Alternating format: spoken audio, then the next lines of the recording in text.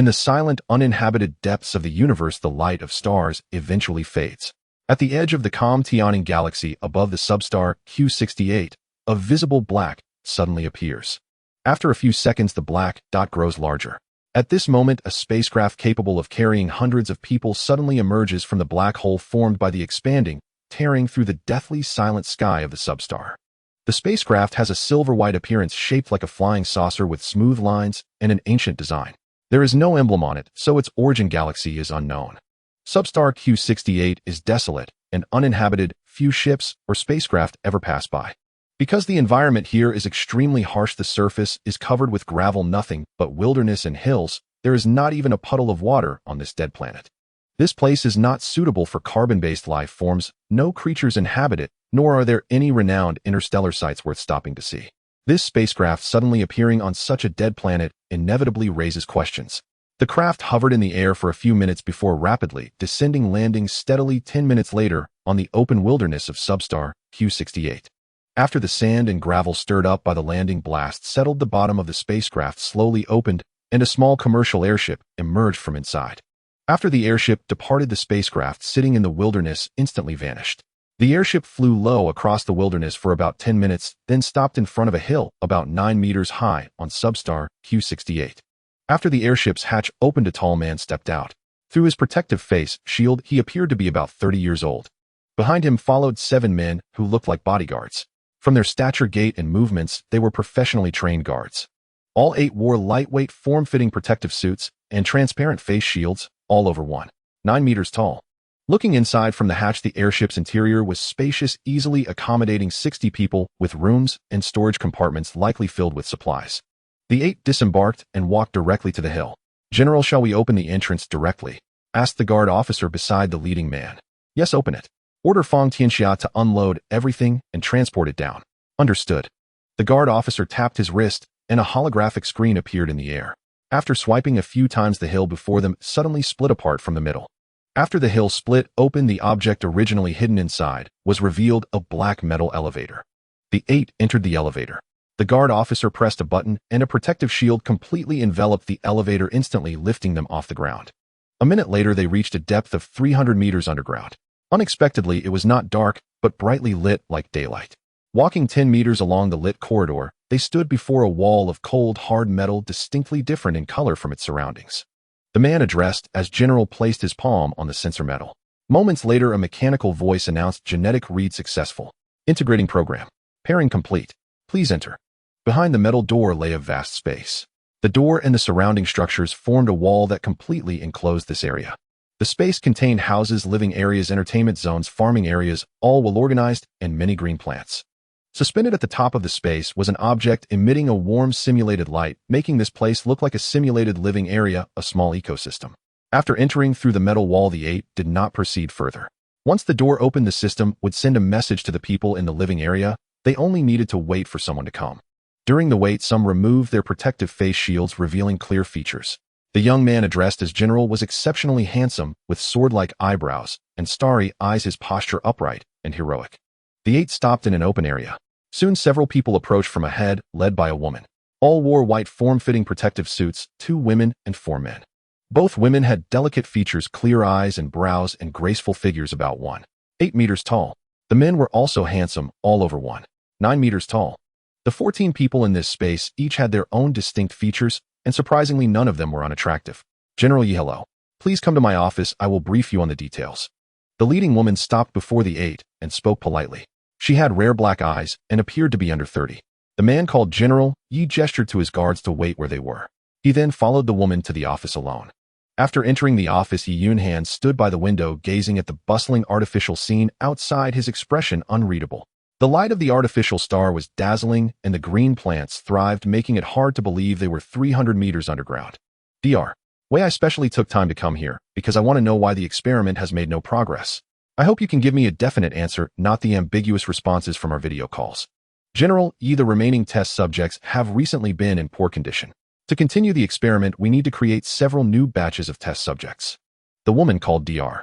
Wei spoke. Upon hearing this answer, Yi Yunhan nearly lost control. Rage surged within him. The experiment had already been going on for 1 star year, that is 23 star months of Tianing star. Not only had Wei Lanshan produced no results, but now she also wanted to spend more time starting over. At this moment, Yi Yunhan wanted to eliminate the person before him, since she could not produce results. Keeping her was useless.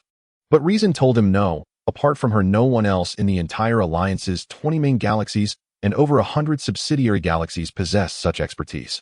His daughter Yi Jinwei still needed her. Wei Lanshan's achievements in this field were unmatched. Wei Lanshan, aren't you the most outstanding biogeneticist and medical scientist recognized by the entire alliance?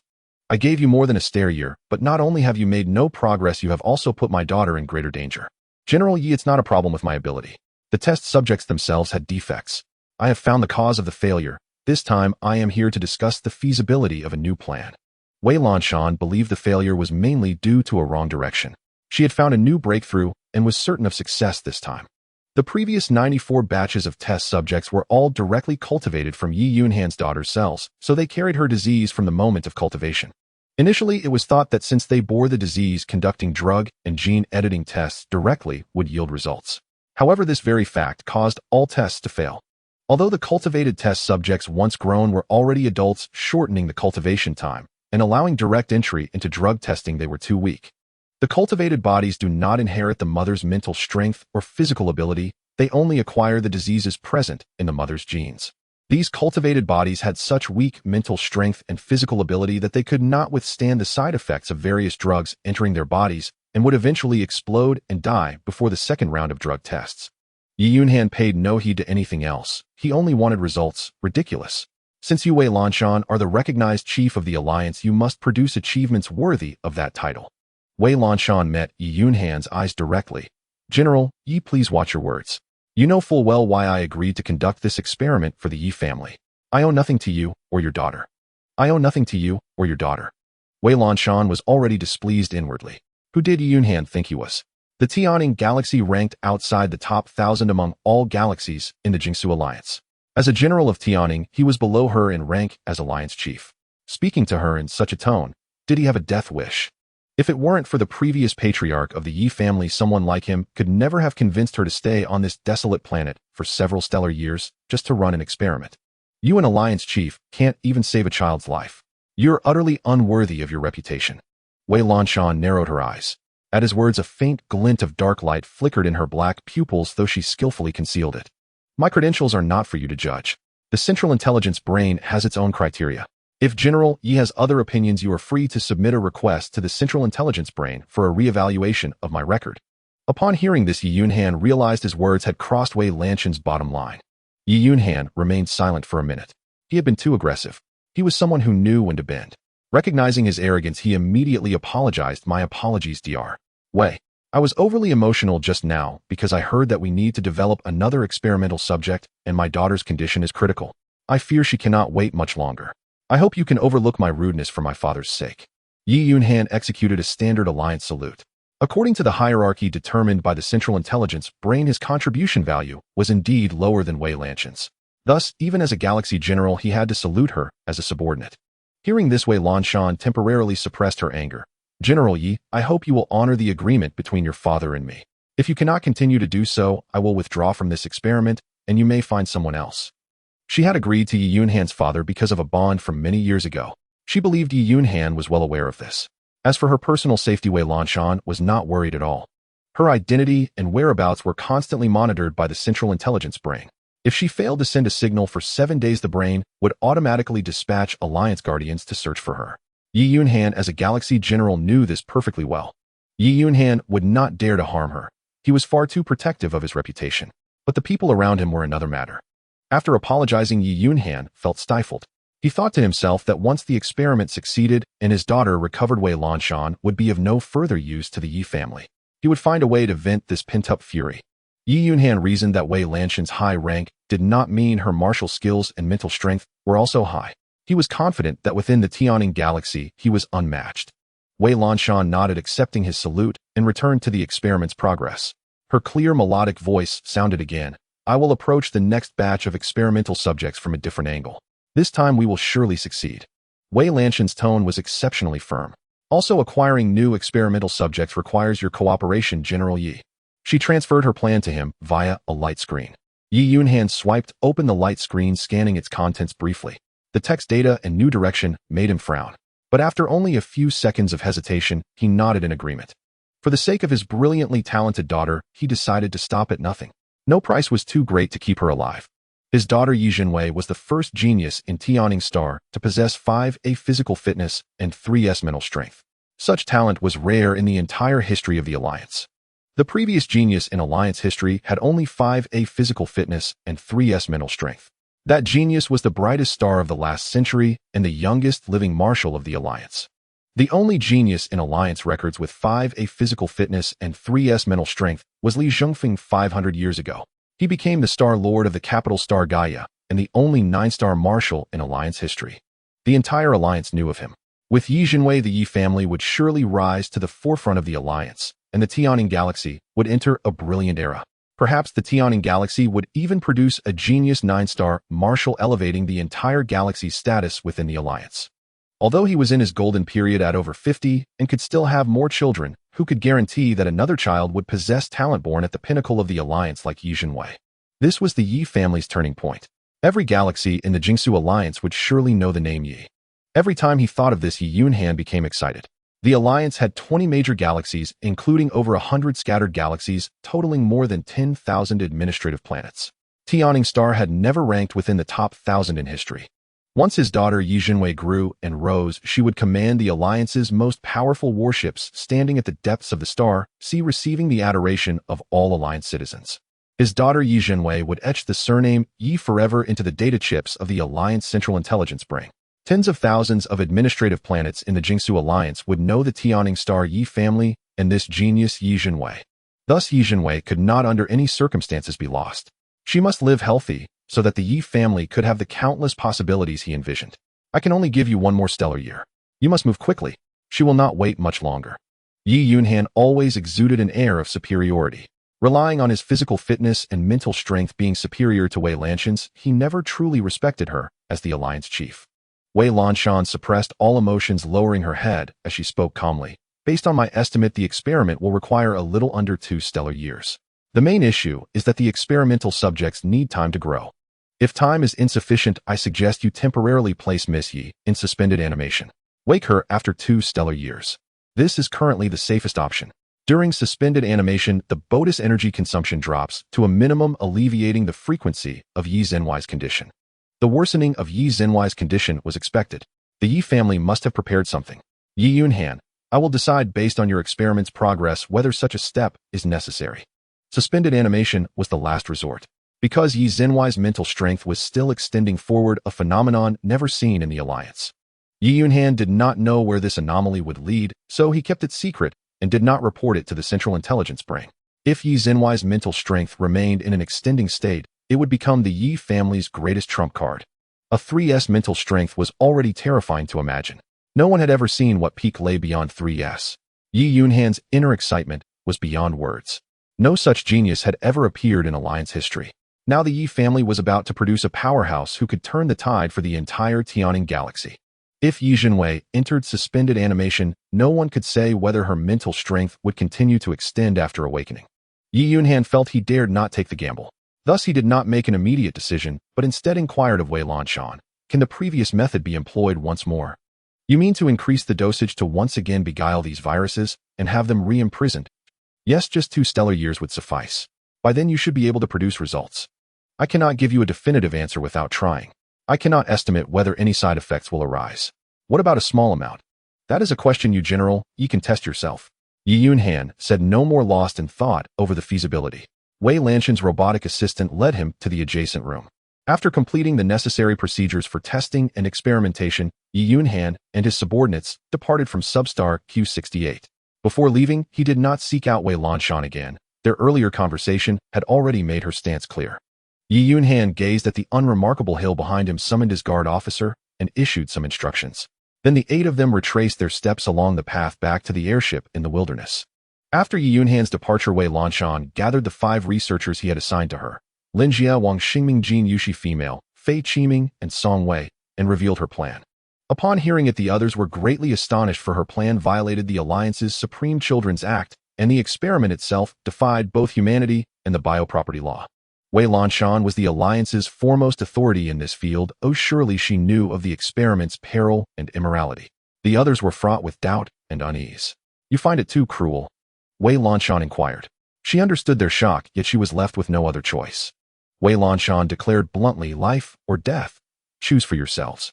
This experiment must proceed, and it can only succeed, never fail. Otherwise you and I will never see the sunrise of Tianing Star in 2 stellar years, nor will we ever leave this underground laboratory. Though Wei Lanshan had an escape route herself, the same could not be said for these researchers from the Tianing Star system.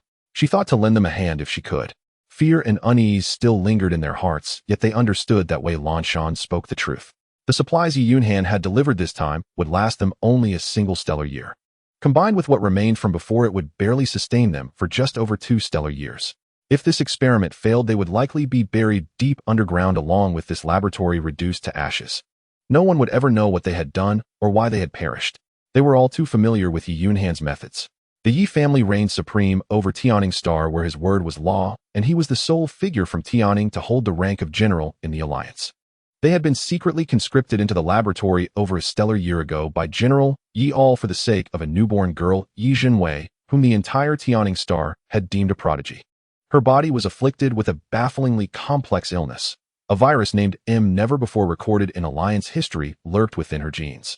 No matter what methods were employed, even genetic recombination of the virus proved tenaciously persistent, defying the Alliance's most advanced technology. The M virus not only stunted physical growth, but also drained one's spiritual power. More terrifyingly, it could seize control of both body and consciousness. When under its control, the host would have no awareness whatsoever, completely oblivious to their own actions. They had witnessed the little girl's episodes. Her spiritual energy would run rampant, and the power unleashed by her 5-year-old body was enough to annihilate the massive laboratory they now occupied. This laboratory lay 300 meters underground, spanning 10 floors, and covering an area of over 50,000 square meters. Though Yi Jinwei possessed the highest registered spiritual power and physical prowess in the entire Alliance, she suffered inhuman torment despite her tender age. They felt deeply for Yi Jinwei's plight. For all their pride as the most distinguished researchers and medical scientists of Tianing Star, they were powerless to alleviate this little girl's suffering. Eventually, Wei Lanshan developed a controlling formula that temporarily imprisoned the virus within Yi Jinwei's body. Now over a year had passed, and Yi Jinwei's body was once again showing signs of agitation, while their experiments had made no progress. When they were first conscripted, they had been brimming with enthusiasm. Solving this virus would elevate their contribution points by at least 3 tiers and secure a legend for Tianing Star, one destined to astonish the galaxy. Yet after more than a stellar year, they had made no headway whatsoever. Instead, they now faced a trial that struck at the very core of their souls. To save one life, they would have to defy the Alliance's highest laws and humanity itself, testing their consciences on multiple fronts. But Wei Lanshan was right. This was their last stand. They all understood the consequences of failure. As they wrestled with their inner turmoil, Wei Lanshan's assistant, the robot Wu Yun, knocked and entered, announcing respectfully, "Lady Lan, the experiment is ready." The other 5 had grown accustomed to Wei Yun's appearance, though they wondered why Wei Lanshan's assistant robot looked so distinctive. Alliance robots had long been humanoid with highly realistic synthetic materials. Without a careful inspection of the wrist or the back of the head, they were nearly indistinguishable from humans. Wu Yun, however, retained the form of a first-generation robot, a metallic shell, mechanical eyes, a square face, and movements accompanied by the clatter of metal. Wei Lanshan cast a glance at the 5 before her. Lin Jie exchanged a 5-second look with the other 4, and then they made their arduous decision. All for the future of Tianing Star, they comforted themselves. No one would ever know of this experiment. Once the experiment succeeded, General Yi would surely erase all traces. The public would only see their triumph, never questioning how it was achieved. Seeing this, Wei Lanshan knew they had ultimately made the same choice as she had. So she nodded to Wu Yun and said, "Begin."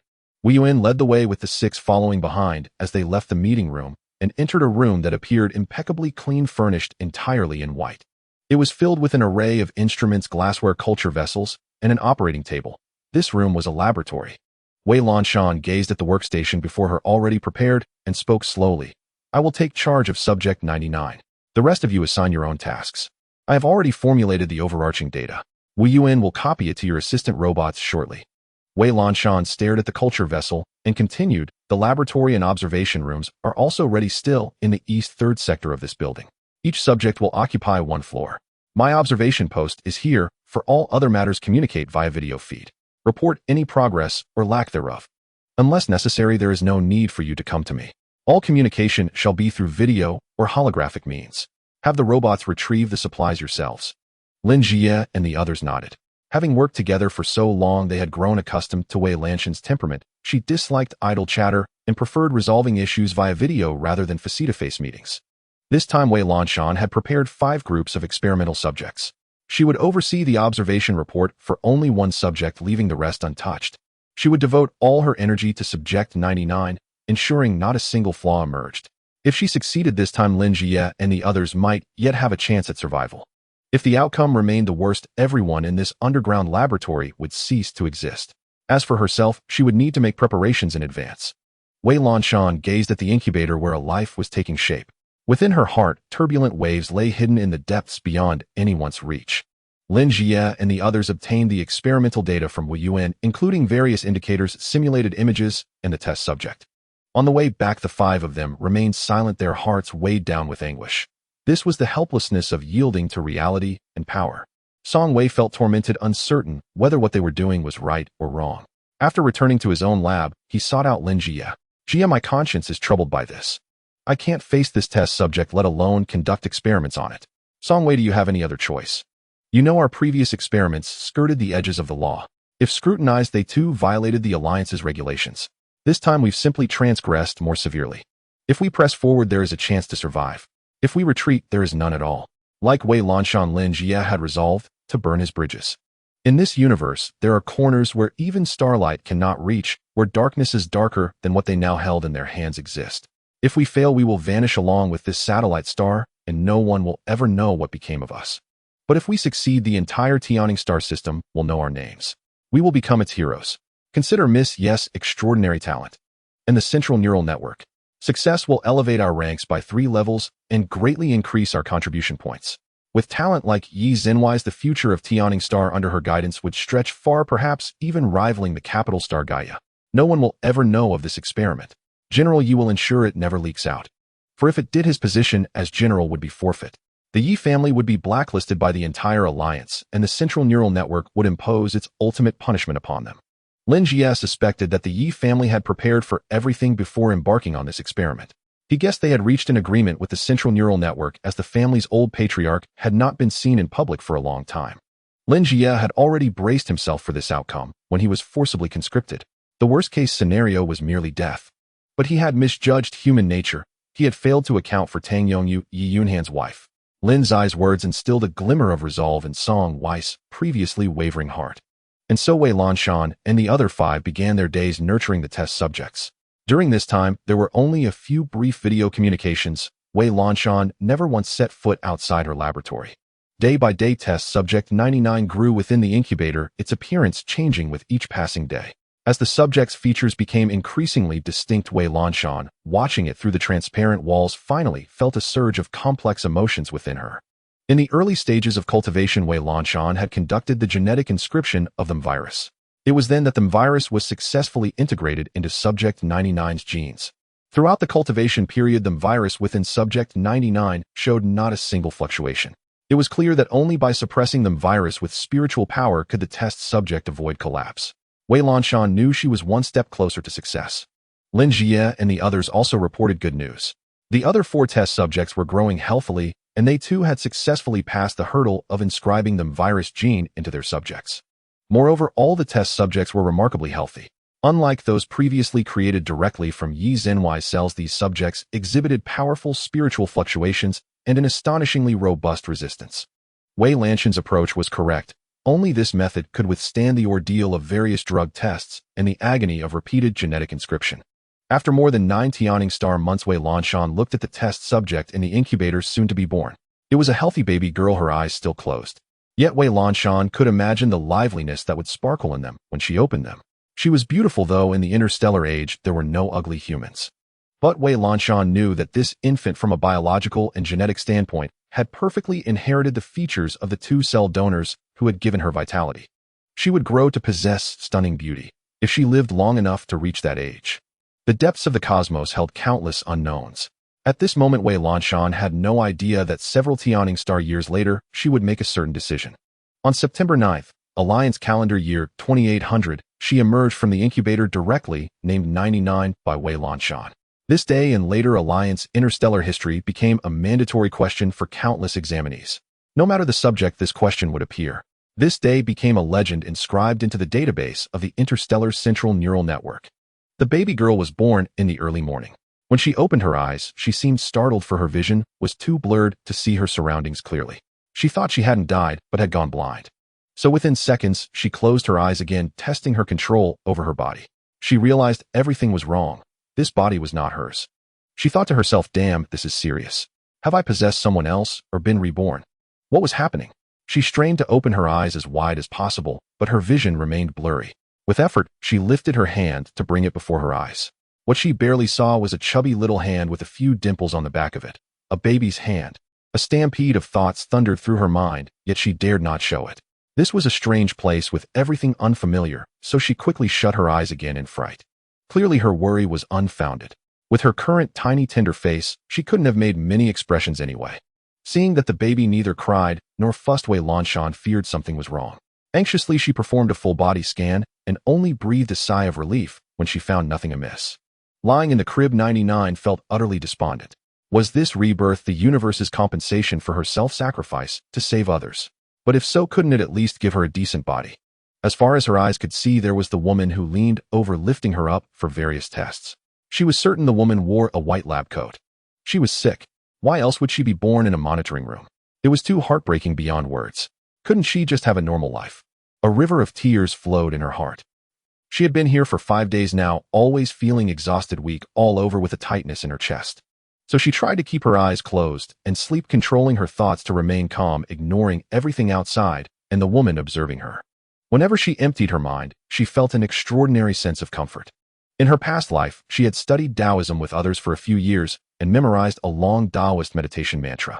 So whenever this body felt tired, she would recite it, and surprisingly, it worked wonders. Seeing that the baby was eating and drinking normally with all data stable, Wei Lanshan finally felt at ease. Over 4 months after birth, her eyesight began to recover. When she saw her surroundings, she was even more astonished. This wasn't a hospital as she had assumed, but a laboratory. Was this body suffering from a terminal illness? Panic rose within her. Could the heavens be playing such a cruel joke on her? In her past life, she had been a model citizen, adhering to the 24-character socialist core values, striving to contribute to society. She had died young to save others. If rebirth didn't come with a golden finger, she only begged for a healthy body that could eat and enjoy everything. It was enough to make her cry. 99 stared at the ceiling above, utterly devoid of any will to live. The anomalies of her body, the various pains transmitted from every organ and limb each day, along with the robot that appeared 3 times daily, were constantly shattering her ingrained understanding of reality. What kind of world had she arrived in? The appliances and furnishings here, along with that robot, all told her that this place was different from her own world. That robot was incredibly capable, equipped with all sorts of tools. It had 8 arms, as 99 had witnessed with her own eyes. Usually the other 6 were retracted, only deployed when it was working. Then there was that beautiful woman who constantly observed her. The robot conversed with her normally, and although 99 couldn't understand what they were saying, it was surely all about her. What frightened her even more was that this exceedingly fierce robot, in its dialogue with the laboratory's owner, spoke a language unlike any she knew. Moreover, this robot possessed its own capacity for thought. All of this exceeded her comprehension. She found that every day brought something new that challenged her understanding. Panic gripped her heart. She dared not move or look around recklessly. She simply ate when fed and slept when tired. If her abnormality were discovered, would that robot toss her out? The more she thought about it, the more terrifying it became. She wanted to go back. No more rebirth. Death would be an end to it all. Why had she been thrown into such a dreadful place? As things stood, she couldn't die, and as for living, she had no idea how long she could struggle on. She had never felt so weary at heart. Yet her ancestors had left behind a wise saying, a living dog is better than a dead lion. In the end, she decided to stop overthinking. Since she was already here, what else could she do? She would focus on surviving first. After that, 99 became utterly like an infant, eating and drinking as she should. Though the food was far from satisfactory, she was determined to live on. When the pain in her body became unbearable, she would recite the calm heart mantra to fall asleep, which brought her much relief. She was unaware that every little move she made was being observed and remembered by others. When she slept, her body's various data would stabilize.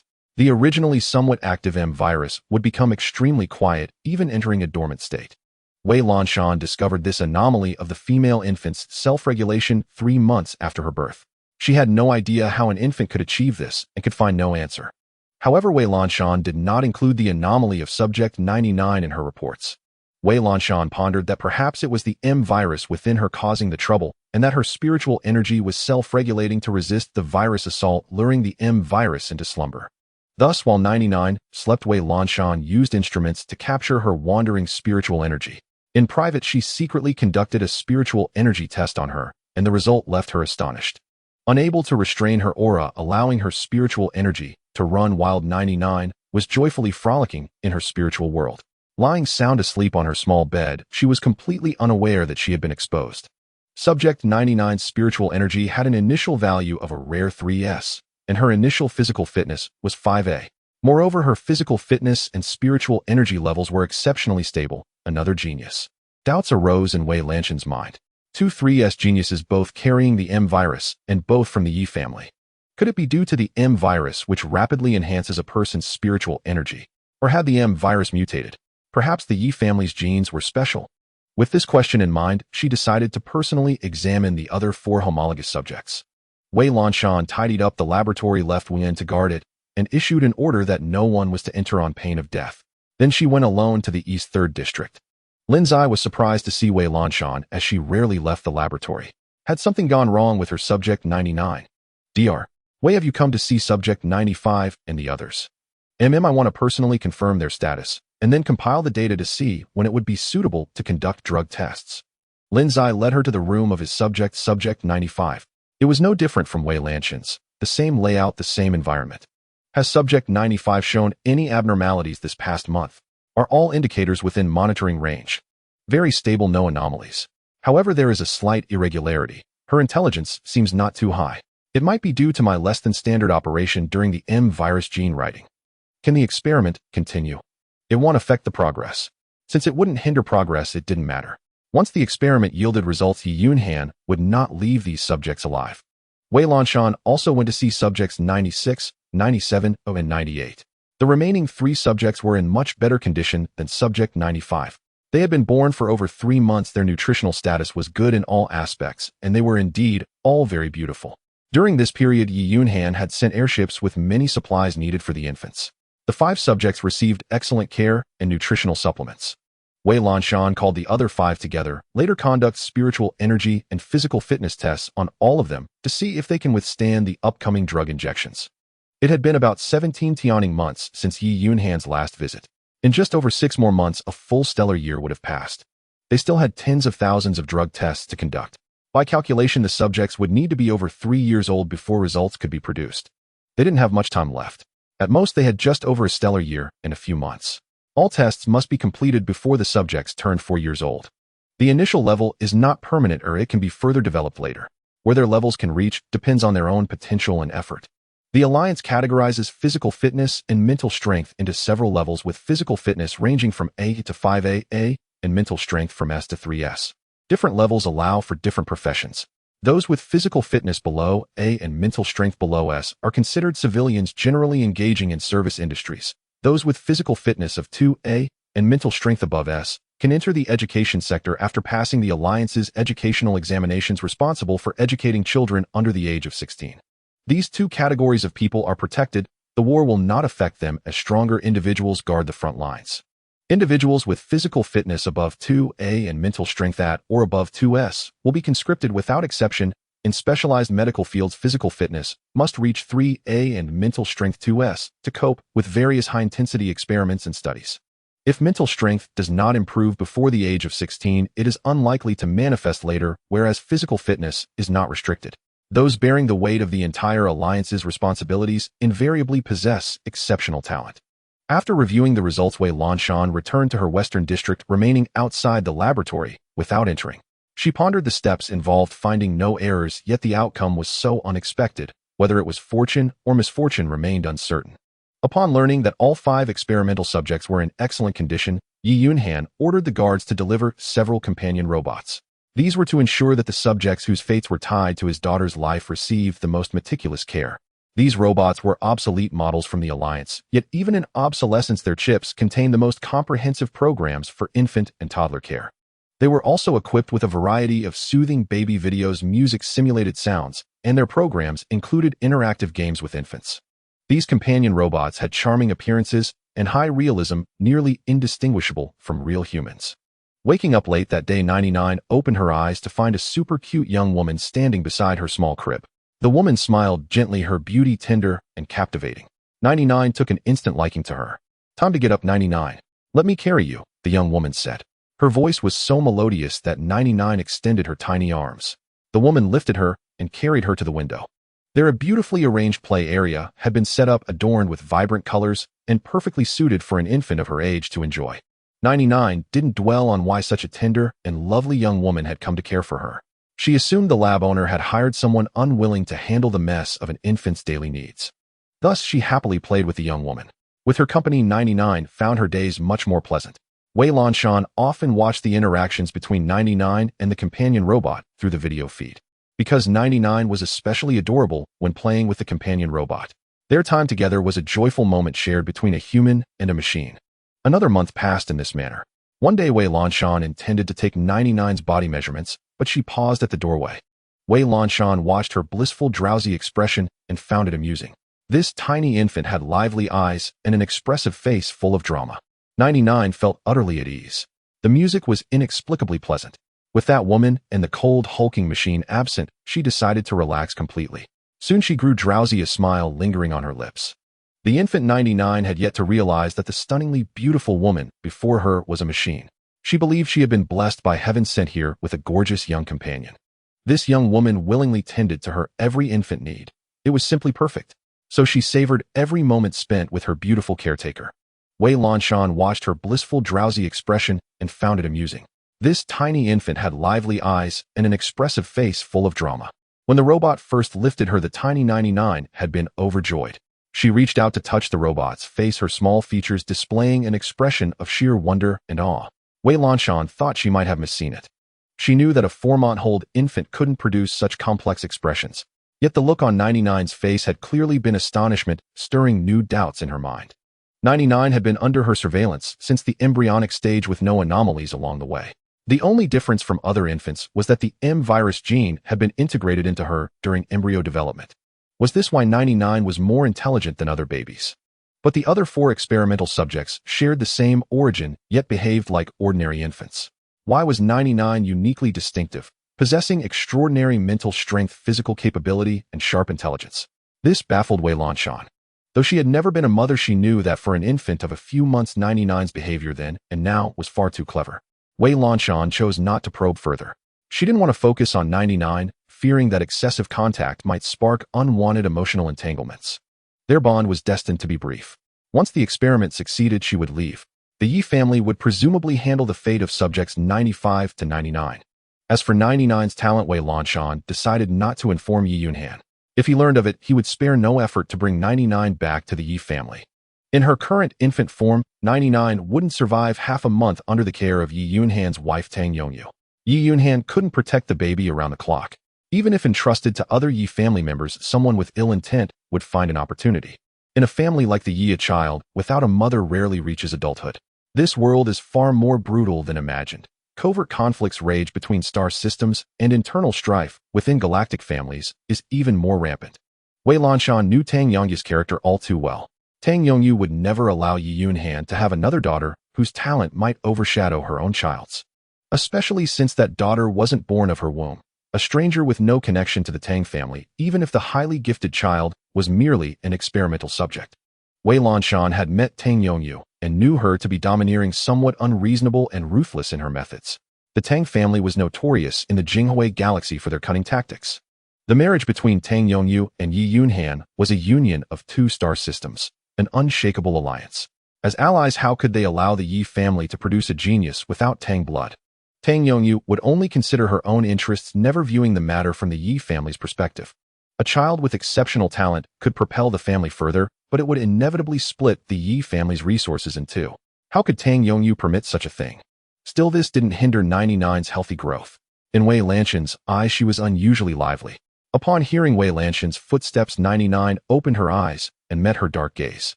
No matter how many times she saw Wei Lanshan, 99 still felt a flicker of surprise.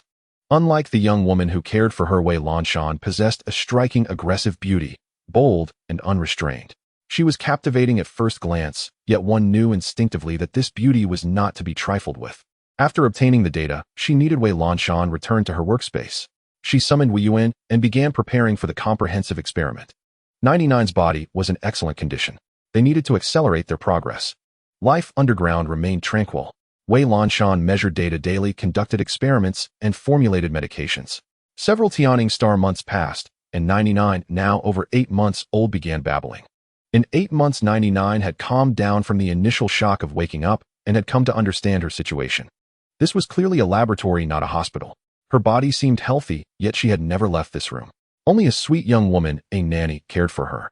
As for the older woman whom the big machine called Lady Lawn, 99 preferred not to mention her. She only entered for experiments, and when she did it meant inhuman torment for 99. She had become an infant used for experiments from birth, or rather she had been born because of the experiments. 99 sighed inwardly at the hardship of infant life. Gradually subject 99 grew older, like any child, loving laughter and stories. Wei Lanshan noticed 99's strong thirst for knowledge. At 5 or 6 months, she would have the robot carry her around to explore various objects in the lab. As for how 99 directed the robot, she hadn't started speaking yet. Wei Lanshan surmised it was through mental strength. There was no other explanation. She also discovered that the companion robot's data system would bypass its central processor to automatically download knowledge outside its program chip and scope. Wei Lanshan was astonished. The robot's instructions were fixed. Unless the owner upgraded its chip or added programs, no external force could alter them. She never imagined this tiny child possessed such remarkable talent. 99 had no idea that the things her young caretaker had recently taught her exceeded the robot's programming. She had simply communicated with the gentle woman, wanting to learn more, unaware that she had unknowingly issued commands to the machine. When she was with the companion robot, 99 would let out a crisp bell-like laughter that was so melodious it could infect Wei Lanshan with joy even through the surveillance feed. She was truly an adorable child, already able to walk, run, and speak. At over a year old, 99 had already discovered that the beautiful woman taking care of her was a machine. How she found out was because one day, when she was exceptionally energetic and hadn't slept all day, the beautiful sister suddenly stopped moving while playing with her. This frightened 99 terribly, and she began to cry out frantically. When Wu Yuan outside heard her cries, thinking something was wrong, it came in and saw that the low-level robot had stopped due to lack of energy. It then looked at 99 with utter contempt. Don't ask how 99 could tell that a big metal shell of a machine could make a contemptuous expression. She was certain and sure that the look on its face was pure stupidity. But in the end, Wu Yuan still replaced the energy source for the low-level robot sister. If the companion robot couldn't move, it would mean it had to take over caring for 99 again. Wu Yuan was a medical assistant, not a babysitter for such a noisy infant. Later, 99 gave the beautiful sister a name, Xixiu, simple and easy to remember. Xixiu was gentle and always smiling, accompanying 99 through a very difficult and arduous period of experimentation. And so, under Six's care, 99 spent her first year as an infant in the sealed underground laboratory. Usually there was no one in her space, only endless white and cold instruments. At such times, she would close her eyes, empty her mind, and let her thoughts wander outside. Once while playing with Xixiu, she accidentally discovered something interesting. When her mind was blank, she found that her consciousness could roam freely through the building without any obstacles. Also, the physical exhaustion caused by the drug injections could be alleviated by practicing the heart-calming art during sleep. So whenever the robot named Wu Yuan left the lab, she would take a nap, letting her mind sneak out to play and even gather information about things she didn't know. She saw the world beyond her space, filled with many strange things. She knew their technology was extremely advanced, likely hundreds of years ahead of Blue Star, yet reality still exceeded her expectations. The civilization here was a higher existence, and their technology had reached an unimaginable level. She estimated it was thousands of years ahead of her home planet, not just a few hundred. She was deep underground, yet could still maintain basic human life without needing a protective mask or an oxygen tank. There was a sphere simulating the light and heat of a star, along with an air circulation system providing them with the basic conditions for survival. And then there was Xixiu, who took care of her. On the surface, Xixiu looked no different from a human, but only when you looked at the back of her head would you notice something odd. There was a square opening at the back of Six's head used to place an energy stone. As for the big shell Wu Yuan, it wasn't in human form. It had many tentacles, usually only using 2, but when doing experiments it would extend all of them. Its computing power was astonishing and its manual dexterity was formidable. 99 also discovered that there were several other girls in the underground lab likely serving the same purpose as she did. 99 learned that the owner of the lab was Wei Lanshan, the most outstanding biomedical scientist in the entire alliance. She usually stayed in her own room and only appeared when conducting experiments. For 99, aside from being stripped naked for examinations, various drug injections, and blood draws, the first year wasn't particularly terrible. The second year was extremely painful for 99. She felt as if her body was on the verge of collapsing at any moment. The pain, as if every bone in her body were shattering, made her think she was about to die again. At that moment, her tiny body lay in an isolated sterile container covered in tubes through which unknown drugs flowed. The heartless Big Shell Wein observed the data from the side. These drugs had to be fully infused into her body within a day, and the various side effects made her feel that no pain in the world could compare to what she was enduring. Her body convulsed, her breathing was rapid, her heart stopped. 99 felt as if her cells had been reorganized countless times in an instant, as if she had been torn apart and then reassembled. The pain of being ripped apart was worse than death. When she couldn't bear it, she would whimper and try to struggle, but her body and limbs were restrained. Even if she screamed her throat raw, Wu Yuan wouldn't let her out. Wu Yuan would only stand by recording data with a blank expression because as a medical assistant robot, it was inherently devoid of empathy. So no matter what 99 did, it remained unmoved, only saying, "Don't move 99, or the data will fluctuate and make it hard for me to observe." After trying once, 99 never spoke to it again. Talking about life with a cold, emotionless experimental assistant robot, how could she expect its sympathy? On days without experiments, 99 would sip the nutrient solution Xixiu gave her, speak simple words with Xixiu, and pester Xixiu to tell her about all kinds of interstellar wonders. If Wei Lanshan or Wu Yuan were present, she would remain absolutely silent. She was already fluent in speech and had no trouble communicating with Xixiu. 99 learned more things, everything Six's permissions allowed it to tell her. She didn't know that Wei Lanshan was watching her every move. Wei Lanshan didn't know why she had become interested in this little creature, but she would watch 99's interactions with Xixiu daily on real-time surveillance. She noticed that the tiny 99 had the mind of an adult. She would ask the companion robot, whom she had named Xixiu, roundabout questions just to get the information she wanted. However, what Xixiu could tell her was actually quite limited. Sometimes 99 would get frustrated, run to the lab entrance where Wei Lanshan came in, and lie there looking for a way out, but to no avail. At other times, she would lie by the window in the space looking at the artificial scenery outside. When angry, she would look at her short arms and legs and sigh silently. When she rested her chin on her hands contemplating life, she was especially adorable, her lively eyes fixed on Xixiu. She would even reach out and touch Xixiu. "Xixiu, if we can ever get out of here, I'll take you to see more beautiful scenery and eat delicious food. I'm sick of nutrient solution." "Okay." Xixiu would tilt her head, blinking her blue eyes, and ask 99, "What are beautiful scenery and delicious food? How delicious. I can't eat, you know." 99, "Oh, that's such a pity. Then later I'll write a program for you so you can taste things. And also we'll definitely earn a lot of star coins and buy you a prettier body. It's settled. Let's pinky promise." 99 extended her small, tender hand and grasped Six's fingers, which had already begun to peel. To a machine, she made her first promise since arriving here. From then on, no matter where she was in the sea of stars, 99 kept Xixiu by her side. Hearing this, Wei Lanshan felt an inexplicable bitterness in her heart. Was she not as heartless and devoid of empathy as she thought?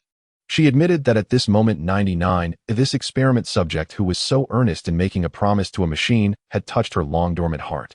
Wei Lanshan refrained from watching further, ceasing to view the real-time surveillance footage of 99.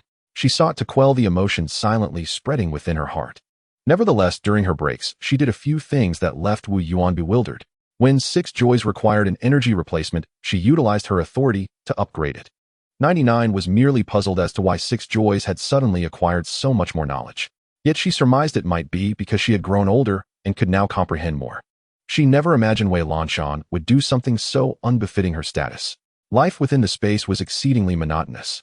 Every 3 Tianing star days, 99 endured excruciating torment lasting 2 days. No one could alleviate her suffering, 99 could only endure. Several times, she hovered on the brink of death, and Wei Lanshan saved her. This inhuman ordeal persisted until she turned 4. During these 3 years of relentless experimentation, injections of drugs, genetic tests, and recombinations, 99 once believed she could not hold on. Her body teetered on the edge of collapse, multiple times the pain, making life worse than death. The tests grew more numerous, the drugs more frequent and complex. Yet in the end, she pulled through, sustained by her indomitable will. Whether this was fortune or misfortune remained unknown. During her agonizing moments, Six Joys told her stories, played music, and recounted joyful events to soothe her. It also taught her, provided nutrient supplements, and kept her company. From the moment she could speak and communicate, Six Joys was her constant companion. Without Six Joys and the ability to let her mind wander outside, 99 believed she would have gone mad or become a simpleton. Over these 4 years, Six Joys taught her language, the basic alliance tongue, and writing. All the knowledge an infant must master was systematically imparted in several stages. It also taught her advanced knowledge from its chip. Through Six Joys' chip, 99 glimpsed a corner of this world. After learning language and writing, 99 gained a deeper understanding of this vast world. At the end of the second stellar year, when 99 turned 4, Wei Lanshan obtained gratifying results.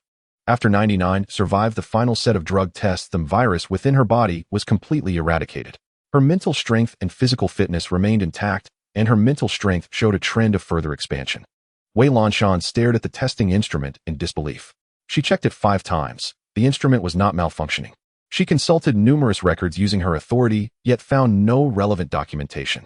No data indicated that mental strength could extend beyond the 3S level.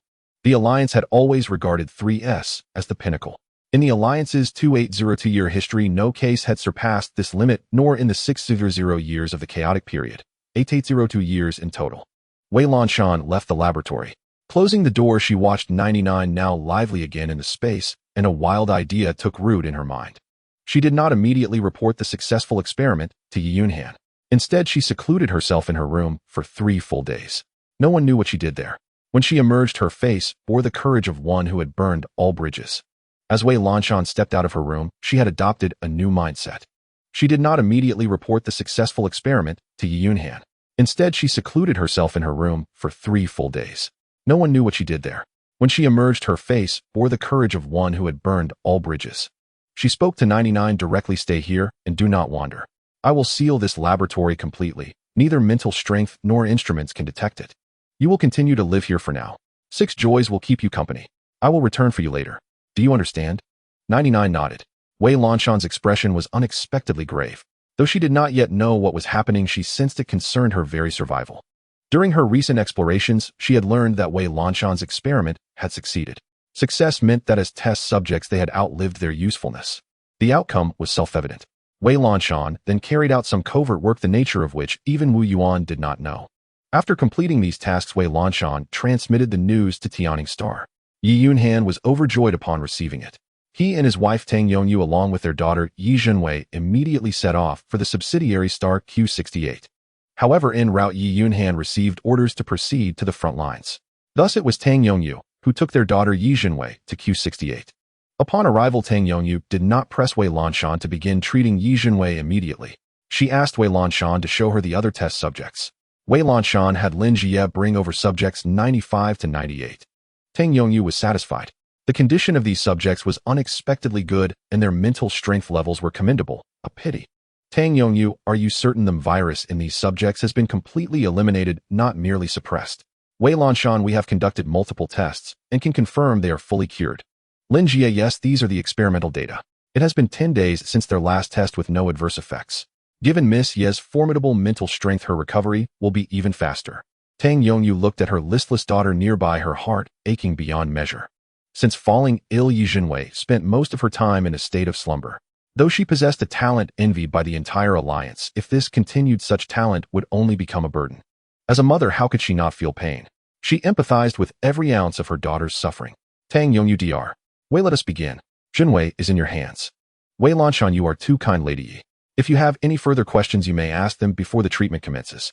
Tang Yongyu, not for now. I will ask if anything comes to mind. For now, she cared only about her daughter's treatment. All other matters could wait.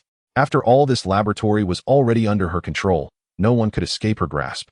Yi Zhenwei opened her eyes and surveyed the unfamiliar surroundings. At 12 years old, she had long known something was wrong with her body. But this time her mother said a complete cure was possible.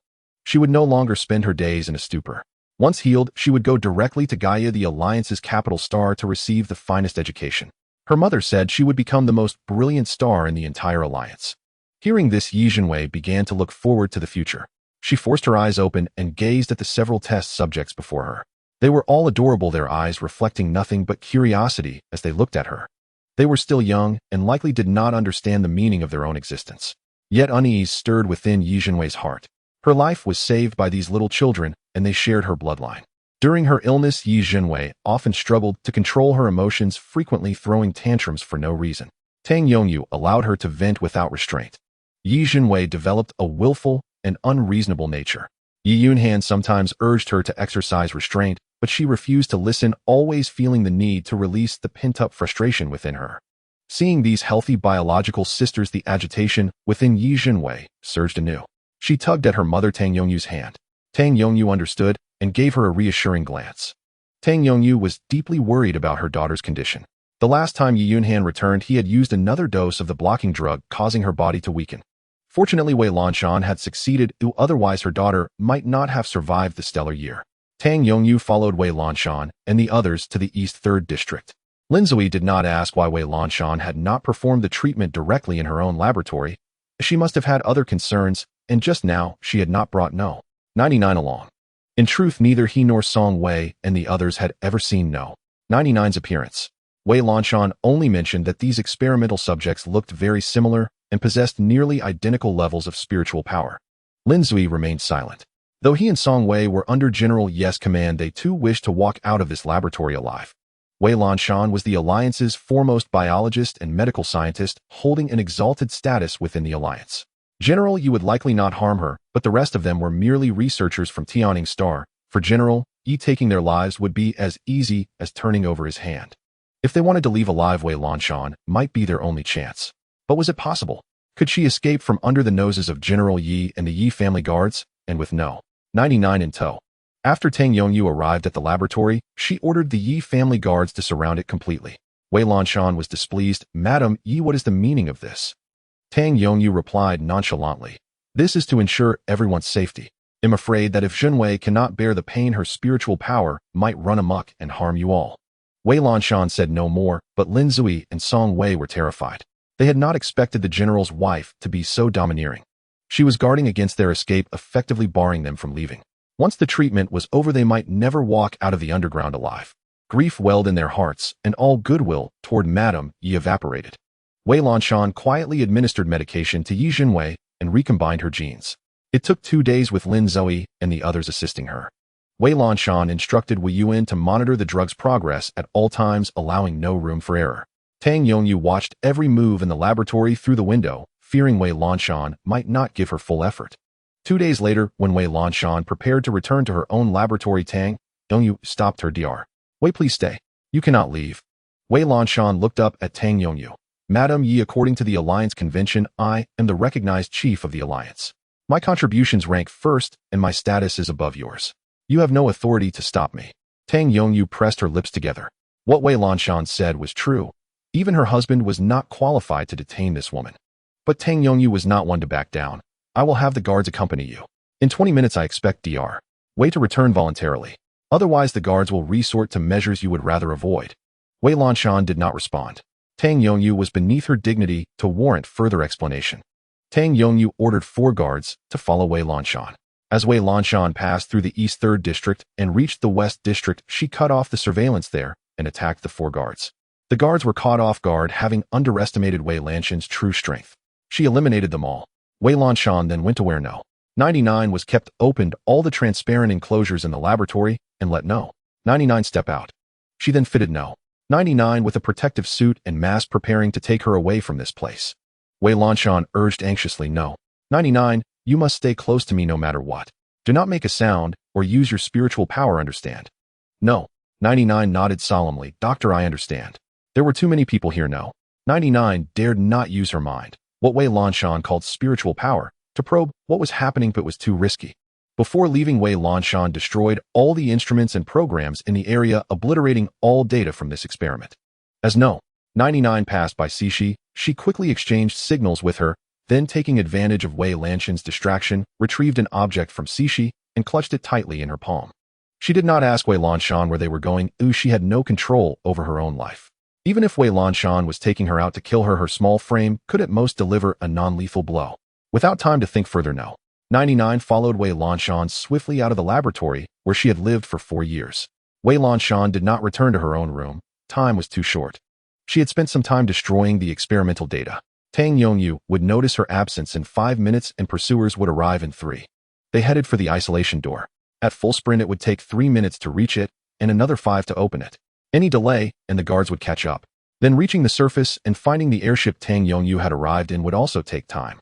Wei Lanshan had never been so tense even during the most delicate experiments. She had not expended such mental energy. No. 99 remained silent. Wei Lanshan gripped her wrist tightly, and no. 99 could feel her tension through the sweat on her palm. No. 99 had walked this path many times in her dreams and knew the route well. So when Wei Lanshan led her to the isolation door, she was astonished. Wei Lanshan actually intended to save her. No. 99. Doctor, there are 5 people chasing us from behind. Wei Lanshan, good, I understand. Wei Lanshan accelerated the gene decoding process. Fortunately, she had kept a copy of Yi Yunhan's genetic information. But the decoding took 2 minutes longer than Wei Lanshan had estimated. The 5 pursuers had already reached their isolation door. Wei Lanshan paused her work, letting the instrument run automatically, and drew a weapon from her portable space, a long blade. No. 99, stay here and watch the door. Do not move. With that, Wei Lanshan charged at the newcomers with her blade. These 5 were elite guards carefully trained by the Yi family to protect Yi Jinwei. Their martial skills, physical prowess, and spiritual power were all of the highest order, their strength not to be underestimated. Wei Lanshan suppressed all her aura and engaged in a life-and-death struggle with the 5. This was the first time 99 had witnessed a battle between interstellar beings. It was not the high-tech weaponry of science fiction. Wei Lanshan employed close-quarters combat, demanding great physical strength and martial skill. Her martial skills were unexpectedly superb, surprising the 5 pursuers. They decided to finish the fight quickly, giving Wei Lanshan no respite. Each strike aimed to kill. Their spiritual power directly assaulted Wei Lanshan, but she was prepared, activating the shield on her protective suit, which could withstand 5 spiritual attacks. Wei Lanshan calculated the time Wu Yuan should be on the way and the gene decoding was nearly complete. So she changed her attack style, her moves becoming fierce and swift. Combined with the pressure of her spiritual power, the 5 could not withstand her onslaught. They had all grossly underestimated Wei Lanshan's true strength, assuming she was merely a researcher with average spiritual power and physical fitness. It took Wei Lanshan 5 minutes to dispatch these men. Her actions left 99 dumbfounded. 99 felt she was watching a sci-fi action blockbuster. No wasted movements and an unversustive absolute domination. After dealing with them, the isolation door stirred and Wu Yuan caught up. Having eliminated Yi Yunhan's 5 guards, Wei Lanshan led 99 to the surface of the satellite for the first time. 99 was stunned by the sight before her. It must have been afternoon. The starlight cast an eerie, magnificent glow on the ground. There were no trees, so she could not judge the season. The land was clearly arid, a vast, desolate expanse of sand and rocky hills bearing no signs of life. What kind of world had she come to? This planet was utterly devoid of human life, not a single animal in sight. When 99 looked up, she saw a colossal celestial body, hanging in the gray-blue sky, several times larger than the star of the planet she had inhabited in her past life. Only at this moment did 99 truly realize that she had arrived in an immensely vast world, that she was now adrift within the boundless cosmos. Before she could take in more, Wu Yin shifted its form, cradling her, and Wei Lanshan in its arms as it dashed forward. After racing across the wilderness for 5 minutes, Wu Yuan finally spotted the Yi family's airship parked not far away. Wei Lanshan led 99 aboard the airship and severed the signal sources of all the robots left on guard. She then set the airship's speed to maximum, randomly selected a coordinate, integrated Wu Yuan into the flight system, and cut off all communication between the airship and the main vessel. Only after the airship had escaped the capture range of the subsidiary star Q68 did Wei Lanshan breathe a sigh of relief. For now they were safe. Tang Yongyu would not arrive so soon. Tang Yongyu still had to oversee Yi Jinwei's treatment, which required 3 sets of medication over 10 days. 2 days of treatment had already passed, leaving them 8 days to evade Tang Yongyu's pursuit. This was the plan Wei Lanshan had calculated beforehand, the only way to buy them enough time to escape the Tianing star system. As for Lin Jie and the others, their fate would depend on luck. When the previous experiment succeeded, she had already shared the data with the other 5, and had also given Lin Jie a data packet and a space buckle. Whether he would use them and manage to escape was up to the heavens. Wei Lanshan had fulfilled her promise to the Yi family. As for Tang Yongyu wanting to bury her and the laboratory together, she was sorry, but Wei Lanshan was not one to submit meekly. Moreover, she had noted this debt. If the opportunity ever arose, she would make Tang Yongyu and the Tang family pay for this grievance. Who did Tang Yongyu think she was? Did she believe that relying on her exceptionally talented daughter, she could dare to lay a fatal hand on her, the Alliance's chief scientist? Wei Lanshan looked at 99 beside her, planning to settle 99 first before returning to the Alliance to settle accounts with Tang Yongyu. On the airship at that moment, Wei Lanshan met 99's gaze, and 99 looked back at her. After a moment of mutual regard, Wei Lanshan spoke, "I know you are very intelligent, and you understand everything I say. My name is Wei Lanshan." 99 pressed her lips together in silence, pondering. Those people clearly intended to kill them both, which was why Wei Lanshan had to take her on the run. "Hello, Dr. Wei." Her childish voice was pleasant to hear. Although Wei Lanshan had caught her countless times on surveillance video, talking to her companion robot Xixiu, this was the first face-to-face formal conversation with 99. During the experiments, drug tests, and gene editing, no matter how much pain she endured, she only let out a few soft whimpers. At first, she had tried to negotiate with Wei Yuan, but after a few attempts, she realized it was futile and stopped struggling, becoming so compliant that it made Wei Lanshan feel cruel. Wei Lanshan turned her gaze to the star chart display on the airship and said calmly, "The road ahead is unknown. I cannot guarantee your absolute safety, but I will do my utmost to deliver you to the destination I have set." After a pause, she continued, "I will take you to a safe place where you will live from now on." "All right, thank you, Dr. Wei.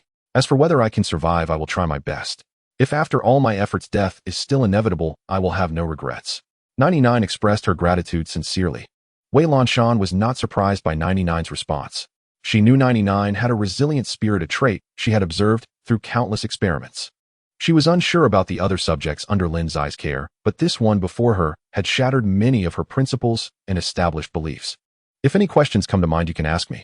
We will likely be living together for a long time, and on this path of escape, you can only trust me," Wei Lanshan stated with certainty. Wei Lanshan spoke to 99 in this manner because she had observed from the videos that 99's thoughts were remarkably mature, she was exceptionally intelligent, and her learning ability was formidable. Though barely 5 years old, she possessed the reasoning of an adult. And so the two of them, along with one robot, embarked on an unknown journey of escape.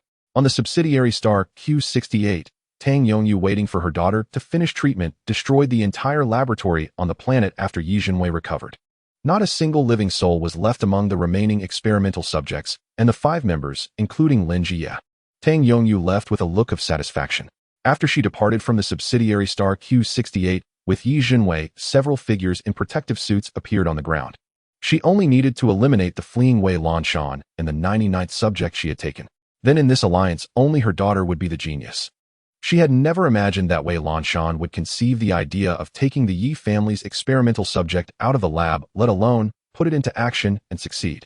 Both Yi Yunhan and she had underestimated Wei Lanshan's personal capabilities. Wei Lanshan's physical fitness and mental power levels were certainly not low. Judging from the wounds on the guards, even Yi Yunhan would likely have no chance of victory against her. Tang Yongyu's fury reached its peak. As soon as Yi Jinwei recovered, she contacted Yi Yunhan and informed him of the laboratory situation. Yi Yunhan advised her not to act rashly.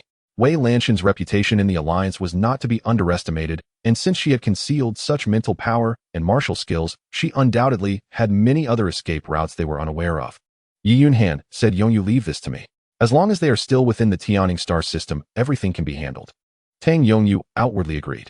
Yi Yunhan had his channels, but Tang Yongyu would use every means to eradicate that experimental subject, which should never have existed. Tang Yongyu found clues from Wei Lanshan's laboratory and the companion robot. She deduced that the experimental subject Wei Lanshan had taken away likely possessed astonishing talent, possibly on par with her daughter, Yi Jinwei, a top-tier existence in the Alliance. Otherwise, given Wei Lanshan's personality, she would not have risked her life defying the entire Tianning star system and the Yi family just to take the subject away. She must have known that the Yi family would issue a kill order and the Tang family would dispatch interstellar assassins to eliminate them no matter which star system they fled to. She surely intended to keep such a genius under her control to nurture her in the future, giving Wei Lanshan a trump card to dominate the Alliance. No, how could Tang Yongyu allow such a lowly experimental subject to exist, one that would cause an uproar in the Yi family and bring reproach upon her daughter? The Yi family could only have her daughter Tang Yongyu's child as the sole genius. The Tianning star would only recognize her daughter Yi Jinwei as a genius. A beautiful, supremely talented genius who would become the Alliance's first female marshal, Yi Jinwei. Previously, Yi Yunhan had agreed to conduct this experiment without consulting her. Tang Yongyu only learned of it after Yi Yunhan returned. At the time, Yi Yunhan had dismissed her concerns, believing the experimental subjects would eventually be destroyed and could not be kept telling her not to worry, as everything was under his control. They had both miscalculated Wei Lanshan's personal strength and the fact that the experimental subject had manifested heaven-defying talent. The talent of this experimental subject must never be known to Yi Yunhan, for if he discovers it, he will stop at nothing to bring the subject back to the Yi family. How could she tolerate her husband having another child? Moreover, all the resources of the Yi family would inevitably be split in two, and her daughter would no longer be the sole heir. Such a scenario must never come to pass. The experimental subject must die, eliminated before it has a chance to grow. Only then can the stifling resentment in her heart be alleviated. Behind Yi Yunhan's back, Tang Yongyu contacted her elder brother Tang Yongwang of Jinghui Star, asking him to anonymously issue a kill order through a mercenary group. She paid a hefty bounty, vowing to slay both Wei Lanshan and the experimental subject. She believed that with her brother's involvement, the experimental subject would not survive. Soon her daughter would become renowned throughout the Xixiu alliance.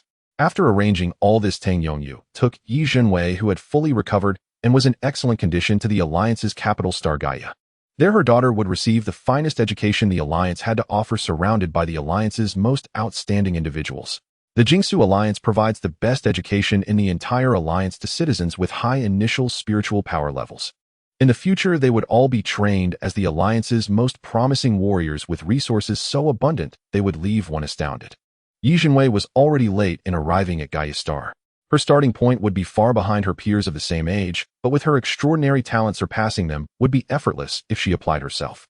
Tang Yongyu was not worried about this. She would diligently oversee her daughter's training.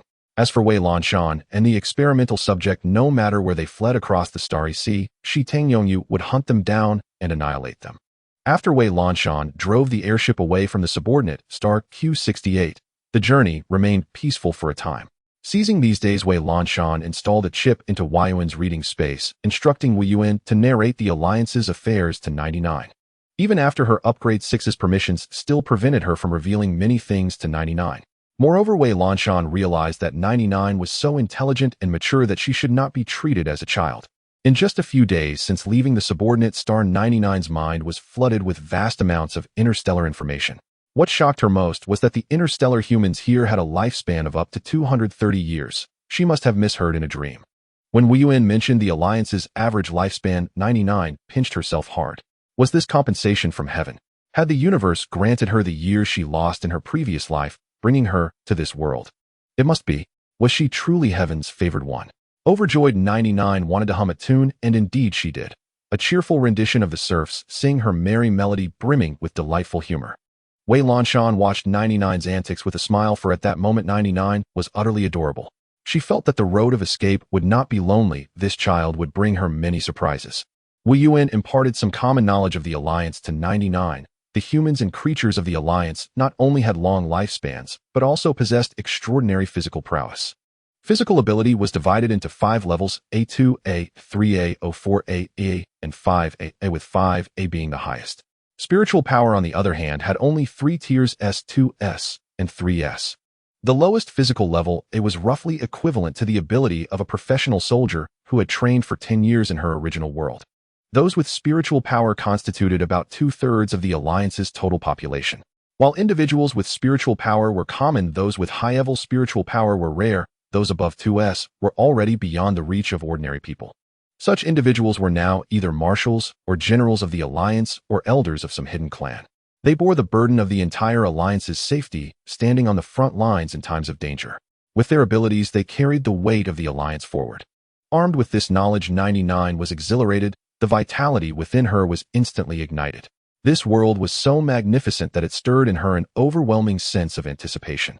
She was about to live in an era of unparalleled brilliance, and a surge of boldness swelled in her heart. She resolved to live well, to strive to survive, to behold the boundless splendor of the deep starry sea, to witness those breathtaking landscapes, and to travel to all the fascinating planets. Only then would her second life be worthwhile. Wei Lanshan watched her eyes shift from surprise to joy, then to determination, and finally to solemnity, feeling an inexplicable satisfaction. In this world, one needed a strong will and unwavering faith to take every step forward. 99's identity destined her to walk alone in the first half of her life. Without a firm resolve, her talent would become her burden. Spaceflight was monotonous. Seizing this idle time after 99 finished studying the contents of Yuan's chip, Wei Lanshan personally explained many common-sense aspects of this world to her. From Wei Lanshan, 99 learned many things that Xixiu would never tell her. After all, Xixiu was merely a companion robot, its programmed settings limiting its scope of knowledge. Wei Lanshan was different. As the Alliance's most outstanding biogeneticist and medical scientist, she possessed a wealth of experience and knowledge. From Wei Lanshan, 99 learned that the world she now inhabited was boundless and without edge. Each galaxy had a primary star beneath which lay countless administrative planets. The known universe consisted of thousands of galaxies divided into 6 alliances. Each alliance governed dozens of primary star systems, with scattered systems numbering even more. The Xixiu Alliance, where 99 now resided, comprised 20 primary star systems, including their subordinate systems, totaling several hundred galaxies. The administrative planets across these 20 systems numbered 16801, a figure that once again shattered 99's conventional understanding. She now knew that within this universe there were over 10,000 administrative planets habitable for humans, not including those belonging to the 5 hostile systems or the other 5 alliances. The 5 systems hostile to the Xixiu Alliance were technologically backward, yet they often developed devastating weapons and united to attack the Alliance's territories. The Alliance had won many battles, but there were also times when subordinate planets were lost to occupation. In one such conflict, the Alliance sacrificed billions of lives before Li Zhengfeng led them after 5 stellar years to reclaim the galaxy of Tianwei, which rightfully belonged to them. After this war, the Alliance reformed its educational system and implemented universal military service. All citizens of the Alliance, upon reaching the age of 16 regardless of gender, who met the physical examination standards, were required to attend military academies for 7 years, followed by 15 years of service at various fortresses. Those who failed to meet the requirements were still trained in physical techniques and weapon operations, ensuring they could survive in future wars without relying solely on rescue. The Alliance's largest galaxy, Gaia, boasted over 1,000 administrative planets. Hearing this number, 99 no longer felt surprised. Even if Wei Lanshan told her of strange beasts and bizarre life forms, she might not be shocked. The subordinate planet of her birth, Q68, was merely a dead star under the Tianning Galaxy. The primary star of the Tianning Galaxy was Tianning Star, which had 5 satellites. The entire galaxy contained over 200 administrative planets, making it relatively small within the Alliance. To 99, everything she heard seemed like a fantastical tale.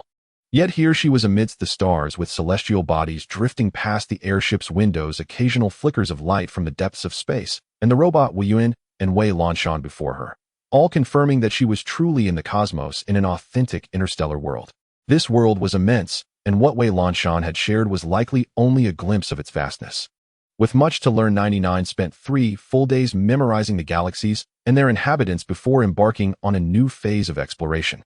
Wei Lanshan continued to impart fundamental knowledge of the Alliance to 99, who was like a blank slate fresh from the laboratory. On this slate, Wei Lanshan left a profound and vivid impression. From her, 99 developed curiosity and longing for this world and understood the survival challenges that lay ahead. Wei Lanshan, the Alliance's premier figure, had left a breathtaking legacy for the Xixiu Alliance and beyond. Her guidance set the child, whose physical age was barely 4, on a path to forge her own legend in the years to come. After absorbing this knowledge, 99 compared it to her past understanding and realized her own insignificance. In her previous life, until death, she knew only one planet where humans could live, Blue Star. Her homeworld had just begun exploring outer space, yet they had not discovered other cosmic civilizations. Perhaps their civilization was too lowly for higher beings to bother with. Wei Lanshan watched the tangled expression on 99's face and felt a surge of amusement. It seemed she wasn't always so unflappable. This torrent of profound knowledge had clearly stunned her. Her delicate brows knitted together, her beautiful eyes filled with bewilderment. 99 began to question, "Doctor, does the Xixiu Alliance have any contact with other alliances?" Wei Lanshan replied, "Very rarely. The cost of long-distance travel is too great. We are separated from other alliances by vast, unimaginable distances. Without star charts, spacecraft can easily lose their way in the cosmos. Moreover, they risk being struck by erupting stars or falling into unknown spatial voids from which they might never escape, even in a lifetime. Thus, the citizens of the Xixiu Alliance only travel or work within their own alliance's star system." When she came from Gaia to Tianning Star, she had heard that the star charts for 5 alliances had already been completed. By now, it was likely they were planning friendly exchanges with other alliances. One only needed to connect to the Central Intelligence to find out. 99 asked, "How did you come to know of these alliances' existence?" Wei Lanshan explained, By capturing various signal sources from the depths of the universe, we established signal contact with them and shared information within our respective alliances. 99 mulled over Wei Lanshan's words in her mind. They could detect sounds from the far reaches of the cosmos and transmit messages through them. What level of technology had they actually achieved? By the standards of civilization, they were likely at the pinnacle. 99 asked, physical strength has its limits, but martial arts do not. Is that correct? Wei Lanshan felt gratified. She hadn't expected 99's thinking to be so meticulous. Yes, martial arts have no bounds. 99 continued. Where did the Alliance's martial techniques originate? The moves Wei Lanshan used seemed strikingly familiar. In her past life, in order to protect that person, she had devoted herself to rigorous martial arts training and was well-versed in the techniques of various schools. Thus, 99 could be certain that Wei Lanshan's martial arts shared the same origins as her own. She was desperate to know who had imparted these skills to Wei Lanshan. Wei Lanshan said, in the more distant era of ancient martial arts, humans did not possess the large-scale weapons of today. They had to rely on their own physical strength to fight. Martial arts were hereditary secrets within families never passed to outsiders. 99 recalled Wei Lanshan's astonishing martial prowess, how she had fought 5 opponents single-handedly and still had strength to spare. The sight had left her utterly speechless. Hearing Wei Lanshan's explanation, 99 was certain she came from an ancient martial arts family. Shan Yue's star is an ancient martial arts star system. Do all the Alliance's martial arts originate from there? Wei Lanshan replied, most do.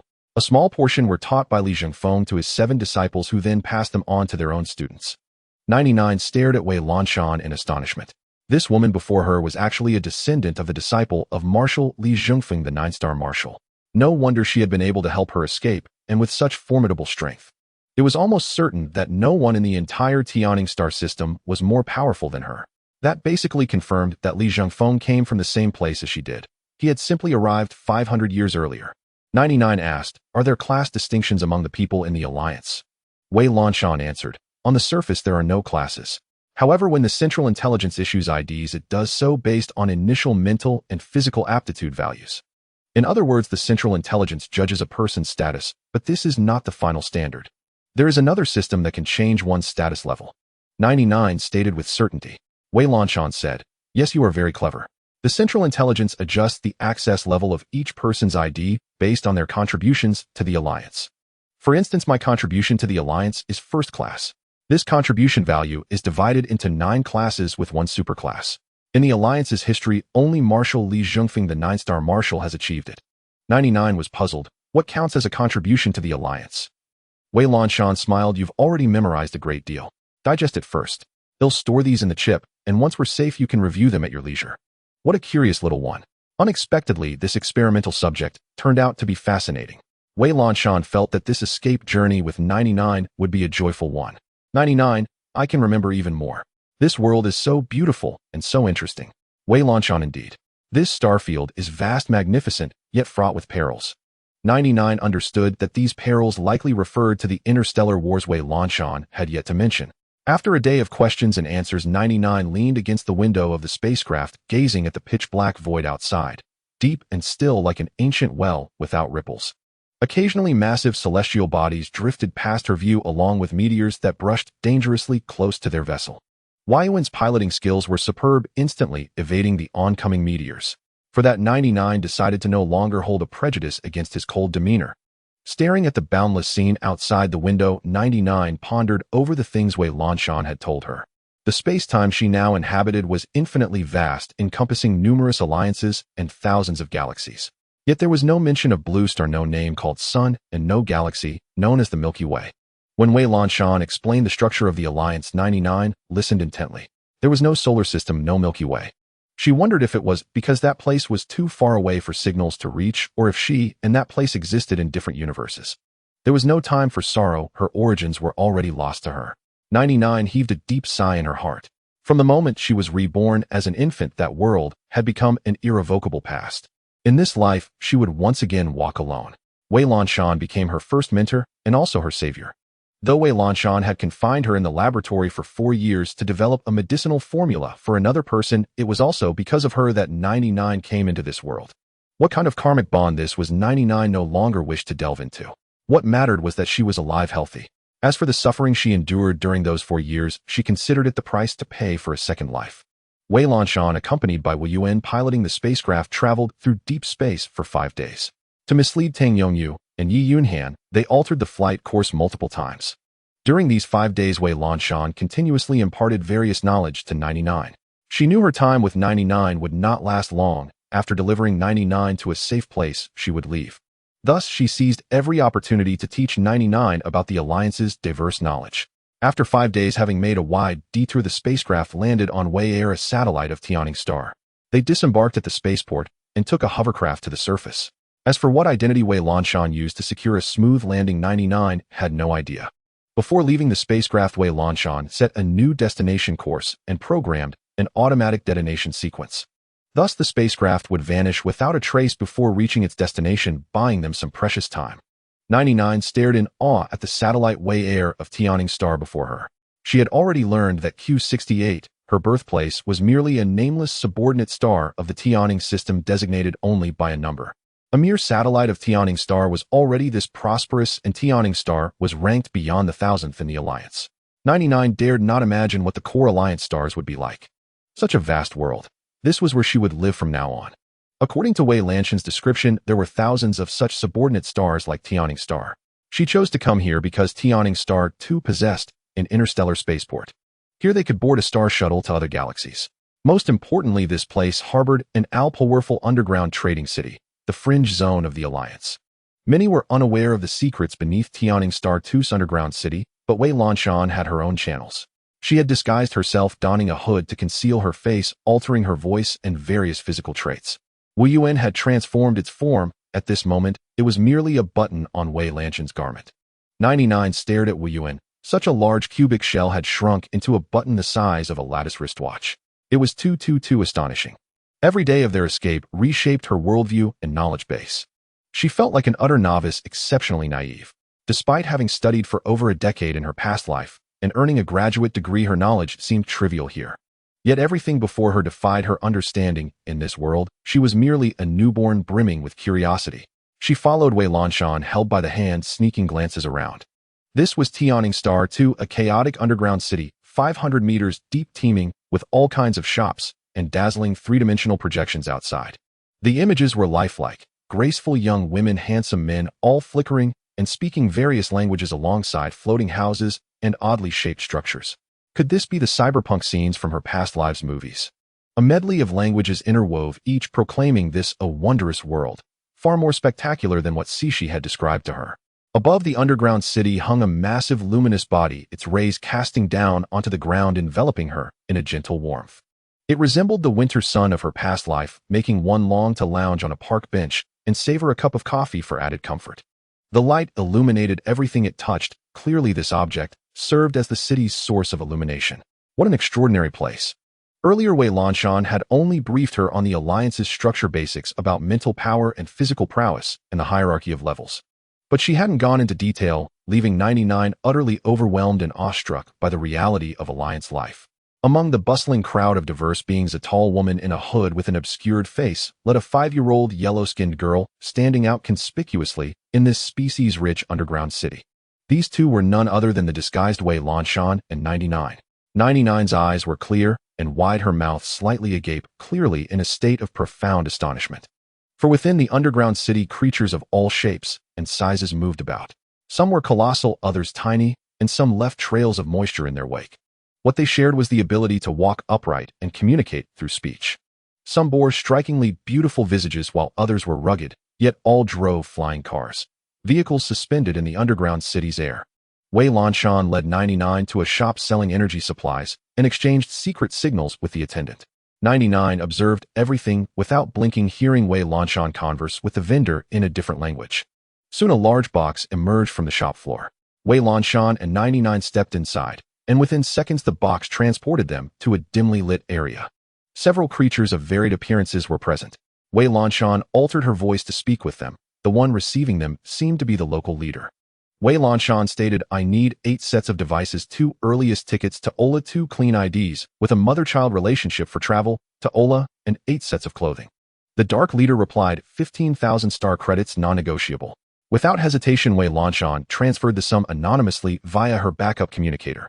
The leader handed her a small box, 2 tickets, and 2 chips. After receiving the items, Wei Lanshan led 99 into the box, which delivered them directly to the exit. She swiftly departed with the goods, disappearing from the underground city's exit. She took 99 to a secluded spot, activated a protective barrier, fitted 99 with the device from the box, pressed a button, and 99 instantly transformed into a boy. Wei Lanshan herself assumed another appearance. Ordinary, the kind that would vanish in a crowd. 99 was astounded. Oh, what kind of black technology was this? Could she have a dozen more? But then she realized she had no local currency. She was utterly penniless. She had thought everything in the lab, along with what Xixiu and Wei Lanshan had told her on the journey, was astonishing enough. Yet upon reaching the surface, she understood that those years in the underground lab and their tales were mere child's play. This place was infinite, just a corner of the universe, a world she had never imagined. After disembarking from the airship, Wei Lanshan had brought her directly here. This was her first encounter with the world beyond the experimental space. Before, only the robot Xixiu had kept her company. 99 clenched her hand, a silver main chip nestled in her palm. After all this, Wei Lanshan, holding the boy 99's hand, took a ground hovercraft to the spaceport of Tianing Star 2. Upon alighting, a tidal wave of people engulfed their figures. The starship to Ola would depart in 10 minutes. Wei Lanshan scanned their surroundings as they walked, detecting no anomalies, no tails yet. The spaceport of Tianing Star 2 blazed with lights, and beyond it 5 colossal vessels hovered in the starry sky. 3 were disc-shaped and silver-white, while the other 2 were spindle-shaped like the airship 99 had ridden, their dark exteriors exuding a sense of oppression. The spaceport teemed with diverse species, residents from other galaxies visiting Tianing Star, and locals preparing for travel or business. Their appearances matched Xixiu's descriptions. Ever since leaving the room, 99 had been in a state of shock as the scene Xixiu had described materialized before her, leaving a profound impact. Countless curiosities swirled in her mind. This was an utterly novel world. From the moment she emerged above ground, 99 had been in awe, now utterly overwhelmed. She resolved to curb her wonder, to observe this world slowly, to understand it, to learn, and then strive to grow strong. After leaving the black market, Wei Lanshan held 99's hand all the way until they boarded the spaceship, her palm slightly damp. She was evidently nervous. Throughout the journey, she kept her head slightly lowered, enveloping both 99 and herself in her spiritual energy. Occasionally, if a gaze swept over her, she would swiftly look up to trace its source, only lowering her head again once she confirmed it posed no threat. Only when the spacecraft departed from the spaceport of Tianing Star's second moon did Wei Lanshan finally breathe a sigh of relief. The vessel accelerated away from the Tianing Star system, heading toward a planet unknown to 99. Everything here was a mystery to 99, a new beginning, a true voyage across the sea of stars. In the endless cosmos, countless ships traversed back and forth. 99 gazed at the scene outside the window, her mouth agape in awe. Though she had already experienced a space journey once, she still hadn't recovered from such astonishment. Those dark, colossal celestial bodies suspended in the void must be the 5 moons of Tianing Star. And that even larger, more magnificent orb was likely Tianing Star itself. With such grandeur and vastness before her, as long as she could evade the pursuit of Tang Yongyu and the Yi family, she would embark on even more thrilling adventures ahead. A radiant smile graced 99's face as she beheld the boundless starry sky. The quote she cherished most in her past life had now become her living reality. Our journey is the sea of stars. Yet that person, she had lost him forever. Wei Lanshan had already removed her hood. Their cabin was sealed, invisible to outsiders, and completely soundproof. After 5 minutes of silent contemplation, she spoke to 99. 99, I mentioned before that I would send you to a safe place to live. Now we are on our way there. There will be many difficulties along the road, so you must stay close to me. 99 nodded. Dr. Wei, rest assured I won't cause you any trouble along the way. That place is farthest from Tianing Star. From now on you will live and study there. Until you gain your own strength, do not return to Tianing Star, and keep your distance from anyone from the Yi and Tang families. Do you understand? Yes, I'll be careful and know my limits. Wei Lanshan knew she understood these words. Her intelligence was exceptionally high, and her way of thinking was unique. A child wouldn't ponder the things she considered, and her spiritual energy fluctuations were immense, yet she controlled them remarkably well. Back in the lab, Wei Lanshan had almost been fooled by her. Because the way 99 acted coy and charming with Xixiu looked nothing like an adult. Anyone who saw her would likely think this child was so adorable and innocent that they'd want to cherish her even more. She was far more composed than other children her age. Just the fortitude she showed in enduring the agony of the experiments earned her 5 extra points of respect from Wei Lanshan. Wei Lanshan doubted she herself could endure such pain, yet 99 not only survived it, but emerged without gloom, her face still brimming with smiles as she lived joyfully. She had witnessed the reactions of subjects 95 to 98. They cried uncontrollably from the pain until their voices went hoarse, struggling violently. Children of that age would never cooperate obediently, making 99's anomaly particularly striking. For these reasons alone, Wei Lanshan could never treat her as a mere child. Also, let's change how you address me. In private, call me Aunt Lano. In public, call me Mother. Throughout this journey, our public identity will be mother and child, Wei Lanshan instructed. 99 raised an eyebrow, never expecting that upon arriving in the interstellar realm, before even making a name for herself, she had gained a formidable mother with explosive combat skills and the ability to pilot a spaceship and more. Fine mother it is. After all, Wei Lanshan's age must be at least 60 by her estimate. Calling her mother wasn't a loss, so she might as well cling to that powerful leg. Moreover, since Wei Lanshan had nurtured her in a sense, she could be considered half a mother. All right, Mother 99 called out sweetly. Wei Lanshan pursed her lips. The child's voice was crisp and pleasant, tinged with a hint of sweetness, stirring ripples in her barren heart. A flicker of uncertainty crossed her, and she even felt a touch of happiness. Also, you need a name. For now, let's call you Xixiu. That works. She had no intention of using the name from her past life. Death marked a new beginning. She was no longer the person she had been before. Her name, her surname, and that person had all dissolved into the fabric of time and space, lost and unreachable. She and he no longer existed in the same universe. Her only wish was for his eternal peace and happiness. The star shuttle sped swiftly, leaving Tianing Star behind as they journeyed onward. Before long, Xixiu heard a gentle, melodious, mechanical voice through the star shuttle's intercom. Attention passengers. In 5 minutes, the star shuttle will perform its first superluminal space jump lasting 26 minutes.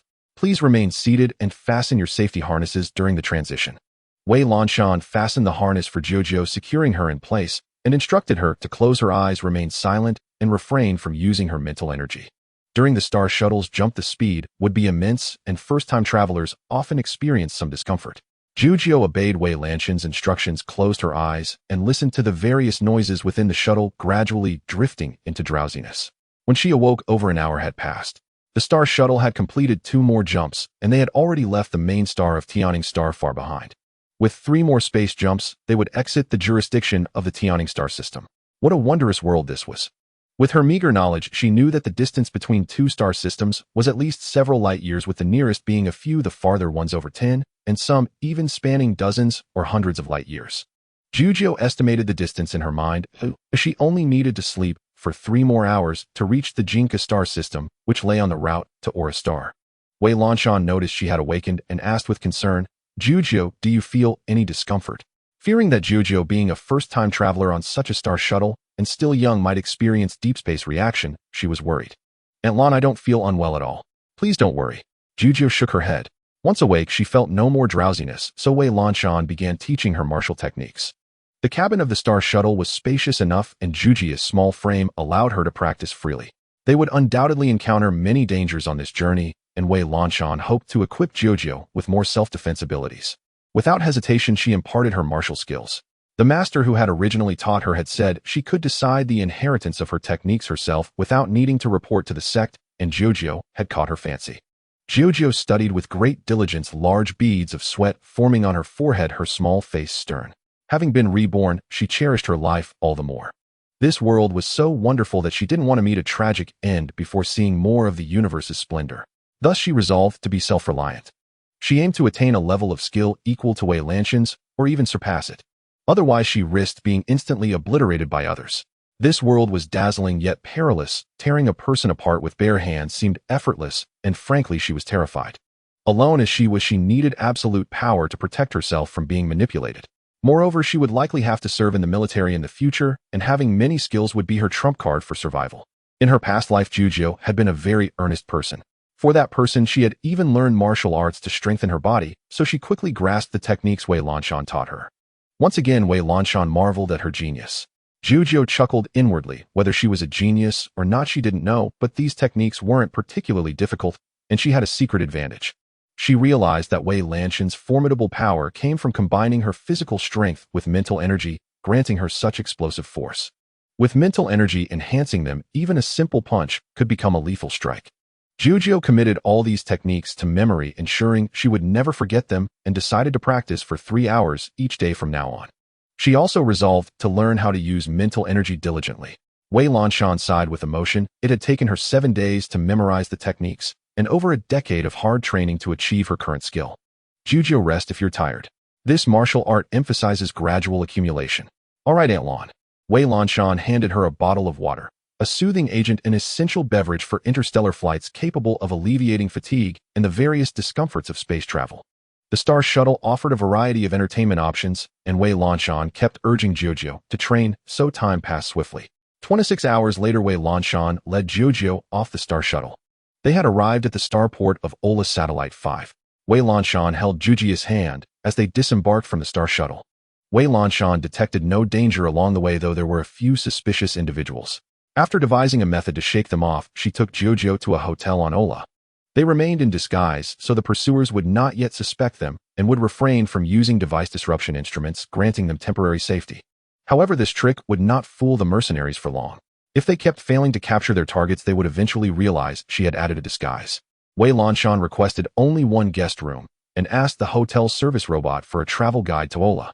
She posed a few brief questions about the hotel's curfew and travel tips in Ola, acting just like a normal tourist, going through every step without omission. Xixiu listened with rapt attention, fascinated by how one communicated with robots. These machines were so lifelike and beautiful, even more realistic than Xixiu. Wei Lanshan stocked up on some nutrient supplements and stored them in her portable space, the watch on her wrist. Xixiu had long been curious about where Wei Lanshan retrieved so many items, and this time she decided to satisfy her curiosity.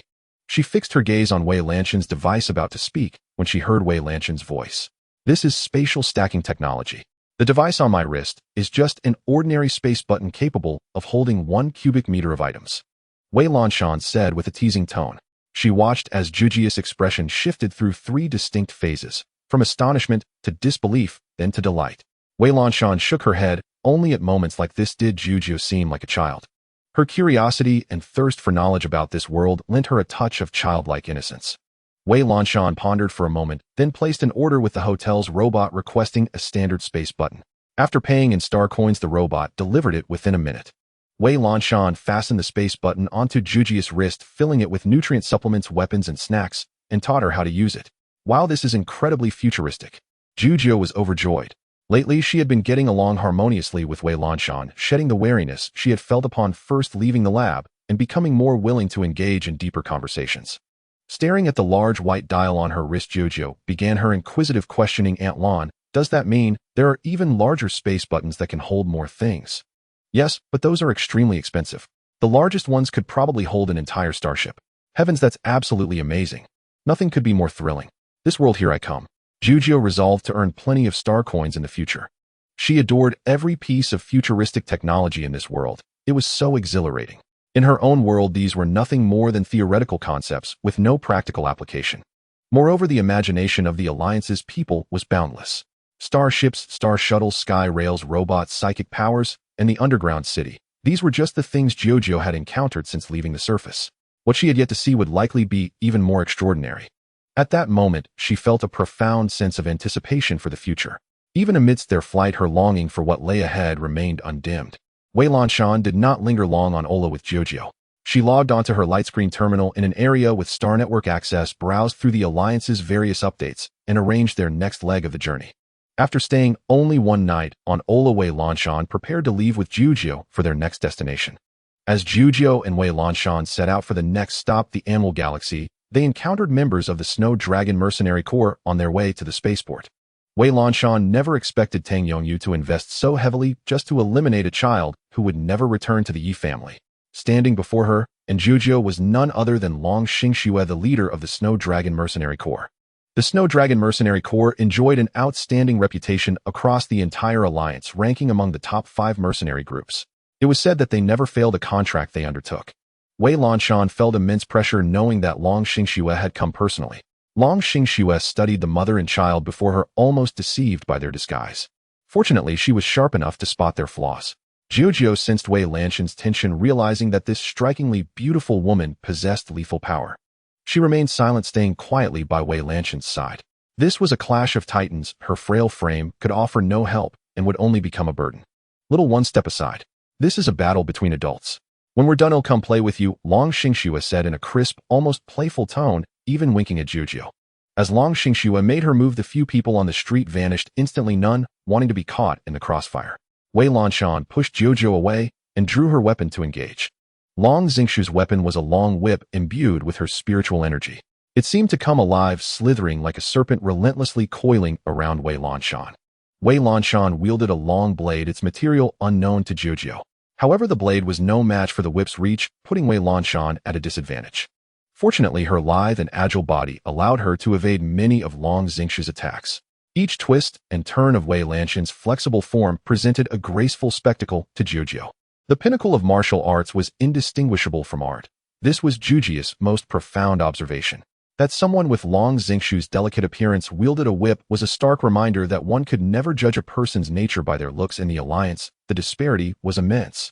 After 10 moves without touching Wei Lanshan, Long Xixiu intensified her assault. She hadn't anticipated this mission would prove so challenging. She had executed numerous missions and reviewed the client's intelligence before accepting this one, yet she had clearly misjudged the situation. After 30 exchanges, Wei Lanshan, still unable to repel Long Xixiu, altered her tactics. As their weapons clashed and they passed each other, Long Xixiu was startled to recognize the familiarity of Wei Lanshan's new martial techniques. She accelerated her attacks to probe further, but Wei Lanshan countered each one with remarkable speed and precision. Her mastery of martial arts had clearly reached a transcendent level. After 50 moves, Long Xixiu began to struggle. Their battle dragged on for over an hour without a decisive outcome. Long Xixiu realized she had been overconfident. Assuming a biologist would have at most a 3A physique and spiritual energy below 2S, she never expected Wei Lanshan to be a prodigy. By her estimation, Wei Lanshan's spiritual energy was at least 2S, if not higher, and her physical prowess was even more terrifying, likely reaching 5A. After 30 exchanges, Wei Lanshan, still unable to repel Long Xixiu, altered her tactics. As their weapons clashed and they passed each other, Long Xixiu was startled to recognize the familiarity of Wei Lanshan's new martial techniques. But this violated the mercenary core code of conduct. Even more troubling to Long Xixiu was that the target included a child, a detail the client had failed to mention, simply ordering the elimination of all targets. Long Xixiu spun around and halted her attack. I never imagined the Alliance harbored such talent. Today I overestimated myself. Long Xixiu acknowledged my inferiority. The Snow Dragon Mercenary Corps will decline this contract. Wei Lanshan was noncommittal. Was Long Xixiu truly so straightforward, willing to forfeit payment after a single failed attempt? Wei Lanshan replied, Leader Long, you jest. I am not entirely ignorant of mercenary rules. Reneging on a contract tarnishes one's reputation. Long Xixiu understood the implication, but she operated on her own whims. As for reputation, the Snow Dragon Mercenary Corps would not resort to wearing down Wei Lanshan and a child with a war of attrition simply because she was outmatched. Moreover, the client's failure to provide accurate information gave her ample reason to withdraw. The mere presence of a child among the targets was a grave taboo. Still, she was curious why the client would spend such a fortune just to kill a little girl. She hoped this child would survive to adulthood in the brilliant yet perilous alliance. Without further explanation, Long Xixiu sheathed her weapon, turned, and walked away, waving farewell to Jojo. Jojo felt that this beautiful sister was truly unrestrained, and she admired her deeply. She aspired to be the same in the future, coming and going like the wind, her whereabouts a mystery. Wei Lanshan spoke to Long Xixiu's retreating figure. Wei Lanshan will remember this favor from the Snow Dragon. After Long Xixiu turned away, Wei Lanshan made a vow toward the direction of her departure. Wei Lanshan knew that Long Xixiu had decided to go easy on her. She did not understand why she made this decision, but she was certain she would remember the debt of gratitude. Upon hearing those words, Long Xixiu's lips curled slightly. So this was the restrained yet contradictory senior sister that her master had spoken of, even though she had no idea she had a junior sister like her. Long Xixiu discerned their martial lineage from her techniques. There were only 5 people in the entire alliance who could wield such skills, and Wei Lanshan executed them with ease, unleashing 3 times the destructive power she herself could muster. Back then, her master had told her and her junior brother that they had another senior sister on the alliance planet Gaia. That senior sister was exceptionally gifted in martial techniques, able to comprehend realms even their master had not reached. Her talent was immense. She and her junior brother had long wanted to witness her brilliance. Never did they expect to meet under such circumstances and to discover that their senior sister was the alliance chief of biology. It was utterly astonishing. After the recent bout of comparison, Long Xixiu felt thoroughly satisfied and finally conceded to her master's words. In the comprehension of martial techniques, she was indeed no match for Wei Lanshan. Nor could she rival her senior sister's fortune. The child observing from the sidelines had already been taken under her wing with eyes clear and a will firm possessing a talent so extraordinary that Long Xixiu had never seen its equal. Xixiu walked over to Wei Lanshan and helped apply a medical patch to the skin cut by the psychic energy. It would take about 10 minutes to heal the superficial wound. Wei Lanshan, Xixiu, did you understand the battle just now? Have you memorized the techniques, the timing, and the directions of the strikes? Aunt Lan, I've committed it all to memory and rehearsed it many times in my mind. Xixiu knew that Wei Lanshan was teaching by example, wanting her to intuitively grasp how to execute martial techniques, find the opponent's weaknesses, and achieve victory in a single move. She had watched intently, mesmerized by Wei Lanshan's agile and graceful form, her calmness in the face of danger, and her composure. This was the level she aspired to reach. Wei Lanshan knew she grasped things quickly. We will encounter such life-and-death battles along this journey. Xixiu, are you afraid? Xixiu paused for a moment, then looked up at Wei Lanshan with determination and shook her head. Aunt Lan, Xixiu is not afraid. To survive, it is worth enduring all the hardships and dangers in this world. This world was so beautiful, and she wanted to roam everywhere to live and witness the magnificent sights deep within the stars, so that this fortuitous encounter would not be in vain. Wei Lanshan smiled with relief. In time, this little girl would surely grow into a towering tree capable of sheltering others from the wind and rain. All right, the two of us will overcome all these obstacles together, Wei Lanshan whispered as she stroked her soft hair, making a promise. On the way to board the star shuttle bound for the Anvil system, Wei Lanshan and Xixiu encountered no further danger. After Wei Lanshan and Xixiu departed, Long Xixiu revealed herself, opened her terminal, and pulled up a holographic screen to call Ming Wyman. "Hey man, guess who I ran into?" It was still early morning in Ming Wyman's star system. He grumbled from under his covers. "Long bloody, can you stop calling in the middle of the night? What if I'm in the middle of things with my girlfriends? You'll scare me impotent." Long Xixiu's face twisted with frustration. "Ming Wyman, if you keep being promiscuous, I'll come to Ming Zhao right now, drag you back to Shangyue, star to guard the tombs, give you a suppressant injection, and you'll never touch a woman again. I mean it." Ming Wyman knew Long Xixiu meant what she said. Hearing her so furious, he realized she might actually follow through. He quickly put on a flattering tone. "Senior sister, my beautiful, noble, and unparalleled Xixiu." "A senior sister," I spoke recklessly. "Please be magnanimous and let this little one off, okay?" Ming Wyman, flexible and adaptable. Good for him. On the video call, Long Xixiu's elegant face twisted in exasperation. She couldn't understand why this man was her junior brother. "Ming Wyman, be careful. Walk the dark path too long, and you might hit a snag and capsize." They were past the age of being forcibly paired by the central AI. Ming Wyman was wealthy and always found ways to meet women, so his private life was far from spotless. Long Xixiu's biggest gripe with him. Her anger still simmering, Long Xixiu resolved to find a time to properly discipline her junior brother, lest he bring utter disgrace to their lineage. "He'll remember, I promise. Besides, I was just sleeping. There's no one else here." I spoke without thinking. "Senior sister, forgive your little brother. I don't want to go back to Shangyue Star." He would never return. Guarding tombs was terrifying. He hadn't had his fill of fun yet. How could he go back to an early retirement? Long Xixiu replied expressionlessly. "We'll discuss this later." Damn it. Hearing that, Ming Wyman, who thought he knew her well, howled inside. Long Xixiu was serious. He decided to flee immediately. "Don't even think about running. You know what I do for a living." Long Xixiu's words made Ming Wyman shed tears of despair. Defeated, he got up, sat properly, and resolved to have a genuinely friendly chat with his senior sister. "Senior sister, if you have orders, please command me. Your junior brother will give it his all." Ming Wyman's tone finally turned more serious. "I met the senior sister our master spoke of. She's formidable. I sparred with her for over an hour and couldn't take her down." "Oh, and then, where is she now? How did you end up fighting her? Is she your mission target?" Ming Wyman grew agitated. Who dared to touch someone from Shangyue Star?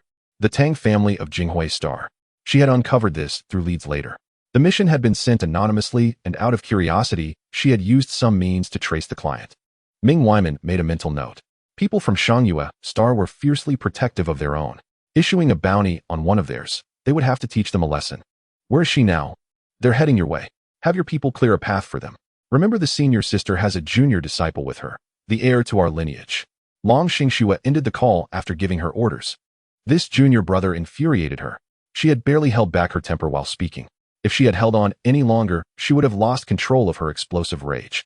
Long Xixiu silently transmitted the basic data on Wei Lanshan and Xixiu to Ming Wyman, adding, "If you can't protect our own, make sure to arrange for your lovers to collect your corpse."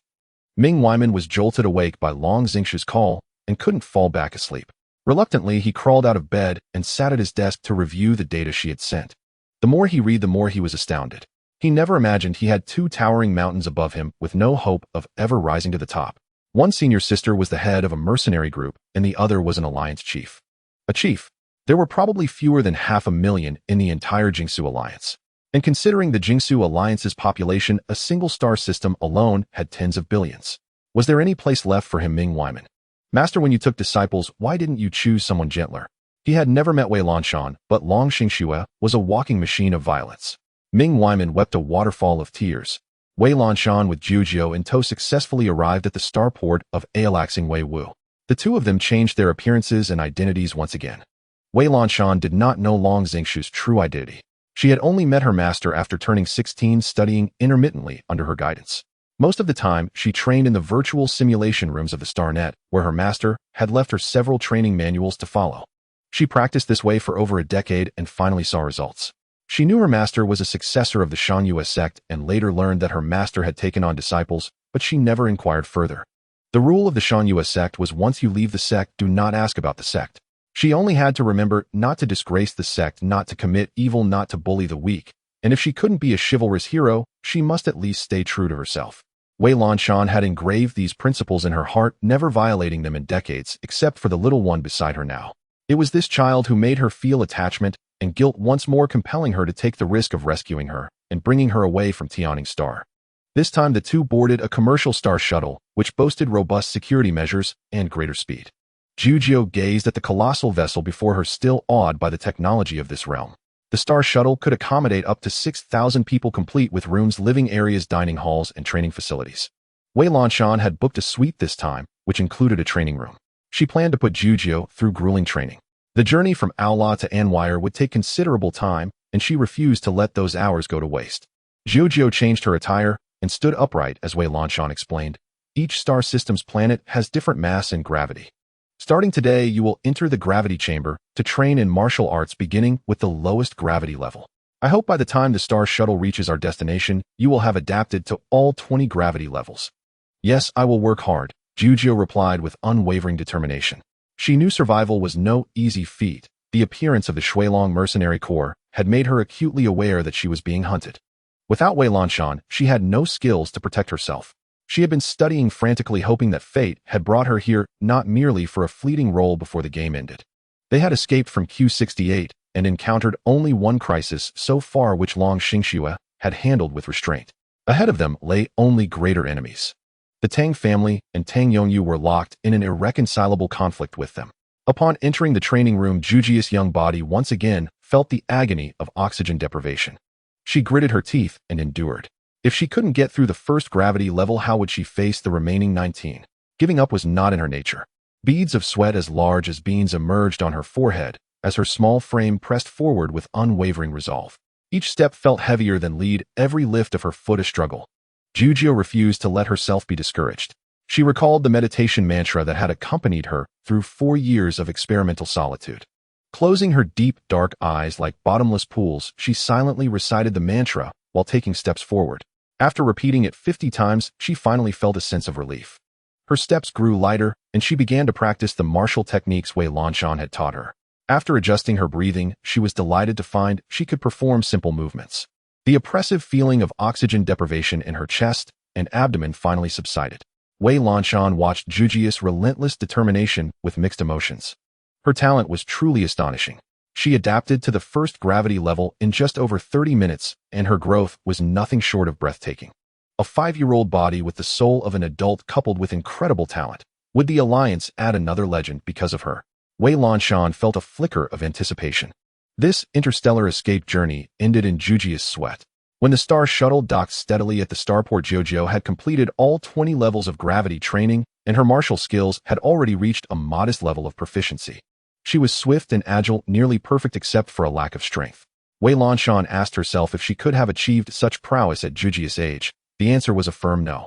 Come on, we've arrived at Anwire, Wei Lanshan said, taking Xixiu's hand as they descended from the star shuttle. They took an air rail flying car from the starport to the surface.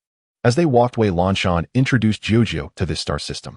Anwire was an indigenous planet, though she did not elaborate on what that meant. The architecture here was distinct, exquisitely refined. Unlike the brief stop at Aalaxing, which had a more rigid design, Anwire's structures leaned toward elegance and softness. The people approaching made Jujia's eyes widen. They were breathtakingly beautiful. They had golden irises, golden hair, and faintly golden eyebrows. Their features were deep and sculpted, their skin pale, and their aura ethereal and otherworldly, flawless in every way. They resembled the images of elves she had seen in her past life. She had never imagined the interstellar world could harbor such perfect beings. Seeing her unblinking little eyes, Wei Lanshan chuckled inwardly and explained, "The people of Anwire are the most beautiful creatures in the entire alliance. Does everyone in the Anwire star system look like this?" Xixiu began her daily 100 questions. Yes, regardless of gender. Shocked, Xixiu wondered why the distinction was based on gender. Were they animals? Aren't they human? They are different from us, though we are both carbon-based life forms. They are the native beings of this star system. When our ancestors had not yet crossed the myriad star seas to arrive here, they already existed. We named them after their star system. In their language, Anwire means guardian. This revelation carried immense weight. Xixiu committed it to memory, resolving to thoroughly study the Alliance's history once they reached a safe place. She now understood what Wei Lanshan meant by indigenous planet when they disembarked. The Anwire people had lived in this star domain far earlier than humans. Humans were the newcomers. They are the guardians of this star domain. That seemed to be the gist of Wei Lanshan's words. Yes. They have guarded this star domain for tens of millions of years, serving as the keepers of the star domain gate. It is said that the Anwire royal family has two forms, though no one has ever seen them. Xixiu did not ask what the star domain gate was. Since Wei Lanshan hadn't mentioned it, it must be a place of great importance. Are there any special precautions or taboos here? Wei Lanshan smiled, pleased that Xixiu would ask such a question upon arriving in an unfamiliar place. It showed caution, which would prevent recklessness in the future. There aren't many taboos. They have a monarchy with an emperor, and royal family members are rarely seen by the public, so you're unlikely to offend. Just remember one thing, don't ask about the current Anwire Grand Princess Jingxi, and don't be curious if you hear her name. Wei Lanshan shared everything she knew with Xixiu. It was a lengthy tale of unending conflicts among star systems. When humans first entered this star domain, the benevolent Anwire people welcomed them, and they coexisted peacefully for a long time. Later, a powerful human fell in love with an Anwire princess. They believed they would never have offspring, but to their surprise they gave birth to a uniquely gifted half-blood. At first all was calm, but as the child grew, their talent proved astonishing. They possessed not only the healing and protective powers of the Anwire, but also peak-level spiritual strength. Humanity has always been a race driven by excessive ambition and selfish desires. After finding stability within this sea of stars, they gradually grew powerful again, sparking a war that caused the Anwire people immense suffering. A war to vie for the hand of the Anwire royal princess. Everyone desired a prodigious heir, thus plunging this star sea into a prolonged era of chaos.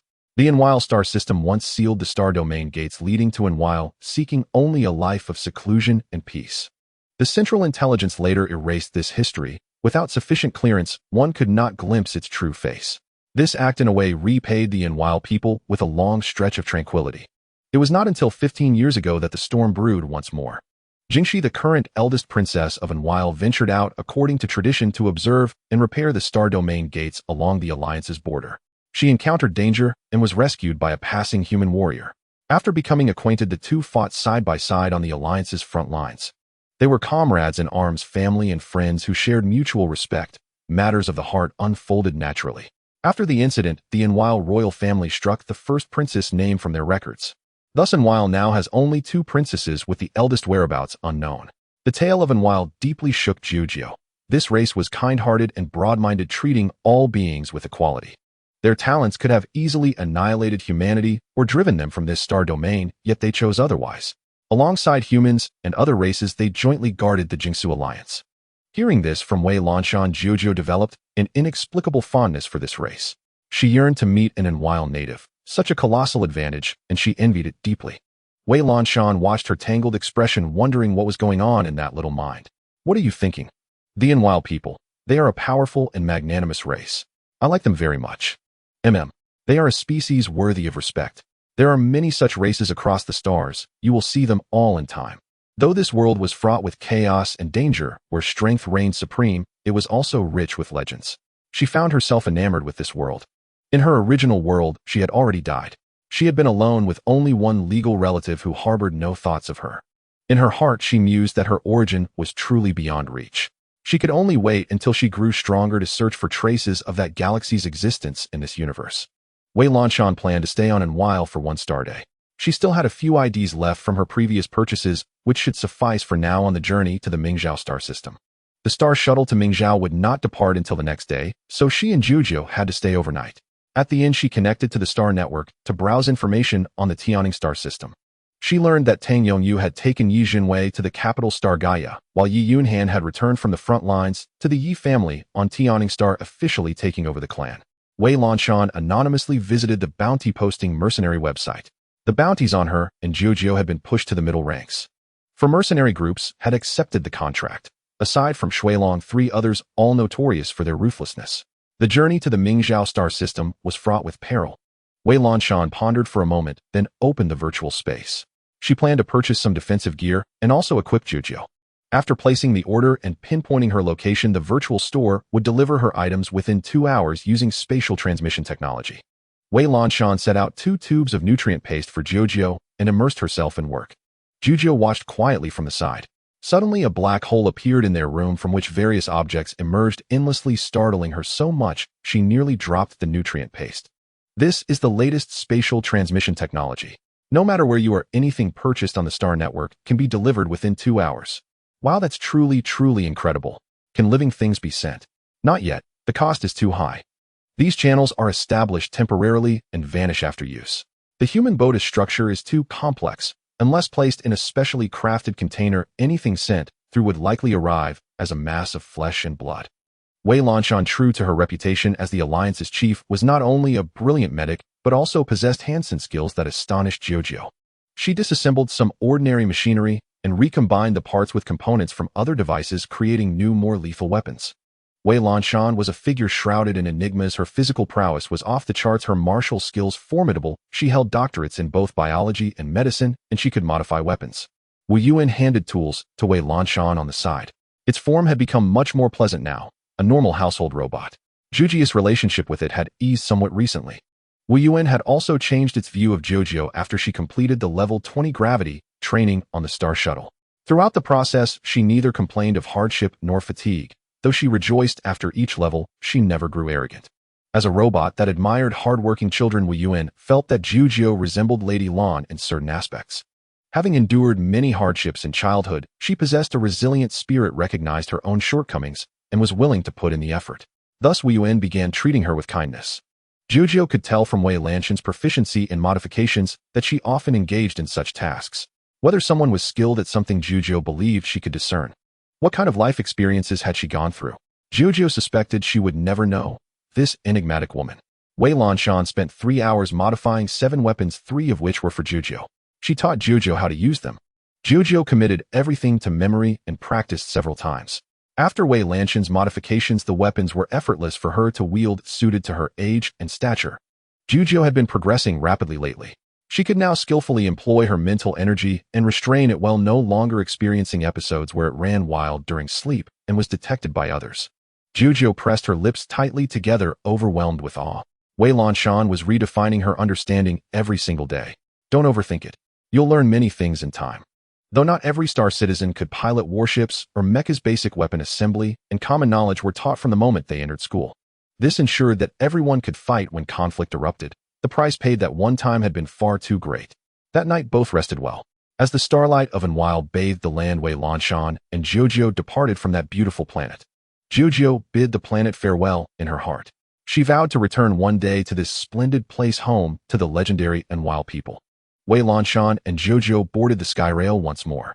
As they left Anwile Star's detection range, their flying vehicle encountered a small combat-type craft. Spotting the vehicle's inconspicuous insignia, Wei Lanshan grew alert. As they disembarked, Wei Lanshan gripped Xixiu's hand tightly and spread her mental energy. Xixiu, stay close to me. If we're intercepted, watch my hand signals and use your weapons. Xixiu nodded to show she understood. She was nervous, unwilling to see this game end so soon, and thus marshaled her utmost focus. Though young in years, Xixiu possessed a mature mind, knowing well how to avoid danger and discern the gravity of situations. As expected, once the crowd dispersed, the adversary deployed spatial isolation, a cutting-edge technology. The isolation shield was transparent, allowing outsiders to see everything within, yet no one would dare approach under such circumstances. To avoid harming bystanders, the Alliance law decreed that duels and vendettas must not injure others. Violators would have their star coins deducted by the central AI, with severe cases leading to a clearance of contribution points or direct downgrading of permissions. Two assailants appeared, both towering at 2 meters tall, Clarence. The inhabitants of this star system were all burly and rugged with bulging muscles and immense strength. They favored brute force over finesse, relying on sheer power and a fondness for thermal weapons.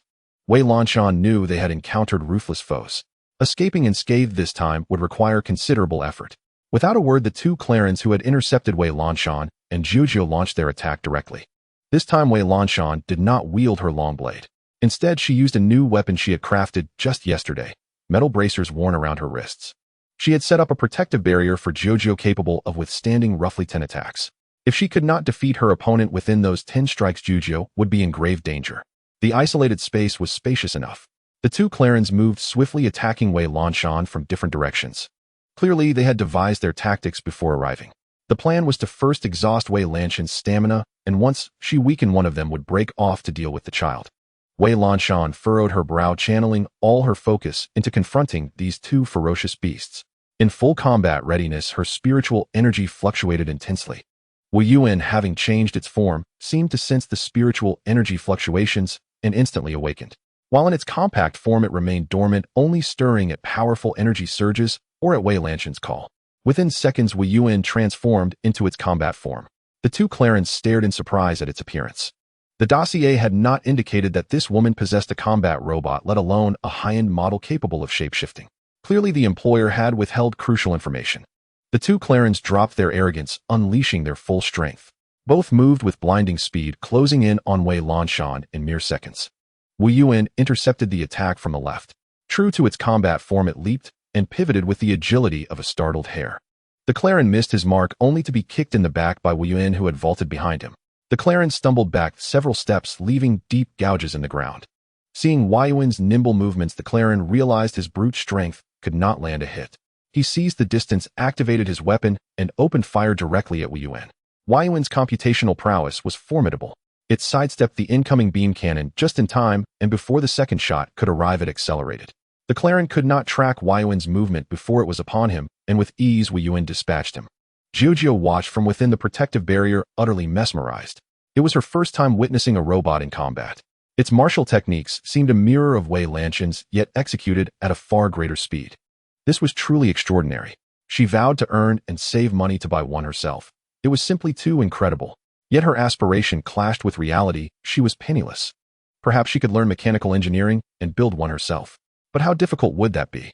Turning her gaze back to Wei Lanshan, she saw that her bracers could withstand 20 consecutive attacks while absorbing the force of each blow. Thus, as the Clarence struck, Wei Lanshan parried with her bracers. After absorbing enough of the opponent's power, she launched her counterattack. Wei Lanshan's strikes were swift and ruthless. The force she had absorbed from the Clarence rebounded onto him. Unable to endure the 10 consecutive hits, his internal organs ruptured and he perished. Both Wu Yuan and Wei Lanshan had successfully neutralized their foes. Just as Wei Lanshan prepared to deactivate the isolation barrier, an unforeseen event occurred. Another group emerged, a different mercenary squad acting as the mantis stalking the cicada. This new force was more formidable, numbering 10 in total. Wei Lanshan and Wu Yuan were surrounded. Spotting the insignia on their belts, Wei Lanshan shielded Xixiu behind her. This mercenary group, called Shiwei, ranked among the top in the entire Jingsu alliance, surpassing even Shuilong in strength. Shuilong adhered to its own code, targeting only those in the galaxy who deserved death, which explained why Long Xixiu had gone easy last time. As for why Shuilong had accepted this mission, Wei Lanshan was uncertain. It was highly likely that the Tang family had concealed the most critical information, including the existence of the child Xixiu. Shiwei was different. They accepted contracts based solely on payment without regard for morality. The concept of unjust killing did not exist in their minds, only money. Whatever the employer demanded, they would fulfill. This was a battle of overwhelming odds. Wei Lanshan calculated that based on numbers and strength, the newcomers were certain to win. Yet they showed no immediate intention to fight. The leader of Shiwei halted 3 meters from Wei Lanshan. Shiwei invites the lady to visit our starship as a guest, and the little one too. Would you both do us the honor? The remaining 9 formed a circle blocking Wei Lanshan's escape. The stance left no room for refusal. Wei Lanshan gazed at them in silence, then holding Xixiu's hand wordlessly fell and stepped behind them. Xixiu was the team she least wanted to encounter, for they had no moral boundaries. And this time their leader was likely aboard the starship. Even after boarding Xixiu's starship, Wei Lanshan did not utter a single word, and Xixiu asked nothing, simply clinging close to her. Wu Yuan remained in its combat form, ever vigilant. In the starship's reception room sat a tall, imposing man with a handsome face, exuding an aura of murderous brutality. Having learned that these beings could live over 200 years, Xixiu no longer tried to guess their ages. It's been many years, Wei Lanshan, the man said, directly addressing her by name. Xia, so it is you. Wei Lanshan shielded Xixiu behind her and greeted Xia calmly. Xia smirked. Wei Lanshan, ever the same. He longed to see fear and panic in her eyes. Hand her over to me, and he'll let you live. He'll even erase all traces of your existence. Xia spoke with confidence. Wei Lanshan was a woman who understood profit and loss, as she would not place herself in danger. The terms he offered would surely pique her interest. A child that a woman as cold and detached as Wei Lanshan would protect so fiercely must possess something special. Seizing the child would undoubtedly yield unexpected gains. Impossible. I know everything you're going to say. Even if it means mutual destruction today, I will not let you have your way, Wei Lanshan replied, her voice still flat and indifferent. Xia chuckled. This was his starship. Did Wei Lanshan truly believe she could escape? Absurd. Did she think Xixiu was a place where people came and went as they pleased? That's quite troublesome. I simply must have this child. Xia grew even more intrigued. Wei Lanshan had fled the Tianing star system, stopping at both Ola and Anwal, yet the Tang family pursued her relentlessly across multiple star systems. There must be a staggering secret hidden within Wei Lanshan. Moreover, on his way here, he noticed that tales from the Tianing star system were also following Wei Lanshan and her companions. Furthermore, Wei Lanshan was fleeing with a child. As the chief of the alliance, she dared not summon alliance guards via the central AI. If there weren't some significant stake involved, Xixiu wouldn't believe it. Then go ahead and try. Wei Lanshan unleashed her spiritual power fully. Wu Yuan acted, instantly glancing at her before tossing her a chip. It opened its database, initiating data transmission, and Wei Lanshan nodded in understanding.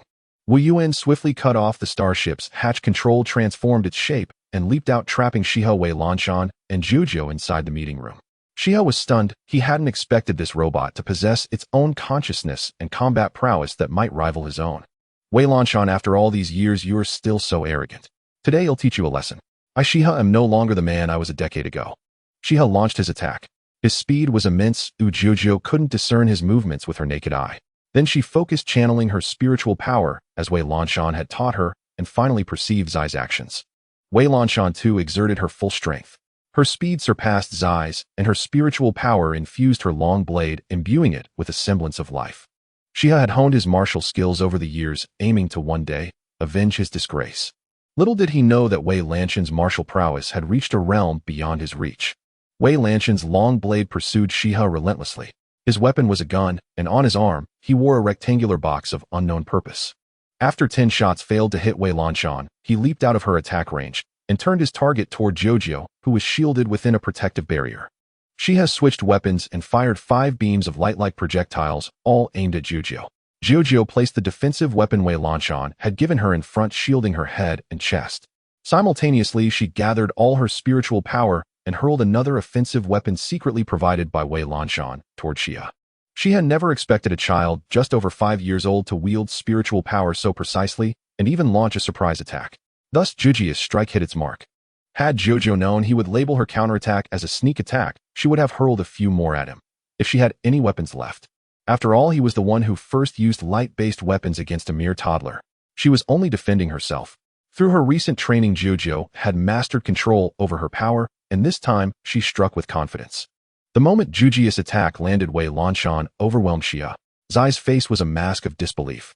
He had trained day and night for years, yet he still lost to Wei Lanshan, because she had an ally.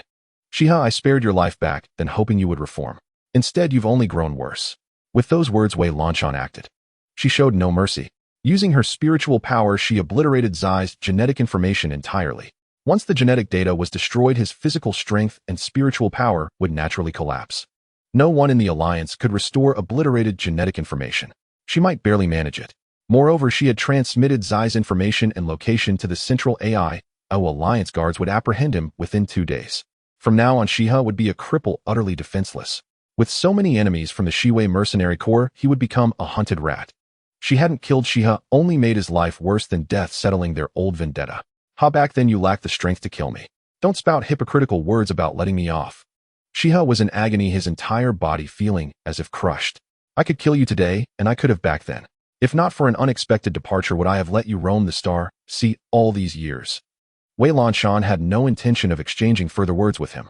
Wu Yuan had returned it, opened the hatch, and escorted them to the bottom of the Shiwei starship, where a small Shiwei space shuttle was docked. Wei Lanshan led Xixiu into the space shuttle, but Wu Yuan did not follow. Aunt Lan Wein hasn't come up yet, Xixiu said, noticing Wei Lanshan's swift activation of the shuttle, while Wu Yuan lagged behind. No need. It will eliminate the Shiwei personnel here, then pilot the Shiwei starship in another direction. Wei Lanshan's tone was flat, leaving Xixiu unable to discern her emotions. Xixiu's small face was stricken. Is there no other way? Wei Lanshan shook her head. When I agreed to the Yi family's experiment, I brought only Wu Yuan. I didn't anticipate so many problems. Xixiu had no identity yet. She was a complete, undocumented person. This was why Wei Lanshan hadn't called the Central AI for Alliance guards. If she sought help, she would have to explain Xixiu's existence, origin, and the reasons for their flight to the Central AI.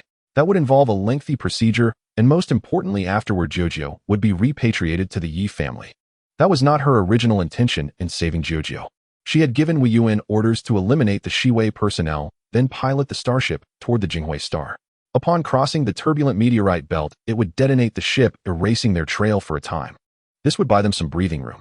Wei Lanshan needed to procure weapons and supplies for self-defense, otherwise reaching their destination would be impossible. Will Wu Yuan die? No, rest assured. I have backups of its data. If you like, we can build a new one later. But that wouldn't be the same Wu Yuan who teased her mercilessly, would it? Xixiu knew that robots didn't die, their bodies were mere shells animated by programs and chips. Just like Xixiu, who had cared for her. Yet parting still brought sorrow. Xixiu looked back at the distant Shiwei starship, making a silent vow one day she would rebuild Xixiu, and if possible Wu Yuan too. Wei Lanshan and Xixiu landed on an administrative planet in the Mingzhou star system, this time posing as father and son. Ming Wyman had been awaiting Wei Lanshan's news and had dispatched people to intercept the mercenaries they encountered along the way. There was also another force persistently tracking Wei Lanshan. Thus Ming Wyman learned of her whereabouts as soon as Wei Lanshan entered the Mingzhou star system. He hadn't expected his senior sister to become addicted to changing identities, even preparing several IDs. Truly worthy of the Alliance chief. Her escape skills were top-notch. Sensing that their trail had been exposed again, Wei Lanshan took Xixiu and hid in the chaotic underground city of the civilian district, switching identities once more. Ming Wyman cursed, inwardly surprised by his senior sister's extreme vigilance. He had only intended to greet her amicably and rekindle their bond. Helplessly, he looked to the sky. So he sent a video call to Long Xixiu. Long bloodthirsty senior sister Wei Lanshan spotted my people and evaded them. How should I explain my identity? Long Xixiu was speechless. How had this man with such a mind managed to build such a vast business? As the richest man in the Mingzhou star system, why not speak with her directly? Why resort to sneaky tactics? Are you stupid? Aye. Ming Wyman had never bested Long Xixiu, not in martial skills, nor in verbal sparring. Scolded once again by his senior sister, Ming Wyman felt aggrieved, deeply aggrieved. He had just wanted to show off a bit to let the chief senior sister know she had a backing, that he was strong enough to eliminate all her enemies. Ming Wyman resolved to follow Long Xixiu's advice and dutifully go pay his respects to the senior sister. To boost his standing with the senior sister, he took great care in dressing up, cutting a dashing and elegant figure in formal attire, and piloted a flashy starship to the administrative planet. Yet when he leisurely arrived at Wei Lanshan's dwelling, there was not a soul in sight, neither the chief senior sister nor the adorable younger niece. Ming Wyman stood dumbfounded. The senior sister had fled with astonishing speed. Was this how she had risen to become the League's chief? So that's why he could only be the richest man in the Mingzhou galaxy, wasn't it? Gazing at the deserted place, Ming Wyman sighed inwardly. The master was right. He was destined to be merely a wealthy man. And so Ming Wyman missed his chance to meet the senior sister, earning him scoldings from Long Xixiu for quite some time. While Ming Wyman was rushing from Mingzhou Prime Planet to meet Wei Lanshan, she hiding in the cramped underground of Mingzhou Star, with Xixiu caught wind of an intriguing piece of news. Feihua, the interstellar pirate renowned in the League for chivalry, had suddenly appeared in the Mingzhou galaxy, abducting all the somewhat famous doctors from its administrative planets. Wei Lanshan then bribed the underground black market boss to arrange a meeting with Sua Feihua, the leader of the Feihua pirate group. After many twists and turns, Wei Lanshan and Xixiu finally boarded Feihua's starship. Xixiu, looking at the starship several times larger than Zaiwei's, remained perfectly composed. She felt that in the life ahead she would encounter even more astonishing things, so she had better steady her heartbeat. lest it race too often and bear too heavy a burden. The security here was stringent, and the guard seemed highly competent. As Wei Lanshan and her companions entered the starship, they first stepped into a square box, emerging only after 5 minutes. No one explained, but Xixiu guessed it was a scan for large thermal weapons. It took a full 5 minutes of traversing the starship before they finally met Suo Feihua. Suo Feihua stood at the observation deck of the ship's bridge, gazing at the pitch-black, endless starry void, her face expressionless. She did not turn at the sound of footsteps behind her. She pondered the doctor's words. All the physicians in the Mingzhao galaxy had said they could not save her sister, lacking the skill, and advised her to seek help elsewhere or go to the Yuanri galaxy. There, a full mechanization surgery could save Feiyu's life, but that would mean her sister would have to rely on machinery to live from then on. This was the 6th time she had heard this suggestion. Was there truly no one in the entire Xixiu League who could save Feiyue? Suo Feihua's heart ached with pain. Feiyue was her only remaining kin. Together the sisters had struggled through the star sea to build this legacy. She and Feiyue had been planning to hand over command to their subordinates and find a scenic, resource-rich planet to rest when this calamity struck.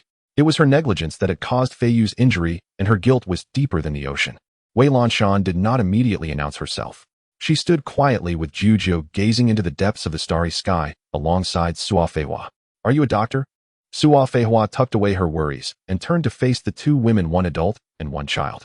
Wei Lanshan had restored her original appearance, but Xixiu was not in her usual form. Since their escape began, no one had seen Xixiu's true face. Wei Lanshan remained silent, but showed Suo Feihua something, her emblem from the League. Joy surged in Suo Feihua's heart, though her face remained calm. "Please step aside for a word." She led Wei Lanshan and Xixiu to her quarters and had someone bring Xixiu toys, snacks, and drinks. Seeing such attentiveness, Wei Lanshan judged her to be a person of decent character. "Tell me the situation and let me see the patient.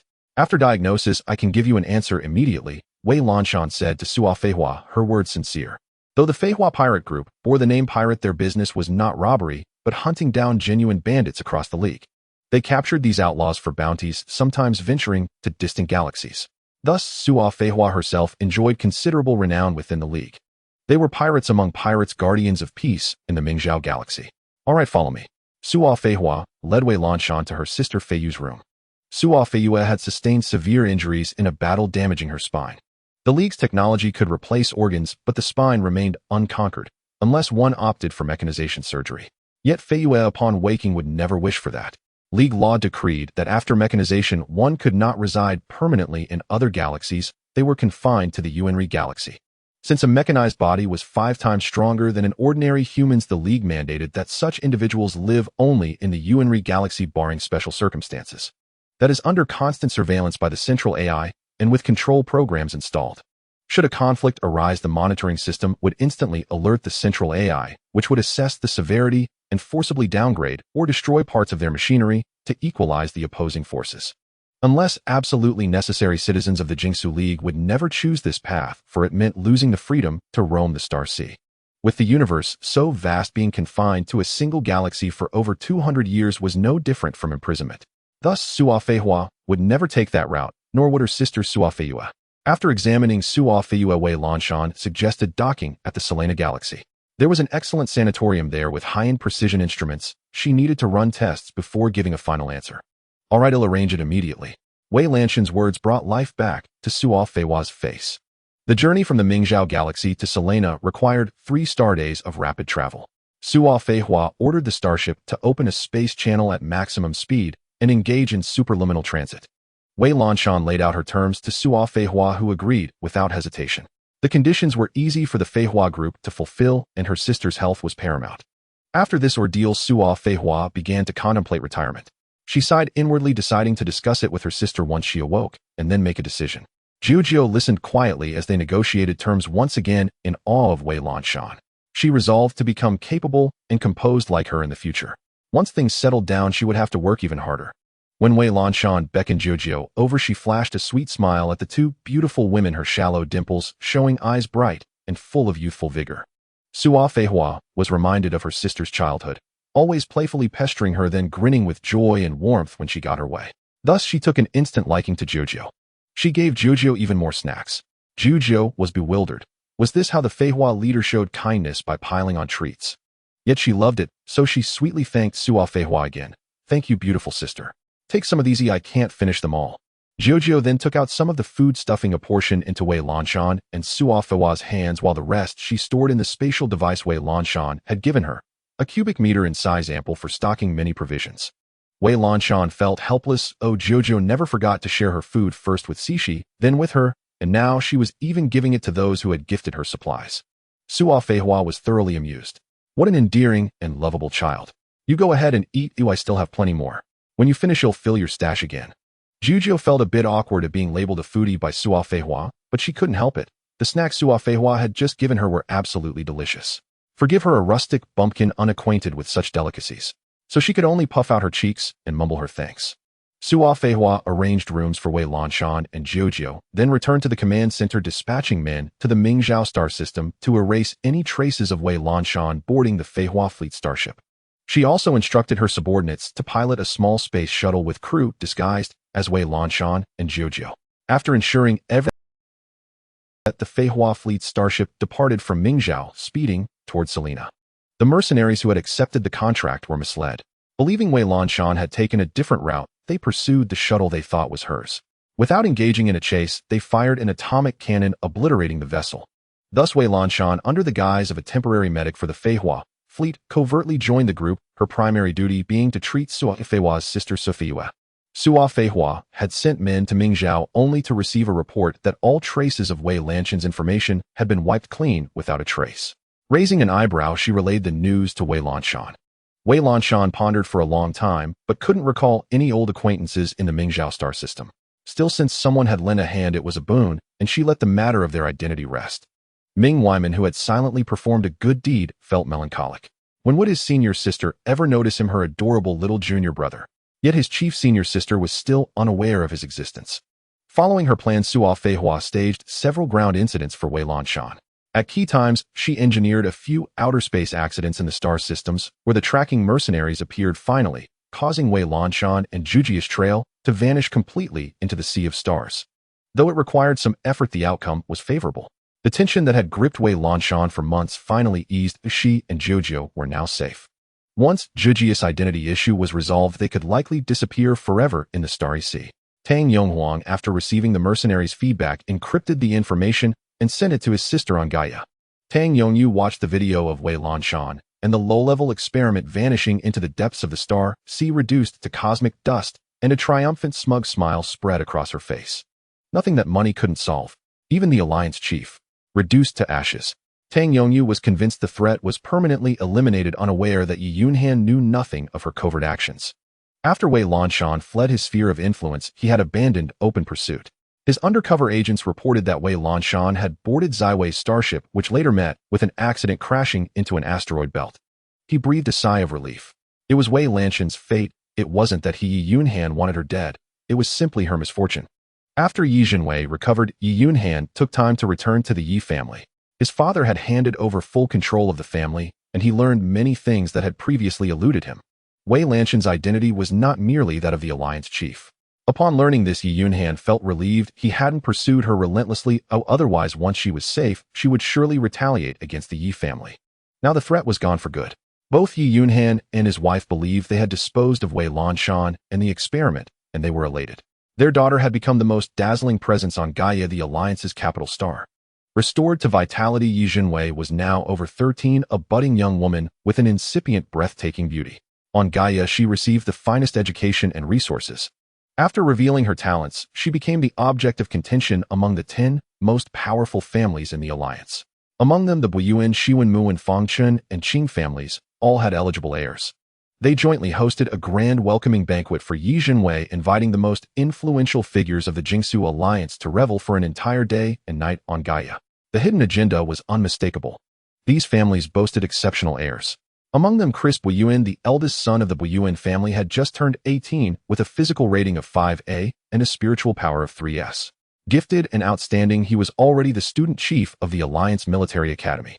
Upon graduation, Chris would enlist in the 7th Legion, commanding the 7th Fleet across the Star Sea, rising to become its supreme commander. Currently, the Buyuan family was exhausting every means to elevate Chris' spiritual power to the next level. With Yi Zhenwei's arrival on Gaia, the Buyuan family was determined to secure her. They envisioned a powerful union between Yi Jinwei and Chris, producing even more exceptional descendants for the Buyuan lineage. The Muan family was not far behind, and the Xiwen family brought several of their finest young members for Yi Jinwei to choose from.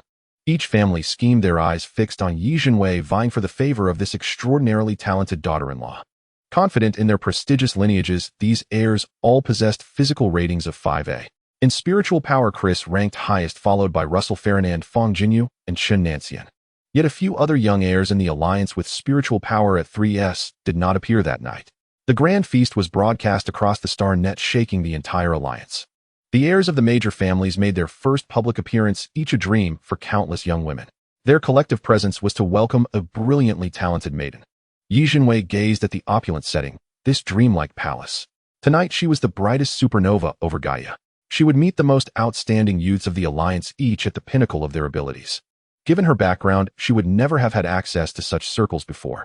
But with her dazzling talent, everything had reversed. Tonight she was a queen. Her heart, once dispirited and lost during her illness, swelled with pride at the sight of this magnificent banquet venue. Yi Jinwei, holding her father, Yi Yunhan's arm, stepped slowly and proudly into the resplendent palace newly decorated in her honor. She was born beautiful, with radiant eyes and graceful bearing. After arriving on Gaia, Tang Yongyu had hired the planet's etiquette officer to give Yi Jinwei months of deportment training. Molded into a universally beloved lady, Yi Jinwei, with her temper tempered, was a delight to behold. The heirs standing in the hall were also taken aback upon seeing her. They hadn't expected such a sweet, charming little sister, delicate and winsome, so at odds with her formidable strength. The powerful women they usually encountered exuded a certain toughness and decisiveness. Yi Jinwei was different. She possessed a dreamy, gentle, and fragile aura that made one want to take her under their wing, to cherish her with meticulous care and shield her from all the storms of the world, while overlooking her 3S talent. The hearts of the several young men who had been forced to attend the banquet just moments before suddenly stirred with life. Chris was even more so. Gazing at the young girl before him, he imagined what she would look like when she came of age, and instantly felt that marrying a wife like her in the future wouldn't be a bad idea. With both their powers combined, they could easily dominate this starry sea. A flicker of joy stirred within him, but he was restrained. He stepped forward politely to greet Yi Jinwei's family. With the decorum of a noble heir, he first paid his respects to Yi Yunhan. General Yi, good evening. I am Chris Buyuan. It is an honor to meet you, Lady Yi and Miss Yi. Good evening. After speaking, Chris slightly lowered his head as a sign of respect. Yi Yunhan and Tang Yongyu returned the greeting, their demeanor appropriately measured, neither overly proud nor unduly humble. Before arriving, the couple had already understood the true purpose of this banquet, and their minds were set on a clear plan. However, they had only told Yi Jinwei they were attending a banquet to celebrate her talent and let people get to know her. They did not mention she was to be presented to suitors. This way, Yi Jinwei's behavior would not seem forced. After greeting Yi Yunhan and his wife, Chris turned to Yi Jinwei and addressed her politely and individually. Miss Yi, good evening. Yi Jinwei looked at the most outstanding young man of the alliance before her. Before coming, Tang Yongyu had introduced her to the major noble families of the alliance and their circumstances. Although Yi Yunhan and Tang Yongyu had not been explicit with her, Yi Jinwei, having grown up amidst illness and pain, was extremely perceptive. Combined with what Tang Yongyu had told her yesterday, all about the most exceptional youths in the alliance, she had already made an accurate judgment on her own. Thinking of her mother's words, Yi Jinwei nodded with restraint. Soon a blush crept across her cheeks. This sight captivated Chris and the other young men present. They seemed to glimpse the grown-up Yi Jinwei as dazzling as the final burst of light from a dying star. Chris watched Yi Jinwei leave with her parents. Her movements were light, her silhouette graceful, and that fleeting blush lingered in his heart, refusing to fade. He thought the blocker must have lost its effect. Why else would his heart be pounding like a drum? After the protagonist's entrance, the banquet officially began. The leaders of the major families brought their heirs one by one before Yi Jinwei to welcome her arrival. Before coming, Yi Yunhan had told Yi Jinwei that these people would become her friends, even her comrades-in-arms. He advised her to perform well. Building good relations with them would make everything she did in the alliance twice as effective with half the effort. Yi Jinwei kept this firmly in mind. The most outstanding among them was undoubtedly Chris Buyuan. Not only was he handsome, but according to her mother, his abilities were second to none at the alliance's first military academy. Upon graduation, he would take command of the Buyuan family's fleet, becoming the commander of the 7th Fleet. He would surely become a marshal of the alliance in the future. In 2 years, she would also attend the alliance military academy. By then, Chris and the others would still be there, making them her alumni. It would never be wrong to build good relations in advance. At this banquet, Yi Jinwei gathered at a table with the young men present. They talked about their studies and training. There were many things Yi Jinwei didn't quite understand, and she asked them questions. Her modest and teachable demeanor further endeared her to these heirs. The heads of the major families were also very satisfied with Yi Jinwei. Although her family background was slightly lacking, her spiritual power level was so extraordinarily high that it completely compensated for her origins. This was because any offspring Yi Jinwei bore would inevitably inherit her talent, a universally acknowledged principle in the alliance. If both parents had a physical fitness level of at least 3A, their child's initial physical level would reach at least that. However, for a child's initial spiritual power level to reach 3S, both parents' spiritual power had to be at least 2S. Yi Jinwei's initial level had already reached 3S. If her future husband's spiritual power reached at least 3S, then their child would inevitably be an even more stunning existence. This was the true reason for the excitement among the alliance's noble families, and the very cause for them to specially host this welcome banquet for Yi Jinwei. At the banquet, Yi Jinwei chatted pleasantly with the young scions of the various families. Chris of Buyuan, Hilo of Mu, Wen Ferdinand of Shiwen, Fong Jinyu of the Fong family, Qin Nancian of the Qin family, and Miao Hailan of the Miao family. All were in the prime of their youth. Yi Jinwei had only recently arrived on Gaia. Before that, she had been ill for several years and rarely left her home. Her childhood had been spent in the throes of sickness. Since coming to Gaia, she had been constantly studying various etiquettes, so she was still very curious about this world. The group of young men and women chatted together. Yi Jinwei's expression was somewhat innocent, and she showed surprise at new things she heard. After all, she was only 13 at an age when everything feels novel. The heirs of the major families also showed fondness and goodwill towards this beautiful, endearing, and somewhat shy girl. Watching from a distance, Tang Yongyu felt immense pride. Her daughter would become the goal pursued by the entire alliance. Yi Jinwei also asked the others if the academy's training was intense, fun, or arduous. Hilo answered the fastest, recounting many amusing anecdotes from school. They told her about all sorts of fun places, and each of them promised to treat her well once she arrived. Yi Jinwei smiled and thanked them, exchanging communication contacts. The banquet was nearly over. She then returned to her mother Tang Yongyu's side and gave her parents a sweet smile. Tang Yongyu proudly stroked her daughter's hair. The Xixiu alliance would grow stronger because of her daughter. At the end of the banquet, the protagonist Yi Jinwei did not indicate which heir she favored. She was still young with great potential, and the scions of these great families still had room for growth. Although the Yi family was a minor one, her parents knew of her brilliance and would certainly not rush to betroth her. Both Tang Yongyu and Yi Yunhan believed their daughter would only marry the most outstanding person in the alliance. On the way back, Yi Yunhan remained silent, pondering some matters he had heard at the banquet. It wasn't until they returned to their residence and Yi Jinwei had gone to her room to rest that Yi Yunhan shared what he had heard with Tang Yongyu. The Qing family didn't come to today's banquet. Tang Yongyu understood what Yi Yunhan meant. His ideal choice for an alliance through marriage was the Qing family, the most supreme existence in the alliance. Throughout the alliance's history, every generation of the Qing family's heirs had been exceptional, with members serving as marshals of the alliance in every generation. The Qing family was also extremely mysterious, rarely appearing in the public eye. Many noble families in the alliance were vying for the position of wife to this generation's heir Qing Shihao. Qing Shihao and the Buyuan family's heir Chris were classmates, and their abilities were currently on par. Compared to the Buyuan family's heir, Yi Yunhan's ideal son-in-law was Qing Shihao. Before coming, he had learned a secret from the Yi family patriarch. Qing Shihao was very likely the child of the Animal Princess Royal. Over a decade ago, the Yi family patriarch had met someone from the Qing family and participated in the Battle of Succa with that person, thus catching wind of this rumor. After arriving on Gaia, Yi Yunhan had been constantly monitoring news of the Qing family. However, the Qing family kept a low profile. Although this generation had many offspring, none had appeared before the public. It was very difficult to find any information about them, especially about Qing Shihao. Once Jinwei enters the Alliance Military Academy, she will eventually have a chance to meet Qing Shihao. And with her talent, no family would fail to take notice or be tempted, Tang Yongyu asserted firmly. Yi Yunhan understood his wife's meaning, but he still decided to invest more time in matters concerning the Qing family to help his daughter meet Qing Shihao sooner. This evening banquet spread like wildfire across the Starnet. The alliance was never short of gossip, and they gave Yi Jinwei exceptionally high praise. Yi Jinwei was naturally beautiful, with a delicate appearance that belied her formidable strength. This charming contrast won her a legion of admirers on the star web overnight. However, this also drew the attention of various factions, with the major star pirate groups of the alliance being the first to take notice. The high-profile display by the Yi family and the alliance's noble houses brought considerable trouble to Yi Jinwei, something Tang Yongyu and Yi Yunhan had not anticipated. The Yi family of Tianning Star had little foundation in Gaia. Although Yi Zhenhuai's talent had been registered with the central AI, which would track her movements to ensure her safety until she matured, threats still loomed. Nevertheless, many covert forces sought to claim Yi Zhenhuai. A 3S talent meant acquiring a powerful weapon. Upon learning of the potential danger to Yi Zhenhuai, Chris voluntarily became her guardian.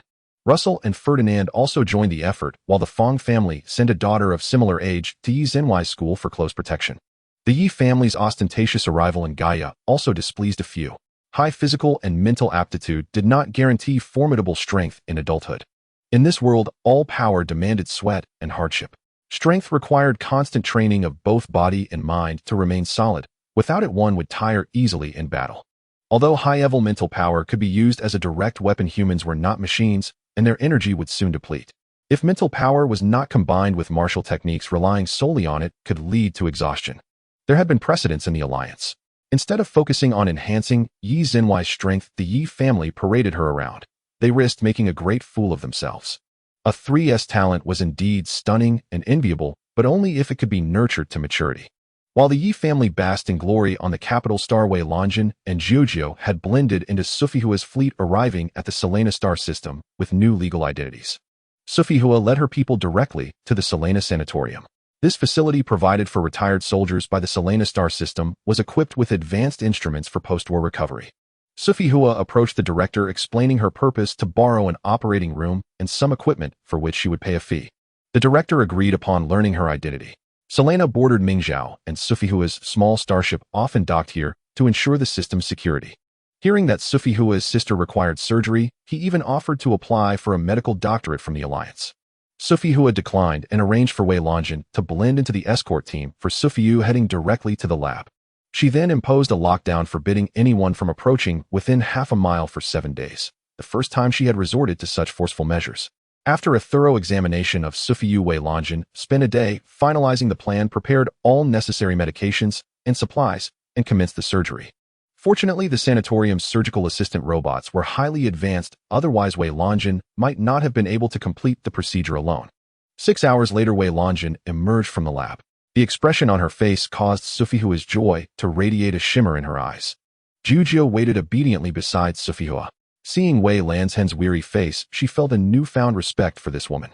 Regardless of her own origins, Wei Longjin was proficient in medicine, meticulous in her approach, and dedicated to saving lives.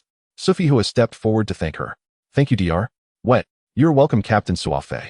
This was a transaction between us. You relieved my worries, and I solved a pressing issue for you. We're even." Wei Lanzhen's tone was calm and indifferent. She had performed many such surgeries, restoring health to countless individuals. It was her duty. After arranging post-operative care instructions, Wei Longjin returned to Sufeihua's starship, with Xixiu intending to rest. "Xixiu, after we leave Selena, we'll head to my star to get you a legal ID. In the Alliance, the central AI assigned an ID based on parental information while still in the embryonic stage. At birth, it was implanted in the wrist. After age 5, one could apply for a terminal to shop, access the star web, and later for schooling, travel, and all Alliance activities. Xixiu, not born from a normal marriage, had no Alliance ID. Wei Longjin had already planned to go to the tourist star Mai, where an ID black market operated to resolve Xixiu's identity. "All right, Aunt Lon, please rest now. He'll stay here and won't go anywhere. Don't worry." Xixiu fetched water and nutrient packs for Wei Longjin, then closed the door to the rest cabin. Alone, she sat quietly by the window, gazing into the boundless darkness. In this tranquil space, Xixiu felt a pang of confusion for the first time. She too could be fragile. Hugging her knees, Xixiu reflected on everything that had happened since her arrival. She had endured the agony of experiments, survived tenaciously, and fled with Wei Longjin.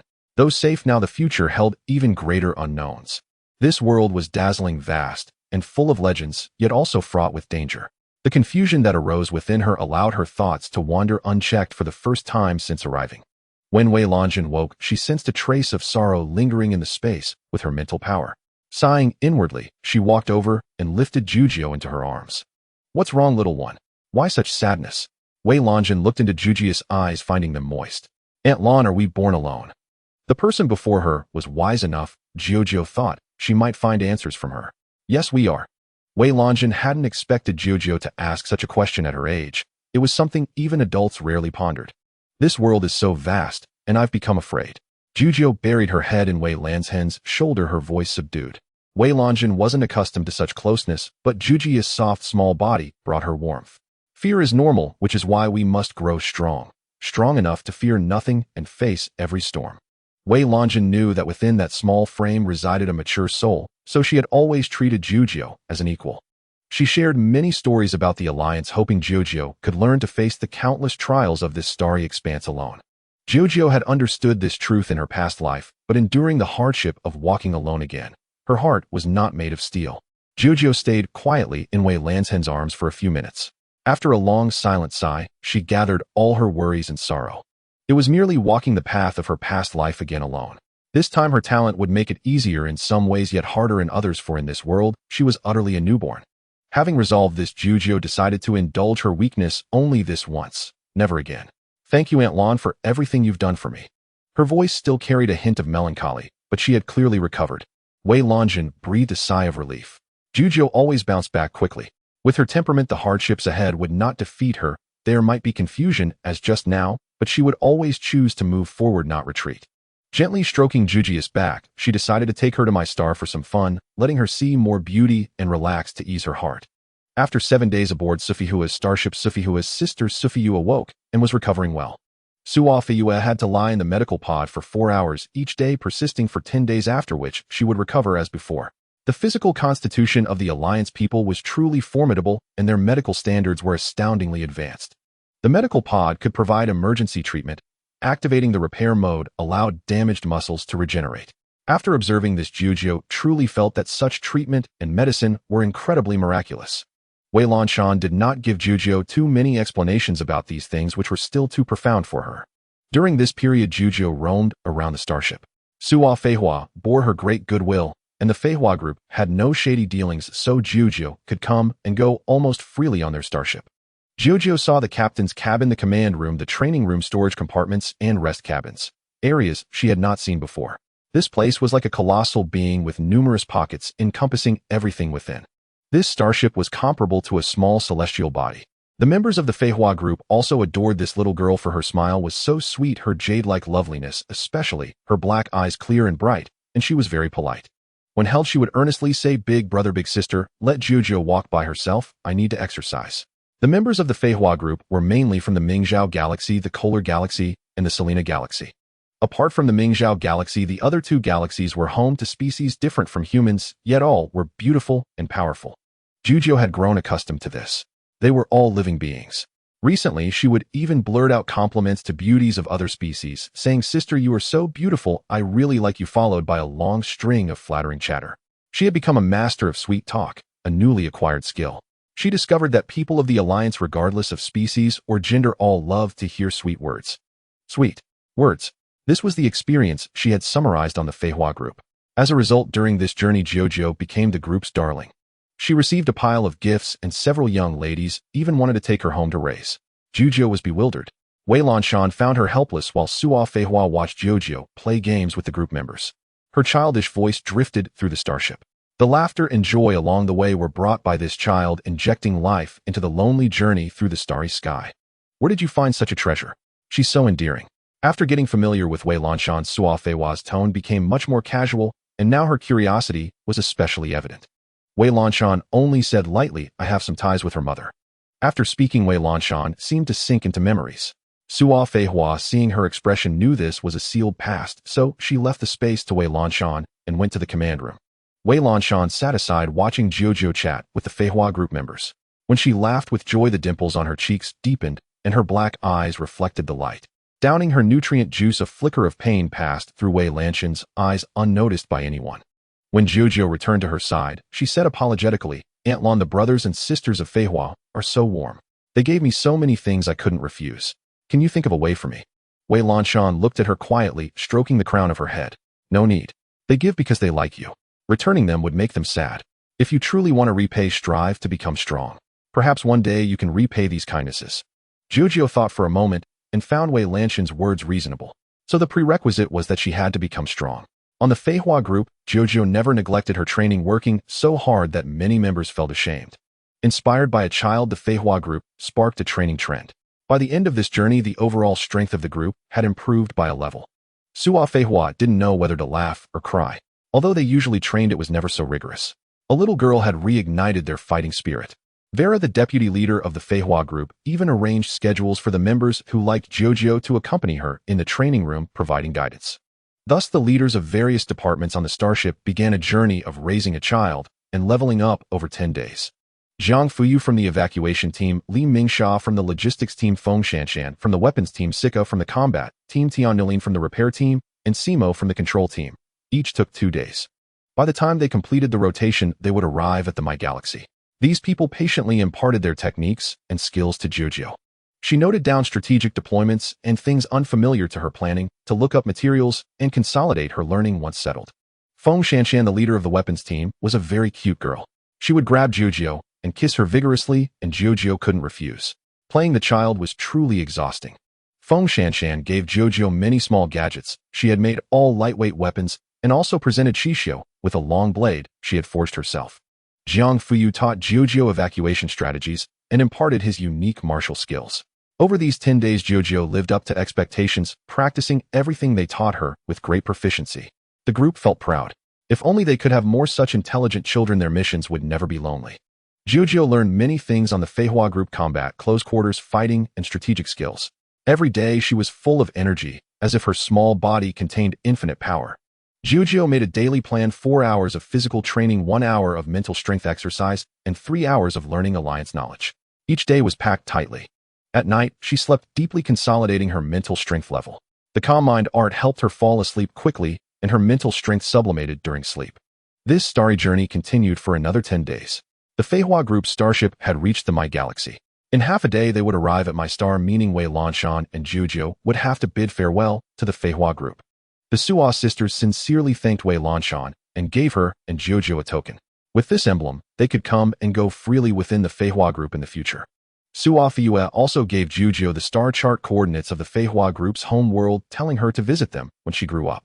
Jojo looked at the unfamiliar place on the star chart, surprised that Suo Feihua had revealed their deepest secrets to her. It seemed the Suo sisters came from a secluded place, as Jojo had never heard anyone on the ship mention their origins. Seeing that Suo Feihua had given her such an important star chart, Jojo felt at a loss. She looked at Suo Feihua. Aunt Feihua, this I cannot accept. It's too precious. Keep it. When you grow up, if you still remember us, come visit if you have the chance. Suo Feihua didn't mind. Wei Lanshan also signaled Jojo to accept it. Take it. It's a token from the Feihua group. For them, roaming the stars was always about fate. Suo Feihua knew that after this parting they would not meet again for over a decade. The starry sea was vast, and the chance of encountering the same person again was very slim. Thus, Suo Feihua had forced a future meeting. Jojo could only thank her sweetly. Suo Fiyue also gave her a Tukubikimeter space button filled with food, toys, and weapons. During her time on the Feihua group, Jojo had won the affection of everyone, receiving gifts until her hands were full, which made her feel quite embarrassed. She remembered all the kindness shown to her. In the years to come, because of this good karma, the Feihua group would receive Jujia's aid, surviving the brutal war. The Feihua group also held a farewell party for Jojo. They sipped nutrient drinks, teased her, and looked at her innocent little face, their hearts filled with tenderness. Wei Lanshan and Suo Feihua had a private farewell. Feihua, do you plan to retire? Yes, Feiyue and I have decided. After this, we'll return to our home in the depths of the starry sea and enjoy a peaceful life for a few years. Everyone yearned for a peaceful life. Struggling in the starry sea was due to unavoidable reasons. That's good. Things have been quiet everywhere lately. Feiyu's body still needs time to recover. Going back to recuperate is the best choice. However, the Feihua group would not disband. They just wanted to take a break, go home, and spend time with their families, if they still had any. After arriving at the starport of My Star, Jojo and Wei Lanshan followed Suo Feihua to the planet's surface. Suo Feihua decided to stay on My Star, responsible for their safety, until Wei Lanshan and the others boarded the transit starship to other star systems, also to provide them with cover. Jojo bid farewell to the members of the Feihua group. Feng Shanshan held Jojo tightly, unwilling to let go. She was one of the young ladies who wanted to take Jojo home. Jojo, give your sister 2 kisses and she'll let you go, okay? Feng Shanshan said in a pitiful tone. Jojo stared with wide eyes at the beautiful young lady who was addicted to acting. Who would have thought that this delicate-looking girl was actually a weapon designer, the most brutal member of the Feihua group, a human weapon in disguise? She too was reluctant to leave this group. Jojo looked at the sky and decided to reluctantly oblige, planting a kiss on each of Feng Shanshan's cheeks. At that moment, Feng Shanshan felt as if she were immersed in honey. Truly too sweet, her wish fulfilled. Seeing this, the other members of the Feihua group stepped forward one by one, bending down and leaning in. Xixiu knew this would happen. There was no help for it, as she had set the precedent. However, the twin brothers Zika and Shima did not receive such favor. They looked bewildered and were even more distressed upon hearing Xixiu's explanation, for she said, "Brother Zika and brother Shima are boys." Xixiu was speechless. Kissing girls on the cheek was fine, but not boys. After all, her mental age was over 30 and members of the opposite sex must not have excessive intimate contact. Even after Xixiu and Wei Lanshan disembarked from the starship, Zika and Shima had not yet snapped out of it. They had been treated differently by Xixiu. Why? Was it because of their gender? Was it too late to change sex? They could cry. Suo Fus stayed behind to watch the starship and could only sigh helplessly at these two dejected grown men. Still, the sensation of a child's soft lips pressing against one's cheek could indeed heal a person's heart. After bidding farewell to her life, as the group's darling, Xixiu followed Wei Lanshan away from the Feihua group members. Whether they would ever meet again amidst the sea of stars was unknown, but Xixiu would remember these people and the kindness and gentleness she had encountered along the way. The members of the Feihua group gave her a chip that recorded the moments they had shared. They all had backups on their terminals, using their own way to etch this brief encounter into their hearts. Upon reaching the surface of my star, Suo Feihua booked a hotel under her name. The entire service was handled by robots, leaving no record of Wei Lanshan's visit to my star. A day after arriving on my star, Wei Lanshan and the others encountered a mother and daughter from the Mingzhou star system living in poverty. The mother and daughter lived next door to the hotel. The woman planned to work odd jobs at the hotel, where Wei Lanshan and the others were staying, to save up for a starship ticket. Her daughter was gravely ill, emaciated with dull eyes and a sallow complexion. The girl had likely suffered permanent brain damage, appearing somewhat dull-witted with little vitality left. Unless she underwent mechanized surgery on Yuanri star, her daughter could not be saved. Even Wei Lanshan was powerless. Unable to bear it, Wei Lanshan directly asked her question. When your child's illness first began, why didn't you take her to a research institute? In your situation, you could have applied for relief. Moreover, the cure rate for this disease is very high in its early stages. I have lost the will to live. Her father abandoned us before she was born. After she was born, she fell ill. Later, I wanted to send her to a research institute, but it was too late. The woman's anguished sobs could be heard. Wei Lanshan looked at the woman, whose face was etched with despair and a lifeless gloom lacking any semblance of a mother's bearing. Seeing this woman, who was so distraught over a man that she neglected her own child, both Suo Feihua and Wei Lanshan felt anger at her weakness. In the alliance, no matter what profession one pursued, the salary was generous enough to support oneself and a young child with ease. Moreover, a 5-year-old child could already be sent to school, where they would receive not only a good education, but also proper care. This girl was truly unfortunate to have such an irresponsible mother facing death at an age similar to Xixiu's. Furthermore, this woman had undergone a 3-month holographic simulation with her husband before marriage. Had she not discovered that the man was unreliable, or had she discovered it and still chosen to marry him? Wei Lanshan guessed it was the latter, and now the woman was even trying to use her daughter to threaten that man. Under alliance law, this woman's actions had already violated the law. She knew this herself, which was why she had not sent her daughter to a research institute. Once sent to an institute, after analyzing the girl's physical condition, the institute would obtain specific data on the cause of the illness and why it had worsened. The data would form a report, and the Alliance's medical system would upload relevant information to the court of the jurisdiction. The judge would immediately send someone to arrest her. She would be sentenced to imprisonment, and her daughter would be forcibly taken away. She knew it was her own negligence that had worsened her daughter's condition, yet she also wanted to use her daughter's illness to control that man. It was her fault, but she did not want to go to prison, so she had come to my star seeking a black market channel to reach the Yuanri star system for her daughter's surgery. However, she had not anticipated that her daughter's condition would suddenly worsen, with her intelligence beginning to decline. She could not raise enough star coins for a ticket to Yuanri star for the time being, and she thought she would have to give up. Wei Lanshan decided not to meddle further with the mother and daughter. She planned to take Xixiu to an amusement park to let her relax. Although the pursuers had not appeared for over a month, Suo Feihua's strength was beyond doubt, but it was still better to be cautious to prolong one's life. Suo Feihua and Wei Lanshan took Xixiu to the largest amusement park on my star, which featured many oversized rides. Xixiu had so much fun that she forgot to go home. These amusement rides were similar to the ones she had loved most in her past life, thrilling to the point of making one's heart nearly stop. At the highest speed and altitude of the machine's operation, Xixiu screamed out the sorrow in her heart. Afterwards, she felt much better. The world was so beautiful that even traveling alone was no big deal. In this life, she wanted to carve out a place for herself among this sea of stars. After staying on my star for 20 stellar days, Wei Lanshan took Xixiu to the black market to purchase a legal ID for her. My star was a tourist planet and many legal IDs were available there. They came from parents of deceased children who wanted to make some money by selling their children's IDs to the black market. The black market would then maintain these IDs, forging various medical records, school records, community care visit logs, and so on. They would deceive the Alliance's central AI into believing that the owners of these IDs were still alive, then sell them at high prices to those in need. Wei Lanshan chose the ID of a girl the same age as Xixiu named Xixiu from the Mingzhou star system. According to black market records, this ID had just died a few days ago, and all its information was complete. To Wei Lanshan's delight, this Xixiu had not yet had her genetic information recorded, and her birth year matched Xixiu's. However, for some reason the date of birth had not been registered either. This child's parents were truly irresponsible. But this saved Wei Lanshan a great deal of paperwork. After reviewing the detailed information of this ID, Wei Lanshan let out a long sigh inwardly. Wei Lanshan spent a sum of money to fabricate a story about how Xixiu had come to my star, how she had arrived where she intended to go, why her mother had abandoned her, and what accident had left her stranded alone on my star. Medical records and health information were all recreated from scratch, filling in the missing details without a single flaw. Then she had the black market upload them to the Alliance's central AI. Wei Lanshan completed Xixiu's information, leaving no trace of discrepancy. Xixiu became Xixiu's true identity. Using her authority, Wei Lanshan accessed the central AI to register Xixiu's genetic information.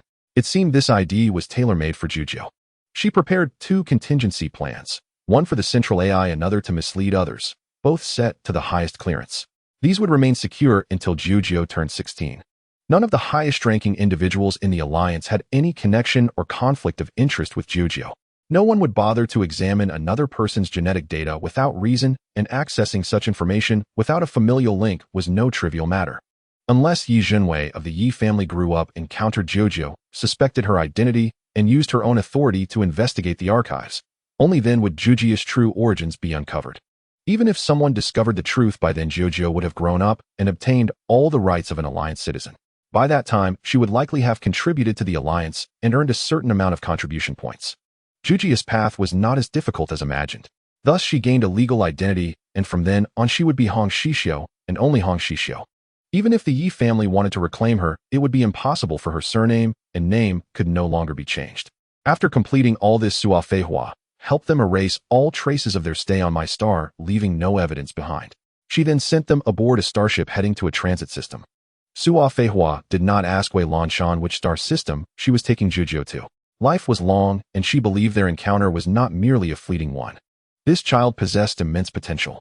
Sua Feihua looked forward to seeing her one day, standing in the depths of the stars, radiating brilliance like a blazing sun. Sua Feihua stepped forward and embraced Xixiu. Farewell, little girl. When we meet again, I hope you will astonish us even more. Remember to visit the Feihua group when you have time. Your sisters will miss you. Xixiu nodded. Okay, goodbye, Captain Feihua. Xixiu will remember every brother and sister in the Feihua group. Dr. Wei, may our paths cross again. Sua Feihua extended her hand. Wei Lanshan also reached out and grasped it. Mountains and waters meet again. Among the stars there is always a home. Farewell. After bidding farewell to Sua Feihua, Wei Lanshan left my star with Xixiu, now bearing the name and identity of Xixiu, and boarded the starship bound for the transit system. After 10 Alliance days and 3 transits, Wei Lanshan and Xixiu finally arrived at the spaceport of the main star in the Ningque system. Wei Lanshan had chosen Ningque because it housed a nursery. More importantly, Xixiu would receive the best care there, spending her childhood and adolescence in that place. Knowing their destination, Xixiu did not ask why it had to be Ningque star. It must have been the safest place Wei Lanshan had determined after long deliberation. Ningque star was a border system with a mixed population far from Tianning star and the capital. Xixiu guessed that Wei Lanshan might know someone there. In this era, orphans and abandoned infants were sent to nurseries. Although interstellar law imposed severe penalties for child abandonment, some still defied the regulations. These children were raised by the Alliance, housed in nurseries across various systems. They would live and grow there, completing their education up to the age of 16. At 16, after taking the assessment, they would decide which star system to attend for further studies. Those who qualified for military academies were required to enroll unless exceptional circumstances applied. Those who did not qualify could pursue any field of interest they chose. After completing their studies, the central AI would assign them jobs. A third of the cost of their upbringing would be deducted from their salaries and returned to the Alliance, typically taking about 2 years to repay. On my star, Wei Lanshan had already purchased a terminal for Xixiu, taught her how to use it, and stored a wealth of knowledge within it. Aboard the starship, Wei Lanshan explained Xixiu's background to her, urging her to always remember her current name. Xixiu, you must remember your name is Hong Xixiu. You were born in the Mingzhou system. Because you suffered a severe illness, you have no memory of your parents or whether you were abandoned. Remember, the more you speak, the more mistakes you make, the less you say, the fewer errors. Xixiu nodded solemnly. Aunt Lan, rest assured. I remember everything you said. Wei Lanshan felt a pang of reluctance. Xixiu was someone she had nurtured and watched grow.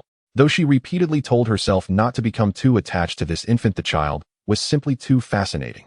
Having never been a mother, she found her gaze unconsciously drawn to the baby. As a biomedical scientist, this was the first time she had witnessed the growth of a small life firsthand.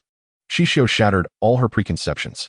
This child was born radiant, adorable, innocent, and kind, constantly stirring the stagnant waters of her heart. Especially when Xixiu was alone with Cixi, she became a curious little one, often stumping the AI with her questions. For instance, she would ask Cixi, do you know what Cixi is? Cixi tilted her beautiful synthetic face and replied with a smile, Cixi. Should be my name. No, Cixi is a kind of meatball. Cixi looked utterly bewildered. Meatballs? There was no such thing in her database, nor anywhere in the entire alliance. Xixiu would also braid Cixi's synthetic hair, amusing herself immensely. Seeing that smile, Wei Lanshan knew that this little one had taken up residence in her heart. Thus, during her experiments and observations, she unknowingly devoted too much attention to Xixiu. That was why she had rescued her and brought her to Ningkuei's star. In the laboratory, Wei Lanshan watched Xixiu endure experiment after experiment, that youthful face always bearing a look of resilience. Sometimes Wei Lanshan wondered which of them was truly the elder. Xixiu, though I don't know if we'll ever meet again, I hope you grow up safely. Every year, I will send you some star coins. You can use them to buy things you like. In the nursery, all expenses were covered by the Alliance until the children started working. But Wei Lanshan thought the star coins were of no use to her, so giving them to Xixiu would allow the child to enjoy herself. Hearing this, Xixiu felt deeply grateful. Aunt Lan, thank you. Wei Lanshan had truly done so much for her. In a sense, they were strangers, yet this creator had given her the life she now had. Moreover, you must strive to become strong. Otherwise, if news leaks out and the Tang family finds you, you'll have no way out. I will work hard. Also, learn to control your mental power as soon as possible. When you turn 16 and take the test, remember to suppress your level. Do you remember everything? I remember. Your terminal contains your personal information, genetic code, and details about your parents. Memorize them thoroughly. Good. There is a file in the terminal with basic martial arts techniques I've collected over the years. After I leave, you must practice diligently and not slack off. These will be the foundation of your survival. Xixiu nodded. Wei Lanshan's grave attitude indicated that she would face great danger in the future. She had already learned of her origins and the reason she was raised in a laboratory. Though it was cruel, she had survived and would live in a brilliant era. Nothing else mattered more. Wei Lanshan chose to reveal everything so that Xixiu would be wary of the Tang and Yi families and never approach them wherever she went. Xixiu understood the stakes. She cherished her life. She would never go to the Yi family, but if they ever found her, she needed the capital to survive and the strength to resist. Thus, she resolved to enhance her power, for in this world, strength reigned supreme. The starship docked at the third spaceport of Ningkuei's star. After passing through the transfer station, Wei Lanshan took Xixiu's hand and boarded the sky rail, heading to the planet's surface. Gazing at this planet, Xixiu's heart surged with emotion, for from the sky, it bore a striking resemblance to Blue Star. She had imagined the border star systems would be a sea of yellow sand, as desolate as her birth planet Q68, where people lived underground. Yet Ningkuei star's living environment surpassed her expectations. Here, towering trees flourished, the ground was lush, the air fresh, and rivers and seas abounded. No protective mask was needed to walk on the surface, and gravity was around level 10. From the first glance, Xixiu fell in love with this planet. She never expected to encounter a world so akin to her homeland in this starry expanse. On the sky rail, watching the ground draw nearer, Xixiu's heart brimmed with boundless joy. This planet was simply breathtaking. It was not a place of towering skyscrapers. Ground-level buildings were sparse. She could see vast wilderness, thick vegetation, and a cerulean sea, all teeming with life. Aunt Lan, it's so beautiful here, Xixiu murmured, pressing against the window to peer at the ground below. Her tone was brimming with delight, and Wei Lanshan could feel her joy. Yes, though Ningkuei star serves as a border guardian for the Alliance, its beauty is undeniable. Every year, people come to settle here. The biodiversity is rich, and you'll encounter many races. Wei Lanshan explained the planet's basics to Xixiu. Ningque star's population was modest, with half the residents being extraterrestrial life forms, making it an ideal place to conceal Xixiu's identity. However, Xixiu would not be free to leave the nursery until she turned 10. It's indescribable, so vibrant, clean, and fresh. I love this environment with all these trees. Xixiu let out a crisp laugh. She would live on this planet from now on, making it her home and her future sanctuary. Seeing Xixiu's fondness for the place, Wei Lanshan breathed a sigh of relief. A gentle smile curved her lips as she watched the little girl's lively eyes and the light within them silently proclaiming her joy and delight. Upon reaching Ningque star's surface, Wei Lanshan took Xixiu directly to the local nursery. They were received by the director, whom Wei Lanshan called Vivian. Vivian was visibly moved to see Wei Lanshan, and Xixiu could sense the deep affection she held for her. Wei Lanshan asked Xixiu to wait in the outer lounge while she discussed matters with the director. From Vivian's expression, Xixiu deduced they were old acquaintances. Wei Lanshan and Vivian entered the inner office. Vivian's eyes reddened as she gently embraced Wei Lanshan, holding her for a minute before pulling back. Lanshan, have you been well all these years? Vivian, fine. And you? Wei Lanshan's voice carried a hint of nostalgia. It had been so long since they last met. Even with today's advanced technology, where holograms felt as real as life, they hadn't seen each other since their hurried parting over 30 years ago. And well, don't worry. Vivian's lips curled into a joyful smile, as youthful as ever. That's good. I've come to ask a favor of you. Wei Lanshan explained her purpose to Vivian, but kept Xixiu's true identity hidden, intending to let that secret sink into the depths of the starry sea, never to see the light. Rest assured I'll take good care of her, Vivian said. Just as you once cared for me, she added silently, knowing Wei Lanshan would understand. Vivian looked at Xixiu, who sat quietly in the lounge with dignified poise devoid of any restlessness. What's her name? Are there any taboos? Hongxiu. Her files are complete and won't cause trouble here. At least not until she goes to the capital star for schooling. Vivian understood. This was a gifted child. Since she was destined for the capital star, her spiritual power level must be above 2S. What a lovely child. She'll be as outstanding as you someday, Vivian remarked. Her character is more resilient than mine. In many ways, the person I once was cannot compare to her. Wei Lanshan's impression of Xixiu had only grown. Throughout this escape, she had witnessed a rising star, diligent, enduring, and gifted. Though the path of life might bring confusion, Wei Lanshan knew that with Xixiu's intelligence, she would find her own clarity. Coupled with her mature mind and courage, even if she struggled alone in the starry sea, Wei Lanshan firmly believed Xixiu would forge her own path. Vivian was astonished. She never expected the proud Wei Lanshan to bestow such high praise on a young girl. If even Wei Lanshan admitted her own inferiority, then this girl's talent must surpass most. After all, Wei Lanshan's physical fitness was 5A, and after years of effort, her spiritual power had reached 3S. She had chosen to study medicine because of an event that altered their fates. I understand. Will you return to the capital star after you leave? Vivian had already made plans for Xixiu. Yes. I've received a summons from the Central AI. In 3 star months, I must go to another alliance for an exchange program with no fixed return date. This summons had arrived on her terminal as she left my star. After settling Xixiu, she would depart, and it would likely be a long time before they met again. So we won't see each other for a long time again. You're truly heartless. They had lived together for 10 years, yet the time apart had already multiplied that, and the future promised only more separation.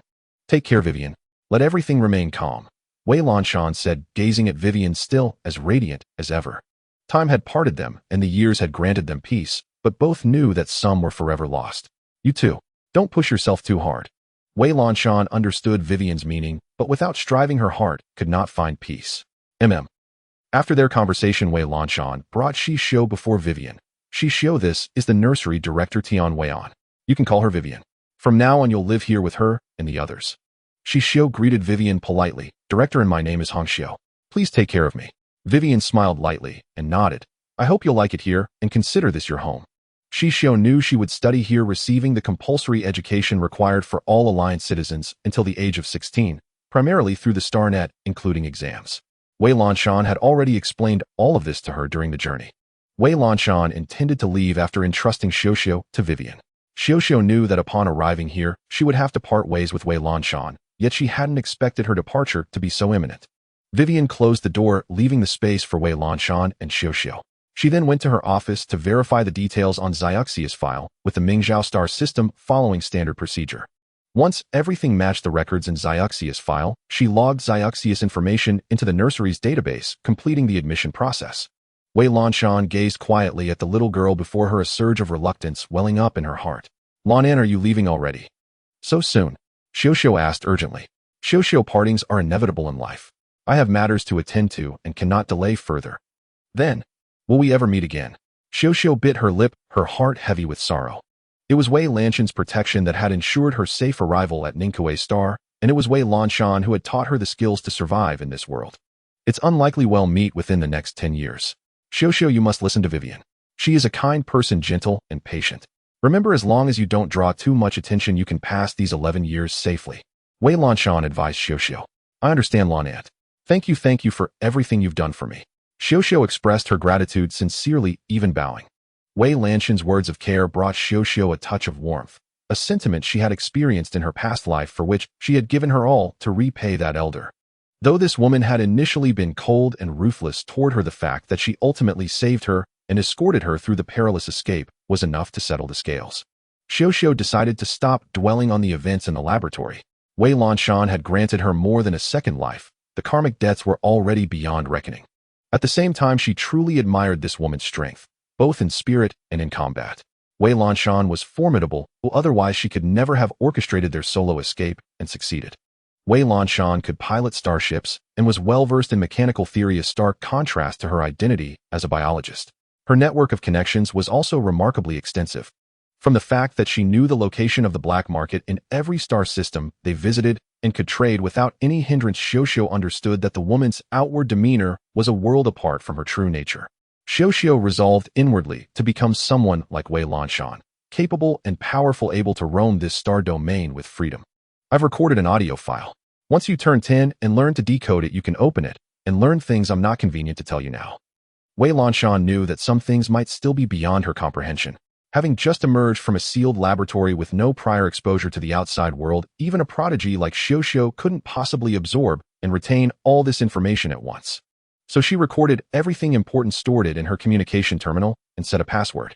Xixiu knew that the woman before her did not treat her as a child. Their dynamic since arriving on the surface had been that of two adults. Thus, she never pretended to be cute or naive in front of Wei Lanshan. She asked many questions about things she didn't understand and committed them all to memory. Xixiu strived to grow strong. Only then will you have a place in this boundless starry expanse. The road ahead is arduous. Take care. Wei Lanshan stroked Xixiu's soft hair and spoke these words. I understand, Lanan, rest assured. I hope we can meet again amidst the sea of stars, and when we do, I will not disappoint your expectations. Xixiu, with her pure black eyes, made a solemn vow. Wei Lanshan was pleased with Xixiu's answer. She knew the dangers ahead, yet was willing to strive even alone. That courage alone earned Wei Lanshan's respect. She had not saved the wrong person. Are you afraid to face such a vast world alone? I feel fear, but I cannot be afraid. These were Xixiu's true feelings. This world held dangers, but it was also magnificent, boundlessly beautiful. And with a long life ahead, she could accomplish many things she had never had the chance to in her past life. This was a different existence. Good. If you encounter difficulties, you can turn to Vivian for help. Don't be fooled by her administrative role. She was quite formidable in her day. Wei Lanshan seemed to recall the years they had spent together. All right, Lanan, this is a gift for you. I think it might be useful. Please accept it. Xixiu handed Wei Lanshan a piece of paper. It was the heart-calming sutra that Xixiu had transcribed from memory and translated into the Alliance language, offered as a token of gratitude for saving her life. Though the gift was modest, it was the only thing she possessed at the moment. Wei Lanshan reached out and embraced the little girl who barely reached her waist. It seemed like only yesterday that the tiny infant had emerged from the culture chamber, yet now they were about to part. Thank you, Xixiu. I will watch over you from somewhere beyond the sea of stars, watching you grow and dazzle this era. At that moment, Wei Lanshan had no idea what kind of gift she had received. In countless future crises, she would thank herself for showing kindness to that child. Saving Xixiu was the most correct decision she had ever made. After these final instructions, Wei Lanshan left the nursery. Xixiu stood rooted to the spot until Wei Lanshan's figure vanished from sight. After bidding farewell to Xixiu, Wei Lanshan changed her identity once more and quietly departed from Ningque Star. Only Vivian knew her whereabouts. Returning from Ningque Star to the capital star would take her nearly a full lunar month. She took the item Xixiu had given her, scanned the text, and stored it in her terminal. Then she opened the star net connected to the central AI and reviewed the mission she was about to undertake. For the next 10 years, Xixiu received no word from Wei Lanshan.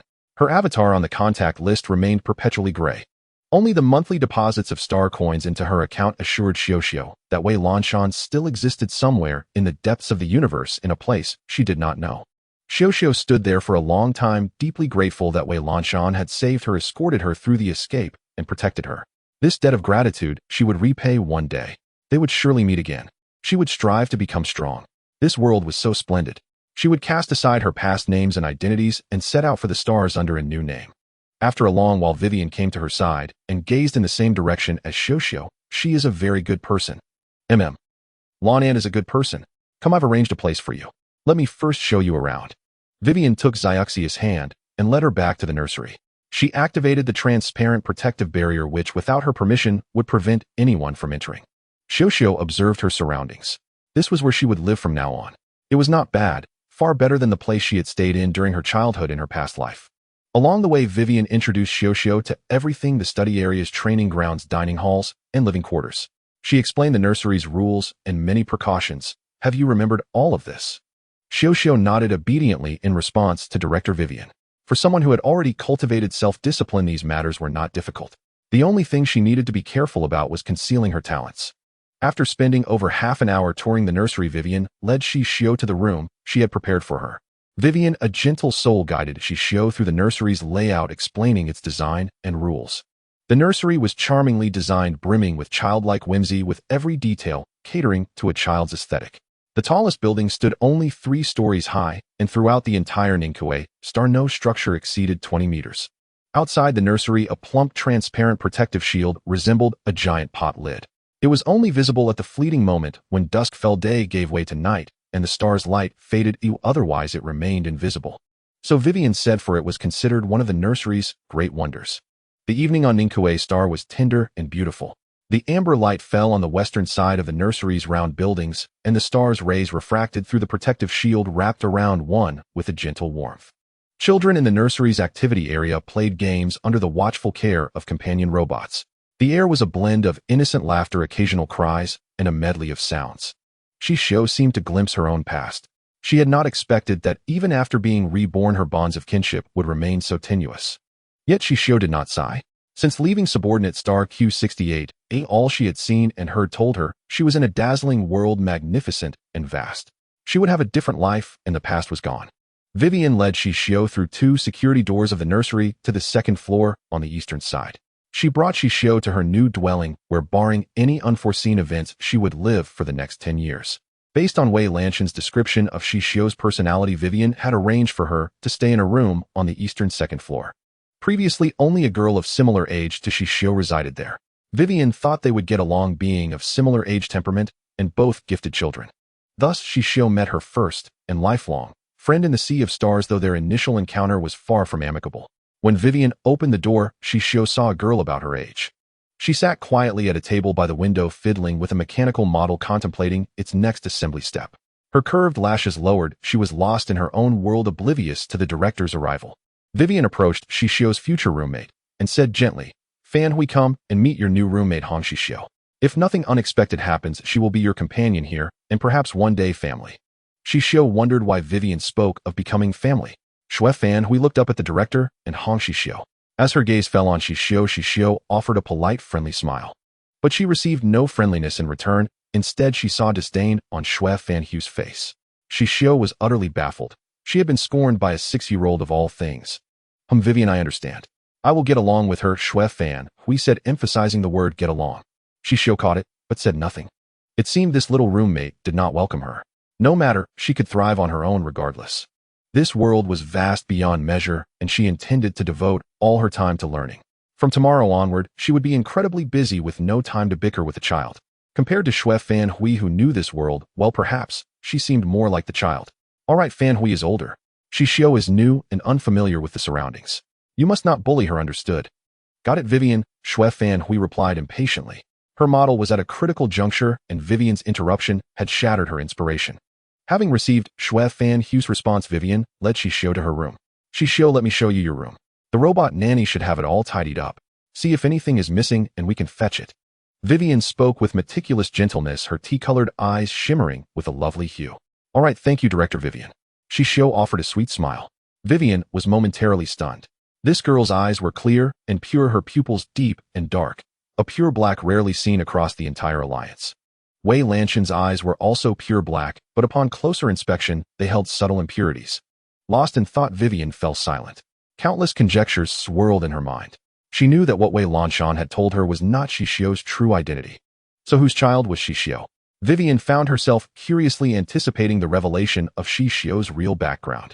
Xixiu did not understand Vivian's astonishment, but she paid it no mind. Instead, she surveyed the room's decor. It was not a saccharine princess chamber, but a space designed for simplicity, convenience, and safety. She was pleased. Snapping back to reality, Vivian sent the nursery's rules to Xixiu's terminal. At 5 years old, Xixiu could use the terminal's voice translator to comprehend the text. The rest would be taught by the Star Network's language instructor once school began. After settling Xixiu in her room, Vivian entered Xixiu's personal information into the nanny robot's database. All daily affairs would be managed by the robot. Having completed these tasks and offering a few more detailed instructions, Wei Lanshan handed Xixiu over to Robot 08. After Vivian left, Xixiu stayed in her room, activating the terminal Wei Lanshan had given her to review the rules Vivian had sent. The device on her wrist was standard issue for all Alliance citizens at birth. Called a terminal, it was essentially a chip implanted beneath the skin of the wrist. A simple touch of her finger activated the central network, projecting a light screen for easy operation. Xixiu could not identify its material. It was likely some form of black technology. Once she mastered this knowledge, she might understand its principles. She read through all the instructions Vivian had sent, committing the key points to memory. The robot would deliver pre-prepared nutrient solutions at set times, supervise their consumption, and then oversee exercise. Soon Xixiu received various Star Network course schedules from Vivian. Starting tomorrow, she would study in segments on the Star Network daily, 4 hours of cultural lessons and 2 hours of unified training. Any additional personal plans were to be scheduled on her own time. As long as the training room was available, she could train there. Furthermore, children over 10 years old were housed in a separate building. Xixiu also noticed that all the children playing in the yard were girls. The older children aged 10 and above were in the rear building, separated from the younger section to prevent bullying and facilitate management. The younger ones would only move to that building after the current older cohort graduated. Thus, Xixiu would remain in her current building until graduation. As Xixiu busied herself in her room, Xue Fanhui, whose thoughts had been interrupted, drifted to Xixiu's doorway. Xue Fanhui watched Xixiu deftly organize her belongings, surprised. She had assumed the pretty girl the director brought would be a delicate prima donna. She certainly looked the part. But Xixiu was even more capable than she was. Xue Fanhui's eyes sparkled with admiration. She adored self-reliant, competent girls. Xixiu released some clothes from her space button and organized them, her small frame bustling about for about an hour. It was already dusk, the star having set in the west. Xixiu planned to take a bath, change clothes, have dinner, and do some simple exercises in her room before resting. Looking up, she saw Xue Fanhui staring at her with astonishment. "Hello, can I help you?" Xixiu asked, deciding to break the silence since the girl had been quiet for so long. "Oh, nothing. Are you Hong Xixiu?" "Yes, and you're Xue Fanhui, right? I'm new here and don't know much. If I disturb you, please let me know and I'll adjust." Xixiu understood that even under the same roof, everyone had different habits, even children. What one might overlook could be another's taboo. Communicating beforehand would prevent future conflicts. Children in the Alliance began absorbing knowledge at age 3, with physical and mental training starting as early as 2. Xue Fanhui appeared to be a year older than Xixiu's physical age, and at 6, children in the Alliance were already quite mature. Thus, Xixiu didn't speak to Xue Fanhui as if to a child, and judging by her reaction, it was the right approach. "I like quiet. When I'm at my desk working on models, I don't like having my train of thought interrupted." Xue Fanhui hadn't expected this younger girl to be so considerate. Her previous roommate had been too noisy, prompting her to ask Vivian for a move. "Okay, I like quiet too. They'll keep that in mind." Xixiu nodded and smiled at Xue Fanhui. Xue Fanhui was delighted, as having her habits respected was a joy. She smiled back at Xixiu. Xixiu observed the distinctive girl before her, unlike anyone she'd met. With wheat-colored skin, striking phoenix eyes, and an upright posture, she exuded vitality. Xixiu felt pleased, hoping there would be few conflicts with Xue Fanhui and that they could get along. The two had reached a preliminary understanding, laying the first stone for future coexistence. After their first exchange, Xue Fanhui returned to her room to gather her clothes, planning to wait until her new roommate finished bathing. The orphanage housed about 200 children, all girls, mostly homeless, abandoned, or orphans from frontier battles placed here by the Alliance for convenience. Around 90 were over 10 years old, housed in another building, and seldom came to Xixiu's side. For ease of management, the orphanage arranged 3 children per suite, each with their own room grouped by age to prevent bullying, sharing a bathroom and washroom. The living space was spacious with modern furniture and incredible tech that made life convenient. Xixiu loved it. She had just checked the washroom and emerged feeling fresh and clean. The clothes were quick-drying, light and breathable, but the color was unbearable, a garish green suit that made her look like a moving blob of green ointment. No help for it. Since Ningque Star's signature color was green, the buildings and utensils here were all this refreshingly lovely shade, a hallmark of the planet. After her bath, the robot delivered the day's nutrient supplement, which tasted like carrots. Xixiu had been eating this since the lab and was tired of it, but she had no choice. It was necessary for balanced nutrition. She finished dinner in 5 minutes, cleaned up the trash, and began her exercises: simple punches, arm strength training, and controlling her mental energy. An hour later, sweating, Xixiu stood under the shower. After a mist of steam, she emerged refreshed, climbed into her small bed, and prepared to rest. Next door, Shui Fanhui was shocked by her self-discipline, as even she couldn't manage such a routine. So she sped up her own training and climbed into bed after Xixiu turned off the light. On her first night on Ningque Star, Xixiu slept lightly. Having never dreamed during her escape, she unexpectedly dreamed of her past life and that person. When the morning terminal alarm rang, Xixiu was still dazed with traces of dried tears at the corners of her eyes. She sat up, wrapping her arms around her knees, looking out at the dim dawn sky. The star had yet to rise, and the orphanage was silent like her heart. No way to go back. She glanced around, taking in everything with her big eyes. This would be her sanctuary from now on, where she would live. What the future held, no one could predict. Without time to dwell, she heard Shui Fanhui starting her exercises next door.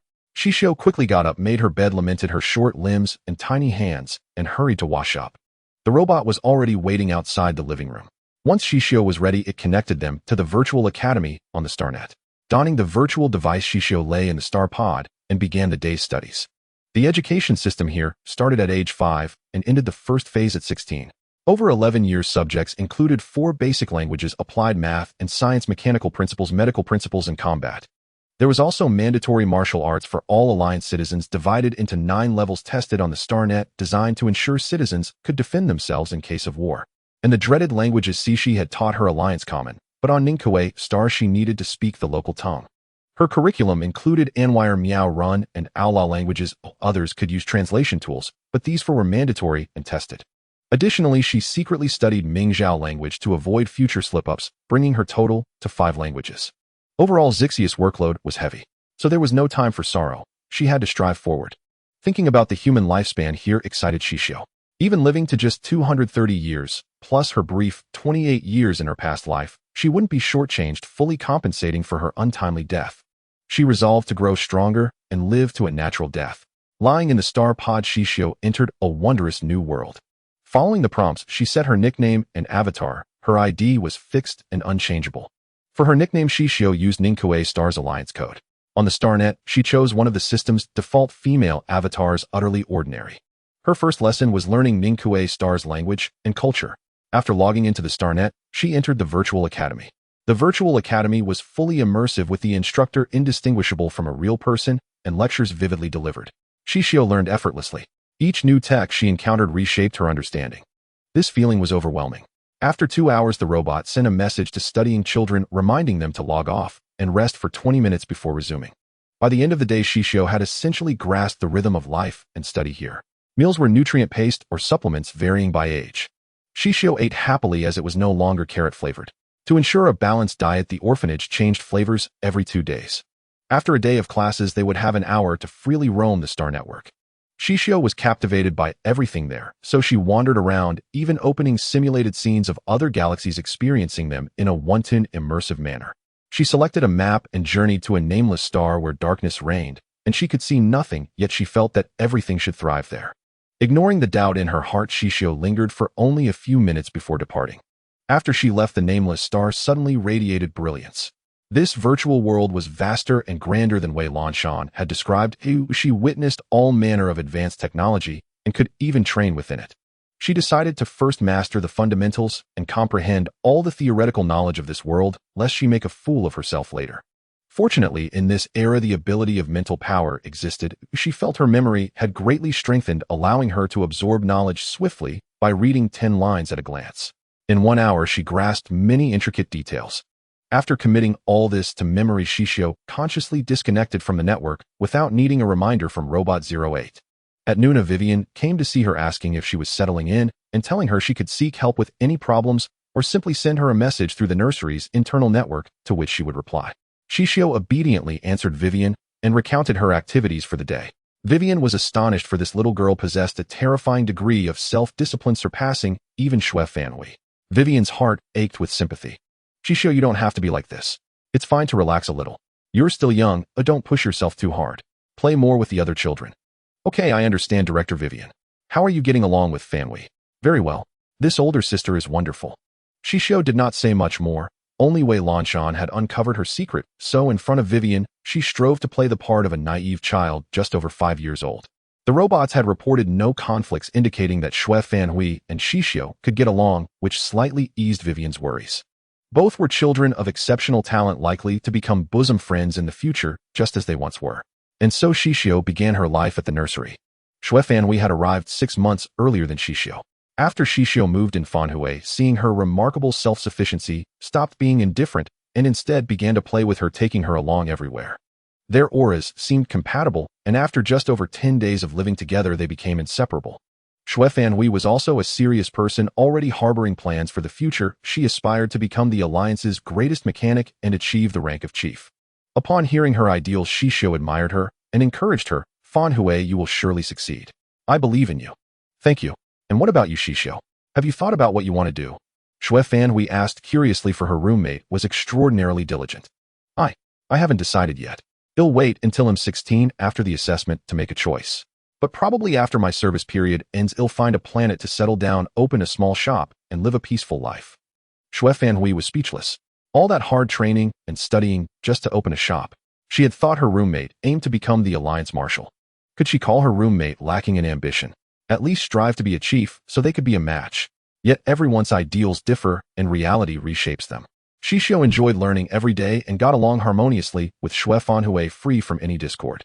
She also had no friction with the other children at the nursery, as the time they spent playing together each day was merely a dozen minutes. Their coursework was too heavy, and with robot companions they mostly stuck with their roommates, rarely interacting with others beyond a nod of acquaintance. Vivian also took good care of her, visiting several times a day to ask about any difficulties in studies or training, and Xixiu always answered obediently.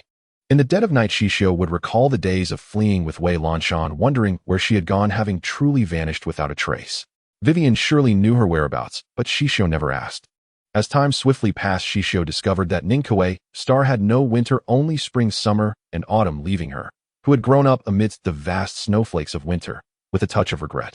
Time slipped by in daily intensity. Xixiu spent over half a year mastering the languages and scripts of Ningque star and Mingzhou star. Her physical arts also advanced to the 3rd level of speed that left Xue Fanhui astounded. For Xue Fanhui, though a year older, was only at the 3rd level of physical arts herself. One evening after dinner, Xue Fanhui led Xixiu to their secret base in the nursery, a large tree that Fanhui had discovered before Xixiu's arrival. Lately, the two often evaded their caretaker robot 08 at night to come here and gaze at the starry sky. Countless stars twinkled against the black firmament as they identified which one was the capital star, vowing to go there together one day. Unbeknownst to them, their friendship deepened. They swiftly climbed to the treetop and perched at a fork in the branches. The color of their clothes blended with the tree, and since it was dusk, no one passing below could detect their presence. Xue Fanhui crossed her legs, her small face serious. Xixiu, what is the secret to physical arts? Xixiu was puzzled. Was Fanhui asking for her secret? Speed, precision, and relentless practice. That was the most straightforward answer. No, I mean, what is your secret to training physical arts? I train the same as you do. Xixiu was confused.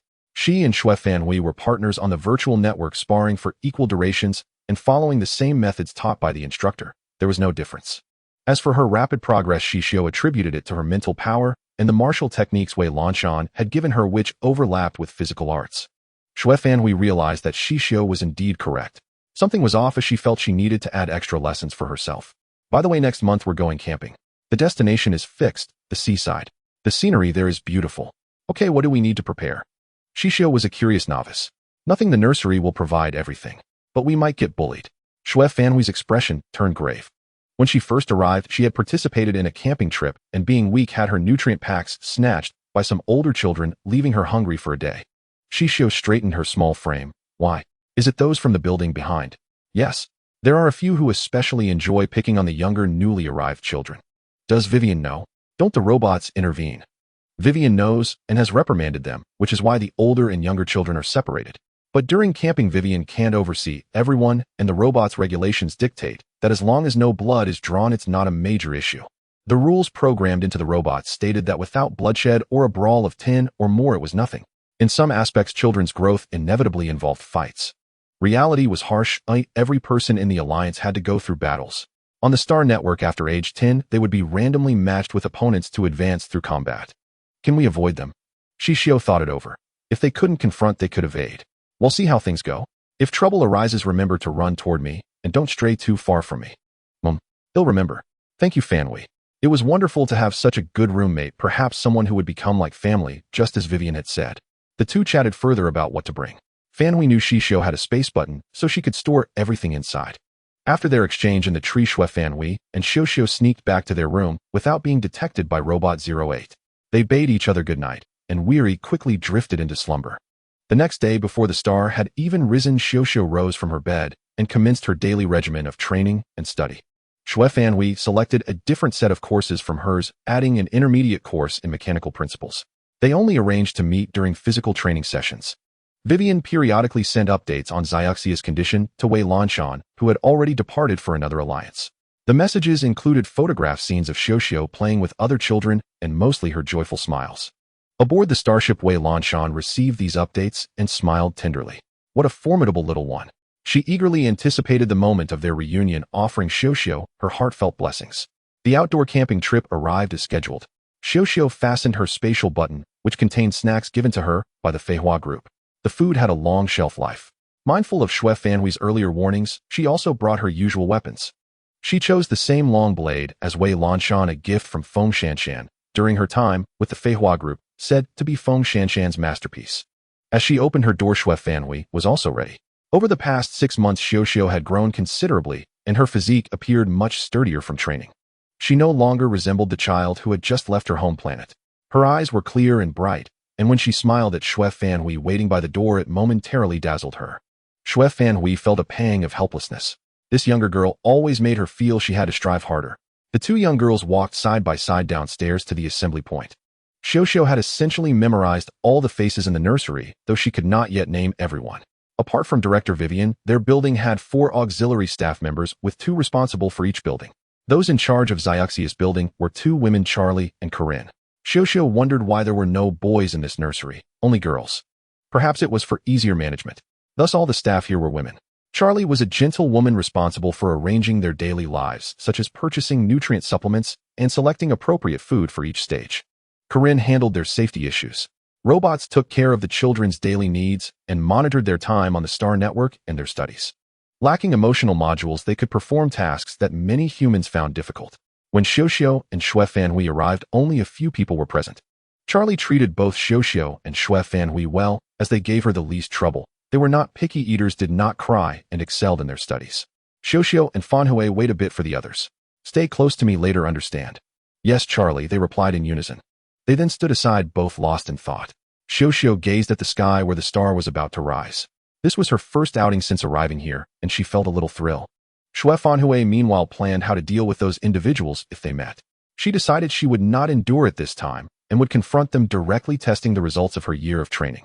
Once all the children had gathered, Vivian had them board the vehicle one by one. The driving robot's skills were exceptional, and the hovercar smoothly ascended onto the skyrail. This was the second time Xixiu had viewed this planet from a height, and she was still captivated by its beauty. She sat beside Fanhui, taking in the scenery. Fanhui spoke to her, Xixiu, if we run into them again, watch for my signal. Xixiu looked at Fanhui's serious expression, wondering if she was preparing to fight to reclaim her honor. Oh, okay. On the way, the robot played the latest news from the Alliance. Xixiu was surprised to see Yizhenwei. This was the first time she had laid eyes on her. Earlier, when the Star Network was abuzz with gossip about Yizhenwei meeting the heirs of major families, she and Wei Lanshan had been on the run and unaware of the affairs of Yizhenwei and the Yi family. However, it was clear that all the children on the vehicle recognized Yizhenwei. She had become famous after the welcome banquet jointly hosted by several major families. The event had been live-streamed on the Star Network, and now everyone in the Alliance knew her. This news was about her participation in an Alliance competition. Every Alliance year, equivalent to about 2 years in other star systems, the Alliance held a competition. Participants were children under the age of 16 with physical fitness of 4A and mental strength of 2S or higher. All citizens under 16 from the Alliance's 20-star systems who met these criteria could register. Those who achieved good results would receive contribution points from the Central Intelligence and military academies would take note of their abilities, providing focused training upon enrollment. Talent was predetermined, and this path was inevitable, since there was a shortcut who would refuse it. Thus the competition was extremely popular. Given Yi Zhenwai's talent, she likely did not need to participate in such a contest. With her abilities, she could directly enter an elite class upon joining a military academy and be groomed as a future Legion commander. Xixiu did not understand why the Yi family was so high profile. Before one fully matured, shouldn't they remain low-key and avoid drawing attention? This was the survival wisdom Wei Lanshan had taught her. Xixiu understood the principle that the tallest tree is the first to be felled by the wind. Hence, she heeded Wei Lanshan's advice in the nursery, not seeking the limelight, and only performing slightly above average in her studies. After reaching the 3rd level in physical arts, Xixiu slowed her pace, matching Shui Fanhui's level to avoid arousing suspicion. The children in the vehicle chattered animatedly, each yearning for the capital star. The images of the capital star were breathtakingly beautiful, and they all regarded Yi Zhenwei as their idol. Even Shui Fanhui watched with unusual seriousness. Xixiu observed Yi Zhenwei's match. Yi Zhenwei defeated her opponent, a boy with physical fitness of 5A and mental strength of 2S, 2 years her senior, in just 5 minutes, completely overwhelming him. The scene erupted in cheers. Everyone in the Alliance was thrilled as Yi Zhenwei's 3S talent proved astonishingly powerful. Shui Fanhui sighed beside her. Xixiu, she's incredible. I wish I had her strength. The initial level measured at birth could be improved later, but no one in the Alliance had ever succeeded in advancing from 3S to 3S. Xixiu offered a fair assessment. Indeed, she's very strong. Fanhui, if you want to become powerful, you must work hard. Keep it up, and one day you'll shine as brightly as that pretty sister on the Star Network. Hee okay. Xixiu, let's both work hard. See you on the capital star. According to the normal timeline, Shui Fanhui would head to the capital star a year earlier than Xixiu. Shui Fanhui's physical fitness was currently 4A, and her mental strength was 2S. Her talent was the best at the Ningkue Star Nursery, but due to her young age and lack of practical experience, she had been bullied by older children when she first arrived. Xixiu fell into silence. Fortunately, she did not resemble the Yi family members in appearance, otherwise, given Yi Zhenwai's frequent exposure, her life might be in danger. Even Vivian might have suspected her origins. Xixiu let out a long, relieved sigh. Xixiu concentrated on the live broadcast of the StarNet, meticulously recalling every movement of Yi Zhenwei, for these were the lessons she needed to learn.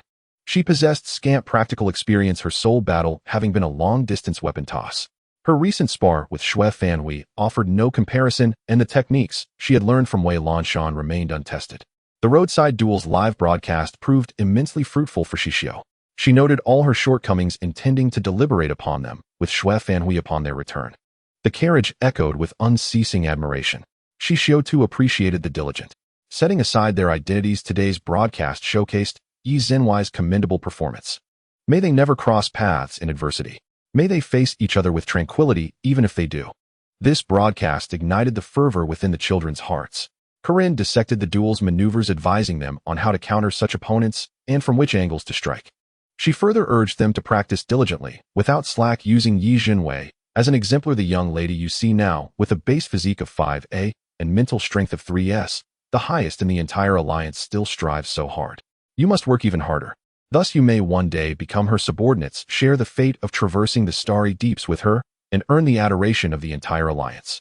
Following her, your exploits shall be recorded in the Central Brain's database, achieving eternal renown. The 90-odd children in Xixiu's carriage, their eyes wide, felt their hearts surge with passion. They resolved to strive to become subordinates of this exceptionally gifted young lady and serve the Alliance. Strive, strive, strive.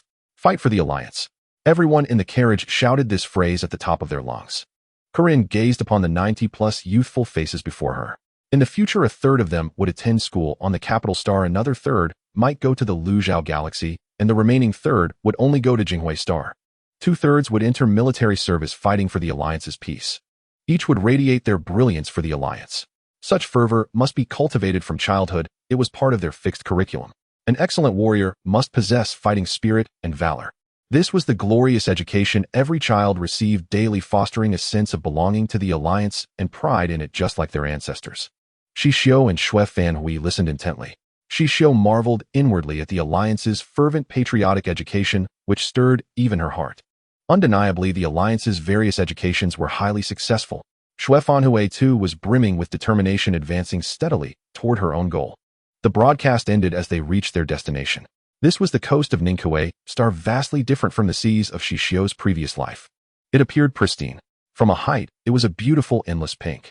Upon landing, a closer look revealed a soft purplish-pink hue, a gentle color. Xixiu adored it instantly and promptly searched the starnet for information about the coast. This beautiful pinkish purple was actually algae, and the sea here harbored no fish, only microorganisms.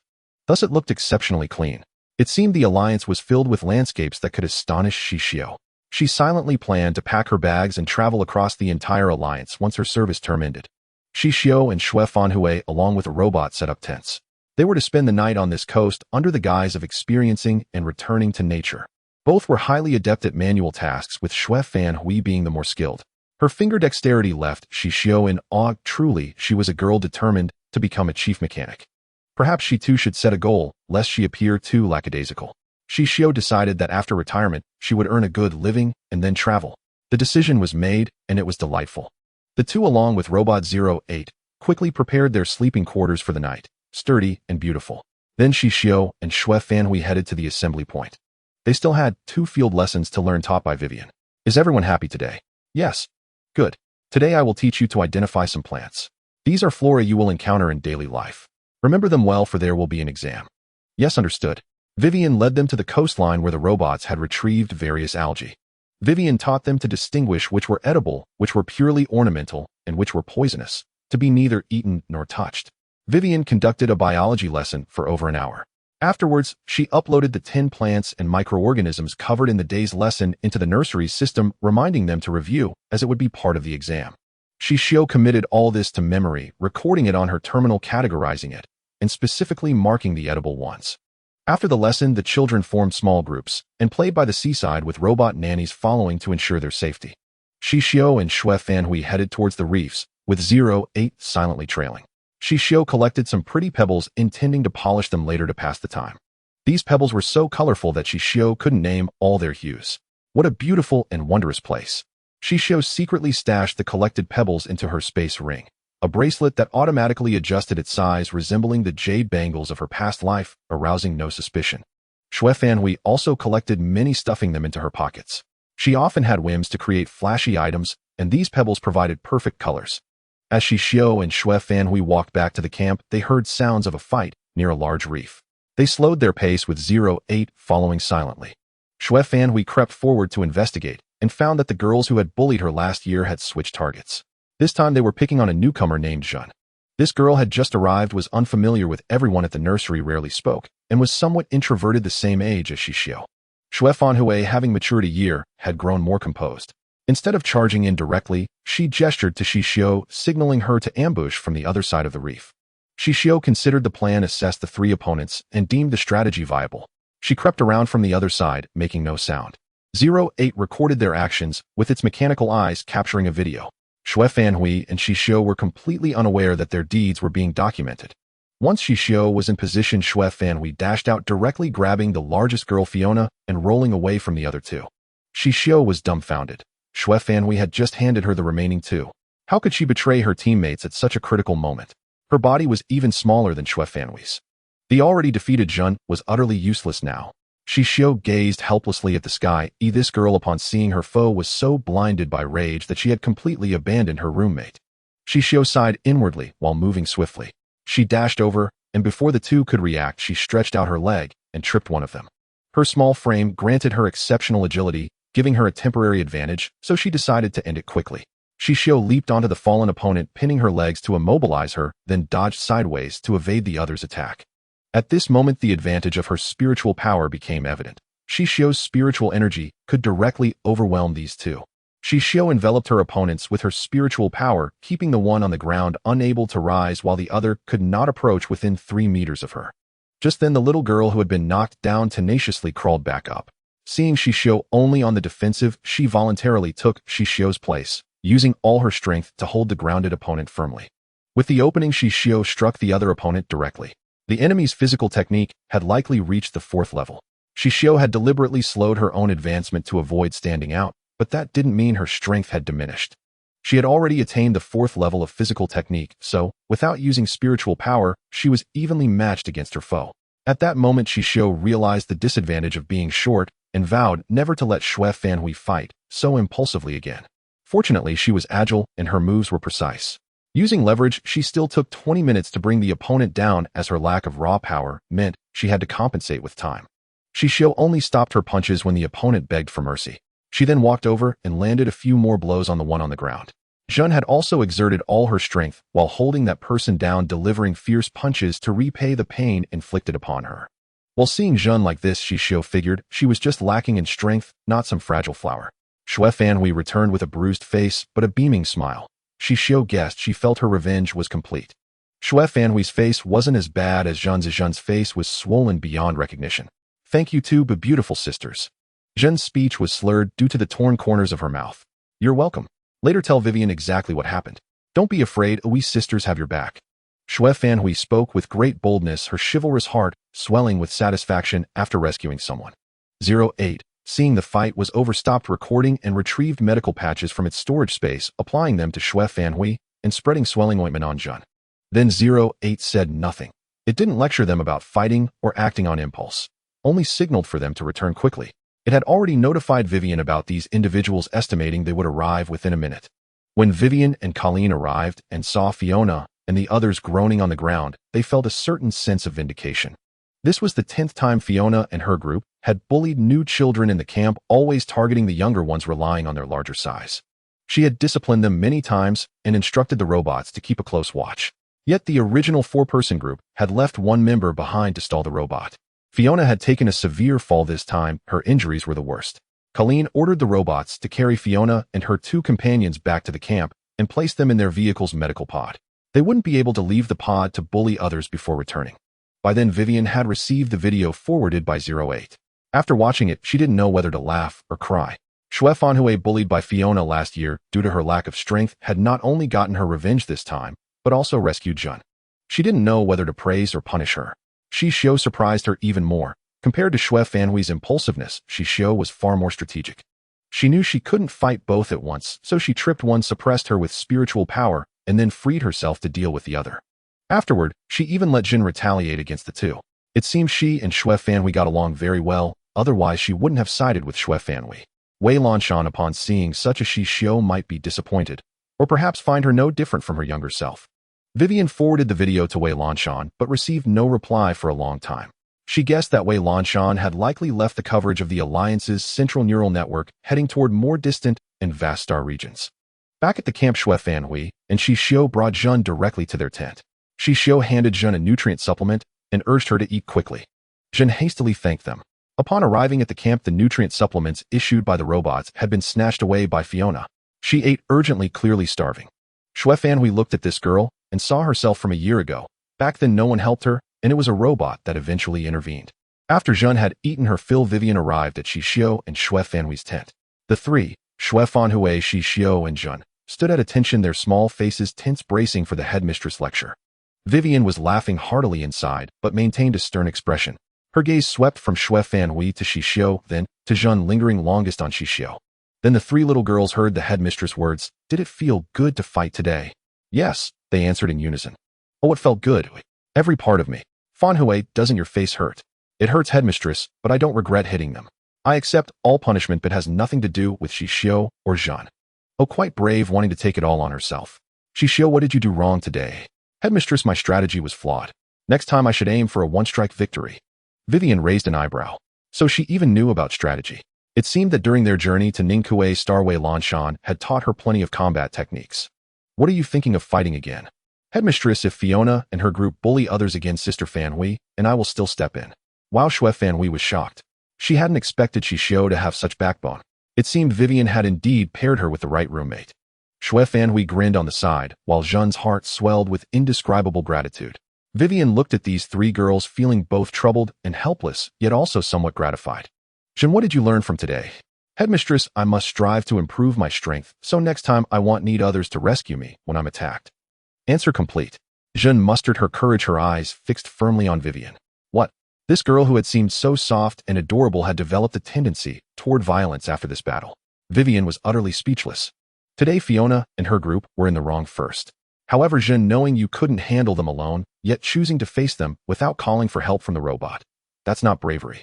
Vivian focused her lecture on Jun. Conflicts among children are hard to avoid, but if you're being bullied and lack the strength to fight back, you must call for help. Yes, Headmistress Vivian. Jun will remember. There won't be a next time. Xixiu had been feeling a bit anxious, but hearing Vivian's words put her at ease. At the age of 6, Jun experienced the first stirring of a desire for strength, overwhelmed by despair, as Fiona and her 2 companions pinned her to the ground and beat her. At that moment she thought, let it be, death would end this pain. Having already given up and lain still on the ground, Jin's will to live was reignited the moment Xixiu and Xue Fanhui appeared. Though they were born with inherent disparities in talent, Xixiu was the same age as her, and the gap was not yet so pronounced at this stage. Having just enrolled, everyone was progressing at the same pace in their studies, yet Xixiu could decisively knock those few down. Jin felt she was truly too weak. The pain of losing her parents, the panic of arriving in a strange environment, and the confusion about the future all vanished in that instant. So when Vivian asked her, she gave such an answer. Xixiu was also astonished, never expecting Jun to possess such resolve. Xue Fanhui, however, felt she had not saved the wrong person, her heart blooming with joy. All right, Jun, remember what you said. Your spiritual power level may not be high, but you can contribute to the alliance in other ways. The meaning of life lies not only in the military, but in every aspect. Everyone has their own path. Vivian spoke to Jun with heartfelt sincerity, fearing the young girl might develop psychological barriers. She offered a few words of guidance, hoping that whether or not Jun understood them, now she would remember them. Yes, Dean Vivian. Jun replied earnestly, her pretty little face taut with seriousness. Vivian ultimately punished Xixiu and the others by ordering them to clean the 3-story building they lived in and the front courtyard of the nursery for 7 days after returning. Given that such tasks were now handled by robots, no one performed manual cleaning anymore. 3 floors plus the courtyard, quite spacious, meant that even with the 3 of them working separately, each would have to spend over an hour. Xixiu and her companions accepted the punishment without bargaining with Vivian, as there was neither need nor reason to do so. As for Fiona and her group, Vivian decided to take coercive measures. They were prohibited from participating in any nursery outings until the end of their studies, and they were to clean the back building until they left Ningque Star, about a year's time. After Vivian left, Xixiu breathed a sigh of relief. She had feared Vivian would erupt in fury, but it turned out to be merely a disciplinary action. Xue Fanhui sprawled on the floor mat, replaying the glorious victories of the day in her mind, feeling quite satisfied. She had managed to turn the tables and achieved a complete triumph. Jun gazed at Xixiu with undisguised admiration, sending a chill down Xixiu's spine. From now on, can I train with you? My name is Jun. Jin's tone was exceptionally hesitant, as she had been rejected many times before. Xixiu didn't know how to answer her. Refusing her looking into those eyes that had regained their luster proved impossible to decide. I need to ask Fanhui because I always train with her. Fanhui, still lying on the mat, agreed without a second thought. Sure, but we wake up very early every day, and the training intensity is 3 times your usual. If you're sure you can handle it, join us. At that moment, none of the 3 girls retained any trace of childish innocence. Their hearts bore wounds more or less that might never fully heal. These experiences had forced them to grow up overnight, and they understood the hardships of the world. Coming to the nursery meant that from now on, in all the paths of their lives, they could only rely on themselves. They had no one else. I will work hard to keep up. Thank you, seniors. Jun bowed, tears streaming from the corners of her eyes. The gratitude in that moment was enough to etch itself deeply into her heart. Xixiu and Xue Fanhui were both nursing some injuries, so they didn't go out again. Jun obediently stayed in their tent. With nothing to do, the 3 of them connected to the Star Network, planning to browse information to pass the time. Xixiu, as usual, checked various news, while Xue Fanhui focused on the latest developments in the machinery industry. Jin, lacking a clear goal, simply followed Xixiu's lead and also browsed miscellaneous information. Seeing that the 3 young girls were getting along harmoniously and that Jun was unwilling to return to her own tent, Vivian instructed Xue Fanhui to let Xixiu and Jin squeeze in with her for the night. Jin had been lured to the reef that day by her own tent mate, and she likely never wanted to see that roommate again. After some consideration, Vivian decided to rearrange the dormitory assignments upon returning. The 3 girls slept peacefully through the night. The next day's lesson was on identifying various minerals. Ningque Star was not only a border defense system, it also yielded a type of crystal called Shulai stone, a raw material used to manufacture folded space. The bracelet on Xixiu's wrist was made of Shulai stone, whose price had remained high in recent years. This crystal was transparent, very small, about the size of a fingernail, and often mingled among the various sands and gravels of the Purple Coast. Private mining was usually prohibited on Ninkue Star, but the nursery was an exception. Every year Vivian's nursery was allowed to conduct one search, and whatever they found belonged to the children, a way to generate income for them. After breakfast, Vivian led the children to the Purple Coast to search for Shulai stones. Xixiu, Xue Fanhui, and Zhun formed a team. After a night's rest, Xue Fanhui's injuries had faded, while Xixiu's bruises were mostly on her body, sparing her face. As for Zhun, once the swelling on her face subsided, Xixiu was astonished to discover that the girl was exceptionally beautiful. So beautiful. Her lashes were like raven feathers, her eye sockets deep, her small nose delicate and upturned. She resembled a doll, the most exquisite kind. Zhun was a beauty, and she would only grow more captivating with age. To prevent a repeat of yesterday's incident, Vivian tightened the supervision of her assigned children by adding a strengthened monitoring program to the robots. After listening attentively to Vivian's instructions, Xixiu buried herself in the search for Shulai stones. Before long, she had found 4 or 5, which she showed to Vivian for confirmation before pocketing them. Vivian declared that any Shulai stones found during the lesson belonged to the children. Upon returning to the nursery, Charlie would count them, and the nursery would sell them collectively. The star coins earned would be directly deposited into their accounts, which they could manage themselves when they turned 10, their first income. All the children were highly motivated as they had only one morning to search. Upon hearing this, Xixiu's face lit up with joy. These were star coins after all. In the Alliance, one could hardly move a step without money, and this little money grubber was already scheming about how to earn more. Xue Fanhui and Zhun were equally driven. The 3 of them followed the coast westward. Xixiu discovered a trick: whenever she encountered colored gravel, a Shulai stone was sure to be nearby.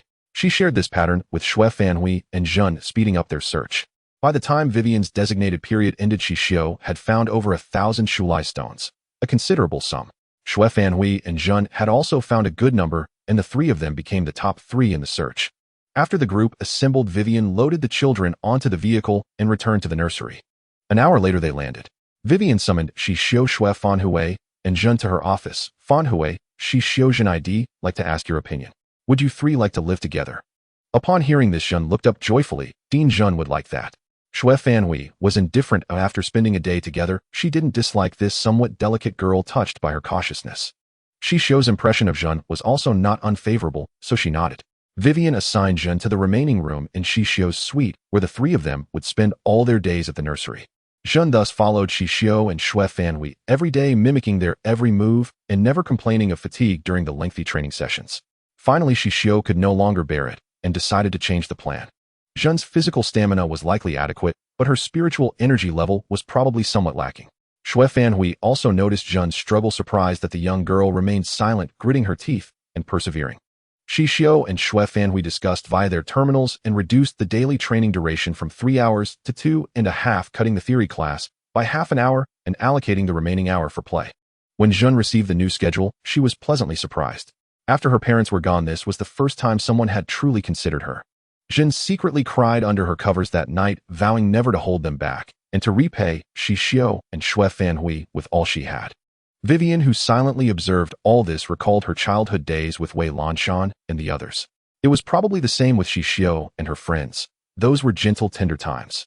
2 months after returning from the Purple Coast, Xixiu received the first payment of her life on her terminal. The Schuler stones they had found by the seaside last time were all sold by Charlie, who settled the star coins today and transferred them into the children's accounts. Xixiu stared at the balance on her terminal, grinning widely. She was in the middle of losing her baby teeth, which made her smile look somewhat comical. Xue Fanhui shook her head, seeing her obsessed with wealth. A usually composed young girl, how could she be so fond of star coins? Contributing to the Alliance would naturally earn her star coins as her contribution points increased. Xue Fanhui shook her head. Zhun transferred 1/3 of her star coins to Xixiu. Xixiu didn't accept. Zhun, why are you giving me star coins? Keep them for future use. Xixiu, it was you who taught me the method to find so many. These star coins rightfully belong to you. Director Vivian had said to repay kindness. All right, no need to give them. Zhun, keep them, and we'll use them for our future travels. Hearing this, Zhun's eyes lit up instantly. Travel? Yes. When Vivian thinks we're ready to go out, we'll travel.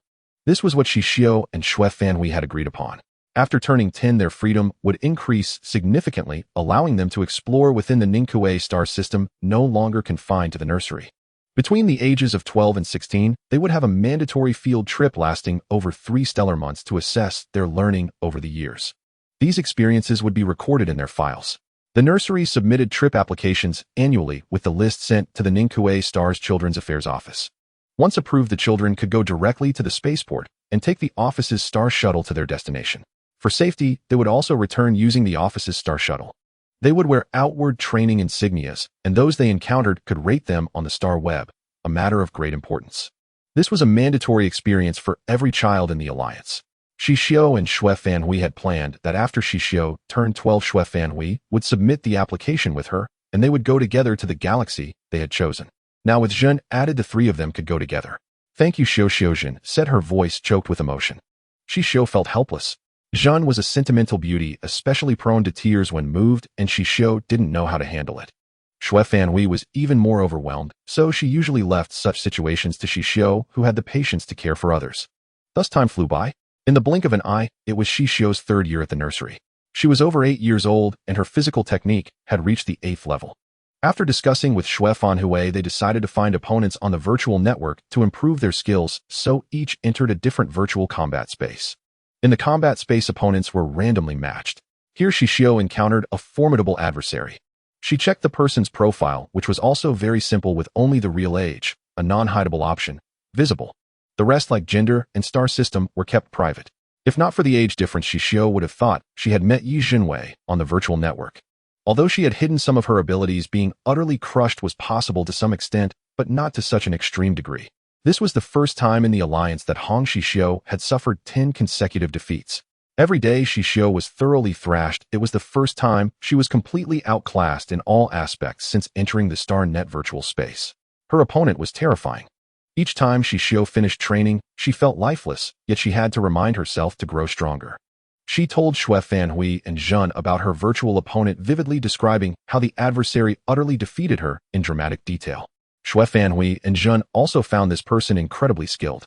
They privately discussed with Xixiu how this opponent would fare against the Alliance's prodigy Yi Jinwei, likely a draw. Over the past 2 years under Xixiu and Xue Fanhui's guidance, Zhen had improved rapidly, with her physical technique reaching level 6, just shy of level 7. Xue Fanhui and Xixiu were quite satisfied with her progress. Zhen was no longer a little crybaby. She had become much brighter, as if she had found hope in life. Vivian watched the growth of these 3 children and nodded to herself. With their level of effort, Ningque Star might produce a few legends. She was looking forward to it. Finally, after 3 years, Wei Lanshan sent Vivian a message with a few simple words: "Message received. All is well. Don't worry." Truly the Wei style, Vivian murmured to herself, staring at the screen. The Robot 08 still took care of Xixiu and the others, but with the rapid technological advancements in the Alliance in recent years, 08 had been upgraded several times and was now nearly a universal robot except for combat. On a Ningque Star afternoon, Xixiu had just finished showering and nimbly climbed up to their secret base. Zhen and Xue Fanhui were already waiting for her. "Xixiu, hurry up. This flavor of snack is delicious. I saved some for you, or Fanhui would have eaten it all." Zhen handed her snack to Xixiu. Among them, Fanhui had turned 10 and could use her savings, so she had gone on a crazy online shopping spree, indulging in snacks nonstop. The nursery organized trips to the coast to find Schuler stones every year, so over the past 3 years the 3 of them had accumulated a considerable amount of star coins through hard work. "Thank you, Zhen. Only my beautiful Zhen is the best to me. Fanhui just likes to bully people off." Xixiu hugged Zhen, eating snacks and complaining about Xue Fanhui. Xue Fanhui raised an eyebrow sharply. "In that case, should I cancel the snack purchasing project?" No. Fanhui is the best, the absolute best." Xixiu quickly saved the situation. "Alright, are you still getting crushed by that opponent of yours? Don't even mention it. The gap is too big." Xixiu cried tears of despair. The age difference was one thing, but the disparity in strength was the most frustrating. Even if she unleashed all her hidden power, she estimated she could only win about 4 rounds. Recently, she hadn't heard of any 15-year-old genius in the Alliance. Could it be that geniuses were hiding their strength and mingling among the common folk, just like her? The more Xixiu thought about it, the more plausible it seemed. "Finally, what about you? Did you take down your opponent?" "Of course. But from your description, that opponent of yours might have a spiritual power level beyond 3S. Could they be a genius like the Alliance Star Yi Jinwei?" Xue Fanhui hit the nail on the head. "I guess so. So it's perfectly normal for me to be utterly crushed." Xixiu felt that even if she used her full real strength against this person, she stood no chance. It was terrifying. She had to work even harder. Stimulated by her opponent, Xixiu began to immerse herself in her training, while Zhen accompanied her most of the time, sweating in the training room. Xixiu took the time to provide Jun with extensive extracurricular guidance, ensuring she would have the ability to protect herself in case of danger in the future. After they turn 16, they are likely to part ways. Jun's mental power level has not improved, seemingly stuck at a fixed value. She has already decided to go to Jinghua Star in the future, choosing a career in education, aspiring to become someone like Wei Weian. She is reluctant to separate from Xixiu and Xue Fanhui, but over the years her mindset has changed significantly, and she has gained the resolve to face her future alone. No one can accompany her for a lifetime. They will eventually part ways. Xixiu and Xue Fanhui have a more difficult path ahead, and she will not let them worry about her. Thus Jun trained alongside Xixiu, striving to ensure that after parting from them, she could protect herself in the face of danger, alleviating their worries from afar on Gaia. Xixiu combines several martial arts suitable for close combat, urging Jin to practice, while she and Xue Fanhui repeatedly researched strategies to address Jin's weaknesses, ensuring she mastered them all. After their travels, their time together would become limited. Xixiu continued to endure daily defeats, yet she learned a great deal from her opponents, making progress each time. This caught the attention of her opponents, who became more earnest and humble in subsequent matches. The opponents in the virtual training room are all matched. Once matched, they cannot be changed unless they reach the age limit and are forced by the Central Intelligence to higher rooms. It can be said that Xixiu and her opponent are probably the strangest pair of online friends, engaging in battle as soon as they enter the combat room without any small talk. Once matched successfully, Xixiu communicated her entry time to the battle room with her opponent, and after both parties reached an agreement on timing, they never chatted again. Unlike Xue Fanhui, who would chat in pure text with her opponent, filled with humor and sometimes even scrolling messages. Recently, Xue Fanhui had been busy designing weapons, planning to participate in the design competition organized by the Alliance this year. If she wins a prize, there would be a considerable reward. Meanwhile, Xixiu began to ponder ways to make money in her spare time. Finding Shulai Stone is only a once-a-year opportunity, and time is limited. Even with 8 hands, it would be challenging to become wealthy overnight. She estimated that there would be many places where she would need star coins in the future, as her wishes seem to be quite numerous. Xue Fanhui now spends more time locked in her room, transforming their trio into just Xixiu and Jun. They did not disturb Xue Fanhui too much, as mechanical design is very sensitive to interruptions. Xue Fanhui aimed for the 3rd prize in this competition, which she is determined to win. Therefore, both Xixiu and Jun tried to provide her with a quiet environment, only returning to the dormitory after dusk, spending the rest of the time in the training room or the communal virtual pods. After a month of seclusion, Xue Fanhui finally emerged from her room, and Xixiu was astonished by her work, truly someone aspiring to become the chief mechanic. Her creation was already on par with the hastily assembled work of Wei Lanshan. It was a small atomic laser cannon, compact enough for portability, and importantly, she improved the design so that despite its small size, it could fire 20 consecutive shots. It's worth noting that the Alliance's large atomic laser cannons can only fire 30 consecutive shots before requiring reloading of energy. Jin was truly happy for her roommate. Both are exceptionally talented individuals. She looks forward to the day when they stand together under the starry sky, contributing to the protection of this vast cosmos. She would silently bless them from behind. Xixiu seemed to see a future mechanical master, as Xue Fanhui indeed had exceptional talent in this field. Once Xue Fanhui had edited all parameters and experimental data for her work, she uploaded her creation to the competition group, and now all there was left to do was wait. The 3 of them resumed their previous routines, engrossed in training and diligently absorbing knowledge, leaving the other residents of the orphanage far behind. Xixiu had been battling her opponent in the virtual space for half a year and recently managed to achieve occasional victories, feeling a sense of accomplishment. The hard work she poured into her training finally yielded satisfactory results, making her want to cry out to the heavens in joy. After her improvement, Xixiu slowed down her physical training, balancing her cultural studies with training time. Recently, Xixiu had been growing quickly as she measured her height, finding her physical age to be 9 years, already reaching 165 meters. Xue Fanhui was about the same height, while Jun was slightly shorter. Xixiu thought about Wei Lanshan's height, and it seemed that the average height for women in the Alliance is around 1.8 meters, indicating that she still has room to grow. This is already the 4th year since Xixiu arrived here, and it is currently autumn on Ninghui Star. After Xue Fanhui's seclusion, the annual competition of the orphanage began once again. On that morning, Wei Weian gathered everyone for a routine briefing. In 10 days, our orphanage's annual confrontation competition will commence. This time, it will be a team battle with groups of 3 competing to see which team can knock down the most opponents to win. You are free to form your own teams, and once decided, please report your group's name to Xiali. Wei Weian announced the exam details. Do you understand? Understood. Additionally, I hope you will equally value the cultural exam. In the Alliance, there are no generals who are poor in cultural subjects. If one cannot master these basic knowledge, even if they truly become generals or marshals, they will not earn the respect of others. I reviewed the cultural exam results of each child, and besides, Xixiu, Xuefan Hui, and Zhen, whose cultural and physical scores are on par, others have not taken cultural subjects seriously, merely aiming to pass. It is important to know that all of their exam records are documented by the Central Intelligence, and in the future promotions and salary distributions are closely related to this. Moreover, regarding your future salaries, the Alliance will determine how much and what level, with cultural subjects also accounting for a significant portion. It is not merely about military achievements translating to higher salaries. When you first enter the military or start working, you will only receive the lowest level of salary. At that time, the scores on your records will play a decisive role, potentially increasing your salary by 20%. The children were in an uproar. They had not taken the robot's words seriously before, but it turned out to be true. The older children began to panic, thinking they would catch up on their cultural studies later. Xixiu had a smile on her face. This was truly wise. With the discipline of adults, they managed to secure a decent salary for themselves. After the meeting, the three returned to their dormitory. They had no worries about forming teams. As long as nothing unexpected happened, they should be able to sweep through the orphanage. Zhen's physical ability was considered high, only her mental power had not improved, whereas the competition was purely a martial arts contest, not allowing the use of mental energy.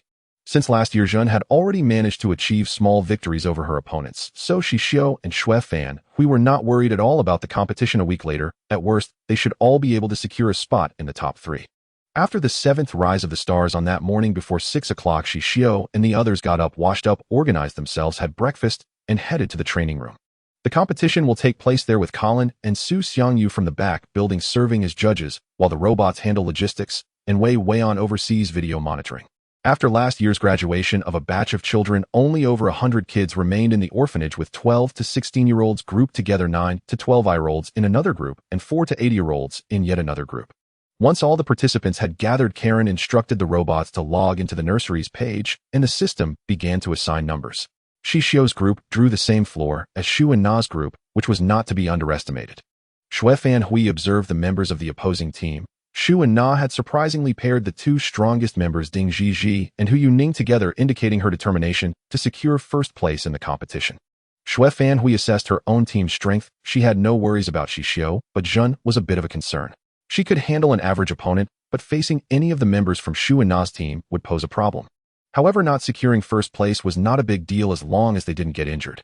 Thus, Xuefan Hui called Xixiu and Zhen together, saying, "Our opponent is Shu and Na. I have never fought against them before, but based on the rankings from the nursery's website, I might be able to hold my own against her. You two don't overexert yourselves. The important thing is to avoid injuries, understood?" Xuefan Hui was very considerate of the two younger girls, often making the decisions, while Xixiu assisted. Xixiu suggested, "Fan Hui'll handle Shu and Na. Let Zhen fight Ding Zhizhi and you take on the strongest Hu Yuning." During Xuefan Hui's closed-door training, Xixiu had been diligently working hard to improve Zhen's strength.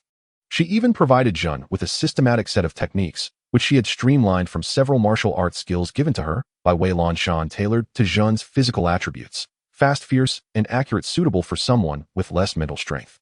However, she had not yet had the chance to inform Xuefan Hui about this. It would be a surprise for her. Xuefan Hui knew that Xixiu's arrangement was the most sensible, but she had heard some things about Ding Zhizhi's abilities, and she doubted Zhen would have any chance against her. Oh well, it didn't matter much about the ranking. Alright, let's do it this way. Zhen, remember, if you can't handle her moves, just admit defeat and don't get injured. Fan Hui, don't worry. Xixiu has taught me well. I've made great progress during this time, so watch closely. I won't get hurt, and he'll finish quickly. Zhen was full of confidence, knowing that Xixiu had worked hard for over a month to refine her martial skills. She couldn't let down her sister's efforts. She had worked hard for a long time, and today she was determined to show everyone. After watching several groups compete, Xixiu felt confident. Her true strength exceeded theirs by far. Therefore, she decided to use only 50% of her power during the competition to avoid revealing her true capabilities. Soon it was Xixiu's turn to compete, and both teams exchanged alliance greetings.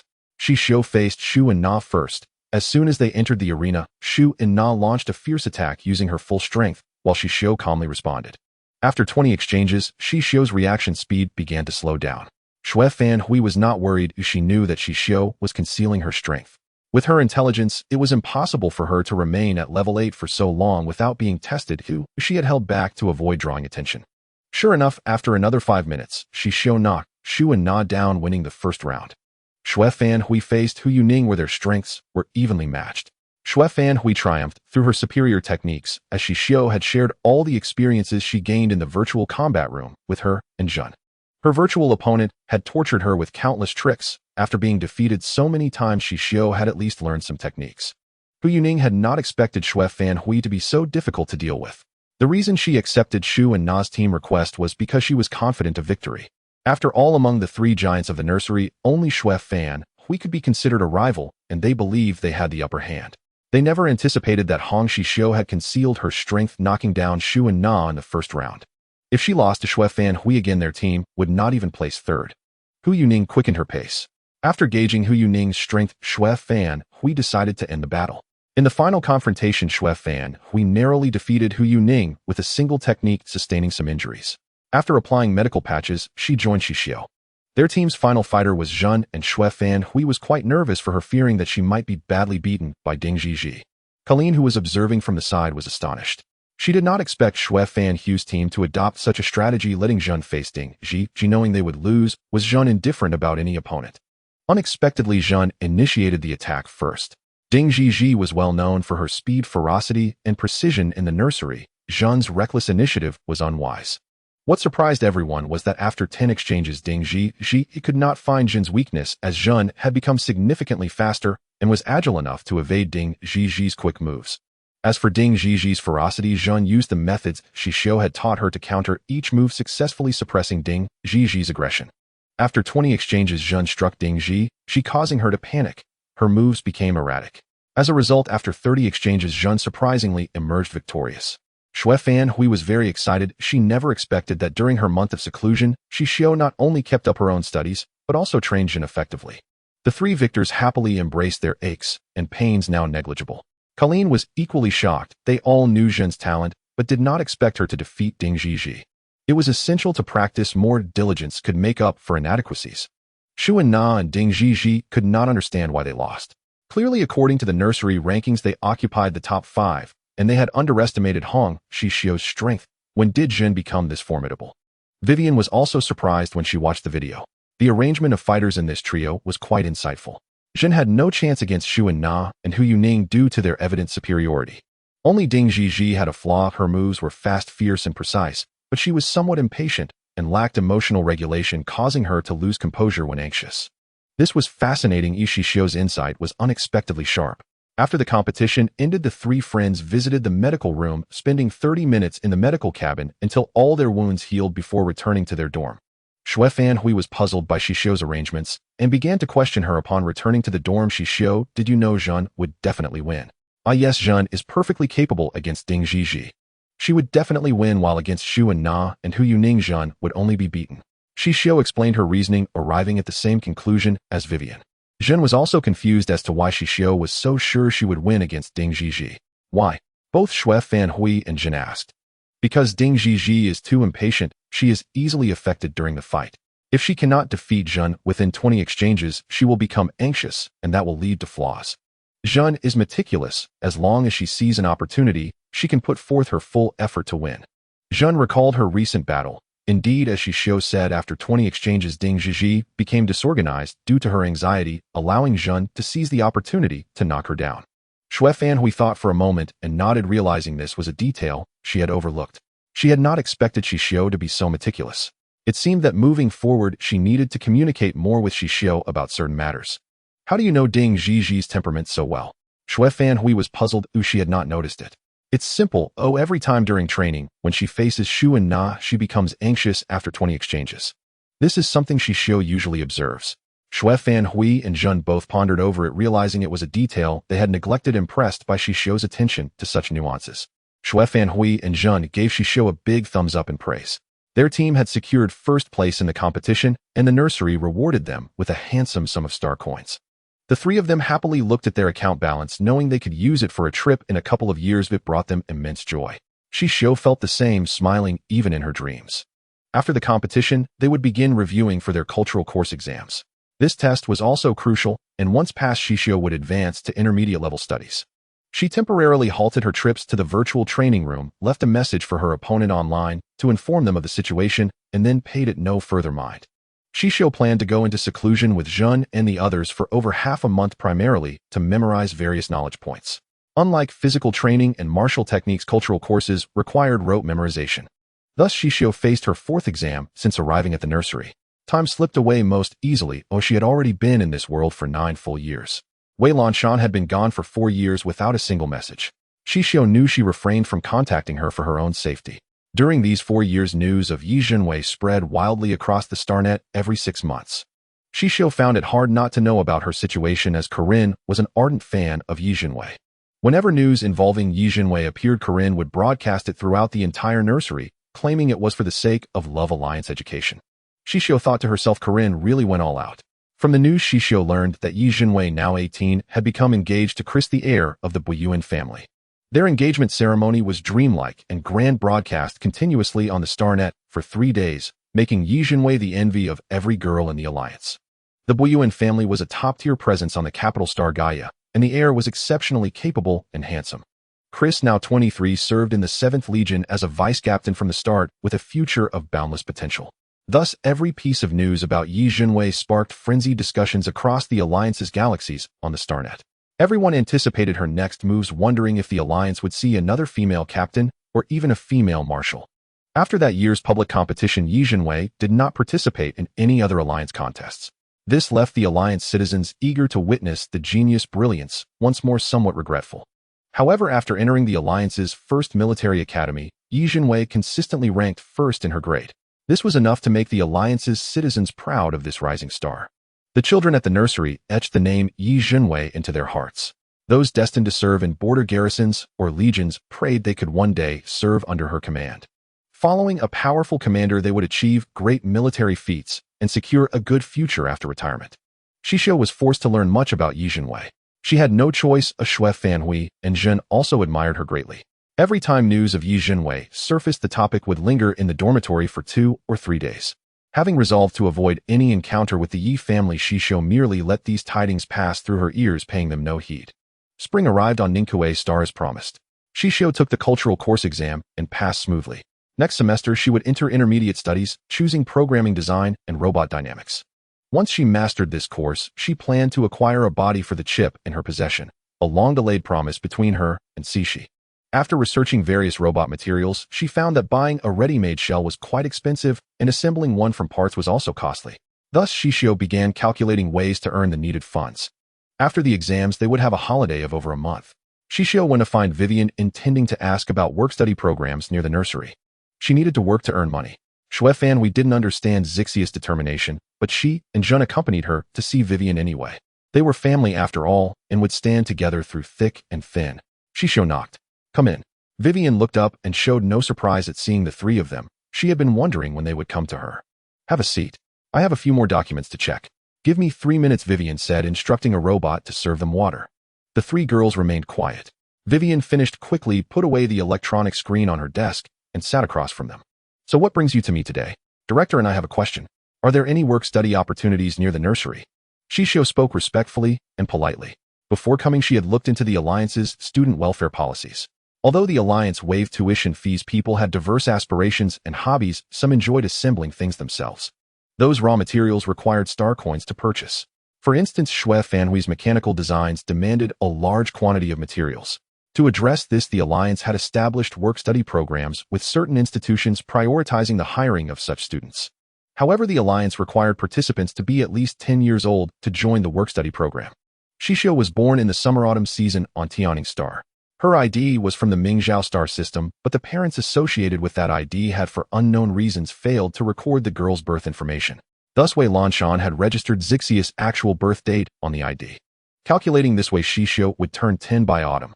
The latest list hasn't arrived yet, and there are no vacancies from previous years. "What kind of project are you planning?"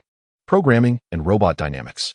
I plan to design a small model myself, so it'll need many materials," Xixiu replied truthfully. Hearing this, Vivian knew it was an expensive endeavor. It seemed Xixiu's desire for work-study stemmed from her awareness of the high cost of robot materials. Ordinary robot shells could be bought directly with chips inserted. However, robot technology had advanced rapidly in recent years, and new robots capable of changing shape and size had appeared on the market. The raw materials for these were astronomically priced. Vivian thought for a moment. The list won't be out until August. He'll contact you as soon as it is. Thank you, Directorin. Xixiu stood up and bowed to Vivian.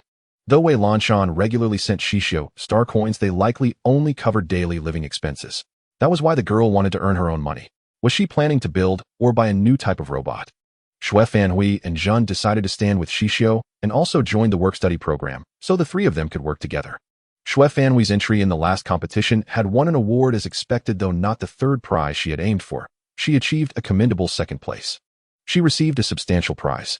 Among the three, the wealthiest was actually Zhen. Her parents had died in an accident, leaving her as their only child. All the inheritance, star coins, and property would pass to Zhen when she turned 16. The inseparable trio decided to work together through the work-study program, which would give them more star coins for travel. Additionally, they were determined to maintain their good records at the nursery, never abandoning one another. The three girls left Vivian's office. On the way, they encountered Shirley and Corinne and paused to greet them politely. In the 4 years since Xixiu had arrived, aside from seeing males during outings, she had never met Shirley or Corinne's partners. She had never been curious before, but now, with free time, a gossipy thought crossed her mind. If Yi Jinwei was engaged to the Buyuan family heir, the alliance must have a marriage system. Corinne and Shirley didn't seem too old, so it was odd that they had no partners. Xixiu had learned to gauge a person's actual age by the mark at their wrist where the terminal was implanted. Each year's mark was different, revealing the approximate birth year. Returning to the dormitory, Xixiu voiced the doubt in her heart. Fanhui, why have I never seen the husbands of Xiali and Qiline? Shui Fanhui was astonished that Xixiu would ask such a question.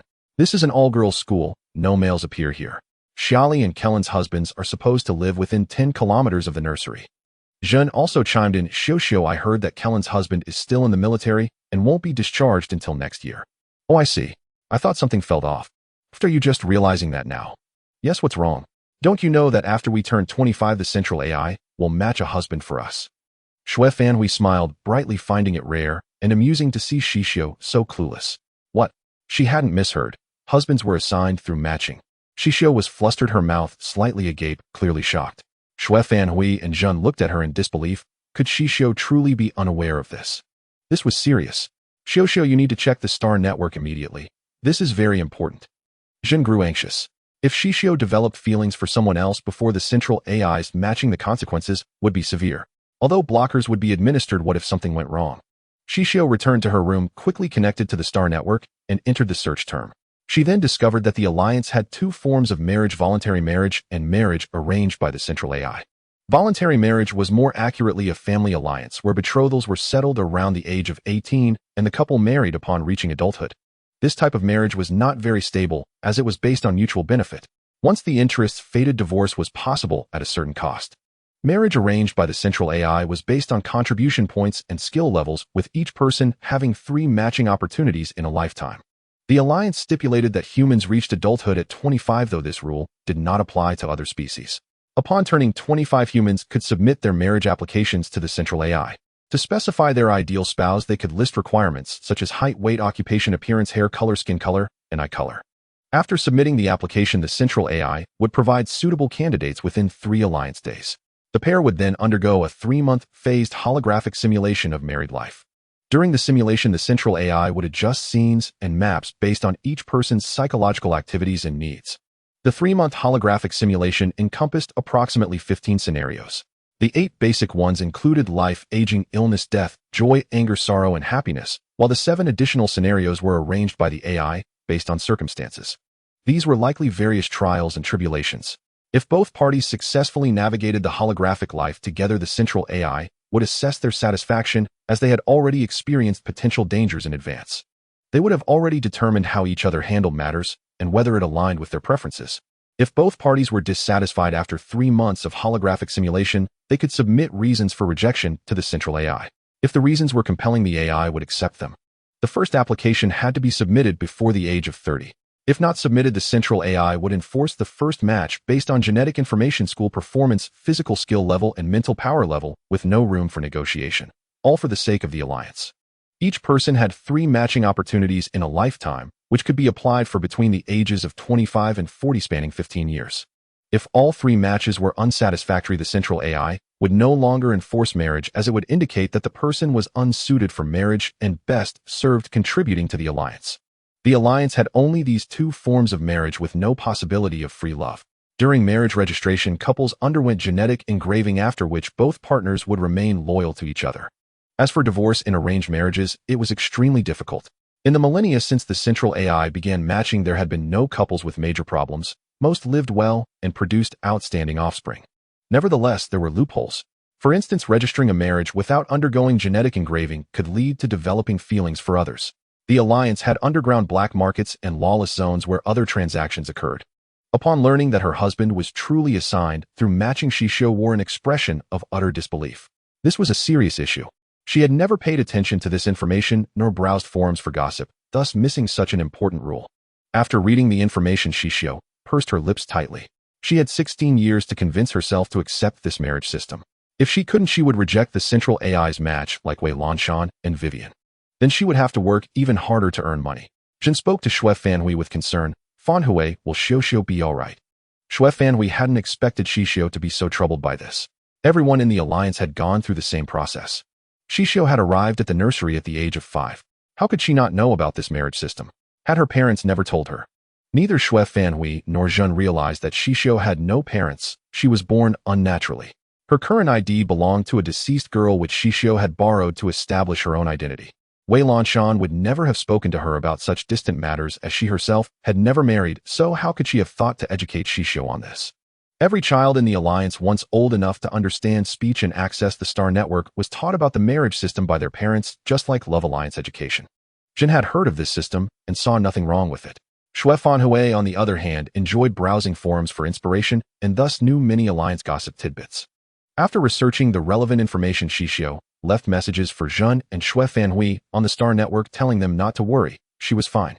Now lying in her room staring at the ceiling, she recalled everything she had found. She sighed inwardly, deciding to take things one step at a time. If the person matched to her turned out to be decent, she might consider marriage. She would decide then. There were still 15 years left, no rush. Only now did Xixiu understand why their nursery had no boys. Boys and girls were educated separately from a young age to minimize early contact. It was only after the age of 16, when they went to different star systems for schooling, that they encountered boys. By then, the concept of marriage was deeply ingrained and unchangeable. Moreover, upon enrollment, they were given blockers to prevent sudden teenage infatuations, allowing them to focus on studies and training. Only after successful marriage registration did the couple receive an injection to counteract the blockers, followed by genetic engraving, which permanently inscribed each other into every part of their bodies. Xixiu cursed silently, condemning the system from top to bottom. This alliance regulation was far too overbearing. It robbed people of so many subtle, beautiful moments. After all, the heart of a maiden is like poetry, and the love of youth is pure and innocent. Although she would never experience such innocent love again, it was a pity that young people would miss out on so many simple joys. At that moment, Xixiu recalled her past life, the heartbeat she felt upon first seeing that youth. Even now, she could still feel the throbbing and fullness in her heart. Though her feelings were never reciprocated, she was content in her past life, having accompanied him for 5 years. She never imagined that the entire alliance practiced marriage before love. After learning about the arranged marriage, Xixiu felt out of sorts for a while, but by evening, she had bounced back completely. When Jun and Xue Fanhui saw her emerge with a composed expression, they breathed a sigh of relief. They hadn't expected Xixiu to be unaware of this matter, nor had they anticipated that she would care so deeply about something that seemed so ordinary to them. Jin Fanhui, don't worry. I just didn't know about it before, Xixiu said to her roommates with a bright smile, showing neither reluctance nor sorrow. Xue Fanhui let out a complete sigh of relief. Alright, if anything's bothering you, you must tell us. Don't bottle it up inside, okay? Xue Fanhui, being older than the other two, had already become a little adult, always keeping a watchful eye on the physical and emotional well-being of the two younger girls. Okay, I've already adjusted. Sorry for making you worry, Xixiu said, a little embarrassed. Being cared for by 2 children when she was so much older felt somewhat awkward, yet it warmed her heart. Since that's the case, let's train together tonight, Xue Fanhui suggested. After dinner, which consisted of the nursery's standard meal, mashed potatoes with snow beef, the best-tasting option, and Xixiu's favorite, the 3 headed to the training room. Snow beef was served only about twice a month. The rest of the time, they had various blended nutritional supplements whose flavors were utterly dreadful. Xixiu couldn't understand why the alliance with such advanced technology would prioritize nutrition over taste. Many years later, she learned the reason from the central AI, and she remained silent for 7 days. Because it was a story so long and convoluted that its origin had been lost. Xixiu along with Zhen and Xue Fanhui went to the training room where they encountered Ding Zhizhi and Xu Anna, who were already training. Ever since Zhen had defeated Ding Zhizhi, every encounter between them led to friction. Xixiu initially thought about taking a different path, but then reconsidered. Why should they be afraid? They hadn't done anything wrong. A strategic victory was still a victory. Xu Anna didn't provoke them, she held Ding Zhizhi back. Recently, she had learned the reason behind Jin and Xue Fanhui's alliance. Before Fiona left, she had spent over a year cleaning the back building, which not only delayed her training, but also resulted in Vivian recording in her file that she had a habit of bullying younger students. As one could imagine, Fiona, who could have attended the Capital Star's first military academy, ended up at the military star Luzhou instead. The Alliance's 2nd through 7th military academies were all located there. Although Luzhou was a military star, its educational resources were incomparable to those of the Capital Star.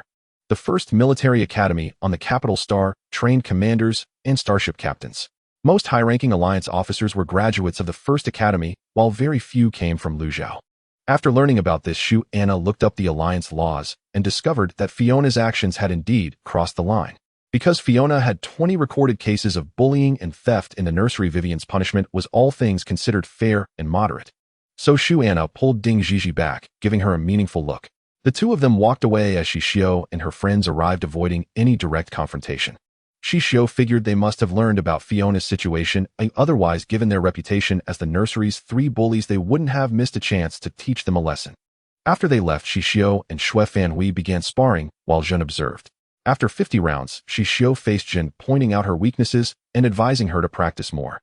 They stayed in the training room until past 9 o'clock.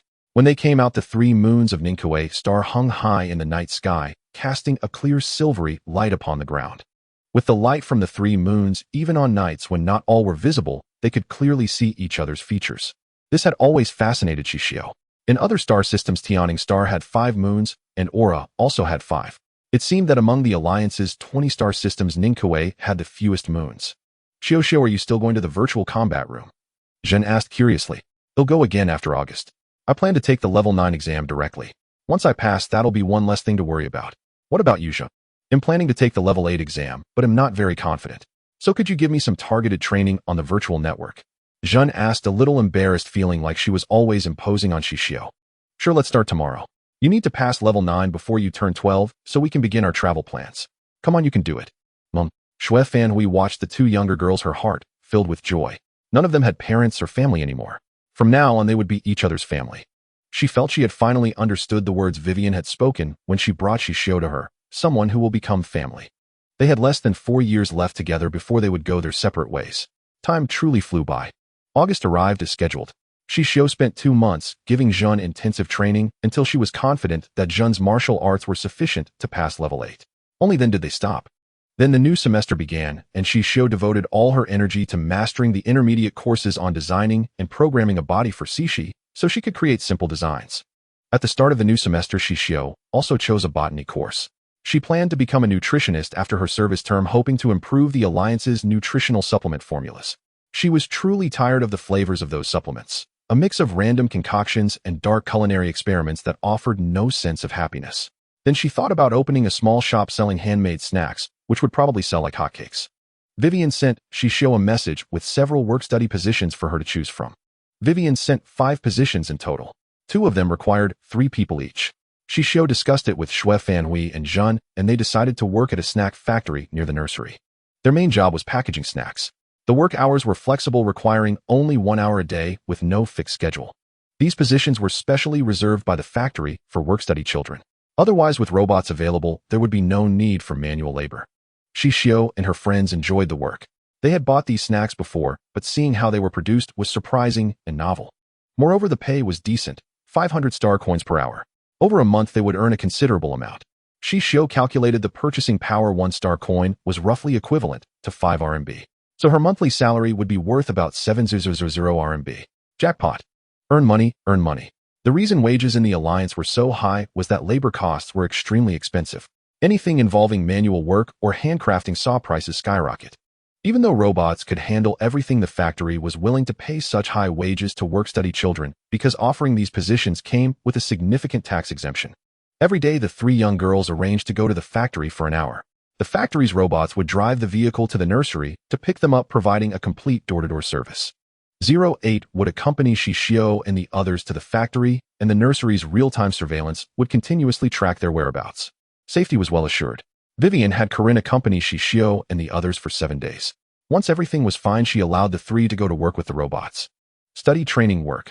Life became exceptionally fulfilling. Xixiu passed the 9th level of physical techniques smoothly and received her graduation certificate. From then on, it would depend on her own discipline and perseverance. Xixiu had originally planned to wait for her opponent on the virtual network to thank him, but she never encountered that opponent again.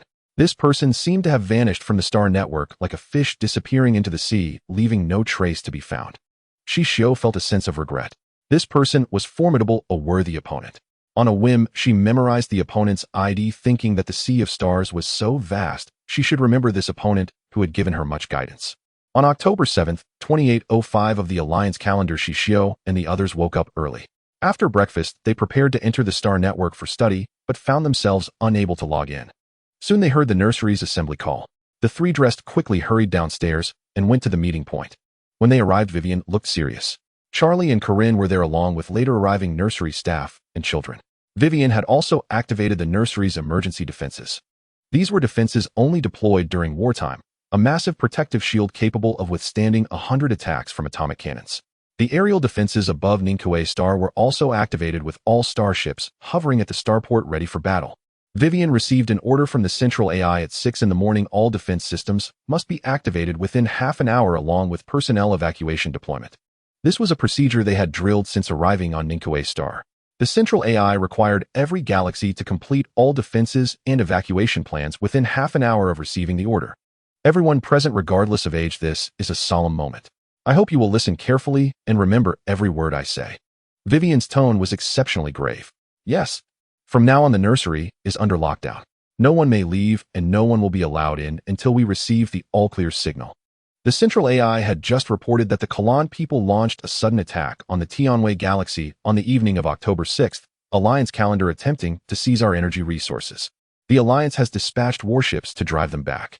We will wait here for news from the front lines. During this time, stay in your dormitories and do not go anywhere. Pack your belongings. If a more urgent order comes, I expect you to be ready to evacuate at any moment. Is that clear? Understood. Everyone was solemn. The importance of Tianwei Star was known to every Alliance citizen, because it provided energy for the entire Alliance. The convenient transportation they now enjoyed was all thanks to the energy stones from Tianwei Star. The Alliance had explored countless nameless galaxies, but had yet to find a new energy star. Tianwei Star was a responsibility every Alliance citizen had to defend with all their might. Ningque Star was neither too far nor too close to Tianwei Star. If the Kalan people chose to change direction, there was a 20% chance they would come to Ningque Star. After receiving the order, Vivian arranged for evacuation.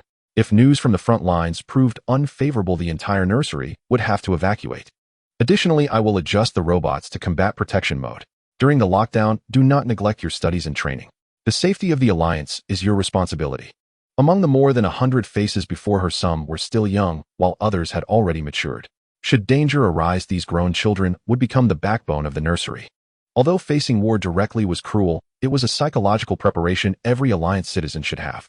After the assembly, Xixiu, Fanhui, and Zhun returned to their dormitory. They closed the door and 08 stood silently in the living room awaiting orders. The Star Network had returned to normal operation. Its brief shutdown was to immediately contain the news, as some would inevitably exaggerate the situation, causing panic. After everyone knew the Alliance had been invaded, the central AI reopened the Star Network for citizens to check updates in real time. Xixiu, Fanhui, and Zhun were all receiving news from the front. Xixiu opened the live news on Channel 1 and saw images of the Kalan attack. The Kalan people were not particularly pleasing to the eye, as most lacked human form and were vastly different from humans. They had been taught the appearances of the 5 hostile galaxy species since childhood, but this was the first time they saw a living Kalan on the Star Network. The view count on the Star Network broadcasts skyrocketed exponentially. Everyone was following the war's progress. A flood of frontline videos was uploaded to the Star Network. This was Xixiu's first direct encounter with interstellar war since arriving in the Alliance. The colossal behemoths in the starry sky were the Kalan warships. This time the Kalan had mobilized nearly half their military force, 5,000 warships, each carrying 200,000 troops advancing toward Tianwei Star. Gunfire bloomed in the depths of the starry void, instantly illuminating the dark, silent sea of stars, beautiful yet cruel. Alliance soldiers would assemble within an hour, directly activating military channels. After an hour of superluminal travel, the Alliance's elite forces would arrive at Tianwei Star. Until then, the garrison on Tianwei Star should be able to hold out. Xixiu felt as if her heart were being gripped. She found it hard to breathe. She had just seen in the video how dangerous the front lines were. She closed her eyes, took a deep breath, and expelled the discomfort from her heart. She still had to work harder. Over the years, she hadn't been diligent enough. She knew the brutality of war and was prepared to serve at the border. But if she wasn't strong enough, encountering such a war might make it difficult to survive and fulfill her dream of traveling across the stars. After all, a single atomic cannon could destroy half a small warship. The weaponry in this starfield was far too powerful. Xue Fanhui was also tense. She hadn't expected the Kalan to have developed new weapons. The cannons in the video were a third more lethal than the Alliance's latest equivalent. Jin, seeing such scenes, didn't carry the same burden of immersion. She was destined never to set foot on the battlefield unless the entire Alliance fell. She only worried about the soldiers because these were the paths her two roommates would take. They would go to the front lines, standing on the first line of defense. Jun's heart grew heavy. She even found herself wishing Xixiu and Xue Fanhui didn't have such outstanding talent. That way they could stay together forever, safe and uneventful, yet happy. The three shared the same somber mood. This war accelerated their maturity, mentally and psychologically. The war hit Xixiu the hardest. After all, she had grown up in a peaceful galaxy where the most brutal conflicts she'd seen were historical images of her ancestors fighting and bleeding. Such casualties were already immense, let alone interstellar war. On a single warship, there were hundreds of thousands of military personnel. In her past life, Xixiu had lived in a land untouched by war. Though the news often broadcasted conflicts in other nations, and the images were brutal, the horror she witnessed now was incomparable. For the moment the Alliance warships were struck by the Inquila's atomic cannons, they vanished into the starry expanse, reduced to fragments. As if still unsatisfied after the warships disintegrated, the Inquila unleashed another volley of light cannons, blasting the debris into fine dust. The soldiers who had boarded escape pods preparing to retreat were annihilated alongside the wreckage, their origins lost forever. The image that had just appeared in the video struck Xixiu with such pain that she could barely breathe. Such brutal warfare was something she had never been able to imagine before. Beneath the splendor of this world lay countless perils. Thus, every citizen of the Alliance studied martial arts, served in mandatory military service, and endured such rigorous curricula, all to ensure their survival. No one knew when war would suddenly descend. Last night, the three of them, Xixiu and her friends, had been in the trees watching the Ninghui planet guard pointing at the capital star in the sky, dreaming of the life awaiting them there. Yet this morning they witnessed scenes so shocking and heart-wrenching that the three of them were left stunned, unable to snap out of it. The essence of every war in Alliance history was the same: plunder. Even after the footage ended, Xixiu remained lost in the video, her expression dazed.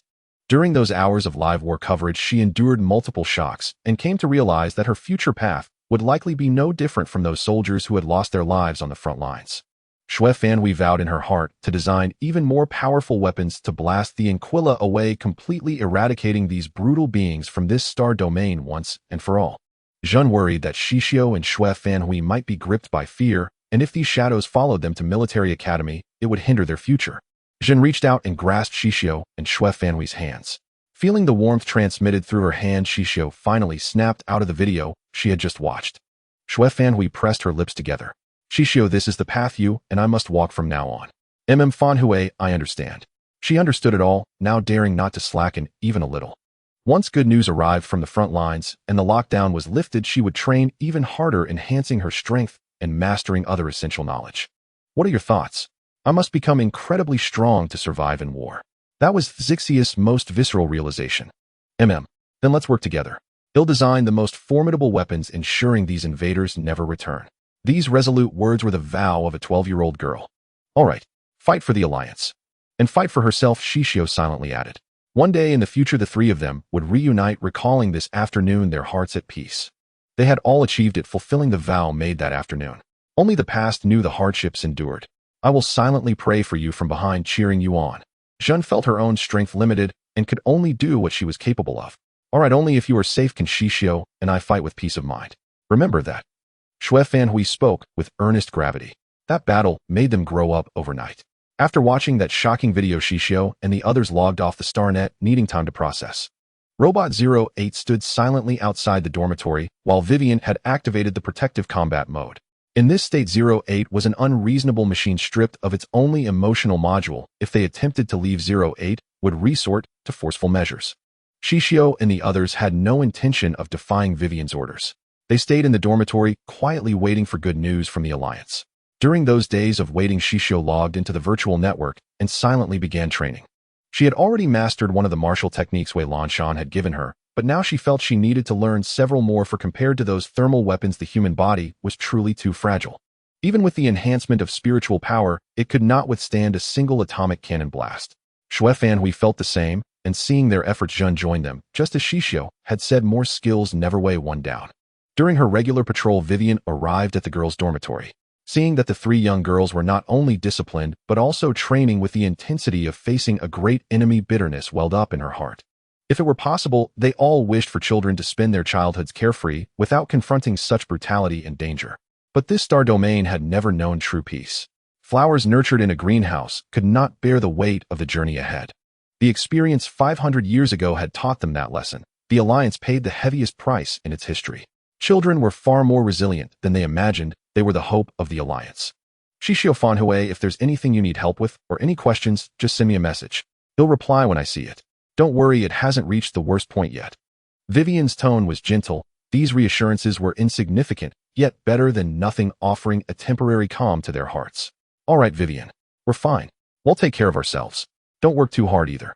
Vivian sighed inwardly. War was brutal, forcing children to grow up overnight. Only in this way could they mature and understand the true dangers of the road ahead. Vivian patrolled on, comforting these half-grown girls. Fear was evident in every pair of eyes. This was the first time they had witnessed such bloody scenes since birth. After the patrol, Vivian instructed the robots to play some soothing music for all the children, allowing them to relax. They endured 15 Ningkue planetary days like this until the 16th day, when the star rose. Vivian sent everyone a message announcing the end of the lockdown. The Inquilla had been repelled by the elite warships dispatched by the Alliance. Their 5,000 vessels never returned, with only a few high-ranking officers escaping. The Alliance erupted in cheers. But the cost was immense. In this campaign, the Alliance sacrificed over 5 million soldiers, and the original defensive forces of Tianwei Star suffered heavy losses. Though they had annihilated over 9 million Inquilla, the casualties were still staggering. Countless warships were destroyed, many damaged vessels were shipped back to repair yards to be refitted and sent to the front lines again. Vivian gathered the children and reported the Alliance's victory along with the casualty figures. You've all seen the brutality of war in the videos. I won't say more. Only through relentless effort and improving your strength can you protect yourselves and the Alliance. Remember that. Yes, we dare not slacken for a moment. Their faces were still young, but none of them flinched. Post-war counseling was a necessary course. Ningkue Planet also began reorganizing its defenses, and the nursery would adjust its existing setup once the new defense plan arrived. Redeploying defenses required time and manpower. Compared to history, Tianwei Star's losses this time were not catastrophic. Yet war always brings pain. The Alliance would hold a funeral for the fallen soldiers, a unified state funeral broadcast across the entire Alliance. The funeral of the fallen soldiers is scheduled for October 20th in the Alliance calendar, with all star systems in the Alliance lowering their flags in mourning. The Starry Sky Network is broadcasting this sorrowful funeral ceremony live, and citizens of the entire Alliance, whether working or studying, have paused their activities, including those on missions at secret bases. In the depths of the star, see those traveling underground to the Alliance have all gathered on the Star Network streaming platform to bid farewell to the soldiers who guarded this star domain. Vivian called everyone from the orphanage to the meeting room, where they watched the national funeral live stream on the room screen together. The living transported back the identifiable remains of the soldiers, and after some time for genetic identification, the names of these soldiers were confirmed, and their bodies were prepared and transported to the Sea of Souls, 10 light-years away from the Alliance's border. The funeral will be held here, the final resting place for all the soldiers who sacrificed for the Alliance. The national funeral live stream begins at 3 o'clock in the afternoon on Ningkue Star. The majestic military music echoed the welcoming tune for soldiers entering the army for the first time, accompanying them as they departed towards the Sea of Souls. Next came the heavy and mournful music, and when the sound emerged, glimmers of light shone in everyone's eyes. These fallen soldiers fought for the entire Alliance, and they will not be forgotten. The Central Intelligence recorded the names of all the fallen soldiers into the database. History will forever remember them. Around the nebula of the Sea of Souls, coffins containing the soldiers' remains floated, covered in flowers reflecting the faint light of the nebula, creating an unforgettable scene for Xixiu. With the command of the Supreme Commander of the Alliance, Su Jiusong, the fuses connected to the coffins were ignited, turning the soldiers' bodies into ashes in the Sea of Souls, where they will forever sleep within this nebula, becoming a speck of dust in the universe. Perhaps billions of years later, a star or planet will be born in the depths of this star sea. Regardless of how time passes, they exist alongside the universe. Xixiu was in tears. The raging fire was the fire of soul extinction. The children's youthful faces were marked with determination. No matter the fear, this was the path some of them must take. The peace they now experience is earned with the lives of these individuals.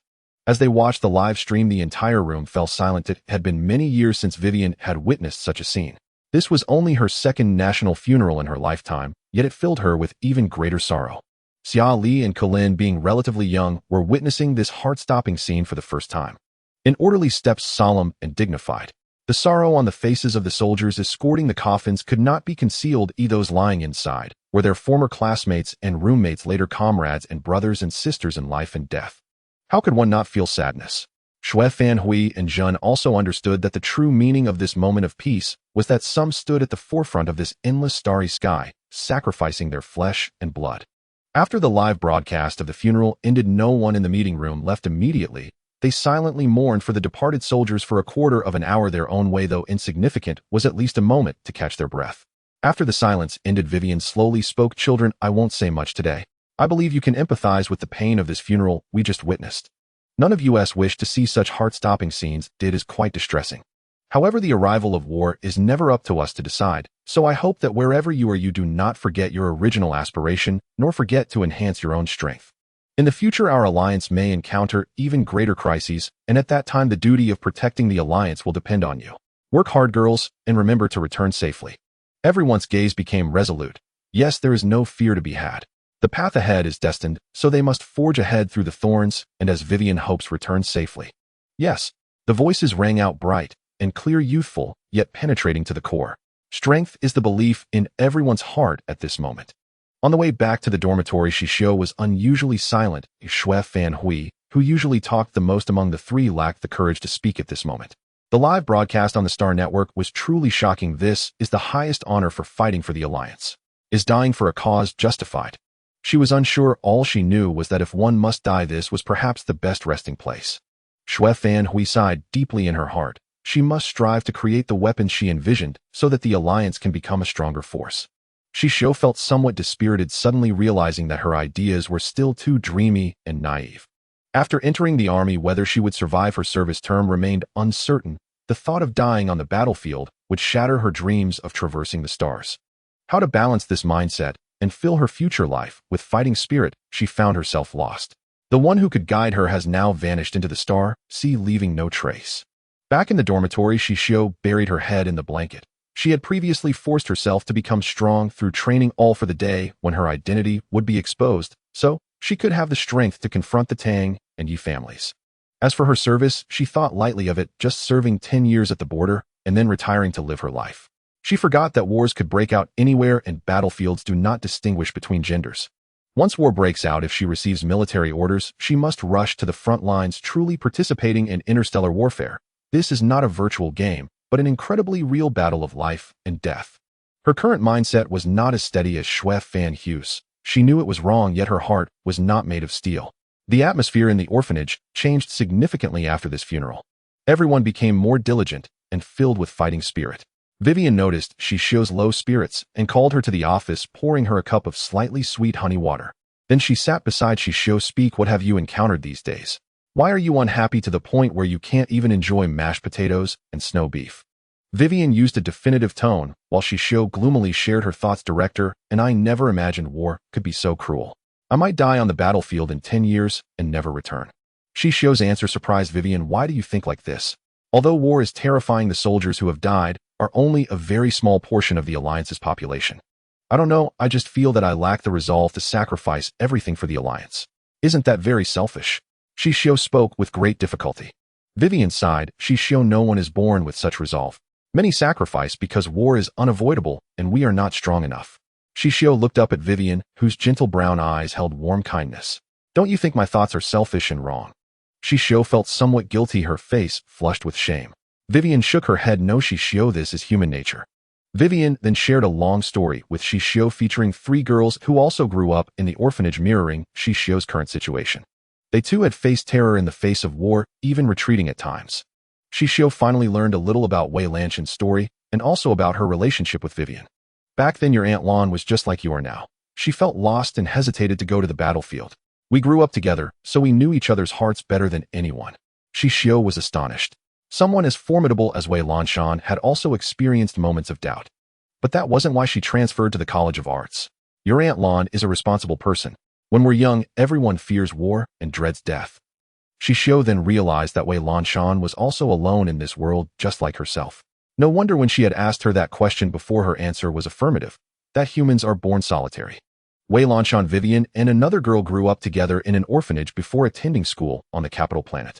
An accident during that time led Wei Lanshan to transfer to the College of Arts to study biomedical sciences. Because the girl among the 3, whose name Vivian hadn't told Xixiu, developed an irreversible illness after entering the military academy. That girl possessed immense talent, perhaps precisely why the cosmos grew jealous. Her illness was incurable with the Alliance's technology at the time.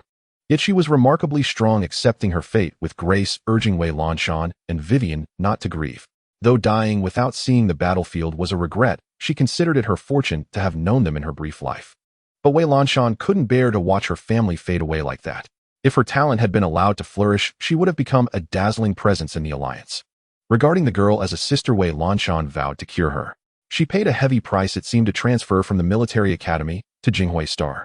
Vivian never revealed what deal Wei Lanshan struck with the central AI to leave the academy. And then, did Aunt Lan stay on Gaia all this time? Yes. After completing her studies and 3 years after that person left, she went to Gaia. Upon finishing my service, was assigned to Jinghui Star, where I've remained for nearly 60 years. Xixiu couldn't fathom what Wei Lanshan's state of mind had been back then.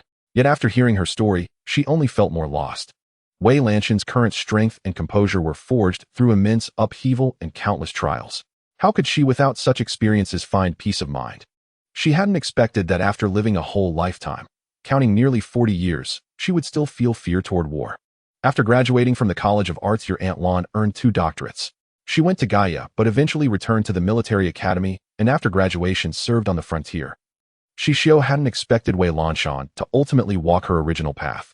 She admired her deeply, and then your Aunt Lan made a name for herself in a single battle. She fulfilled all that girl's wishes. Whenever Vivian thought of this, she felt both helpless and tender toward Wei Lanshan. Xixiu listened intently to Wei Lanshan's past, hoping to find answers. What does Aunt Lan fight for? Not everyone is born with a spirit of dedication. Wei Lanshan returned to the battlefield to fulfill that girl's wish. For a vow, Xixiu, none of us are as noble as others imagine. Serving in the military is a trend across the Alliance, but going to war isn't something we choose. Yet we enjoy all the benefits the Alliance provides. If no one defends this Alliance, everything will cease to exist. Xixiu understood that. She had thought war was far away, but now it loomed before her, which was why she wanted to retreat. Vivian, what about you? Why do you go to war? To fulfill the wish of my deceased parents. They were soldiers too, fighting their whole lives for the Alliance. They died on the front lines to protect me, to give me a safe rear. Everyone in the Alliance had a story of blood and tears. At that moment, Xixiu finally understood that she had no choice but to enter the battlefield. There was no turning back. Xixiu, remember this: no one is born strong. Physical prowess and mental strength may be innate at the peak, but it is your heart that determines how far you can go. So you can be a little braver. When you set foot on that path, you'll find it's not all sorrow or thorns. There are also beautiful landscapes. The people you meet will be worth knowing for a lifetime. I understand. Thank you, Vivian. After a 10-minute silence, Xixiu gave Vivian a reassuring smile. You're welcome. Feel free to talk to me about anything. Don't be afraid or ashamed of having such thoughts. Xixiu, it's only human. No matter what the future holds, Vivian, thank you for being here now. I know what kind of life I'm about to face. Xixiu left Vivian's office. Vivian relayed their conversation to Wei Lanshan, who was in a distant galaxy. Upon receiving the message, Wei Lanshan sat silently in her lab for a long time. It was only natural for Xixiu to feel lost. In their interactions, Wei Lanshan noticed that her astonishment and curiosity toward this world weren't like a child's wonder at new things. Rather, it was a "my God, what are all these unfamiliar high-tech marvels?" And judging by the emotions she revealed when Weon left during their escape, this soul came from a relatively peaceful, war-free star domain unknown to them. She arrived in this world with no ties, born alone.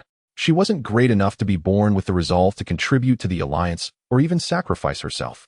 Just like she herself had been, Wei Lanshan sent Vivian only one line: take good care of her. She should bounce back by tomorrow. Don't worry, I guarantee you'll see a radiant Hong Xixiu tomorrow. Xixiu returned to her dorm, sipping a nutrient drink while doodling on her light screen. Then she lay on her bed thinking deeply about her past life, her present life, everything she could think of. War was cruel. She had to strive harder and harder, hoping to return whole and intact after experiencing it, to roam the starry sea.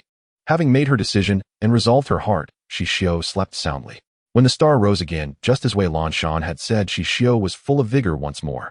She devised an even stricter training regimen, pushed herself harder, and utilized every moment to an extreme degree. Xue Fanhui, unsure what had sparked this, feared something was wrong and could only train alongside her. Jin also accompanied them. Watching Xixiu work so hard pained her, but she couldn't help. For the first time, she felt anguish over not possessing strong mental strength. Xixiu returned to her old routine, filling every day to the brim. She continued working at the snack factory. Her programming course had finished the beginner level, and she was about to start intermediate.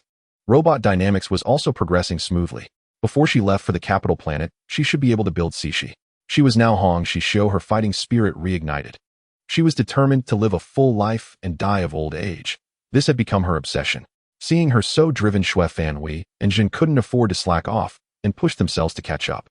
Xixiu resumed her usual routine, yet she exerted herself 10 times more than before. She had mastered the control of her mental energy to the point of effortless ease. All traces of her former innocence had vanished, and now she appeared like a piece of uncut jade, warm, refined, and introverted. After her conversation with Vivian, she decided to shed all pretense and be her truest self. Xue Fanhui too had matured after experiencing that funeral.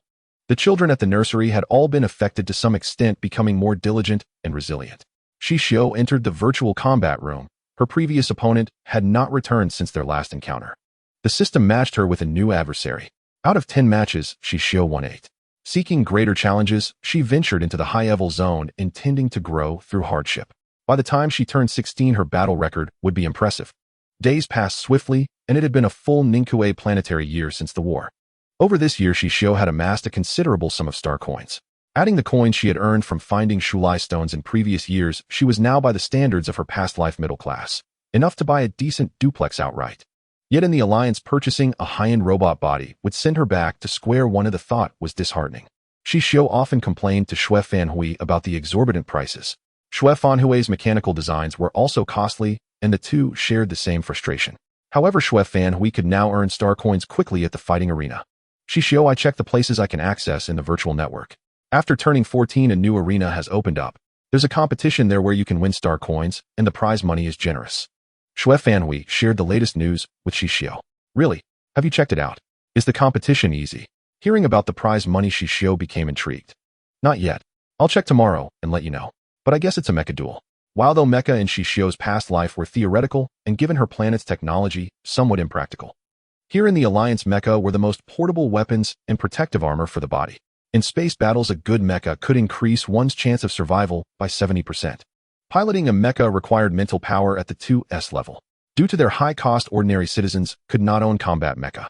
Robots handled daily tasks, so mecha were rarely needed in real life. Xixiu felt like crying. She had just filled the financial hole for the robot, and mecha were beyond her imagination. Would she need to take on 2 more jobs?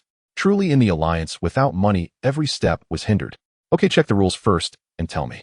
I plan to study it, and once I can enter the arena, I'll definitely earn money. Xixiu's serious expression amused both Xue Fanhui and Zhen. What a little money grubber Xixiu was. But lately their expenses had indeed been hefty. When Zhen turned 16, she would inherit her legacy, ensuring a comfortable life. Xixiu and Xue Fanhui would have to rely on themselves. That evening, Xixiu surfed the web alone in her room. After turning 10, her internet access was unrestricted. She could even stay up all night as long as it didn't hinder her studies the next day. She first looked up information about the arena and found it was indeed as Xue Fanhui had said, winning matches came with prize money. She roughly calculated that winning 5 consecutive matches would grant her 70% of the spectators' tips, plus ranking bonuses ranging from 10,000 to 50,000 star coins. All in all, it would be a substantial income, and Xixiu was tempted. She eagerly awaited her 14th birthday, planning to dominate the arena to earn money for herself and Xixiu. She also browsed through the most lucrative professions in the Alliance, planning what she could do after retirement to support herself, and sought a part-time job that could be done online. She needed to earn more for the mecha and the robot Xixiu. After filtering through over 100,000 pieces of information, Xixiu finally found an online part-time job. It seemed to be posted by someone from a wealthy family. The ad stated that providing one good recipe with simple instructions each week for recipes a month would earn 20,000 star coins. If the recipes were satisfactory, there would be additional bonuses. Seeing this, Xixiu bounced onto her bed and rolled around. This job was tailor-made for her. Absolutely perfect. Xixiu immediately contacted the poster, but finding them offline, she left a message. She remained anonymous. Over the past year, her programming skills had advanced enough to move through the star network like a ghost, leaving no trace. She didn't plan to use recipes from her past life, as such things didn't exist in the Alliance. She had chosen to study botany and zoology precisely to familiarize herself with the Alliance's ingredients. After retirement, she intended to open a small restaurant or a handmade snack shop, both very profitable ventures. After all, the love for good food was innate in humans. She edited a few self-formulated ingredient names and cooking steps, double-checked for errors, sent them off, and waited quietly for a reply. She was confident she would land this part-time job. 20,000 star coins a month with little effort or thought. It made her ecstatic. After chatting with his brother Xixiu returned to his room and received a notification on his terminal. Opening it, he was pleasantly surprised. Someone had indeed specifically studied the Alliance's various edible plants and ingredients, and even paired them. Following these steps, the result should taste good. Could he finally enjoy a feast? Xixiu replied to the message, but found it was sent anonymously. How intriguing. Was this person trying to protect their privacy? It didn't matter, though. They were just trading on the star network. He provided the ideas, and he paid. It was fair enough. He had no interest in knowing more about the other party beyond the transaction, and the same went for duels. Xixiu directly transferred the week's fee of 50,000 star coins. Hearing the notification of money coming in, Xixiu clutched her blanket and rolled around on the bed. Oh, Xixiu screamed inwardly. This was pure bliss. A single idea had earned her 50,000. This client would be her biggest benefactor. She decided to put great thought into the recipes to hold on to this golden thigh. Xixiu resolved to pull out all the stops, ensuring the client felt his money was worth every star coin. No, it was a steal. Full of enthusiasm, Xixiu sat up and wrote down recipes. In no time, she produced 60 formulas, all using ingredients available in the Alliance with no fabrication. The steps were crystal clear, including cooking times, and she even helpfully noted the origins and purchase channels for the ingredients. She was so grateful for the myriad skills learned in her past life, which had helped her earn her first fortune in the Alliance. After finishing, Xixiu could almost see star coins raining down on her. What a glorious feeling. Having been poor once again, Xixiu felt her struggles were real. In her past life, thanks to fate, she had lived a dream life after 23, though the hardships were unspeakable. Still, she had enjoyed a few years of luxury. Xixiu rested her hands behind her head and gazed at the star map she had bought on a whim, pasted on the ceiling. It was beautiful and mesmerizing. One day she would travel through it. There would be adventure and excitement, but also difficulties and dangers. She thought about her current life, a rebirth that had thrown her back to primitive times. No more dwelling on it. Earn money, train, study culture. Be an ambitious and excellent girl. After taking the part-time job online, Xixiu set up the pre-prepared recipes for scheduled sending and then left it alone. The recipes she churned out could last a year. She planned to earn money during that year, keeping the other recipes and methods in her mind for when she opened her own restaurant in the future. A thumbs up for her little schemes. Moreover, with over 40 dishes for the year, she even generously gifted 10 additional ones, which should be enough for this person to vary their cooking. The more clever ones could innovate a few variations without changing the essence. However, in the Alliance, no one should favor such complicated methods. The nutrient solution fills the stomach, and if that fails, there's always mashed potatoes. It's just that she wonders why this rich young gentleman suddenly craves natural food. Jean and Shui Fanhui were unaware that Xixiu, the little money grubber, had taken on another part-time job, one that was weekly and quite lucrative. The three girls continued to work hard together every day, growing increasingly happy in each other's company. Gradually, they regarded one another as family in this life, as they all shared thin blood ties. The three of them were always self-aware, and Wei Weian was very reassured about them, visiting 3 times a week to remind them to pay attention to safety when going out and to ask Xiali if they had questions about their studies, while martial skills should rely on their own practice. Xixiu made significant progress. Upon realizing that going to the front lines was a necessity in life, she put away all her confusion and trained harder, mastering all the martial skills Wei Lanshan taught her and comprehending many techniques. Thus time passed amidst sweat, and in the blink of an eye Xixiu had been on Ning Kuei Star for 7 years. After autumn, the surface of Ning Kuei Star regained its vitality, and spring arrived as promised.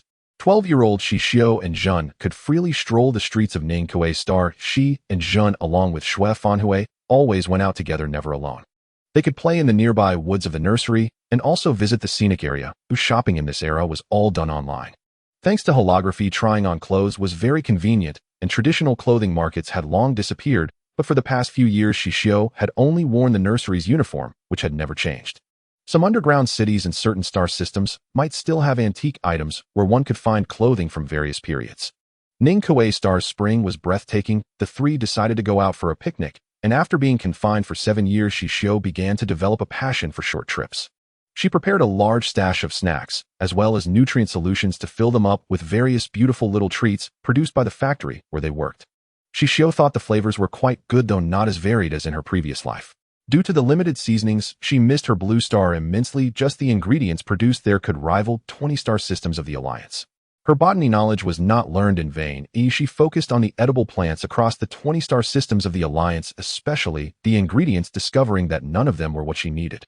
She downloaded a comprehensive plant database. By scanning plants into the terminal, the system could provide their properties and whether they were edible, a great tool for future survival in the wild, and she felt very foresight.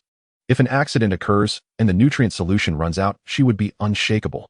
When the star of Ningque rose, Xixiu got out of bed, and Shui Fanhui and Zhen had already risen. The three young girls were entering adolescence, and their future beauty was already evident. Xixiu once again sighed that humans in the Alliance truly had no ugly faces.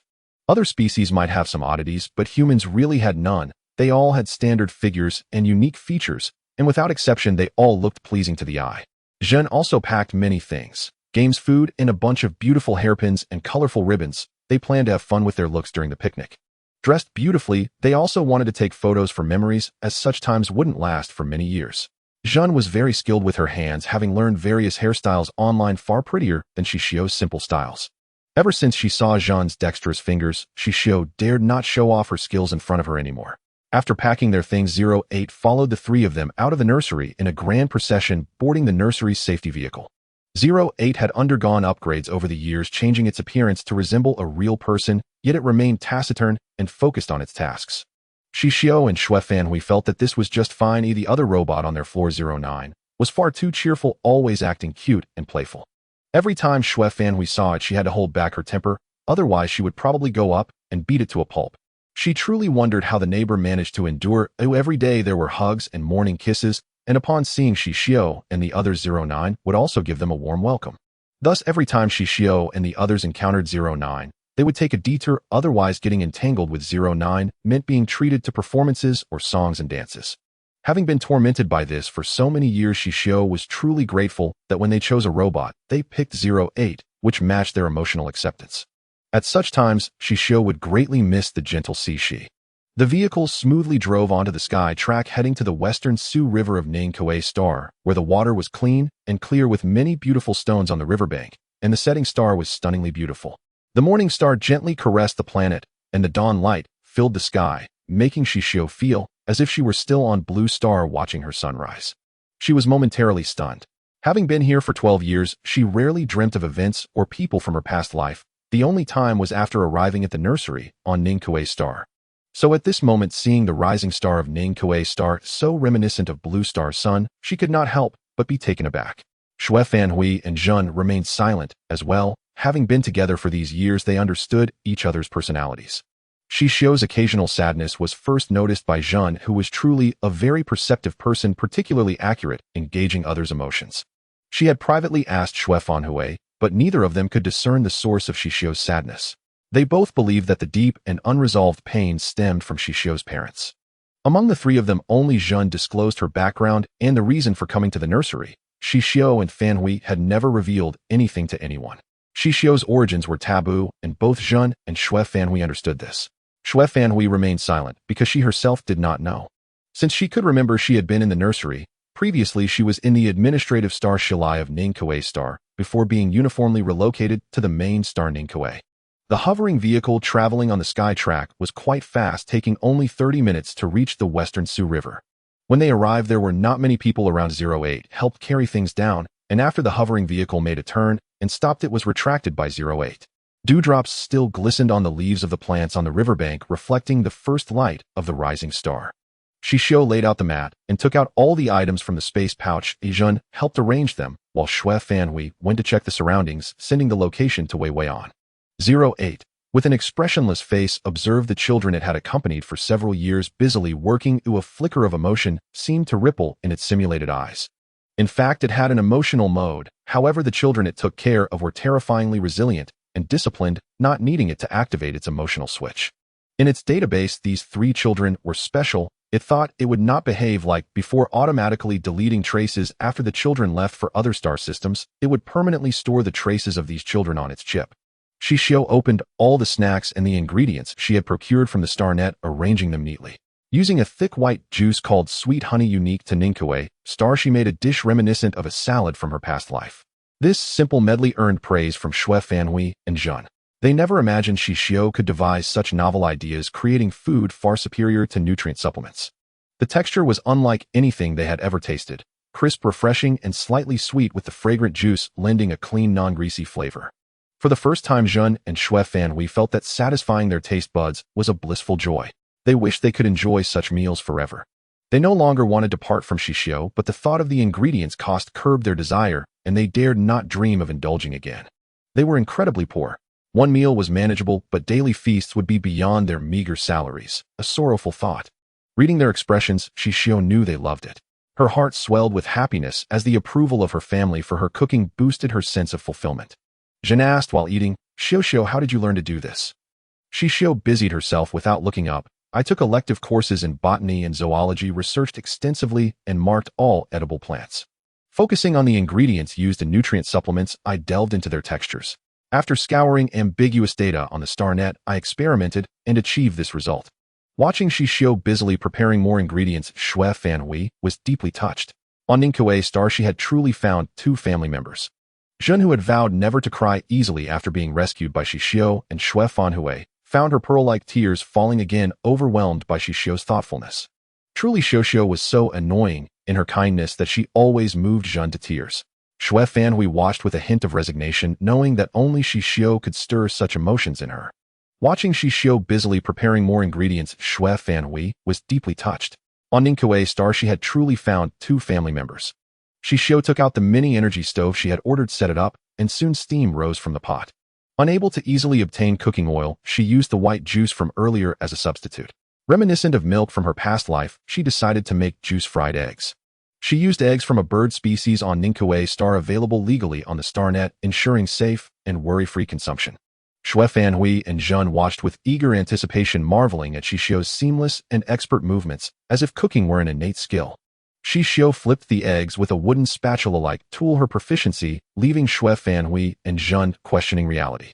Soon a rich aroma filled the air.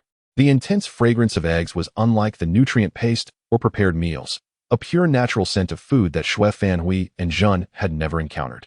Both stared in astonishment and asked in unison, "Xixiu, is this food?" Xixiu replied, "What else would it be?" Shui Fanhui and Zhen fell silent. In their understanding, no one prepared food this way. The StarNet held no methods or steps for cooking. Recipes and ingredient pairings were likely secret techniques passed down within noble families, never to be disclosed. Shui Fanhui speculated if Xixiu hailed from such a family, having witnessed these practices in childhood and memorized them. Xixiu placed the fried eggs before them, eagerly urging them to taste. Shui Fanhui mimicked, Xixiu using a fork to bring the egg to her mouth. After chewing slowly and swallowing, a look of pure bliss spread across her face. "Xixiu, I can't quite describe this feeling. I only know that if I keep eating like this, I might not be able to consume any more nutritional agents." This response was truly amazing. Zhen was even more exaggerated, completely disregarding her image, shoving the eggs into her belly in just a few bites, fearing someone might snatch them away later. "Xixiu, after you retire, do you plan to open a store for processing such ingredients?" Zhen pinpointed the crucial question. "Yes, we should discuss which star system is more convenient. If possible, we can choose based on proximity, or go to the wealthiest star system, and I'll open my store there. Do you think I will have customers?" "Of course you will. Xixiu, you must know that those noble families really enjoy these natural ingredients, right?" Surprisingly, she really didn't know. "I didn't know. I only found out by researching various professions on the Star Network and discovered this new one, which hasn't developed much in recent years. I calculated the timing of our graduation and retirement, and it seems that the timing for opening a store will be just right. She would be a little interstellar chef from now on."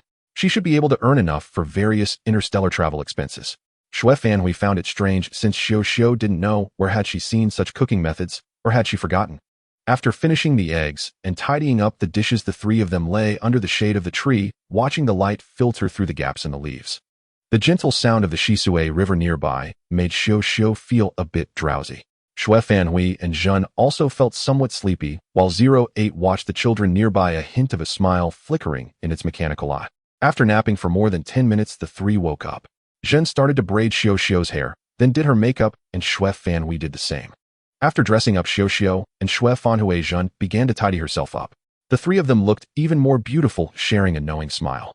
They went to the riverbank of the Xixiu River, took off their shoes, and stepped into the water, with 08 responsible for taking pictures. Zhen was in front, Xiuxiu at the back, and Xue Fanhui in the middle. Together, they captured a group photo of this spring, preserving the most beautiful scenery of Ning Kuei Star in their memories.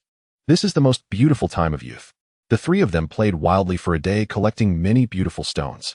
Laughter echoed by the riverbank, and other tourists seemed to be infected by their joy, reminiscing about their own moments of carefree abandon. Everyone has experienced youth and adolescence. The sun over Ning Kuei Star was about to set. The colorful riverbank was coated in a layer of golden brilliance, the water sparkling, and a sense of mystery enveloped the Xixiu River. Xiuxiu gazed at the clouds embracing the setting sun. The beautiful scenery always felt familiar, and her heart became tranquil and far-reaching at this moment. She had found her answer. No matter how the road ahead unfolded, she would continue to walk on. Such splendid colors as the light of the star gradually faded. This process was breathtaking. No wonder it was said on the Star Network that the setting sun over the Xixiu River was the most beautiful sight in the entire alliance. Xiuxiu and the others recorded this beautiful moment with their terminal, taking pictures with the stunning scenery, and this moment felt like a return home. Returning to the orphanage, night had already fallen. The three of them went to Vivian's office to eliminate the record of their outing. Vivian also shared good news with them. The applications for outings this year had been released, urging them to prepare well. Before filling out the application form, they needed to send their travel plans to her. After she reviewed them, she would provide suggestions, allowing them to submit their applications directly to the child management office. Upon hearing this, Xixiu's smile gradually widened, her joy evident on her face. The three girls happily returned to their dormitory, washed up and squeezed together on the sofa to search for their travel information online. They could submit their application forms next week. The excitement from their picnic today hadn't worn off, and now they received another bombshell of news, making it likely that they would have trouble sleeping tonight. Previously, Xixiu and Xue Fanhui planned to go to the distant Foxtail star system, known for its beautiful scenery and enchanting legends. It was said that several martial arts masters were hiding there, and the two planned to try their luck, hoping to be recognized and accepted as disciples. Looking back, the plan made when they were young now seemed a bit too dreamy. Xixiu checked online and found that there had been quite a bit of negative news about Foxtail recently, which dampened her enthusiasm for going there. Combining their account balances, each of the three chose a star system, and they voted to decide where to go, with Zhen tasked to finalize the plans. Xixiu chose Wei Air, recalling what Wei Lan Shan had once told her. She truly wanted to meet an Wei Air person and planned to try her luck there. To her surprise, Xue Fanhui chose Tianwei Star. Zhen selected Kuei Mu Star, which was near Miao Run, a place rarely visited by travelers, making it safer. It was said that creatures from Miao Run often went to Kuei Mu, and they might witness something extraordinary. They were extremely curious about Miao Run. They all avoided selecting the capital star Gaia, since Xixiu and Xue Fanhui would be living there for 7 years, while Zhen could visit them anytime, combining it with sightseeing. Similarly, Jing Hui Star was not considered, as it would be Zhen's future destination. This left them with 17 options. The three didn't hesitate, shared their results, and each provided their reasoning. Xue Fanhui's Tianwei Star was the first to be dismissed due to its abundance of energy resources, which made it too dangerous. Xue Fanhui looked sorrowful, feeling that they were all too cautious. The energy resources of Tianwei Star are so beautiful. Perhaps during their travels they might discover a rare energy source and make a contribution to the Alliance. In school, such contributions could earn hundreds of thousands. What's wrong with that? Zhen hesitated as well. And Wei Air was quite mysterious, and she was also keen to go there. Its allure was stronger than that of Miao Run. In the end, Zhen cast her vote for Xixiu's and Wei Air. Xixiu felt joy in her heart. Yay, and Wei Air, here I come. Xue Fanhui thought for a moment that in Wei Air was also nice. Native planets always had a magical charm. Thus, their final destination was decided. Zhen would handle the travel guide, as she had more time and was meticulous. Xixiu would assist, while Xue Fanhui was in charge of weapon strategies. Yes, traveling should be this impressive, as safety was equally important. The three girls meticulously crafted a travel plan detailing the places they wanted to visit, accommodations, and reasons for choosing each destination. When they submitted their plan to Vivian, Xixiu's group received her praise. Other groups had only sketched out their destinations and return times without specifics on where to go or why. The application plan was smoothly approved by Vivian. Once the application portal opened, Xixiu's group immediately submitted their application, fearing they might miss the opportunity. A week later, they received news that their application had been successfully approved. The three girls hugged each other in excitement, spinning around. They could finally travel across star systems for 3 whole months. Their departure was scheduled for late spring on Ningque star at the end of April. Now it was mid-March, giving them just over a month to prepare for their trip. Hui needed to create some portable equipment, while Xixiu planned to purchase some storable food. Jin was responsible for looking beautiful. As for transportation, the orphanage would send a vehicle to take them to the starport, and Robot 08 would accompany the three of them on their outing. The same went for the other groups. The orphanage did not have any other group traveling to the same star system as Xixiu's group, so this time they would truly be on their own. This was the beginning of their adventurous journey through the stars. Xixiu felt a surge of ambition rising within her. It was as if the next moment of travel would have them wielding swords across the horizon. On the night before leaving Ningque star, the three squeezed onto one bed, wide awake. Xixiu, are you scared? Jin asked softly. Xixiu always gave her a sense of security. Being by her side these years, Jin felt she had found a place to belong. The pain of losing her parents was gradually healed by Xixiu. Over the years, whenever she had free time, Xixiu would help her devise training plans, teaching her each move and patiently correcting her mistakes. Her achievements today were thanks to Xixiu and Hui. She had transformed from a little crybaby into a friend who could travel with them. I'm not afraid, Jin. This is a path destined to be walked, and you must be braver too. Xixiu understood her situation after that funeral and realized the path she had to take could only be walked step by step. The vast star sea, she would find her place in this star domain. Hui quietly listened without expressing any opinions. After their travels, she would leave Ningque star within a year. Xixiu and Jin would still have over 3 years together. Sister Hui, your weapons are all amazing. They are very suitable for someone like me with a low level of mental strength. Jin admired their talents and sometimes felt a bit down. However, Hui and Xixiu never treated her as a burden. Instead, they patiently taught her, waiting for her on the path of training. She felt truly fortunate to have met the two of them in the orphanage. Of course, I'm going to become the chief of the alliance in the future. Unlike the one next to you, who has no great ambitions. Xixiu was disdainfully gestured at, raising her hands. She truly just wanted to serve and return safely without thoughts of achieving great feats. No great ambitions were fine by her. Ahem, then don't forget to give us some preferential treatment when you become Chief Shui. Get me and Jin a custom weapon each, something small yet highly lethal. Xixiu said cheerfully, and then he'll prepare some fresh and unique ingredients for you. I'm determined to taste the entire Jingsu alliance. When the time comes, I'll ensure they are fresh when I deliver them to you. The ambitious cook, Xixiu, never expected that once she entered the military she would become a lifelong soldier. She felt she had been tricked. Xixiu, can you teach me later? We should partner up, then I think this will definitely be super profitable. Jin had a sudden idea. While Jin had been successfully led astray by Xixiu, both were money-minded. Before the second sun had risen, Xixiu and her companions were already awake, waiting. They were set to depart in an hour.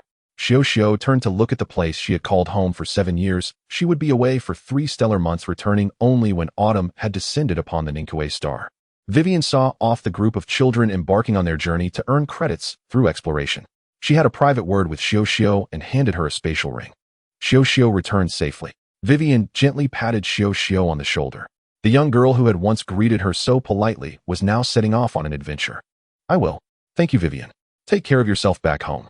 Xixiu expressed her gratitude and stepped forward to embrace Vivian. At that moment, Vivian's heart swelled with an indescribable emotion. Xixiu had truly come to regard this place as home. Remember, don't be reckless, don't seek conflict, and know your limits. When trouble comes, don't panic, think calmly, and find a solution. Don't rely solely on brute force. Vivian offered her meticulous advice. Xixiu nodded, earnestly smiled as she bid farewell to Vivian, and together with Jin and Hui boarded the hovercar, heading for Ningque, star's third moon. The star shuttle from the Ningque Star Children's Affairs Office would be waiting for them there. The hovercar rose steadily, executed a graceful turn, and swiftly departed from the nursery. Xixiu waved toward the ground, even though Vivian could no longer see her. Still, it was important to maintain a sense of ceremony. After seeing Xixiu off, Vivian sent a message to Wei Lanshan. Lan, everything you asked me to prepare has been given to Xixiu. She's fine. She's already out on her expedition and should return in about 3 Ninkue months. Vivian received no reply from Wei Lanshan, leaving her uncertain of what she was doing or whether she was in danger. The distance across the alliance was too vast. After leaving Ninkue, star Xixiu and her 2 companions spoke little during the journey. 08 sat in its designated seat ready to accompany them throughout the trip, attending to their meals, lodging, and daily needs. The 3 girls shed the signature green uniforms of the nursery and opted for inconspicuous white work attire. Unlike the other groups who dressed in a riot of colors to stand out, they chose simplicity. In that moment, their barefaced appearance was already the most beautiful hue. The hovercar drove to the junction of the sky rail and the starport, entering the port's transport mechanism. After more than 10 minutes, Xixiu and her companions arrived at the starport of Ninkue, Star's third moon. The area was ablaze with light. Since light cannot coalesce in a vacuum, it was all artificial illumination. Staff from the Children's Affairs Office were already waiting there. Under Colleen's guidance, Xixiu and the others met with the officials. Colleen handed the children over to the office staff and then returned to the nursery in the hovercar. The staff members receiving Xixiu and her group were all women. Each had the destination galaxy displayed before them. Xixiu found Anwil and stood behind the team leader. "Hello, you can call me Dora. They'll be leading you to Anwil this time. I hope you girls have a wonderful time. If you have any questions on the way, feel free to ask me. If you encounter any difficulties, you can also tell me. Is there anything any of you don't understand?" Dora spoke at a rapid pace, but Xixiu and the others understood her clearly and nodded in response. Joining Xixiu on the trip to Anwil were 5 other teams, children from other schools on Ninkue Star. Unlike Xixiu's group, these girls had parents, and they were all female as well. Each of them was dressed beautifully, making Xixiu's group's attire seem rather unconventional. Dora swept her gaze over them and added, "Don't stir up trouble on the way, don't be reckless, and above all, don't bring strangers back to the group." "Can you do that?" "Yes. I trust that before you came, the nursery and schools explained the importance of this expedition and laid out the rules. Your scoring began the moment I started speaking with you. So please remember the rules and do not provoke anyone." "Understood." After speaking, Dora signaled for them to follow. Each team consisted of 3 people, including Xixiu's group. There were 6 teams in total. 19 people and 6 robots were headed to Anwil. Even counting those secretly protecting them, it was still far fewer than those traveling to other star systems. When Xixiu and her companions arrived at the port where the star shuttle to the Anwil galaxy was docked, they saw the emblem of the Children's Affairs Office on the shuttle, ensuring they would have priority use of the shipping lanes throughout the journey. In case of danger, they would receive immediate rescue, and other starships would also offer assistance. This was because all members of the Alliance had gone through similar experiences in their youth. Xixiu and her 2 companions followed Dora quietly and orderly. Even after boarding the star shuttle, they remained disciplined, avoiding idle curiosity. They found their cabin and went inside to stow their luggage. 08 followed behind. The cabin was simply furnished, containing 3 berths for resting, a luggage rack, and a combined washroom and toilet. There was no extra space. If they wished to exercise, they could use the Star Shuttle's training room, which was free, but limited to 2 hours per person per day. For Xixiu and her companions, that was sufficient. 2 hours would meet their basic needs and maintain their current skill level. Xixiu consulted Shui Fanhui and Zhun and scheduled their training for 3 o'clock in the afternoon. Once they left their home star system, their terminals would automatically adjust to Alliance Standard Time, making it easier to keep track of time and space. Upon arrival, it would convert to local time, requiring no effort on their part. Xixiu sent their training schedule to Dora. After receiving confirmation, they stayed obediently in their cabin, browsing the internet, and refrained from wandering around the star shuttle. They opened the StarNet, pulled up the strategies they had prepared earlier, and memorized the routes and key points. After a while, they felt they had committed everything to memory and stopped. Soon after, Shui Fanhui pulled all 3 of them into her game. During this period of smooth sailing, the StarNet speed remained unaffected, so they played with great excitement and enjoyment. At 3 in the afternoon, Xixiu and her companions arrived punctually at the training ground. Starting with level 15 gravity, Xixiu guided Zhun, breaking down the latest techniques she had mastered for her. Zhun practiced diligently, while Shui Fanhui watched from the side. The more she observed, the more astonished she became, for she could hardly believe that Zhun's current moves originated from Xixiu. Shui Fanhui found it increasingly difficult to gauge Xixiu's true strength. Every time she sparred with Xixiu, she sensed that Xixiu was deliberately holding back. What would happen if Xixiu fought at full capacity? Based on her experience, she couldn't provide an answer. She knew that Xixiu added 2 extra hours of training each day, sacrificing playtime, to improve her martial skills and mental fortitude. She admitted that she couldn't match Xixiu in this regard. Her mechanical designs required extensive conceptual time, and falling behind Xixiu in martial arts was only to be expected. This family member of hers was both endearing and diligent. Dora watched from outside the training room for a while.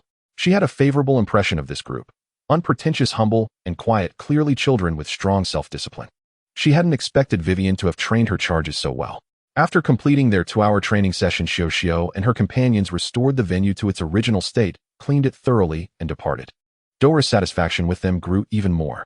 They were truly capable and well-behaved children. However, an incident occurred on their way back to the cabin. Xixiu and her group encountered another team, also heading to Anwal. Seeing that the corridor was narrow, Xixiu and her companions paused to let the others pass first. Unexpectedly, the 3 girls stopped beside them, sneering. "Ha, from the nursery. That means you're poor little orphans with no parents." Shui Fanhui silently recited 10 times in her mind, "Don't talk about other people's parents." Xixiu looked at these girls. They were no different from those she had encountered in her past life. Those who, upon learning she was an orphan, mocked her with a sense of superiority. Xixiu had no intention of backing down. Classmate Alliance Etiquette Article 669 states, "Do not discuss or inquire about others' parents upon first meeting." "Thank you." The leading girl, named Xixiu, sneered even more sarcastically. "What did I say something wrong? If you're in a nursery, it means your parents are dead. Can't we talk about it?" Shui Fanhui could no longer restrain herself. She was ready to fight, but Xixiu stopped her. 3 strikes and you're out." Alliance etiquette dictated that Shui Fanhui would not be in the right if she struck now. The Alliance could be that unreasonable. "Yes, you can say it because it's the truth. But the death of our parents has nothing to do with you. You stopped us for no reason and deliberately spoke ill of our deceased parents. You owe us an explanation." Xixiu spoke with utmost seriousness. The glint in her eyes confirmed to Shui Fanhui that Xixiu was not about to swallow this insult. She was brewing something big. "Ridiculous. Do we need a reason to find you unpleasant? You're only fit to be our underlings to take the heat for us. You nursery trash, utterly uncultured." Xixiu had gone too far. Xixiu curled her lips into a smile. "Very well."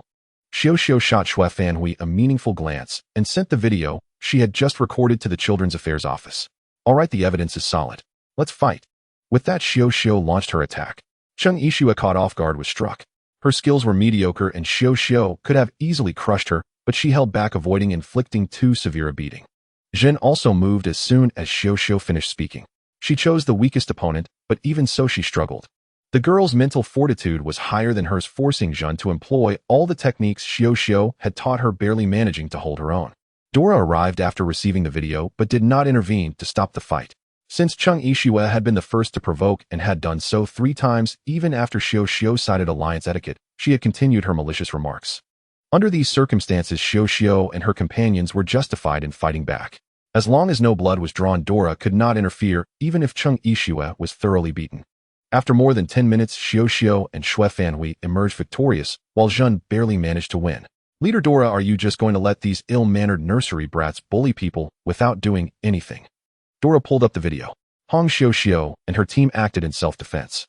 "If you're not satisfied, I'll post this video on the Starnet and let others judge. Don't tell me you don't know Alliance etiquette." Hong Xixiu reminded you at the start. The people of the Alliance abhorred it when someone insulted another's parents upon first meeting, which was why they had established over 1,000 rules of etiquette. If someone crossed that line and got beaten, the one who spoke first would have no ground to stand on. It was just a few words. Is it really that serious? Xixiu shouted loudly. Besides, it's the truth. Can't I say it? In that moment, Dora's favorable impression of Xixiu vanished entirely. It was indeed the truth, known to all, but there was no need to state it so bluntly. Moreover, her tone was so hostile, dripping with contempt and sarcasm, especially that last remark. It was enough to offend every child in the Alliance who had lost their parents. 9-star Marshal Li Zhengfeng grew up in a nursery on Shanyue Star. Alliance Chief of Biomedical Science Wei Lanchan also grew up in a nursery. And the current Supreme Commander of the Alliance. Does your nursery trash include them too? Xixiu stepped forward, locking eyes with Xixiu. Do you want me to list more figures who grew up in nurseries? Xixiu's smile was radiant. Shui Fanhui and Zhen had never seen Hong Xixiu like this before. At this moment, Xixiu's aura was fully unleashed. The emotions she usually kept hidden now surfaced. Being an orphan was her sore spot, both in her past life and this one. Xixiu took several steps back. Xixiu did not advance further. Instead, she turned and returned to the cabin with Shui Fanhui and Zhen. Dora had Xixiu's team leader come to handle the situation. The 3 girls, supporting one another, limped back to their quarters. Forget about training, they would likely need to spend half an hour in the medical pod. When Xixiu and her companions returned to their cabin, 08 had already retrieved the day's nutritional supplements from the dining area.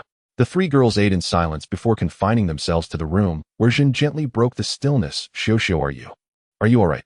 Rest assured Jin Marin. A good fight cleared my head. I'm fine. Xixiu raised a smile. Relieved, Jun and Shui Fanhui exchanged a glance, their hearts easing slightly. Xixiu's aura earlier had been overwhelmingly powerful.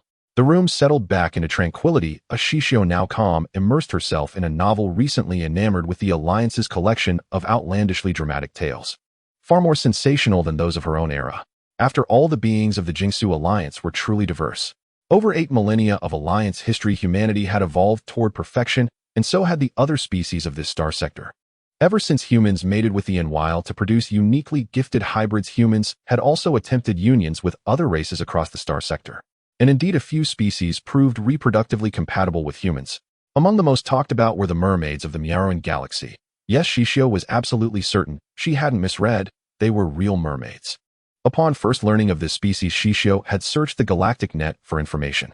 Like the Manhwa, they were an indigenous species with mermaids possessing strikingly beautiful forms. Their faces were identical to humans except near the ears where a subtle difference emerged, a gill-like structure connected to their ears used for breathing. On land they had legs, though they required copious amounts of water weekly to sustain their vitality. They didn't live underwater constantly. Over millennia, mermaids had adapted to terrestrial life. Those still dwelling in the sea were likely only the royalty and nobility of Meodrama. The book she held was a tale of tormented love between a human and a mermaid. It brought her immense joy, sweeping away the afternoon's events. At that moment, she was reading about the mermaid's undying devotion and unwavering love for the human. Yet the author's imagination was clearly fanciful, for the central AI would never casually match humans with mermaids. Unless the compatibility threshold between two individuals reached perfection, and after exhaustive calculations the central AI concluded that only that specific human and mermaid were a match. Only then could such a couple emerge. In Alliance history, there were merely a few such cases. Their offspring indeed possessed remarkable talent, as recorded in Alliance annals. Xixiu read it purely for entertainment, grinning with maternal affection at the delightful parts. Truly, it was too sweet. It made her maiden heart burst with joy. Shui Fanhui watched her and shook her head in bewilderment. She couldn't fathom how Xixiu could be so mature and formidable at times, yet so childish and endearing at others, seamlessly merging these two contradictory traits within herself. She had even infected Jun. Previously, Jun's choice of Meodrama as a destination was driven by a desire to see the mermaids in person. Xixiu, is this good? Super sweet. The mermaid male lead is so handsome, and the female lead is beautiful too. Xixiu swiveled her light screen to reveal the novel's illustrations. Alliance novels were richly illustrated, easy on the eyes and a feast for the senses. Xixiu's ultimate pastime for whiling away the hours. Jin leaned in and found the illustrations indeed exquisite, especially the mermaid male lead's eyes brimming with deep affection. Truly beautiful. It makes me want to detour to Meodrama. Jin too succumbed to infatuation, shaking Xixiu's arm. Youthful sentiments are always poetic.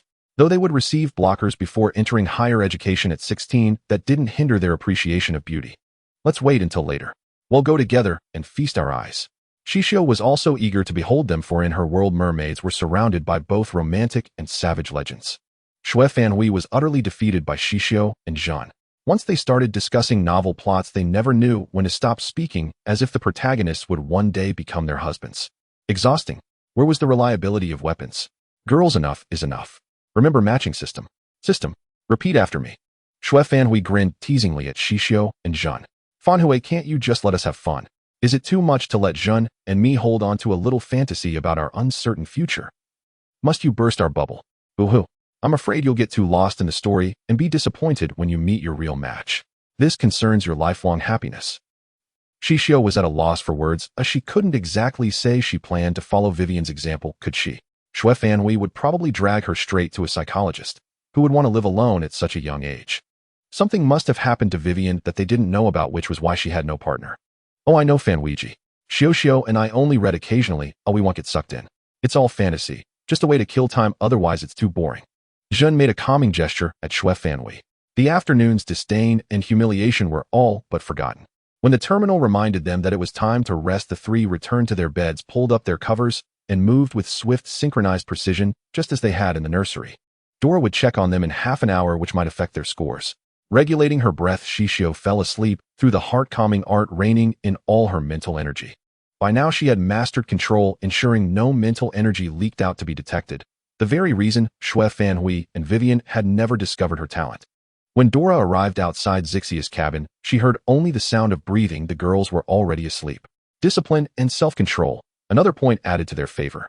The other 5 groups had encountered minor issues throughout the day, especially Cheng Yixiu's group. After leaving the medical pod, Cheng Yixiu still believed she was in the right.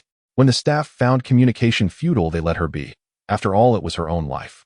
Thus, Dora always enjoyed leading Vivian's teams, as they were trouble-free. Dora slipped away silently. Girls in other rooms were still frolicking, showing no intention of resting. Finally free, they intended to indulge as they pleased. At the second cabin, Dora knocked. Cheng Yixiu opened the door, and upon seeing Dora, the room fell silent. Cheng Yixiu's expression was sour. She detested Dora for favoring the orphans from the nursery. Cheng Yixiu resolved to file a complaint against Dora after this trip. Dora stepped inside and noticed 3 girls from another group were also present. She concealed her displeasure, merely stating coolly, "If you deem my scores unimportant, feel free to ignore me and the children's administration rules throughout this journey." Dora's gaze swept across the 6 girls in the cabin. They all lowered their heads under her scrutiny. Inwardly, they grumbled. They were just playing and chatting, enjoying a rare moment of ease. They had assumed Dora's scores wouldn't carry much weight, so they had disregarded the regulations. Dora said no more. She left, closing the cabin door behind her, and went to inspect the other 3 groups, which fared much better than the second cabin. In the starry sky, there is no distinction between day and night. Xixiu and her companions wake up at a set time. When the alarm clock on their terminal rings, they quickly rise and wash up. Then they have breakfast. Today's breakfast consists of nutrient paste, which Xixiu finds has a soybean flavor. She silently finishes eating, fills her stomach, and places the nutrient paste box into the recycling bin. After tidying up, the 3 of them head to the observation deck of the Starry Shuttle. On the route to Anwire, they will pass several beautiful scenic spots. The one they are about to see is among them. Xixiu had traveled from Unistar to Ningkue back in the day, but she has never taken this route. When the 3 of them arrived at the observation deck, there weren't many people, allowing them to occupy the best spots. Xixiu and her companions greeted the staff politely, and other staff members passing by smiled kindly at them, recalling their own moments of excitement and curiosity from years ago. As the Starry Shuttle passed through a nebula, they entered a dim area surrounded by darkness. Suddenly, in the depths of space, something must have collided, as unseen matter around them was instantaneously illuminated. They could see tiny particles of light gathering together, swirling around an unknown object in the center. Minutes later, the whirlpool grew larger, connecting the entire area, and instantly revealed the fire cloud spectacle that Xixiu had seen in her past life, though the light from deep space was likely flames from an explosion. The originally pitch-black starry sky suddenly burst forth with such fiery light, rapidly expanding into a whole expanse, its colors resplendent and breathtaking. Zhen tightly grasped Xixiu's hand. Although she was nervous, she dared not blink, fearing she might miss this fleeting spectacle. As the Starry Shuttle passed through this sea of stars, Xixiu was still lost and thought the previous scene was truly too beautiful. The distant splendor was imprinted in her heart. Here in the depths of the universe, there are no boundaries, only legends. The 3 of them returned to their cabin, greeting the staff they encountered along the way with polite and sweet hellos. The staff from the Children's Management Office were very patient, and Xixiu and her friends received excellent care throughout their journey. As for the other 5 groups, they did not interact much. A simple greeting sufficed, as their upbringing environments were different. They carried a sense of superiority, while Xixiu and her friends had to face the hardships of life early on. Cheng Yixiu knew she was not as capable as Xixiu and her group, so she refrained from provoking them. The interpersonal relationships among the Alliance people are somewhat indifferent. For those who grew up in the nursery, the only potential friends they would interact with in the future are those few they lived with since childhood. Children who come out of the nursery only establish fixed classmates after entering higher education. They do not need to go to school. All learning is resolved through the Star Network, relying entirely on their own initiative and discipline. After 5 star days of traveling through deep space, Xixiu and her companions arrived at the 6th starport of Anwire. Before disembarking, the Starry Shuttle Dola gathered them together. You can stay in the Anwire Galaxy for 3 star months, but only within the confines of the Anwire Galaxy. I have already sent the shuttle's pickup times to your terminals, so please be sure to arrive at the starport on time. We must return promptly. If you have any questions, you can leave me a message. Once you step out of the Starry Shuttle, this journey will depend on yourselves. Don't be too presumptuous. There are plenty of cases in the Alliance of those who never returned after embarking on a journey. I hope you won't encounter such a sorrowful situation. Except for the children who came out of the nursery, the other 5 groups all have living parents. Think of your fathers and mothers. Xixiu and her friends were silent. They understood better than anyone the preciousness of life. As for whether the other 5 groups understood it was beyond their concern. After a brief exchange, Xixiu realized they were on different paths. Answer me, do you remember? Dola's tone was very stern. Remember to return on time, don't cause trouble, don't be presumptuous, and always be aware of your personal safety. Xixiu's trio responded to Dola. The remaining 5 groups also replied. In that case, I wish you a pleasant journey, and may you spend 3 happy star months. Xixiu and her friends performed the alliance salute to Dola, then orderly descended from the starry shuttle, arriving at the surface of Anwire Starport. Dola changed her outfit and appearance with the staff following behind them to ensure their safety and oversee their evaluations. Xixiu and her friends were unaware of this. To reach the surface, they first needed to take the shuttle bus to the starport, then ride the aerial track down to Anwire's surface. Xue Fanhui took the lead. Jun was in the middle, and Xixiu followed behind, forming a protective formation. Jun felt sweeter than honey in her heart. She quietly spoke to her parents who had long since departed. Dad, Mom, Jun is doing very well now. Don't worry, Jun will live bravely. You must watch over me from beyond the sea of stars. Jun concealed the emotions in her eyes. Encountering a presence akin to family was the luckiest thing in her entire life. As they boarded the aerial track to the surface at the transfer station, Xixiu gazed at this planet she had briefly visited a few years ago, still as beautiful as ever. She had once expressed to Wei Lanshan her desire to meet an Anwire person, wondering if fate would grant her that chance. After reaching the surface, Xixiu and her companions parted ways with the other 5 groups and went directly to the hotel they had reserved online. It was a cozy little courtyard, and they had booked it for 10 days. Vivian had previously given Dola their itinerary, so Dola was not at all worried about losing track of them. The traffic on the road was very convenient, with the robot driver operating smoothly. 10 minutes later, Xixiu and her friends arrived at the designated courtyard. There were many flowers and trees at the entrance, some of which Xixiu could not even name. It looked warm and stable. Their room was on the 3rd floor. The robot led them there and granted room access to 08. After that, 08 would know all the arrangements of the courtyard and the locations of various tools from the system. The 3 of them happily rolled onto the bed, soft enough that they wanted to fall asleep immediately. Oh, this bed is so comfortable. I need to remember the brand. I'll buy this kind in the future. It's so gentle. Woo-woo, just having a comfortable bed makes me so happy. Xixiu felt particularly easy to satisfy at that moment. You're so easily pleased. Xue Fanhui remarked, speechless. Clearly she was a strong girl who could conquer anything, yet she had such girlish sentiments. Yes. In the future, I'll open a food ingredient store, and Fanhui, you can design me 2 beautiful utensils. I'll display them at the shop entrance, and my ingredients will definitely sell well, especially since I have Xue's designs as my prized possession. Xixiu playfully winked at Xue Fanhui. Her cheeks dimpled, her eyes dark and lively, before pouncing on Xue Fanhui. Seeing this, Jun also pounced over. Xixiu, I'll invest in you in the future. Great. Well, earn star coins together and then go traveling. Xixiu pinched Jun's cheek and then couldn't resist being cheeky. Xue Fanhui. After the 3 of them had a bit of fun, they arranged 08's place, connected to the star network, and reported their safety to Vivian. They also took a picture with the room and sent it to Vivian. Vivian, who was on Ning Kuei star, looked at the 3 girls smiling happily and felt a warmth in her heart. After a restful night, as the star of Anvil rose, the 3 young women, having packed their belongings, set off under its first light. All their possessions were stored in space buttons, and purchases were made via terminals, with star coins making everything convenient. They also rented a hovercar with 08 as the driver. Dora was astonished by the extravagance of the 3 girls, as these expenses were quite substantial. Though the nursery had provided them with some advanced star coins, it should not have been enough to cover the entire journey. Unbeknownst to Dora, the 3 little misers had earned money through work study and annual income from collecting Shulai stones along the Purple Coast. Xixiu had enhanced their efficiency, and the earnings from Shulai stones alone over the years were considerable. Additionally, Xixiu had taken on a part-time job on the Star Network last time. The client was so pleased with her ingredient combinations and cooking methods that after paying her 500 star coins per recipe, he generously gave her a 500 star coin tip.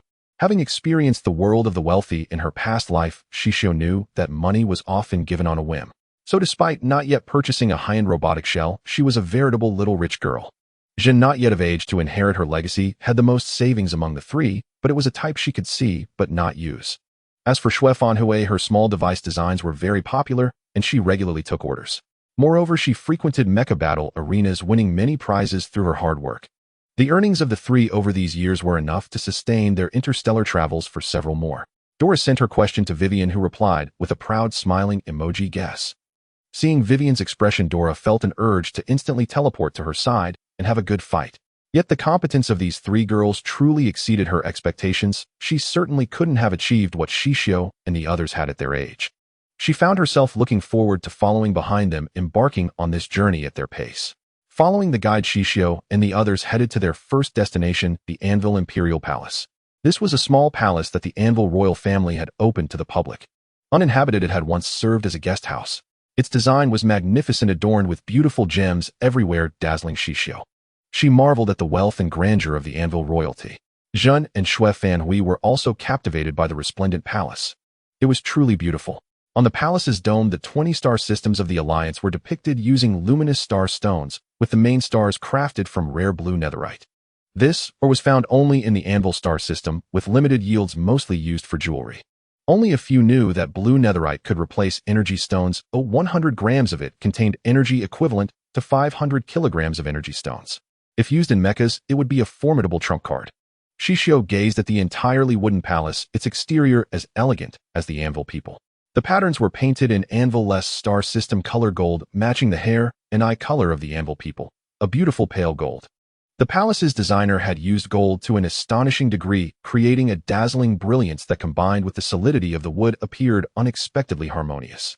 The various colored gems embedded within refracted the beams of light hanging from the dome onto the floor, forming scattered dots that also depicted the star map of the 20-star systems. My goodness, how was this achieved? Shui Fanhui was also awestruck by this design. Could applying this concept to weapon design solve many problems? She noted this question down, planning to experiment with it upon returning to Ningkuei Star. The more Xixiu observed the palace, the more she marveled at the Anvil civilization, far surpassing that of Blue Star. Following the signs, they took in the entire Anvil Palace over 2 hours. This was merely a small guest palace. The residence of the Anvil royal family was likely at least 5 times larger. The three felt no regret at not seeing the royal family's palace, as the Anvil royalty were famously mysterious throughout the Xixiu alliance. All that was known was that the royal family bore the name Jing. Even the central AI had no record of their surname, leading people to forget and assume the Anvil royal surname was Jing. Moreover, the Anvil royals rarely appeared in public, maintaining an air of guardianship and mystery. The sealed history prevented citizens from being overly curious about them. Furthermore, the true location of the Anvil royal palace could only be accessed by royal members, and entry was likewise restricted to them. The three girls felt like mere grains of sand in the vast star sea, and they were content to have witnessed this spectacle. Joyfully leaving the breathtakingly beautiful palace, they headed to another scenic spot. They were in no rush. 3-star months were ample time to visit many places. During this period, they also needed to complete a report on any topic, and they would spend about 2 months on an administrative star as part of their set itinerary. Thus, Xixiu and the others photographed the most impressive sights and recorded their thoughts in real time on their terminals. They planned to organize everything at night, confident they could produce a satisfactory report. Xixiu patted her chest, declaring it would be no problem. After all, in her past life, she had handled all sorts of reports, and failing to compile a travel report would be absurd. Walking through this planet, time seemed to slow down. Anvil-less streets were clean, with not a single piece of litter in sight. The air quality was excellent, with dust removal devices installed beneath street lamps that filtered and purified airborne particles before releasing them. It felt as though the Anvil people lived in purity, which was why they were all so beautiful.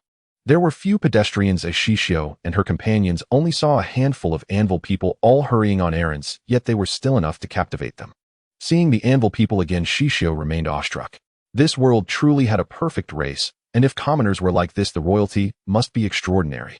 The three visited a snack shop, a common sight in Anvil, selling local specialties. Their eating habits seemed no different from humans. Across the Alliance, nutrition supplements, pastes, or pre-prepared meals were common, designed for optimal absorption based on required energy and elements. Occasionally, fresh snacks appeared and were quickly snapped up. Anvil, however, offered a wide variety of snacks, leaving the three overwhelmed by the choices. They decided each would buy several types to share later. After paying and storing everything in their space buttons, the three lively girls headed to their next destination. After touring the central district of Anvil, they returned to the inn. Recording their reflections from the day, they began eating the snacks. While at the shop, they had sent some back to Vivian, Corinne, and Charlie on Ningkuei Star, likely already received. Unbeknownst to them, the shop owner noticed their gesture. A warm-hearted person, he gave them high marks for remembering their elders during their journey. They only learned of this upon returning to Ningkuei Star and seeing the ratings, realizing that strangers could indeed rate them. They were deeply, deeply moved. They had no plans to go out that evening. Before their arrival, Vivian had specifically instructed them not to venture outside at night unless absolutely necessary. Thus, the three of them stayed in the inn preparing to immerse themselves in the star network, and Xixiu was already ready. In recent years, the Alliance's technology had advanced rapidly, allowing access to the virtual network without the need for a star pod. Shui Fanhui adjusted 08's security level to the maximum. She positioned her small weapons at the entrance ready to strike at any sign of movement. Then the three of them gleefully ventured into the star network for a journey. The disciplined trio spent only 2 hours in the virtual space before disconnecting to rest. They had a distant destination to visit the next day, so they bid each other goodnight and drifted into slumber. The next day, before Anvil's satellite had set in the west, Xixiu and her companions rose. Today, the three girls wore identical outfits: mauve short-sleeved form-fitting work suits and black hiking boots exuding vitality, competence, and beauty. All three favored work suits for their numerous pockets, soft and close-fitting fabric, and ease of washing. The hovercar ascended onto the sky rail heading toward the Silver Falls, a journey of an hour from the central district. Due to speed restrictions in Anvil's airspace, they couldn't drive too fast. Speeding incurred severe penalties, directly deducting 200 contribution points. Xixiu and her friends only had the birth contribution points gifted by the central AI, 100 points each. They couldn't afford deductions, or they'd fall into negative territory. Children, yet to contribute to the Alliance, had no margin for error. Along the way, the three chatted and laughed, filled with curiosity about this world. To this world, they were still children. Upon reaching their destination, a crowd of tourists had already gathered, drawn by the famous sight. It was early summer in Anvil, the most spectacular season for the Silver Falls. Stretching endlessly atop a circular mountain range lay a high-altitude lake. Water surged from a gap in the lake, forming a waterfall approximately 300 meters wide and 500 meters high. From below, it appeared as if the cascade descended straight from the heavens. Even from a distance, Xixiu and her companions could hear the thunderous roar of the crashing water. Truly magnificent, the journey was well worth it. The waterfall's color was genuinely silver. The droplets that splashed onto them would condense into tiny silver beads, which explained the large number of visitors. These scattered silver beads could be taken by tourists, used to craft jewelry or string into necklaces. They were said to have calming properties, making them the most unique attraction in Anvil. However, tourists were strictly prohibited from entering the demarcated area to scoop up the waterfall's water, a clear and explicit ban. Anyone violating this rule would be expelled by the Guardians of Anvil, permanently barred from the Anvil star system. In severe cases, the Anvil guards would directly eliminate the offender. For the peace-loving Anvil people, directly killing a being was an extremely grave matter. Shui Fanhui and Xixiu found the best spot, waiting for droplets to land on them, while Zhen, with her dexterous hands, was tasked with catching the beads. The three coordinated perfectly, gathering several hundred beads in no time, each about a centimeter in diameter, enough for many pieces of jewelry. Not greedy, they stopped when satisfied. After taking photos, they planned to descend the mountain on foot. 08 was waiting for them at the base with the car. Since this was Anvil territory guarded by sentinels, it was very safe, and the three felt at ease. Moreover, they wore badges from the Children's Affairs Bureau indicating their travels, so no one would trouble them, unless they encountered someone truly extreme. The mountain was vast and serene. As they descended, Xixiu felt as though a gaze was fixed upon her. She looked around, but saw only dense vegetation, no trace of any creature. Shaking her head, she dismissed it, as the gaze held no malice. She had probed it with her spiritual sense. The one receiving her spiritual sense was astonished, never expecting such keen perception from this young girl. The other two hadn't noticed her at all. Moreover, her spiritual energy level must be exceptionally high. The girl even knew to conceal her strength, making it impossible for her to gauge the exact level. How intriguing. Could the Alliance have produced another prodigy? She decided to step out and find answers, for the girl's aura was uniquely special. Xixiu and her friends chatted cheerfully, holding up the silver beads to the starlight. Under the refraction of light, they noticed faint, beautiful glimmers within the beads. Halfway down the mountain path, they encountered a beautiful Anvil sister. The young woman gazed anxiously at the scattered silver beads on the ground. Hearing footsteps, she turned and stared intently at Xixiu and her companions, leaving them bewildered. Little sisters, could you help me? I accidentally spilled the beautiful beads I got from the waterfall. Could you help me pick them up? Otherwise, they might block others' way down the mountain. Her tone was pitiful, her expression harmless. That flawless face with its pleading look and innocent golden eyes was utterly irresistible to Xixiu and the others. Thus Xixiu stepped forward first, bending down to pick up beads alongside the beautiful Anvil woman. Shui Fanhui and Zhen joined in, helping the girl gather all the scattered beads. The beautiful sister's mind buzzed with thoughts. What lovely, helpful children.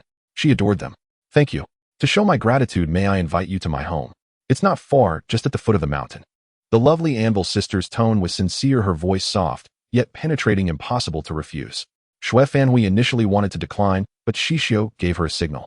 It was clear that this Anvil woman had used the spilled beads as an excuse to stop them, intending to invite them to her home. Anvil people couldn't attack them proactively. That was their rule. And none of the three had anything worth coveting. So Xixiu decided to see what she wanted. Perhaps there might be a pleasant surprise. All right, but we need to contact our robot first to have it drive the car to a designated spot. Xixiu spoke. Okay.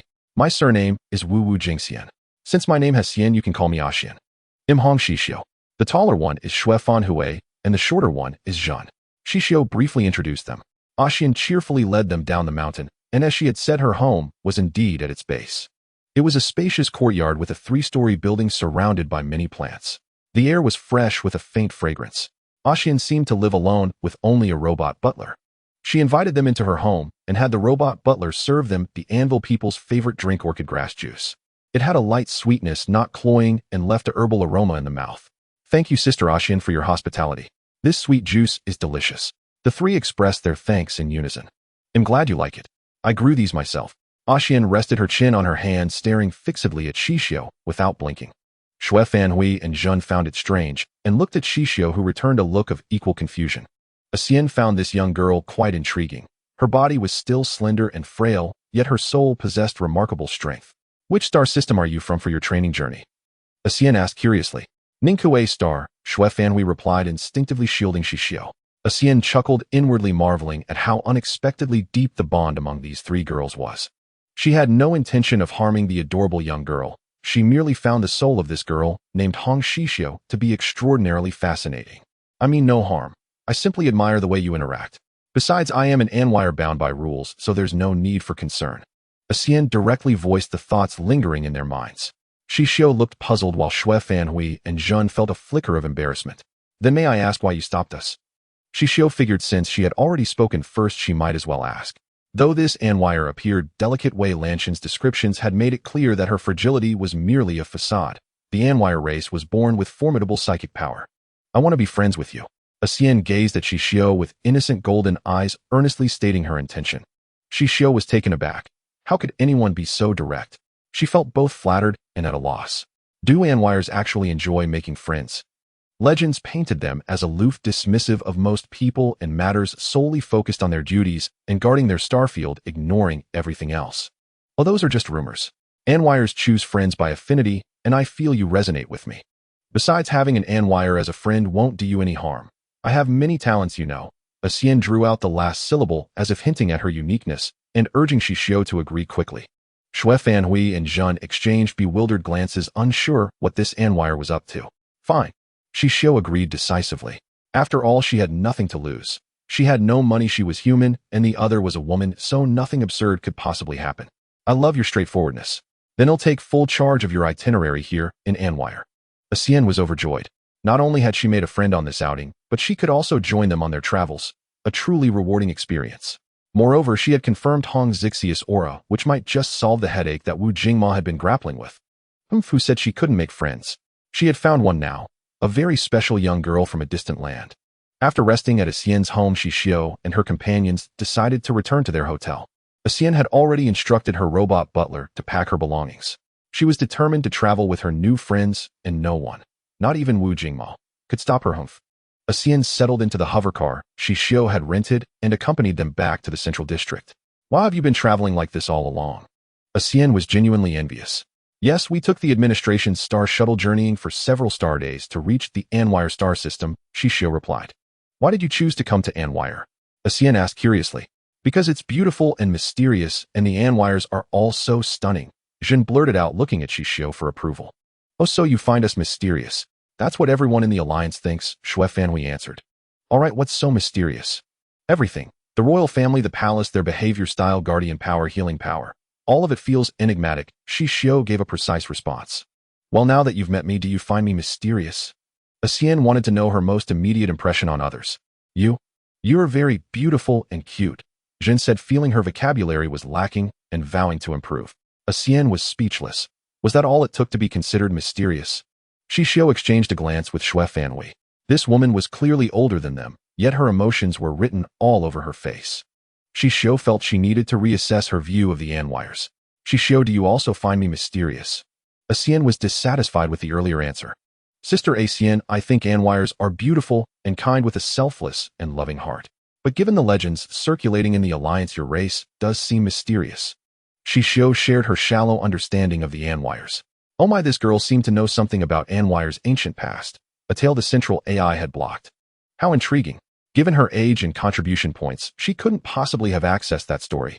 As a child from an orphanage, her parents couldn't have told her before she entered it. This was very strange. Great. Since I hold such a high place in your hearts, allow me to escort you on this journey. Xian beamed with joy, her large eyes narrowing into slits, while her golden pupils still shimmered with a peculiar innocence. Her appearance left Xixiu and the others spellbound. Shui Fanhui and Zhen marveled at Xixiu's ability to make this Anwire voluntarily cling to her. And she even promised to escort them throughout the trip. After all, Anwires were the guardians of the Starfield gates. They had hit the jackpot. Thank you, Sister Xian. Xixiu gazed at this innocent girl, deeply moved by the spontaneous offer of protection from a stranger. No need to thank me. I get to have some fun too. It's been ages since I last went out. It seems she was quite playful herself. Shui Fanhui and Xixiu exchanged looks, utterly defeated by this girl. Xian smiled, finally free from her confinement. When they returned to the hotel, Dora slipped in quietly behind them. Xian glanced her way before following Xixiu into the room. Dora was shocked. She hadn't expected those three girls to bring back an Anwire from Silver Falls. Their social skills must be extraordinary. The entire alliance knew how hard it was to approach an Anwire, yet for them, it seemed effortless. This Anwire exuded a pure, transparent aura with an innocent charm and high affability, likely a noble of Anwire.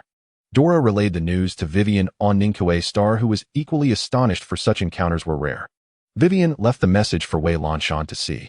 Xian entered the room with Xixiu and walked straight to her bed, beaming. I'm sharing a nest with Xixiu. Any objections? Shui Fanhui and Zhen shook their heads. No objections, Sister Xian, feel free. How could they dare object? Anwires might seem frail, but their combat prowess was rumored to be terrifyingly powerful. Moreover, even a commoner among them possessed a psychic talent of at least 2S from birth. This one before them was likely at the peak of 3S, explaining why her aura was so pure and flawless. Xian was quite pleased. These girls certainly knew how to read the room. Xixiu felt helpless, utterly helpless. Who could have guessed that Anwellians would have such a temperament?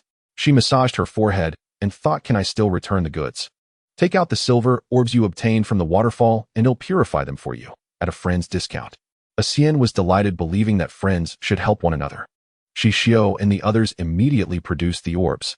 They could witness an Anwellian's purification technique firsthand, which made the journey worthwhile no matter what. They had obtained several hundred orbs of various sizes. Xian arranged them in a formation, and Xixiu, observing the pattern, guessed it must be a special emblem. Xian stared fixedly at the orbs, the gold in her pupils deepening until it seemed almost eerie. Her hands formed a seal, a faint luminescence emanating from her body. Her entire aura shifted instantly, no longer gentle and harmless. Instead, it became domineering and unyielding. Before long, the glow from Xian seeped into the silver orbs. The orbs visibly grew more translucent, with a silvery light flowing within, making them even more beautiful. When it ended, Xian's pupils returned to a pale gold, and her aura softened again. Her earlier demeanor had shown Xixiu and the others a side of Anwellians different from their usual appearance. They surmised that this was the true nature of Anwellians. In battle, they must be even more formidable. I didn't scare you all, did I, eh? Xian smiled warmly at the three young women, who still wore expressions of lingering shock. Oh well, that was amazing. Zhen stammered. Xixiu also found it incredibly impressive, so different from their usual martial skills and mental power. Was this the mysterious art of the Anwellians? Here I've imprinted these orbs with a mark. Now they are truly protective Jing pearls. Thank you so much, Sister Xian. You are incredibly talented, beautiful, lovely, and kind-hearted. Xixiu's flattery skills kicked in. Oh my, how embarrassing, but Xian felt a little smug. Of course you'll discover many more of my talents in the future. Xian felt a sense of accomplishment. A simple trick had left these girls wide-eyed. If she unleashed her ultimate skill, they would probably be utterly stupefied. That night, the four shared a room. Xian squeezed onto Xixiu's bed, determined to cling to her and not let go. Sister Xian, why are you holding me? Xixiu asked, bewildered. Xixiu, the scent you carry is delightful. I like it very much. It has a hint of time and space about it. Xian answered with certainty. What? Time and space have a scent? What kind of logic was that? Xixiu felt that traveling with Xian would be full of unexpected trouble. Xixiu decided to stop pondering Xian's eccentricities and recited the calming heart mantra before drifting off to sleep. Once she was sound asleep, Xian edged closer.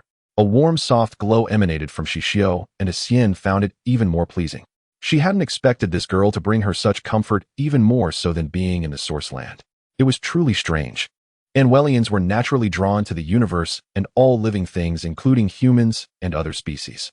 Yet they rarely formed close bonds with them. The fundamental reason was that the auras of other beings contradicted the comfort Manhwaedits sought. But Xixiu exuded a calming presence. That was why the moment Xian saw Xixiu on the mountain, she decided to follow her and uncover the reason. This might very well be the opportunity that Wu Jingmo had mentioned to her. The next day dawned bright and clear. A torrential rain had fallen over Anwil during the night, leaving the morning air exceptionally fresh. Xixiu, on the verge of waking, felt the same gaze she had sensed while descending the mountain the day before. Startled, she opened her eyes immediately. Damn it, Xian's face was right in front of her, staring intently at her, while muttering strange. She looks just like everyone else. What's different? Having woken up early, Xian had scrutinized Xixiu from head to toe, but found nothing unusual about her. Xixiu was startled. Although Xian was beautiful and flawless, being stared at by those golden eyes, which seemed slightly eerie upon closer inspection, was hardly a pleasant experience. Good morning, Sister Xian. Oh, good morning, Xixiu. Good morning, everyone. Still preoccupied with her thoughts, Xian's tone was somewhat casual. Last night had been her most restful sleep since leaving the source land. She knew it was because of Xixiu, but now that morning had come, Xixiu looked just the same as yesterday. Deciding not to dwell on it, Xian took out some nutrient paste from her space buckle and gave one to each person. Please try a specialty of Anwil. Thank you, Sister Xian. You're welcome. Xixiu and the others accepted happily and offered Xian some of their commonly used nutrient supplements. Xian opened one, found it palatable, and stored the rest in her space buckle. Where are you planning to go today? According to our itinerary, today's destination is Fengji Island. Zhen answered as she had planned the route and knew it better than Xixiu and the others. I've never been there either, but it should be fun. The wind chimes on Fengji Island were quite delicious. After packing their essentials, Xixiu and her group set off. Xian was simply dressed in an elegant green gown with no extra accessories. The clean cut and cinched waist highlighted her graceful curves, perfectly complementing her demeanor. Xixiu and Xue Fanhui both sighed, marveling at how someone so stunning could look good in anything. They recalled Ning Kuei-shing's green outfit and wondered why their green designs couldn't be as beautiful. How frustrating. The four boarded a hovercraft piloted by 08. As they left, Xian deliberately checked on the woman who had followed Xixiu and the others the day before. That should be a staff member from the Children's Affairs Office responsible for their safety and evaluations. Seeing her still trailing at a distance, Xian paid her no further attention.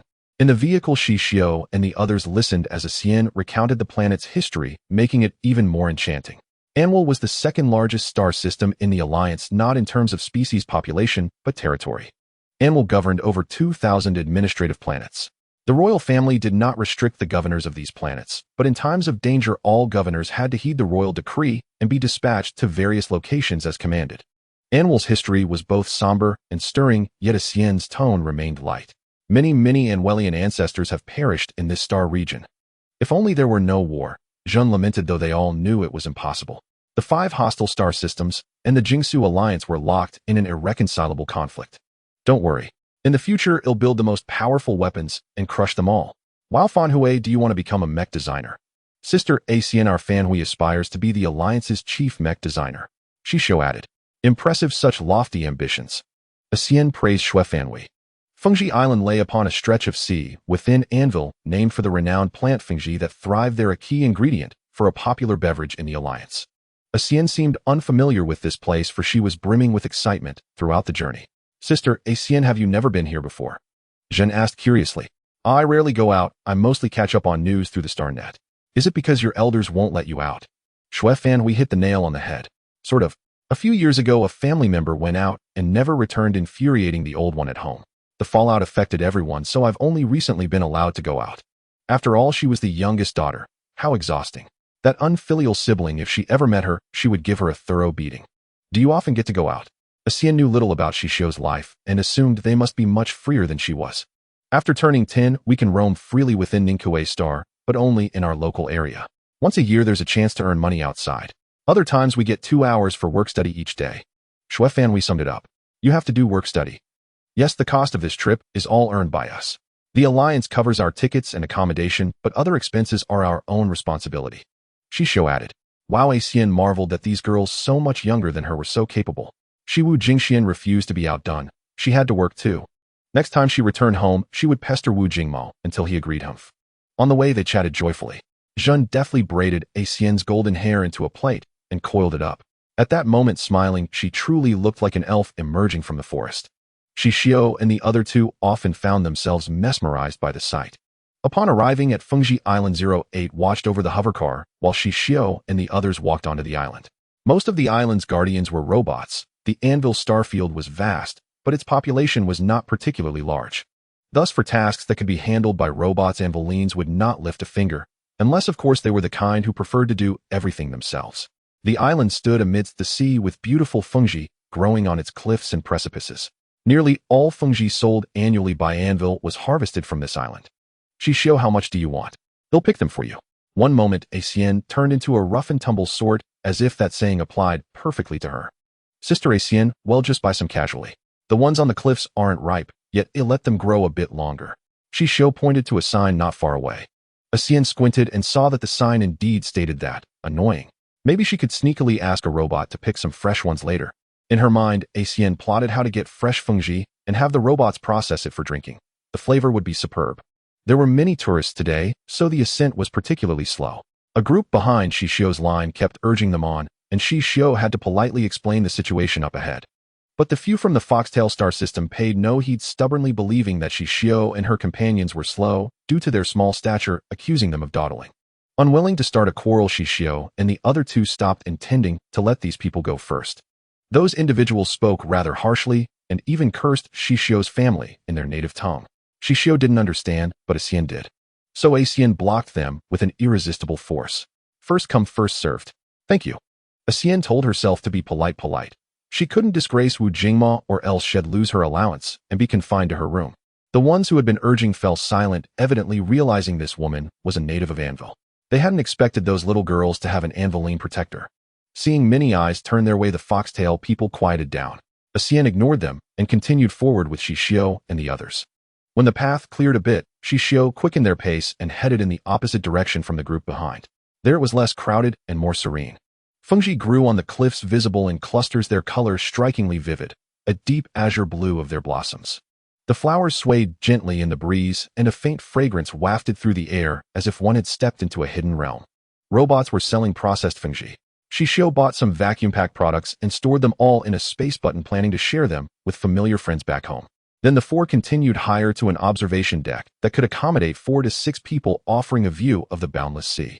As Xixiu and her companions finished admiring the scenery and prepared to leave the cliffside deck, they encountered the same group from the Foxtail system again. These people seemed to think the girls were easy to bully, or perhaps they were simply bored and took a dislike to Xixiu. The leader blocked their way. Xixiu had intended to leave immediately to avoid trouble, but fate had other plans. Now there was no one else here except them and the opposing group. The Foxtail people cornered Xixiu on the path, descending the cliff with no retreat behind them. To descend, they would have to force their way through. Oh, meeting again, what a coincidence. The leader's tone was grating. Xian looked at them, sensing the aura in the air, and her expression shifted several times. Xixiu and Xue Fanhui shielded Jin between them, adopting a vigilant stance, ready for combat. News of Foxtail people causing trouble in other star systems was common these years, which was why Xixiu had given up on visiting their system. These people clearly thought the girls were young and easy prey, or perhaps something about them displeased them. Sir, we're heading down. Could you please make way? Xue Fanhui took the lead, her tone polite and respectful. But the other side seemed intent on picking a fight. I'm in a bad mood today, and you lot are an eyesore. So sorry. Xian held back, then found she truly disliked such people, and gave and spit it out. Want to fight? Onion, or all of you at once? The other raised an eyebrow. Big talk. Anvilines have strong mental strength, but your martial skills are pathetic. Don't think we don't know. He truly didn't take Xian, who looked so delicate, seriously. Anvilines were naturally strong in mental power, but it couldn't be sustained indefinitely and tired easily in battle. He was confident. With his 5A physique and 2S mental strength, he could easily take down these little girls, and his team had several formidable members too. Dora lurked in the shadows, recording everything. This group clearly knew Xixiu was on a training trip and had neither provoked nor acted against them, yet they attacked without reason. So Dora opened her terminal to the StarNet and found that Foxtail people had been particularly fond of bullying young trainees out on expeditions in recent years, with many reports of their unreasonable behavior and injured children. Dora decided to wait 5 minutes to see how Xixiu handled it. If they couldn't cope, she would step in to rescue them. Xixiu exchanged a glance with Xue Fanhui and made a gesture. Seeing her signal, Xue Fanhui stepped back a few paces, forming a coordinated stance with Xixiu. The foxtail people struck first. Xixiu had no intention of being bullied without fighting back. They had already backed down twice. Even if this training trip earned them poor marks, they would stand their ground today. It was perfect. They had yet to experience such real combat. When the foxtailed people attacked, Zhen retreated to a safe position, maintaining a defensive stance. This was what Xixiu and Xue Fanhui had told her beforehand. When encountering danger, she should protect herself first, let them handle the situation, and if things went wrong, she should seek help. Xian immediately entered a combat state. The foxtailed people underestimated the fighting prowess of these three girls, especially Xixiu and Xian. This was also Xue Fanhui's first time witnessing Xixiu's true strength, swift, precise, crisp, and orderly, without a hint of hesitation. The leader of the foxtailed people judged based on past experience that no matter how skilled a teenager's martial arts were, they could hardly reach a high level. Level 9 physical techniques were universally taught across the alliance, but he had studied ancient martial arts. This was his arrogant trump card. He never expected that these children from the orphanage, especially the girl he was sparring with, had not only learned ancient martial arts, but surpassed him by several levels. The girl's movements were exceptionally agile, her strikes swift and unhesitating, with impeccable aim. The leader of the foxtailed people grew anxious, his techniques becoming chaotic. Seeing this, his companions all joined the fray. Xian intercepted the remaining 8, unleashing her full power to give these arrogant foxtailed people a lesson they wouldn't forget. The martial skills of the Anware people might not be formidable, but that didn't mean none were. Shiwu Jingxian was the little darling with the strongest martial arts in her family. Today she would vanquish them all. Xixiu dispatched the conceited foxtailed leader with little effort, pinning him firmly to the ground. She had thought this man was formidable given how relentlessly he pursued them, but he turned out to be so fragile. TSK. By the time she and Xue Fanhui stopped, Xian had already taken down 4. Xian was furious, her aura wild and menacing, radiating a clear message: keep away or suffer the consequences. After dealing with their own opponents, Xixiu and Xue Fanhui stood with Zhen, watching Xian's rampage. All three marveled inwardly. These foxtailed people had picked a fight with the wrong little tyrant. They never expected Xian's martial skills to be so exceptional. Xian, usually so gentle, struck with brutal force. Her body was light, but her punches carried immense power. With each blow, a foxtailed person would clutch their stomach and be unable to rise. Xian withdrew her fist, blowing on her hand. The force had been too great, leaving a slight recoil. She needed to loosen her joints. Xixiu winced just watching, wondering how much pain those struck by Xian were feeling.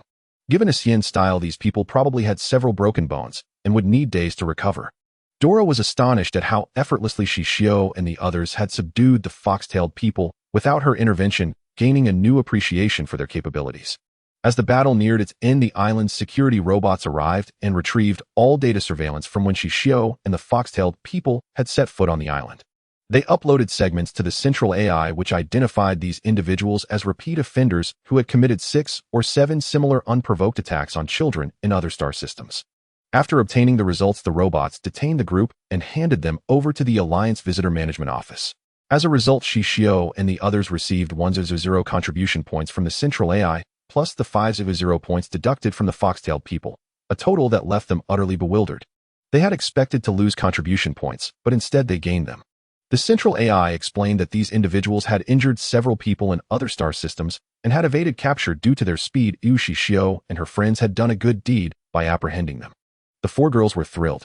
Xixiu felt a surge of pride for having performed an act of chivalry during her outing.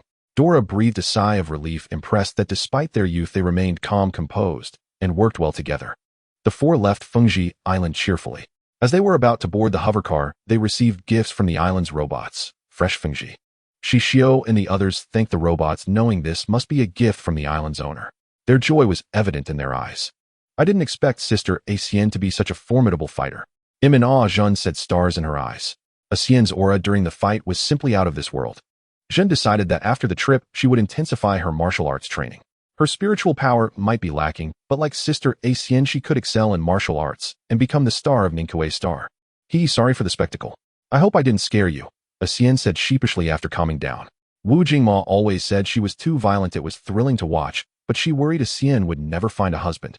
Sister Xian, you were absolutely amazing today. Your moves were so fluid.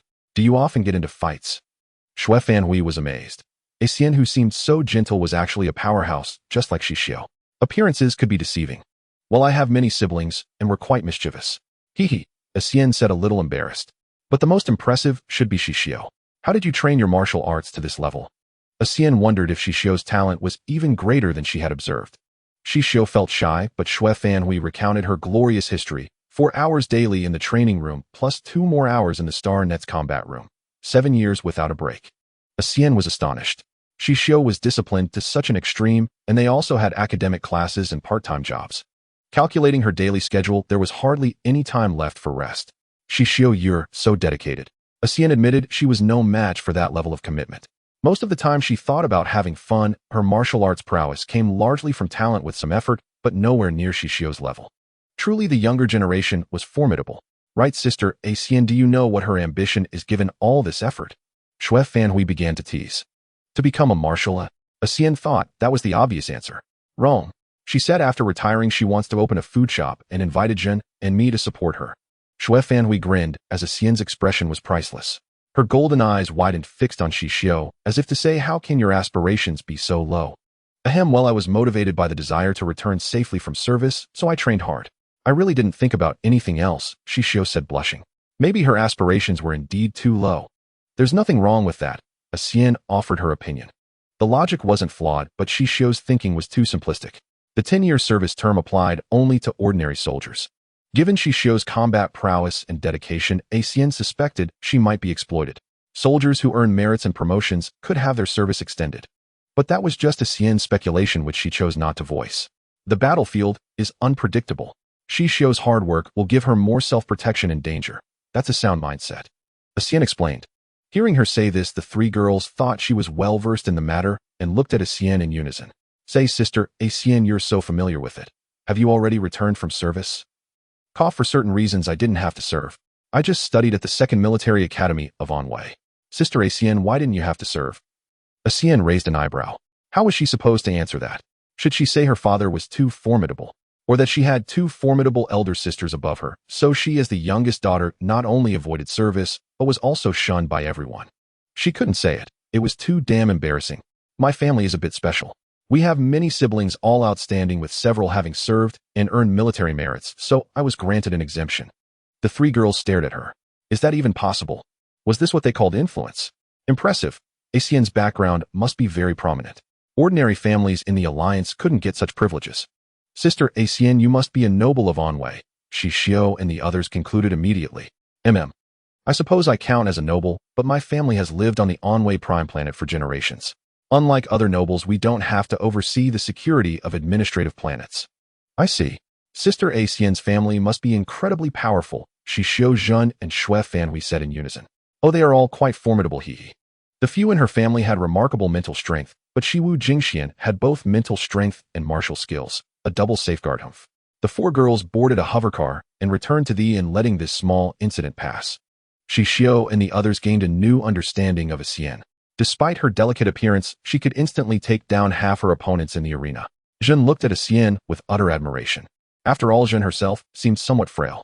She longed to be as formidable as Sister A Xian, so she silently resolved to ask Xixiu to increase her training regimen when they returned. She too wanted to be a gentle yet ferocious force. If mental strength wasn't enough, martial skills would compensate. Back at the inn, Xixiu and the others rested for a while before planning to pack their luggage and head to another location on a different prime planet.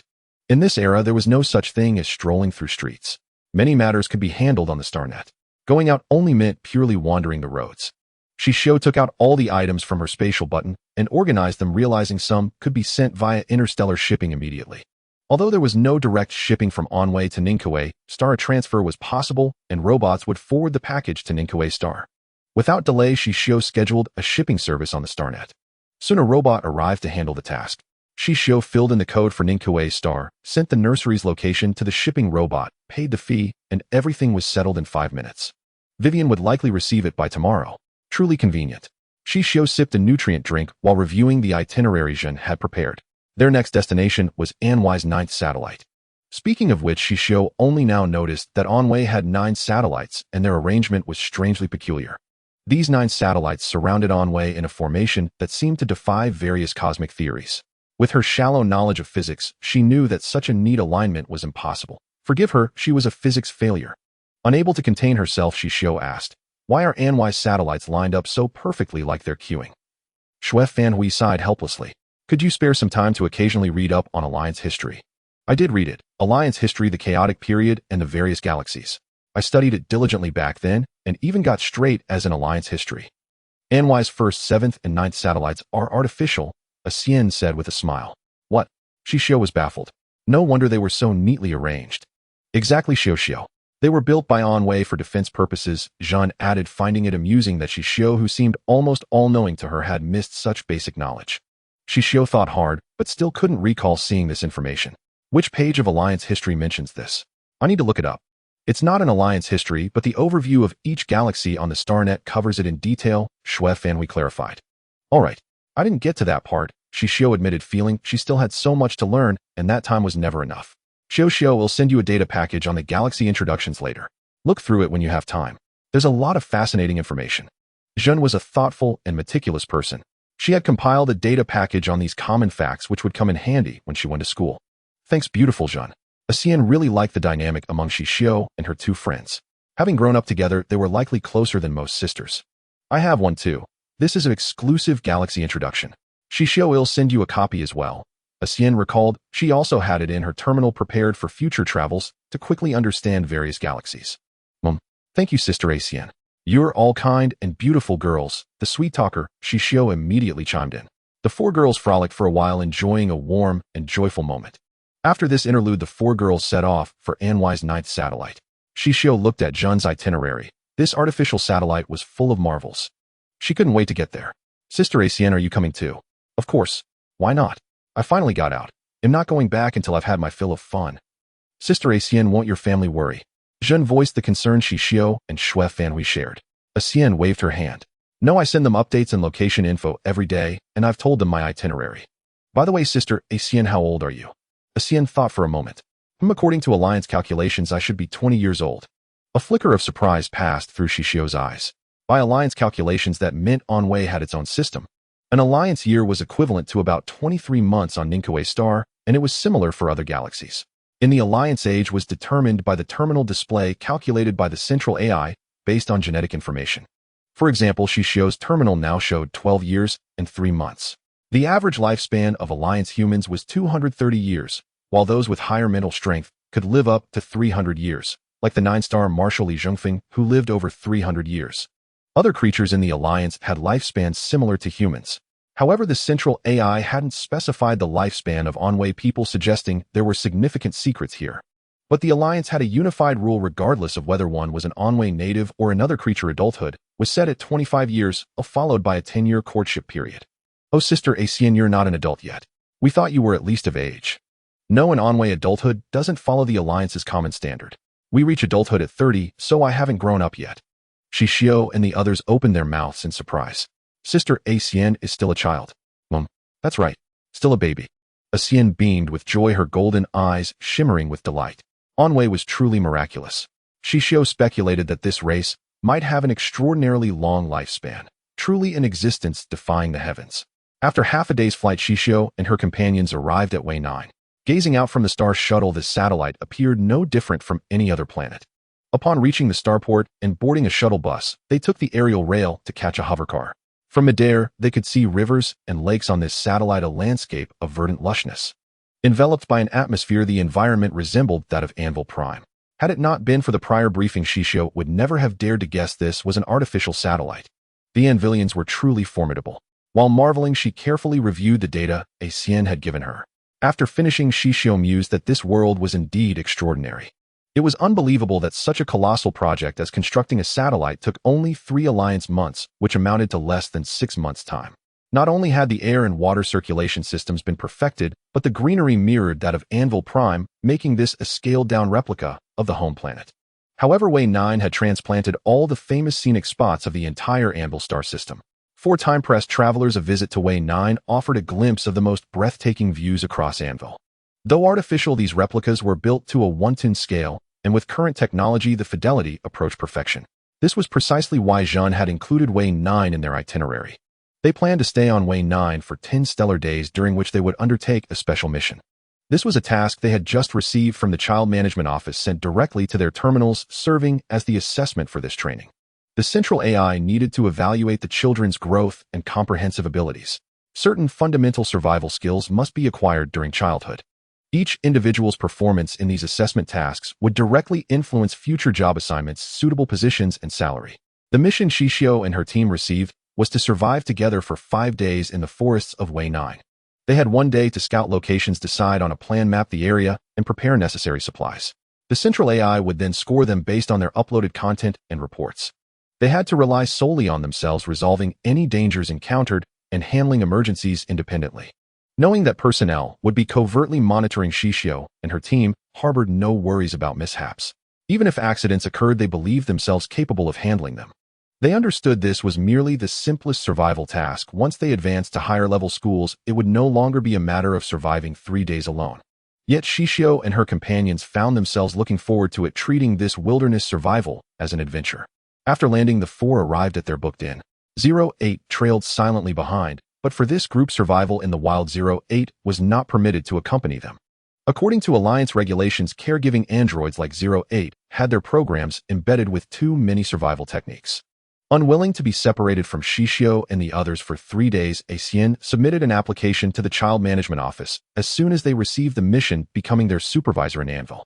Completing the procedures on the StarNet took just an hour, and Xixiu was officially appointed as their supervisor in Anvil, also responsible for their safety. Listen, from now on, I'm your supervisor in Anvil.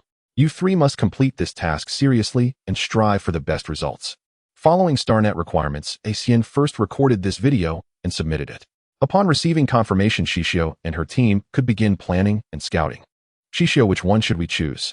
Manhwa frowned at the map. The Anvil star system boasted numerous forests, and Way 9 was no exception. Since nearly all of Anvil's scenic spots had replicas here, several forests were fraught with peril.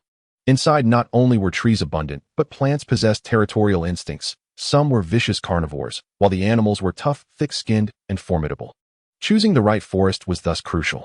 The correct selection could save them much trouble, minimize danger, and allow them to enjoy themselves.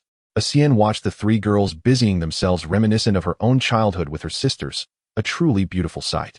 After reviewing dozens of forest introductions, Xixiu and her team chose the Zarina Forest, the farthest from Way 9 Central District. Vast in area, it featured a single tree species and was traversed by an artificial river. StarNet descriptions indicated no aggressive animal species. Zarina was patrolled by stationed Anvil soldiers, ensuring prompt rescue if they encountered insurmountable dangers. Upon learning of their choice, Xixiu was delighted, sensing a potential adventure.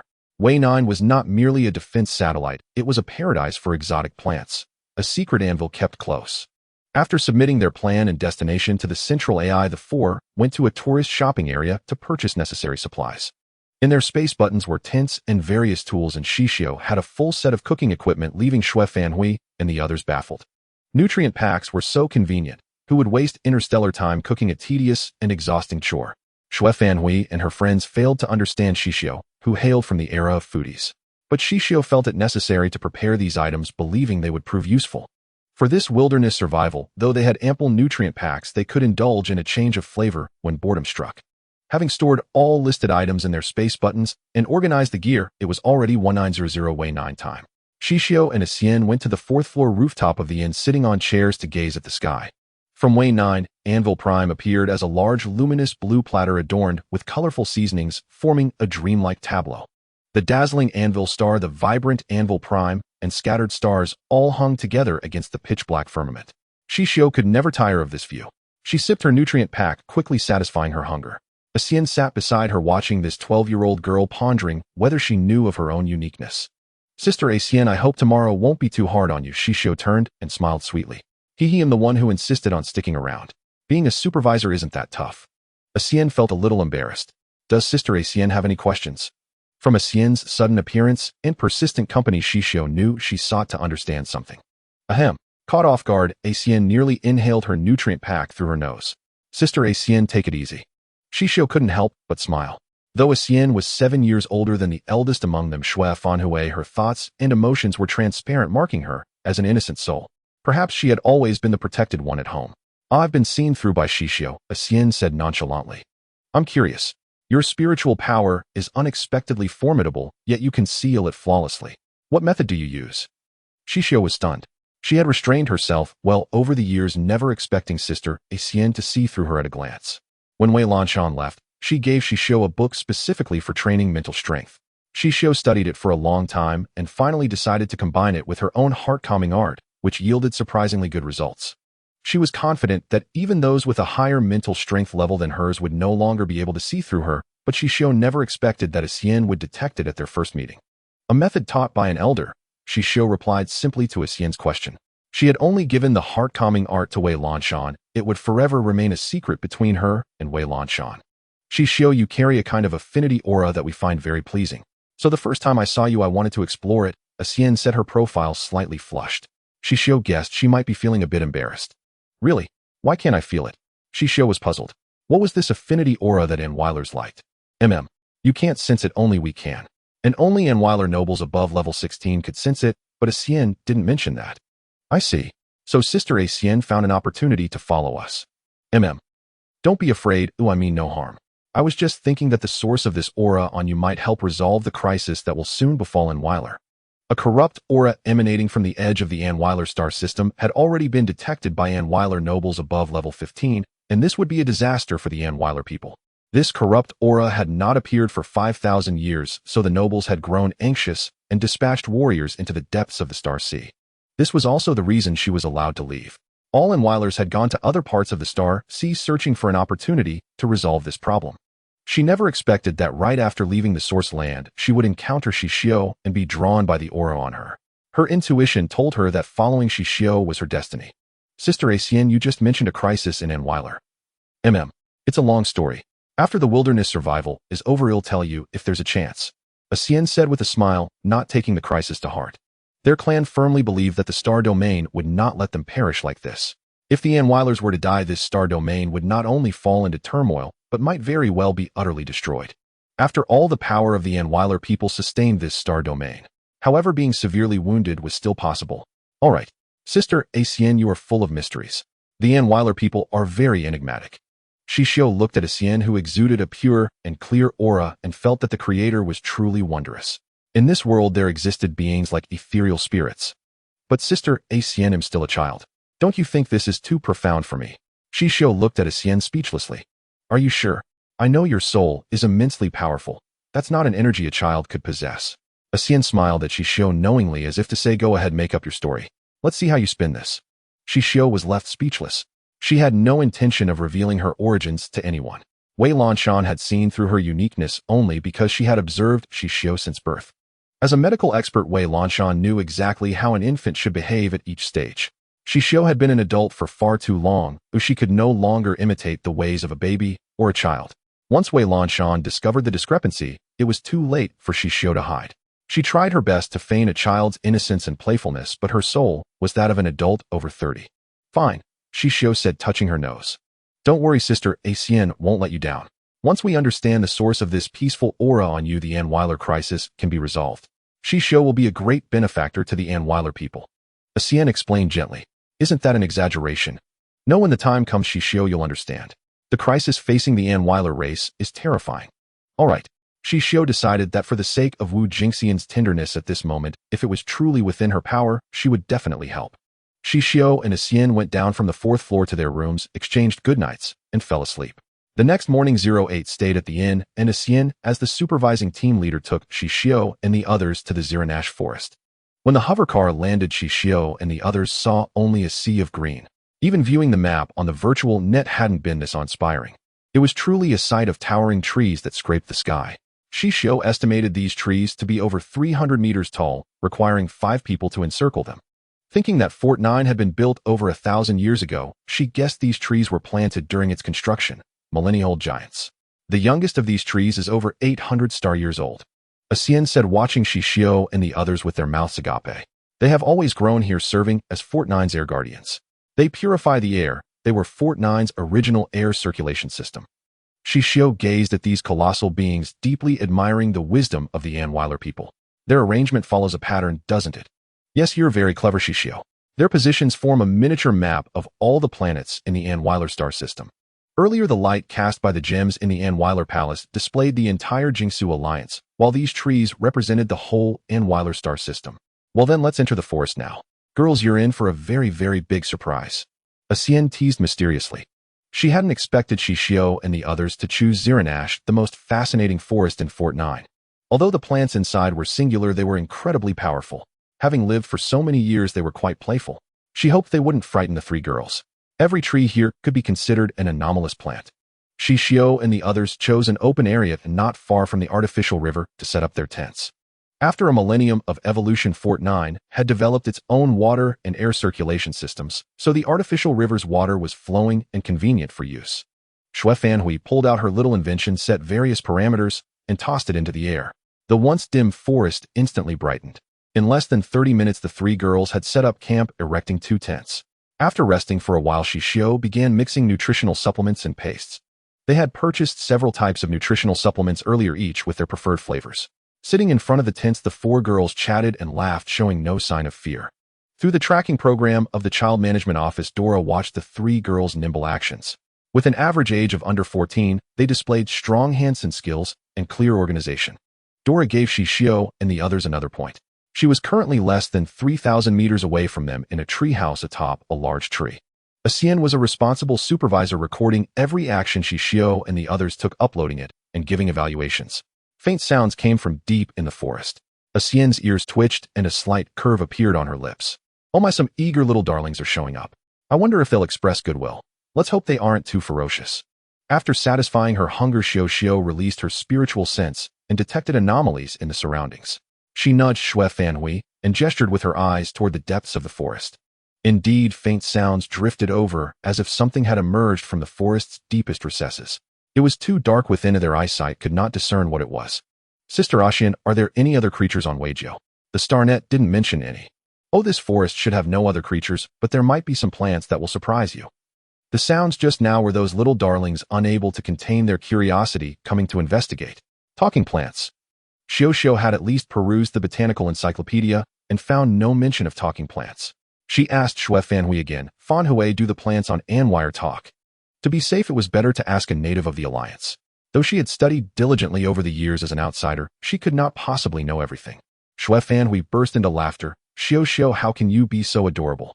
Where would there be talking plants? They don't exist. Though I've heard some can communicate through spiritual sense. I've only heard that though. Xixiu chuckled inwardly. Plants could do more than just communicate spiritually. They were fascinating creatures. Seeing Shui Fanhui so carefree, Xixiu knew she hadn't taken the earlier sounds to heart. Will they attack on their own? Xixiu then turned to ask Xixiu. The ferocious ones will, but since you've done your homework on this forest, it's mostly big trees. There shouldn't be many small plants here. Sister Xixiu, I feel like you're setting a trap for us. Listening to her, Xixiu suspected Xixiu knew the story of the Zarina forest. Xixiu listened intently to the movements in the forest depths and found the sounds had vanished. A chill ran down her spine. Could something beyond her scientific understanding be happening here? Seeing her like this, Xixiu gave the 3 girls a lesson in alliance botany. Plants in the Xixiu alliance are divided into several types: edible, those used as sources for nutrients; psychic. These attack people, mostly found only in the Anhweiler star system, though other systems may have them too; combat. These can transform, possess immense strength, resist cosmic radiation, and survive directly in the vacuum of space. Such plants are rare and hard to come by. After speaking, Xixiu cast a meaningful glance into the pitch-black forest depths. While the plant course Xixiu had chosen only covered edible plants, psychic and combat types hadn't been touched upon yet. Shui Fanhui perked up at this. Sister Xixiu, how can I learn about plants that can survive directly in space? I'd like to see one. It might help me design weapons. That depends on fate, Xixiu said with a wink. Xixiu didn't dwell on it further. Obtaining such a plant would require immense luck, and she didn't want to get involved. Even if she found one, she probably couldn't keep it alive now. How sad. The night on Weijio was cold. After eating and training, Xixiu and her companions crawled into their tent. Shui Fanhui's weapons were deployed around the tent, ensuring they detect any danger immediately. After lying down, Xixiu spread her spiritual sense, enveloping the top of the tent. The lamp remained lit, and the tent's material maintained a constant temperature, so they felt no cold inside. Xixiu, who had fallen asleep, suddenly opened her eyes. She sensed something approaching and held her breath, trying to wake Xixiu, but found herself unable to move, her spiritual sense entangled with another force. Yet the entity seemed harmless, merely curious. It turned its power into tendrils, gently touching Xixiu's extended spiritual sense. After a few tentative probes it withdrew. The force that had pinned Xixiu receded. She gasped for air, her heartbeat returning. That had been far too dangerous. Had that force attacked her directly, she doubted she could have even fought back. The Alliance harbored such terrifying beings. Humans were, after all, too weak. After recovering her breath, Xixiu resolved to work even harder upon returning. Traveling through the Alliance was fraught with danger, and strength was paramount. One could lack money, but not the power to defeat monsters. The force departed silently. Xixiu didn't sleep again, lying awake until her terminals signaled the time. When Xian woke, she sensed the atmosphere with closed eyes. Oh, my most adorable child had come, but they hadn't woken her up. Naughty. Sitting in front of the tent, Xian looked at Xixiu, whose calm face betrayed nothing of the previous night's events. She marveled at how serious this girl was, never fond of coaxing or showing emotions. Was that child's choice of master appropriate? After handling their hygiene, Xixiu and the others documented the previous day's experiences, took photos, uploaded the summary, and packed up the tent to venture deeper. They had survived the first night on Zarina. Neither Shui Fanhui nor Xian seemed to have sensed the force that had approached, and then inexplicably retreated. Since that was the case, she wouldn't mention it and scare them. She would treat that incident as a hallucination. They set out at dawn and traveled 30 li with Xixiu, recording every plant they encountered and marking those she didn't recognize. When they reached a clearing surrounded by towering trees, the three decided to camp there for the night. Xian offered no opinions throughout. This was a task for Xixiu and her companions to complete independently, and giving advice would break the rules. Xixiu and the others used their terminals to document their reasons for choosing this campsite, the surrounding environment, and contingency plans for emergencies. They would compile everything after the forest expedition ended and they returned to the inn. The surrounding plants were all colossal trees with trunks so tall that the ground beneath seemed spacious. Checking the time, it was just before 11 a.m. They had already selected their camp, leaving the rest of the day for exploration. Shui Fanhui opened the map of Zarina and pointed to their current location. Let's explore within a 2.5-kilometer radius of here. Don't go far. A round trip should take about 3 hours, then we'll come back to train. Agreed, but we can't split up. Let's narrow the range and move within this 2.5-kilometer area. Xixiu circled the zone. If we go beyond this, turn back and don't go further. Xixiu felt that the forest harbored things unknown to them. Xian stared at a distant tree trunk behind, which hid a little darling. Xian's spiritual sense reached out to the little one, gently soothing it. Do you like her? Xian communicated through spiritual sense. Mom, I really like her aura, came a crisp childish voice, gender indistinguishable. But you didn't scare her last night, did you? What if she doesn't accept you? Wano, that can't be. Last night, I just wanted to greet her. I didn't scare her. Are you sure? Not really sure.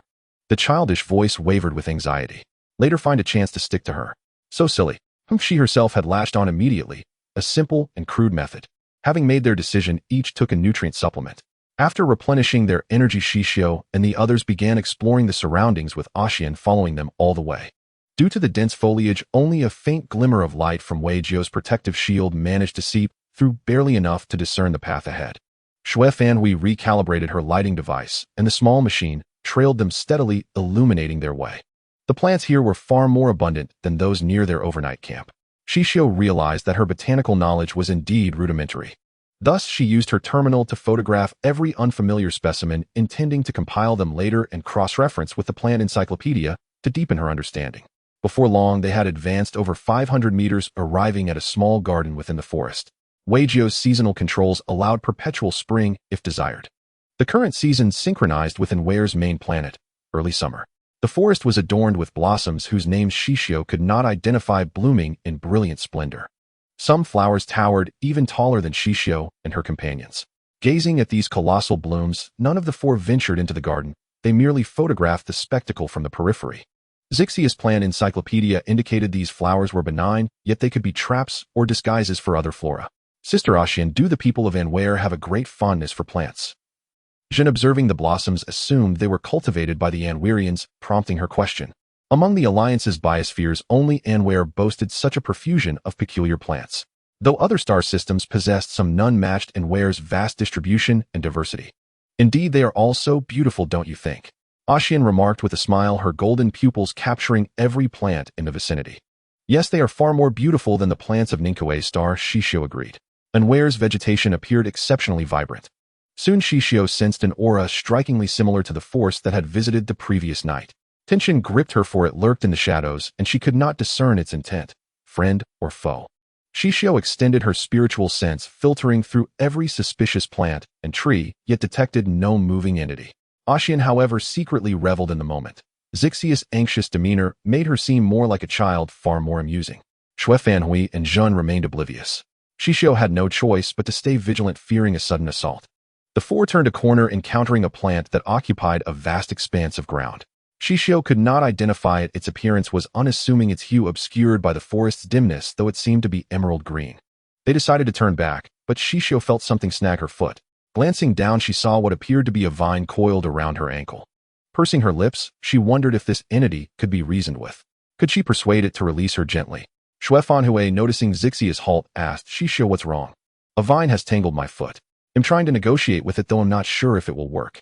Xixiu's eyes widened as she extended her spiritual energy, soon brushing against another force. To her astonishment, that force nuzzled her spiritual sense. It felt like it was being affectionate. The sensation was unmistakable, like a cat rubbing its soft head against its owner's leg. From the signal frequency, Xixiu tentatively wondered, could this creature simply want to play with her? "Sister Xian, a plant from Weijiu has entangled me. How do I make it let go?" Xixiu had to consult a local. Perhaps you could gently stroke it." "What?" Xixiu was certain she had heard correctly. "Like petting a cat." "Sister Xian, are you joking?" "No, look at my expression. I'm quite serious. They only cling to those they like. Just try it, and you'll see." Xian's tone was indeed earnest. Xixiu bent down, extended a finger, and softly brushed the tip of the vine. It responded by rubbing against her finger in return. Was she certain she hadn't stepped into a cultivation world? How could there be, what should she call it, a spirit, though it couldn't take human form? After the nuzzle, the vine released Xixiu. She breathed a sigh of relief, her earlier tension dissipating. With the crisis averted, Xuefanhui and the others prepared to return to camp. Yet every step forward was accompanied by a faint rustling of plants behind them. Xixiu gazed at the plant that persistently followed them, wondering why this little thing had latched onto her. She cast a helpless look at the sky. She truly couldn't sustain such a massive plant. She could barely manage to keep Xixiu alive. When they returned to camp, the plant arrived as well. Xian smiled faintly. Xixiu would gain a formidable ally. Indeed, Xixiu's affinity was deeply cherished by Anware's creatures. "Sister Xian, why does it keep following Xixiu?" Jun was perplexed. Perhaps because Xixiu is adorable." "Sister Xian, you're teasing us again." "Am I? Then perhaps it's because Xixiu's aura resonates with it. Anware's plants are drawn to beings with unique energies." "Is that so?" Xuefanhui was uncertain. Since Ningkue Star had no such plants, and their common knowledge deemed alien flora off limits, they would likely need a contribution score of 6 to access such information. Thus both Xuefanhui and Xixiu listened intently. The Alliance classifies alien plants as restricted because these creatures are unpredictable. They may devote their lives to a being they favor, but if they dislike someone approaching, they will kill them outright. In many Alliance tourist zones, warning signs are erected within a 3-kilometer radius of any alien plant, and the central AI records their locations. Some reckless individuals attempt to tame an alien plant for their own use, resulting in numerous deaths each year, the consequence of ignoring warnings. Xian also cautioned Xuefanhui and Zhun about this. Then will it harm Xixiu? Zhun eyed the plant that had followed them, seeking reassurance from Xian. "Rest assured it won't.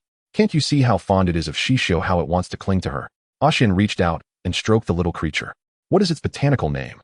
Xixiu stared at the unexpected plant, determined to identify it. In Alliance language, it's called Wumu. Its current combat power is around level 15, and it can still evolve. Wumu. Is it a herbaceous plant? No, it has vines, so it's a vine plant, a powerful vine species. This is a seed it has split off. You can think of it as the child of that enormous plant. It will accompany you from now on.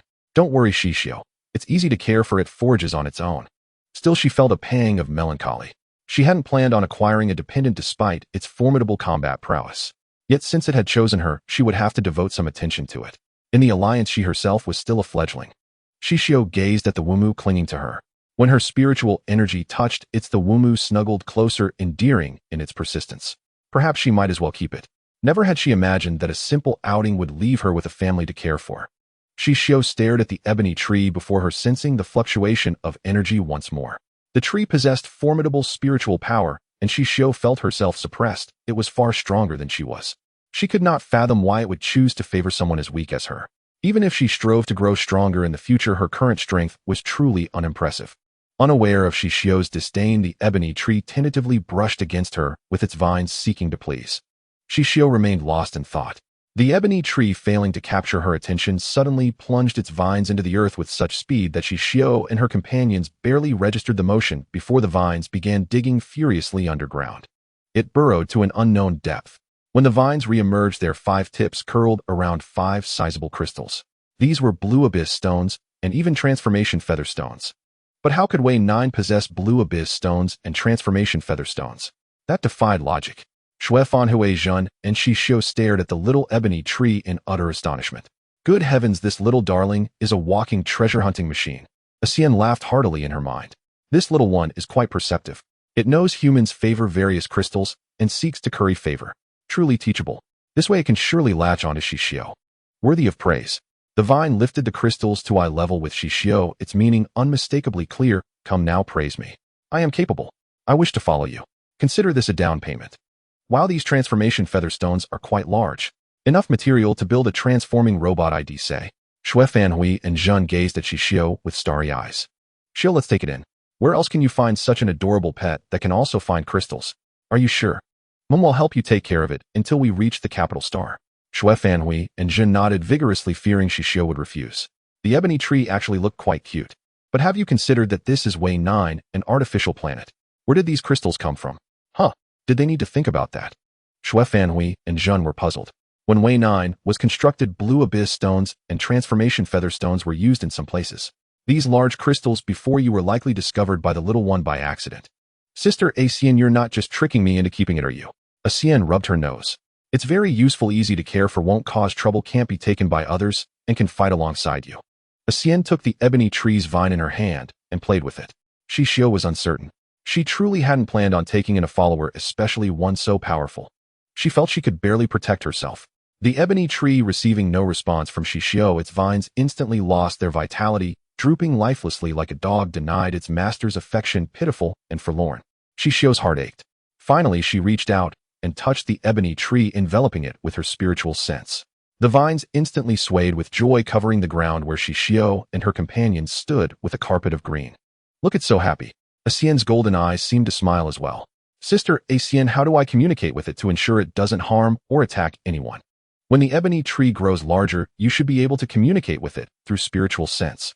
There's no rush for now, but you can gauge its mood, happiness, or displeasure by observing its vines. When it evolves further, it won't look like this. Oh, then how do I take it away? Can it survive without soil? A little soil will do. Put it in a flower pot and have it shrink its body. Xixiu felt this place was more like a cultivation world than an interstellar one. Would even more fantastical things happen in the future? It can do that. Yes. Nothing is impossible, only unimaginable. Zhen was delighted for Xixiu. With the ebony tree by her side, Xixiu would have a powerful ally in times of danger. The four spent a peaceful night in their campsite clearing. High up in a treehouse, Dora, through real-time surveillance, observed the actions of Xixiu's group and the formidable alien plant. She left a message for Vivian, the little girl from your institute, will bring you a very, very big surprise. Just sit back and wait. My jaw is on the floor. Dora smiled, then shut down her light screen. Vivian sent a string of question marks, unable to fathom why Dora wouldn't just explain directly. The ebony tree took root beside Xixiu's tent. With such a formidable guardian nearby, they had no need for night watches, sleeping soundly and sweetly. This was their second night in the forest. Fortunate not to have encountered any beasts, knowing that an alien plant of the ebony tree's caliber dominated the area, Xixiu and her companions felt completely at ease. One mountain cannot harbor two tigers. Plants also have territorial instincts. Since the ebony tree grew across the mountain range, no other fierce beasts could possibly appear here. On the third morning, the four girls plus one plant advanced 800 meters south to the edge of the former's arena, documenting many unknown plants entirely different from the flora of Ninkue Star. For their final night, they decided to camp at the most scenic spot of former's arena, the junction, where it met falling meteorite lake. The lake water was crystal clear. The ebony tree gleefully rushed into the lake to drink, then wrapped its wet vines around Xixiu's wrist, trying to pull her in as well. Xixiu declined. The lake was so clean and azure, she couldn't bear to shatter its tranquility. The three girls sat by the lakeshore with towering trees behind them and a mirror-like sapphire lake before them. Xian lay on the ground, hands clasped behind her head, watching them work on their reports. The three first wrote down their individual observations, then selected their best findings to compile into a single report signed with all three names and a date. Once uploaded to the central AI, their expedition would be deemed a success. After about an hour of writing and another half-hour of compilation, they finally finished the assignment. Xixiu and the ebony tree had already gone to play on the other side of the lake. Xixiu and her companions shut down their terminals and followed. The three chased each other along the lakeshore, running free as the wind. Xixiu, wait for me. I can't run anymore. Jun gasped for air. Xixiu had to stop and walk with her. Are you all right? Catch your breath. Xixiu asked with concern. Jun shook her head. I'm fine. It's just that the gravity level here is too high. Walking is fine, but running is a bit much. Then when we get back, we'll start increasing the gravity training. We'll go through all 20 levels. All right. When Xixiu and Jun caught up to Shui Fanhui, she was already playing in the water with Xixiu. Xixiu's face always seemed too pure, making Xixiu easily forget her age. Xixiu often thought Xixiu was younger than them because her playful nature was stronger than any of theirs. Xixiu, you two come join us. This is fun. Xixiu invited Xixiu to join their water fight. Xixiu and Jun descended into the lake together. The water was cool, for it was the twilight of Way 9, and the artificial protective screen cast the gentle light of the setting star. The night here was as deep as water, little different from nights on other planets. Way 9 enjoyed eternal spring, so even at night the lake water was not too cold. If the man-made fallen meteor lake was already this beautiful, the real one must be 1,000 times more magnificent. After tiring of play, the four young women came ashore. Ebony tree moved to Xixiu's side, rooted itself in the soil beside her, and extended its vines, seeking affection. Xixiu's heart suddenly softened immensely. Well, since it had come along, there was no choice but to raise it with gritted teeth. Judging by its demeanor, it would likely be a well-behaved little one. Xixiu gently touched the tip of ebony tree's vine, her spiritual energy falling softly upon it. Xixiu had said this was the best way to express goodwill and fondness to ebony tree. Xixiu, where is your next stop after leaving Way 9? The Malata administrative star, not far from the Anvil main star. Well, stay there the longest, because we have a set mission to complete. Jin said as she looked at the itinerary. Also, after the Malata trip ends, we'll have to part ways. Xixiu said a little forlorn. Yes, Sister Xixiu, Jun will miss you so much. Wu Xixiu sighed too. This was her first time leaving the source land. Maybe she could go with Xixiu and the others to visit Ningkue star. But Wu Jingma would never approve her departure application. Throwing tantrums, acting cute, or begging was useless. Maybe she should call Wu Jingya. She wondered if that would work. If only her brothers were here. She could hitch a ride on their starship. She felt so poor. When would she ever have her own starship? It's okay, we can always use holograms or the virtual net. They'll set up a team and well dominate the arena. Xixiu. Sister Xixiu, do you think we can win as a team? Xixiu was very interested in this because it meant earning money. What, you don't believe in my strength? You should at least believe in your own. Xixiu cast a sidelong glance at Xixiu. Sister Xixiu never goes all out. I don't know what she's holding back, but I can tell she beats me easily. Yet when fighting others, she never wins by more than 3 moves. 4 is absolutely out of the question. Xixiu found this intriguing. It seemed Xixiu had many secrets. She knew Xixiu was constantly suppressing her level both in physical ability and spiritual power. For a child from the nursery, being too exceptionally talented was indeed not a good thing for now. Xixiu was right to do this. Fanhui, where did you get that idea? Didn't you see how badly I was beaten in the training room? Xixiu made a feeble attempt at defense. That's because your opponent was too strong. It has nothing to do with whether you're strong or not. The opponent Xixiu had faced could probably sweep through the entire alliance. It was perfectly normal for Xixiu to be unable to defeat them. The girls chatted for a while with Ebony Tree standing guard as usual. Feeling a bit sorry for it, Xixiu asked Xixiu, Sister Xixiu, does Ebony Tree have anything it especially likes? Within my ability. It probably likes the peaceful aura you carry. It's a vegetarian plant that only consumes other plants or cosmic radiation. So impressive. She had truly hit the jacket. Woo. She vowed to take good care of Ebony Tree from now on and would never neglect it. But what if after Ebony Tree grew it found her too weak? Don't worry, it will never abandon you. Xixiu seemed to guess Xixiu's thoughts. Oh, I see. Xixiu scratched her head, feeling utterly embarrassed. Woo. Xixiu enveloped Ebony Tree with her spiritual power, and the tree felt utterly at ease. As far as Xixiu could see, Ebony Tree looked like a cat basking lazily and contentedly in the afternoon sun. If it were an animal, it would surely be purring with pleasure. That night the deep forest was very peaceful. The occasional sounds came from the forest plants bidding farewell to Ebony Tree. The next morning their fortunate journey on Way 9 came to an end. Dora quietly followed Xixiu and her group as they left. For this training exercise, Dora felt the 3 girls might earn a perfect score. The 3 young women worked methodically, were highly organized, eager to learn, disliked causing trouble, and did not flinch from battle. Now they had even acquired a strange plant. She had led 10 teams before, and this was the first time she had encountered such an excellent group. One was the coordinator, another designed weapons and machinery, and Xixiu made the decisions while being the team's top combatant. This combination was perfect. The itinerary for Mulata was simple: to live quietly there and comprehend the meaning of life. Xixiu and the others received several kind evaluations on the Mulata Administrative Star for accompanying a lost little girl through a peaceful night and helping her find her parents and return home the next day. Xixiu and her companions stayed on Mulata for over 30 days, living each day as peacefully and steadily as the planet's own citizens. This was perhaps the life they would lead if they survived and retired from service. They had experienced it in advance, and it was quite pleasant. Finally, Xixiu and the others returned to the Anvil main star. The Starlight shuttle from the Children's Management Office was already waiting for them. When they arrived at the spaceport, Dora was already there. The three young women stepped forward to greet Dora, briefly recounted their journey, and presented her with the gifts they had prepared. Dora was inwardly pleased, but careful not to show it. "Thank you, girls." Xixiu had expected her to ask why she was holding a flower pot, but Dora only glanced at Ebony Tree before looking away. "You've worked hard, miss. Taking care of children must be tiring." Dora looked at Xixiu. "Not at all. Being with Xixiu and the others was incredibly fun. It was a beautiful journey." Xixiu replied to Dora with a beaming smile. "The Starlight shuttle will close its hatches in 25 minutes. Remember to board on time, Xixiu." With that, Dora left, giving the girls time to say their goodbyes. "Woo-woo, sister Xixiu, I'm going to miss you so much." Zhen's tears came easily. "Didn't we agree to meet via hologram? Don't worry, we'll definitely see each other again." Xixiu embraced Zhen. "Sister Xixiu, thank you for protecting us all the way."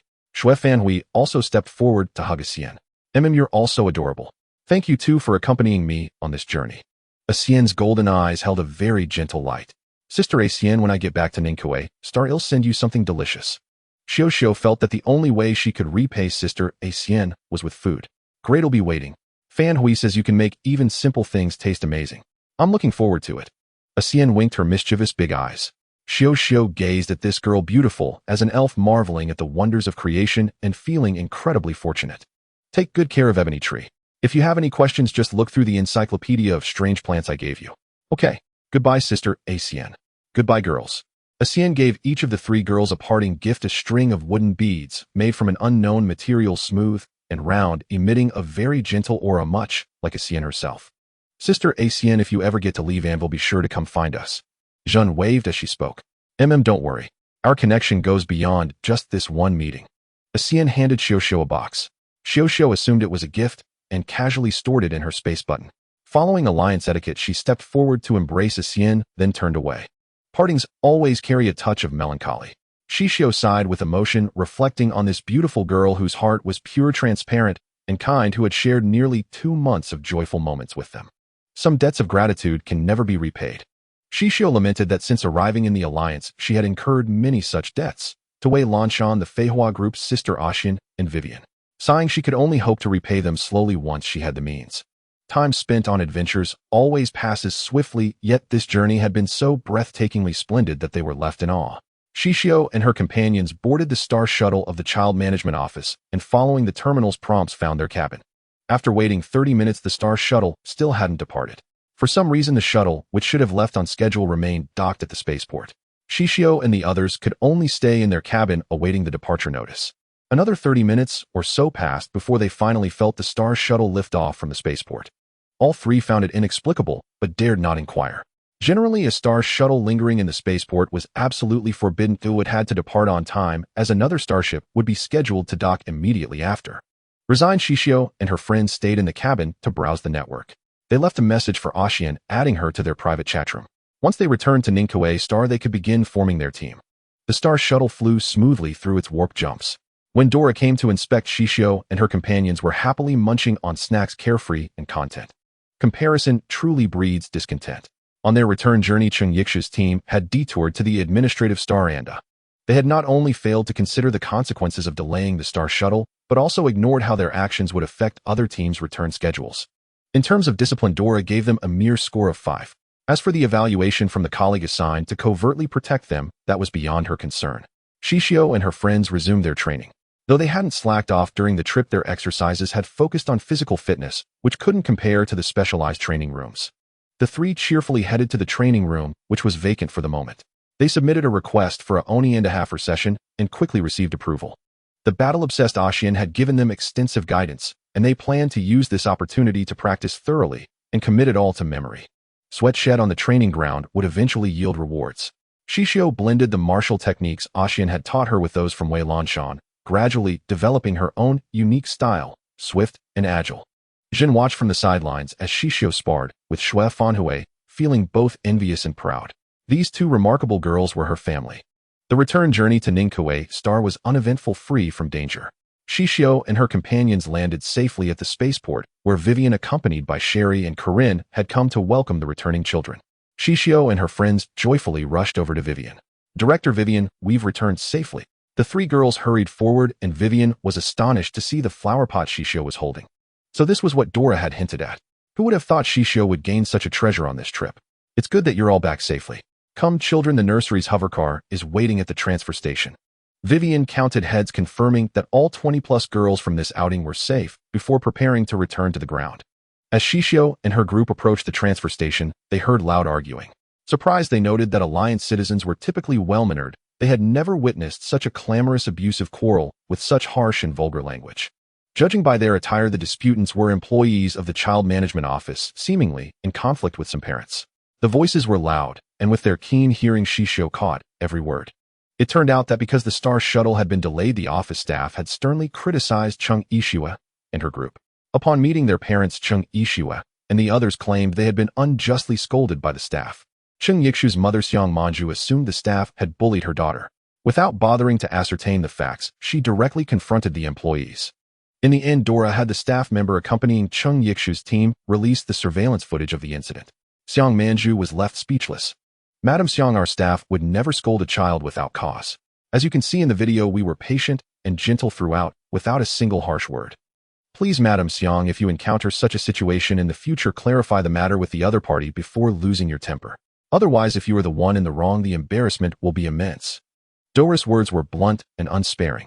Because Cheng Yixue and her team had changed course midway, the staff had no choice but to follow. However, an accident occurred along the way, and the staff member was seriously injured while protecting them. Fortunately, none of the injuries were life-threatening. An emergency medical team arrived in time, preventing a tragedy. In a calm tone, Dora recounted the behavior of Cheng Yixue and her companions.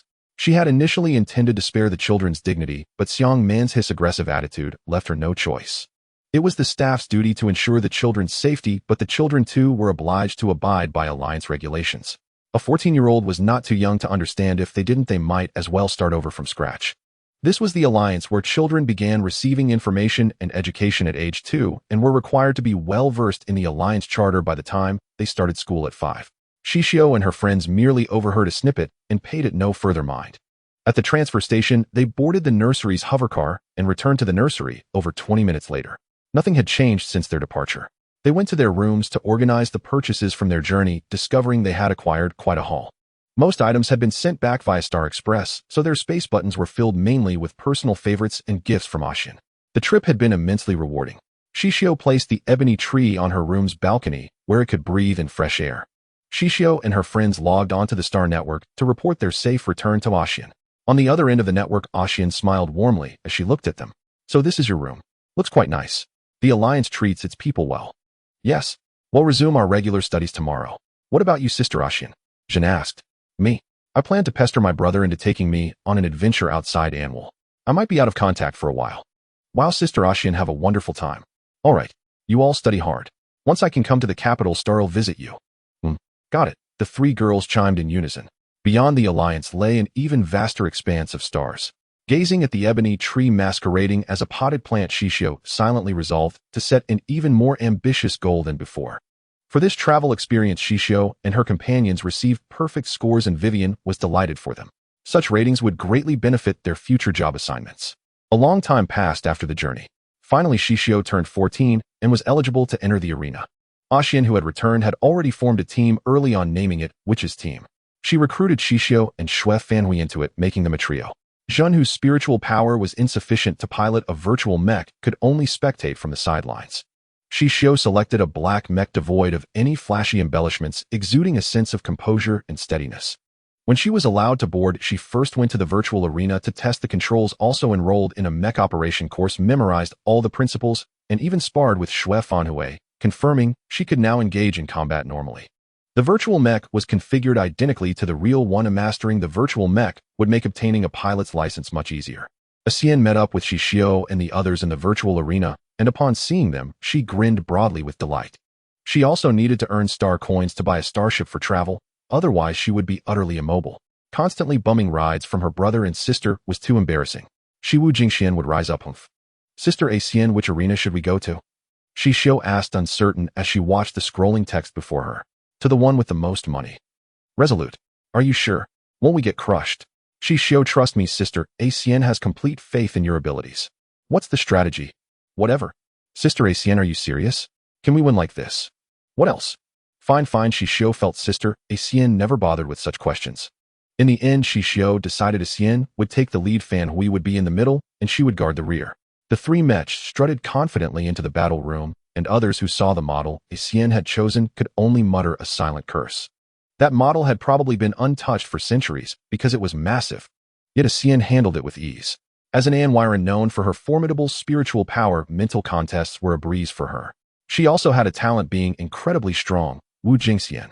After registering, they waited for the AI to assign opponents. Within 5 minutes, they were matched with a team called Ruthless is Right. Xixiu glanced at the visible data of the opposing team. 2 were 22 years old, and the youngest was already 20. In contrast, Sister Xixiu was probably not yet 22. Shui Fanhui was 15, and Xixiu was only 14. Xixiu also checked the team's record today. They had won 45 out of 50 matches with an overall ratio of 2,000 wins to 50 losses. This record was considered excellent across the entire virtual network, and Xixiu and Shui Fanhui immediately felt the pressure. Xixiu, however, remained entirely unconcerned, determined to break the record with 60 consecutive wins today. After finalizing the strategy, Xixiu took the lead, charging straight ahead and engaging the enemy Mechs on sight. Her opponents sneered at her reckless charge, dismissing her as another overconfident fool who hadn't bothered to check their team's record, let alone chosen such a cumbersome mech model. Xixiu targeted the strongest among them in terms of spiritual power. Shui Fanhui took the second strongest, leaving Xixiu to sigh at the heavens. They had taken the toughest opponents, practically handing her the win. The one facing Xixiu was the youngest on the opposing team. He typed a line on the screen, "Everyone watch closely, see how I crush her. Our team will claim our 50th consecutive win today, and the prize pool is ours." After typing, he immediately set it to scroll. Xixiu saw it and was tempted to reply, "Bro, aren't you being a bit too cocky? Won't it be embarrassing if you lose badly?" But she thought better of it. Just fight. Let him look down on her. Xixiu's mech was compact, excelling in agility and lightness, and her martial skills reached their peak performance in this suit. The opponent failed to land even a single blow on Xixiu after 5 attempts, astonishing the watching spectators. Everyone sent messages to their friends urging them to come watch immediately. This match might break records. The audience was captivated by the trio's movements. The colossal mech swung its fists with vigorous force, appearing anything but clumsy, and its trajectory was clean and decisive without any hesitation. Truly beautiful. The one in the middle had loaded every virtual gadget onto the mech, creating a dazzling display, yet using them seamlessly. The spectators marveled, so that's how it can be used. The nimble black mech guarding the rear, though small, packed a solid punch. The spectators felt for the poor soul facing her, as the pain in the virtual room was 100% real. The one who had boasted about crushing her found himself outmaneuvered instead. After 20 moves, Xixiu's opponent grew flustered and resorted to using a weapon. Xixiu intercepted it swiftly and hurled it back. Being struck by that weapon would mean instant death and disconnection. Xixiu aimed from a tricky angle as she threw it back. The opponent, perhaps too eager to win, overlooked the direction of her counterattack and was hit squarely, disconnecting immediately. Xixiu also claimed her opponent, victoriously dragging him onto the winner's platform. Shui Fanhui subdued all the weapons her opponent deployed, and within less than 10 minutes the Ruthless is Right team was completely annihilated. This battle left a deep impression on many, primarily because Witch's team had made its debut by toppling a team firmly seated among the top 3 in the rankings. After winning the first match, Xixiu and Xixiu went on to win 10 more in a row. Shui Fanhui and Xixiu felt they had done enough, but Xixiu was just getting started, finding it unsatisfying. She dragged Xixiu and the others into matches with 10 more teams, determined to push through in one go. In the end, they were utterly exhausted, but had won 60 consecutive matches, including 5 challenge matches that Xixiu led them into, all of which they won. Xixiu's team claimed half of the day's rolling prize pool plus tips from the spectators, a substantial sum. Because the teams Xixiu chose to challenge were famous in the virtual arena, fans of those teams rushed over during the peak of the matches to cheer for their idols, making the day's frenzy in the virtual arena unimaginable. Witch's team became famous overnight. After the battles ended, Acn looked at the virtual star coins they had earned, which could be exchanged for use in the alliance, and felt an immense thrill. Xixiu Fanhui today was so satisfying. Wow, I can't believe we won so much. Let's come again next time. After splitting the winnings equally, Acn logged off cheerfully, leaving Xixiu and Shui Fanhui stunned in the virtual world. Xixiu's sister Acn's combat power is just ridiculous. Indeed, comparisons could be infuriating. Yes, we still have to work hard. Their departure for the capital star was drawing near. Xixiu resumed her usual training intensity, and Zhen did not fall behind. Xixiu also pushed her to learn over a dozen new moves. Back at the nursery, Xixiu's life revolved around studying and training. Every 3 days, she teamed up with Acn and Shui Fanhui for arena battles, setting a record of 200 consecutive wins. One day, Acn was inexplicably in a foul mood and kept dragging Xixiu and the others to challenge opponents until she was completely drained and forced offline, ending that day's battles. When Xixiu and Shui Fanhui logged out of the virtual network, it was already dusk on Ningque Star. They had spent over 10 hours in the virtual world this time. Seeing them safe, Vivian breathed a sigh of relief, having feared they were trapped inside due to some incident. They briefly explained the situation to Vivian, then collapsed into bed and fell asleep. Truly, they were dog-tired. Upon waking before Xixiu could even ask, Acn was already full of energy and video called them. Time passed all too swiftly on Ningque Star. In the blink of an eye, Shui Fanhui had turned 16. During the spring assessment, her physical prowess was rated at 4A, while her mental strength reached 2S, both still possessing the potential for further growth. Barring unforeseen circumstances, she would depart in the autumn for the capital star Gaia to embark on a higher level of academic pursuit. Xixiu and Zhen accompanied her once more to the Shui River. Perched on a large tree by the riverbank, the 3 young women experienced for the first time a poignant sadness for the future. The price of growth was separation. Fanhui, may your journey be smooth and your dreams fulfilled. Zhen uttered, her voice exceptionally soft and melancholic, as if reluctant, yet compelled to face this parting. The alliance was vast, henceforth they would be separated by great distances for an extended period. Thank you, beautiful Zhen. When you have time, I'll come visit you on Jinghui Star. Don't be sad. We can meet via hologram, and you can still give me a hug. The wind dissipated the sorrow caught in sobs. Zhen felt that having spent these years with them was already enough. She had grown immensely. Henceforth she would walk her path alone, striving to live diligently, just as Xixiu had said, to live and behold the more magnificent vistas in the depths of space. Shui Fanhui was to advance toward her own goals. Everyone had their own life to lead. The star of Shui River set in the west as beautiful as ever. This would likely be the last time the 3 of them in their maidenhood watched the sky ablaze with crimson clouds together. After Shui Fanhui received her assessment results, Xixiu and the others still went to the arena with Ashian 3 times a week. Over the past year, they had won many matches and lost a few, amassing a wealth of combat experience. They even carved a legend in the Starnet arena. In less than 2 years, they had fought a total of 600 bouts, losing only 40, a record that nearly surpassed the Marshal Li Zhengfeng's achievements from his prime. The legend of which was team was inscribed into the arena's Hall of Fame. The ebony tree Xixiu had brought back had grown considerably over these 2 years. Ashian sent her soil for nurturing exotic plants from the Anwire galaxy, ensuring the ebony could thrive even more. Xixiu could now communicate with the ebony through her mental strength. It was indeed a little darling that loved to act spoiled. Before Shui Fanhui's departure, Xixiu and Zhen accompanied her to receive the suppressor injection. The late summer on Ningque Star was resplendent. Seated in the hovercar, the 3 girls gazed at the plump, round buildings of Ningque in silence. Fanhui, safe travels, Xixiu sighed. Will miss you all. Wu Fanhui, I'll miss you too. Shui Fanhui looked up at the sky. O Creator in the depths of the starry sea, please ensure we all reunite safely. Shui Fanhui departed as autumn arrived on Ningque Star. 3 girls from the nursery traveled with her to the capital star Gaia. Shu Anading Jiji and Hu Yuning. The rest would go to Luzhao Star or Jinghui Star. Over a dozen girls were leaving in this batch. Zhen sobbed uncontrollably in Xixiu's arms. Xixiu had to pat her back. Zhen, you should be happy for Fanhui. She's one step closer to her goal. Vivian watched the children bidding farewell to their sisters in the courtyard, recalling her own bygone days with Wei Lanshan and the others. All that remained in her heart were sweet memories, the carefree innocence of maidenhood. Zhen, you must work harder, understand. Don't always cause trouble for Xixiu. Be brave. I believe you can do it. Farewell. The word farewell was spoken very softly. Shui Fanhui embraced her younger sisters one by one, reluctant to let go of the warmth in her arms. Having understood the meaning of family, she now faced separation. The road ahead was uncertain, yet the young girl's eyes were exceptionally resolute.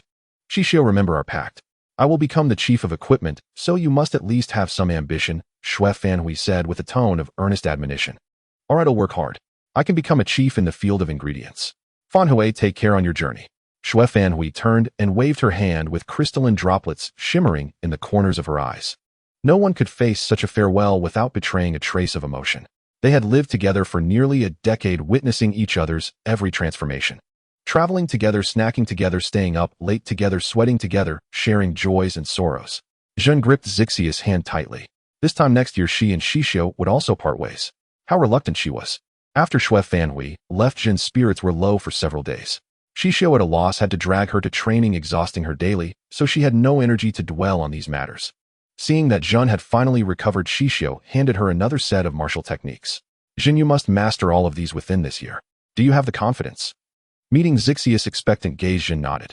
Xixiu, I will learn them all. Rest assured. She would not let down Xixiu's hopes. Over the years she had received so much help from Xixiu. She would strive to get closer to them. Xixiu also threw herself into her studies. She had completed her botany course and was now qualified to become a nutritionist provided she passed the certification exam. She had also finished intermediate robot dynamics and the foundational level of programming and was now working toward intermediate. Next, she planned to custom build a body for Xixiu. She found a custom manufacturing company on Starnet. The several pieces of Huayu stone that Ebony had given her should be enough to create a transformable body for Xixiu. She designed the robot's appearance with body parameters calibrated to the most perfect proportions. She didn't use Six's former look, but instead chose the most popular design on Starnet, modifying the eye's facial contours and various parameters. After submitting the system, a unique countenance would be automatically generated. Xixiu then left the remaining work to the company. In about 2 months, she would receive Six's robotic body. Xixiu gazed at the chip quietly resting in her storage box and gently caressed it. Xixiu will meet again soon. After arriving at the capital, Xue Fanhui sent a holographic message to Xixiu and Zhen. Opening the video, she gave Xixiu a preview of the atmosphere at the first military academy on the capital star. It's beautiful here, while the accommodation is also very comfortable. Fanhui, who's your roommate? Zhen asked. Xue Fanhui raised an eyebrow. Xixiu, it's co-ed housing. I hope you'll adapt when the time comes. What does co-ed housing mean? Xixiu was puzzled. Did it mean mixed with other races? 2 people per dorm, male and female, living together. This person will also be your partner for various studies. Xue Fanhui found it hard to describe. What the hell? How could it be so perverse? Can't we object? No. They say it's to enhance future teamwork between genders. Wow, Fanhui, what race is your roommate? Mentioning this, Xue Fanhui felt like she was about to explode. Her roommate was a Jinka star person dripping with jewels and finery, as if terrified others wouldn't know he came from a mineral planet. The sheer number of gems on him was blinding. Xue Fanhui couldn't bear to look, afraid of dazzling her own eyes. A Jinka person. Physical prowess 4, or mental strength 2s, equal to mine. Wow, Jinka people were quite beautiful, only slightly less so than Anweiler people. Very handsome, Zhen remarked. Handsome indeed, otherwise Xue Fanhui would likely have brawled with him on the first day. Thus ended Xue Fanhui's childhood and maidenhood. After Xue Fanhui departed, Xixiu and Zhen's daily life remained largely unchanged, still filled with training, studying, and idling away their afternoons perched in the treetops. Following an extensive period of waiting, the custom-made robotic body Xixiu had ordered was finally completed, its initial configuration an exact replica of her design schematics. When the manufacturer sent the model for Xixiu's review, she was thoroughly pleased, promptly paid the remaining balance, and requested they ship it to her. A little over an hour later, Xixiu received the package, which was of ordinary dimensions. Trembling with excitement, she and Zhen tore it open together. Xixiu installed the meticulously prepared chip into the new Xixiu and initiated the startup sequence. The brand new Xixiu, much like the original Weiyuan, possessed the ability to transform. However, Xixiu opted for only 5 selectable forms: a ring, a bracelet, a button, a hairpin, and a brooch. Leveraging her knowledge of robotics design and programming, Xixiu wrote a sensory program for Xixiu specifically attuned to detecting flavors. This code nearly drove Xixiu to distraction. She consulted countless references and enlisted Vivian's help before finally crafting the precise encoding she desired. Xixiu, welcome back. Xixiu blinked, its lifelike eyes scanning its surroundings. It retrieved parameters from its database of Xixiu's childhood, generated a projection of her adult form, and confirmed that this radiant young woman was the little girl it had cared for over many years. It marveled at how much she had grown. 99, hello? You've grown up, Xixiu said, its voice imbued with sweetness. Haha, indeed. Where you weren't looking, 99 grew up. My name now is Hong Xiuxiu. Later, it'll delete all the data about 99 from your programs. So from now on, let's live together with a fresh start, Xixiu said, patting Six's shoulder. Xixiu refrained from wiping Six's memory beforehand precisely to greet at a reunion with a long-lost friend. Those days in the laboratory were the most despairing moments of both her past and present lives. Six's gentle presence soothed her heart, and it was Xixiu who accompanied her through that agonizing ordeal.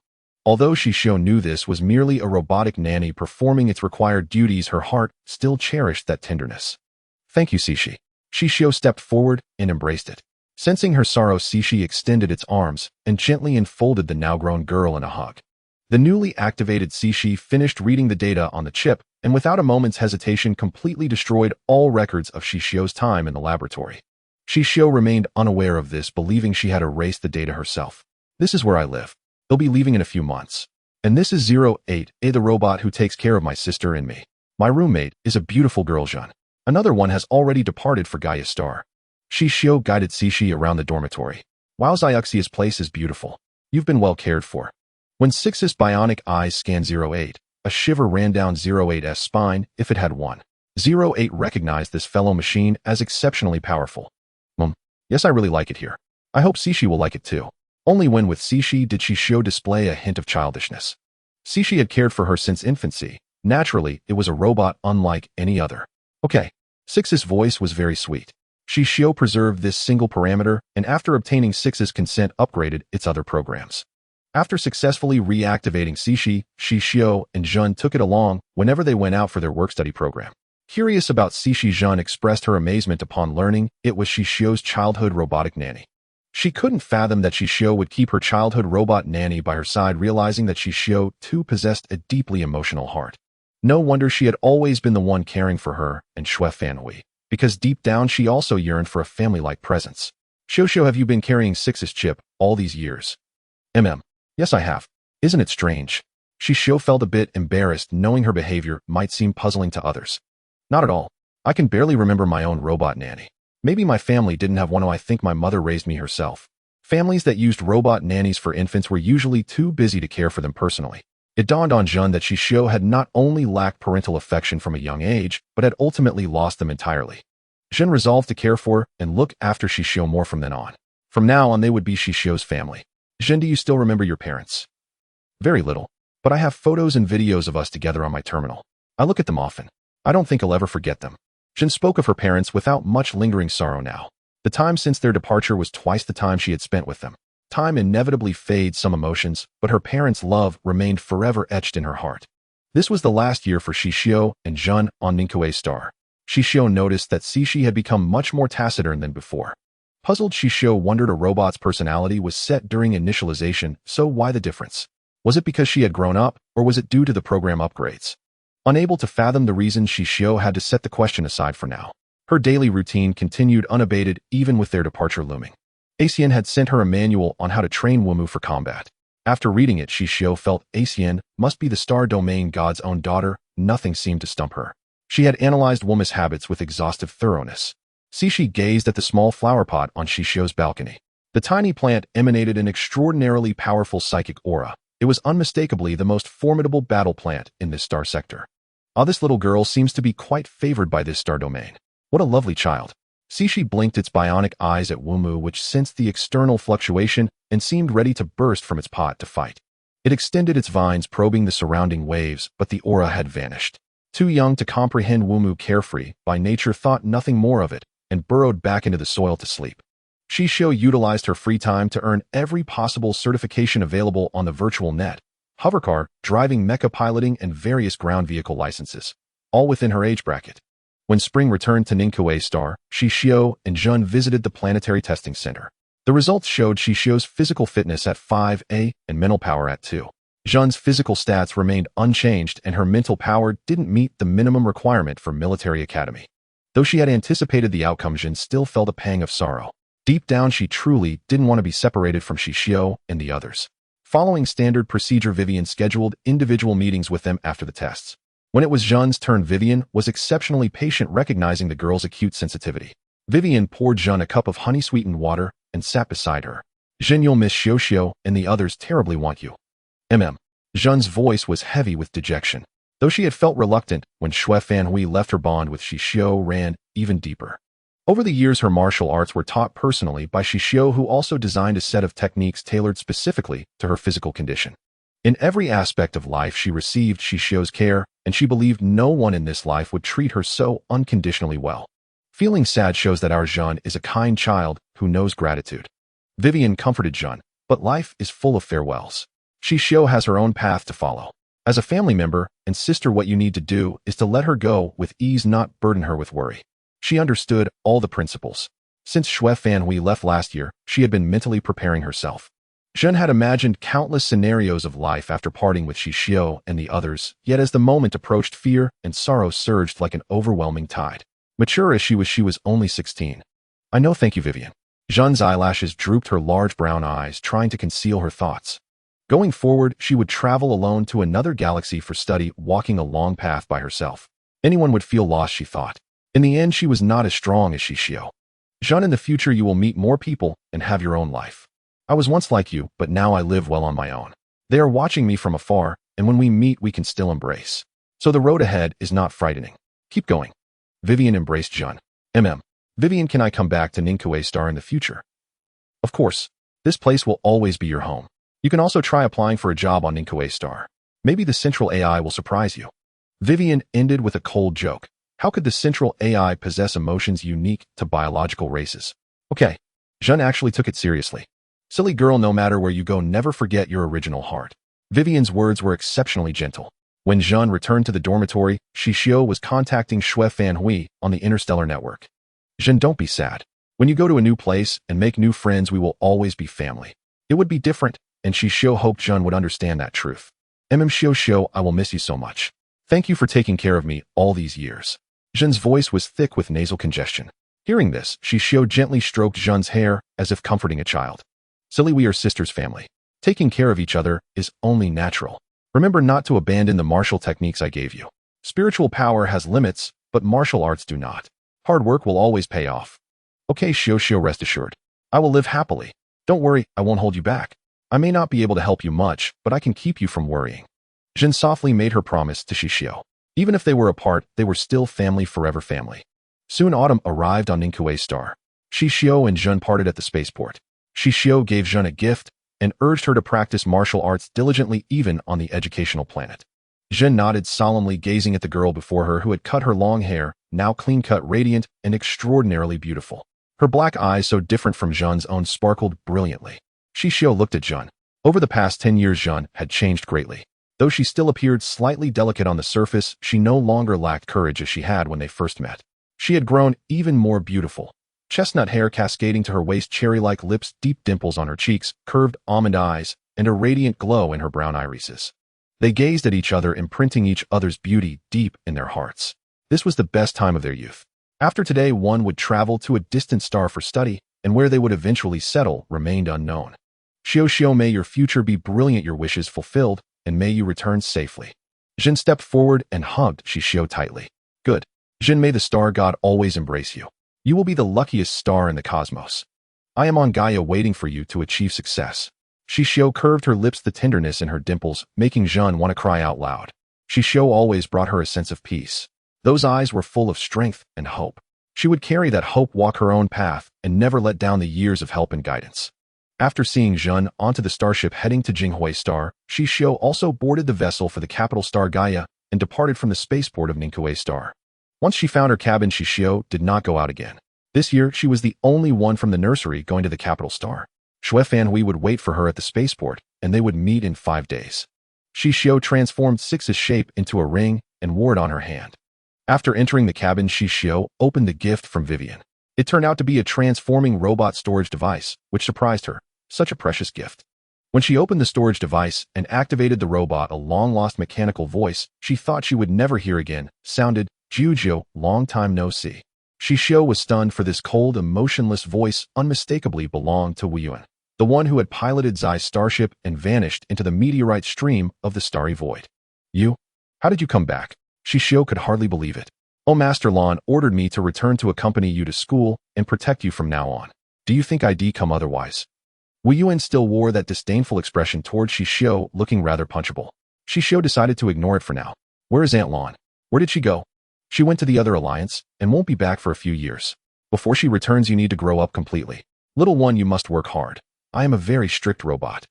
Wu Yuan almost mimicked a Hansen hips pose, looking immensely pleased with itself. She sent you back. My original unit didn't go to the other alliance, my minion did. I've been with Vivian all these years. Minions. And you distinguish between original units. What do you mean? You're still as dumb as ever. 99. Master Lon copied my data. The others are my avatars, so naturally they're minions. Wu Yuan rolled its bionic eyes, looking almost human. Why are you always so dismissive of me? If that's the case, why come to me at all? Xixiu muttered. Ever since she was a baby, Wu Yuan had looked down on her. They probably just had incompatible wavelengths. Wu Yuan overheard. Who told you to always need my care back then? I'm a medical assistant robot, not a nanny. And you were so weak. Wu Yuan only followed the strong. Humph, a tiny baby. It could crush her with 2 fingers. Not fun at all. Xixiu was speechless. Did Wu Yuan's programming include such childish behavior codes? Did it really think might makes right? Which human doesn't go through this? Everyone wishes they could walk and talk from birth, handle their own business. That way no one would be a bother. Xixiu said this rather loudly. Wu Yuan thought it over and found it quite reasonable. Its database couldn't come up with any counterarguments. Hee. Defeated, Wu Yuan shrank its body and entered a static state, now a round button. Xixiu stared at it. Well, you can't argue with me, so you're going to transform and vanish. No, I'm just conserving energy. Wu Yuan's voice even carried a hint of guilt, which was rare. Xixiu shot at another glance, and Wu Yuan fell completely silent, looking no different from an ordinary button. Finally, after 11 years, Xixiu learned a shred of news about Wei Lanshan. It turned out she had gone to the other alliance after their parting. Xixiu still remembered Wei Lanshan mentioning the other alliance during their escape. She never imagined Wei Lanshan would go so far, so incredibly far away. Now they were separated by millions or even tens of millions of light years. This was the boundless interstellar cosmos, and she too was about to head to her own battlefield. The starship bound for Gaia departed from the starport, leaving the verdant Ning Kuei star behind. After entering the flight path, the starship accelerated, and Xixiu gazed through the cabin window, watching the distant Ning Kuei star quickly shrink into a tiny dot on the star map.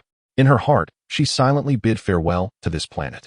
She promised herself that she would return to visit Wei Weian and Xia Li Kalin when she had the time. This planet was her home.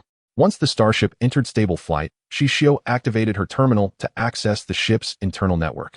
The journey from Ning Kuei star to the capital star required 5 star days, and she couldn't remain in her cabin the entire time.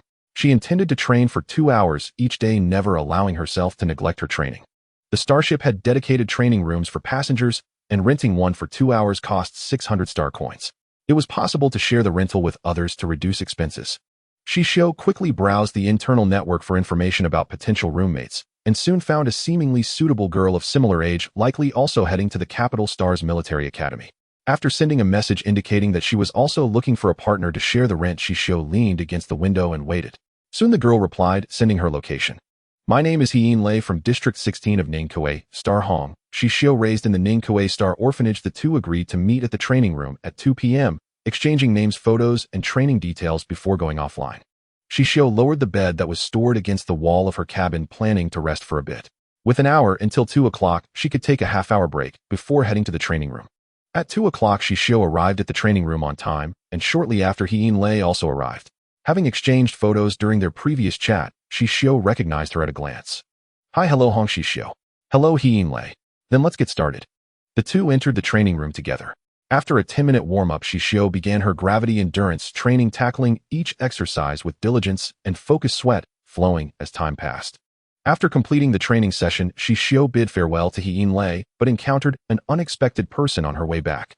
That person recognized Xixiu as she approached, saying, "What a coincidence. An orphan from the same orphanage without parents can also go to the capital star. It's quite frustrating."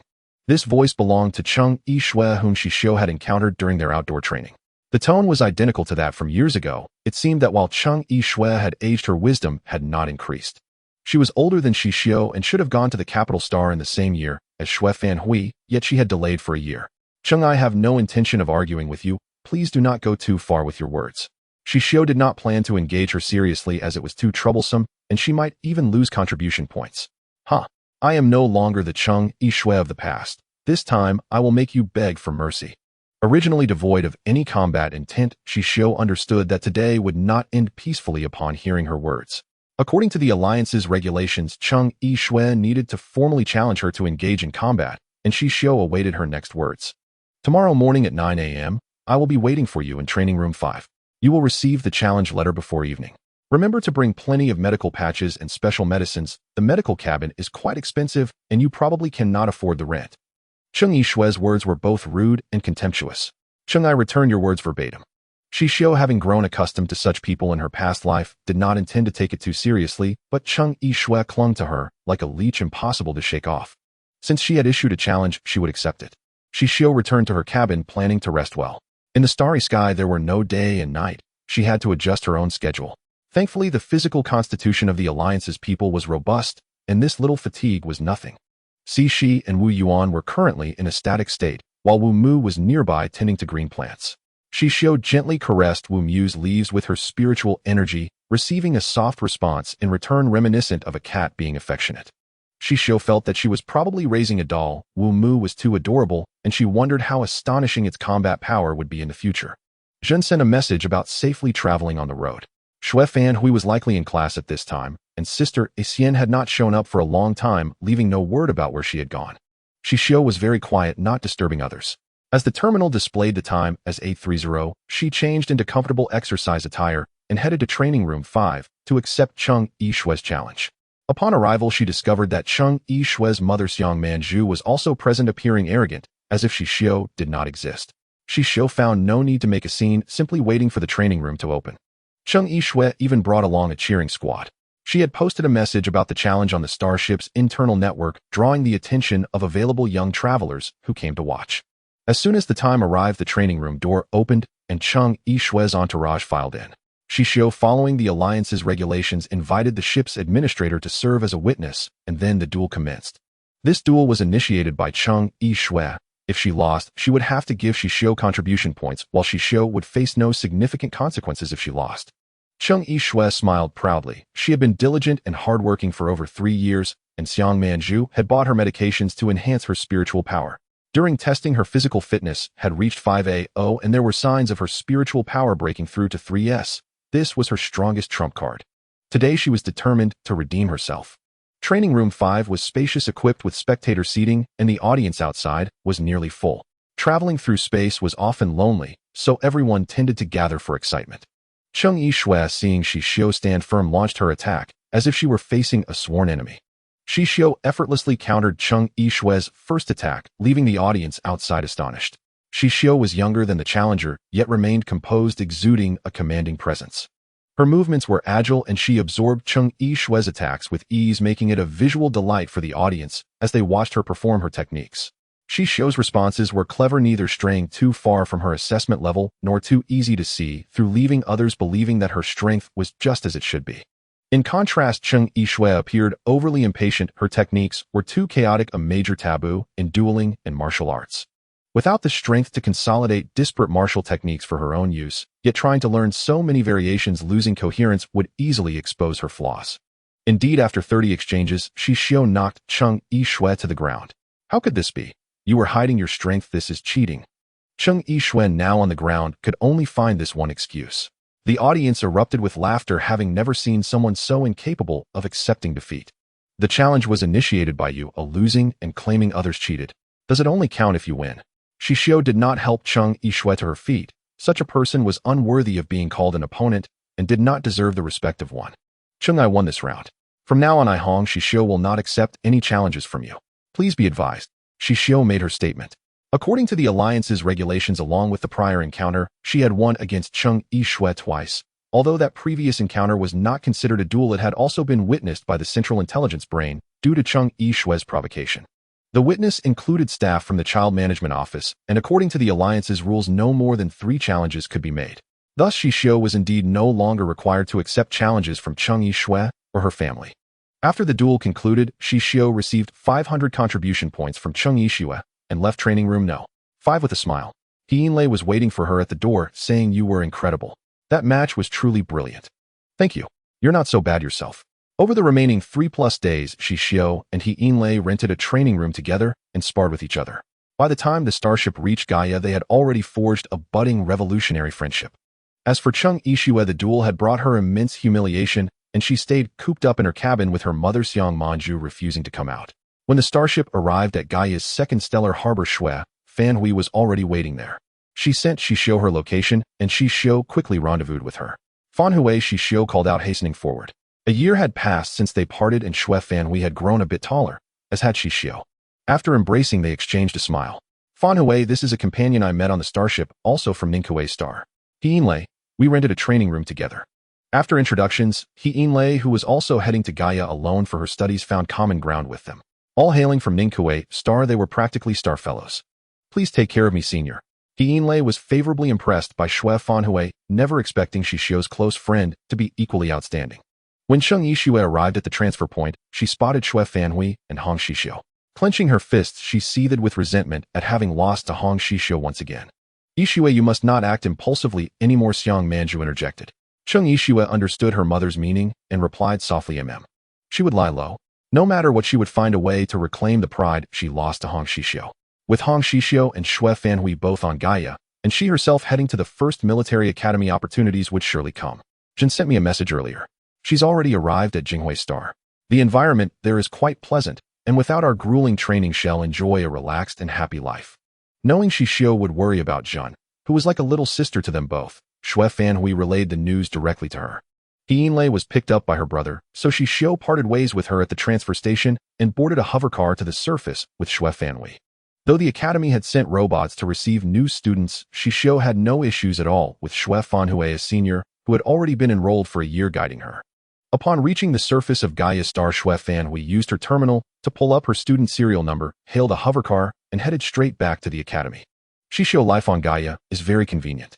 Once you complete enrollment, you can use your student serial number to call a car anytime, and the rental fees are quite cheap. If it's more convenient, you can even buy your own. Good. What else should I be aware of? You'll receive the rules upon enrollment. There aren't many taboos, but adjusting to your roommate might take some time. Fan Hui chuckled. Over the past year, she had grown accustomed to her roommate from Jinka Star. The personality was tolerable as long as he didn't adorn all 10 fingers with gemstones. Then she might still be willing to converse with him. Fan Hui took Xixiu to register for her academic records first, where she obtained her serial number, simply her birth ID with an additional 6 digits for the year and dormitory number. After 2 years of study, once a specialization was chosen, the subject code would be appended to the serial number.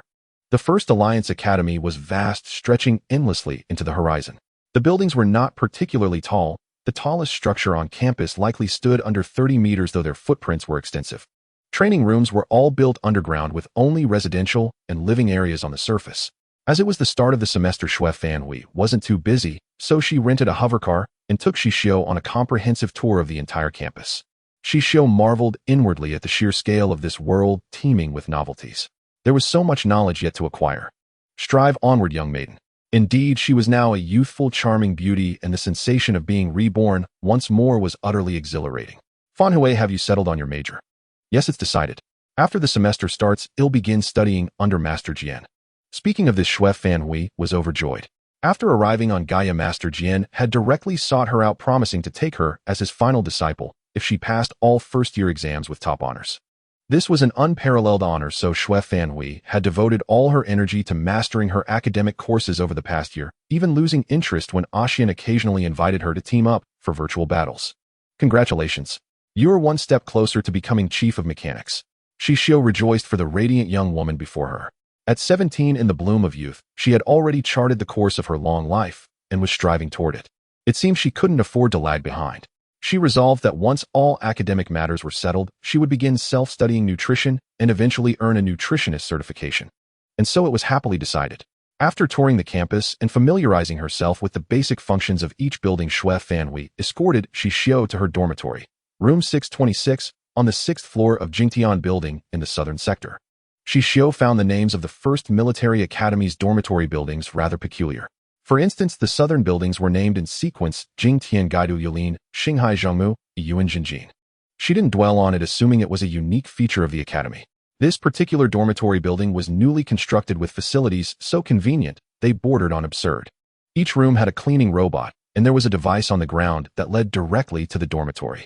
By standing at the designated spot and keying in one's student ID, a sphere of light would appear, transporting you back to your room in an instant. Of course, one could also take the time-consuming dedicated passage back to the dormitory. Xixiu tried it and felt as if she might take flight. She timed it from the ground floor to her 6th floor room, took only 3 seconds. If she overslept, and was in a rush. It was a life-saving speed. Each dormitory building in the southern sector was circular with a vast central courtyard. In the middle of this courtyard was a spiral parking lot for students' hovercars, and the passages back to the rooms were all accessible from here. Rumor had it that all academy dormitories were configured this way, a remarkably convenient setup. When Xixiu entered her room, her roommate was already unpacking. Xue Fanhui observed from the side, having learned from the dormitory management that Xixiu's roommate was an Iranian, likely amiable though perhaps with a stronger personality than her own roommate. "Hello, I'm Hong Xixiu from Ninghui." Star Xixiu greeted warmly, a polite smile on her face. Yet the other girl didn't bother to respond.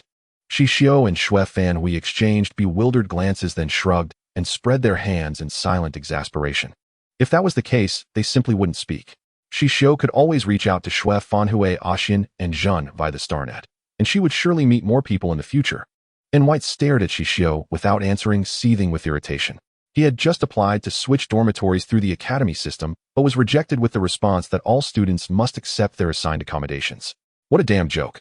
He had heard the first military academy was strict, but he never imagined it would be this absurd. His roommate was a pretty girl. How was he supposed to manage this? It was so inconvenient.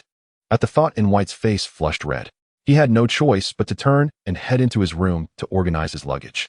And White roared inwardly. It was all that old bastard's fault. He had planned to attend the Anvil Second Military Academy, but at the last moment, just as he was boarding the starship, he was packed off to Gaia. After settling, Xixiu and Xue Fanhui left for her own dormitory. Her good roommate Damien from the Jinko Star had already returned from home. "Hi dear Xue, I'm back. Did you miss me?" He then attempted to embrace her, but Xue Fanhui stretched out a leg to fend him off. Tossing her hair back, she finally silenced him. "Damien, speak properly, and keep your hands to yourself. I've told you countless times." Seeing Xue Fanhui on the verge of losing her temper, Damien quickly changed his tone. "Your Majesty, your roommate has returned safely and brought you a gift." It was only slightly more acceptable. Xue Fanhui sighed in resignation. Well, she would just have to make do. Aside from this one trait, she could never get used to. Damien had been an outstanding partner over the past year. "MMIC. Thank you. Hey, race a little something in return." Xue Fanhui tossed a small gadget to Damien, who received it with a beaming smile. Their dear Xue was always so gracious, returning kindness with courtesy. Damien toyed with the gadget Xue Fanhui had given him, once again marveling at his roommate's talent. He recalled that in 3 days she would formally become Master Jian's disciple and would then directly enter the military's design institute. A future master of Alliance machinery was now his roommate. He had to hold tight to this powerful connection. Xue Fanhui opened the package Damien had given her. It was a bag of diamonds, mostly pink and blue. Truly, the Jinko Star people were dazzling. From the gems Damien had given her, Xue Fanhui selected the largest and most brilliant ones, mostly pink and blue. After sorting them, she sent a few to Zhun Mei and planned to give the rest to Xixiu. Xixiu had an almost maniacal love for all kinds of gems and ores, something Zhun Mei and she could never comprehend. How could the people of the Alliance imagine the fervor for diamonds in Xixiu's homeland? After Xixiu settled into her room, she didn't come out again. The Star Network had already been connected when her serial number was processed. She planned to browse it for something interesting, as their classes would begin in 3 days.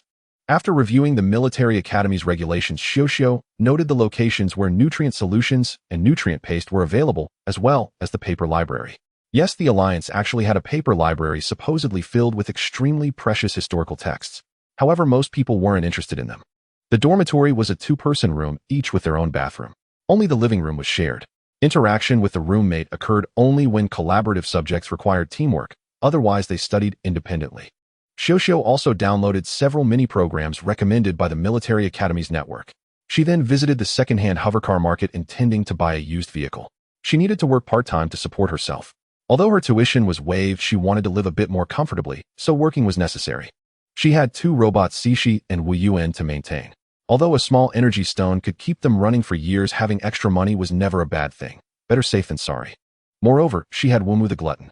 Though it was herbivorous plants still needed to be purchased, and she couldn't grow them here. There was a forest near the Alliance Military Academy where she could take Wumu to forage. Thus, buying a car was essential. Xixiu compared several models and finally chose the most energy-efficient one. After confirming the deal, she paid a deposit. Once the robot delivered the car, she would pay the remaining balance. She was now a car owner, finally feeling like she was making something of herself. It hadn't been easy. The Alliance's hovercars were easy to drive, all being intelligent models. Simply set the coordinates and let it go. Manual driving was also possible, and getting a license was straightforward. Xixiu had obtained her license right after the assessment, so driving a hovercar was no issue at all. When Xixiu went out to pick up her car, she encountered In White in the living room, who also seemed to be heading out. Remembering that she had greeted him earlier without a response, Xixiu said nothing this time and simply left the dormitory. The people of Olastar were all tall. 16-year-old In White was already nearly 2 meters in height. He watched his roommate breeze past him like a gust of wind, lowering the hand he had raised to greet her. The meticulous In White inwardly groaned.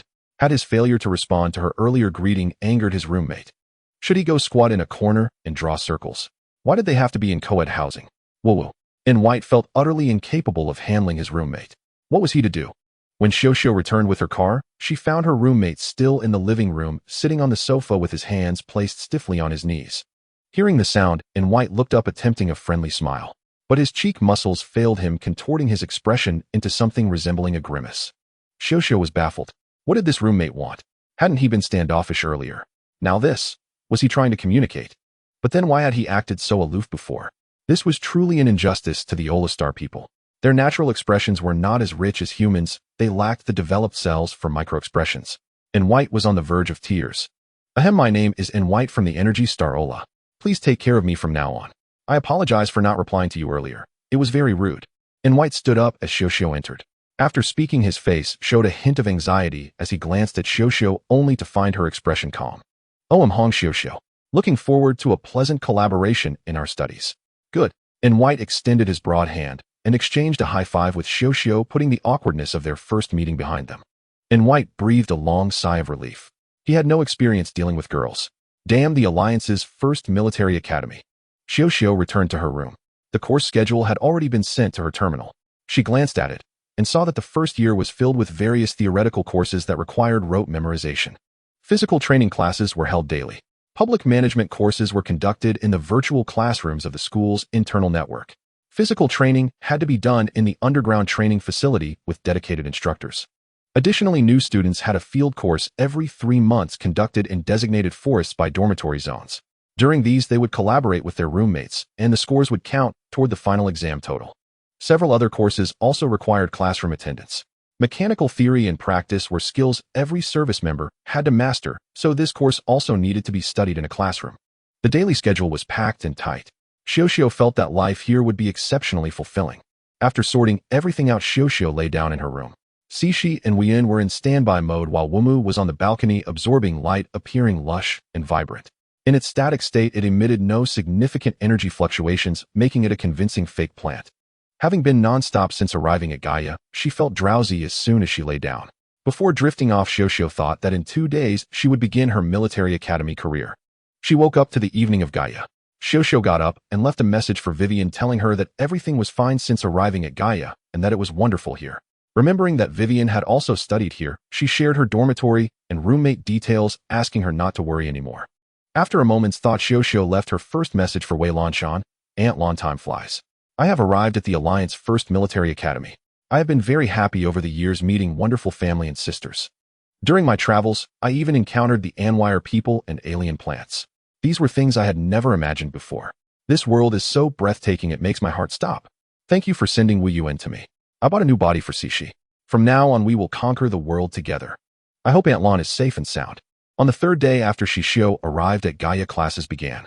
The first-year public courses were held in the evening with mechanical classes in the morning, covering principles and operations, and training classes in the afternoon focusing on martial techniques and physical fitness.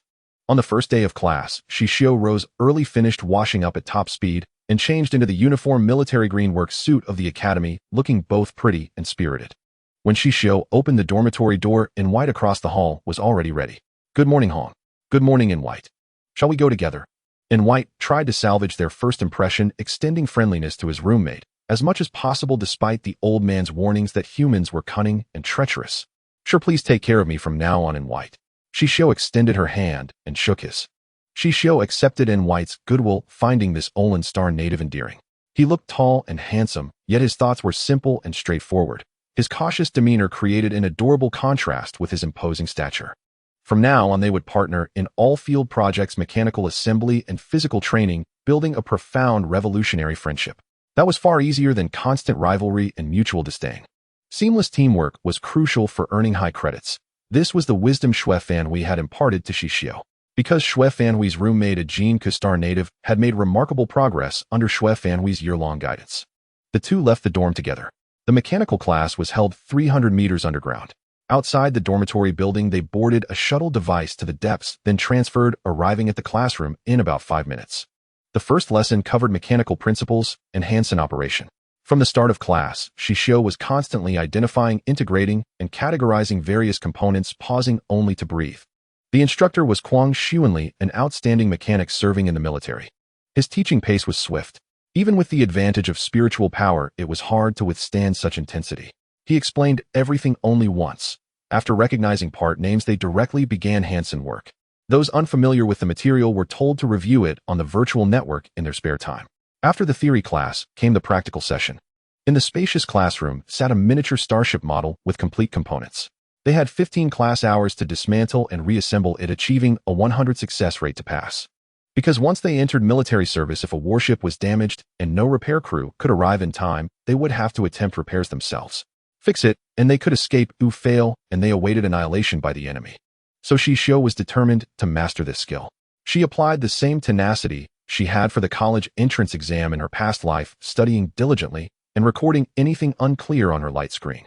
This course accounted for a third of the first-year total score. Its weight demanded full attention. Theory class focused on structure familiarity. Practice class required Hansen work. Xixiu and White worked together, following the teacher's steps, memorizing the model's construction thoroughly. Then they chose a section of the starship and began Hansen practice. White disassembled parts while Xixiu restored them. After one round, they switched roles. Xixiu dismantled and White reassembled. They repeated this 5 times until they could dismantle and restore it blindfolded. Kwang Xuanli watched their group, nodding repeatedly, and made notes, planning to test these 2 students thoroughly in the next class. Xixiu's class had 40 students in total, paired by gender, 20 girls and 20 boys. The other groups also performed commendably with notable strengths. Kwang Xuanli had a favorable overall impression of the class. The students' enthusiasm was high. After 4 consecutive hours of morning study, Xixiu felt utterly exhausted by the end. The intensity was truly brutal. Back in the dorm, Xixiu logged onto the Star Network and vented to Xue Fanhui for a few minutes. Zhen sent her class schedule. It was worlds apart. Zhen's courses were all cultural subjects, taking the easiest route possible. Comparison brought pain. Xixiu sent Zhen a string of waterfall tear emojis. Complaints aside, Xixiu got up on time for the afternoon training class. After a nap, she was fully refreshed and brimming with vitality. Hong Xixiu was back. And White also left his room. They met in the living room. Hong, I didn't jot down some parts of this morning's class. Can I borrow your notes? He'll review them on the virtual network tonight. Though he was grudgingly thrown onto the starship to Gaia by the old man and was in low spirits since he was here, he resigned himself to learning well and returning home in glory. Sure, he'll send them after training. Xixiu agreed readily. A diligent partner was helpful for earning excellent credits. She should be friendly to her roommate. Xixiu and White went to the underground training room together. When they arrived, the teacher Gu Jinyan was already waiting. Xixiu stepped forward and gave the alliance salute, and White followed suit. Each subject's teacher profile was sent to every student's terminal along with the course. This Gu Jinyan hailed from Shangyue, Stellaris, successor of an ancient martial arts family whose martial skills had reached perfection. Gu Jinyan was a highly respected martial arts grandmaster in the alliance. To receive guidance from such a teacher was a lifetime blessing, so Xixiu listened intently, integrating all the points she had struggled with in her previous practice. Only then did she realize she had been practicing incorrectly before. What Wei Lanshan taught was suitable for beginners. After advancing past the beginner stage, she had inexplicably hit a bottleneck. Today's lesson cleared all her doubts, so she held this teacher in special esteem. Gu Jinyan observed the new students. A few had participated in this year's alliance competition and achieved good results. He planned to take 2 formal disciples to mentor and pass on his legacy. You have all likely passed the 9th level physical fitness assessment. Today we begin training at the intermediate martial level, a set of movements linked to the 9th level system. Gu Jinyan's voice was commanding. I hope you will comprehend with heart. On the battlefield, only strength determines life and death. Unless you have absurd luck, that's another story. Hearing this, Xixiu's fondness for the teacher rose 3 notches. He was an endearing person. Yes, we will not disappoint the teacher and will contribute to the alliance. The young boys and girls responded with resounding voices. This martial arts teacher's resume was astonishing. No one expected him to emerge from seclusion this year to teach at the first military academy. They eagerly hoped to catch his eye, as that would mean being taken as his closed-door disciple. In the alliance, fewer than 100,000 grandmasters were recorded in the Central Brains database. Though some lived in seclusion without revealing their strength, they were a minority.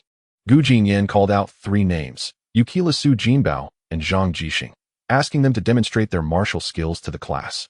Xixiu had a strong impression of these individuals.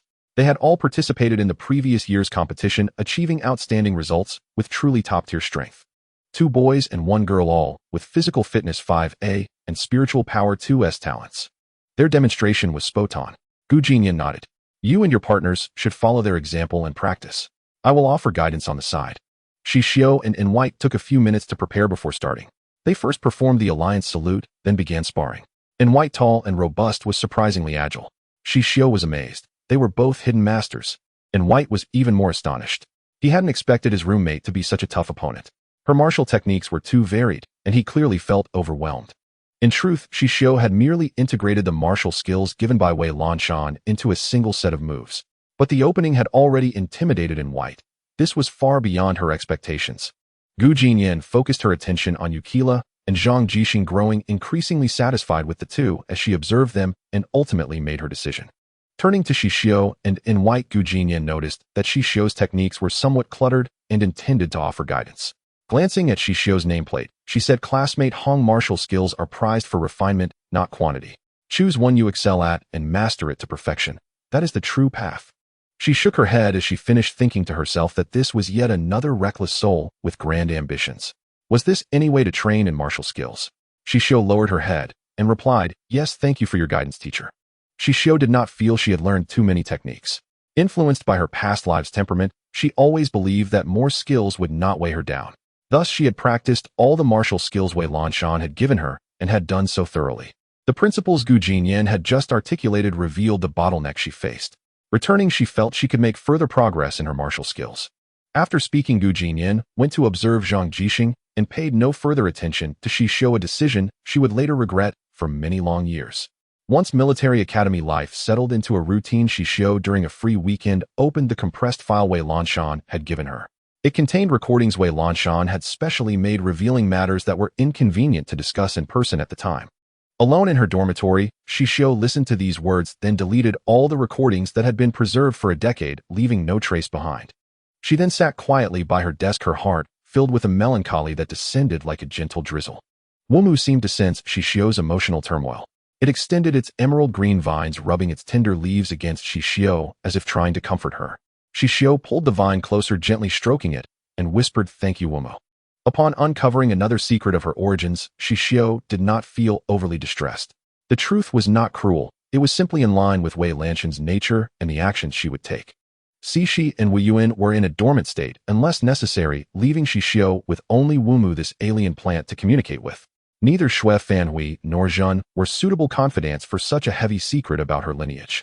After spending the morning alone with the alien plant, Xixiu opened her terminal and found Wei Lanshan, leaving a message, "Aunt Lan, I have listened to the recordings. The past is gone. My safe arrival into this world is your doing. It is I who should thank you. Learning all this has not made me sad, nor do I hold any resentment toward you. I am still the Jojo you watched grow up. May you be safe in the other alliance and return unharmed. We will talk again." Receiving this message from Xixiu in the other alliance, Wei Lanshan let out a long sigh of relief. Back then, unable to speak directly to Xixiu, she had recorded the message to leave for her. Xixiu, now knowing the full truth, showed little emotional fluctuation. Her heart had always been calm, kind, and grateful, a heart vast enough to embrace the universe. Wei Lanshan replied to Xixiu, "Thank you for your forgiveness. Over the years, Vivian has kept me updated about you. You have grown well, and I am pleased. You are much like her. I should be able to return in 3 years. The Shinri Alliance possesses many technologies, medical advancements, and powerful weapons that we lack. I believe that when our starship returns, the Xixiu Alliance will undergo great changes.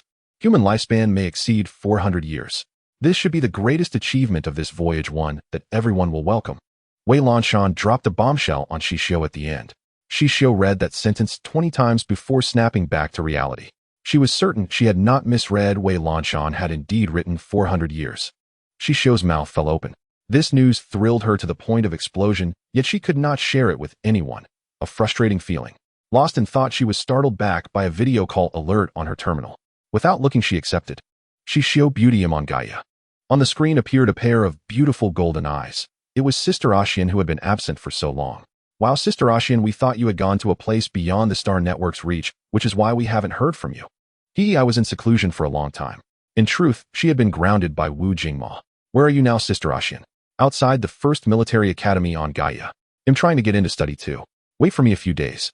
Sister Ashian, didn't you graduate from Manhwa's second military academy? Why go back to school?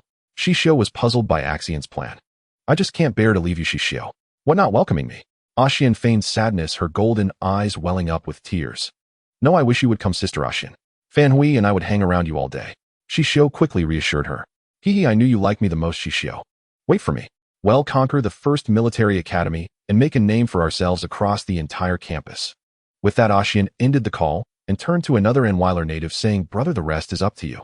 I believe in you. You can definitely win over the principal. Wu Jingxian patted her elder brother Wu Jinx's shoulder. Are you sure you can resolve our crisis? Wu Jingxiu was still skeptical.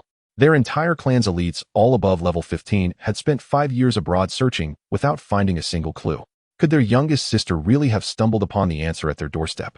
Brother, trust me. When I bring her out one day, you'll see. Even the notoriously difficult female Wumu likes her. There's no way I'm wrong. Ashian patted her chest confidently as she spoke to her brother. He worried that Wu Jingxian was too young and inexperienced, possibly misled by some aura. That was why he had accompanied her to Gaia. Is that why you followed her around playing all the way and even going to the virtual network to compete in mecha battles for money? Wu Jingxiu teased his sister. Because she had gone to the virtual network to dominate and earn money, their father had grounded her. Wu Jingxian felt a bit guilty under her brother's gaze, but argued stubbornly to prove she wasn't just playing. None of you let me out. Since I solved all your big problems as soon as I came out, isn't it fair to have a few extra days of fun? Thinking about it, Ashian felt utterly frustrated. She was this old, and this was her first time leaving the Anwiler star system. If others found out, they might not believe it. Fine, I'll handle your enrollment. You'll have an answer within 3 days at most. Don't reveal your identity. Wu Jingxiu nodded in agreement. The survival of their entire clan was at stake. Any possibility, no matter how slim, had to be pursued. Yay, you're the best, big brother. When the holidays come and Xixiu is free, you'll invite her out. Then you can see for yourself, brother. My judgment is definitely right. I believe in myself. The Wu Jing siblings finalized the enrollment plan. Xixiu told Xue Fanhui about Axian's impending arrival at the academy. Xue Fanhui's first reaction was yes. We can dominate again with Sister Ashian. When did Sister Ashian say she'd arrive? In about 3 days. Will she start as a freshman? I didn't ask. We'll know when she gets here.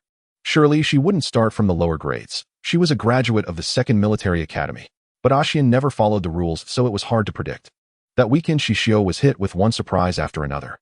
Before she could recover from the shock of Wei Lanshan's bombshell, the news that Wu Jingxian was coming to study at the first military academy left her utterly dumbfounded. Yet no matter how many surprises came, life had to go on peacefully. Zhen, don't be sad. When you go to a new place and make new friends, we will always be family. It would be different, and Xixiu hoped Zhen would understand that truth. Xian indeed arrived at the first military academy 3 days later, directly assigned to Xixiu's class. Xixiu stared at Wu Jingxian in astonishment, and Xian gave her a look that said, let's talk after class. After a grueling 4 hours, Xixiu finally awaited the end of class and dashed to Xian's side. In white, bewildered, hadn't yet registered his roommate vanishing in a blur. Sister Xian. Xixiu gave Xian a big embrace. Xixiu, beauty, don't get too excited. Xian patted Xixiu's back. Shall we go to your dorm or mine? Their grades likely shared the same building. As a transfer student, Xian had no partner yet and awaited the academy's system to match her with one. She temporarily resided in room 629 of their building, not far from Xixiu. To avoid disturbing in white, Xixiu went with Xian to her dorm. The room's layout was identical. All right, tell me, Sister Xian, why are you here? Xixiu, arms crossed, leaned by the window and inquired, knowing Xian's arrival must be for a reason. Xian spoke playfully, I can't bear to be apart from you, Xixiu. Sister Xian, you know that's not what I meant. Xixiu leaned and gazing into Xian's golden eyes, where flowing light danced impossibly beautiful. Ahem, do you remember what I told you on the rooftop? I came for the survival of the Anwiler clan. Xian's tone turned solemn. Xixiu recalled Xian's words from before, startled. After leaving Anwiler, Xian had never brought it up again, so Xixiu had set it aside. For years had passed since their return from Anwiler.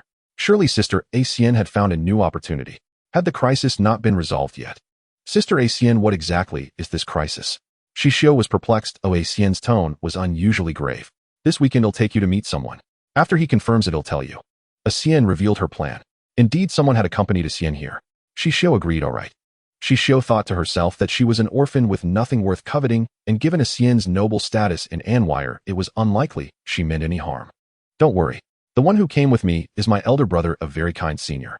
Without him, I couldn't have entered the first military academy, Xian said with a smile. Xian's age gap with her older siblings was considerable. She was the youngest and most mischievous at home, so most family restrictions targeted her, a sore point for Xian. Having arranged to go out with Xian on Sunday, Xixiu returned to her dorm, left a message for Xue Fanhui about her plans, telling her to focus on her own matters, and lay down on her bed. Her mind churned over Wu Jingxian's words, tangling into a mess of curls, until she finally gave up, deciding to wait for the weekend. She got up leisurely, went to the supply point to collect nutritional supplements, and prepared for the afternoon's training session. Gu Jinyan was indeed a competent teacher. He broke down martial techniques into detailed components, greatly benefiting Xixiu. During her solo training in the practice room, she finally broke through her bottleneck. After instructing the students, Gu Jinyan provided private coaching to Yukila and Zhang Jixing. A few days prior, Yukila and Zhang Jixing had formally become Gu Jinyan's disciples, following the ancient martial traditions of Shangyue Star. Thus, it was perfectly normal for him to privately tutor his own disciples after finishing the day's lessons. Xixiu and White sparred. White noticed his roommate's rapid improvement over the past few days. He could no longer keep up with her speed. Classmate Hong, have you found a new trick? Could you share it? White asked, somewhat embarrassed. Gu Jinyan's criticism of classmate Hong during the first lesson had been rather one-sided. Only by sparring with her could one truly gauge her real strength. Her techniques were somewhat cluttered, but that was because she hadn't yet found a way to streamline them. In today's sparring, White could clearly sense Hong's progress. Oh sure, he'll tell you when we get back to the dorm. Xixiu was generous. Helping a roommate was only right. After a month of living with White, she found that neither his personality nor his habits clashed with her sensibilities, and she had fully accepted him as a roommate and future comrade-in-arms. White thought to himself that classmate Hong was truly a good human, devoid of the deviousness others possessed, a rare quality. Through their gradual interactions, the foundation for their future bond as battle companions was laid. After mastering the day's martial arts training, Xixiu and White stopped to observe others, which was also a form of learning. From others, one could identify one's own shortcomings and learn from their strengths. White, like Xixiu, watched the battles. He noticed Xixiu's unique learning approach. Recently, after observing, he had corrected some of his own movements and habits, seeing marked improvement. He decided to follow whatever his roommate did from then on. Arriving at the first military academy had revealed many of his deficiencies, and his roommate possessed many qualities worth emulating. It seemed the old man had been right to send him to Gaia, but admitting fault to that old man. Not a chance. Both were lost in thought after observing. Xian had finished sparring with several people and bounced over to Xixiu. Xixiu, want to have a go? Sister Xian, don't be mischievous. No one here should be a match for you. Xixiu declined. Her true strength remained a secret she wouldn't reveal to anyone, at least for now. She wasn't ready to disclose it to Xian. I know. You're saving my face, I get it. Xian patted Xixiu with considerable force, making Xixiu wince. Is this your roommate? An Ola Star person? Xian glanced at White. Yes, White from Ola Star. White's strength was actually formidable. The very physique of Ola Star people hinted at their innate prowess. Hello, classmate Wu. White greeted politely. They say Ola Star people are as tough as iron and bone-born warriors. I'd love to have a friendly spar with you sometime. Xian stated bluntly. Sure, classmate Wu, pick a time. Friendly sparring among classmates was common and a good way to improve combat skills. White had just watched Wu Jingxian's bouts with others and found them exhilarating, so he readily agreed to the challenge. Xixiu shook her head helplessly. Sister Xian was a born brawler. Dominating the virtual arena wasn't enough. She wanted to make a name for herself at the academy too. But Xixiu had no desire for fame. Xian set a time with White and left with Xixiu. White returned to the dorm with his newly acquainted friend Su Jinbao. Xixiu are Ola Star people, easy to get along with. Xixiu thought about her usual conversations with White. Yeah, he's quite modest and eager to learn, and he doesn't have any habits I can't stand. That's good. Ola Star people have always had some prejudice against humans, thinking them too cunning, so they rarely take the initiative to befriend them. Xian said frankly. It seemed Xixiu's courteous attitude had won White's favor. Hearing Xian's assessment of Ola Star people surprised Xixiu. Did Ola Star people hold a grudge against humans? She hadn't sensed it at all. Was that why White had been reluctant to greet her at first?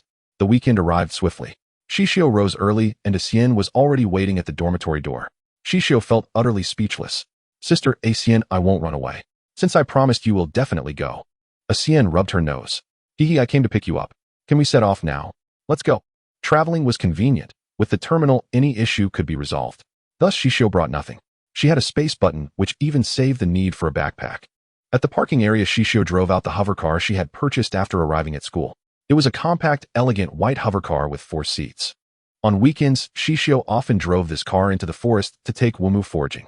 The rented hovercar automatically recorded the driving route, and Xixiu preferred to keep Wumu's existence a secret for now. Sometimes when Xuef and we had free time, the two of them would also drive around the vicinity. Xixiu, you're such a homebody. You've equipped yourself with everything you need wherever you go. It's just my nature. Sister Xian, don't you think this makes things much more convenient? Indeed it does. Maybe I should buy one too. No, forget it, it'll just hitch a ride with you, Xixiu. Xian laughed heartily, her golden hair and golden eyes shimmering with vitality and mystery in the morning light. Xixiu set the route according to the coordinates Xian provided. The destination was a forest in a distinctive landmark of Gaia. The entire place was surrounded by towering trees with guest rooms built among the branches. Gaia's forest coverage ranked second in the entire alliance, while Anwil held the first place. Xixiu, don't be nervous later. My elder brother is quite easy to get along with. Xian left a message for Wu Jingxiu. Brother, please be amiable and not too stern, or you'll scare Xixiu. Upon receiving his sister's message, Wu Jingxiu frowned. Was he really that intimidating? How exactly should one be amiable? A smile? He found himself uncertain. The hovercar moved swiftly, and in less than 30 minutes Xixiu and Xian arrived at the forest inn. Wu Jingxiu was seated on the sofa in the living room. When Xian knocked, he instructed the robot Anda to open the door. Good morning, third Prin. Shu, Anda is my brother inside. I brought my classmate. Xian knew her brother was unreliable, so she quickly silenced Anda, dragging it into the room. Xixiu was utterly bewildered, wondering why Sister Xian had suddenly transformed into a violent beauty, dragging the robot away. Wu Jingxiu sat on the sofa, his joy gradually swelling within. His little sister had truly resolved Anwil's crisis. Her luck was extraordinary. He sensed another aura entering with Xian, one identical to that of the source land. It was the primordial power that could stabilize their Anwil clan, and it was inexhaustible. Ahem, Xixiu, this is my elder brother Wu Jingxiu. Brother, this is the Xixiu I told you about, Hong Xixiu. After speaking, Xian looked at Wu Jingxiu with eager anticipation.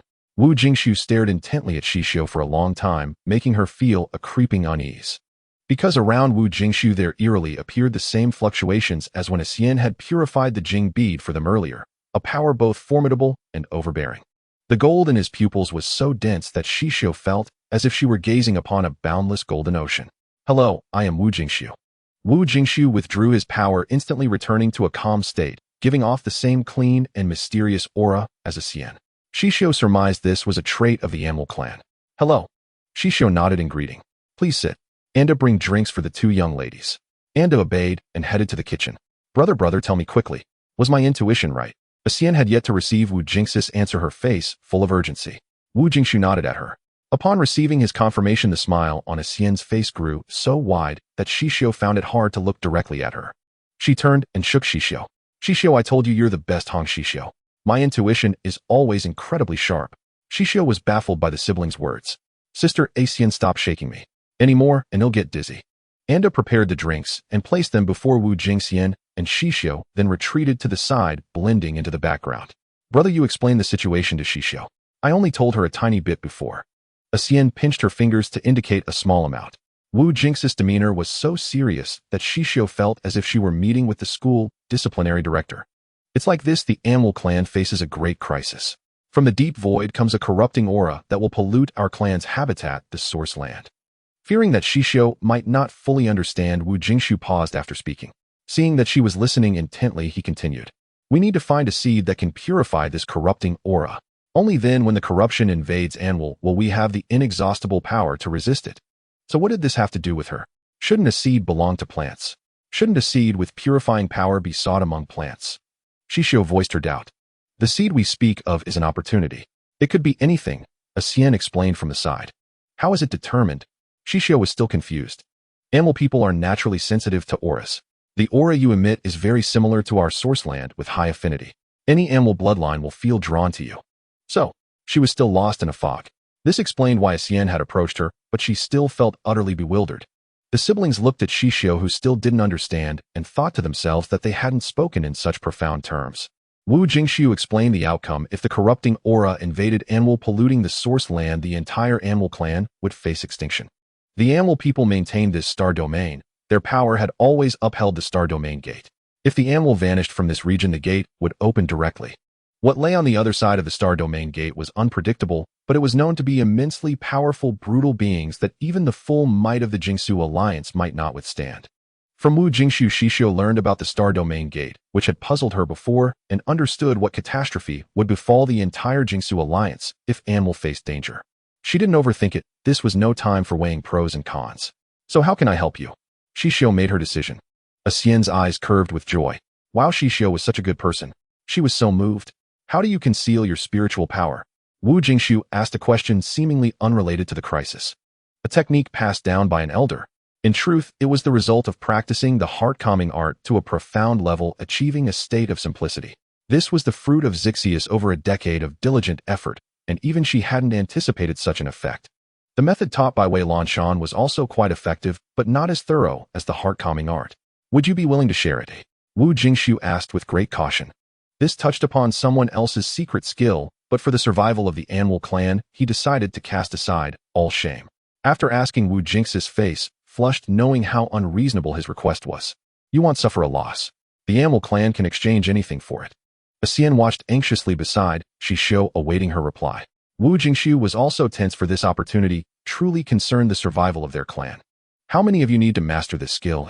Both Wu Jingxiu and Xian breathed a sigh of relief. You only need to teach Xian. When a crisis arises, Xian will return to the source land. As its pillar, as long as her power remains unbroken, the other Anwire people can draw endless strength from the source land. Sister, Xian alone. Are you sure? I'm sure, Xixiu. The Anwire clan differs from other species. They can draw power from one another. As long as one person's power is inexhaustible, all other Anwire can receive support. All right. The tension in Wu Jingxiu's heart finally eased. Don't be too nervous.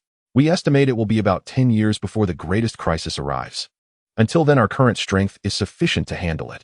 Xixiu let out a long sigh, worried that even after agreeing, she might ultimately fail to help, a regret that would be a pity for the entire star realm. On behalf of the Anwire clan, I thank Hong Xixiu for her selflessness. Wu Jingxiu and his sister Wu Jingxian both performed a solemn alliance salute before Xixiu. Xixiu did not step aside but accepted the salute calmly. If she refused, Wu Jingxian and Wu Jingxiu would likely be restless with gratitude. Xian murmured inwardly. Xixiu is the best. Xixiu so touching. Boohoo. Wu Jingxiu was also moved by Xixiu's selflessness. In their memory, humans often harbored inscrutable thoughts, leading Anwire to once close the alliance route to their realm, unwilling to embroil themselves in too many conflicts. Yet this 16-year-old human girl agreed, without hesitation, to impart her secret skill. In Wu Jingxiu's golden pupils, he saw a unique hue in Xixiu. The Anwire people will forever remember your boundless love. Anwire will always be your eternal home. Wu Jingxiu offered the heaviest promise of the Anwire. Thank you. It is my honor to help you. I know what the existence of the Anwire means to this star realm. Xixiu returned the salute. Wu Jingxiu nodded. This girl was exceptionally perceptive, a rare quality. Sister Xian, I'll take Wu Mu to the forest to forage. I'll wait for you downstairs. Knowing the siblings might have more to discuss, Xixiu excused herself. All right, Xixiu, don't go far. I'll find you later. Xixiu carried Wu Mu's flower pot outside. Brother, this crisis of ours will surely be resolved because of Xixiu, right? Study diligently, don't slack off. Show the determination you have in martial arts practice and don't disgrace Wu Jingma, understand? Wu Jingxiu's expression warned of confinement if she didn't comply. Brother, rest assured. With a training maniac like Xixiu teaching me, would I dare to slack off? Xian recounted Xixiu's glorious deeds to Wu Jingxiu, who was astonished that a mere 16-year-old girl possessed such immense willpower, perseverance, and tenacity. With such talent, yet knowing to strive diligently, her legend would eventually echo across this star realm. Report your progress regularly. If you can't learn, I'll send Wu Jingya instead. Wu Jingxiu and Wu Jingxian locked golden eyes, and Xian saw seriousness in her brother's gaze. Brother, rest assured. I too have a part in resolving Anwire's crisis. I will shoulder my responsibility. Xian shed her usual playfulness, speaking these words with resolute strength. Wu Jingxiu said no more. Having secured this opportunity, he would stay on Gaia for at most another month to observe his sister's progress. If all went well, he would return to Anwire in a month. Wu Jingxiu sent word back to Anwire. Upon receiving the news, Wu Jingma and the Wu family felt a great weight lift from their hearts. Xian left the room and went to the forest in where Xixiu was strolling and Wu Mu was foraging. Wu Mu's condition had changed greatly. Its body was jet black save for the newly grown parts that were emerald green. It was now sweeping through the vegetation voraciously. Allowed out only once a week, Wu Mu was very hungry. Its food was plants. Any kind as long as they were vegetation. Xixiu watched it feast, joyfully thinking this creature was a bottomless pit. When Xian arrived, Xixiu was fretting over how to feed Wu Mu in the future. Buying plants seemed impractical, and it was utterly vexing. What's wrong? Tell Sister Xian, and he'll share your worries. Xian patted Xixiu. Sister Xian, am thinking about Wu Mu's food problem. With its appetite, I'm afraid it will strip the forest bare. Xixiu gazed sorrowfully at Wu Mu, still eating happily. Is that all? He'll have my brother handle it. He'll ask my brother to give you some fast-growing plant seeds, ones that can regrow lushly the day after being eaten. You can scatter the seeds in the forest where you usually take Wu Mu to forage. That way, even if it eats every day, there won't be a problem. Could that really work? She had no idea such miraculous plants existed. What kind of plant is so amazing? Xixiu was curious. Oh, it's a specialty of Anwire. Right? Probably not available elsewhere. Xixiu saw Wu Mu burrow into the soil, its leaves drooping as if drowsy, and knew it was full.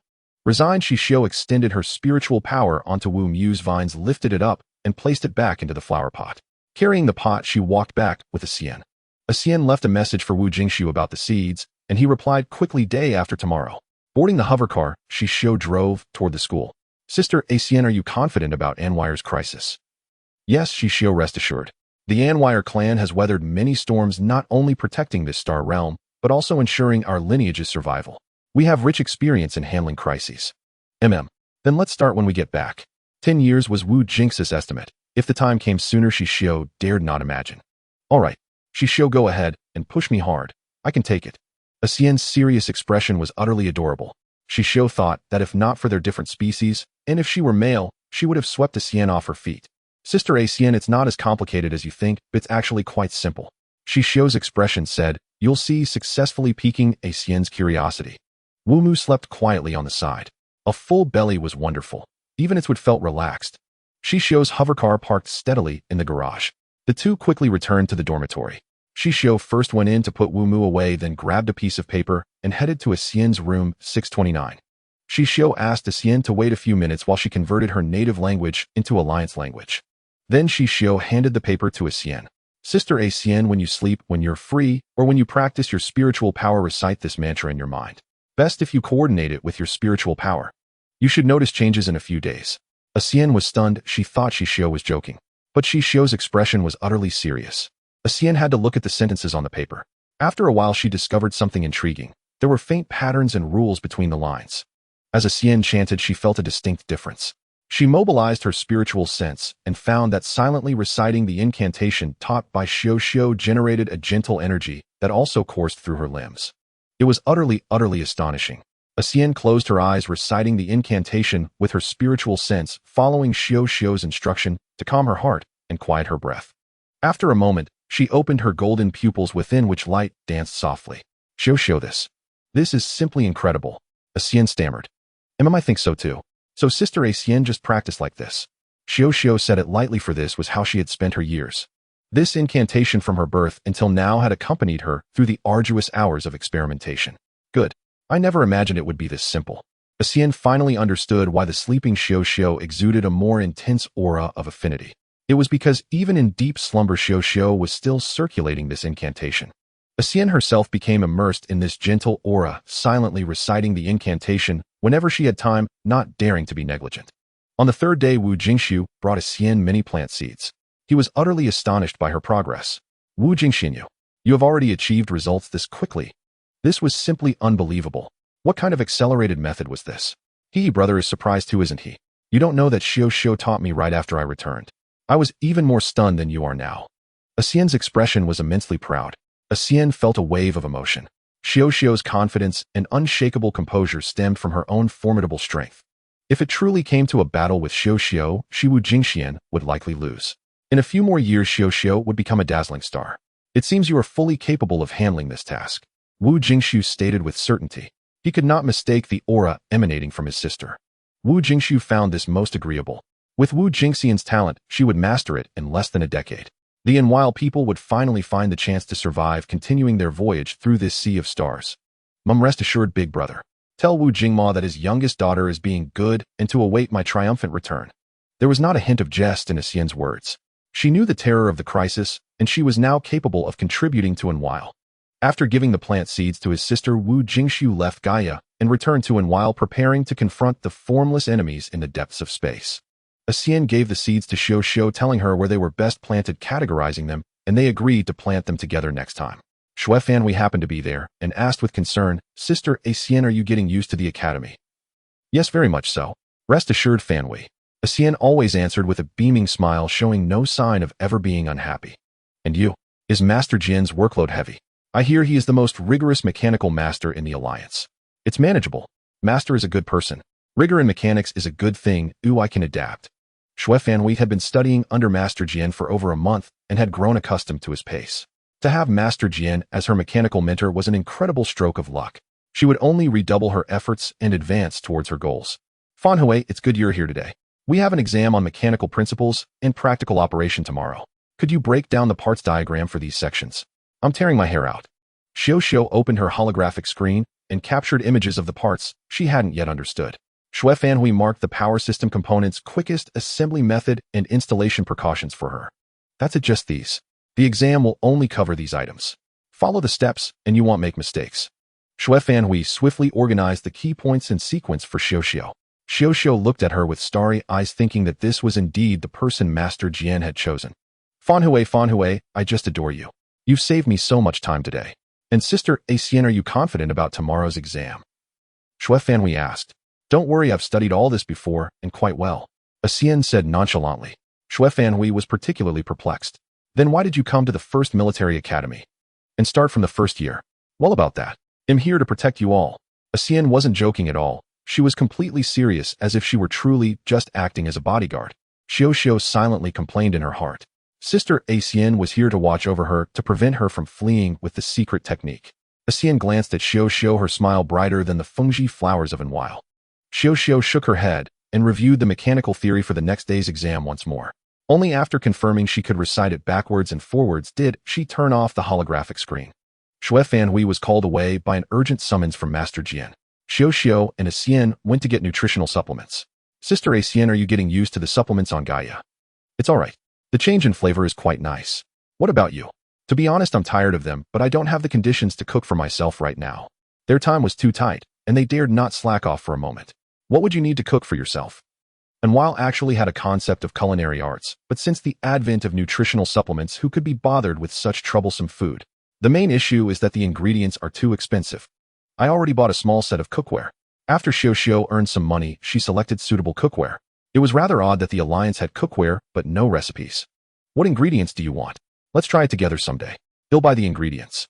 Fanhui and the others said you know how to prepare food. "I'd like to try it too." Xian remembered that during their travels Zhun and Fanhui had mentioned Xixiu's skill with ingredients, and she was curious to see it. "Do you have an allowance now, Sister Xian?" Xixiu knew that Xian had been very short on star coins before. "Yes, I've saved all the star coins from our arena matches." Xian's expression was one of immense pride. Moreover, after arriving on Gaia and confirming the opportunity, Xixiu had given her an allowance. It was quite a substantial sum. She was now financially free. After the martial arts test, we'll have field training. "How about we try it then?" Xixiu suggested. Great. What ingredients do we need?" "He'll prepare them in advance. But we probably won't have time during field training." "Then we'll do it another weekend." Xixiu gave the list to Xian and didn't worry about it anymore. Speaking of which, the Alliance's welfare benefits were quite good. After enrollment meals were subsidized, so Xixiu basically didn't need to spend many star coins. However, she planned to find time to start a work-study program after her first mechanical theory exam, continuing her path to earning money to make her future life more comfortable. When Xian learned of her plan, she emphasized it several times with emotion during her chats with her brother Xixiu. Xixiu felt indebted to Xixiu for such a great favor. He had originally planned to pick out several rare gifts for her upon returning to Anwile, but in the end, he simply converted them into star coins. As Xixiu was about to fall asleep that night, she was stunned to see a sudden influx of star coins on her terminal. If she counted correctly, there were 10 zeros. Xixiu looked at the transfer record, Anwile Galaxy, Xixiu Xian's tuition fees. Xixiu felt as if she had perhaps won by default. Before sleeping, Xian received a message from her brother. The gift for Xixiu from Anwile has been sent. Xixian, what treasure did you give her? Xixiu, didn't you say Xixiu was going to work study?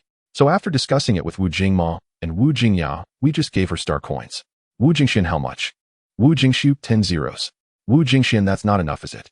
At the very least a starship plus a super cool mech. Wu Jingxiu will talk about the mech when you return to Anwhile. Xian smiled broadly. Wu Jingma, see if you can be stingy now. This time we're definitely going to empty your little treasure trove. Xian knew that Xixiu with her nature would definitely think the tuition was too much, so she sat on the bed and called Xixiu via video. Xixiu was fretting over how to return the star coins, feeling utterly distressed.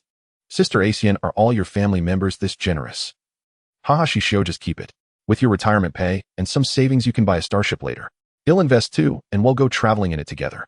Don't worry about saving my father Wu Jingma any money. And don't refuse, Anwal, you deserve this. Xian's face was like that of an elf, yet her words were filled with boldness and grandeur. But it's too much. Before Xixiu could finish, Xian interrupted. Xixiu, you might not realize just how significant your help is to Anwal.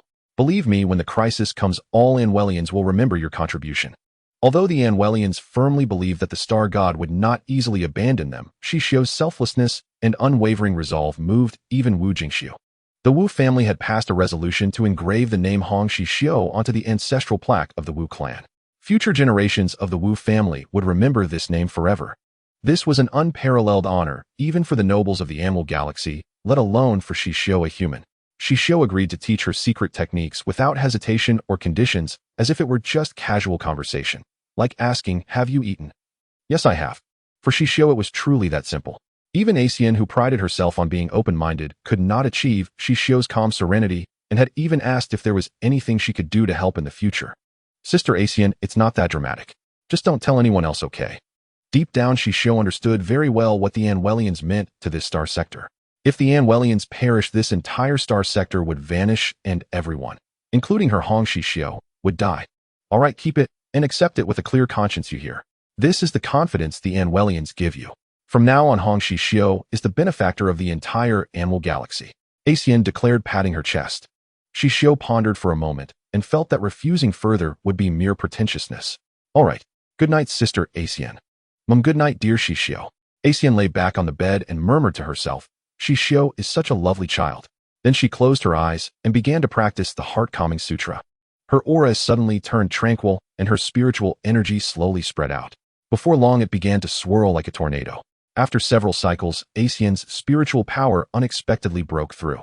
In the darkness, Xian opened her golden eyes, her inner shock beyond words. Her spiritual power. She had thought she would never break through again in this life. If she could achieve this, then what terrifying heights might Xixiu's spiritual power reach? Xian felt that none of this mattered anymore. What mattered was that Anwal's crisis could be easily resolved. That night, Xian slept more peacefully than she had ever since learning of the impending crisis. School life was extraordinarily intense. After passing their mechanical principles exams, the students faced their first martial arts test 3 months into enrollment. It was early winter on Gaia. Xixiu got up, changed into her gear, downed a tube of high-energy nutrient, and opened her dormitory door to find Invit already prepared. Good morning, classmate Hong. Good morning, classmate Invit. In the upcoming match, don't hold back. Invit, being tall, stood beside Xixiu, who was 1.8 meters tall yet appeared somewhat petite. His words thus carried an oddly cute tone. All right, please give it your all as well, Invit.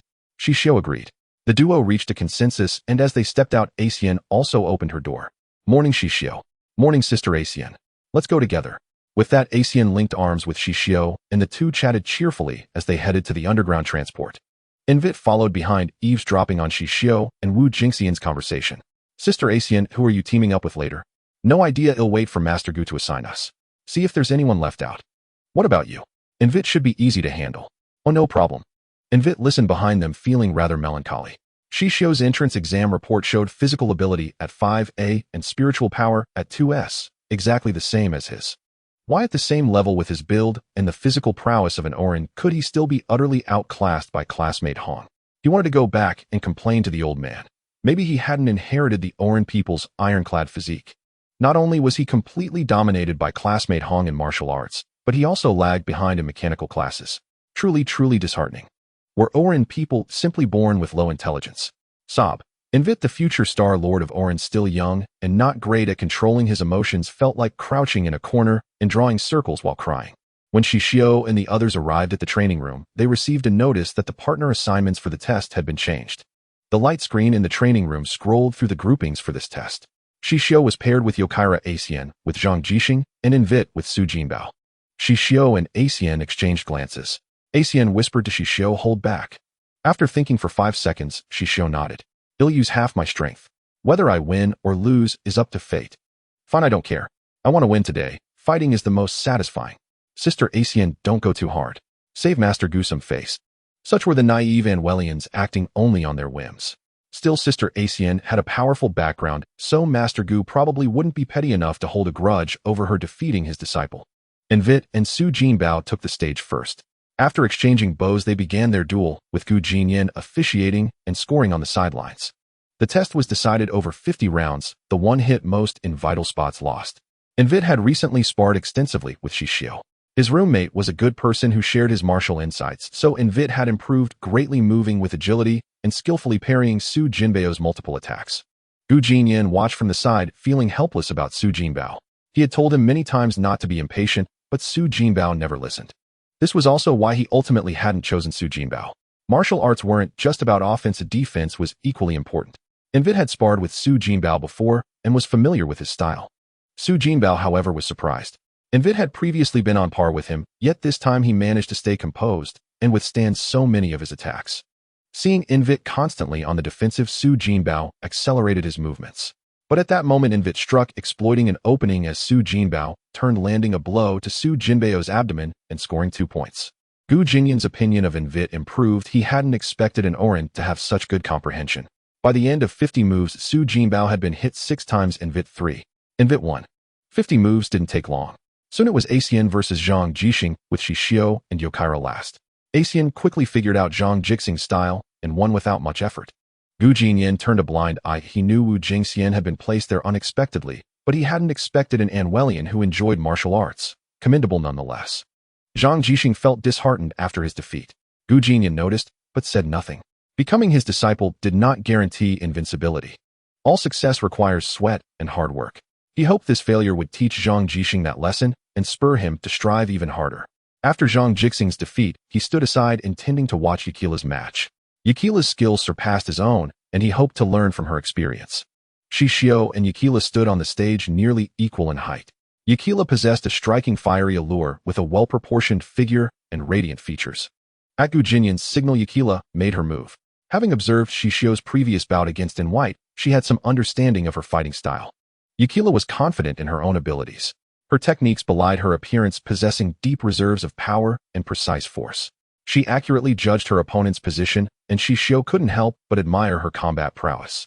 Xixiu did not underestimate her opponent, using only half of her full strength against Yukila. Yukila was astonished. She had clearly heard the master's assessment of Xixiu during the first lesson, as she had been standing nearby. Intricate was how the master had described Xixiu's martial techniques. Yet Yukila found that today, while Xixiu's moves remained intricate, every single strike was perfectly placed without a single extraneous motion. It seemed as if Xixiu could see through her every attack. Yukila couldn't land a truly effective blow, only managing to strike non-critical areas. After 50 exchanges, Xixiu and Yukila were locked in a draw, neither having struck a decisive blow. Their match was exceptionally brilliant, a textbook demonstration, and earned thunderous applause from the entire arena. This outcome astonished Gu Jinyan. Yukila's martial talent was comparable to that of Yi Jinwei in her prime. For Xixiu to fight Yukila to a draw, had Gu Jinyan been mistaken in her earlier judgment. Gu Jinyan scrutinized Xixiu. The aura around Xixiu was perfectly contained.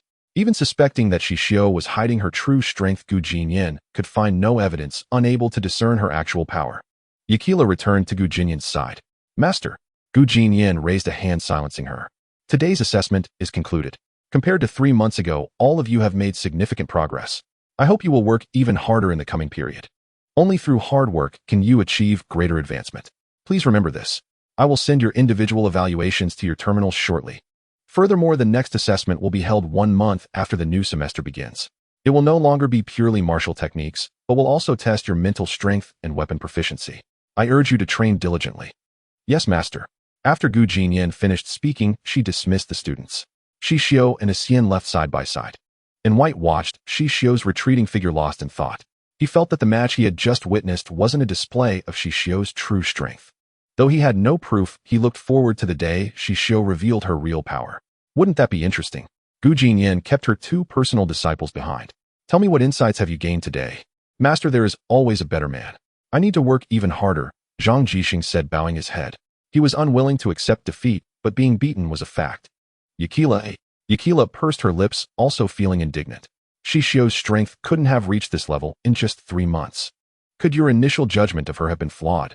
Go and see how frequently she uses the training rooms, and you'll understand that you too have been slacking. Gu Jinyan stared at her disciples. Also, a loss is a loss. Her techniques still appear intricate now, but she has managed to master them all in 3 months. In this regard, you are inferior to her. Gu Jinyan pointed out the crucial point. Yes, I will work harder. In the next mental strength and weapon competition, I will definitely defeat Xixiu. Yukila was absolutely confident about the upcoming mental strength contest. Practice the martial techniques I gave you diligently over the next few months. Yes, master. After Gu Jinyan left, Zhang Jixing and Yukila talked for a while. Yukila, how did Xixiu get so strong? Who taught her martial techniques? She was clearly an unknown orphan from a nursery. Where could she have learned such skills? Yukila couldn't figure it out either. Perhaps it was her parents' legacy. They all knew Xixiu's background. After all, only a few types of students receive full tuition subsidies from the Alliance. Let's work harder. Next time I will beat Xixiu so thoroughly that she won't be able to fight back. Adding mental strength to the mix, she didn't believe Xixiu could still win. This time was Xixiu's lucky break a result of Yukila's own overconfidence in not going all out. Unbeknownst to Xixiu and Xian, a video of their match had been posted on the school forum by a classmate, and the two of them became famous overnight. It wasn't until White returned to the dormitory and knocked on Xixiu's door to tell them that they got up to check their terminals. Xian and Xixiu had come back to rest after the match. They usually didn't pay much attention to the school forum and weren't the type to seek out gossip, so they often missed a lot of buzz. Soon Shui Fanwei video called them. Xixiu, oh, you and Sister Xian are famous. The entire First Military Academy probably knows the names Xixiu and Wu Jingxian by now. Shui Fanwei was exaggerating a bit. It was more accurate to say that all the new students admitted this year knew of Xixiu and Wu Jingxian. After all, both had defeated Master Gu Jinyan's personal disciples. Both had also made astonishing showings at the Alliance's annual competition the previous year, giving them considerable fame across the entire First Military Academy. What's wrong, Fanwei? Xian asked, bewildered. Sister Xixiu and Xixiu need to check the school forum right away. Someone uploaded a video of your match today to the internal network. There are already over 10,000 comments. Shui Fanwei's roommate Damien was an internet addict who spent more time on the Star Network than studying. So as soon as the video of Xixiu and Xian appeared, he knew about it. He immediately contacted Shui Fanwei. Shui Fanwei, disregarding the small machine she was assembling, dropped it and jumped onto the Star Network. She saw the match between Xixiu and Yukila and confirmed that her family member was indeed hiding her true capabilities. Xixiu and Xian exchanged a glance, then quickly opened their terminals and logged into the internal network.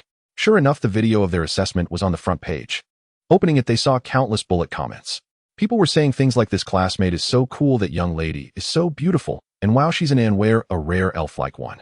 Xixiu cursed inwardly. She had never wanted to be famous. After all, fame brings trouble. Sister Xian, can we ask the uploader to delete this video?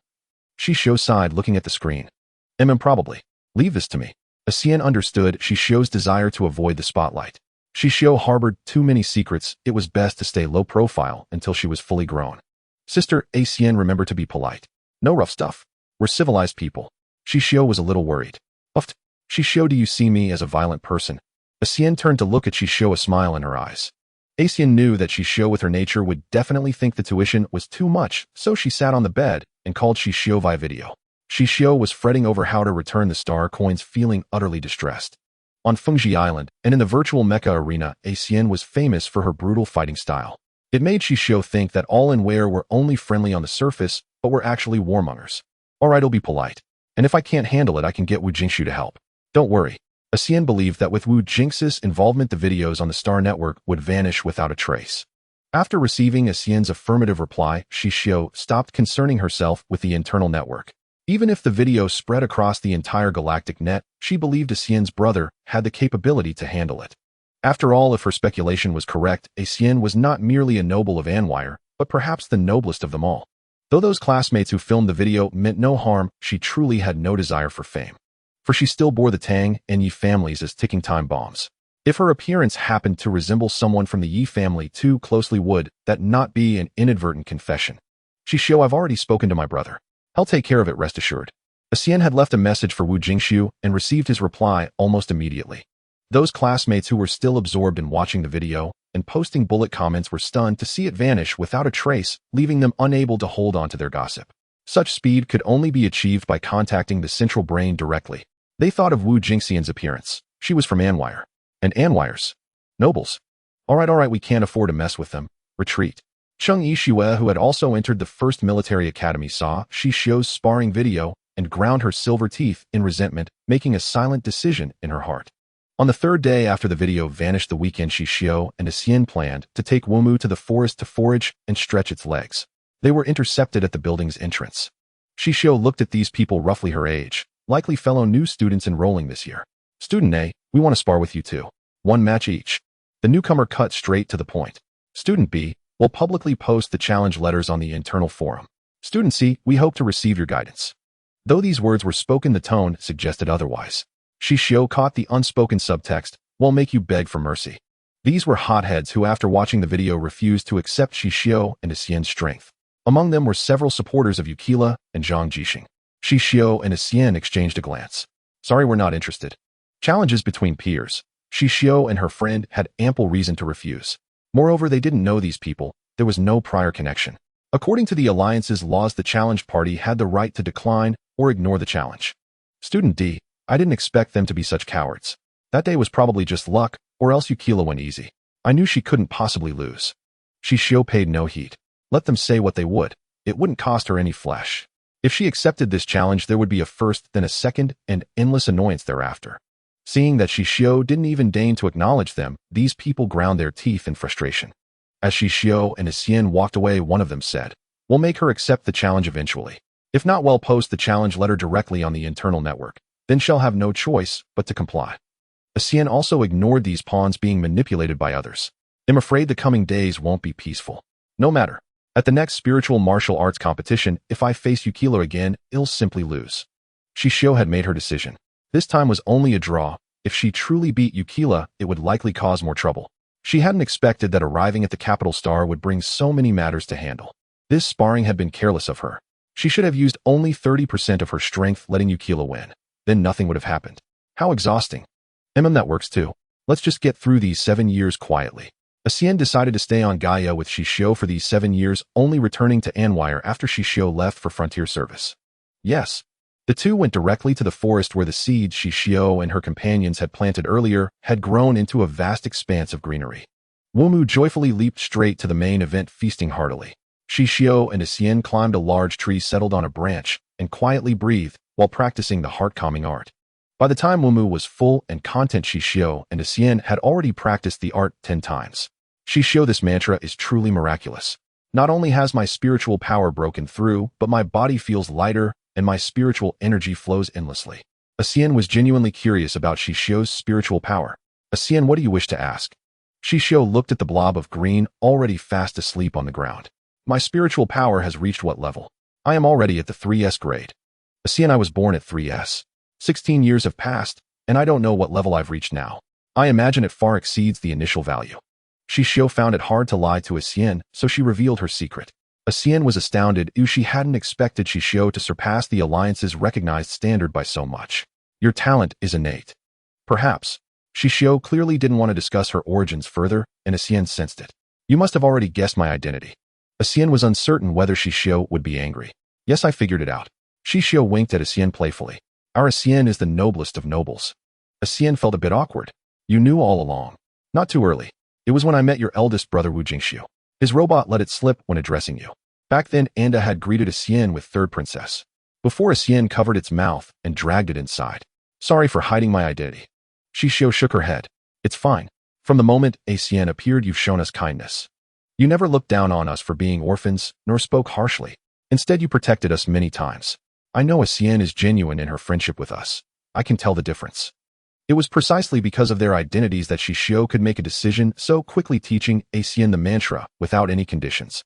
Xian sat on the tree branch, hands supporting her, swinging her legs. Xixiu is the favor of the star god upon our Anwire clan. Xian, you're exaggerating too much. What if I get conceited? Xixiu gazed at the elf-like beauty before her. Xixiu will understand someday. Also, even a difficult female like Wumu chose you as its master. So I knew from Way 9, I must stick close to you. Xian spoke with utmost seriousness. Xixiu looked at the soundly sleeping Wumu. Why do you call it a difficult female? She had thought it was her little brother, but was it actually a formidable little gangster girl? Question marks filled her mind. Ahem. Wumu is a special existence in Anwire. When it grows up you'll know. They'll keep it a secret for now. Just hope you won't send its unreasonable self back to Anwire then. Xixiu told Xixiu about her life in Anwire, her brothers and sisters, and the helplessness of being the youngest daughter. Especially her complaints about her father Wu Jingmao, which Xixiu found amusing. Xixiu would grow indignant when excited recounting how she was grounded by Wu Jingmao and exploited by her sister Wu Jingya in various tales of blood and tears. The only one she didn't mention was her eldest sister Wu Jingxi. Xixiu knew the rumors about the eldest princess, the one who fell in love with a human left Anwire and was removed from the royal family. When she and Wei Lanshan briefly stayed on Anwire, Wei Lanshan had told her about it. Xixiu, the world thinks your surname is Jing. Yes. When we go out we usually don't mention our surname, only our given names. Over time people misunderstood, and we were too lazy to explain. Xixiu never expected that a trip to Anwil would lead her to encounter a legendary being. Could it be that her luck was so extraordinary that she had become a modern-day koi fish? Xixiu, you are perfect as you are. We may not choose our origins, but we can seize control of our future. Xixiu comforted Xixiu. I know. I'm not wallowing in self-pity. On the contrary, this world is so magnificent. I am striving to grow stronger, and I plan to journey across the stars after I retire. Good, then remember to bring me along when the time comes. Xixiu also intended to explore the depths of the cosmos later, perhaps even visit his own alliance. Xixiu and Xixiu pinky swear, making a pact like children. After the stars set in the west, Xixiu and Xixiu returned to the dormitory with Wu Mu, who was well-fed and content. Next, they would prepare for this semester's field training. The schedule had just been sent to their terminals. Xixiu studied it intently, and when confused called Shui Fan Hui Vi video. Fan Hui, what should we watch out for during our grade's first field course on Gaia's sixth moon? Shui Fan Hui sent Xixiu a preparation pack. Follow the checklist inside to prepare your tools and supplies. The rest is straightforward. Xixiu opened it, browsed Shui Fan Hui's list, and ordered the items she lacked on the StarNet. She also researched the environment of the sixth moon, discovering that only station soldiers lived there with no other species surviving on its surface. The conditions were harsh, requiring a protective suit to traverse the ground. Xixiu downloaded the topographic map of the sixth moon, ensuring she could access the terrain data on her terminal even if the StarNet became unavailable. Xixiu was also researching Xixiu bring Wu Mu to the sixth moon. There's deep space radiation there, which is its favorite food. Alright. Wu Mu had been in hibernation recently.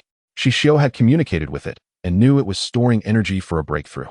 The trip to the sixth moon would be Wu Mu's opportunity. Soon departure time arrived. Each dormitory formed a team, with Jingtian building led by Gu Jinyan. The remaining buildings, Gaidu Liulin, Xinghai Zhangmu, Yiyuan, and Jinjin, were led by other first-year instructors. Xixiu, Xian, and White arrived at the assembly point quite early. Gu Jinyan was already there with Yukila and Zhang Jixing. Good morning, Master Gu. Xixiu, Xian, and White greeted Gu Jinyan in unison. Good. Wait aside. We'll depart once everyone is here. Xixiu nodded to Yukila and Zhang Jixing as a greeting. Then the three waited quietly, speaking in low voices about the upcoming training course. Xixiu, what exactly is survival in extreme conditions? Xian seemed puzzled. Sister Xian, didn't you have these courses at your previous second military academy? No, we didn't have such projects. Even if we did, I wouldn't have participated. I only attended occasionally. Xixiu thought to herself, just as she suspected. I think it's about challenging your survival limits in the harshest environments. Xixiu had already researched the extreme conditions of the sixth moon and had a grasp of them. So how do we survive in such a place? Xixiu shook her head. Without observing the site firsthand, I can't devise an accurate plan. After waiting a full 15 minutes, everyone finally gathered. As Xixiu lowered her head to talk to Xian, she sensed a hostile gaze. Looking up, she saw it was Cheng Yixue. Xian also noticed, do you have a grudge against her? Xian's gaze shifted to Cheng Yixue. No, just some minor friction. Xixiu briefly recounted her interactions with Cheng Yixue. She was also puzzled as to why Cheng Yixue had taken a dislike to her. Perhaps their auras were simply incompatible from the start. Xian had an excellent sense for judging people's intentions. Xixiu, stay away from this girl in the future. Not because you're afraid of her, but to avoid unnecessary trouble. There's no need to be around someone with such a shadowed heart. Be cautious on this trip to the sixth moon. Ill remember. She wondered if they would be assigned to the same group, but even if separated from sister Xian, she wouldn't fear Cheng Yixue. She had repelled her twice and could do so a third time. As long as Cheng Yixue didn't provoke her, Xixiu was not one to initiate conflict. She would simply pretend not to know Cheng Yixue. There was no need to argue with a child provided Cheng Yixue could manage to speak something decent. Led by Gu Jinyan Xixiu and the Jingtian building team boarded a hover vehicle to the transfer station. To reach the sixth moon, they had to take a starship. Gu Jinyan sent the prearranged itinerary and group assignments to the students' terminals, allowing them to review and prepare during the journey. Xixiu and White Xian and Su Jinbao were assigned to the same group. Xixiu glanced over and noticed that Cheng Yixue was grouped with Yukila Zhang Jixing and someone named Su Tingfeng. Checking the designated locations, Xixiu's team's destination was far from Cheng Yixue's group, suggesting they would have little interaction. And White also saw the grouping and was perfectly satisfied. As long as he followed classmate Hong, he felt no fear. Such was his confidence. Xixiu created a group chat for the four of them and asked everyone to list their supplies. After tallying, she found they were well equipped and likely had no issues. Su Jinbao had even brought an entire space button of nutritional supplements. Xian found it amusing. Su, with that much food you could survive for a year, even in the most desolate place. Cough, I may be impatient, but I always have a sense of crisis. It's better to be prepared. I also brought a hover vehicle. Su Jinbao declared confidently. Food and transportation were covered. Xixiu had brought 2 constant temperature tense exploration tools and a full set of construction equipment. She also had some weapons obtained from Xue Fanhui, and of course Wu Mu and Wu Yuan, both formidable in combat. Wu Mu could handle surveillance, and Wu Yuan, once awakened, was a humanoid weapon of mass destruction. Xian's space button was already packed with many items. When Wu Jingxiu left, he had given her numerous treasures, including weapons, defensive gear, and offensive tools. And White himself was as sturdy as an iron wall, but he also brought many other weapons, some of which were specialties from Ola Star. Wisely, he brought a large amount of energy stones. After all, Ola was an energy star rivaling Tianwei Star. They would never lack energy. What left Xixiu Xian and Su Jinbao utterly astonished was that In White had brought a mecha, a large mecha capable of carrying up to 5 people. Having lived with In White for over 3 months, Xixiu was only now discovering that her roommate was equally affluent, likely someone of significance on Ola Star. After completing the tally, Xixiu was stunned. Their group was probably the wealthiest. Apart from lacking a battleship, they had everything imaginable. Well, allocate resources collectively. Any objections? Xixiu asked. None. Classmate Hong, just give the orders. Well, follow your command. In White immediately responded, eager to repay Xixiu for her recent guidance. Su Jinbao, having spent time with In White, also knew that classmate Hong was straightforward and unpretentious. He deeply admired her for being able to match Yukila in combat. Once everyone was united and thought, the subsequent matters became much simpler. After boarding the starship, Xixiu brought up the location they were about to head to, which was a hillside. Xixiu sent the coordinates of this location to all teammates in her group to ensure that any teammates who got separated could return to the original spot and wait. The 4 of them together devised their route, aiming to find their target task there. As for what exactly it was, they would only know upon approaching. They understood that they had to find the task target to complete this survival training course in order to receive a high score. Su Jinbao said, I heard from the seniors that the target tasks are hard to discover. Some are buried deep underground, some are in the sky, and others are in the sea. But the place we are going is a hillside, so it's likely to be underground. Wu Jingxian replied, not necessarily, hills can have caves, just look here.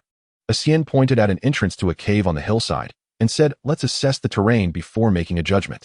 There are quite a few trees on the hillside. Our target area is right next to a dense forest. We should focus on searching the forest, the hillside, underground, and any cave, splitting up to search thoroughly and regroup once we find something. All right. Although it would take some time, it was better than having no clue at all. In White and I will team up, and Xian and Su will pair up.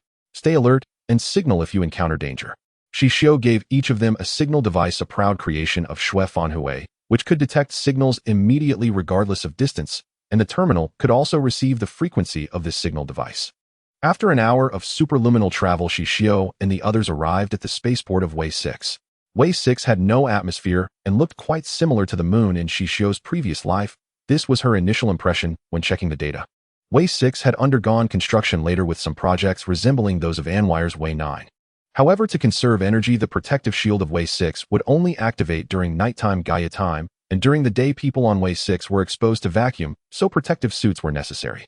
Fortunately, the Alliance's protective suits were lightweight and fitted, made of beautiful materials and styles that could be worn snugly, requiring only an outer coat and a transparent protective helmet to walk on the surface of Wei 6.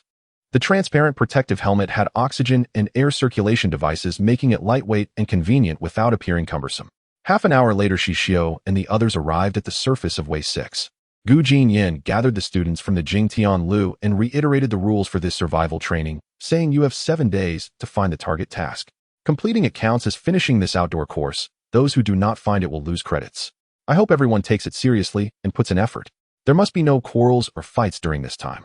Violators will lose 200 credits, and the score for this subject will be 0. Additionally, do not trespass into the territory of other groups. Each group has the same target task this time. Do you remember? Yes. Then take your positions. Please remember to maintain communication, stay safe, and signal if you encounter anything unresolvable. Understood. Xixiu, Xian, N White, and Su Jinbao formed their team, with N White and Su Jinbao at the front, and Xixiu and Xian trailing behind. They needed to walk to the location of the aerial track so that Su Jinbao's hover vehicle could be put to use. Xixiu opened the map of Way 6, noting they were some distance from the aerial track. It was currently daytime in Gaia time, but there was no discernible day or night on Way 6. The four of them chatted about various arrangements upon reaching their destination. Su Jinbao drove the hover vehicle onto the aerial track, and after more than 20 minutes they arrived at the designated coordinates. Xixiu and the others got out of the vehicle intending to find a spot to set up their tent. The lighting equipment designed by Xue Fanhui followed them closely, and finally Xixiu and the others stopped in front of a wide valley marking out their territory. They calculated the area, realizing they needed to cover it within 7 days, which posed quite a challenge. After separating, one group lost their hover vehicle, and N White's mech was prohibited from use unless in emergencies. After setting up camp, the four sat in an open area pointing at the map. They marked places where they believed the target task might be located, planning to make the most of their time to search at least once. Xixiu marked the forest, Xian marked the hillside, Su Jinbao marked underground, and N White absurdly marked the sky. The other three looked at the area he marked, and all instinctively looked up at the dark sky above. N White, the sky of Way 6 is always black. I mentioned the sky because in that session they went to Way 1. Oh, you all finished marking your spots. I just have no place to mark. Xixiu, Su Jinbao, and I will go up the hillside, checking underground while we ascend. Alright, Xian, please be careful. Keep communication open and do not turn off the positioning. Remember to signal if there's danger. Each took along nutrient agents and tools, agreeing to return to the campsite within 3 hours. Xixiu and N White walked, intending to search underground as well. Their target tasks were described very vaguely, so they needed to find anything they believed could be the target task. Thus, Xixiu also specifically researched objects that would not exist on Way 6, planning to bring back anything that was not native in hopes that at least one of them would be the target task. Xixiu and N White moved quickly, reaching the edge of the forest in just 20 minutes. Hong classmate, what is this? N White asked, pointing at a massive plant in the forest. Xixiu scanned it with her terminal, reporting the botanical encyclopedia shows this is a type of parasite, a product of Way 6. Clearly this was not the target task. The two continued forward. The forest was very dark, and N White felt as though he was being watched, causing him to feel a bit uneasy. Hong classmate, it seems there is something here observing us. Xixiu spread her spiritual sense, covering every corner of the forest. I didn't expect there to be animals here. We must have intruded into their territory. What should we do? If we are attacked, we will fight back. But it seems they are in a good mood and are ignoring our presence.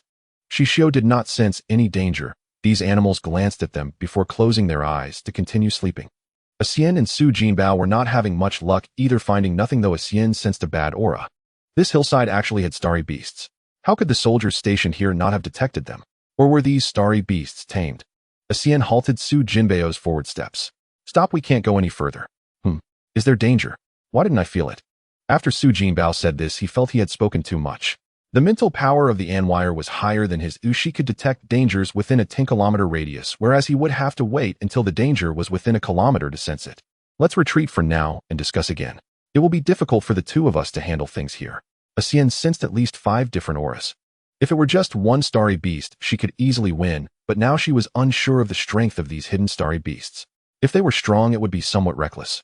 Xixiu and N White had searched 1/5 of the forest, yielding nothing.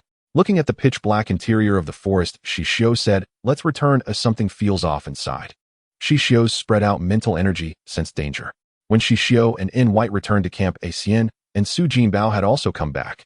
Xian shared the situation she discovered with Xixiu, and Xixiu recounted the anomalies in the forest to the others. What should we do? Fight. Su Jinbao was eager to go. No, I sensed at least 5 of them. You would find it very difficult to deal with even one. Xian stated confidently. The outer hide of the star beast was exceptionally tough, rendering ordinary weapons useless against it. Not to mention that the star beast's base physical fitness had reached 5AA, and some races even possess psychic powers. Let's report to Master Gu first and await further instructions. We need to probe Master Gu's stance. Why? Su Jinbao did not understand. If Master Gu orders us to complete the mission on site and forbids us from retreating, that would prove the appearance of the star beast was man-made. He also told us to be careful and to call for help if we can't handle it. And then, oi. Su Jinbao was not ashamed to ask. Fool, then it means the star beast is our target mission. In White patted Su Jinbao on the head. Right. Wow. Can the four of us handle as many as 5? In White asked the crucial question. Xixiu rubbed the tip of her nose. If Xixiu unleashed her full power, even 20 of them would be no problem, but Xixiu would not reveal her full combat strength. Barely. We need to devise a strategy, Xixiu concluded. How? Separate them, and then take turns in a war of attrition. Su Jinbao was curious. This was the only idea he could think of. Let's wait for Wei Liu's protective light shield to activate. Then we'll send a small machine in to scout. Xixiu decided to let Wei Yuan probe the situation. If that didn't work, could she release Womo? Xixiu reported the situation to Gu Jinyan and sent their location coordinates. Gu Jinyan only replied with 2 words, proceed.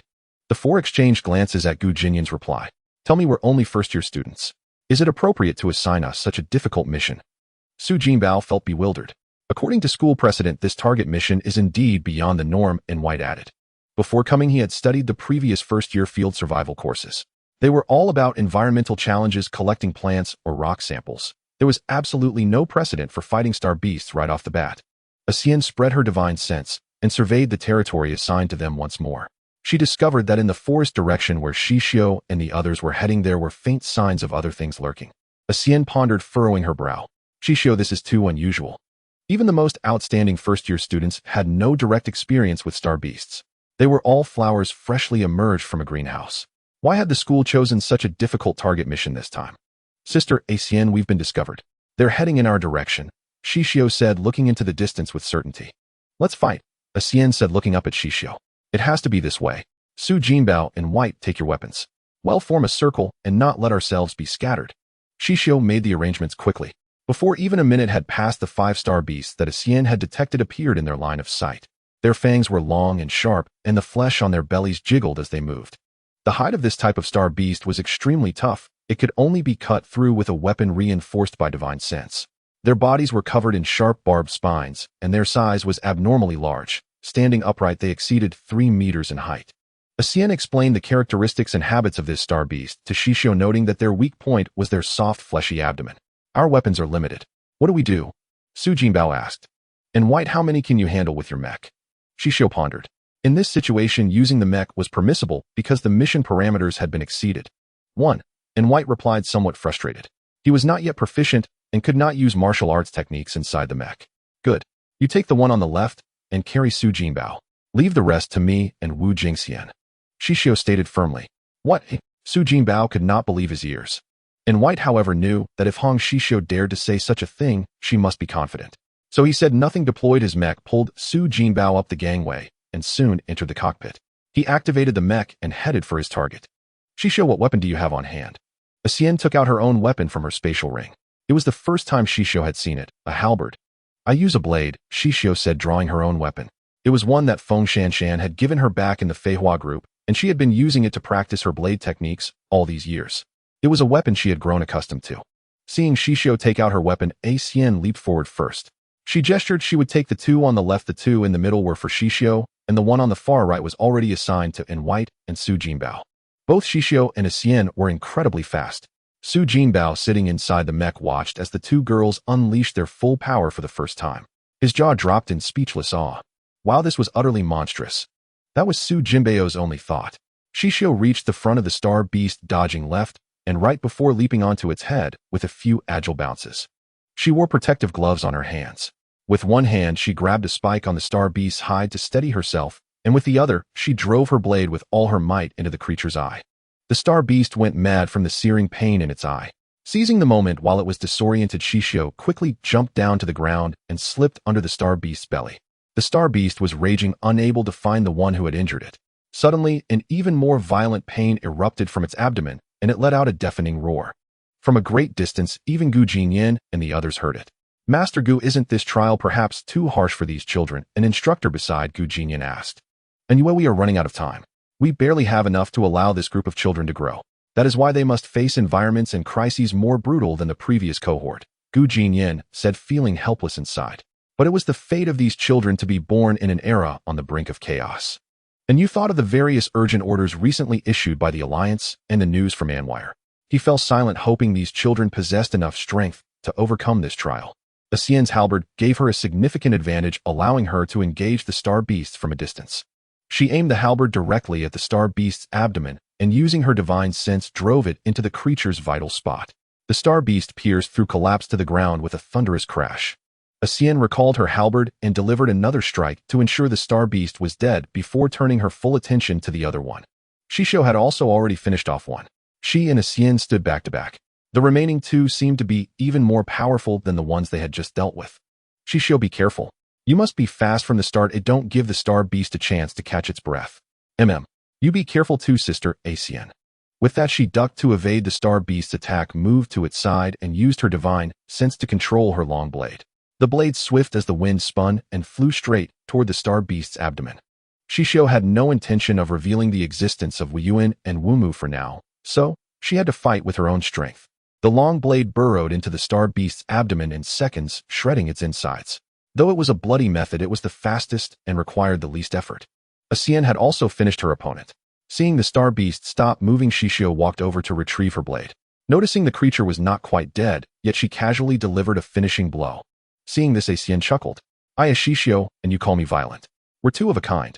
Sister Xixian, the situations are different, aren't they? In white and Su Jinbao, piloting the mech, dragged the star beast carcasses over. Su Jinbao jumped down from the mech and stared at the mountain-sized corpses of the star beasts lying on the ground. Holy crap. In white was also staring blankly at the battle results of Xixiu and Xixian. What should we do with these star beasts? Master Gu should already be on his way. Xixiu had just sent Gu Jinyan their location and informed him of what had happened here. Xixiu and Xixian wiped their weapons clean, tossed them into the space button, and brushed off their outer coats, only to find them covered in the viscous blood of the star beasts. Xixiu took out new coats and tossed one to Xixian, storing the dirty ones in a storage bag to be washed when they returned to school.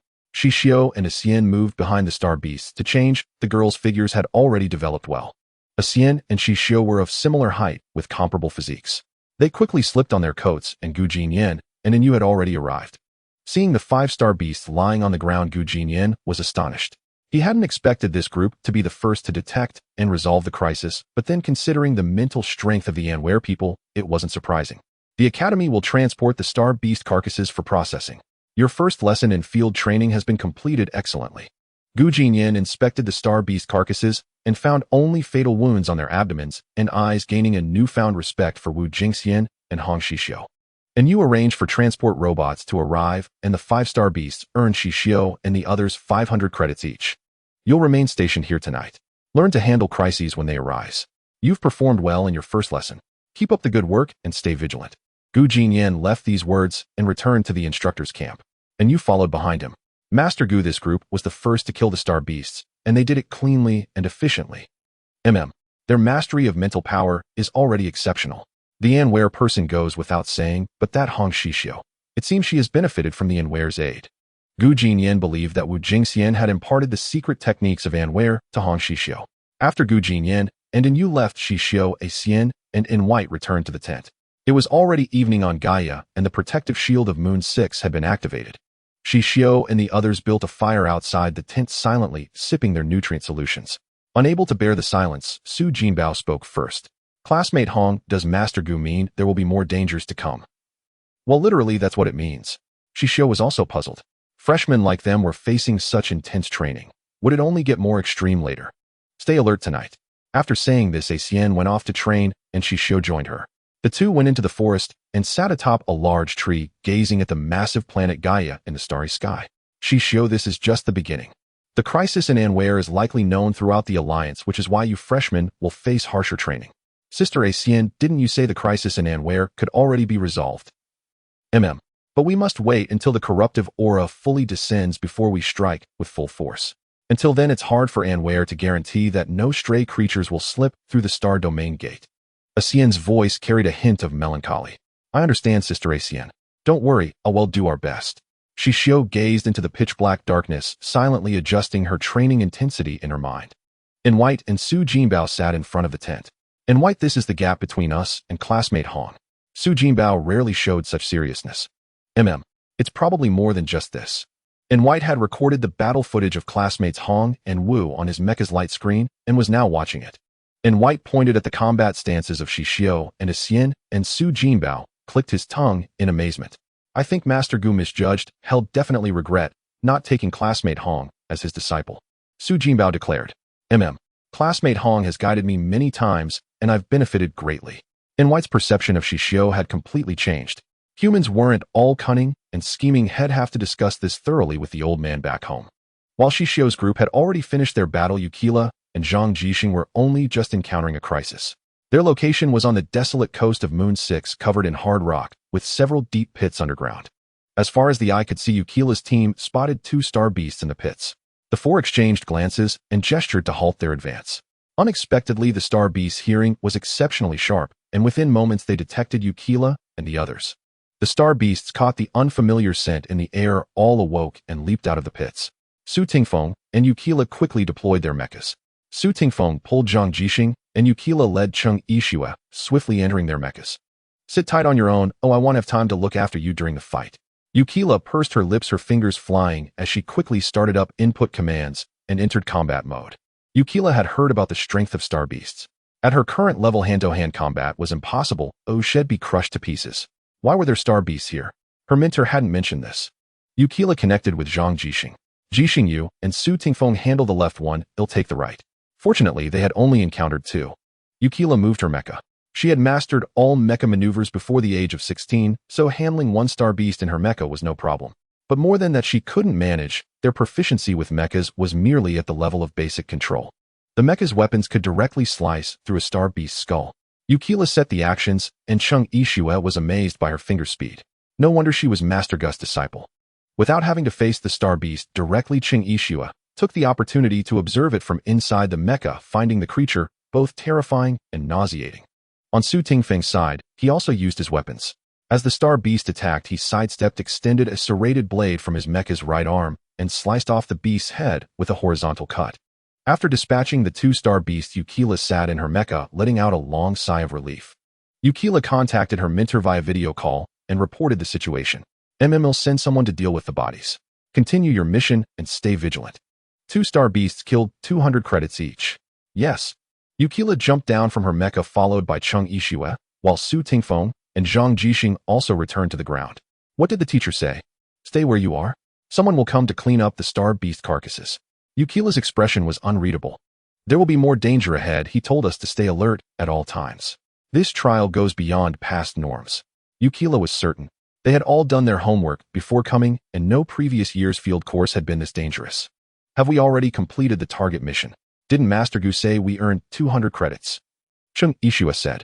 The target mission this time is to find and kill all the star beasts in our territory. Yukila looked at the new message on her terminal. Xixiu also checked her terminal, and sure enough, everyone had received the message. Zhang Jixing and Su Tingfeng remained silent, their lips pressed tight. Their territory spanned 10 square kilometers, and the number of star beasts hidden in underground caves was unknown. For them, this was too brutal. Yukila, what should we do? I didn't bring much energy stone for my mecha.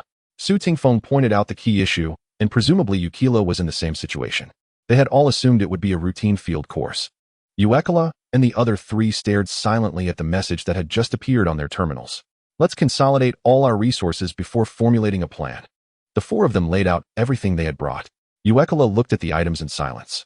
Under normal circumstances, these supplies would have been more than enough for a field course. But this time was different. Even for 4th-year students, this would have been a challenge, let alone for them, who had only stepped through the military academy gates a little over 3 months ago. Their previous field trips had taken them to safe places. This was their first real encounter with star beasts. Although they had fought star beasts in the virtual network, facing them in reality was a completely different experience. The psychological gap was immense. What do we do? Our weapons plus the Mechs equipment might only be enough to take down about 10 star beasts, Su Tingfeng concluded. In times of crisis, the mech was their lifeline, and its energy had to be conserved. If there are more than 10 star beasts left in our territory after those 10, we'll have to resort to close-quarters combat. Yukila gazed into the distance where the twilight over the desolate sea was growing heavy. But their 5-level physical fitness is on a completely different scale from ours. Xixiu said, her voice trembling with panic. Do you have another idea, Chung? Yukila turned to look at Xixiu. Xixiu didn't answer. Among the four, she was the weakest in real combat ability. In danger, she might be the one to be abandoned. Countless escape methods raced through Xixiu's mind at that moment. She was in the prime of her youth and had no desire to die on way 6. But without a mech, she had no choice but to stick with Uekala and the others. The four of them settled on a campsite, planning to replenish their strength first. Meanwhile, Xixiu and her group had already finished resting.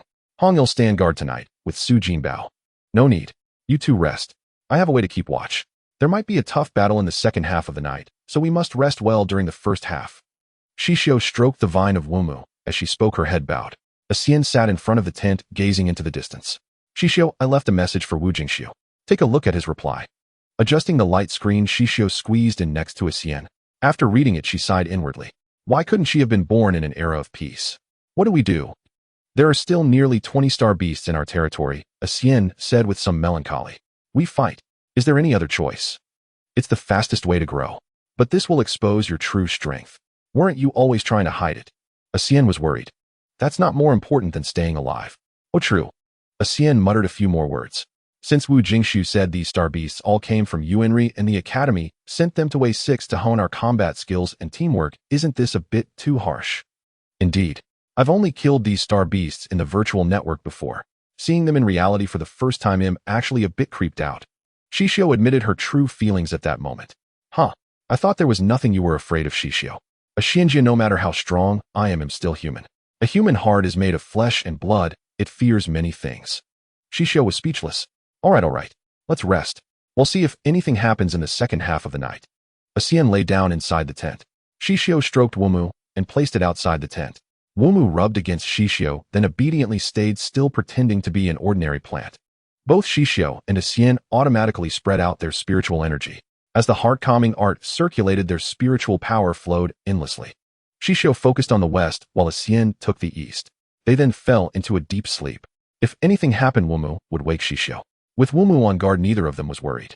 In White and Su Jinbao looked at each other inside their tent. After hearing no movement from the adjacent tent, they also fell asleep. In the second half of the night at 3:00 a.m. Gaia time, Xixiu woke up. Wuma's vine had coiled around her hand. She roused Xian. Xianjia, there's a situation. Xian sprang up like a leaping carp, unzipped the tent, and went out to wake In White and Su Jinbao. In White and Su Jinbao woke instantly. They stepped out of the tent, put on their night vision goggles, and looked into the distance. 4 star beasts much larger than the ones they had encountered earlier in the evening were striding towards them. Their forelimbs crossed and moved in an alternating pattern, giving them an elegant cat-like gait, if one ignored the mouths full of fangs and the constantly dripping saliva. Hong, what's the battle plan? In White asked out of habit. Xianjia, you take Su Jinbao. He'll take In White. We'll fight in pairs. Direct confrontation. Xian gave an okay sign. In White drew his weapon, an energy gun capable of 20 consecutive shots. Su Jinbao's weapon resembled the meteor hammer Xixiu had seen on TV in her past life. 2 spiked balls of unknown material connected by a chain. In White shoot the star beasts in the eyes with the energy gun. The abdomen is their weak spot. He'll attack that. As soon as she finished speaking, Xixiu charged forward with incredible speed. In White's energy gun required a certain distance to be effective, so he could only stay on the periphery. Xixiu reached the star beast, her spiritual energy coating her long blade and stirring up a current of air. The 2 star beasts were relentlessly harassed by In White's energy gun. Seizing the opening, Xixiu slashed open the abdomen of the one on the left with a single stroke. After landing the hit, Xixiu leaped back, turned, and repeated the move on the one on the right. She then jumped out of the star beast's attack range to avoid being struck by their frenzied brute force. Unable to focus on both threats, the star beasts were still under the continuous fire of In White's gun. After catching her breath, Xixiu moved back between the 2 beasts. This time she drove her long blade into the star beast's abdomen with all her strength, channeling her spiritual energy to spin the blade back and forth. Soon the star beast on the left collapsed. She gave In White a signal to handle the aftermath, and then turned her full attention to the remaining beast. The star beast fixed its bullseyed eyes on Xixiu, let out a pained roar, and lunged at her ferociously, its jaws wide open, intent on crushing this human and swallowing her whole. Xixiu sidestepped to dodge. Using the momentum, she whipped out a rope, looped it around the star beast's fangs, and sprinted quickly, tying the rope around the trunk of a large tree at the edge of the forest. In White was stunned by his roommate's move. What in the world was she planning? Only Xian understood Xixiu intended to capture a star beast alive. She guessed a live one would earn more points. After the star beast was roped, Xixiu took out several more ropes until it was completely immobilized. Only then did she clap her hands and pick up the long blade from the ground. Xian and Su Jinbao had also finished their fight. Hong, what are you doing? Earning credits. Do live ones give more points? I'm guessing so. Xixiu sent a message to Gu Jinyan and received a reply someone would come to clean up in 5 minutes, and they were to wait where they were. Su Jinbao had witnessed the combat prowess of Hong and Wu firsthand and was utterly impressed. Hong, when we get back, could you perhaps give me some pointers too? I can pay tuition. I have very little time. Let In White teach you. Xixiu had no intention of taking on disciples. Since she usually sparred with In White, he should be familiar with her techniques by now. Su Jinbao turned to In White with a fawning look. In White nodded, and Su Jinbao nearly jumped for joy. The person who came to clear the scene was still in you. When he saw the live star beast tied up like a package, he raised an eyebrow sharply. 3 killed, 1 captured alive. Each of you gets 800 credits. After speaking, and you had the robot take the live star beast away and had the dead ones loaded onto a giant hover truck. Before leaving, and you turned back and carefully studied Xixiu and Xian's nameplates, memorizing their faces. The wounds on the star beasts were mostly made by halberds and long blades. And you didn't miss Xian's halberd, and Xixiu's long blade slung across her back was unmistakable. After and you left, Xixiu and the others sat in front of the tent rekindling the fire. None of them spoke. The night on Way 6 was exceptionally still. There were barely any creatures here. The starry beasts lurking in the shadows only emerged to hunt due to lack of prey. Xixiu had lost all desire to sleep. Sister Xian, should we stay put tomorrow or take the initiative? What do you think? Xian turned to In White and Su Jinbao. Take the initiative. Being watched constantly gives me the creeps, Su Jinbao said. With these 2 extraordinary teammates, even 10 more beasts wouldn't be a problem. Su Jinbao sensed the gap between himself and Hong and Wu, and he wanted to learn through battle. Ever since arriving on Way 6 yesterday, Su Jinbao's horizons had been constantly expanded. He had thought Yukila and Zhang Jixing were the best among the freshmen, but Hong was far more formidable than had imagined. If we take the initiative, we can't split up. We must stay united to respond to crises immediately, Xixiu said. She opened a light screen, zoomed in on their territory, and pointed out their current location. Advance in a grid pattern and kill any starry beasts we encounter. This field course lasted 7 days. They had only been through 1 day, with 6 more to endure. The experience was a profound shock to these newly enrolled youths. As Xixiu and her group set off, and Yu went to Gu Jinyan's quarters. Gu Jinyan's video call was active, connecting several participants.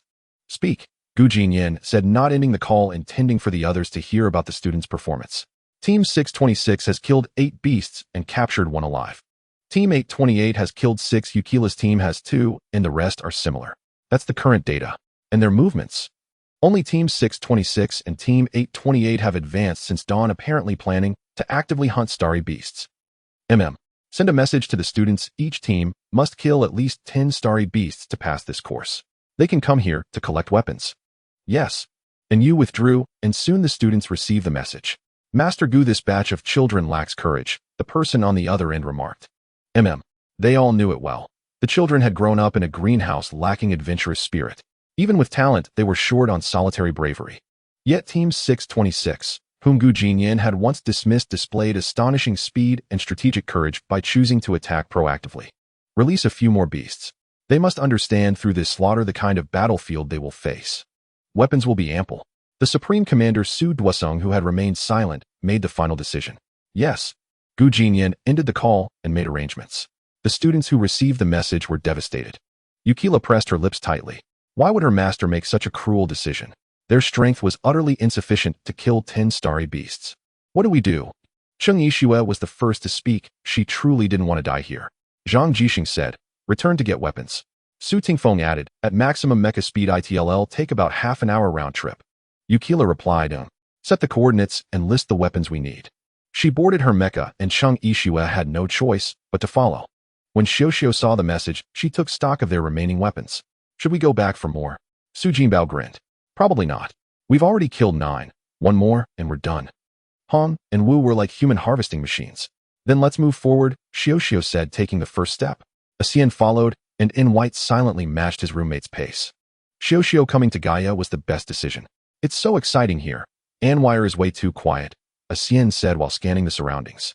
Sister Xian, do your brothers know about your love for battle? Xixiu asked helplessly. Wu Jingshu seemed so calm. Had Xian mutated midway? They do. That's why I'm the one who gets grounded the most at home, Xian said with an air of righteousness. Su Jinbao couldn't help but laugh. Wu, aren't Anwire people supposed to be detached and desireless? I think you're a mutant. Xixiu's fighting style was brutally fierce. Where her fist struck, the tough hide of starry beasts would cave in, a testament to her terrifying combat power. Su Jinbao shuddered, inwardly grateful she was on their side. That's your prejudice against Anwire people. Just like the prejudice Aurarians have against humans, in White said, innocently wondering how the fire had landed on him. Ahem, that's other Aurarians. I have no prejudice against humans, he added, glancing at his roommate. Seeing Hong's calm expression, in White breathed a huge sigh of relief. The four chatted cheerfully with Xixiu's spiritual sense spread across the area. For now, no anomalies were detected. Their direction was toward the hills. They planned to leave the forest for last in case starry beasts from other territories hid there. Then they could surround and capture them all at once. Yukila and her team returned to Gu Jinyan's camp. Master, my teammates and I have come to collect weapons. Yukila and Zhang Jixing hurried to see their mentor. Take plenty. Stay calm in adversity. This is a challenge and a test. I hope you and Zhang Jixing will strive hard. Also, Team 626 has already killed 8 and captured 1. Team 828 has 6. They are ahead of all other teams in your grade. With that, Gu Jinyan waved his hand for his disciples to leave. Yukila pondered Gu Jinyan's words. This field course was deliberately arranged with observers monitoring all their actions. These people could only be from the military. Were they scouting for talent? Yukila was sharp. Gu Jinyan's words revealed little, but she knew he wouldn't speak so much without reason. Back at their team's territory, Yukila began distributing weapons. Each member received 20 types, enough to face starry beasts individually. Xixiu remained silent. Team 626. Wasn't that Hong Xixiu's group? She hadn't expected that with the help of an Anwire they'd scored so high. Xixiu didn't pay attention to Yukila's instructions until the order to move out snapped her back to reality, and she hurried to follow. Where are we going? Xixiu asked urgently. To hunt actively. That's the only way to get high marks, Su Tingfeng said with a shake of his head. This teammate was unreliable, still daydreaming at a critical moment. Will there be rescue if we're in danger? Xixiu only cared about that. In the remaining 6 days we can call for help twice, Zhang Jixing replied briefly. Other teams also returned to camp for weapons. Anu checked the groups and noted that Team 626 hadn't come to claim any. He reported this to Gu Jinyan. There's only one possibility they have enough weapons, Gu Jinyan said, feeling he might have misjudged. Those two girls. One uses a halberd, the other a long blade. What kind of long blade? Anu described the blade slung across Xixiu's back as he had seen it. I didn't see the full blade. The hilt is about 30 centimeters, and the blade itself is roughly a meter long. There were very few martial arts masters who wielded blades in the Alliance. Hong Xixiu's martial arts had initially been deemed overly complex, yet no one anticipated she would seamlessly integrate all those intricate techniques. Gu Jinyan examined the wounds of the starry sky beast, marveling at the meticulous and almost maddening precision with which Wu Jingxian and Hong Xixiu manipulated their spiritual energy. The Anwilers possessed formidable spiritual energy, and their application of it was indeed unique, truly worthy of being the natural guardians of this starfield. How had Hong Xixiu caught the attention of the Anwilers to the extent that they sent someone to personally instruct her? What was so special about her? Gu Jinyan could not fathom it, and even if he racked his brains until his head ached, he would never realize that the Anwilers had come to learn from and seek guidance from Xixiu. It was not until this field expedition ended that Gu Jinyan, upon watching the battle footage of Group 626, realized his error. He watched with growing embarrassment, his face flushing crimson. Group 626, Xixiu's team, advanced toward the hill.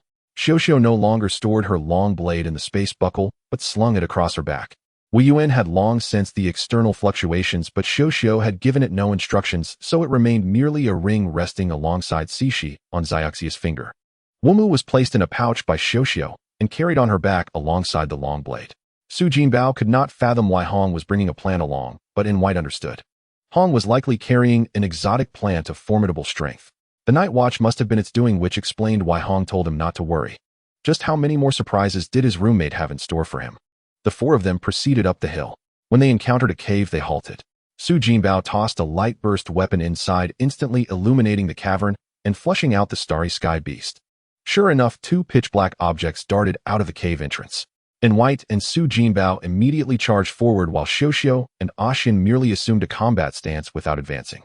In White and Su Jinbao had just stated their desire to test their own strength, so they agreed to let the two of them engage the starry sky beast first, with Xixiu and Xixian ready to finish it off if they failed.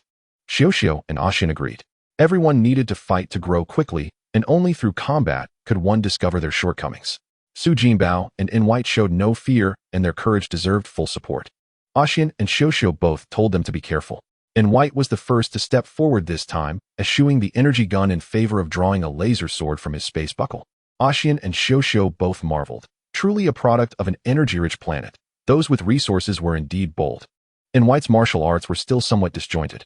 He had previously believed that with his iron wall talent rendering him impervious to most physical harm and the vast array of thermal weapons available, he could afford to neglect martial arts.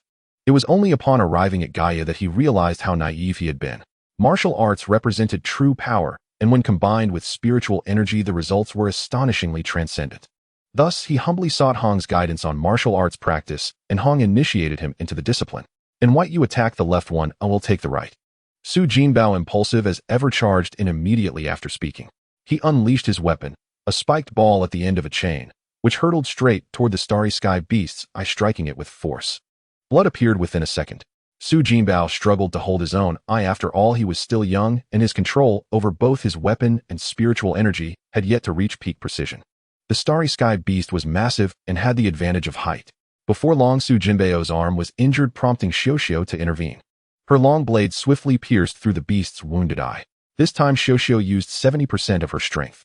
The blade was razor-sharp, instantly shredding the beast's head. In White was faring better on his side, not requiring Xixiu's assistance. He seemed capable of handling it alone. Hong, thank you, Su Jinbao said. You're welcome, we're teammates, Xixiu replied. In White finally managed to slay the starry sky beast. With that, Group 626 successfully completed their task. They sent their location to Gujinyin and then pressed onward. No further signs of activity could be detected on the hill. Xixiu and Xixiu conferred. Let's stop here for today, rest overnight, and head to the forest tomorrow. The others had no objections. In White treated Su Jinbao's wound. The special medicine's healing speed was remarkable, and the injury on Su Jinbao's arm would likely heal within half an hour. The four returned to camp. During the night's rest, In White slept soundly, and Su Jinbao, seeing this, also slept without a care. Xixiu and Xixiu each entered a meditative state. Womus leaves unfurled and contracted rhythmically with wisps of Xixius aura, occasionally drifting toward it. If Wumu could speak, it would likely say, "This is so comfortable, it's killing me." That night, Group 626 rested well. The remaining starry sky beasts in their territory were still in the forest and would not reach them anytime soon. The other groups were not so fortunate. Yao Qila's group was besieged by starry sky beasts during the night. As captain, Yao Qila had to balance supporting her teammates with fighting, and Cheng Yixue was nothing but a hindrance. Su Tingfeng and Zhang Jixing fought valiantly, but Cheng Yixue remained cowering in the rear. "Cheng, use your weapon and engage at range," Su Tingfeng advised kindly, yet Cheng Yixue continued to evade. She was a far cry from the person who had provoked Xixiu, a classic bully at home, but a coward abroad, her courage evaporating in the face of a formidable opponent. After Yao Qila and her two teammates killed two starry sky beasts, they collapsed on the ground, panting from exhaustion. Cheng Yixue approached with feigned concern. "Captain, are you all right?" The three, lying on the ground catching their breath, looked at Cheng Yixue, immaculate without a single drop of the beast's blood on her. Their anger flared, instantly rising to a towering inferno. Su Tingfeng was furious. "Cheng, we're teammates. We were fighting for our lives, and you hid on the sidelines watching. Then you ask if we're okay?" "Yeah, that's quite a question you've asked," Zhang Jixing said with a sneer. Yao Qila said nothing, but she had already decided to report everything truthfully. Even if it meant the team received a low score for lack of unity, she had no intention of covering for someone like that. "Our group killed only 6 starry sky beasts in total. We still need 4 more. If tomorrow goes the same way, I will report our situation accurately, including the fact that Yu Cheng did not kill a single beast during this expedition," Yao Qila said, sitting up and removing her blood-stained outer garment, placing it in a storage bag. Her tone was deadly serious. Cheng Yixue panicked. "Captain, I was just scared earlier. And the 3 of you could handle 2 beasts easily." Yao Qila raised a hand to cut her off. "I know everything you're going to say. Don't treat everyone like fools. We're all the same age. You might even be older. When danger struck, you didn't take the initiative to fight. Instead, you hid and watched us struggle. Do you think I'll tolerate that?" By the time she finished speaking, Yao Qila was standing before Cheng Yixue. Cheng Yixue lowered her head, still believing her actions were justified, thinking her own life was too precious. Yao Qila looked at Cheng Yixue and could roughly guess her thoughts, silently despising her from the depths of her soul. "He'll step up next time," Captain Cheng Yixue finally forced out. Zhang Jixing and Su Tingfeng ignored Cheng Yixue for the remainder of the time. Gu Jinyan listened to and used report at the camp. The progress of Group 828 is nearly catching up to Group 626. Yao Keela and Zhang Jixing are still struggling to complete their tasks due to the delays from their team. And you had noticed the conflicts within Yao Keela's group while clearing the corpses of the starry beasts in the past, so he pulled up the surveillance video. Inform the students that they must complete their tasks within 2 days. Those who finish can return to the camp first. Gu Jinyan gave the instruction. The groups that had completed 10 tasks started to return after receiving the information. By the time Xixiu's group arrived, several teams close to the camp had already returned. The 4 of them silently rushed to the camp to take a shower and change their clothes, then sat in the open area waiting for the next instructions. They had been at Wei Lu for 6 days, and Xixiu's group 626 had killed 14 beasts and captured 1 alive, earning a total of 1,900 credits. Su Jinbao was so delighted he nearly jumped up. Classmate Hong, classmate Wu, thank you for helping us earn so many credits this time. When we return to school, Su Jinbao will give you gifts. Please be sure to accept them. In White was more direct, directly pulling out more than a dozen energy stones from his spatial pouch and giving several to both classmate Hong and classmate Wu. Asian received them with a smile, then threw them all to Xixiu. Xixiu's group rested in the open area for most of the day before another group returned. The members of Group 828 also waited with Xixiu in the open area, sitting on the ground. With Su Jinbao livening up the atmosphere, the young people quickly began to chat. Group 828 was from the same grade, class 5, and were all roommates from the Jingtian building. Xixiu was surprised by their leader, who looked distinctly different from both humans and other species. Asian quietly told Xixiu, "She is a mermaid from Yao Ruinxing." After hearing this, Xixiu turned her head and looked at the captain of 828 a few more times, as her gaze was calm and friendly with a hint of curiosity, which did not make Hai Suxiao uncomfortable. In response, Hai Suxiao gave a faint nod to Xixiu. "My name is Hong Xixiu, and this is Wu Jingxian in White and Su Jinbao. We are Group 626. Xixiu introduced herself and her team. "My name is Hai Suxiao, and my teammates are Xia Wentao, Huang Chuanhu, and Yi Mingda." After both groups introduced themselves, they began talking about the outdoor course and their fears during the battle against the starry beasts. The members of Group 828 sighed for a while. "Fortunately, our captain is strong and remains calm in a crisis. Otherwise, we probably wouldn't have returned yet." Xia Wentao, the sweet girl, expressed her sentiments. "It's the result of everyone's hard work. This time, everyone performed excellently." Hai Suxiao added that teamwork is not the achievement of one person. "While your captain is impressive, ours is too, and she even captured 1 alive." Su Jinbao had already taken Xixiu as an idol. The members of Group 828 were curious when they heard Su Jinbao say this. Whenever they encountered starry beasts, they only thought of killing them and had never considered capturing them alive. They were quite bewildered. Su Jinbao proudly said, "Classmate Hong said that she guessed that living starry beasts would score higher, and sure enough, we directly earned 500 credits for capturing 1 alive." Although this sounded a bit boastful, Su Jinbao's tone was not annoying, so Group 828 merely congratulated Group 626. Asian listened from the side and exchanged glances with Hai Suxiao. They both understood each other's identities, but deemed it unnecessary to expose each other. After some exchanges, Groups 828 and 626 formed a friendly bond. Hai Suxiao asked, "How did classmate Hong guess that living starry beasts would score higher?" Cough, cough, "Because it was obvious these starry beasts were placed there by humans. I thought it would be a pity to kill them all, so I captured 1 to try it out, and I didn't expect to guess correctly." Asian listened from the side and exchanged glances with Hai Suxiao. They both understood each other's identities, but deemed it unnecessary to expose each other. "Huh." Su Jinbao burst into laughter, and In White and Su Jinbao had only seen classmate Hong's calm side before. They had never witnessed her looking so bashful. The two groups chatted excitedly, developing fond feelings for each other. As they continued talking, time quickly passed, and other groups returned one after another. And you counted the number of groups and discovered that Yao Keela's group had not yet returned. He sent someone out to search and met Zhang Jixing and Su Tingfeng halfway, who were supporting Yao Keela, while Cheng Yixue silently trailed behind. Seeing this, they quickly placed Yao Keela in the medical cabin. Gu Jinyan hurried over upon hearing the news. "Jixing, what happened?" asked Cheng classmate.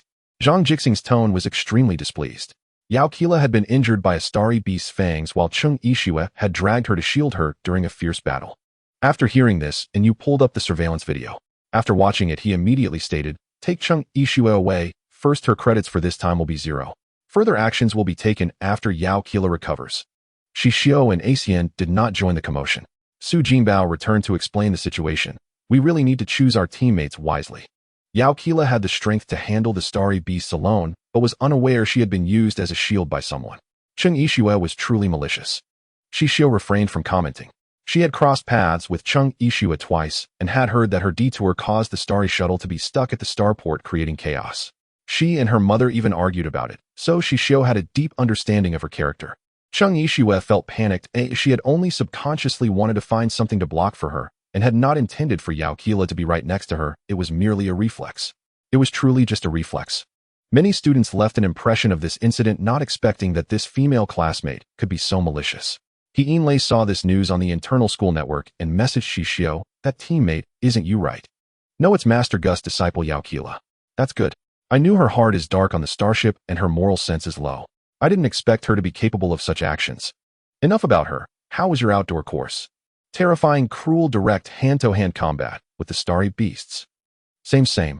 After finishing the chat with He Fan, we called via video. "Xixiu, are you injured? Have your training sessions ended?" "Who did?" Xixiu pulled a shield for her. "I'm fine, Fanhui, don't worry. I and Sister Asian are both well." It was Master Gus' disciple, Yaoqila from Xixiu's group. Shui Fanhui was astonished, saying, "Xixiu is too wicked. Isn't she supposed to be very strong? Why isn't she even brave enough to fight against the starry beasts?" Shui Fanhui expressed her confusion, but Xixiu shook her head uncertain. Xixiu did have some strength, but considering she should have entered school the same year as Fanhui, but had been delayed for a year, something must have happened during that time. However, this was not within her concern. In the open area of the camp, the returning students cleaned the dirt off themselves and showered before gathering together.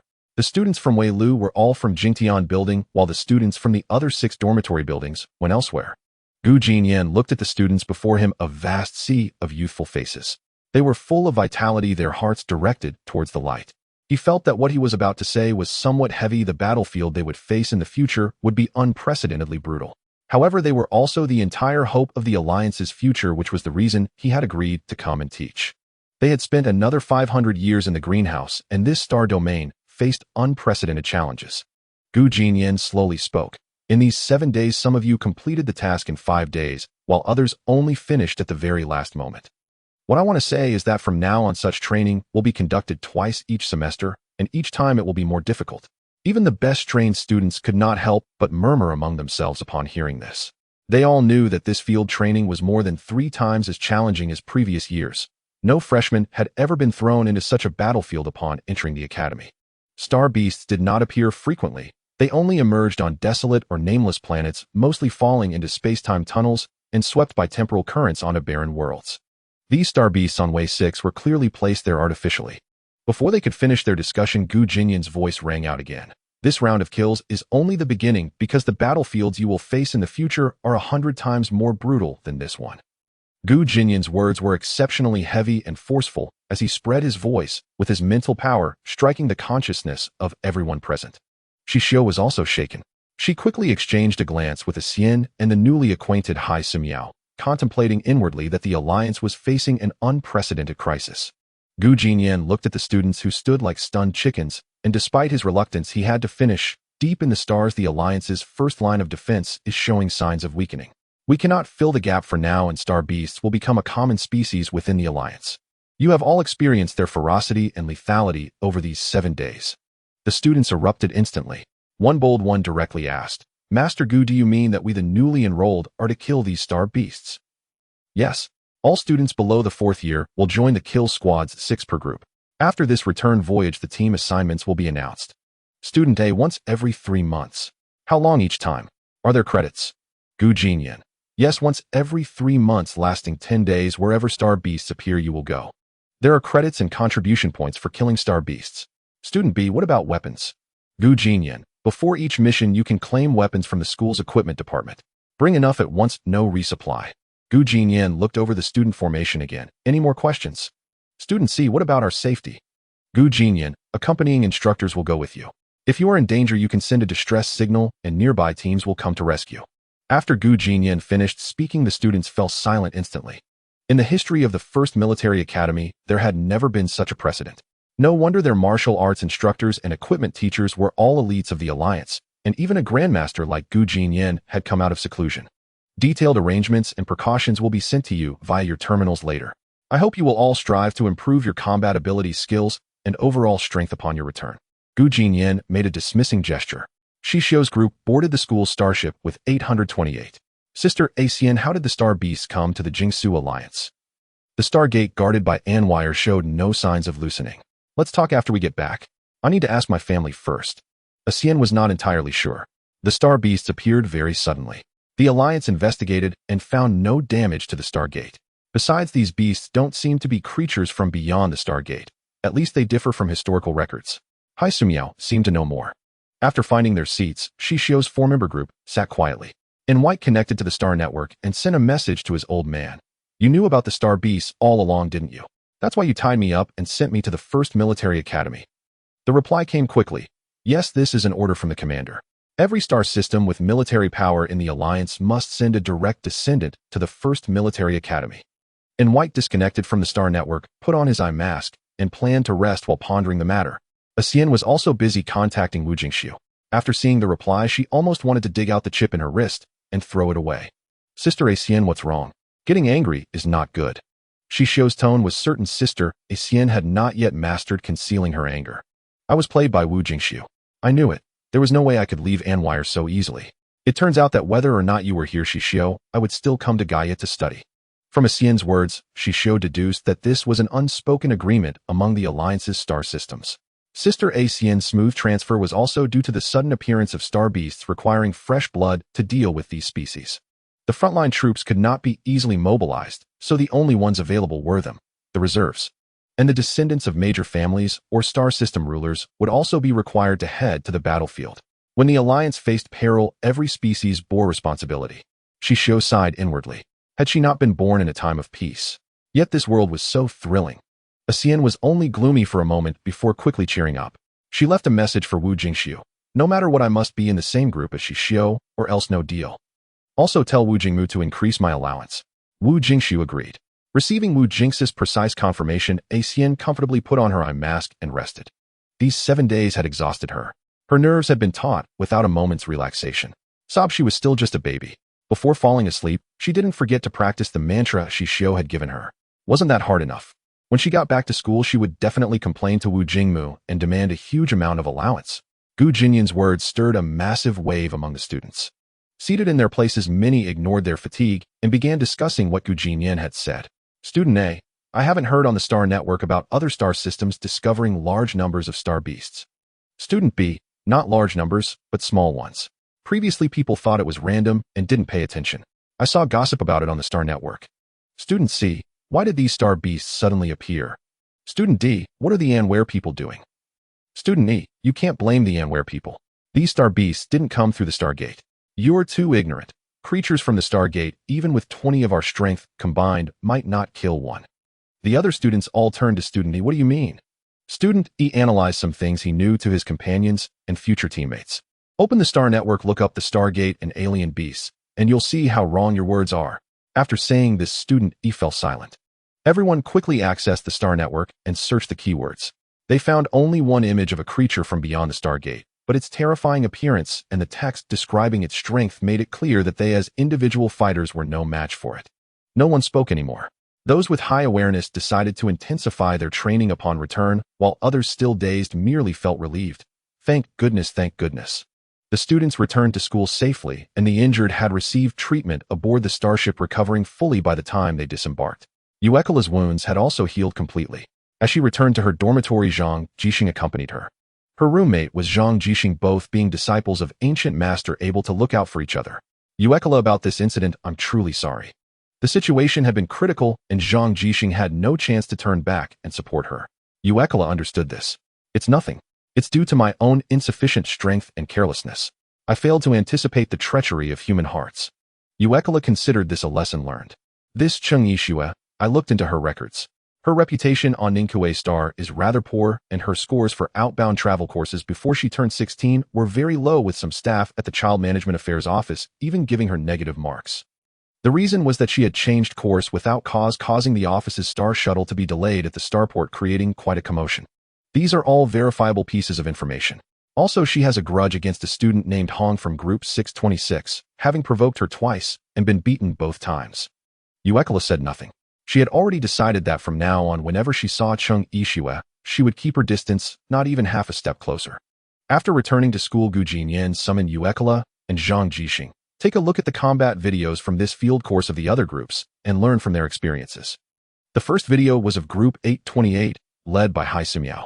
After watching Uekala greatly admired Xixiu's combat prowess. Her martial techniques and body movements were impeccable, and her judgment of the Star Beast's weaknesses was remarkably accurate.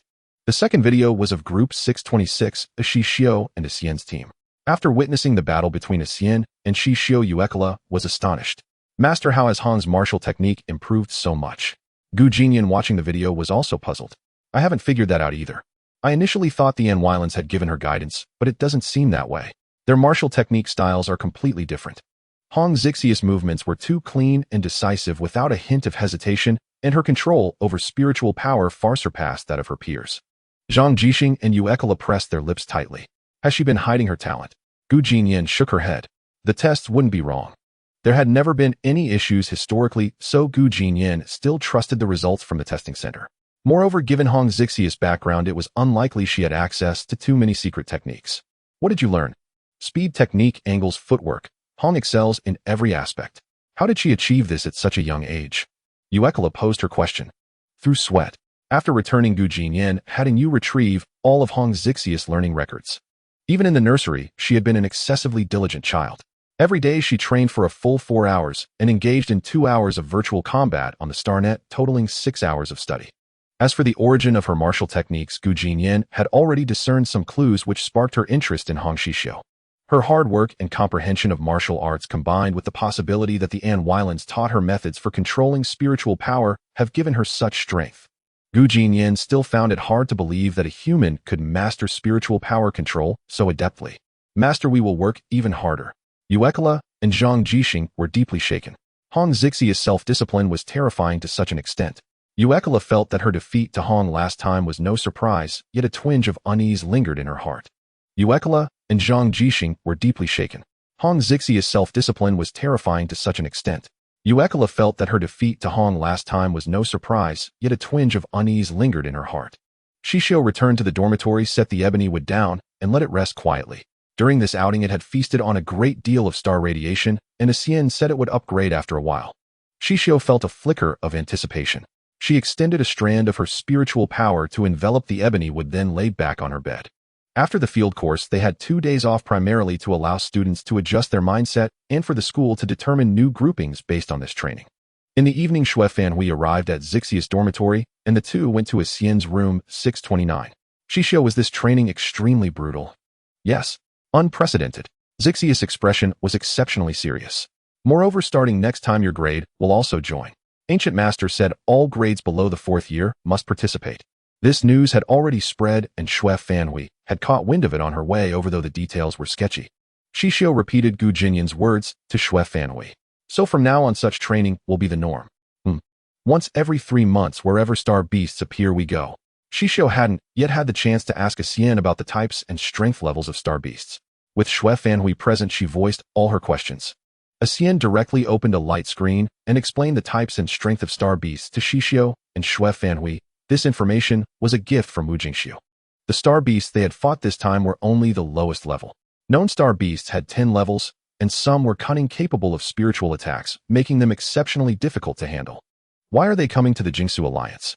Hasn't that been found out yet? Xixiu asked in confusion. Wu Jingxiu says it's a top secret level, so there's no way for me to know either. Xian spread her hands. Fanhui, Xixiu, there will be another hunt in 3 months. So you both need to train even harder during this time. Xian was unusually serious. This is no trivial matter. If we're careless, we might lose our lives. Rest assured, Sister Xian. Both Fanhui and I value our lives. Xixiu replied earnestly. Xue Fanhui was pondering her progress in martial techniques. Since arriving at school, the martial arts instructor for their grade had taught them a complete set of body movements. She had mastered 80% so far and was determined to break through to 100% within 3 months. As for weapon crafting, Xue Fanhui had several ideas based on Xian's description of the star beast's characteristics. She hurried back to her dormitory to sketch them out. Xue Fanhui, inspired by Xian's account of the star beast's traits, had several concepts in mind. She rushed back to her dormitory to draw them. Xixiu and Xian logged into the StarNet and booked a room in the virtual combat arena. Xixiu, in this match, I want you to go all out.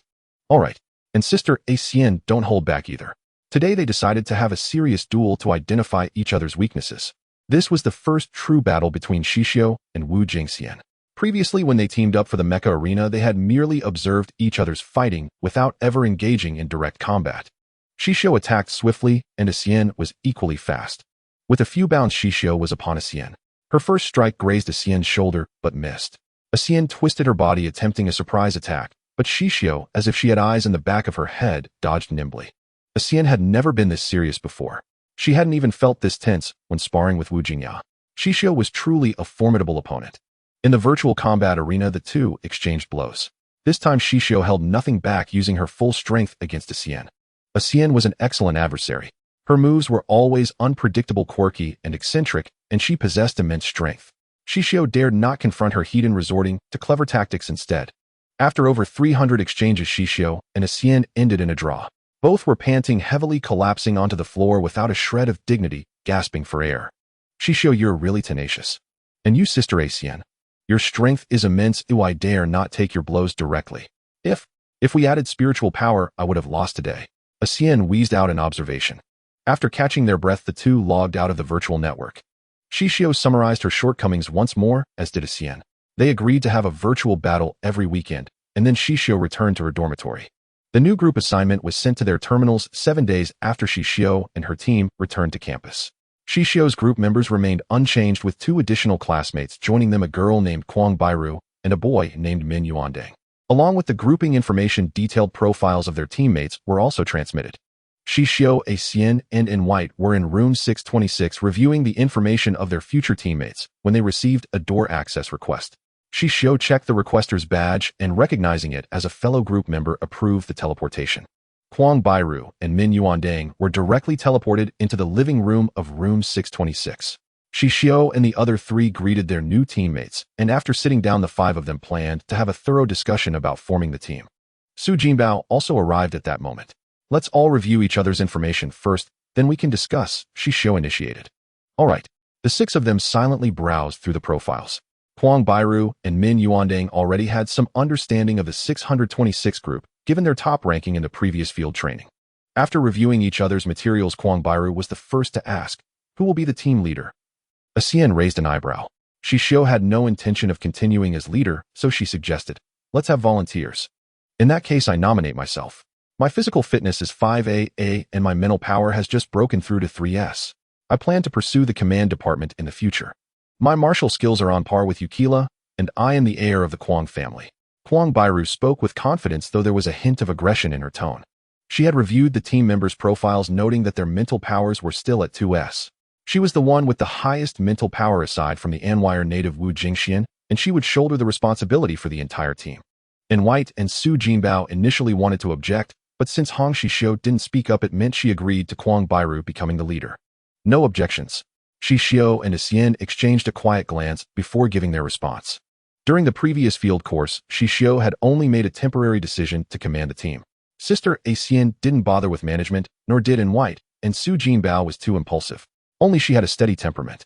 Since someone was volunteering, now she was happy to take a back seat. All right, then I'll send the weekly team coordination training schedule to the group chat. Everyone think of a name for the team. Kwang Bairu began to propose. Why make it so complicated? We used 626 before. It's easy to remember, Su Jinbao said, somewhat disapproving of the new leader. Though her strength sounded impressive on the battlefield, it was adaptability that truly mattered. Does anyone have a better name? Kwang Bairu felt a bit displeased when the others remained silent. Captain Kwang, if you have a good name, just use it.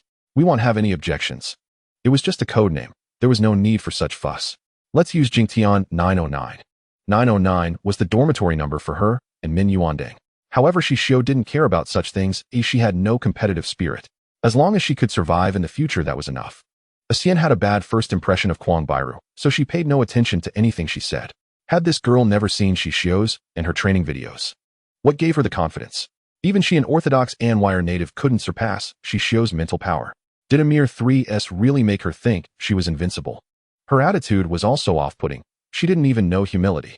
If the ancestors of the Kwang family knew they had such a descendant, they'd probably be furious enough to gather their ashes from the depths of the Star Sea and return to teach her a lesson. After the leader was decided, Kwang Bairu and Min Yuandang left.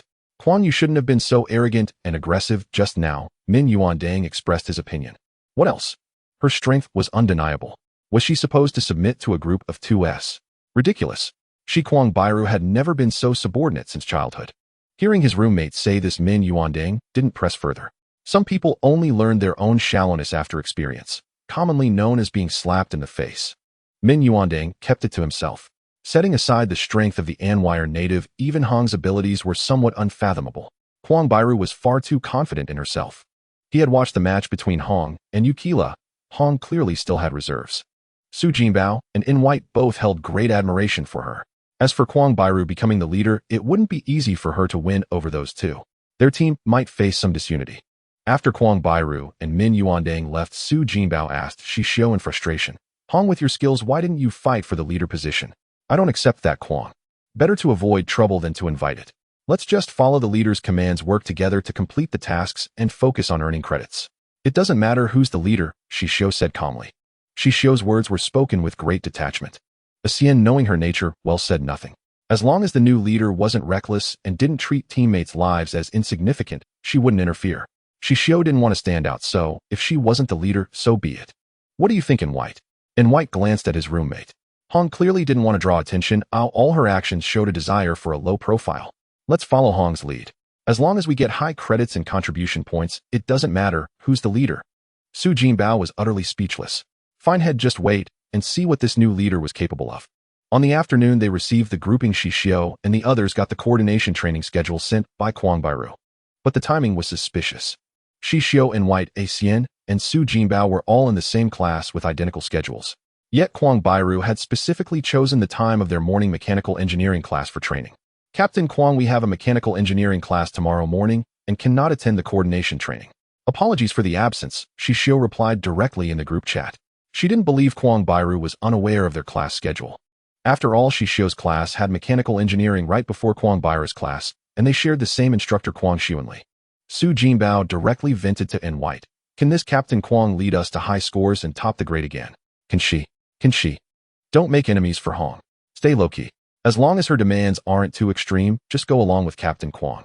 It won't hurt us," In White said, though he too had his reservations about Kwang Bairu. But since his roommate hadn't vied for the leader position as Hong's best partner, he prioritized her wishes above all else. All right. Su Jinbao stopped complaining and instead invited In White to the virtual network. Earlier, In White had promised to share some of Hong's guidance with him, so Su Jinbao couldn't wait. The two had a fierce sparring session in the virtual combat room. After their match, Su Jinbao remarked to In White, "Hong really keeps her skills hidden. Her martial arts heritage likely came from Shangyue Star. Hong's mentor must be a reclusive master, even more formidable than Gu Jinyan." Because In White had pointed out several flaws in his technique, and Su Jinbao could clearly see the improvement in White's martial skills.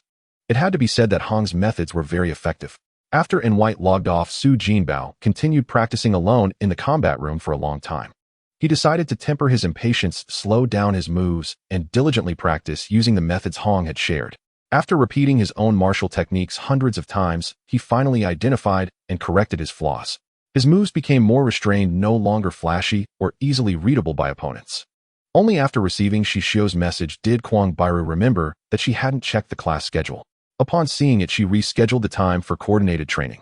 After sending the new training time, Kwang Bairu headed to the virtual combat room. Her mental power had just broken through to 3S, and she had purchased the Alliance's latest mental power potion, which needed to be consolidated alongside martial arts training. Hai Simiao from Squad 828 quickly became a friend closer than the average classmate because she hit it off with Xixiu's group. Their team members were also finalized. The original 4 remained unchanged, and 1 male and 1 female were added. Nan Hejia and Liang Jingxian, classmates from the same grade living downstairs. Studies and training got back on track with their martial arts practice extended by an hour. By the end of this semester, the martial arts Gu Jinyan had assigned them at the start of the term would need to be tested, and they had to reach level 8 for this semester's martial arts course to be considered passing. It must be said that the intensity of their studies was probably 5 times that of Xixiu's college entrance exam preparation in her past life. In their spare time, they also needed to conduct team coordination training. Kwang Bairu was a captain with many demands. If she was dissatisfied with the team's training, she would not only extend the time, but also speak quite harshly. Su Jinbao and Xixiu were the ones Kwang Bairu criticized the most. Wrong postures, how to act during encirclement, and from which angle to attack most effectively. Everything had to follow her ideas, and any slight deviation was labeled as uncooperative. At first, Xian tolerated the unpleasant words, but over time she felt Kwang Bairu was unsuitable for their team, and wanted to send such a teammate away. Whoever wanted her could have her. So Xixiu pulled Xixiu Su Jinbao and In White along to directly find Gu Jinyan.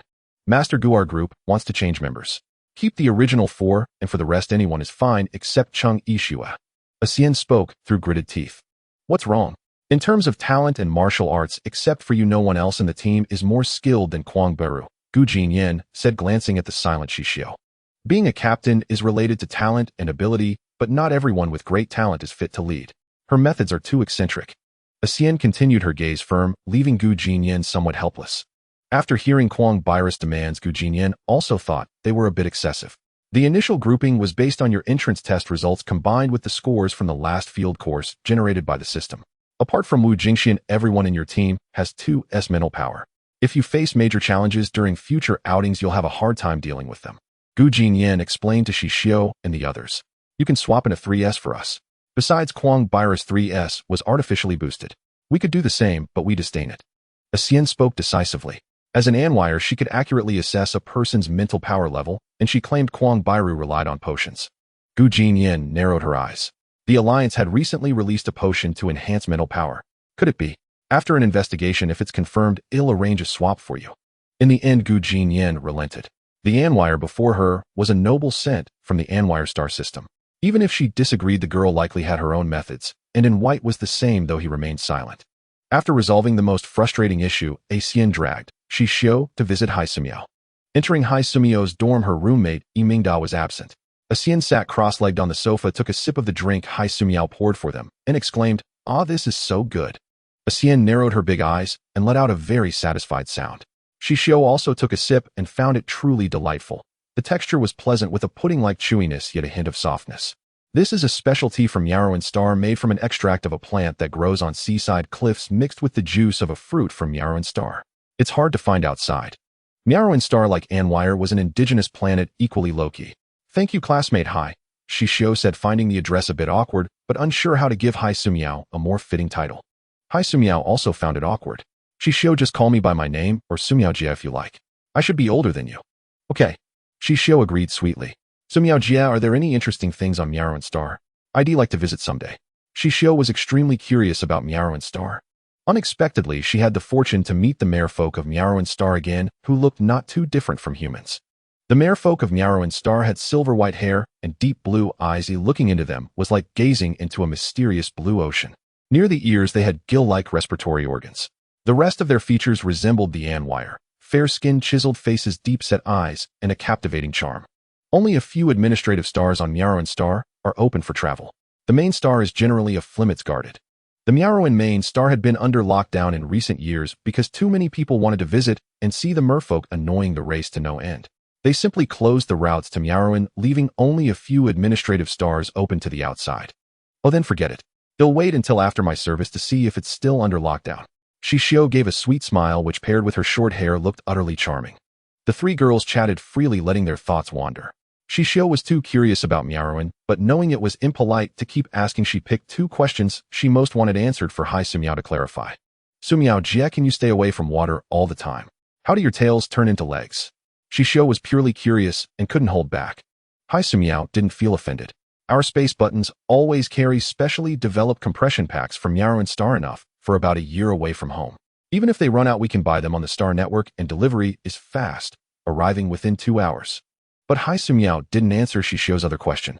Xixiu understood this was likely a secret of the Yarrowan merfolk, so she made a mental note never to ask again. Speaking of Yarrowan, did they only send you? Xixiu looked around and noticed Xixiu's room was decorated quite differently. There are people from the 2nd, 3rd, and 4th years too. I was forced to come here. Otherwise I'd be sleeping soundly in the deep sea right now. On this topic, Xixiu and In White probably had the most in common. Yarrowan sent so many people. Xixiu propped her chin on her hand, pondering why Anwire had only sent her as a combatant. It seemed Wu Jingxiu hadn't told her everything. With doubts lingering, Xixiu and Xixiu returned to the 6th floor. Xixiu, the merfolk of Yarrowan Star, are quite complex. They only confirm their gender upon reaching adulthood, and after that their tail fins change. This can only be seen in water. When they encounter water, specifically mire and seawater, their legs revert to a tail, and the tail fin grows out. This is a secret of the Yarrowan race. Then, is Sumiao an adult? Xixiu never imagined merfolk were such a wondrous species. Truly the alliance was full of marvels. She should be an adult. Otherwise, she wouldn't have let you call her Sumiaojia. If she hadn't confirmed her gender, she would have told you to just use her name. Did my question upset Sumiaojia? Xixiu felt a bit frustrated. Why couldn't she control her curiosity? Not at all. Their race is quite broad-minded. The name of the Xixiu alliance was taken from the middle characters of the Anwire and Yaruan races, though for some reason it later changed to a different Su. This was a story the alliance had gradually forgotten. How the Anwire and Yaruan had roamed this region of the starry sky for an immensely long time. News of the team member swap proposed by Xixiu and her group arrived swiftly. Gu Jinyan, having investigated the reason behind Kwang Bai's mental power breakthrough, directly reassigned her to Cheng Yixi's team. Within the alliance, forcibly elevating mental power through drugs was prohibited. However, if one had lingered at the brink of a breakthrough for 3 long years, the use of medicinal agents was permitted. This required evaluation by a specialized institution. If the conditions for medicinal use were met, a physician would issue a certificate. Kwang Bai's medical records revealed she had undergone 2 previous medicinal treatments. This was her third. Each time she had crossed the line, the physician's certification stated she had not reached the critical threshold and was thus ineligible for drug use. Upon seeing this, Gu Jinyan knew that Kwang Bai's current mental power was entirely drug-induced, harboring the hidden danger of collapse. Now her new teammate Cheng Xixiu shared a similar condition, though her mental power had already shown signs of instability. During the travel expedition, Cheng Xixiu had earned abysmally low scores. Her mother Xiang Manju, growing anxious, decided to risk using drugs to boost her mental power, hoping for a higher starting point upon entering the first military academy. Using the agent required a period of recuperation to allow the body to absorb its potency, which cost her a year. This was why Cheng Xixiu, who should have been in Shui Fanhui's cohort, instead arrived on Gaia alongside Xixiu. Her mental power had begun to collapse after her duel with Xixiu aboard the starship, which was the root of her newfound cowardice and fear of death. When Kwang Bairu received the notification on her terminal, she felt nothing but contempt for Gu Jinyan. She stormed off to his office to argue. Master Gu, your actions are patently unfair. For a grandmaster to be so incapable of tolerating the exceptional abilities of a junior is an eye-opening spectacle, she declared. Kwang Bairu's tone was that of an equal addressing a peer. It was Gu Jinyan's first taste of such insolence from a student. Miss Kwang, your medical records are irrefutable. Crossing the line is crossing the line. Since I was invited to instruct this year's freshmen, I have the authority to adjust team assignments. I'm sure your physician advised against this before you used the agent, yet you persisted, he stated. Countless individuals within the alliance had forcibly elevated their mental power with drugs, and none had met a good end. He refused to believe Kwang Bairu, or her family, was unaware of this. So what? I am now genuinely at the 3S level. Moreover, my Kwang family has produced countless warriors for the alliance. Treating me this way is an injustice to the Kwangs, she retorted. Gu Jinyan finally understood why Wu Jingxian and the others had insisted on swapping teammates. With a temperament like Kwang Bai's, if he were younger, had have settled it with a single punch. Miss Kwang, you are you, and the Kwang family is the Kwang family. It is your ancestors who contributed to the alliance. What contributions have you, a newly enrolled cadet, made? Gu Jinyan found it laughable. Who had raised such an insufferably arrogant child? Is Master Gu denying the merits of my family? She challenged. Gu Jinyan sneered inwardly. Miss Kwang, no one denies the Kwang family's achievements. I am speaking solely of you. This ill-mannered girl was truly displeasing to an old man. Kwang Bairu glared at Gu Jinyan. I am the Kwang family heir. You cannot arbitrarily toss me into another team. You claim to be so powerful. If that's the case, what does it matter where you go? Talent shines everywhere, Gu Jinyan replied, weary of the argument. I never expected a grandmaster of the alliance to be afraid of an Anwire. Gu Jinyan raised a hand, cutting her off. Miss Kwang, it seems you haven't reviewed the Academy's etiquette guide. Very well, you will copy the Alliance Code of Conduct 5 times this week, by hand. If you refuse, your grade for my subject this year will be 0. Gu Jinyan had no patience for further nonsense. The Kwang family's glory days were long past. Had their descendants truly sunk to boosting mental power with drugs, or was Kwang Bairu an exception? Master Guyu. Kwang Bairu stormed out, seething with hatred for Xian, and the others vowing to one day beat them to a pulp and avenge this humiliation. After Kwang Bairu left, Gu Jinyan looked into the Kwang family's records. The more he read, the more astounded he became. Once a prestigious, honored family of the Alliance, they had fallen to such a state in a mere century. No wonder the Kwangs had produced no exceptional talents in recent decades. They had all been consumed by internal strife. Gu Jinyan mourned their decline. No wonder Kwang Bairu was so arrogant and devoid of manners. It all made sense now. Xixiu's team was assigned 2 new members, Flora and Talasha. Flora was from the My Star, and Talasha from the agricultural Blue Rain Galaxy. Both seemed to possess non-human bloodlines, their features differing from Xixiu's, leaning more towards Invit's appearance. Hello, I'm Flora Talasha. We're roommates and partners. The new duo greeted Xixiu and the others. Hello, welcome aboard. The newcomer's attitude was a vast improvement over Kwang Virus. A sense of relief washed over them. The oppressive terror of having Kwang Bairu on their team had left Xian and Xixiu deeply frustrated. Su Jinbao and Invit had also suffered in silence. Thankfully, Sister Xian was formidable enough to go directly to Master Gu to request a teammate swap. Otherwise, continuing in a team with Kwang Bairu would have driven all four of them to depression. Flora was a stunningly beautiful girl, outgoing and witty. Talasha was more reserved and steady. In the end, they unanimously chose Talasha as their captain. Xixiu and the others explained the reason for the team member change to Talasha, clearing up any potential misunderstandings for Flora and her. Flora had heard about the incident. Kwang Bairu had never been well liked, as she walked around with her nose in the air, convinced of her own superiority, and always ordered people around. Few in the class associated with her, and after she single-handedly killed 4-star beasts during the last field exercise, she had become even more insufferably arrogant. It was hardly surprising she had treated her own teammates this way. Flora laughed heartily. No worries, everyone in our class knows what she's like. I doubt there's a single person in our grade who can get along with her. After reviewing Xixiu's and the other schedules, Talasha devised a reasonable training plan for coordinated drills, scheduling them every 3 days. The rest of their coursework was essentially the same. The final exam would test their comprehensive martial arts skills. If they failed to meet Master Gu's evaluation standards, all their previous credits would be for naught. Xixiu and Xian prepared diligently. Invit and Su Jinbao sincerely sought guidance from the two exceptionally skilled girls. Xixiu coached Invit, while Xian sparred with Su Jinbao. By the time the exam arrived, the four of them had mastered the martial techniques. Gu Jinyan had assigned them executing moves, counterattacks, defensive leaps, and aggressive strikes with minimal flaws. The comprehensive martial arts exam passed without incident. Xixiu still restrained her mental power to the 2S level, while Xian held nothing back, showcasing her full capabilities. This greatly surprised Gu Jinyan, as Xian's mental power had broken through from 3S to 3S. The Anwire people rarely disclosed their mental power levels publicly. It stood to reason that many among them harbored latent 3S talents. He hadn't expected Wu Jingxian to be one of them. The Anwire seldom fought on the front lines. It was only due to the dire circumstances this time that they had dispatched personnel. Gu Jinyan found himself anticipating Wu Jingxian's explosive performance on the battlefield. Gu Jinyan had discerned the origins of Hong Xixiu's martial techniques. But that person had left the alliance many years ago.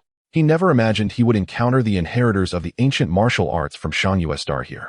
After the martial arts assessment, Xixiu and her companions were granted a brief 20-day vacation. In White and Su Jinbao did not return to their respective star systems, but remained at the academy diligently striving to improve themselves. Xixiu and Xian, along with Xue Fanhui, engaged in virtual sparring sessions. By the end of the break, they had made noticeable progress. Seeing the three young women's relentless determination, Su Jinbao and In White could only redouble their efforts to catch up. The new semester began quietly. On the 10th day of the second term, Xixiu and her group received an urgent year-level assembly notice. The terminal ordered all first-year students to leave their dormitories within 5 minutes and proceed to collect their weapons according to the assembly schedule. Xixiu's team arrived at the entrance of the armory department within 3 minutes. On the way, Talasha discussed the necessary weapons with her team members.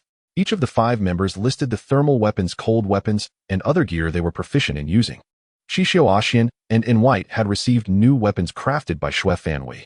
After the previous semester's field training, Xue Fanhui had secluded herself for over a month to produce numerous practical small-scale arms. With In White's supply of energy stones, everything was in order. Flora and Talasha arrived first, submitted the requisition list, and waited for the armory department's robots to retrieve the weapons. After signing, they could proceed to the hover vehicles for departure. Their team adopted Dormitory 626 as their group name. After signing the requisition forms from the robots, Xixiu and the others picked up the spatial buttons containing their weapons and headed to the assembly point. Have you heard any useful intel?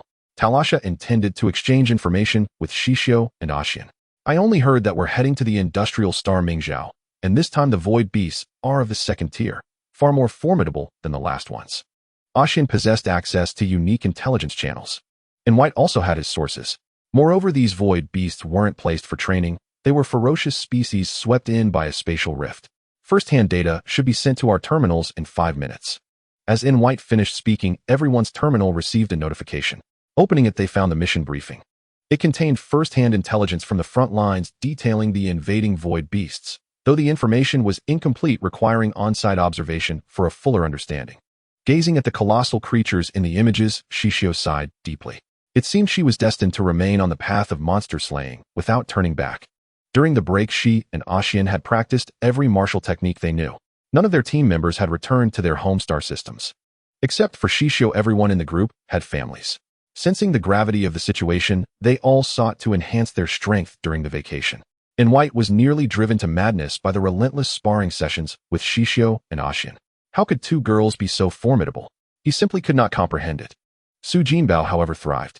With a masochistic constitution, he had shed many of his previous flaws, significantly improving his martial skills. The regret of not being selected by Gu Jinyan had also faded. While these creatures look much larger than the previous void beasts, Xian remarked while studying the images. The frontline intelligence was sparse on details, so they would need extensive preparations upon arrival.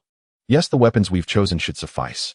Xian and In White opted for heavy weaponry, leveraging their immense strength. Xixiu's spatial button contained many novel weapons for surprise attacks. With a well-devised strategy, they should be able to complete the task of taking down 20 beasts. Aboard the starship, the 6 of them went to their cabin, lowered the sleeping berths from the walls, and shared their insights. Since Mingzhou is an industrial star system, it's filled with factories staffed by robots. There's no mission to rescue carbon-based life forms. Our assigned area is the administrative star Loda, along with 50 other teams. We're stationed in the western region of Loda. Team leader Talasha shared the latest intelligence. Su Jinbao asked, has our landing point been confirmed? Flora replied, the coordinates are out. We're in Launch Bay 2. Wu Jingxian inquired, how are we dividing? Talasha answered, for now we'll operate in dormitory-based squads. After a preliminary reconnaissance, we'll split up. Hong Xixiu added, our coordinates are in a desert. There are native beasts to be wary of. During reconnaissance, we must be cautious not only of hidden void beasts, but also of indigenous creatures. Some indigenous creatures of the Alliance were as formidable as void beasts. Loda housed several large carnivorous species, 2 of which frequently prowled the desert edges. They might face considerable challenges. And White suggested, I'll take the lead in my mecha. Some seemingly normal areas on the desert's edge are actually traps. Having visited deserts on Aura, he was the most experienced. Talasha instructed, keep communications open at all times. Report back every 20 kilometers. Well, mark the void beast locations, and then coordinate our assault. For their first sortie, operating together as a 6-person unit would be safer, allowing them to gauge the strength needed to counter such void beasts. After the discussion, Xixiu and Xian received messages from Xixiu. Their landing site was not far from Xixiu's, so the 2 teams could potentially collaborate. Xixiu relayed Team 828's proposal to her comrades. As classmates who had grown familiar over the semester, mutual support was a welcome prospect. The fastest starship from Gaia to Mingzhou required 5 hours. Using the military's wartime channel could cut it to an hour and a half, but such access was prohibited except in extreme emergencies. Deciding to rest, Xixiu and the others donned sleep masks. They would land in 4 hours to join the fray. By then, Loda was already in disarray. The authorities had evacuated citizens to safe zones. In the launch bay, Xixiu's team boarded the ejection device, fastened their seatbelts and helmets. Talasha pressed the switch and the device shot away from the starship. In an instant, they touched down at the designated ground location. The edge of Luodas administrative star desert appeared desolate, devoid of vegetation, and littered with abandoned structures. It seemed this area had once been inhabited until environmental degradation forced human abandonment. Sister Xian, isn't the Alliance capable of environmental remediation? Why has wind erosion encroached on human settlements? Xixiu was puzzled. Perhaps they chose not to intervene, Xian replied. With such vast territories, losing one habitat might seem insignificant. Otherwise, they could have deployed robots to restore the environment in a few years. The entire planet of Loda had sparse greenery. Perhaps it was a tradition. They landed at noon. Luodas' star blazed fiercely, its heat distorting the distant desert horizon. Talasha had already scouted a campsite. Su Jinbao and White and Flora set about pitching the tents. Talasha, Xixiu, and Xian surveyed the surroundings. Xian extended her spiritual sense to probe, while Xixiu followed silently. They detected no anomalies. The 3 of them surveyed the area within a 50-meter radius around the camp, where the buildings lay in chaotic disarray, nothing but crumbling ruins. The abandoned steel frames, rusted and corroded by wind and rain, stood under the starlight, casting a suffocating gloom. Xixiu never imagined the Alliance still harbored such a place. Xian withdrew his spiritual sense, and Talasha found nothing unusual for now. Let's head back. The afternoon may pass peacefully, but tonight is uncertain. Xian sensed the brewing storm from the very air itself. Back at camp, the 3 shared their findings. Stay vigilant tonight. Keep your night vision goggles within easy reach and your most trusted weapons close at hand, ready to spring into battle at a moment's notice. Talasha's voice was low. The six sat before the camp sipping nutrient supplements. Shui Fanhui connected a video call to Xixiu. Xixiu, have you arrived? Yes, we have. And you? Shui Fanhui studied the environment behind Xixiu, far harsher than their own. We're here. Our grade is on the Krar galaxy surrounded by dense forests. Xixiu and sister Xian, stay safe. May we all return safely. Fanhui, stay alert tonight too. They didn't linger long, the gravity of their situations was already clear upon arrival. Xixiu and Xian sat atop a high steel frame, gazing at the vast expanse of yellow sand. If this were a mere trip, Xixiu might have found it boundless and poetic, evoking lines like a solitary smoke strait in the desert vast, the setting sun round the long river vast. But now there was no beauty, only relentless cruelty. Xixiu, still planning to hide your strength. Xian was no longer playful, but dead serious. If the situation turns dire, unleash everything. When life itself is at stake, what's the point of hiding one's power? Good. Then let's set a record this time. Xian turned with a grin, golden eyes sparkling. Sister Xian, let's give it our all. We all must. Xixiu's smile was faint, yet her gentle warmth was like a spring breeze to Xian. Our Xixiu is such a treasure. Xian turned and wrapped an arm around Xixiu's waist, their laughter echoing far into the distance. The other four, hearing Xian and Xixiu's laughter, couldn't help but smile. Even if life or death crisis loomed in the next moment, they could still laugh freely now. In the afternoon, the six conducted a coordinated training session. Xian and Xixiu took the vanguard, Su Jinbao and In White held the middle, while Talasha and Frola guarded the rear. This time their synergy was flawless. After training, drowsiness crept over them, and they decided to rest briefly, conserving energy for the inevitable crisis of the night. The star of Luluta sank beyond the desert's edge, and the night grew still. Insects and creatures that had hidden in desert burrows during the day began their nocturnal wanderings. Talasha activated the camp's protective shield to keep their temporary shelter intact. Movement ahead to the right. Maintain the formation from this afternoon. Talasha made the call. The nocturnal creatures moved swiftly, reaching Xixiu and her group in under 5 minutes. A light screen scan revealed their identity, the native life form of Luluta, the Yuanla beast. These beasts had no fangs, but bore a striking resemblance to the rhinoceroses of Xixiu's past world. They possessed an extraordinarily sharp horn forked like two gleaming blades, and their hides were as tough as a tunter-thick city wall, making them exceedingly difficult to kill. Talasha signaled the attack. Xian and Xixiu dashed to the front to intercept. A quick count revealed no fewer than 20 beasts. They moved in packs. Xixiu, you take the left, I'll take the right. With that, Xian struck first, and Xixiu followed close behind. Her long blade was razor-sharp, and with her martial arts and footwork, she nimbly weaved among the colossal creatures, leaving trails of blood in her wake. A sight so breathtaking it left the four behind in awe. Xian was equally formidable, but this time she shortened her halberd to match the length of Xixiu's blade, engaging in close-quarters combat. The speed of Xixiu and Xian as vanguards left Talasha and Frola stunned, while Su Jinbao and In White, already accustomed, wore expressions of just as expected. The four of them tore their gaze away from Xian and Xixiu, focusing all their energy on the ferocious beasts. These native creatures were 2 tiers more powerful than the first-level star beasts they had faced before. None dared to be careless. Such battles greatly enhanced strength, and In White pushed his martial skills to their limits. Su Jinbao was not to be outdone. Coordinating with In White, one wielded a laser sword, the other a meteor thrust. Su Jinbao targeted the beast's eyes to blind them, while In White delivered the killing blows. After felling their first beast, their teamwork grew increasingly seamless.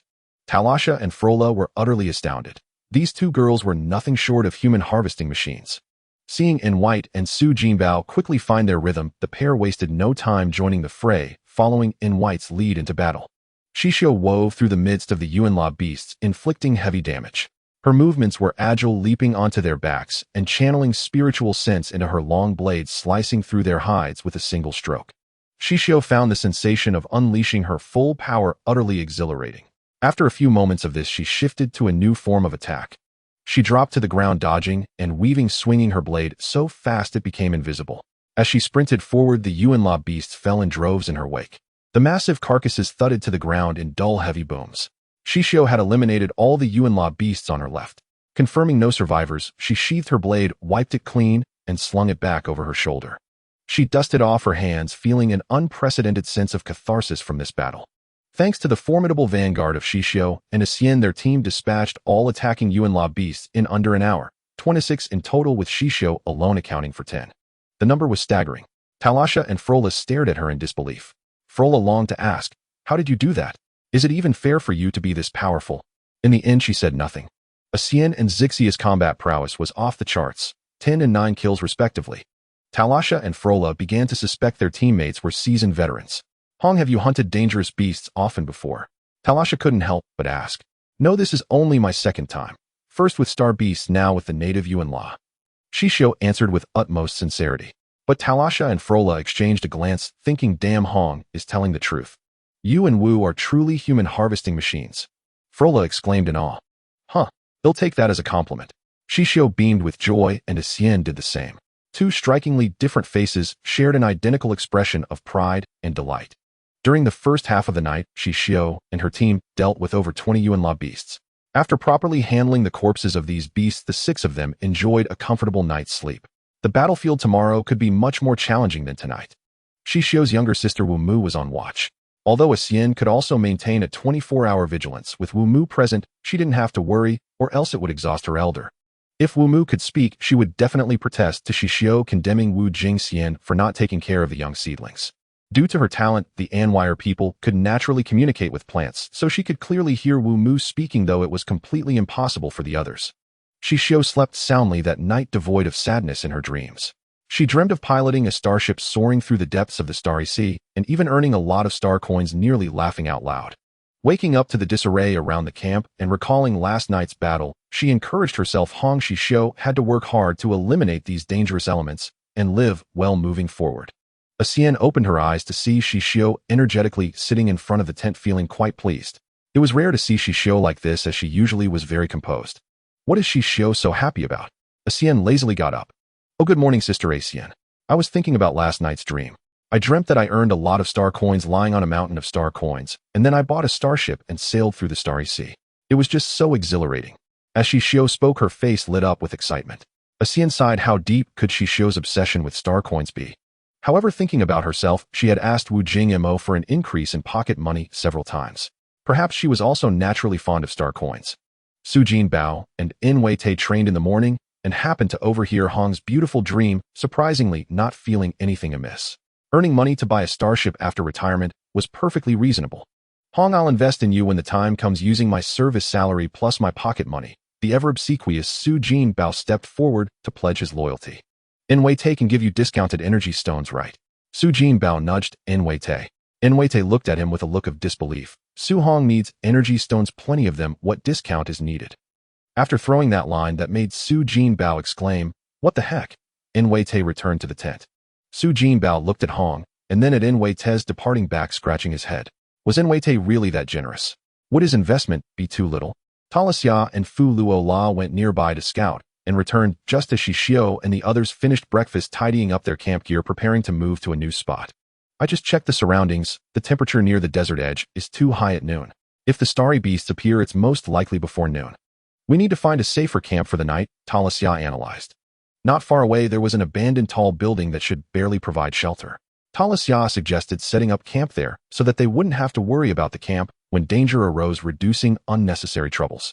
"All right, we'll follow the captain's lead," the other 5 agreed. After packing their bags, the 6 set off again, but Xixiu suddenly stopped. "The bloody scent left from last night's kill has attracted the starry beasts, and they are charging toward us. There are probably no fewer than 10 of them." Xixiu's expression was serious, and they all knew the sensitivity of the Anwire people. What she said was undoubtedly true. Talasya gestured for the team to prepare for battle. They placed their belongings into the spatial, not 6 people split into pairs, planning to surround the starry beasts when they arrived. As Xixiu's dispersed mental energy connected with the targets of this hunt, her expression grew graver. "What's wrong?" Xixiu noticed something was off with her. Talasya, switch up the teams. I'll team with In Wei-Te, and Sister Xixiu will take Su Jinbao. This time we have formidable opponents. Xixiu's judgment was increasingly accurate. Hearing her say this, Wu Jingxian checked again and found it to be true. "In that case, we need to adjust our formation. We should all stay close together back to back. In Wei-Te will use heavy thermal weapons, the 20-round atomic light cannon. I'll use laser weapons. Fu Luo La will use light solidifying agents, and Su Jinbao will use the barrage laser cannon. Hong, you will." Talasya's words were temporarily interrupted by Xixiu. "Sister Xixiu and I have weapons. You all just need to prepare your own." Xixiu took out 30 sharp flying knives from the spatial knot. These were weapons her older siblings had given her to play with while she was aboard the manhwa team starship. Later, she sought a master on the star net to craft more than 20 knives based on the design of those flying knives, assembling them into a set for practicing fine control of her mental energy. This was the first time Xixiu saw such close-range weapons from Xixiu and planned to ask her about them after the battle ended. Soon the starry beasts were upon them, and more than 10 powerful-looking starry beasts entered the vision of the six. These starry beasts were slightly smaller than the ones from the last outdoor training, lacking terrifyingly long fangs, but their speed was astonishing. Xixiu and the others knew these starry beasts would be harder to deal with. They were a level higher than the previous training, now classified as second-grade beasts. Manhwaedit start shooting as soon as they enter our 10-meter range. Ensure your accuracy. Don't worry about the rest, just focus on your defense. Xixiu switched positions with Su Jinbao now teaming up with Manhwaedit. Alright. Having spent a semester with Xixiu, Manhwaedit had a certain understanding of her character. Hong never wasted words at critical moments, he just needed to follow her instructions. The starry beasts moved lightly, but their speed was incredible. From the moment they noticed their tracks until they appeared before them, these creatures took less than a minute. As the starry beasts entered range, Su Jinbao opened fire first, followed by Manhwaedit, while Xixiu threw all the flying knives in her hand. Once the flying knives reached a certain speed, she infused them with mental energy, sending all 30 flying knives toward different directions, each striking the eyeballs of the starry beasts. Before Xixiu could express her surprise, the starry beasts suddenly went wild in pain from being struck. Xixiu extended her long spear and teamed up with Su Jinbao, one shooting, while the other delivered finishing blows to the starry beasts that hadn't fallen. Initially, they both had enough energy, but soon Su Jinbao began to struggle. The skin of these starry beasts was too tough, and the wounds caused by the laser cannons were surprisingly small. Meanwhile, Su Jinbao's mental energy level was not yet sufficient to attach to the laser cannons. Xixiu focused on the starry beasts. If thermal weapons couldn't handle these invaders, they would have to consider close combat. Talasya thought the same. Hong, let's engage in close combat. Otherwise, we won't be able to harm them at all. Target their weaknesses. While their eyes are hit, we should have about 10 minutes to deal with this. I'm worried a second wave of starry beasts will soon arrive. Xixiu's expression was more serious than ever. Talasya felt it too, but there was no tension in her heart. Hong, Xixiu somehow instilled a sense of calm in them. Xixiu knew that Xixiu's judgment was accurate, so he quickened his movements and decisively slew the star beast. Seizing the moment when the flying dagger struck the star beasts, Xixiu exploited its blind spot and swiftly dispatched 3 of them. White also engaged in close-quarters combat with his weapon. Over the past half-year, his martial skills had improved leaps and bounds thanks to the guidance of his roommate Hong. Talasha and Flora were not far behind. Their cooperation was seamless. Talasha launched psychic attacks while Flora closed in for the kill. This battle was fraught with peril for the 6 youths facing such a battlefield for the first time. Their combat experience was still too limited, forcing them to muster double their concentration against these troublesome star beasts, for a single misstep could mean never returning to Gaia. Xixiu focused entirely on the fight.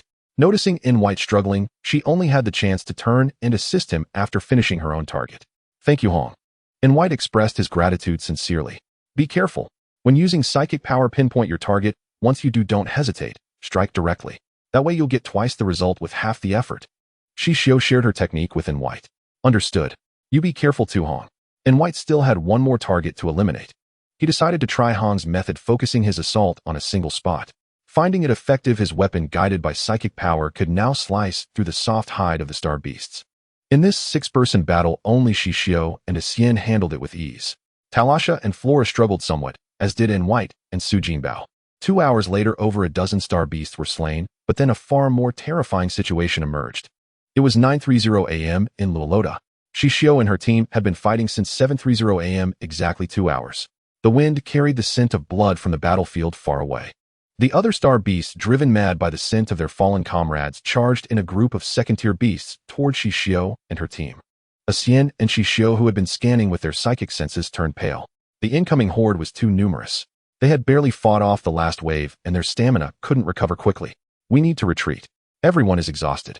There's no way we can handle this many. Talasha made the decision. White, deploy the mecha. Let's leave this place. As Xixiu finished speaking, White tossed out the mecha. The 6 of them scrambled up the gangway and boarded at lightning speed. Xixiu took the helm. Hold on tight, everyone.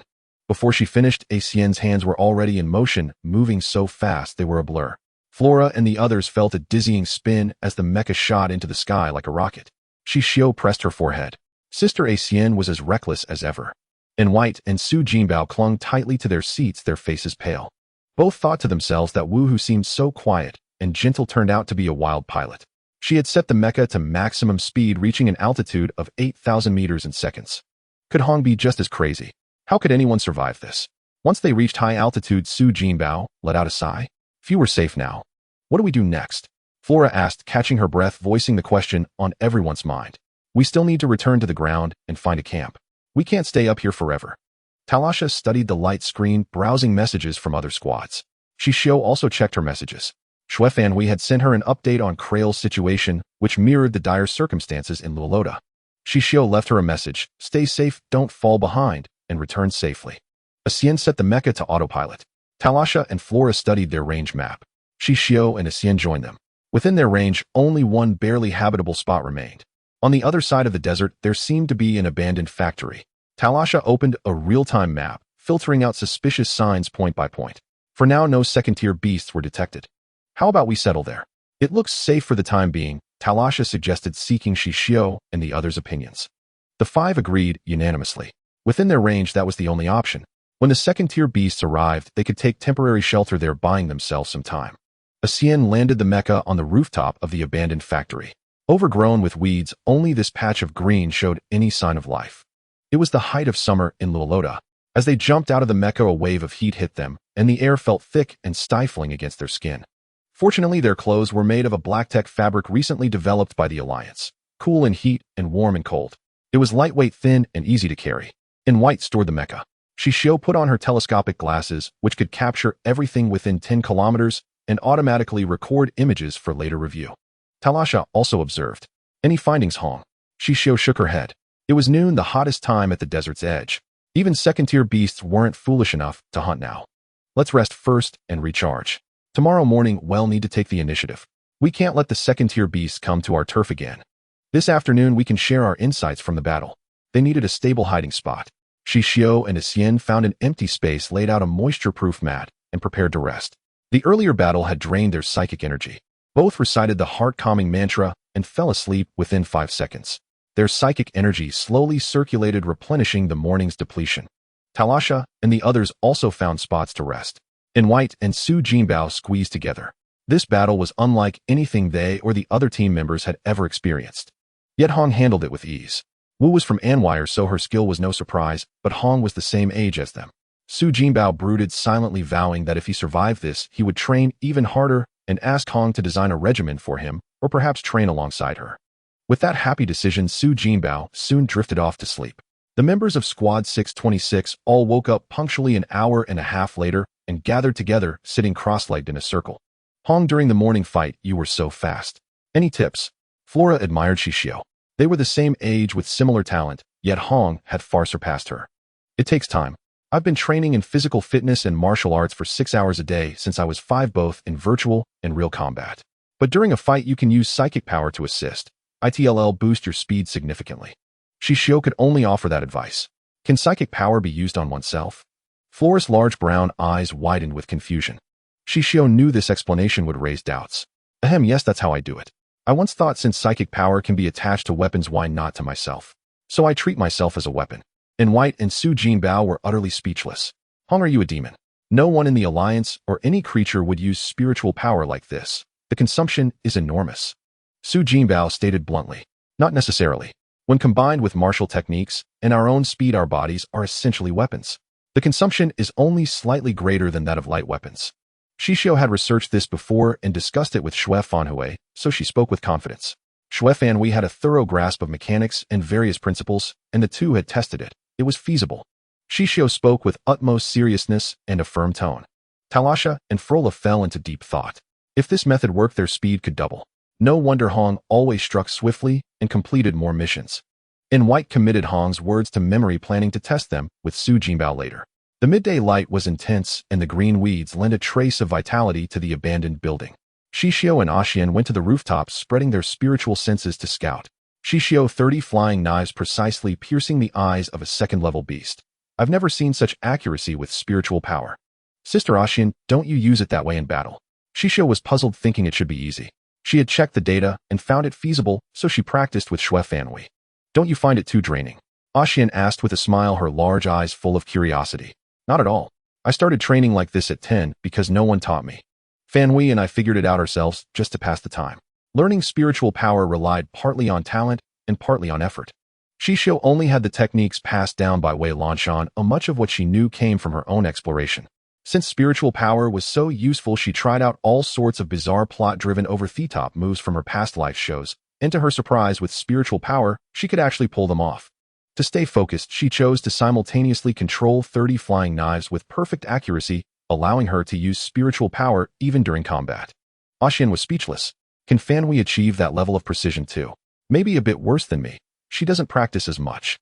Xixiu shot Xixiu a brilliant smile, so radiant it outshone the midday star. The two discussed the specifics of the technique, and Xixiu held nothing back, sharing everything with Xixiu. Xixiu tried using Xixiu's flying knives and found it fascinating. She could actually multitask. Show you're a genius. Xixiu sat on the rooftop's edge, swinging her legs and letting out an admiring maternal smile. Xixiu shook her head. There were no geniuses, only sweat and hard work. She had spent day and night since arriving on Ningque, devoting all her time to study without a moment's slack. But Sister Xixiu, didn't you learn to use spiritual power to control small objects as weapons? Xixiu was confused. That course is taught by instructors after entering the military academy. Practicing privately is dangerous. Xixiu looked at Xixiu in surprise, seeing her serious expression. So it was true. Wei Lanshan must have given her those methods ahead of time. After their chat, the six regrouped and exchanged information with other teams. To our south is Xixiu, to the north is Yukila, and to the east is Quangbairu. Talasha looked at the team distribution map, fingers swiping across it. Frola asked what's their situation. Talasha replied only Xixiu, and Yukila shared information with us. Quangbairu didn't, so we don't know what's happening in the east. We're in the west, not adjacent to her, so we just need to focus on the northern and southern battlefields. Su Jinbao asked, has Master Gu sent any messages? Talasha shook her head. And White said, what is the school thinking? Testing our semester's progress doesn't mean they should just abandon us here. Hong Xixiu said the school wouldn't do that. Most likely they think we can handle it. Wu Jingxian added, right. Gu Jinyan probably wants to see our burst potential. Talasha said news from Xixiu in the south says they've encountered several types of native creatures that are unusually tough. Seem to have mutated. The other five's pupils contracted. This was not good news. All six looked at Talasha's light screen.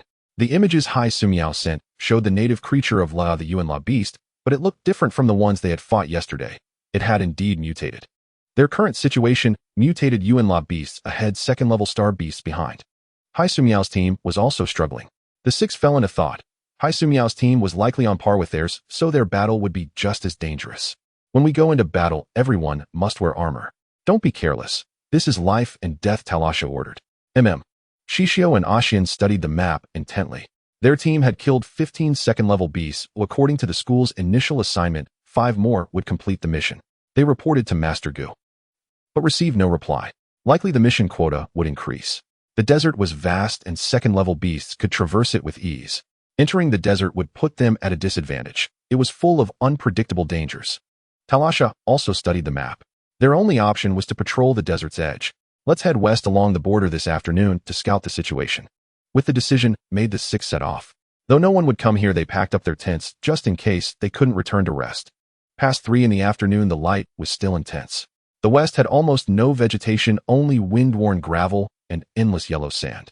After advancing a kilometer, they heard a rumbling from quicksand in the desert, a loud, massive sound. The six stopped and used binoculars to look. What they saw filled them with dread.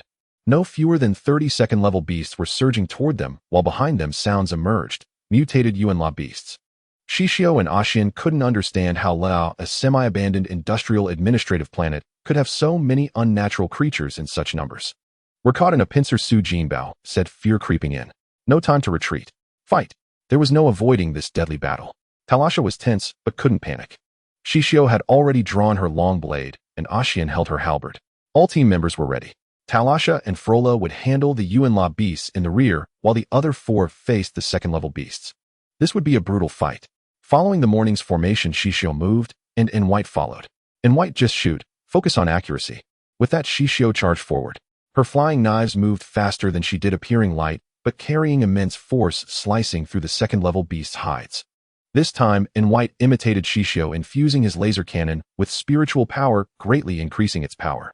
Xixiu was truly utilizing her full combat strength this time. It was the first challenge she had encountered since her birth.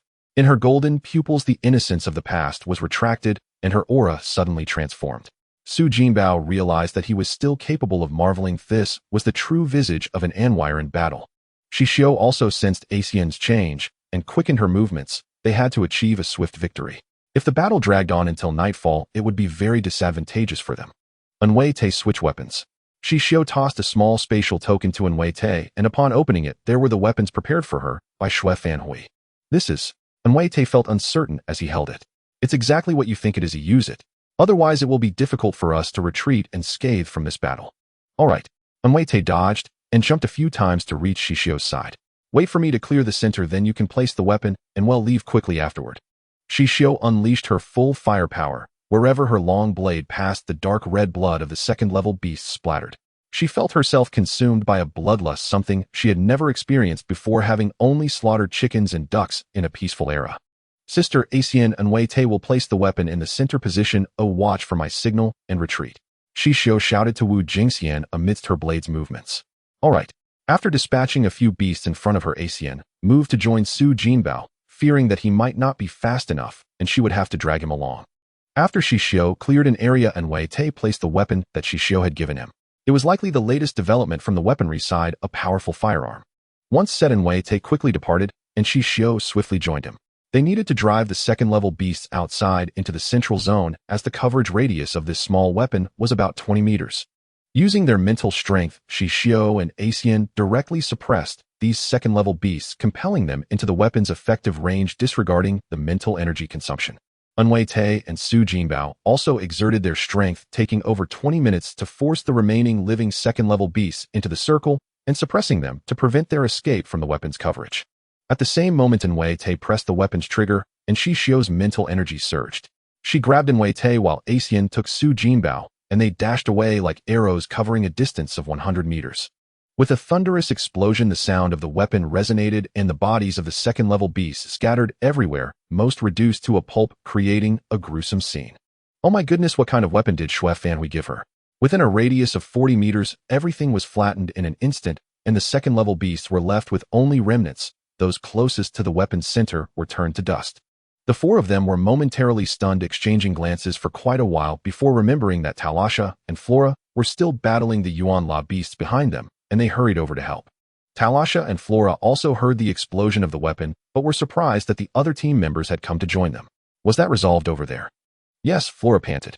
The mutated Yuan-La beasts were harder to deal with. A friend of Hong's gave her the weapon. It's incredibly powerful, instantly blowing those second-level beasts away. Su Jinbao described vividly. Flora sighed in relief. Even if the Yuan-La beasts were mutated, they should not be as formidable as the second-level beasts, and their crisis had been temporarily averted. Xixiu and Asian rested for a while. The recent consumption of mental energy had been too great, and both of their faces were somewhat pale. They had also been carrying someone weighing over 90 kilograms, which exhausted them. The black wood on Xixiu's back stretched its vines and gently touched her, seemingly acting spoiled.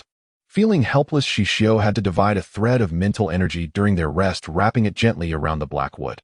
Satisfied, the black wood curled its vines and resumed its slumber.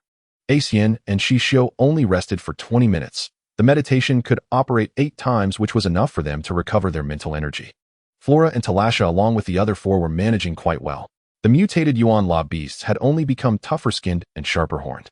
The 6 of them quickly eliminated the Yuan-La beasts behind, fearing that the scent of the second-level beasts would spread everywhere and attract more second-level beasts. These second-level beasts, unable to find food, would gnaw on the remnants as sustenance to maintain their strength. Xixiu sent Shui Fanhui the characteristics of the mutated Yuan-La beasts, asking if she needed samples. If so, she would bring some back, including the skin and horns of the Yuan-La beasts. Shui Fanhui was interested in the mutation of this creature and quickly nodded in agreement. Xixiu, without changing her expression, removed a horn from the Yuan-La beast and cut a piece of skin, packaging it in a vacuum-sealed bag. They had at most 7 days left to return to school, with a 3-day return journey. The vacuum-sealed bag had a preservation period of 1 month, which was sufficient. The remaining 5 people present heard the conversation between Xixiu and Shui Fanhui and learned that Xixiu's weapons all came from this senior sister, who was a level above them. After witnessing the power of the small weapon earlier, Su Jinbao was filled with admiration for Shui Fanhui. Indeed, being recognized and accepted as a disciple by Master Jian meant she was exceptional. After the battle ended, the 6 of them walked back in silence. The light of the setting star cast a golden-red glow over the distant sandy dunes, creating a strangely beautiful scene. The six of them had no time to admire the beautiful scenery as they were utterly exhausted, and even breathing felt laborious. As they continued forward, they saw the abandoned factory where they planned to rest at noon getting closer, while the bloody smell in the air grew stronger. Both Xixiu and Xian's pupils contracted as they spread their mental energy to investigate. Is it? The second-level beasts are fighting each other. Talasha and the others also noticed the change in the air. Xixiu sighed heavily in her heart. Oh heavens, could you not play like this? What kind of place is this where battles never end and levels never cease to rise? Thinking of this, she felt that even her strong endurance was becoming weary. The Blackwood seemed to sense Xixiu's low mood, extending its vines to nuzzle her from behind, as if to say it would fight and take care of things. Before long, the Blackwood used its extended vines to place its pod on the ground. As it touched the ground, it transformed into a forest, and a vast expanse of green appeared before Xixiu and the others. Talasha, Flora, and Su Jinbao had not yet had time to be astonished when the Blackwood's vines extended around, encircling both sides of battling second-level beasts. Its vines were dense, each one wrapping around a second-level beast. It seemed to exert little effort, easily snapping the beasts in half.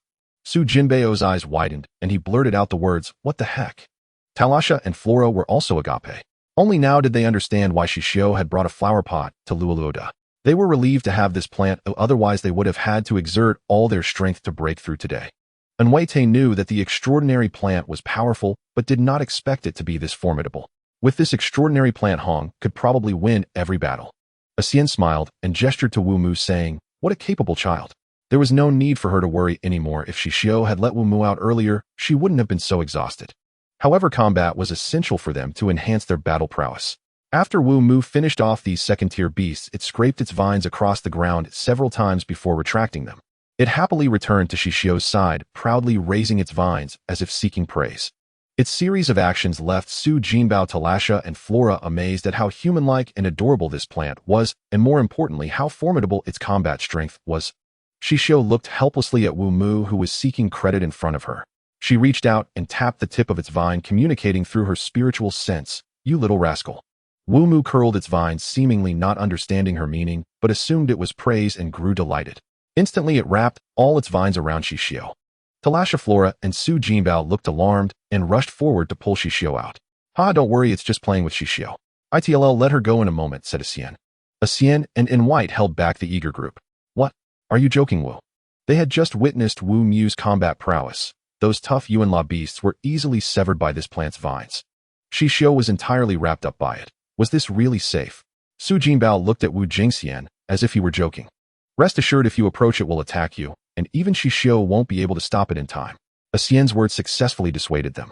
Su Jinbao halted, and sure enough, after a moment the plant released Hong Xian and retracted itself onto Xixiu's back, playing dead as a green plant. Then, remembering it hadn't fetched its flower pot, it stealthily extended a vine, hooked the pot, jumped down, settled itself, and carried the pot back to the nest Xixiu had made for it. Su Jinbao and Flora exchanged glances torn between laughter and fear of provoking it into a deadly attack. "All right, let's head back." Xixiu patted herself, casually brushing off the leaves Wu Mu had rubbed onto her clothes. "All right, let's go." Talasha and the other two were momentarily stunned. How did their teammate Hong possess such a powerful plant? And they had never heard of such a species. What a shock. Su Jinbao quietly approached In White. "Did you always know about Hong's plant?" "Yes. I noticed it when she didn't need us to keep watch last time." In White, though large and imposing, was remarkably observant. Well, it seemed he was the only one in the dark. Hong was really unfair not revealing such a massive trump card. He felt it might be best to just follow her lead, as it would be an easy victory. The six of them returned to the top floor of the abandoned factory under the fading light of the evening star. As they sat down to rest, their terminals suddenly flashed with a distress signal. Talasha opened it and saw it was from Team 828 of Xixiu, located 200 kilometers south of their current position. It was nighttime, and even at full speed their Team 626 would need over half an hour to reach them, perhaps longer. "I glanced at the positioning of our groups earlier. Kwang Bairu is closest to Xixiu, less than 100 kilometers away, but Kwang hasn't gone to their aid," Talasha said in confusion. Talasha was puzzled. When they arrived, Master Gu had stated that upon receiving a distress signal the nearest team must respond. Failure to do so would result in losing points and even deducting credits. But Kwang Bairu's position hadn't moved. Could they be in danger too, unable to assist? Xian and Xixiu exchanged a glance. "Let's save them." Since they had known Xixiu, she had been kind to both Xixiu and Xian, and they had become good friends. Xixiu and I will go in white pilot the mecha, Xian decided without hesitation. We're all going together. We're a team, we stand united. The other three voiced their agreement.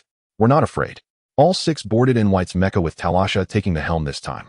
Xian needed rest to recover his spiritual energy, as did Xixiu. Once on the mecha, the two fell asleep, instantly needing to make every second count. In half an hour, their meditation technique could complete over 10 cycles, replenishing their spiritual energy fully. Talasha piloted the mecha steadily, and they reached the coordinates Xixiu had sent in 37 minutes. Xixiu and Xian awoke the moment the mecha stopped, refreshed and cleared with no trace of fatigue.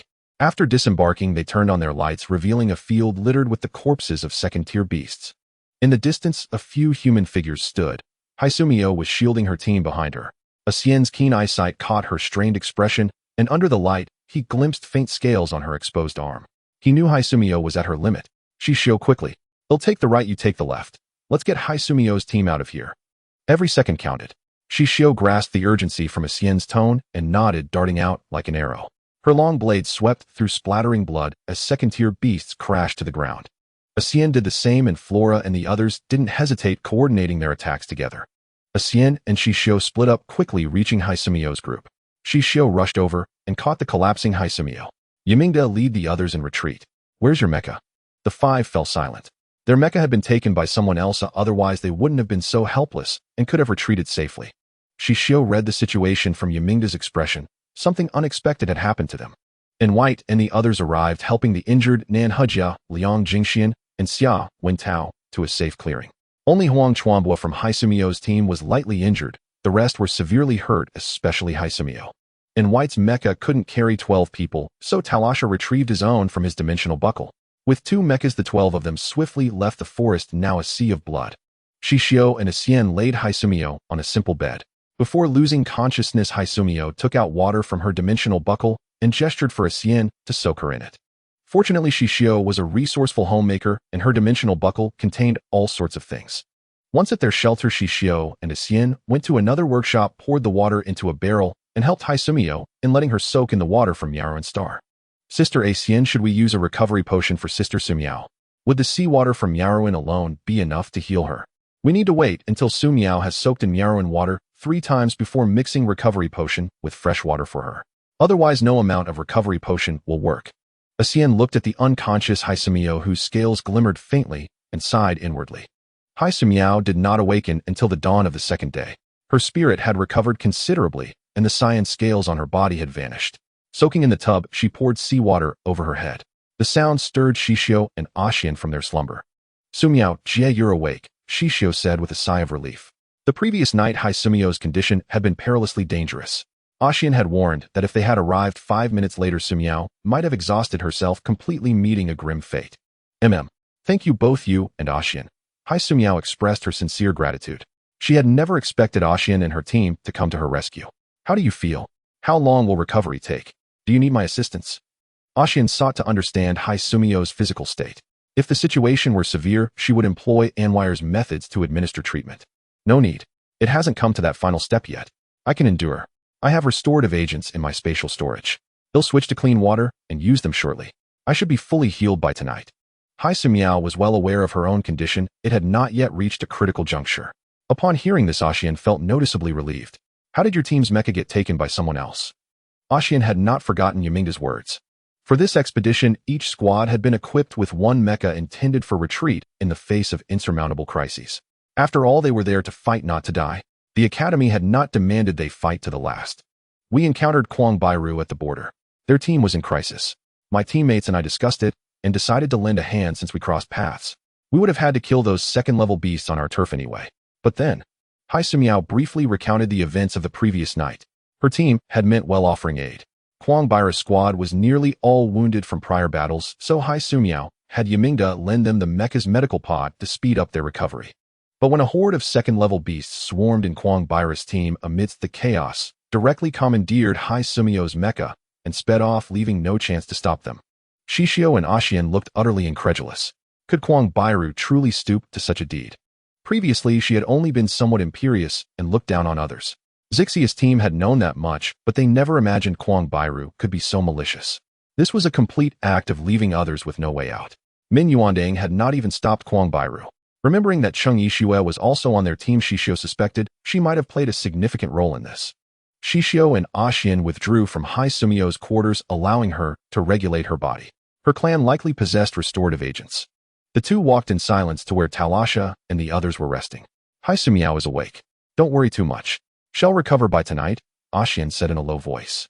Talasha and Frola had already learned from Yamingda about their squad's ordeal the previous night, and it disgusted them thoroughly. I never imagined there were people like that. It's truly rare, Frola fumed. This was the first time she had heard of such behavior. Who would dare to serve on a mission with someone like that in the future? Having teammates like that either meant waiting for death or exploding with rage on the spot. Nan Hejia and Liang Jingxian had mostly regained their composure, and their physical wounds had healed. They had just sent the account of last night's events along with footage from their terminals to Gu Jinyin and were now awaiting his reply. They all decided not to venture out today. They needed to ease their frayed nerves. Days of continuous combat had left them mentally exhausted, and their bodies required rest.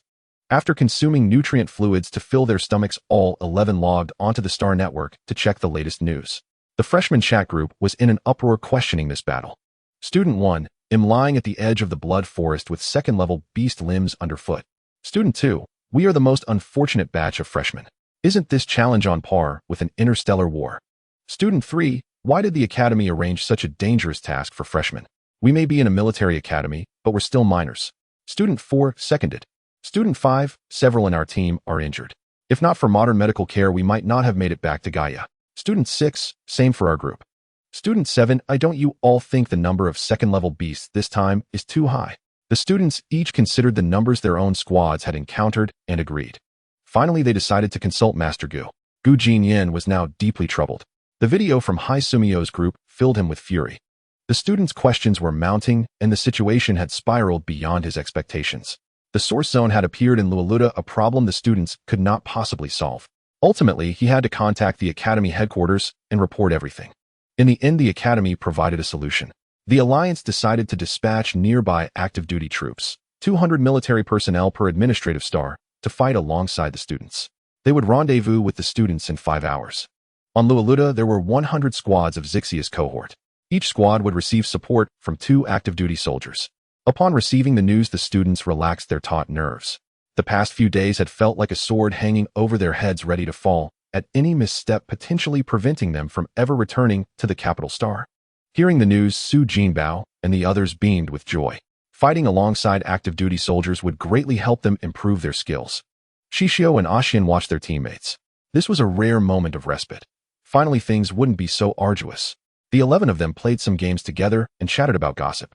But when the topic of Kwang Bairu came up, everyone fell silent. It was Su Jinbao who broke the silence. He recounted what had happened when Kwang Bairu had been in their squad, and everyone realized how selfish she was, refusing to listen to any advice. Relying on her 3-level mental strength, she not only bullied her teammates, but also preened with self-satisfaction. Even someone as capable as Xixiu was accused of holding the team back, and during coordination, she would only act according to her own will. Nan Hejia looked utterly baffled. Classmate Kwang was that impolite. Su Jinbao wore a mysterious expression. And that's not all. Guess what she did next? What? Did she go straight to the teacher? You guessed right. She went to Master Gu and claimed that since her mental strength was the best in our squad, she was just being responsible for the team. She even criticized Master Gu, saying he couldn't stand to see her do well, and even invoked the names of Kwang family ancestors. Su Jinbao had reliable sources. His friendship with Zhang Jixing was excellent. Everyone wore expressions of disdain. They never imagined Kwang Bairu was not only arrogant, but also claimed to be so powerful. Yet why had she still stolen their mecha? Take a guess. Su Jinbao said with a cheeky grin. Kwang Bairu's mental strength was likely in turmoil.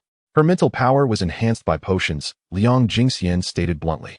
Everyone turned to look at Su Jinbao, and from his expression, they saw confirmation. Heavens! Kwang Bairu was a member of the Kwang family.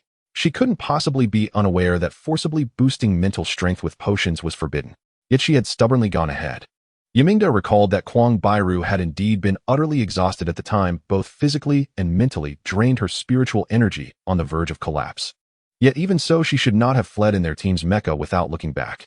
The 11 of them had been discussing recent events, and though Hai Sumio was recovering, she could still hear their conversation. Hai Sumio gazed at her reflection in the water, feeling the sting of weakness. Could it be true, as that person had said, that her strength was simply insufficient? She resolved to dedicate every moment to study upon her return, for knowledge was infinite, and she would not give that person further cause for mockery. This battle had revealed her vulnerabilities. Her clan was not born invincible. Both spiritual energy and physical strength could wane. To keep her body ever ready for combat, she needed far more rigorous training. Perhaps that person had been right about her weakness. Xixiu closed her eyes, letting the medicinal solution restore her body. By dusk, the 12 met Xixiu fully healed. I thank Squad 626 for their timely aid. I, Xixiu, owe you a debt. As long as it aligns with the Alliance's laws, I shall do my utmost to repay it. Xixiu offered the most solemn vow of the Meow Run fishfolk. Captain Hai of Squad 828 is too kind. We had the time, and your squad had been stationary. Besides, Academy regulations mandate our support. Talasha spoke as the captain. The other members of Squad 828, like Xixiu, expressed their heartfelt gratitude to Squad 626, tinged with lingering fear. Had they arrived a moment later, they would have been lost entirely. Our squad shall be bound by life and death from this day forth.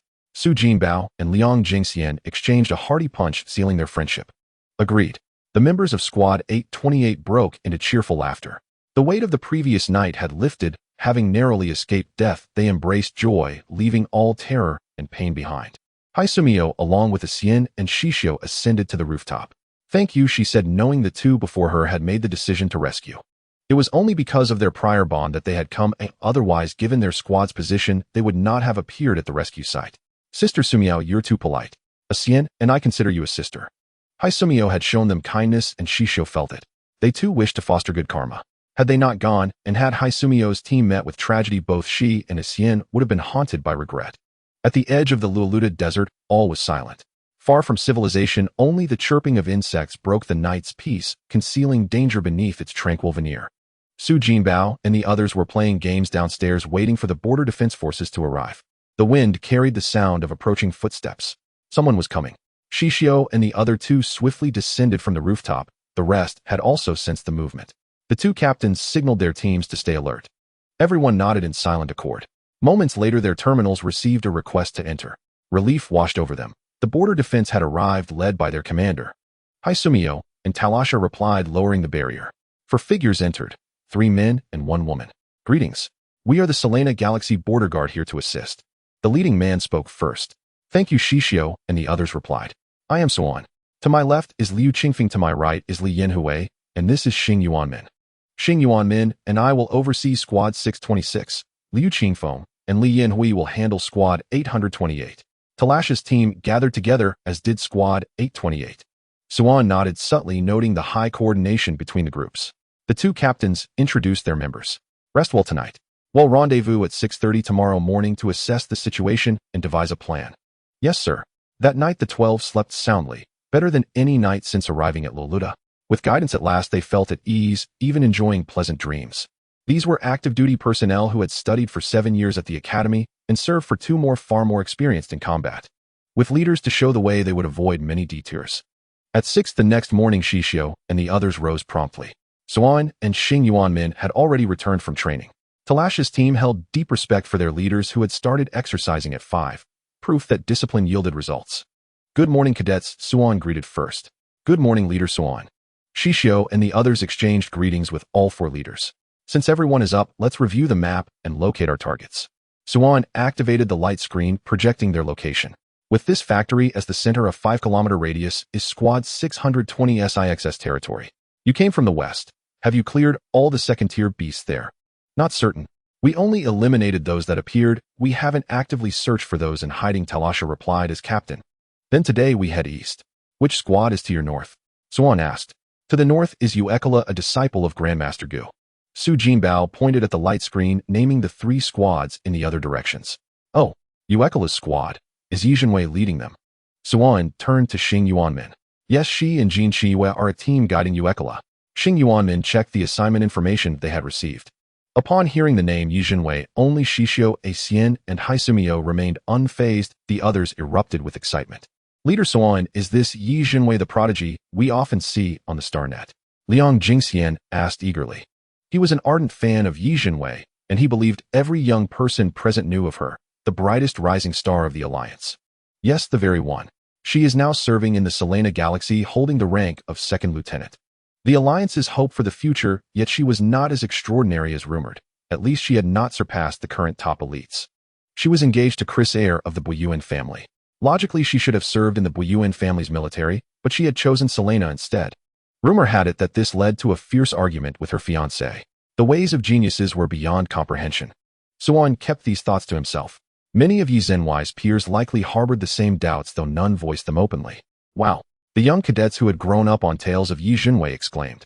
Leader Suan, if we go north, will we get to meet Second Lieutenant Yi? Yes. Suan found the starstruck children endearing, though he hoped they wouldn't be too disappointed. Suan and Xing Yuanmin exchanged a glance.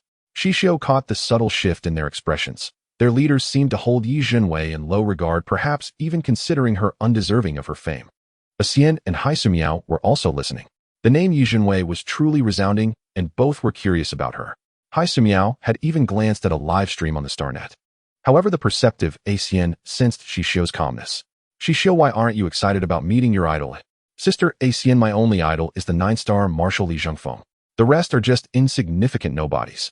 Xixiu's expression was utterly serious. Haha, Xixiu's way of putting it is great. I like it. Thorn was also astonished, as it was rare for someone their age not to admire Yi Zhenwei. After all, when Yi Zhenwei first appeared, she was exceptionally dazzling. They too had once held respect and envy for her. But after meeting and interacting with her, well, let's just say it was a matter of character. Since we've decided, pack up and move out. Bring all your gear. Tonight we'll find another place to set up camp. Thorn and Xing Yuanmin took the lead and departed. Xixiu and the others parted ways with Xixiu at a fork in the road. Xixiu and her group were heading back to their own territory to complete their mission.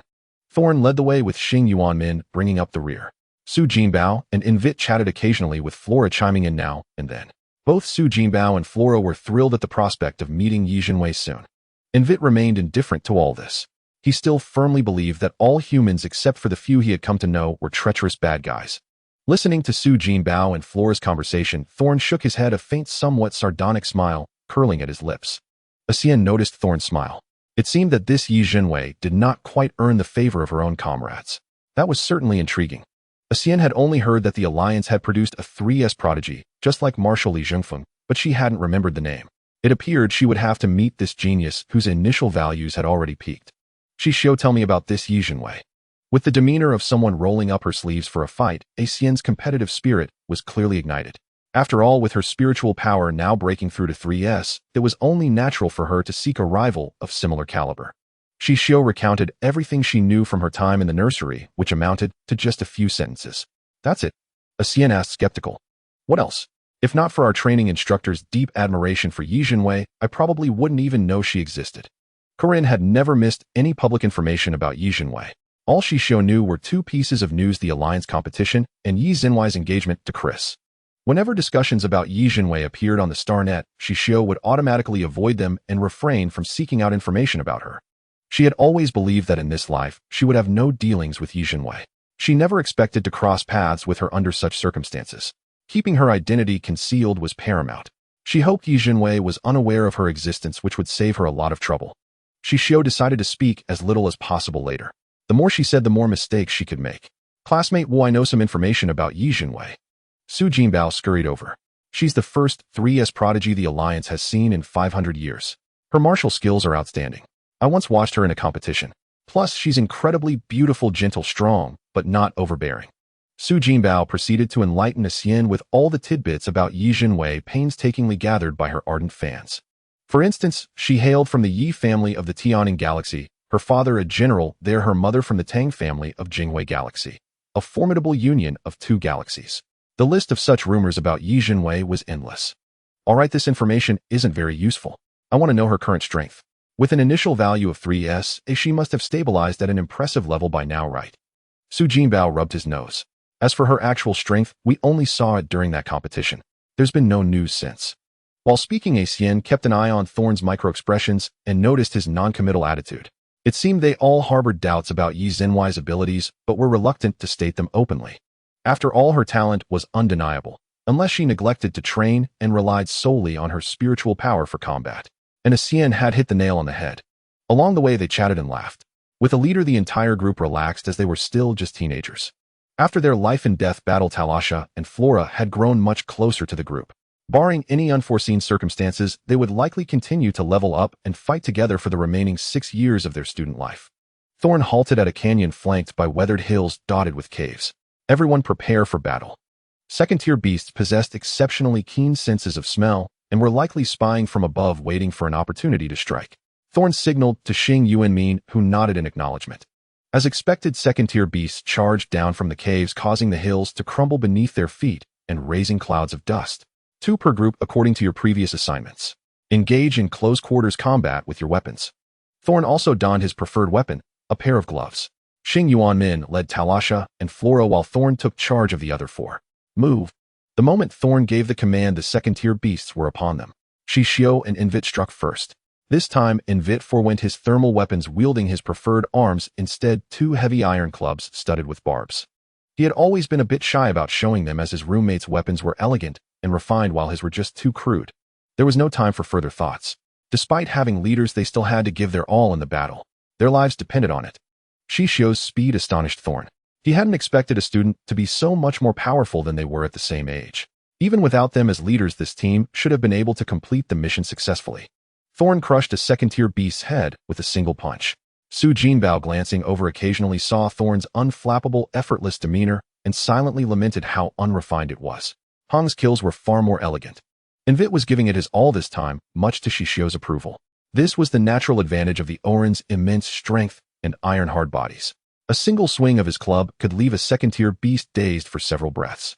Attracted by the scent of blood, more second-tier beasts sprang out from the caves on the hills.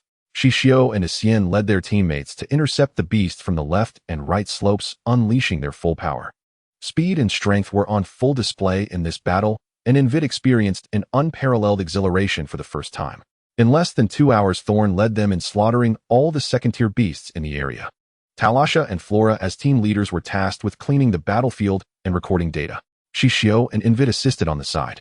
Thorn asked Su Jinbao, "Your team is so formidable that you could have completed the mission without us. Who taught those 2 young ladies?" "Brother Thorn, Hong and Wu have no masters. Wu is from Anwal, and Hong wasn't accepted by Master Gu. I heard she's self-taught." Thorn raised an eyebrow in disbelief. How could the school's teachers let such promising talent slip away? Su Jinbao was not particularly familiar with Xixiu, but ever since getting to know Hong, her self-discipline and diligence had been evident to all. He briefly described the intensity of Xixiu's training. Thorn nodded. Such a child was truly endearing, especially within the Legion. Thorn smiled warmly as he watched the busy Hong Xixiu. This child would achieve great things in the future. If she continued on this path, she would undoubtedly rise far higher than their current positions. Thorn patted Su Jinbao on the shoulder, nearly knocking him over. "Stick close to your teammates. You have good judgment." "I got it." Su Jinbao felt a sense of pride. Xing Yuanmin stood nearby, observing Xixiu and the others methodically recording data. Thorn approached her. "They're far better than we were back then." Xing Yuanmin knew who he meant. I remember back then I was nearly scared stiff. I couldn't have been this composed." This girl possessed extraordinary composure, as if the life-and-death battlefield she was about to face was merely a journey. Once Talasha and the others finished tallying the data and submitted it to Gu Jinyan, Thorn led them forward. Their destination was the border with the northern region, where the source of this second-tier beast outbreak lay. They rested several times along the way. Xixiu wondered why they didn't use transportation for the forced march, but simply treated it as exercise. After over an hour of marching, they reached the border with the northern region. The air was thick with the stench of blood, a clear sign of a fierce battle that had just taken place. Following Yokaira's positioning, Talasha and Thorn tracked them down. Yokaira and her team had set up camp deep within a hidden canyon. Xixiu and Ashian walked side by side ahead of Xing Yuanmin, neither of them looking around. Lieutenant Yi, Thorn leads Squad 626, reporting for support. Thorn saluted according to protocol, adhering to the basic alliance and warrior etiquette. Wait over there. He'll make arrangements after reviewing the terrain map." Yi Jinwei didn't even glance at Thorn, merely speaking with her head down. Long accustomed to this, Thorn and Xing Yuanmin led Squad 626 to rest and reorganize. Upon seeing Yi Jinwei, Ashian felt an inexplicable dislike for her. The Anweilers only decided on future interactions based on first impressions, so she lost all interest in challenging her. She sat quietly beside Xixiu. Xixiu closed her eyes to rest. Seeing this, Ashian also shut her golden eyes, and with a single breath entered a state of spiritual energy training. The kills of second-tier beasts during the march had consumed much of their energy, which urgently needed replenishment. Yokaira and Zhang Jixing were at the other end. Yokaira already knew Squad's 620 SIXS record. It far exceeded their team's. She hadn't expected Hong Xixiu and Wu Jingxian to be so formidable. Neither Talasha nor Flora could surpass them. The combat videos uploaded by Squad 626 clearly showed their superiority. Yokaira pursed her lips tightly. Zhang Jixing, unlike Yokaira, wasn't so emotionally stirred. He found Squad 620 SIXS battles brilliant, but perilous. High strength and excellent results were only natural. His master was right. He still needed to work harder. Yi Zhenwei looked up after studying the terrain map. At 24, with only a year until adulthood, she had blossomed into a graceful figure. Her delicate, tender aura gave her an air of pitiable charm, a stark contrast to many of the Alliance's beauties. She had recently been promoted to lieutenant, the fastest promotion among her cohort entering border service. Thorn had once been her rival for the same position. Yi Zhenwei glanced around and noticed a golden-haired Anweiler among the newcomers. Elation surged within her. She quickly approached Wu Jingxian, ignoring that Axian was resting. She spoke aloud and even patted Axian's shoulder. "Hi, I'm Yi Zhenwei with a 3S talent. Pleased to meet you." Startled from her rest, Axian opened her golden eyes, fury blazing within them. The color deepened as if gold liquid might drip out. "How can you be so rude? Can't you see him resting?" Xixiu was taken aback. She had sensed Yi Zhenwei's approach, but kept her eyes closed to see what she would do. Axian's tone was exceptionally irate. Being disturbed during rest was nearly unbearable. Xixiu marveled at Axian's agitation. Axian was never so outwardly emotional. Most of the time, she was quiet, gentle, and composed. Now her spiritual energy was surging on the verge of eruption. Xixiu quickly intervened. Feeling Xixiu's calming presence, Axian's aura subsided. Yi Zhenwei stammered, "I just wanted to greet you. You're very beautiful." Her expression was truly pitiable. But Axian couldn't care less. Who in the world introduced themselves by flaunting their talent like that? Even Wu Jingxian wouldn't dare. Xixiu also couldn't fathom why Yi Zhenwei looked at Axian with such delighted surprise. "You're Anweiler. Do you know Qing Shi Hao?" Yi Zhenwei gazed at Axian expectantly, her face flushed with girlish shyness. Xixiu was even more bewildered. What was this act of coyness directed at Axian all about? Thorn sneered from the side. Yi Zhenwei was truly something. Xing Yuanmin also watched her with amusement. The rest of Squad 626 were utterly confused. Yokaira and Zhang Jixing were baffled. Everyone present couldn't figure Yi Zhenwei out. "I don't know him. And please step aside. I'm going for a walk." Axian felt this woman must be possessed by some strange energy. Why else would she act so bizarrely? Who would know someone from the Qing family? Absolutely not. No way. Axian stormed off in a huff. Xixiu followed her, unsure. What about Yi Zhenwei had struck a nerve? Yi Zhenwei had only mentioned the name Qing Shi Hao. Could that be what upset Axian? After walking 100 meters, Axian finally regained her composure. Deep breath. "Don't be angry." Xixiu followed, quietly asking nothing. Sister Axian's resilience was excellent, and she would recover soon. "Xiu, how can there be such an annoying person in this world?" Axian sighed. "I don't know. If you don't like her, just ignore her. I believe you can do that in this star sector, Sister Axian." Xixiu smiled sweetly. Axian reached out and pinched her cheek. "Our Xixiu is the best. So handsome, I want to hide you away. That one just now is too weak. One kick and she'd be back in her mother's womb." Axian spoke through gritted teeth, as if she bore a deep grudge against Yi Zhenwei. "All right, when it comes to beauty, you and Sister Sumiao are the true stunners. Too bad I'm not male. Otherwise, when it's time to submit a marriage application to the central AI ID, pick someone based on your looks." "Huh." Xixiu delighted in the thought. Seeing Xixiu laugh, so carefree, Axian let go of the earlier incident. But she hadn't expected Yi Zhenwei to be so persistent, even abandoning her leadership duties to follow her around all day. When Xixiu and Axian returned, Su Jinbao and In White stepped forward, their eyes questioning Xixiu. She nodded, signaling that all was well, and only then did they relax. Axian and Xixiu went back to Thorn's side, where Talasha and Flora looked at her with concern. Axian beamed a radiant smile at everyone. "I had a bit of a temper earlier. Don't mind me." Everyone laughed inwardly. If that was just a temper, then she had practically wanted to flay Yi Zhenwei alive. Yi Zhenwei saw Wu Jingxian return. She had already learned his name from Yolanda. As she moved to approach him again, Axian took the initiative to meet her, determined to understand Yi Zhenwei's intentions. "Hello, classmate Axian. I'm Yi Zhenwei, currently serving in Selena, recently promoted to second lieutenant." This time, Yi Zhenwei had learned her lesson. "And then, what do you want? Speak plainly." Axian had no patience for Yi Zhenwei's evasiveness. "I just wanted to ask about Qing Shi Hao. Where is he now?" Yi Zhenwei spoke with utmost awkwardness, as if meeting an elder of her beloved. "What? Who was Qing Shi Hao, and what did he have to do with her?" "I don't know who you're talking about. And please don't ask me again." "Thank you." With that, Axian turned away with an aloof expression. "How can you not know? You're from Amwell, aren't you?" His mother is also from Anwal. Yi Jinwei blurted out the words hastily. Xian spun around abruptly, the storm she had just barely suppressed threatening to erupt again. Say that again. Her golden eyes fixed on Yi Jinwei, who flustered but pressing on said, his mother was Anwal's eldest princess Jingxi. Qing Shi Hao is now the heir of the Qing family. Everyone in Anwal should know that. Yi Jinwei spoke with pride as if talking about her own intimate. Xixiu far away overheard with the alliance's extraordinary hearing. She thought to herself, trouble, Xian is going to explode. Before she could intervene, Xian had already struck. Caught off guard, Yi Jinwei had no choice but to parry the attack. Su Jinbao and Talasha, thinking of Yi Zhenwei's talent, moved to help Xian, but Thorn and Xing Yuanmin stopped them, shaking their heads. Xing Yuanmin added, don't worry, Wu Jingxian can crush Yi Jinwei. Oh, really? Su Jinbao, Talasha, and Flora looked skeptical. Xixiu watched a few times and relaxed. Xian was safe, but Yi Jinwei was in a precarious spot.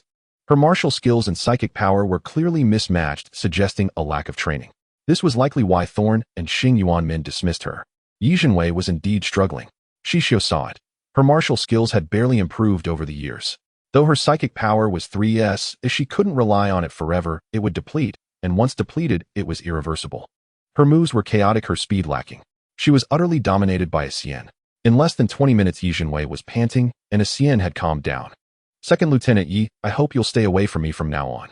And do familiarize yourself with Anwal's taboos. Anwal now has only 2 princesses. Eldest princess. That doesn't exist. With those words, Xian turned and went to Xixiu. Xixiu handed her a bottle of water. Xian gulped it down, but her anger still simmered. Yi Jinwei was confused until Yolanda finally explained Anwal's taboo. Under no circumstances should the name of the eldest princess, Jingxi, be mentioned. But shouldn't Jingxi be a source of pride for Anwal? Yi Zhenwei's doe-like eyes showed her bewilderment at Yolanda's words, yet she committed it to memory. Xixiu looked at her, unsure how to describe it. She was nothing short of a pure, flawless lily-white flower. Her engagement to Chris was known throughout the Alliance, broadcast live on the Starnet. Xixiu remembered Yi Jinwei smiling with such sweetness and pride. Yet here she was inquiring about the Qing family heir with a coy expression. Others might not see it, but Xixiu, who had been through it, understood clearly. But was Yi Jinwei so blatantly disregarding the Buyuan family? How could Chris let his fiancée serve in Selena instead of keeping her by his side? Unfathomable. Xian returned to her tent, leaving Su Jinbao and Flora stunned. Had they overestimated the strength of a 3S, or was Wu Jingxian just that powerful? It must be the latter. Xian logged onto the Starnet and contacted Wu Jingxiu, directly telling him about Yi Jinwei, and then cursing Wu Jingxi thoroughly. Wu Jingxi replied simply, don't interfere. Let it be. Anwal had already made its decision regarding Wu Jingxi. It was not for others to question. Anwal had its own rules. When Xixiu entered, she saw Xian pouting, clearly displeased. She handed Xian a box of snacks, and Xian's face lit up with joy. You're the best, Xixiu. The absolute best.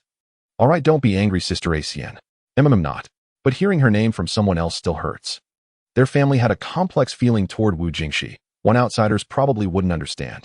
Anwal's emotions came slowly. They couldn't fathom why Wu Jingxi had developed such intense feelings for that human.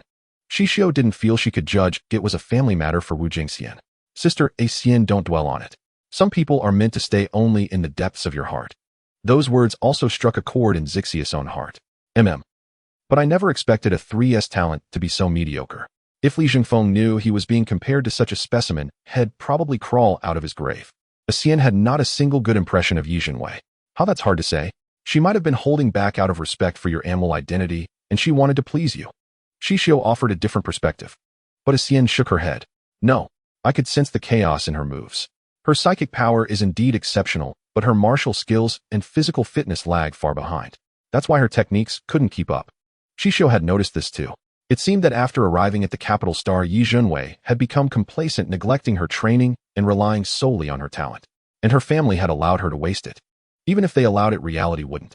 Did Yi Jinwei have no judgment of her own? Xixiu felt that something must have happened to Yi Jinwei after coming to Gaia, causing the mismatch between her strength and talent. No matter how gifted, without diligent training, one would be overtaken by latecomers. And in this vast sea of stars, no one owes you anything. Su Jinbao and Flora were still reeling from the shock of Yi Jinwei being outmatched by Wu Jingxian, their faces etched with disbelief. Could this really be a 3S talent? Was it all a sham? They exchanged a glance and decided to go have a word with Captain Thorn. Thorn was entangled by Su Jinbao and Flora, feeling helpless. Why don't you ask your teammates? Then you'll know if that was truly Lieutenant Yes' real strength. I'm not in a position to answer that. Leader Thorn, just nod or shake your head. Flora said with a gossipy expression. You should be able to feel it during tonight's attack, Thorn said with an air of mystery. The question of Yi Zhenwai's strength was a taboo in Selena. Everyone had seen how she earned her lieutenant rank, and it was rare for someone to remain stagnant after 2 years of service. After all, their training was 10 times harsher than in school, with each session a struggle between life and death. No one failed to push forward, except Yi Zhenwei. She seemed to have plateaued at her peak, and after being stationed at the border, her strength never improved. More precisely, it stopped after she met Qing Shihao. All right. Su Jinbao and Flora returned to their group with questions. Talasha was reviewing information shared by other teams. So far, 626 had completed their kill mission, having taken down no fewer than 100 second-level beasts, securing their credits. Coming to the northern outbreak source of second-level beasts was another task their group had received. Thorn was studying the northern terrain map. Xixiu and Ashian finished their private chat and rejoined the group to review the upcoming mission. The northern terrain was far more complex than the west, with jungles and lakes. The outbreak source of the second-level beasts was in a canyon where the magnetic field seemed unusual. Thorn was analyzing the report, and Xing Yuanmin was also filtering useful data. Here, our single weapon likely won't be enough to destroy the passage. Xing Yuanmin pointed to the center of the canyon, where a cave entrance was faintly visible. The physics department will provide the required weapon energy soon. Just wait 5 more minutes. Thorn was monitoring the information from Selena. If one wasn't enough, they'd use 2. The mission had to be completed. Xixiu and Ashian were confused. Why would such a task be assigned to newcomers like them? For the personnel arrangement, your main job is to eliminate any second-level beasts that escape. Make sure not a single one remains. Leave the rest to the other leaders. With 200 people, they needed to handle 5 outbreak sources. The others who were to join the northern mission should arrive soon. Understood. Xing Yuanmin was reviewing the data when a discrepancy suddenly appeared. Thorn, there's an anomaly. The explosion might not achieve the expected results. Thorn looked at the data Xing Yuanmin pointed out and nodded. Let's wait. The physics department usually handles these issues quickly. Talasha have everyone put on protective suits and wear defensive gear over them. It's mandatory. Thorn instructed Talasha to inform the other members of 626. Xixiu and the others didn't hesitate to put on both layers of lightweight protective gear. 5 minutes later, the physics department gave the exact energy requirements. The small atomic weapons they had would need 6 to destroy the passage. You and me, how many did you bring? 1. Yi Zhenwei should have 2. Yi Zhenwei's partner Jin Shiyue was cautious and would likely compensate for what she overlooked. The incoming teams should also bring weapons, so we should have enough. Thorn checked the locations of other teams. They would need about 2 more hours to arrive. It was now 7 p.m. in Luluda. Starting at 9 p.m. should be just right. Thorn left the tent to find Jin Shiyue, but Jin Shiyue came looking for him first, looking pale. He stormed into the tent, ignoring the students, and cursed, "What the hell?" Thorn rubbed his nose. Jin Shiyue was known for his good temper. If he was this furious, that young lady must have caused him trouble again. Jin Shiyue, the students are here, Xing Yuanmin reminded him. So what? If she dares to do it, she should face the consequences. You don't know? Both weapons I was issued. She lost them. Xing Yuanmin was shocked. Lost the weapons? Exactly. I had them stored properly, but the young lady said she wanted to show the students to broaden their horizons. After the demonstration, she kept them on her person. She didn't put them back in the special space button, and while out she lost them somewhere. Jin Shiyu's face twisted in frustration. If he could change partners, he would have long since distanced himself from Yi Zhenwei. Thorn quickly asked, where did she go? When did she lose them? Let's use the weapon tracking system. I just checked. They're 100 kilometers away. It would take over 2 hours to retrieve them, and they're still moving. Jin Shiyue was at his wit's end. Then we'll have to request reinforcements from above. The combined weapons of all the leaders aren't enough to make 6. There's no time, Xing Yuanmin said, looking at the void in the source. If we can't destroy this passage before 9 p.m. tonight, more boundary creatures will cross over. What would come through no one could predict. Thorn's head ached. This was his first mission encountering such a situation. What weapons do the students have? Can we use all of them? Talasha brought out the weapons issued to 626. They were all laser weapons, no atomic ones. Even if there were, it would be a drop in the bucket. The students' weapon energy was far from sufficient. Have Master Gu or Selena airdrop them or teleport them here. It was the only option. Uekala and the others were unaware of the severity. Yi Zhenwei was leisurely sharing stories of her service. Although Zhang Jixing and team member Xian Zichuan questioned her strength, they attributed it to Wu Jingxian and Anwire native being too formidable. Han Jejia and the others listened, admiring Yi Zhenwei. Lieutenant Yi, we all watched her engagement to the heir of the Buyuan family. It was so grand, so dreamy. Before Han Jejia could finish, Yi Zhenwei's expression darkened. Tan Xingchuan quickly pulled Han Jejia away. Are you stupid? She was asking Wu Jingxian about the heir of the Qing family this afternoon, and now you bring up the Buyuan family. Use your head. Tan Qingchuan said bluntly. Han Jejia hadn't been there then, so she didn't know Yi Zhenwei had been asking Wu Jingxian about someone, a man judging by the name. No way. I didn't hear about that in the afternoon. I didn't know. She's engaged to Chris, the whole alliance knows. I didn't say anything wrong. She still carries the title of Chris' fiancé. Tan Qingchuan looked at her partner in exasperation. That's true, but if Yi Zhenwei gets angry, can you handle it? Fine, I'll remember. Han Jejia was also frustrated. Was it not an unspoken taboo in Anwire to ask or talk about it? She recalled a rumor that had once circulated at school. Han Jejia was astonished.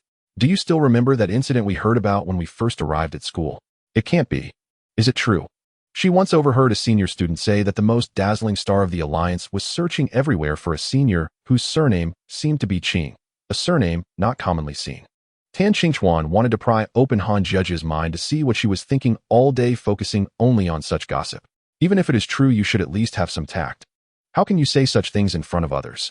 After hearing Tan Qingchuan's words, Han Jejia mentally exclaimed several expletives. Yi Zhenwei intended to string along Chris of the Buyuan family, while simultaneously pursuing the heir of the Qing family. Heavens! Truly the minds of geniuses were beyond their comprehension. They were utterly intimidated. But wasn't the alliance a matchmaking system? Could the major families be exceptions? An engagement also imposed constraints on both parties. Regardless of the type of marriage, loyalty and fidelity were required. Shouldn't everyone in the alliance know this? Unable to fathom why Yi Zhenwei disregarded this, Han Jejia stopped pondering and returned to the gathering point with Tan Qingchuan. Yi Zhenwei had already retreated to her tent, and Kyra cast a warning glance at Han Jejia. Receiving Kyra's look, Han Jejia didn't think she had committed a fundamental error. The entire alliance knew she was engaged to Chris. Was she not allowed to mention it? It wasn't one of those universally acknowledged taboos like the eldest princess of Anwil.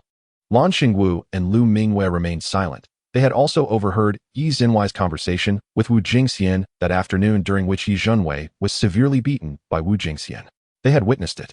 Such gossip was best discussed privately and not brought up openly, especially in front of those involved. The members of Kyra's team experienced a significant shift in their perception of Yi Zhenwei. She plummeted from an unattainable lofty genius to a position on par with themselves. Back in her tent, Yi Zhenwei was furious. She sent a video call to her mother, Tang Yongyu. I told you from the start not to engage me to Chris. Now the entire alliance knows I am his fiancé. Yi Zhenwei's expression was terrifying. She shattered a cup she had grabbed at random, her tone seething with rage, showing signs of losing control. Tang Yongyu seemed accustomed to this demeanor. Zhenwei Chris is a good match. The Buyuan family now controls nearly half of Gaia's power. How could someone like Qing Shihao be worthy of you? I don't care. Qing Shihao must be mine. How can Chris compare to him? Haven't you met Qing Shihao too? In terms of appearance and ability, Qing Shihao far surpasses Chris. More importantly, Qing Shihao possessed the bloodline of the Anwil royal family, a secret Yi Zhenwei had learned from her father Yi Yunhan. Tang Yongyu was at her wits' end with Yi Zhenwei. They never anticipated she would develop such a temperament. Though signs had been there, it was too late to change her. Thinking of how Chris had recently been trying to transfer Yi Zhenwei to serve on his battleship, hoping to persuade her, Tang Yongyu knew that Yi Zhenwei had never been one to heed her parents' advice.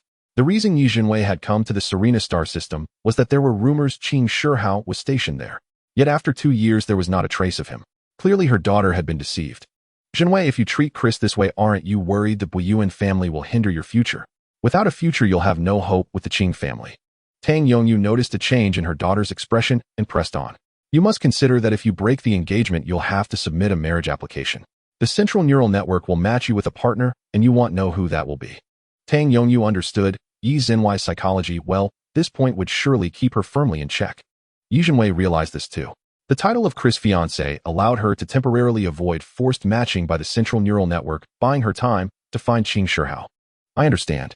I will make the Qing family see me in a new light, Yi Zhenwei declared confidently. Since her appearance at that competition, she had never fought anyone else. When she entered the first military academy, the school granted her leniency in all subjects due to her talent. Initially, Yi Zhenwei was indeed exceptional, and the academy saw her as a future shining star. But after the first year, everyone noticed Yi Zhenwei had become too delicate. She was extremely perfunctory in training, and after meeting Qing Shihao, she devoted all her attention to him. The school administration contacted Yi Yunhan and discovered they had never allowed Yi Zhenwei to receive the blocker injection. When asked why, Yi Yunhan claimed it would affect the extension of Yi Zhenwei's spiritual power. Everyone was utterly exasperated. No wonder her maiden heart had run wild. Later, at the request of the Qing family, the school invited the Alliance's most authoritative medical expert to conduct a comprehensive examination of Yi Jinwei. After confirming that the blocker had no side effects, they forcibly administered the injection to Yi Jinwei, which somewhat improved her condition, granting Qing Shihao a few years of peace. Unexpectedly, after graduation, Yi Jinwei relapsed and insisted on going to the Serena star system to follow Qing Shihao. The incident caused a major uproar at the time, but the Buyuan family stepped in to suppress it, preventing it from being posted on the Star Network. Chris was furious when he learned of this, and even confronted Qing Shihao. However, Qing Shihao dismissed both of them, rebuffing Chris with a single sentence: "Keep an eye on your own fiancée. I have no interest. Even if she had 5S talent, I wouldn't come within 100 meters of her." Members of the Qing family did not marry for profit. Many waited until they were of age for the central neural network to match them. He expected the same for himself. He was utterly exasperated by Yi Jinwei. The news of Qing Shihao being in Serena was deliberately spread by him. Now at the Heian Fortress, Qing Shihao was on a mission with his teammates. After Yi Jinwei ended the video call with Tang Yongyu, Chris' call came through. "Jinwei, the situation on Lorota is very perilous. Perhaps you should come back." Chris was deeply worried about his fiancée. Though they had rarely been together since their engagement, he had already taken her to heart. Yi Jinwei would come of age at the end of the year, and he had already scheduled their wedding. There was no reason, given the Buyuan family's power, for them to remain separated. But when he discussed this with his father, the latter fell silent. "Chris, are you certain Yi Jinwei will be a suitable partner?" "Father, Qing Shihao has no such intentions. Jinwei is just temporarily blinded by reality. Besides, I believe our child will be the next 3S. Chris remembered answering that way at the time. But now, looking at Yi Jinwei's expression, he felt a flicker of doubt for the first time. Yi Jinwei was far from happy. She pursed her lips, staring defiantly at Chris on the screen. "I want to leave Serena and go to the Heian border fortress. After 2 more promotions, if possible, I'll consider marriage." At that moment, Yi Jinwei was an utterly arrogant queen, as if the entire alliance should bow to her. Chris caught the underlying implication and suddenly laughed. In Yi Jinwei's eyes, what had he become? A stepping stone for her advancement. Jinwei saying this, where does that leave me, and where does it put the honor of my Buyuan family? Chris finally voiced the words he had dared not speak all this time. "Didn't you say you liked me? If you truly do, why can't you even do this one thing for me? Is this what you call affection? How cheap?" Yi Jinwei said, lifting her chin slightly, her expression a mix of contempt and impatience. Chris' heart ached with a dull pain at that moment. 7 years since their engagement, he had stood by her side. Adding the years since she first arrived in Gaia, it had been 12 years. Only to earn a look of disdain from Yi Jinwei. Bound by the promise of their engagement, Chris decided to make one final effort. "Jinwei, this is the last time. I hope you mean what you say." After saying this, Chris ended the video call. The heart that had once raced for Yi Jinwei now yearned for silence. After her conversation with Chris, Yi Jinwei stayed in the tent, pondering the information Hilo had disclosed to her. Her mind had already flown to the Heian Fortress. The operation was set to begin at 9 that night, and the necessary weapons had been airdropped precisely on time. Thorn had already retrieved the space buckle containing the weapons, all of which were kept by Xing Yuanmen. "One last reminder, you are responsible for the kills, nothing else. Do not remove your protective suits under any circumstances and retreat, as ordered." "Understood." Thorn reiterated to Squad 626 and Uekala before departure. He glanced at Yi Jinwei, only to find her lost in thought, even at this critical moment. Xixiu and the others followed Xing Yuanmen's pace. The forced march from the camp to the canyon would take over 20 minutes. It was a pitch-black night, and though they had night vision goggles, it was still less convenient than daylight. Uekala remained silent while Zhang Jixing exchanged combat experience with Su Jinbao, occasionally supplemented by Flora. Xian ignored the look Yi Jinwei cast her way. If not for the rule that Anvilians could not directly attack humans, Shiwu Jingxian would have activated a mental shield long ago. Yi Jinwei had asked her follower Hilo to look into Wu Jingxian's background, and the information was likely to arrive soon. Why were Anvilians appearing in Gaia? Was it related to Grand Princess Jingxi? She desperately wanted to know. Her parents had never told her about the Anvilians' taboos, and her careless words had enraged Wu Jingxian. Yi Jinwei was at a loss. Qing Shihao had long taken root in her heart and sprouted, becoming an obsession. She would try every possible way to reach him. If she had channeled even half the obsession she had for Qing Shihao into her training, her talent would not have been wasted, at least not now. On the way, Su Jinbao, Zhang Jixing, and Flora chatted animatedly. And White remained silent, as he was not a man of many words. Han Jejia and Tan Xingchuan kept pace with Xixiu and the others. Xian was using her psychic power to scan the surroundings. "Xixiu, don't you think it's too quiet here? If there were second-tier beasts, the canyon should be filled with their sounds." Xixiu also probed the area. Indeed, I don't hear any other teams approaching either. The other squads had already set out and should have converged before they reached the canyon. By their estimated speed, the reinforcements should now be less than a kilometer away. Yet when she extended her psychic sense, she detected nothing. This was abnormal. Xing Yuanmin seemed to sense the anomaly as well. Thorn, something might be wrong. The other leaders haven't arrived on schedule. What do we do if we don't have enough weapons? Thorn immediately tried to contact the others, only to find that the star network was down. How could this happen? He quickly switched to the backup communication network and discovered that the others were stalled less than 5 kilometers away, completely motionless. Jin Xixiu also noticed the abnormality. They seemed trapped in a sealed environment, unable to hear any external sounds, only each other's breathing. Thorn pulled up the real-time surveillance and accessed the data with override authority. Jin Xixiu strode quickly to Thorn's side. This was their only option, otherwise without effective information they would be trapped here. Thorn acknowledged, connecting the backup terminal and bringing up the real-time surveillance feed. The central AI marked their location, but the surrounding area was completely blank. No one. Halt and rest in place. Stop advancing, Thorn ordered. Thorn, I'm a second lieutenant here, and I haven't said a word. What do you think, I'm dead? Yi Jinwei sneered. Second Lieutenant Yi, I apologize, but this concerns the lives of the students. Both Jin Xixiu and Xing Yuanmin have agreed to my override command. Please step aside. How I'll see about that. Just don't get these future blossoms killed here. At least I can use my psychic power to fight. What talent do you have? Such words were unbelievable coming from Yi Jinwei. Zhang Jixing and Su Jinbao exchanged a silent glance, and Su Jinbao cursed under his breath, damn it, screw you.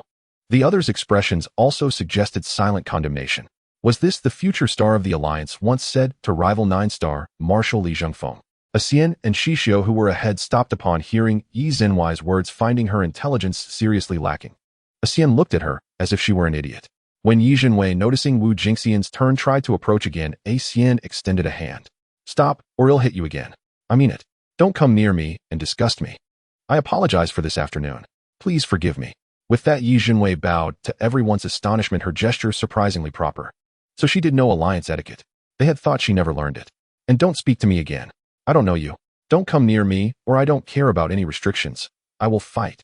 Xian decided this would be her last word to Yi Jinwei. Yet Yi Jinwei's expression gave her goosebumps. Yi Jinwei's entire focus was on Xian. Meanwhile, Thorn, after consulting with Xing Yuanmin and Jin Xixiu, decided to proceed with the original plan. You and me deploy the combat robots. Back up the data. Xing Yuanmin agreed. The group advanced in silence. Thorn sent the situation report to Selena and also streamed it live to Gu Jinyan. Gu Jinyan's signal was intermittent. He noticed that several squads were unreachable, a situation that had never occurred before. He dispatched an emergency unit, deploying them directly via coordinates, and went himself. Upon arrival, he too sensed the anomaly. The source land was eerily silent. All second-tier beasts lay prostrate on the ground. Gu Jinyan's pupils contracted. Was this a king avoiding a king? Thorn and his team were preparing for the mission. The second-tier beasts lurked in the shadows with no intention of attacking. The 12 students from the 2 squads remained on high alert. They too noticed the abnormality. The beasts seemed to be waiting for something. Master Gu, you've arrived, Thorn said, frowning as he stepped forward to greet Gu Jinyan. What's the situation? Is there a significant energy fluctuation in the source land?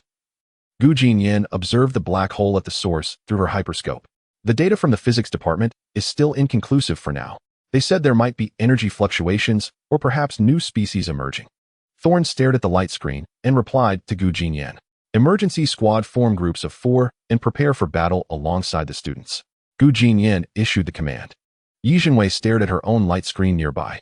Hilo had sent her information about Wu Jingxian, and she was memorizing it, already planning to have a thorough exchange with Wu Jingxian once the battle ended. Suddenly, a blinding light erupted from the mouth of the source cave. Xing Yuanmin and Jin Xixiu saw Thorn's signal and hurled all their atomic weapons with precision. Thorn activated the protective shield, and the roar of weapons faded beyond it. When the smoke cleared, the black cave mouth at the source remained. Thorn was horrified, and Gu Jinyan fell into a pensive silence. Yi Jinwei sneered contemptuously. A bunch of incompetents. I told you, Thorn, your plan wouldn't work. Don't lead the students to their deaths. Yi Jinwei's words were quite harsh. Gu Jinyan felt a flicker of displeasure. Glancing at Yi Jinwei's nameplate, he pondered thoughtfully. Considering Yi Jinwei's talent, he suppressed his irritation. Lieutenant Yi, do you have a better suggestion? Not really. I just think they're too timid. When that thing comes out, we should fight it directly. That would be better than wasting so many weapons to no avail. Yi Jinwei smiled enigmatically. Gu Jinyan said nothing. The initial volley of weapons had been necessary. If it had struck true, the matter would have been settled. It wasn't a waste. Yi Zhenwei's words were overly confident. In the few seconds as the smoke dispersed, a creature crawled out of the cave. Based on Gu Jinyan's knowledge of Alliance biology, nothing like it existed in the Xixiu Alliance. Everyone prepare for battle. Emergency squad ensure the students' safety. After Gu Jinyan spoke, Thorn activated the protective shield. He joined Xing Yuanmin and the members of Squad 626. Yi Zhenwei noticed that Yokaira and the others hadn't come to her, as their leader, and resentment began to simmer within her. Talasha and the rest of the team, don't fight recklessly. Prioritize your own safety. This isn't the time for a desperate, all-out struggle. Thorn spoke earnestly to Squad 626. We'll take the front. Fight using your own abilities and help one another. Yes, Leader Thorn. From the cave in the ravine emerged 3 creatures never seen before. They crawled on 4 limbs, their bodies covered in scales with massive tails, sharp teeth, vertical pupils, long and wide mouths, and enormous frames. The leader bore scales of a blinding gold. Yokaira's team followed behind Gu Jinyan. Even from their appearance, these creatures seemed formidable. After Gu Jinyan's signal, the emergency squad opened fire. But after a volley, the 3 beasts didn't even blink. They simply continued crawling forward. The emergency squad's weapons were always the latest high-tech, yet they failed to inflict any damage on these creatures. As the 3 beasts drew near, fight, but remember to watch out for each other. Gu Jinyan moved swiftly, leaping onto the back of one beast. The scales were too hard. He jammed his weapon into a gap between them and used it to steady himself. Thorn, Xing Yuanmin, and Jin Shiyue engaged the beast on the left, while members of the emergency squad moved to the right. Xixiu and Xian encountered such creatures for the first time. Even Xian, who had perused all of Anwire's collections, couldn't recall any record of them. Where did they come from? Sister Xian, should we help? Xixiu watched as Thorn and the others seemed to struggle. Not yet. There's still a lieutenant waiting. We'll move when she does. Xian glanced toward Yi Zhenwei and noticed she seemed tense. Hadn't she been so confident about fighting directly just now? Now she was acting like a turtle. Thorn and Xing Yuanmin worked in perfect sync, and Jin Shiyu's martial skills were excellent, yet none could inflict fatal damage on these creatures. The emergency squad deployed their Mechs, single-person combat units. Once activated, they fought alongside Gu Jinyan. But despite their bulk, these creatures were incredibly agile. Their heads could rotate 360 degrees, and their tails and eyes worked in flawless coordination. The emergency squad's Mechs couldn't find an opening to strike. Seeing this, Gu Jinyan dismantled another weapon into countless fragments, just like Xixiu had done earlier with 30 flying blades. There were hundreds of these square pieces which, under the control of his spiritual power, flew toward various parts of the beast beneath him. Gu Jinyan probed, finally pinpointing several weak spots. He signaled Thorn and the emergency squad to concentrate their fire on those areas. Before the mech weapon struck, Gu Jinyan swiftly leaped down and returned to the ground.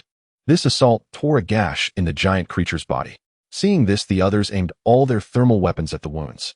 To everyone's shock, the wounds healed at a visible rate. Even Gu Jinyan, with his vast experience, had never witnessed such astonishing regenerative speed. Such wounds would take a day to heal with Xixiu Alliance's medicines. Gu Jinyan knew they faced a formidable foe. Thorn, how many fragments can you and the others control simultaneously, and at what speed? Not many. Around 40 at a speed of level 20. Thorn reported his own capabilities along with those of Xing Yuanmin and Jin Shiyue. And Lieutenant Yi. Gu Jinyan turned to Yi Zhenwei. Yi Zhenwei shook her head. I haven't trained in that area, so I don't know. Yi Zhenwei spoke with perfect composure. That Yi Zhenwei, who possessed the highest spiritual power here, had never undergone such training. Gu Jinyan found it hard to believe. Did your mentor not require you to undergo such training? Yi Zhenwei met Gu Jinyan's gaze. What are you implying, Grandmaster Gu? Does anyone have the right to meddle in my affairs? My talent is my strength. Gu Jinyan decided that before leaving Luluta, he would absolutely never speak to Yi Zhenwei again. Grandmaster Gu, Squad 626 is joining. Talasha led her team forward. Gu Jinyan glanced at them. These students were all at the peak of 2S, and Wu Jingxian's spiritual power was not recorded. Are you confident? Gu Jinyan asked. Wu Jingxian replied directly, rest assured, Grandmaster Gu. We've practiced as a team before and can accurately control about 10 fragments. Gu Jinyan breathed a sigh of relief. With the students' emergency squad and the 4 leaders combined with his own, they could mobilize 600 objects for a concentrated attack. Master, we want to join too. Yokaira and Zhang Jixing were eager. Gu Jinyan had already taught them how to finally control their spiritual power. They should be able to manage 5 small objects. Xixiu knew that Xian was concealing their squad's true strength, and that suited her just fine. Gu Jinyan stared at the 3 giant beasts before him and gathered the scattered fragments. Xixiu and Xian exchanged a seemingly casual glance. Xian gave an almost imperceptible nod, and Xixiu understood. With her spiritual power, she controlled 10 flying daggers, hurtling them swiftly toward the position Gu Jinyan had indicated. She aimed to shred the beast's internal organs in a single strike. Mere flesh wounds would heal too quickly to slay it. Xian shared the same thought. Both wielded flying daggers, Xian from the left and Xixiu from the right. The two blades entered the lead beast's belly through a weak spot, tumbling and churning within. The lead beast, racked with pain, no longer swung its tail in tandem with its eyes, its movements becoming erratic. Seizing the opportunity, the emergency squad's mecha severed the beast's tail. The agony in both belly and tail drove the creature into a frenzy. Gu Jinyan gained a new appreciation for Wu Jingxian and Hong Xiuxiu. They were audacious and resourceful, understanding the principle of capturing the leader to defeat the group. His own weapons plunged into the bellies of the other two beasts. Yakila, having observed Xian and Xiuxiu's maneuver, also directed her controlled weapons into the beast's guts, joining them in rending the creatures apart. Unable to bear the torment, the lead beast let out a long howl that shook the mountainside. Hearing the call, the other subjugated second-tier beasts surged from the shadows. Damn, were caught in a pincer attack. Gu Jinyan had no choice but to order Yakila and Zhang Jixing to engage the second-tier beasts. Xiuxiu and Xian had already reduced the beast's innards to pulp. Even with its formidable regenerative abilities, it was immobilized for the time being. The task of finishing it off was left to the emergency squad's mecha. Following their usual team assignments, Xian and Xiuxiu turned to eliminate the second-tier beasts. With the situation critical, they needed a swift resolution. Xiuxiu unleashed 70% of her power, while Xian held nothing back. In White and Xiuxiu coordinated flawlessly. In White would smash the second-tier beast's skulls with his club, and Xiuxiu would deliver the finishing blow. Talasha and Flora followed suit, prioritizing speed above all. Su Jinbao, however, struggled to keep pace with Xian. "Wu, leave some for me." "All right." Xian left the beast his halberd hadn't killed for Su Jinbao to finish. The reaping speed of Team 626 astonished Suan. Jin Shiwe also looked on with approval. Yi Zhenwai's gaze followed Xian throughout, a fact even Gu Jinyan noticed. The internal organs of the three giant beasts were thoroughly shredded. The emergency squad's mecha quickly dismembered them. Ground teams extracted samples for analysis before incinerating the carcasses. The mysterious chasm in the canyon remained undestroyed, but contact with headquarters had been re-established. The weapon would be delivered via the military transmission channel within 30 minutes. The emergency squad busied themselves setting up the coordinate transmission device, freeing Gu Jinyan and Suan to join the fight against the second-tier beasts. Xiuxiu and In White fought with mounting ferocity. Han Jiejia's jaw dropped at their tally. Tan, with this performance, Team 626 is sure to take first place, right? No doubt about it. Tan Qingchuan was equally astonished. Su Jinbao's abilities had improved dramatically, and he had even managed to curb his impatience. Yakila pressed her lips together in silence, but quickened her pace. Zhang Jixing did the same. Yi Zhenwei had barely participated in the battle. Jin Shiwe had given up on her. Upon their return, he was determined to change partners, even if it meant joining a fringe team. By the time Suan and the students had finished off the second-tier beasts, the emergency squad had established the transmission channel. After collecting data, they completely destroyed the mysterious portal. During the cleanup, Gu Jinyan scanned Team 620 SIXS record. They had eliminated at least half, again as many as Yakila's team. Master Gu, the other source points have been dealt with. The team meant to reinforce the northern front lost their way for some reason. Suan had reconnected with the other leaders. Likely the central brain was disrupted, or the chasm's magnetic field shifted. Gu Jinyan reviewed the information on his terminal. Once the cleanup is done, we'll head back to camp. He broadcast the message to all personnel. The battle, which began at 9 in the evening, had lasted over 3 hours. It was now 1 in the morning on the second day in Luluda. Everyone was undoubtedly exhausted. On the return journey, Yakila followed silently behind Gu Jinyan. Observing his disciple, Gu Jinyan glanced at Hong Xiuxiu and Wu Jingxian, guessing her thoughts. "What, you're not convinced?" "No, master. I was just pondering the matter of Hong Xiuxiu's talent." Yakila answered honestly. "And what of Yi Zhenwai's talent?" Gu Jinyan dismissed the notion.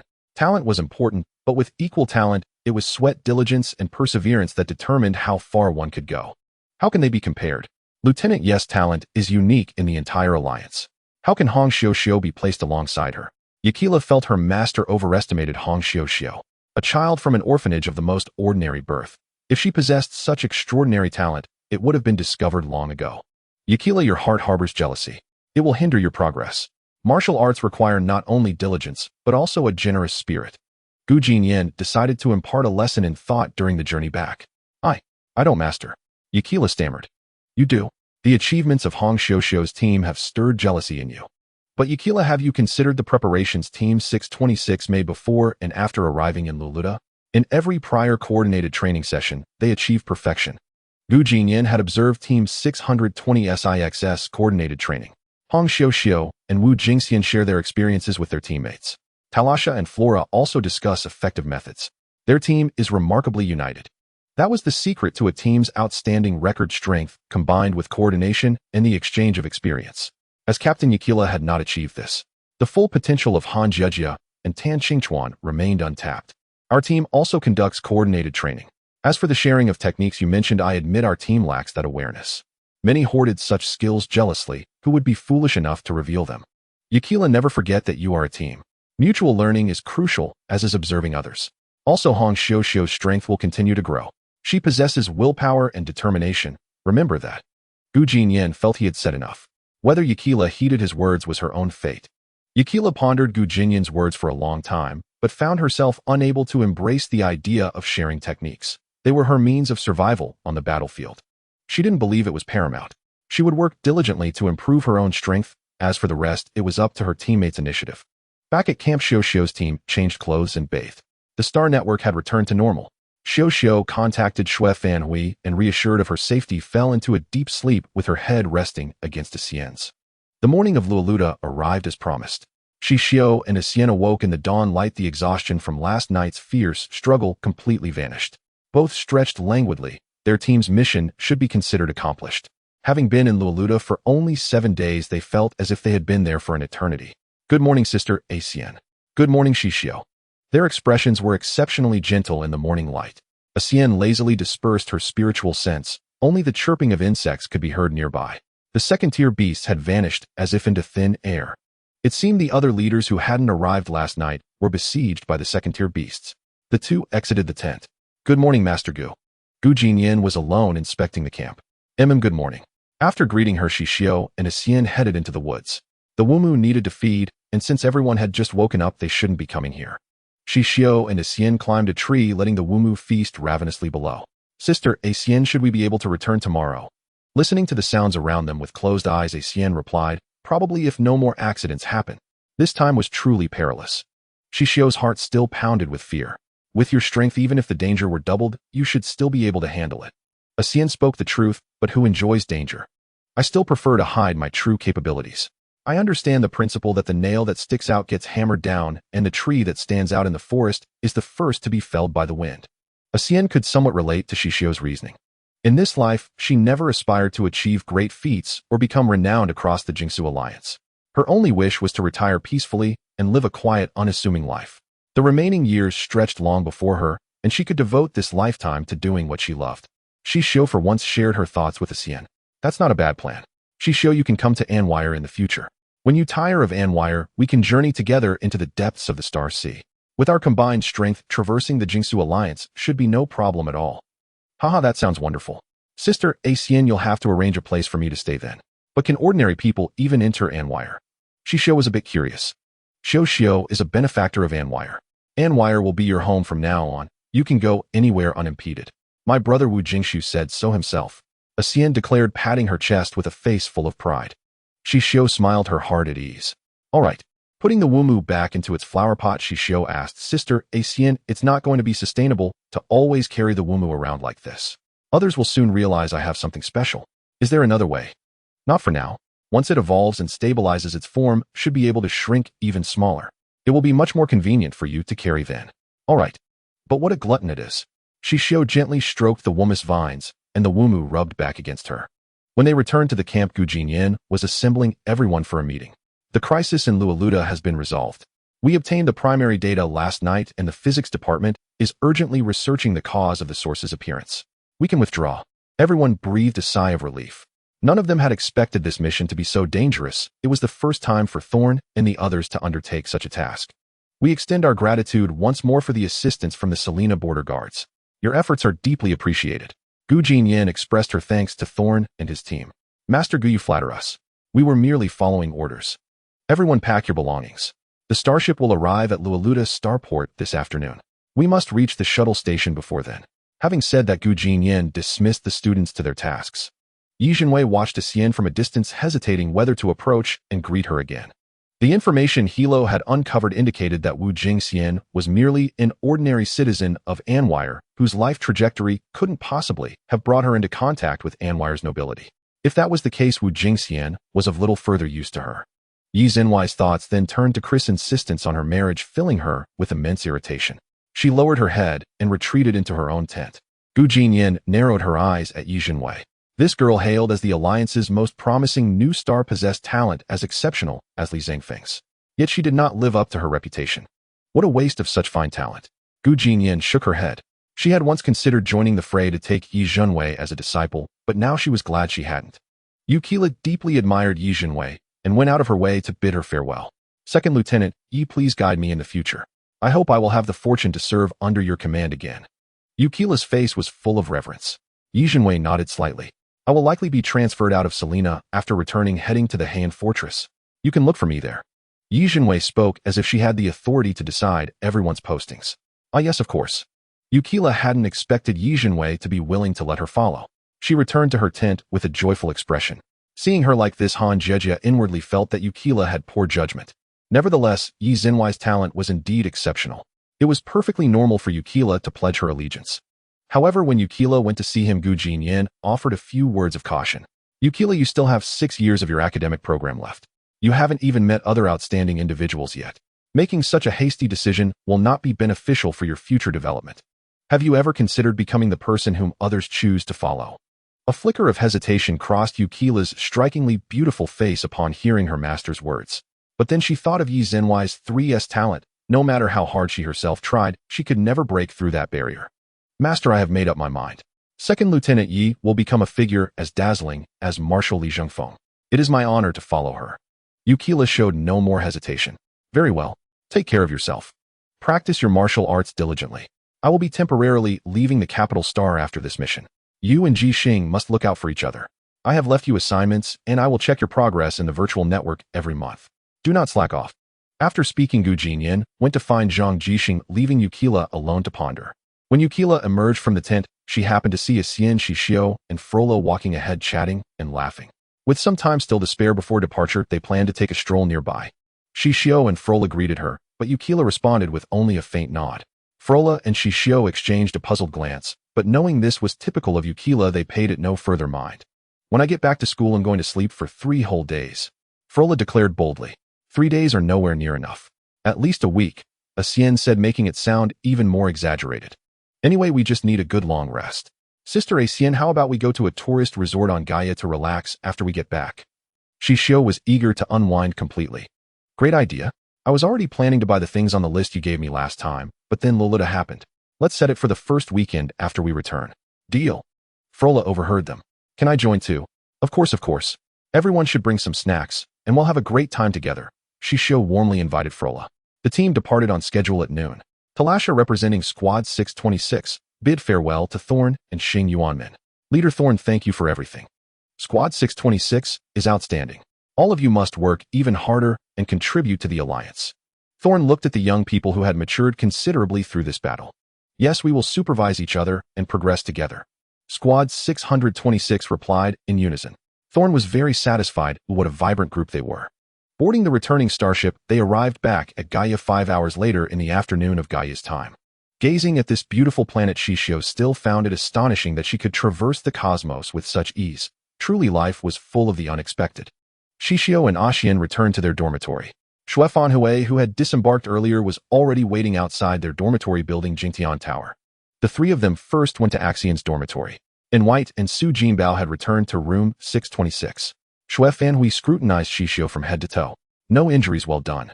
Xue Fanhui's face beamed with pride. Fanhui was the mission to Car Dangerous. Earlier communications on the Starnet had been vague. After I got back, I read your reports. It must have been far more perilous than our trip to Loda. We didn't encounter any source sites, so there were no king-level star beasts. But your mission, even watching the video, terrified me. Xue Fanhui had been deeply worried for Xixiu and the others after seeing the footage, and only now with their safe return could she finally relax. Master Gu and the border forces stepped in along with the emergency response unit. They were experienced, so everything was resolved in the end. Xixiu summarized the events briefly. I heard the physics department has already cracked the secrets of the source sites. We probably won't have to engage in such battles for the next 6 months. Shui Fanhui spoke with certainty. It was likely Master Jian who had told her, so the information was highly reliable. Xixiu and Axian were overjoyed at the news. No one would choose to fight on a battlefield when they could live in peace. Really, that's wonderful. The three of them embraced and spun in a circle, their laughter echoing through the dormitory. Fanhui, you should go rest first. We'll plan a trip to Gaia's scenic spots in a week. They'll send you the details once I've recovered. Knowing that Shui Fanhui hadn't returned to her own dormitory since disembarking, Xixiu urged her to go and rest. All right, but I want to eat something delicious. Shui Fanhui's face lit up with a smile. Don't worry, Sister Axian said there will be plenty of ingredients. After Shui Fanhui left, Xixiu also returned to her own room. She planned to spend the entire day sleeping in. Nothing could pry her out of bed. When she woke again, it was already the next morning on Gaia. The school had given them 2 days off, so Xixiu took her time brushing her teeth and tidying up her room. Although she could request a cleaning robot, Xixiu preferred to handle the tasks. She could manage herself, only resorting to the robot when she was swamped with work. She and In White had agreed that the common areas would be cleaned by the robot, and whichever of them had time would submit the request. Axian was already waiting in the living room for her to go exercise. Hong want to come work out. Su Jinbao, ever the sycophant, was also there. It seemed that after this battle, Su Jinbao and the others had changed their attitudes, becoming more diligent, almost as if they were trying to catch up to Xixiu. Sure. Sister Axian and I are doing 20 kilometers this morning. Try to keep up. Xixiu smiled sweetly, nearly dazzling Su Jinbao. Life back at school was peaceful. Xixiu's team not only received full credit for the mission, but also an additional 500 credits due to the mission's danger and their completion rate. Talasha and Flora were so thrilled they sent red packets in the group chat. Talasha celebrating Team 620 SIXS triumphant victory. Flora thanks to Hong and Wu. Su Jinbao, a toast to our idol. In White silently sent an enormous red packet earning starry-eyed emojis from everyone. They knew he was a rich kid from an energy planet, but this was on another level. Hong Xixiu, it's the result of everyone's efforts. Wu Jingxin, that's right. Everyone must keep training, never slack off, and uphold Team 620 SIXS record. Team 626 sent a synchronized OK gesture. Flora, seeing their team name at the top of the grade rankings, couldn't stop smiling even in her dreams. Yukila felt a heavy weight in her heart at this outcome. Having never settled for second place since she started school at age 5, this was a bitter pill to swallow. Zhang Jixing and the other team members didn't mind much. They had watched the videos and knew their team wasn't a match for Team 626. Moreover, after their Selena leader arrived, he hadn't guided them in anything.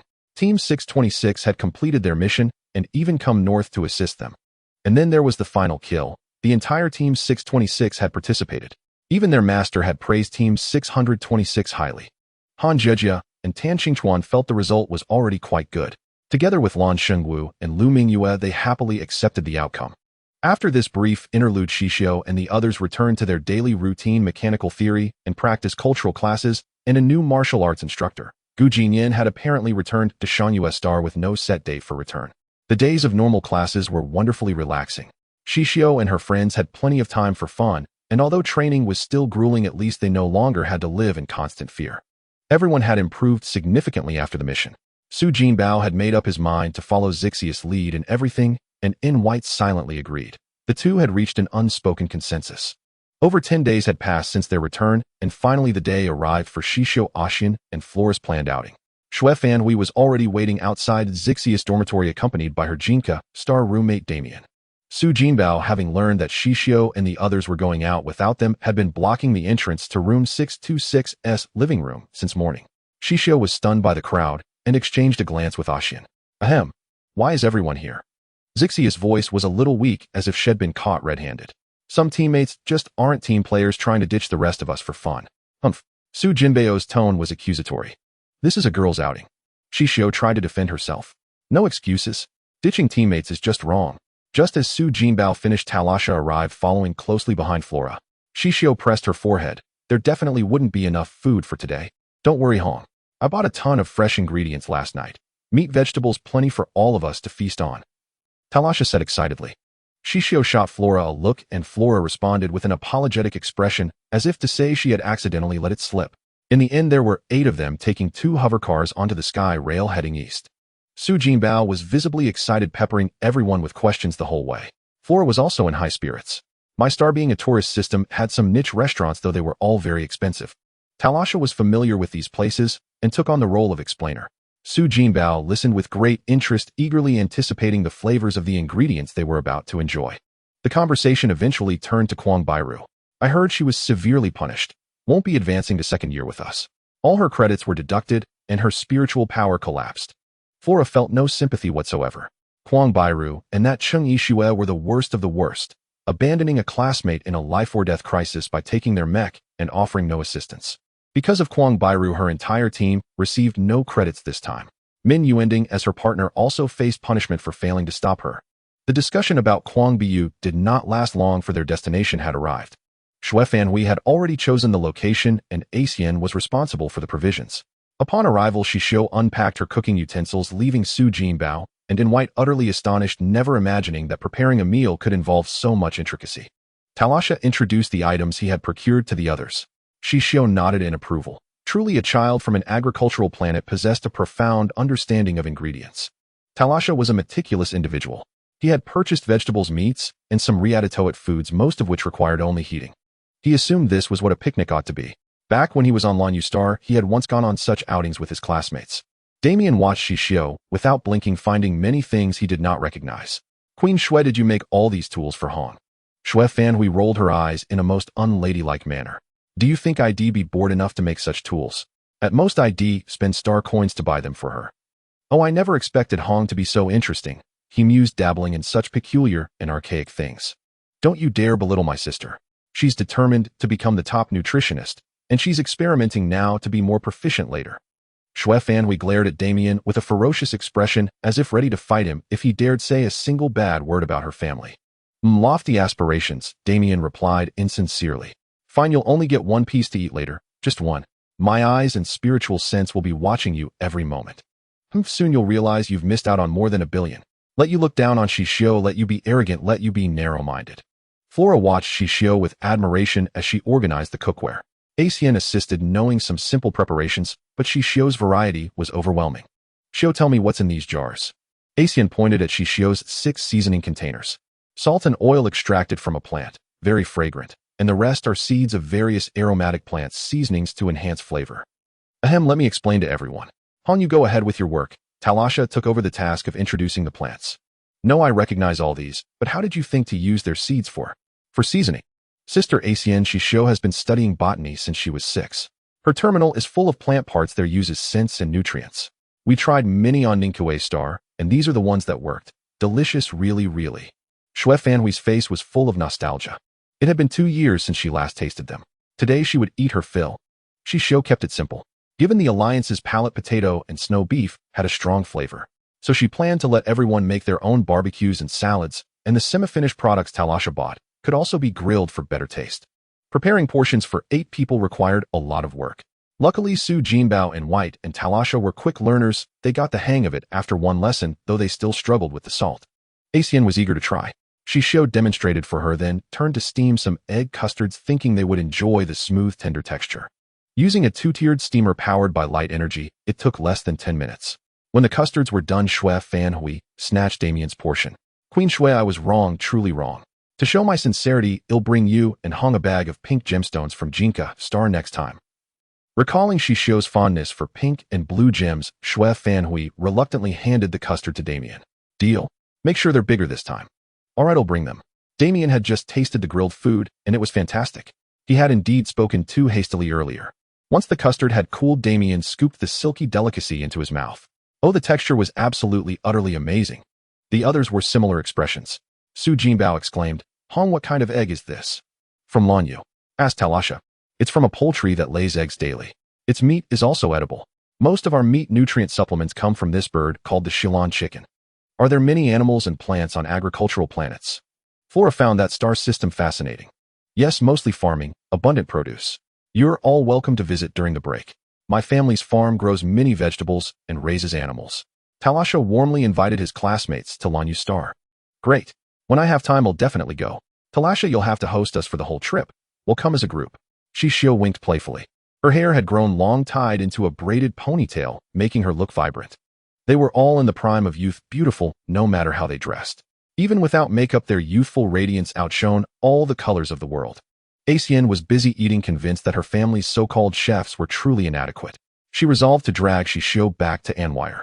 Sister Xixiu, slow down, Xixiu said helplessly as Xixiu devoured food without restraint, holding pieces in both hands. Xixiu, come back to manhwa with me, please. Sister Xixiu, no way. Xixiu promised that after retiring she'd open a food shop with us. We protested vehemently, afraid Xixiu might relent out of fondness for Xixiu. Why don't you all come together? Xixiu saw no issue. That could work. We all love manhwa. We agreed after a moment's thought. For her and Jun, before any arranged marriage, home was wherever Xixiu was. They would always be family. Have you considered Jinka Star? It's all gems. Every mountain is in or mountain. You can find big gems just by digging a little. Damien joined the recruitment effort, knowing Hong loved shiny stones. Get lost. Your place is nothing but rocky lumps. We're not going there. It's worthless. Ola Star would be better with valuable energy. Then I'd never worry about power for my weapon designs. We shot Damien a sidelong glare. Damien rubbed his nose. Fair enough, those stones were worthless, only good for jewelry. If only those rocky lumps were energy stones. Flora found everyone amusing. Maya's nice too, great scenery, and very welcoming to species from other star systems. Xixiu paid no heed to their arguments, confident she would never lose Xixiu. This is really delicious. Can we do this every month? Su Jinbao pleaded between bites. Will you pay for the ingredients? And White asked, and Su Jinbao fell silent. Looking at the bill Xixiu had shown him, he resolved to save up. The 8 of them returned to school in high spirits, still brimming with excitement, all deeply impressed by Xixiu's vast knowledge. Hong, I wish you a swift realization of your dreams. Teras and Flora offered their most sincere blessings as they departed. All right, thank you both. Parting ways with Flora and the others in front of the dormitory building, Su Jinbao followed Invit back to room 626. Su Jinbao, where are your roommates? Cough, I've always been alone. Su Jinbao replied, helplessly, secretly yearning for a roommate like Hong. Invit, can we swap dorms? Invit had grown considerably over the past half year, now half a head taller than Su Jinbao. His deep brown eyes fixed on Su Jinbao, sending a chill down the latter's spine. Frightened, Su Jinbao hurried back to his dorm. Wu Jingxian burst into laughter at his swift retreat. Invit, don't scare Su Jinbao off from visiting again. No need to worry, Wu. No one in this world has thicker skin than Su Jinbao. Invit said this with such seriousness that given his height and expression it somehow seemed fitting. What a joyful group they were. After returning from Luoluto, aside from cultural classes, mechanical principles, and practical courses, Xixiu and the others devoted all their time to training. Invit and Su Jinbao planned to practice fine spiritual control, having previously managed to manipulate 5 small objects with difficulty. They aimed to emulate Hong, striving to control 30 objects. While Master Gus' level of mastery was beyond reach, Hong's skill seemed a worthy challenge. The new martial arts instructor Yang Gushi, after assessing Xixiu and her companion's combat prowess, began guiding them in spiritual control. To achieve fine control over 30 objects is essential for true starfaring combat in mechas, who otherwise piloting a mecha is merely fleeing or playing. Yang Guxi's words piqued their interest. So their usual mecha operations were merely play. Yang Gushi addressed these Suntobe second-year students. Spiritual control is vital in battle. Both mecha training and actual starship operations demand mastery of this skill. It is also the key to successfully retreating when danger strikes. Yes, instructor, we will study diligently. The students, having experienced the battle at Luoluta, deeply understood the importance of their own abilities. The essence of fine spiritual control lies in patience and diligence. I believe none of you differ greatly in talent. How far you go depends entirely on your effort. Do you have confidence? Yes, absolutely. Good. The method for fine spiritual control will be sent via terminal.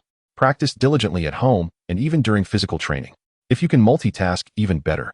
Yang Gushi demonstrated how to use spiritual power to control tiny objects, then left the students to practice on their own. Xixiu paired with Invit, while Xixiu teamed up with Su Jinbao. Both being solo, they became partners. Soon the training room echoed with the clatter of colliding objects. The items they used for spiritual control were small metal spheres. Before training, each group activated transparent barriers to prevent any wayward spheres from striking others due to excessive force. Xixiu trained earnestly with Invit following her lead. Hong, when controlling objects with spiritual power, how do you ensure the energy reaches the target precisely? Doesn't your spiritual energy always adhere to the object? Let the object follow your energy, where the energy goes, the object follows. Xixiu shared her insight with Invit. When he tried again, he found it much easier. Thank you, Hong. Invit expressed his sincere gratitude. You're welcome, Invit. You must practice well, or you'll truly end up just running away in a mecha. Xixiu had noticed his struggles during the previous mecha combat. Previously, when piloting mechas in the virtual network, issues were masked because the network relied on spiritual power. But in actual mechas, fine spiritual control is needed to handle each component, achieving precise synchronization with martial techniques. Last time, he could only command the mechanical arms to use weapons. Finer movements were impossible. He'll work hard.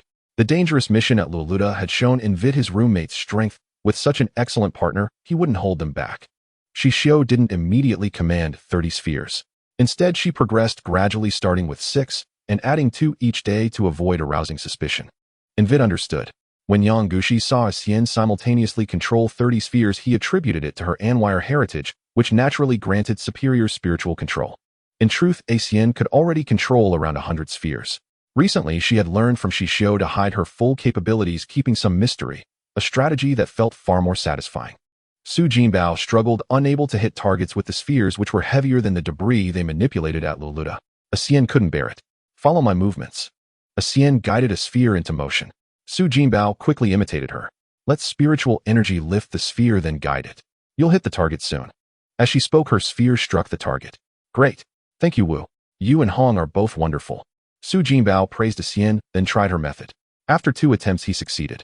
Half an hour later, having controlled 5 spheres to hit targets, Su Jinbao sighed with relief. He knew he needed more practice and resolved to drag Invid along for training, determined not to fall too far behind Hong and Wu. After 6 class sessions, Xixiu's training reached simultaneous control of 50 spheres. Confident she would pass the assessment, she began supervising Invid and Su Jinbao. Recently, the two had worked hard, finally mastering the technique, now able to control 30 spheres simultaneously without issue. You've improved quickly. Xixiu praised her roommates. Xian watched nearby. Xixiu, if you unleashed all your spiritual power, how many could you control? Hee sister Xian, that's a secret. Xixiu blinked mischievously, a playful look on her face. Final find out eventually. Xian gestured. She herself could already control 200 and Xixiu, with her even greater talent, could only surpass that. Invid and Su Jinbao felt immense pressure. With such outstanding partners, they had to strive even harder to catch up. With the conclusion of the mental strength training, this semester came to an end. As time entered Gaia's summer, Xixiu had been on Gaia for a year now. This was Gaia's most beautiful season, and many star systems were also experiencing summer at this time. Xixiu and her companions had a month-long vacation. Earlier, Xixiu had asked Xue Fanhui if she had any plans, and the two had originally intended to visit Zhen on Jinghui Star. Unfortunately, just as they were about to depart, Xue Fanhui was summoned back to the laboratory by Grandmaster Jian. They needed to apply the data from the colossal beast they had extracted on Luluda to the mecha. Xue Fanhui likely wouldn't have any free time for the next semester, let alone this vacation. When Xue Fanhui informed Zhen and Xixiu, Zhen felt a bit disappointed. However, they had met several times through holographic projections and understood that academics took precedence. Xixiu and Xue Fanhui were uneasy about Zhen traveling to Gaia alone, so they could only wait for the long winter break or for Xue Fanhui to find time before heading to Jinghui Star. Xixiu, your training must be tough. Take good care of yourselves. I've sent you a lot of snacks and nutrient supplements from Jinghui Star along with some beautiful jewelry. You should receive them by tomorrow. Zhen was now quite well off. She had inherited her parents' estate, and her star coins had been unfrozen. She no longer had to worry about life and could smoothly marry and have children. All right, Jin, you must be happy. Don't neglect your exercise, okay? Xixiu reminded her. Mum, rest assured, Xixiu. I've practiced the martial skills you taught me until I can't get any more proficient. When Fanhui has free time, you can set up a virtual training room next time and thoroughly test me. Zhen nodded. Xixiu knew Zhen was quite persistent and trusted her words, so she would surely follow her advice. Xixiu believed Zhen could take good care of herself. Their paths ahead depended on themselves, and Xixiu let out a long sigh in her heart. In the end, Xian decided to take a trip to Quemu Star. Having left Anwal, Wu Jingxian, who was eager to let loose now, wanted to go everywhere. But a video call from Wu Jingya pulled him back to Anwal. Xian, Wu Jingma wants you to bring Xixiu back. There are some matters at home. Xian looked at his second sister, seeing an unyielding resolve in those similar pupils. Second sister, has something happened at home? Nothing major. Father wants to meet Xixiu in person and also check on your academic progress. Afraid you might be slacking off. Aren't you on break? Wu Jinjia's expression was very calm, but Xian knew it couldn't be that simple. All right, well, arrive tomorrow. Send someone to pick us up discreetly, Xian said without further hesitation. He went out to Xixiu's dormitory. Xixiu was packing her luggage. Ahem, Xixiu, we need to detour back to Anwal. Xian felt a bit embarrassed. Sister, Xian is homesick. You can go back. He'll just wander around nearby. Staying on Gaia, it would be fine as training. Well, it's not that I'm homesick. It's, my family wants to meet you. Xian stammered, then looked at Xixiu expectantly. Xixiu was silent for a long time. Did they say YA? Xian shook his head. Wu Jingya hadn't said, only that Wu Jingma wanted to see Xixiu. Sister Xian, is it absolutely necessary? The Annual Royal Palace had never been set foot in by outsiders. Although she had taught the heart-calming art to Wu Jingxian, she had never thought of using it to claim favor. Yes, let's go. There won't be any danger. My family is very kind. We're not as cold and ruthless as outsiders say, Xian added. The people of Annual simply didn't have as intense emotions as humans. They guarded this star field, and it was precisely because they loved it that they were willing to protect it. Countless Annualians had died for this. They never cared about the opinions of outsiders, so they were unrestrained and somewhat unconventional, with tempers not always the best, because they loved clean environments and pure kind-hearted people. All right, Sister Xian, let's set off then. Before Xian could react, Xixiu had already walked out of the dormitory. And White had returned to Ola Star. Su Jinbao was nowhere to be found, and everyone else had gone home. The Jingtian Tower was very quiet. Xixiu and Xian boarded the starship heading to Annual, arriving at the 6th starport of Annual late at night. After sending the arrival time to Wu Jingya, Xian lay down on the bed. Xixiu silently lay down as well, neither of them speaking. Xixiu wondered why the Annualians had issued such an invitation, while Xian pondered why Wu Jingma insisted on meeting Xixiu. Xixiu, I've made another breakthrough in my mental strength recently. Thank you. Xian expressed his sincere gratitude. It's because Sister Xian is diligent. As long as you practice this mantra without slacking, you will see results. I've persisted for over a decade, Xixiu replied with her eyes closed, her mental strength flowing around her body, initially fierce, then calming down. Xian was awed by the mental strength Xixiu had just unleashed. So this was Xixiu's true power. She suddenly felt a surge of renewed determination. There was no end to learning. Sister Xian, tell me about your family. I am a bit nervous, Xixiu said. After all, these were figures of royal level. She hung Xixiu whether in her past life or this one was just an ordinary commoner. The most important people she had met were probably the leaders of various major corporations she had collaborated with. Don't worry, they are all very kind people. My father and mother rarely appear. Most matters are now handled by my eldest brother Wu Jingxiu. I have 3 older brothers and 2 older sisters, Xian said, his expression brimming with happiness. Although most of the family's restrictions were set because she was too mischievous, her brothers and sisters were very protective of her. Wu Jingma mostly found her a headache. You have so many siblings. Xixiu was astonished. The Annual clan was incredibly fertile. In the alliance, families with more than 4 children were rare, most having 2 or 3. Although childbirth was encouraged and the cost of raising children wasn't high, not many couples actively responded. Due to their lifespans and service periods, many couples only chose to have children after retiring. After the age of 5, children mostly enjoyed life. They spent the first half of their lives fighting for the alliance, and after retirement, they wanted to live as they pleased. Well, it's not strange, is it? Annualians usually have 6 or more children. Our family is on the smaller side. This was common in Annual. There's a noble there who has 20 children, Xian said with absolute certainty. All right, Annual is truly unique, Xixiu sighed in amazement. You've met my eldest brother Wu Jingxiu. He doesn't have a partner yet. He's Annual's most stubborn bachelor. Second brother Wu Jingmu, third brother Wu Jingyang, and second sister Wu Jingya are all home. You should be able to meet everyone this time, Xian said, making Xixiu more and more nervous. So troubled and anxious. Are there any little children? Should I prepare gifts? Xixiu thought about what was in her space button suitable for children, only to find it was all weapons. Maybe she should give snacks. Second brother and third brother are married but don't have children yet. Second sister is waiting to be married. Xian didn't hide anything. There was nothing about Annual that couldn't be shared with Xixiu. Xixiu and Xian arrived at the starport of Boundless main planet in the dead of night.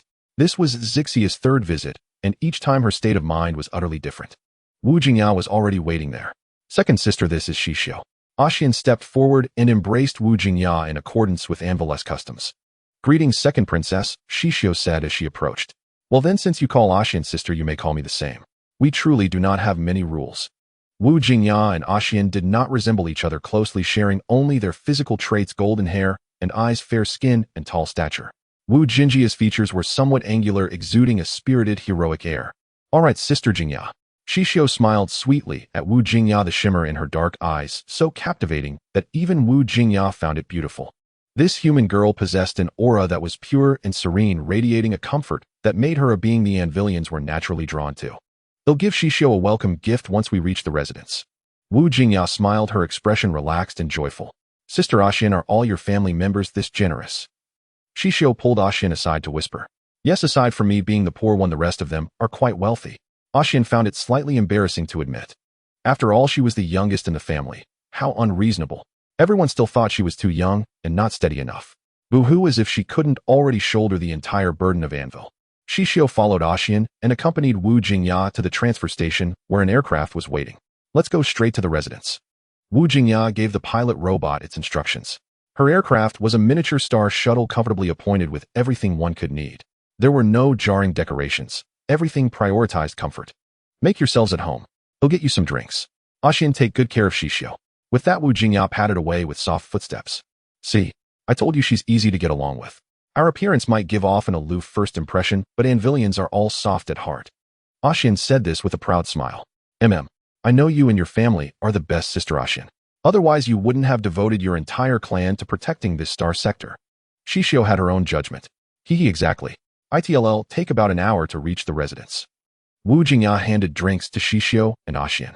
The skies over Anvil had flight restrictions, as Xixiu had learned on her previous visit. Thank you. Xixiu accepted it with gratitude. The hour passed quickly. When they arrived, the Anvil royal residence was ablaze with lights, as if everyone was waiting for her, leaving Xixiu somewhat at a loss. Don't be afraid. We mean no harm. Wu Jingya noticed Xixiu's nervousness. All right. Xixiu followed Ashian down the gangway. Wu Jingxiu stood at the forefront with two young men behind him, presumably the second and third brothers Ashian had mentioned. Hong Xixiu, welcome to Anvil. Wu Jingxiu greeted Xixiu first. Greetings to you all. Xixiu stepped forward and performed the alliance salute. You need not be formal. Here, feel as if you are at home. Wu Jingxiu spoke gently. Behind him, Wu Jingmu and Wu Jingyang gazed at Xixiu with curiosity, drawn to the unique quality of her aura. Though they had accepted Wu Jingxi's judgment when he returned earlier, doubts had lingered. Now meeting Hong Xixiu in person and witnessing their youngest sister Wu Jingxian's greatly enhanced spiritual power, they were finally fully convinced. Xixiu, come, I'll take you inside. Ashian led Xixiu into the palace. In the darkness, Xixiu could only make out that the structure was entirely wooden. It had the same layout as the palace Xixiu had seen years ago, but the interior decor and furnishings aligned with the standards of other Alliance star systems. Simple in style, with practical appliances designed for convenience. Xixiu gave the place a perfect score in her heart. Anvilians truly knew how to enjoy life. Ashian, first take Xixiu to see father and mother. They're in the back courtyard. When you get there, don't be shocked and don't be sad. Wu Jingxiu gave Ashian a prior hint. Wu Jingxian, however, wondered what in this world could still make her sad. Could it be? Was one of Wu Jingmu or her mother Liujia unwell? But that would require an Anvil medical doctor. Xixiu would be of no use. Then could it be the person she was thinking of? Ashian quickened her pace. Xixiu followed. From Axian's slightly hurried steps, Xixiu sensed her urgency and disbelief. Soon Ashian led Xixiu to the very rear of the palace. Xixiu refrained from looking around and quietly followed Ashian forward. There was a large room here. In the dim night, Xixiu couldn't make out the objects on either side, but her intuition told her they were trees or something similar. Ashian pushed the door open and walked straight in. She saw a large square box placed before Father Wu Jingmu and Mother Liujia. Without even greeting them, Ashian rushed to the box and peered inside. Shocked, she covered her mouth as pale golden tears streamed from her eyes. Xixiu stopped 2 meters away from the square box. It was not a situation for her to approach. Lying there must be a family member deeply precious to Sister Ashian. Wu Jingmu turned to look at Xixiu, who stood 2 meters away. Child, come here. He beckoned to her. Xixiu walked over gently and performed a standard alliance salute to Wu Jingmu and Liujia. You need not be formal. Although we are the royal family of Anvil, our people, and we are equals, there is no hierarchy. Wu Jingmu spoke kindly. Liujia gazed at this 17-year-old girl. The aura she exuded was immensely soothing. Liujia exchanged a glance with Wu Jingmu, and both saw hope in each other's eyes. Ashian was already sobbing uncontrollably. Wu Jingya stepped forward and embraced her. Why did you only tell me now? We weren't hiding it from you. We only found her yesterday. Wu Jingya was also deeply grieved. The pain was something their family could all sense in one another. What happened? Axian's voice was barely a whisper, afraid to wake the sleeping figure. We don't know. The one who found her brought her back to Anvil. At that time, there was no one by her side. Wu Jingxiu spoke these words with suppressed anguish.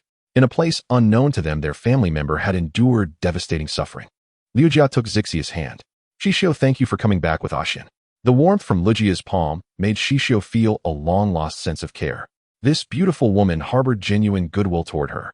Xixiu looked at Liujia, who resembled Ashian greatly. The Anvil temperament was mostly pure and clear. Now Liujia's sorrow touched Xixiu. Please, don't grieve. Xixiu felt that words were truly too pale. I am happy. After I finish speaking, Xixiu, you may answer. Whatever your decision, we will not be the least bit displeased. Liu Jia looked at Xixiu with anticipation. Lu Jia's voice was somewhat crisp as she recounted the part about rescuing Wu Jingxi and Jinx's current condition to Xixiu and Axian. The Anware people who had been searching for the seed of opportunity discovered Jingxi on a remote barren star far from the Anware galaxy a month ago and brought her back. She was already in this state when they found her. Only her faint breathing indicated she was alive. They rushed her back in secret. No one knew what Jingxi had encountered. She lay in a deep slumber, her spiritual energy fluctuations nearly non-existent. As you can see, my daughter Jingxi has sustained severe injuries. Her spiritual energy is nearly depleted, and Anware's methods are ineffective in restoring it. So I wish to ask for your help. Bestow a wisp of living spiritual energy upon Jingxi to reignite her dwindling power. Lu Jia's tone was earnest. This was entirely contrary to the rumors outside that the Anware royal family had disowned Jingxi in anger. Xixiu could sense the pain and sorrow in her voice. After all, she was her daughter. Axian also heard her mother's words, "Mother, I can help sister too." Her expression still bore a trace of grief. Axian, your current abilities are not enough to help Jingxi. What must be done? Xixiu sighed, inwardly unable to refuse Lu Jia's request. Xixiu gazed at Wu Jingxi lying in the specially crafted box. Her once radiant golden eyes were tightly shut, her body devoid of vitality, her spiritual energy utterly still, as if she would slumber forever. Use your spiritual energy as a guide to kindle Jinx's life force. Liu Jia was too emotional to speak. These words came from Wu Jingma. Father, can I not do it? Axian asked in confusion. Wu Jingma looked at his younger daughter. Jingxi rejects everyone's spiritual energy. We have tried. Axian recalled her own affinity for Xixiu. If Xixiu did it, perhaps her sister would no longer resist. There's no rush. Wait until tomorrow morning. Axian takes Xixiu to rest. Wu Jingma turned to his younger daughter, his heart feeling a little lighter. Axian was reluctant to leave her sister. Go on. Your sister is safest here for now. After Axian left with Xixiu, Wu Jingxiu looked at the silent, motionless Wu Jingxi. Can it really work? In truth, they all harbored doubts. We'll only know after trying. Judging by Xixiu's aura, it should be feasible. Wu Jingxiu knew his brother's judgments were often accurate. Wu Jingyang and Wu Jingmu both watched their sister. It had been over 20 years since they parted, and they never expected their reunion to be so sorrowful. You all go rest too. Your mother and I will watch over her. Nothing will go wrong. Prepare yourselves. We'll head to the source land tomorrow. After a moment of contemplation, Wu Jingma sent Wu Jingxiu and the others to their rooms. Axian silently led Xixiu to her chamber. Axian, don't be sad. At least she's still alive. We all know she's alive. But we never imagined she would exist like this. She must have been this way for a long time. Axian's sobs broke through. Xixiu gently patted her back, offering tender comfort. Axian realized this must be why her parents were so grief-stricken. Because of Wu Jinx's departure and their decision to disown her, they had truly ceased inquiring about her whereabouts. If they had kept an eye on her, Jingxi would not have been so gravely injured. In the future, stay by her side, and let her know you all love her deeply. Xixiu comforted Wu Jingxian. When she left Anware, I was still very young. I grew up hearing stories about her. I adored her as a child. After that incident, father, mother, and my siblings rarely mentioned her. Even after the disownment was announced, she never returned to Anware. Axian spoke softly of the past. She had always believed Wu Jingxi had no feelings for them anymore. How could she abandon Anware for a human? Were the ancestors' lessons not enough? No one had ever asked her why. Perhaps father and mother had, which led to the disownment, but they never revealed the reason to the others. Yet from her parents' expressions today, Axian realized things were not as she had once thought. Xixiu listened quietly as Axian spoke of Wu Jingxi, her spiritual energy gently enveloping them both, with a wisp reaching out to Axian soft, as the way she soothed Wumu, offering tenderness. The room fell silent. Xixiu did not know what to say to Axian. She could only wait for her to calm down on her own. After more than 10 minutes, Axian told Xixiu to rest early, and that she would come for her in the morning. She then left for Wu Jingxi's room. The southern part of the palace housed the three sisters' quarters. The eastern side was for the brothers, while Wu Jingma and Liu Jia resided in the front palace. Wu Jingya was waiting in her bedroom when Axian arrived. Axian threw herself into her sister's arms. Cry if you need to, no one will laugh at you. How could she let herself get so hurt without sending any word home? Axian muttered gloomily. Father told us about what happened. She asked the royal family to disown her, so she could carry out a mission alone, something she had to do no matter what. Wu Jingya did not fully understand her sister's feelings for that human either. But putting herself in her shoes, if her own partner were in danger, she would also strive to save them, without dragging her family into the risk, because it was her own affair and her family had more important duties. At that moment, Wu Jingya finally understood her sister's past recklessness. Didn't mother stop her? Xian asked, lying in bed with her eyes closed. The lifeless image of Wu Jingxi kept haunting her mind. The Anware clan had never seen such a state. This was the first time Wu Jingxian had witnessed one of their own in a deep slumber. Xian, when you grow up, you'll understand the Anware clan's emotions are slow to kindle, but once confirmed, they are eternal and unwavering. He will be the other half of your life. That person. He is truly fortunate, Wu Jingxian whispered softly. Even she as a sister had not received so much of her sister's affection, yet that human had. Xixiu. When she was here, she took care of you every day. When you were very young, she was always looking after you. So don't be jealous of others, we are all family. Wu Jingyao recalled when Wu Jingxian was small. Their youngest sister had been raised by Wu Jingxi herself as she was busy with studies, and their parents were occupied, leaving Jingxi to handle household matters. Xian still harbored jealousy toward that human, but he was her sister's beloved. How sorrowful. So, is he still alive? Xian asked hesitantly. I don't know. We'll have to wait until Jingxi wakes up. She had only heard the human's name. When I went to the Lajoda administrative star before, a lunatic kept asking me about her, saying she and that human had a child. Xian recalled Yi Zinwai's words, which she had also mentioned to Wu Jingxiu. It should be true. Our Xian is an elder now. Wu Jingjia's voice was filled with emotion. Then I'll ask her when she wakes up, and she can take us to see. Xian finally felt at ease.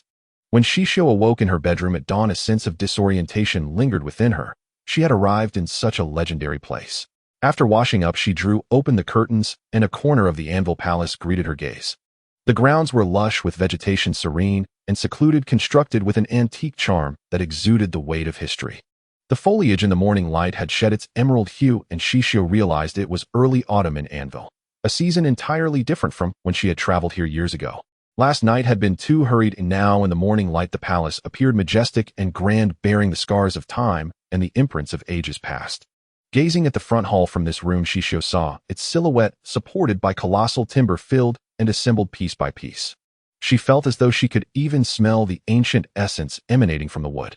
This was truly a palace immersed in the river of time. Xixiu admired the Anvilian's preservation of history. The palace's exterior seemed unchanged from thousands of years ago. Soon Xian knocked at the door. Xixiu, are you up? Yes, sister. Xian, wait a moment. They'll be right out. After making sure all her belongings were with her, Xixiu left Ebony to roam the garden and stepped out of the room. Let's go. They're waiting for us ahead. Xian linked her arm with Xixiu, and the two left the palace to join the others. Wu Jingma, Liu Jiao, the three brothers Wu Jingxiu and Wu Jingyao were all waiting there. A servant-like robot pushed Wu Jingxi forward. Let's go, said Wu Jingma, glancing at Xixiu and Xian. Wu Jingma led the group to a turn on the eastern side away from the main hall. Minutes later, they stepped onto a long, bright, verdant pathway. Unlike the autumnal trees Xixiu had seen at dawn, the plants lining the pathway had leaves still dripping with emerald vitality. This place was truly magical. Xixiu looked straight ahead. The others walked in silence, with eager anticipation shining in Lujia's eyes. Wu Jingmo's expression was unreadable. Wu Jingjia's features seemed inherited from Wu Jingma. It was undeniable that this family's appearance reached the pinnacle of alliance beauty. After walking along the emerald pathway for over 10 minutes, Wu Jingma led them through a light screen. Shock registered on Xixiu's face. She felt as if she were passing through a portal of time and space. Seeing Xixiu's expression, Xian felt a slight easing of her own grief. This is the passage to the origin land of the Anvil clan. For convenience, a teleportation device has been activated. Oh, I just didn't expect your technology to be so advanced, Xixiu remarked, realizing this was the interstellar era. Such a teleportation device was probably akin to parcel delivery. Much of the Alliance's technology originally stemmed from the Anvil clan. It's not surprising at all that we possess such advancements. Xian was amused by Xixiu's expression. Her sorrow lessened slightly. When I studied Alliance history, I noticed the accounts of technological achievements, but I never imagined the Anvilian's wisdom would reach such an astonishing level. Despite having been in the Alliance for 17 years, Xixiu was still awestruck by this world. Whether it was the courier transmission devices, space navigation, starports, artificial intelligence, or the myriad technologies she had encountered over the past decade, all filled her with reverence for this realm. Don't be too amazed. There are many things in Anvil that technology can't explain. Make sure your heart keeps beating normally later. Xian teased mysteriously. Hearing his youngest daughter's crisp voice, Wu Jingma felt a flicker of warmth in his heart. He prayed that the star god would bless Jingxi and grant her a chance at life. After stepping through the light screen, within seconds Xixiu followed the Wu family to a place teeming with lush vegetation, birdsong, and floral fragrance. This vast fertile land had mountains and rivers, herds of animals, and a sky that seemed low with white clouds nearly within reach. They had set out at 8 in the morning in Anvil, and less than an hour had passed since leaving the palace. Yet here the star had not yet risen. Judging by the dew on the tips of the leaves, time here was later, or slower, than in Anvil. What astonished Xixiu even more was that this was a paradise of anomalous plants. She saw leaves, branches, and vines waving in greeting to the Wu family, indeed plants. Xixiu thought she caught the faint sounds of children playing, but in an instant she dismissed it as her imagination. Moreover, the air here was remarkably pure. Upon arriving, she felt every cell in her body relax and expand. This was a peculiar self-contained microcosm. Later, Xixiu learned from Xian that this place was a full light year away from the Anvil Palace, a secret realm of the Anvil clan. The robotic servant placed Wu Jingxi on a high platform. Wu Jingma and Liujia ascended first, forming several intricate hand seals. Xian brings Xixiu over. Jingxiu Jingmu and Jingyang assist from the side. Wu Jingma explained to Xixiu what to do next. He and Liujia would first open a breach in Jinxi's spiritual energy with their combined psychic force. Jingxi, receiving her parents' energy, would not resist temporarily, making it easier for Xixiu's energy to probe. Xixiu listened intently, afraid that missing a crucial step might backfire. Having agreed to help the Anvil royal family, she was determined to do her utmost. She hoped Princess Wu Jingxi would awaken and open those beautiful golden eyes. Don't be nervous. Success or failure depends on Jinx's fortune, Wu Jingma said gently, not wanting to burden the young girl. I will give it my all. As Wu Jingma and Liujia began, Xian and the others grew tense, hoping Jingxi would wake rather than remain silent and still. When Xixiu received Liujia's signal, she dispersed her psychic energy, separating a single pure strand that reached toward Wu Jingxi. Wu Jingxiu and the others seemed to summon all their strength. A faint golden aura rose around each of the 8 Wu family members. Xixiu was not surprised. This was the third time she had witnessed the Anvilian's eerie and formidable form. She calmed her mind, weaving her meditation technique and psychic energy into a clean, gentle aura that settled upon Wu Jingxi. Moments later, it slipped through the breach opened by Wu Jingma and Liujia. Within a few breaths, Xixiu found Jinx's dim, slumbering psychic energy. She encircled that small cluster, soothing it with tenderness. After what felt like an eternity, the dim energy cautiously extended a tendril, curiously examining the familiar aura it yearned to approach. Xixiu was patient. She sensed the other psychic energy pulsing like an inquisitive child, so she let it brush against her. Soon the energy grew lively, eager to dash out and play. Xixiu consented, following it as the two energies seemed to frolic and chase for a long time. The little cluster grew tired and sank into a deep sleep. Wu Jingma, Liujia, and Wu Jingxiu stared motionlessly at Wu Jingxi, noticing an unconscious smile bloom at the corners of her lips. Xian clutched her chest as her heart pounded violently. She nearly lost control, wanting to transform and sprint. Xixiu kept vigil by the little cluster for a long time. It seemed to awaken, stretching lazily, and in a half-dream state, opened its eyes. Xixiu followed that little ball of fluff and opened her eyes. She saw Wu Jingxi, who was staring back at her with golden eyes, and Xixiu gave her a sweet, beaming smile. Wu Jingxi received the goodwill from this beautiful girl and returned her smile. Liujia covered her mouth. Her daughter had truly awakened. Father, Mother Jingxi is back. Jingxi saw her parents, then glanced at the others. Not finding the little one, she felt a pang of disappointment. But Xian rushed over. Sister, you're so mean. You abandoned Xian Wu. Jingxi heard the sobbing in her arms. Is that you, Xian? She was uncertain. She hadn't been gone that long, had she? How could Xian be nearly an adult? What was going on? Xian, the big Xian. Wu Jingxian looked up at his elder sister, adoration shining in his eyes. You've grown so much. Time. I feel like I only left not long ago.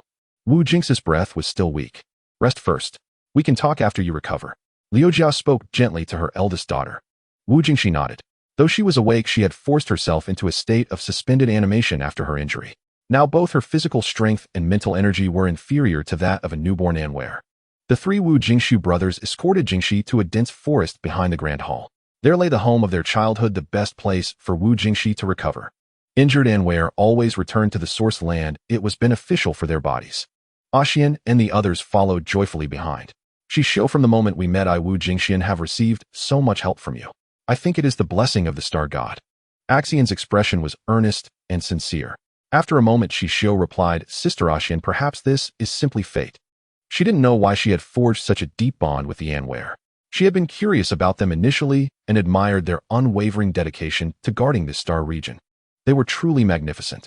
She wanted to know such legends and, if possible, to make an Anware friend. It would be a life without regret. Yes. So Xixiu, from now on we are your family. All of us. Hong Xixiu would no longer be homeless. Xixiu was moved. She hadn't expected Wu Jingxian to make such a weighty promise, even though she felt she had only done what she had to. All right. Xixiu's answer dissipated into the air after a moment. Yet this single word reached the ears of every Anware baby currently in the source land.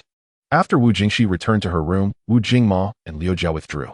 Wu Jingmo's expression was somewhat excited while Liu Jia was moved beyond words. Xixiu hadn't expected the Anware to be so emotionally expressive. Their control over emotions was unmatched across the entire alliance. Wu Jingxian was often more expressive, likely because she was lively and cute, the youngest daughter and still a minor. Thank you. Wu Jingma along with the entire Wu family bowed to Xixiu. The Anware valued family above all else. They were an indivisible whole. No matter where they were or how they guarded the alliance, they would always be family. You really don't need to be so formal. I only did what I could. The eldest princess woke up because of her own efforts. Xixiu was at a loss. In neither her past nor present life had she ever received such a grand gesture. Even the most composed person would be flustered. Xixiu's face flushed. Her black eyes gazed at the sea of golden hair and golden pupils before her. She wanted to sigh and press her forehead as all these stunning beauties, male and female, looked at her with incomparably sincere eyes, their gratitude overflowing. Wu Jingma and the others knew she was being sincere. The Anware were quite accurate in judging human intentions, and the Wu family genuinely liked this girl from the bottom of their hearts. All right, from now on Xixiu is our family, Wu Jingma declared. Xian stepped forward and hugged Xixiu tightly. Wu Jingyao was also deeply shaken. What they couldn't achieve, this girl had. She possessed an unending vitality. Xian took Xixiu for a stroll around their residence. By tomorrow, Wu Jingxi should be half recovered. Xixiu, it's beautiful here, isn't it? Xian said proudly. It truly is. Is this a different space? Xixiu's question cut to the core. Yes. We are about one light here from the Anware home planet now. Xixiu's jaw dropped. She felt the Anware were simply too extraordinary. This is where we must stay before the age of 10. It's an Anware secret. Xian winked. Xixiu hadn't expected to learn yet another astonishing secret. Xixiu blinked back. Sister Xian, please don't tell me too many secrets. I'm afraid my mind won't be able to hold them all. This remark successfully amused Xian, who let out a clear bell-like laugh. Hearing it from afar, Wu Jingya shook her head helplessly. Wu Jingxi was also overjoyed. Their family was reunited at last. Though the process had been worrisome, at least the outcome was good. At night, Xian worried Xixiu might be afraid, so she squeezed into bed with her. Wu Jingma and Liu Jia were concerned Xixiu might not adapt. Seeing their youngest daughter already thoughtfully accompanying her, they marveled that even their mischievous little girl had learned to care for others. Wu Jingxi slept soundly in the source land for a night. The next morning, when she opened her eyes again, half of her vitality had returned. She observed the surrounding decor and recognized it as her room in the source land from before she turned 10. From the brief exchange yesterday, Wu Jingxi knew her perception of time was skewed. She thought she had only spent a few months in that place, but over 20 years had passed. Wu Jingxi dressed, got out of bed, and drew the curtains. Light streamed in. Wu Jingxiu and Wu Jingyao were already waiting for her outside. Hearing the sound, the heavy stones in their hearts finally dropped completely. Opening the door, Wu Jingxi saw her brother and sister. Good morning, Jingxiu Jingya. Welcome back, sister. Wu Jingya embraced Wu Jingxi. Let's go to the yard. Father and mother must have been waiting long. Wu Jingxi took her sister's hand and followed Wu Jingxiu to the yard. Wu Jingma and Liu Jia were already waiting there. Xixiu and Xian along with Wu Jingmu and Wu Jingyang were also present. Father, Mother Jingxi is back. Wu Jingxi bowed to Wu Jingma and Liu Jia. Liu Jia looked at her much-recovered daughter, her gratitude towards Xixiu deepening. It's good you're back. Don't face such dangers alone again. Wu Jingma sighed. If he had been more attentive, his daughter wouldn't have suffered so. In the end, he had failed to protect his child. Seeing the Wu family reunited, Xixiu greeted Xian and then left the grand hall alone. Wu Jingxi recalled the words she had spoken to her parents before her departure, and a pang of guilt stirred within her. She had believed that with her own strength she would be perfectly fine, yet unforeseen circumstances had arisen. I'm sorry. I was overconfident back then. Wu Jingxi apologized to her parents. It's all in the past. None of us ever imagined that it would nearly cost you your life. Wu Jingxi recounted to her parents everything she had experienced during this period. In her perception of time, only a few months had passed, yet upon awakening she discovered that she had been slumbering among the stars for 2 decades. Do you remember what happened before you fell asleep? Where were you? Wu Jingmu pondered, finding this abnormal. The Anware people possessed an extraordinarily acute perception of time and space, and could not possibly have misjudged. Even in her slumber, Wu Jingxi could sense the passage of time, and Wu Jingmu had faith in his daughter. When the star domain gate began to show signs of instability, Wu Jingxi, who was about to embark on a training expedition, accepted the mission. She led her team into the depths of the starry void to seek the gate's location. The location of the star domain gate was never fixed. Only the Anware people with their superior perception of time and space could pinpoint its exact whereabouts. Wu Jingmu detected a note of doubt in Jinx's account. It seemed that from the moment she left Anware, she had already fallen under someone's watchful gaze. The reason Wu Jingxi had encountered danger and subsequently met that human was because she was ambushed by enemies lying in wait there. That person happened to be passing by and by sheer coincidence rescued Jingxi, which led to the subsequent tale. But who within the alliance bore such a deep grudge against the Anware people? And how did they come to know the secrets of the Anware? Was their attempt to eliminate Wu Jingxi because she was the true guardian of the star domain gate for this generation of Anware? Each guardian of Anware was confirmed at the place of origin. The restoration and safeguarding of the star domain gate required the guardian's power as a conduit to awaken the protective force within the Anware people. If Jingxi were to die, Anware would be unable to foster a new guardian for a brief century. The previous guardian before Jingxi had already returned to the place of origin. Could this be the fundamental reason for the sudden anomaly of the star domain gate? With Wu Jingxi dead, there would be no power to sustain the gate, and they would be able to emerge. But was it truly that simple? How had they managed to turn members within the alliance into their willing puppets? This was merely Wu Jingmu's tentative speculation. If it were true, then someone within Anware at least 20-odd years ago had betrayed their ancestors. The secret of the Anware guardian was known only to the royal family and nobles of the 16th rank and above. It seemed that this secret was no longer a secret. The star domain, which had known peace for 5 centuries, was about to be thrown into turmoil again. Wu Jingmu pondered for a moment before issuing an order to Wu Jingxiu. Send people immediately to investigate everywhere.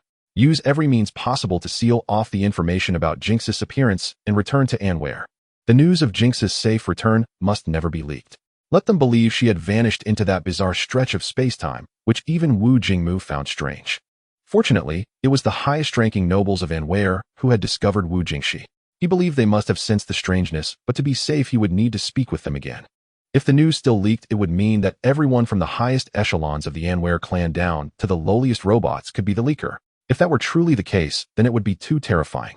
As for the sudden return of Xixiu and Xixiu, a plausible excuse would have to be fabricated. If those people were still in Anware, they could easily obtain this information. Spread the news that I am in low spirits and have fallen ill from accumulated worries and longing. This was the remedy Liu Jia could think of. With the empress of the royal family unwell, the Anware people upon hearing the news would all return to visit her. Xixiu's public identity was that of an Anware noble, so her sudden return would seem plausible. After Jingxi recounted her experiences over the years, the Wu family realized there was a shocking conspiracy at play. Someone wanted to shatter the existing peace of the alliance, fully open the star domain gate, and release the ferocious beasts within. Once they learned that Jingxi had not died and had returned alive to Anware, they would surely devise another scheme if the first one failed. Though they were not afraid, Jinx's body needed time to recover to its peak state, and they needed to formulate countermeasures. Wu Jingmu left to make arrangements, and the 3 Wu Jingxiu brothers also departed the place of origin, leaving behind the 3 Wu Jingya sisters and their mother Liu Jia. Liu Jia gazed at her eldest daughter, who had regained her vitality, and lovingly stroked her head, a lingering fear in her heart. She had opposed Jingxi taking the risk in the first place, but the father and daughter had made the decision directly. She knew it was the duty of the Anware guardian. Only by having Jinx's name removed could she freely go there. Before she could even collect her thoughts, her daughter had already left. The public removal of her name was a ruse. When Jingxi failed to return, Liu Jia and Wu Jingmu were heartbroken and were reluctant to speak of Wu Jingxi again. Little did they know she had endured so much suffering. All these years, Wu Jingmu had secretly searched for traces of Jingxi, but no news ever came. It turned out she had been trapped in a space where time did not flow, enduring so much hardship. And that person? Liu Jia asked the question that weighed on the hearts of the entire Wu family. Jingxi fell silent. She had expended all her power back, then nearly returning to the place of origin. Although he had been grievously wounded, he should have survived. Mother, I have no perception of the outside world, so I am not certain now. But the bond between partners still exists. He and that child should both still be alive. Jinx's words struck like a thunderclap. Xixiu recalled Yi Zhenwei's words. Is he from the Qing family? Jingxi nodded. Xixiu recounted her encounter with Yi Zhenwei and Luoluda and how Yi had pressed her for answers. His name is Qing Shihao. But Jingxi shook her head. I didn't have time to name him back then before that incident happened. When Qing and I rushed to the battlefield, I left him with the Qing family, entrusting him to their elders. Liu Jia and Wu Jingya pondered for a moment. Then when big sister has fully recovered, let's go see that child. He too was of Anwer blood. At that moment in the ancient Qing family manor on Gaia, Qing Hemming exchanged a glance with his son. Ecstasy surged within Qing Hemming's heart. He placed his hand over his chest, lifted his head to the sky, and said in a choked voice, "She has returned. She is alive." These words carried a profound sense of relief. The young man opposite Qing Hemming was not as overtly emotional, but the leaping and aching in his heart told him that the one who gave him life had returned alive. This experience left him feeling somewhat lost and unsettled. Mother is alive," the young man softly replied to his father. Qing Hemming recalled his partner's face and gazed at his well-grown son. He hoped he had not disappointed her and longed for the day they would meet again soon. After Wu Jingxi finished recounting her experiences, she left Xian to accompany her, while Liu Jia and Wu Jingya also exited the source land to deal with the matter of Liu Jia feigning illness. "Xian, do you miss your sister?" Wu Jingxi smiled gently at her youngest sister. I do, but I'm more angry." Before learning the truth behind Jinx's expulsion, Xian had been furious in her heart. Her sister had abandoned her family for a human man and willingly let herself be expelled from Anwal. Jingxi looked at Xian's deliberately stern face and let out a soft chuckle. "And now?" Xian shook her head. I didn't know you had endured such great pain. If I had known, I would have come to find you." Xian felt a lingering fear. Her eldest sister had nearly returned to the source land. Returning meant death for their kind, and though new life would emerge, it would be a new Anwelian, no longer her elder sister. The mere thought that her sister had once nearly perished silently in another place completely unknown to her filled Xian with searing anger. "Call that young girl who brought you back. I'd like to speak with her." Knowing that her sister would surely be curious about Xixiu, Xian went out to find her.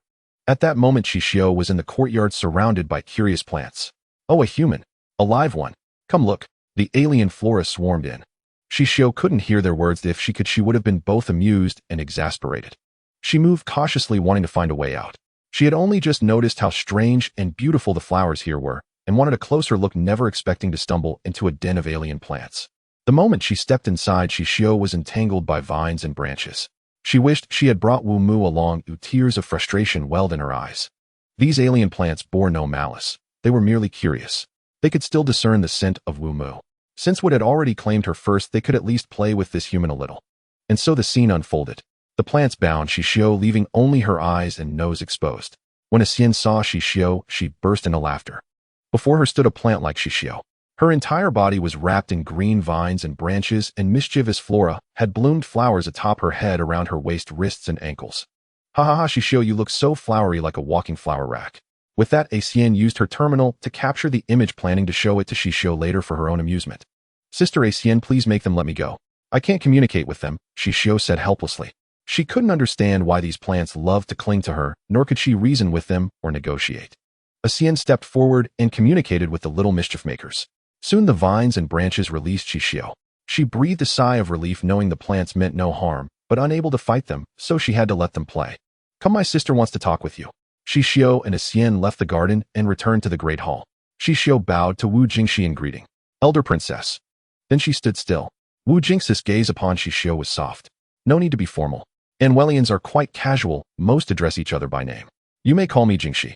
Wu Jingxi inquired about Xixiu's studies and plans. Xian chimed in with additional details, and when she learned that Xian was now studying alongside Xixiu and that Anwal's crisis could be resolved so easily, she was astonished. She hadn't imagined that during her absence Anwal would face such a peril. Though a solution had been found, the thought still sent a chill through her. This human girl would one day save the entire Anwal race, and now she had saved her as well. "Thank you for Anwal receiving your aid and for your profound righteousness." Jinx's words were deeply sincere. At Xixiu's age, she doubted she herself would have possessed such a magnanimous heart. After learning of Xixiu's background, Jingxi felt an added layer of compassion. "Then from now on, this place will be your home, Xixiu. Would you like that?" Jingxi spoke softly. "Thank you for your kindness. Sister Xian has already spoken to me about it.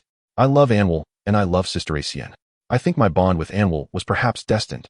From the moment she and Wei Lanshan landed on this planet, saw Anwal, and heard its legends, she had grown fond of this race. The subsequent encounters and connections seemed truly guided by an invisible thread. Xixiu beamed brightly, and Jingxi was delighted by her radiance. Xian was even happier. The person she loved had won the approval of the entire family, proving her excellent taste. Jingxi, this is all my doing. Xian rushed to Jinx's side seeking credit. All right. Once I recover, I'll prepare gifts for both you and Xixiu. Grand gifts. When Jingxi smiled, it was like a spring flower blooming overnight. The very air seemed to shift. Xixiu sensed Jinx's formidable power. Was this, then, the ultimate strength of the Anwelians? Jingxi gave Xian a few instructions, telling her to study diligently, with Xixiu not to be mischievous or lazy, and to report progress regularly. Xian made a gesture of acknowledgement, then accompanied Xixiu in escorting Jingxi back to her room. Xian and Xixiu stepped outside the hall. Xixiu, come. They'll take you to see the distant view. Xian led Xixiu into the forest, climbing a tree ladder to the tallest tree. They sat together on a branch 100 meters high, gazing into the endless distance. The passage of time in the source land felt strange to Xixiu. It seemed there were only dawn and dusk. Not long ago, when she and Xian entered the great hall, it had been early morning. Now the distant sky blazed with crimson clouds, and the spectacle of fiery sunsets had repeated 5 or 6 times. This should only appear at dusk. Yet the star that should have been setting in the west still hung in the sky. Xixiu found this place truly wondrous, as if it defied all cosmic theories. Xian seemed to sense Xixiu's question and explained the uniqueness of the source land. Here there were only dawn and night. Correspondingly, the source land had only life and death. Their kind was born here and returned here after death. This source land was merely the royal domain. Other Anwelians had their own dwelling places. Sister Xian, you don't need to tell me so much. I have questions, but they aren't urgent to resolve, Xixiu said earnestly to Xian. It's fine, Xixiu. Have you forgotten? We're family now. From now on, Hong Xixiu is a member of the Wu family. I, Wu Jingxian, have got your back. Xian and Xixiu swung their legs, gazing at the horizon. Xixiu marveled at how extraordinary the Anwelians were, while Xian thought about how much she was growing to love Xixiu. Wu Jingxi rested in her room, gently extending her spiritual sense. The source land instantly burst into jubilation at the emergence of this power. When Xixiu and Xian returned to the grand hall, Wu Jingma and Wu Jingxiu were already waiting there. Wu Jingxiu had already managed the news of Jingxi, sealing off all traces of her awakening. If the information still leaked, the betrayer would be exposed. Wu Jingma looked at Xixiu warmly. Xixiu, at dawn tomorrow, you and Xian will go to the Silver Falls. The dwelling at the foot of the mountain belongs to Xian, and the Anweilers don't know her true identity. You two will pretend to have returned upon hearing the queen's grave illness, staying for a few days before departing. Perhaps only a few ancient families in the alliance still recall the surname of the Anweiler royal house. Whether those families pass it down to their descendants no longer matters. All right. Is there anything else to be mindful of? Xixiu gazed respectfully at the sovereign before her. No need. If other Anweilers grow close to you, simply refuse. Your uniqueness should only be detectable by nobles above level 16. Ordinary Anweilers won't casually approach a human. Wu Jingma directly addressed Xixiu's concerns. Hearing this, Xixiu breathed a sigh of relief. She had worried that if other Anweilers were like Wu Jingxian, she would be in a difficult position. Wu Jingma also reminded Xian not to be mischievous and to grasp the gravity of the matter. Regarding Jingxi, no matter who asked in the future, she must only repeat the versions circulating among the Anweilers. Wu Jingxian nodded solemnly, understanding the stakes. Her elder sister had finally returned, and as family, she was duty-bound to protect her. Her sister had once cared for her with such tenderness and attention, and the misunderstandings between them had been resolved. Wu Jingxian would do her part. That night, Wu Jingxi did not reappear. The others knew she had likely fallen into a deep slumber, needing about a month to fully restore her strength. During this time, her perception of the outside world relied solely on Anweiler instinct, so Wu Jingma left Wu Jingya to guard her. Wu Jingxiu and the others did not disturb her, all eagerly awaiting her return to peak power. Wu Jingxi's room was enveloped in a gentle warm force like a greenhouse. Within the source land, countless slender beams of light converged into energy, swiftly streaming into Jingxi's chamber and entering her body. Soon a faint golden glow radiated from Jingxi's form, intensifying into a deep, rich gold within minutes. The light energy of the source land swelled, merging with the golden aura from Jingxi to form a vortex that surged into her body, vanishing without a trace. The room fell still. The next morning, under Wu Jingxiu's arrangements, Xixiu and Xian left the source land. Upon returning to the palace, he escorted them to Xian's house at the foot of the Silver Falls. It was night in Anweiler. Wu Jingxiu handed each of them a spatial button. These contain weapons crafted by your second brother along with other devices. Use them in danger. The instructions will be sent to you. Stay safe and return to Gaia in a few days. Stay safe and return to Gaia in a few days. With that, Wu Jingxiu adjusted Xian's robot butler into guard mode. Xian, from now on, wherever you go, take on Fei. In a crisis, it can serve as a combat asset. Mom, don't worry, big brother. Xian will grow stronger. Wait for me to return after I finish my training. I will join you in protecting our home. Xixiu, you must also stay safe. Come back with Xian during breaks. This place has a pleasant environment.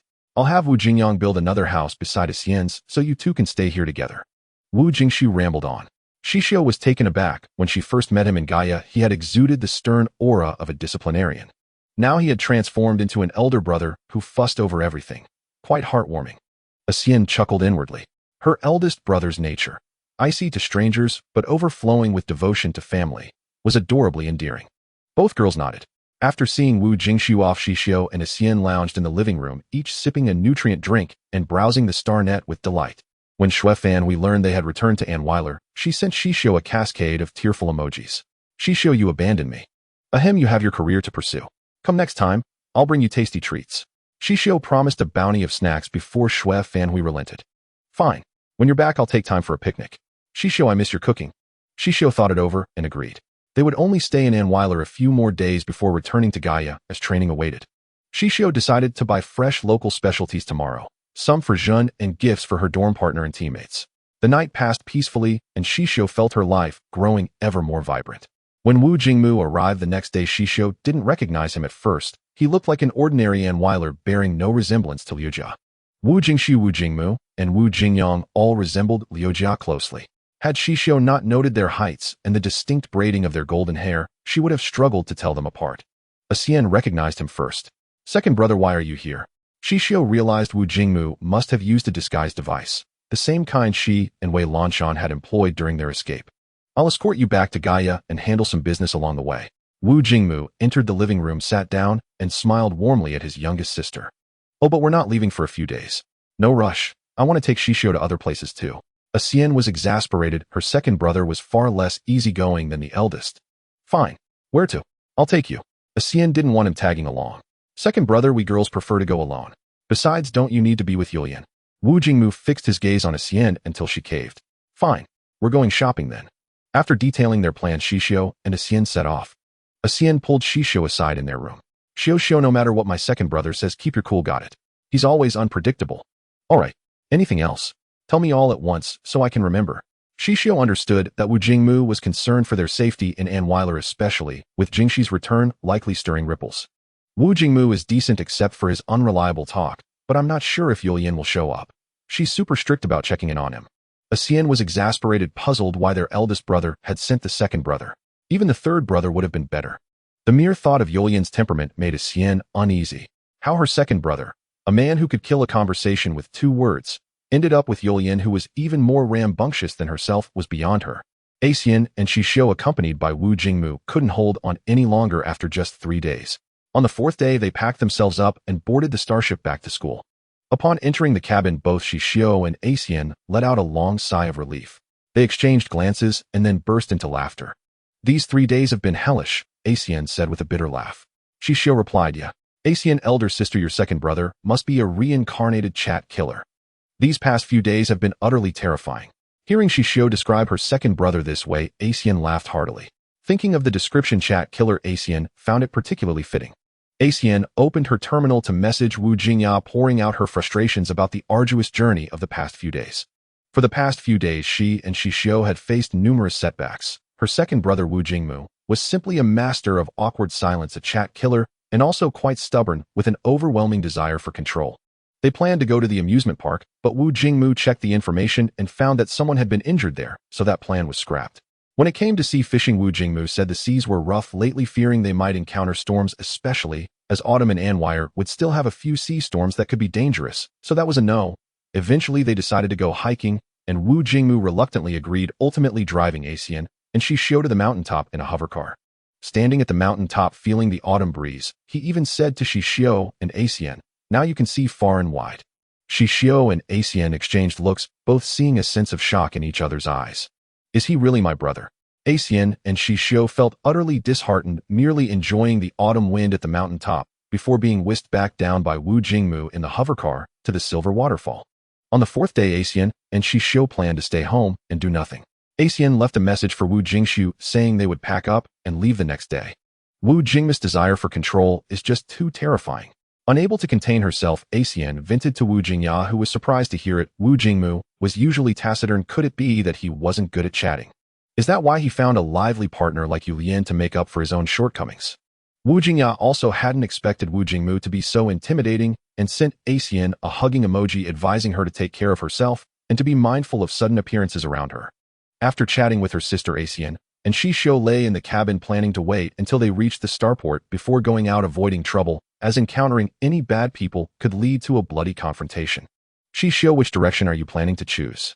When they return to school, they will be in the second year, and in the second semester, they will need to select their specialized direction. Xue Fanhui had been favored by Master Jian early on, so she had already determined her major in the second year, which was exceptional. I want to choose logistics supply. This is the choice Xixiu ultimately made after much thought. As for command systems, combat systems, weapon design, and other fields, she hadn't considered them at all. Asian nearly spat out a mouthful of old blood. What system are you talking about? She thought she had misheard. The logistics department. After retiring, I want to become a nutritionist, so I think the chances of success will be greater. Xixiu was full of expectations for the future, her eyes sparkling with light. But wouldn't that just waste her entire talent? But with your abilities, becoming the overall commander or captain would be no problem. Asian elder sister, I don't have such grand ambitions. I just want to live a safe life and be able to travel around the Alliance in the future. Talking about this made Xixiu a bit shy, as she always felt that she lacked the resolve of Xue Fanhui, an Asian elder sister, and even couldn't compare to Su Jinbao. Xixiu, the direction you've chosen may not be approved by the school. You'll definitely be reassigned. Their group had scored so high in the two field courses, and Xixiu's performance was excellent. She had even registered with Gu Jinyan. The school would certainly not waste talent. Xixiu hadn't considered this, as she thought the school would take individual preferences into account. Moreover, there were plenty of excellent students. How could they care about someone who wasn't interested in the combat systems? Such a profession that could achieve great things should be reserved for ambitious children. She would just assist them in the future, transporting supplies and ensuring logistics were in place. Combat systems are too difficult. Not only do you need to learn battleships, mecha, deep space control weapons, and other challenging subjects, although she could learn them still. Let's take it easy. It shouldn't be like that. Didn't the school say they would consider the students' first choices? Xixiu had heard about being reassigned, but she thought as a kid raised in a nursery who would put that much thought into her future. She just had to take control of it herself. What about you, Asian elder sister? Asian must stay at the first military academy for 7 years. Wherever you go, I will go. We want separate. No matter where we go, we are family. Okay, with Asian elder sister covering me in the logistics department, it will definitely be smooth sailing. Xixiu grinned widely, looking very happy. Seeing her like this, Asian couldn't bear to dampen her spirits. She just hoped that when the school made the arrangements, Xixiu wouldn't be too sad. Xixiu didn't really think about this issue. The logistics department seemed very important to her. After all, her ancient saying goes, before the army moves, supplies must be in place. Thinking this way, Xixiu settled her mind. If there really was a reassignment, they would deal with it when the time came. In any case, the 10-year service period was unavoidable, and it didn't really matter where, as long as the result was to safely return home. The two chatted and laughed for a while before closing their eyes to rest. Once they returned to school, it would be back to rigorous training and studies, so they took this opportunity to rest and recuperate. The journey through the starry sky was somewhat boring, so after Xixiu and Asian woke up, they climbed onto the star network. Zhen had messaged her saying the gifts had arrived. Xixiu had sent back many items for Wei Weian and the others, and when Corinne and Shaylee received them, they were pleasantly surprised. They didn't expect that this child had such a soft heart and had remembered to bring them gifts. Wei Weian also felt emotional and specifically went on the Star Network to leave a message for Wei Lanshan praising Xixiu.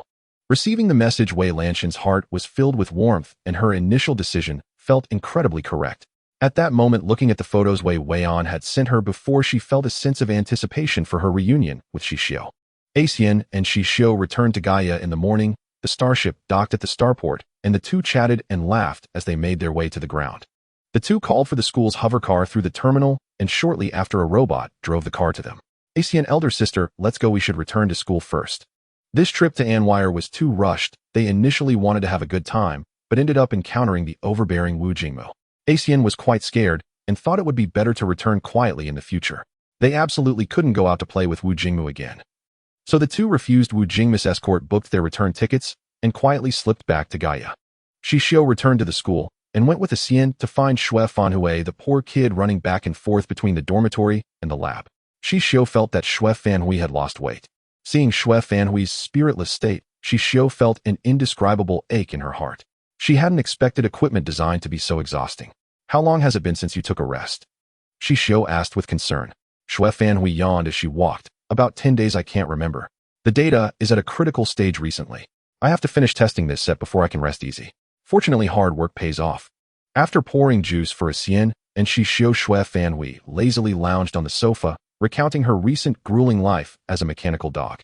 Xixiu clicked her tongue after listening. Isn't this study intensity too insane? What if your physical strength can't keep up? That's why all mechanical dogs have physical fitness above 5A. Otherwise, one might really faint halfway. You and Sister Xian went back to Annual and returned in just a few days. Why didn't you take a few more walks? You didn't even visit Falling Meteor Lake. In autumn, Falling Meteor Lake is breathtakingly beautiful. Shui Fanhui was drowsy but still forced herself to perk up. Xixiu exchanged a glance with Xian. It's a long story. Omitting the name, she recounted the matter of Wu Jingmu. Wow, Sister Xian, you've lived under your brother's ahem tyranny since childhood. My deepest sympathies. Xian shook her head. I only discovered how terrifying he is these past few days. Before I was always with my sister. Mentioning her sister, Xian's expression and voice grew gentler. Xixiu understood her feelings. She likely harbored deep affection for the Grand Princess. The two urged Shui Fanhui to rest well, and then returned to Jingtian Tower. Instead of using the teleportation device, they walked slowly, passing through several dormitory buildings before reaching the south side. There were still 10 days until school started. The short holiday of just over 20 days was about to end. Xixiu, what do you plan to do with the remaining time? Xian activated the teleportation device to the dormitory and asked Xixiu about her next steps. Training. I want to streamline my techniques a bit more and improve my ability to control objects with mental power. Master Gu could simultaneously control hundreds of fragments, and she wanted to try that too. Xian thought for a moment. Let's go to the forest for a few days. The training room was definitely out of the question because it would record training videos. Controlling hundreds of fragments would make a huge noise. All right, we'll set off tomorrow morning. Both of them went to Xian's dormitory. Since Xian lived alone, it was convenient for Xixiu to stay there as well.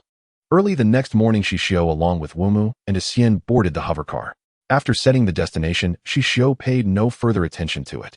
Xian glanced at the two ring-shaped robots on Xixiu's fingers. Aren't you going to let these two out for some fresh air? Xian pointed at Xixiu's fingers. Saving energy. It's so expensive to keep these two. Xixiu flashed Xian a bright smile. Let them out to see the forest later.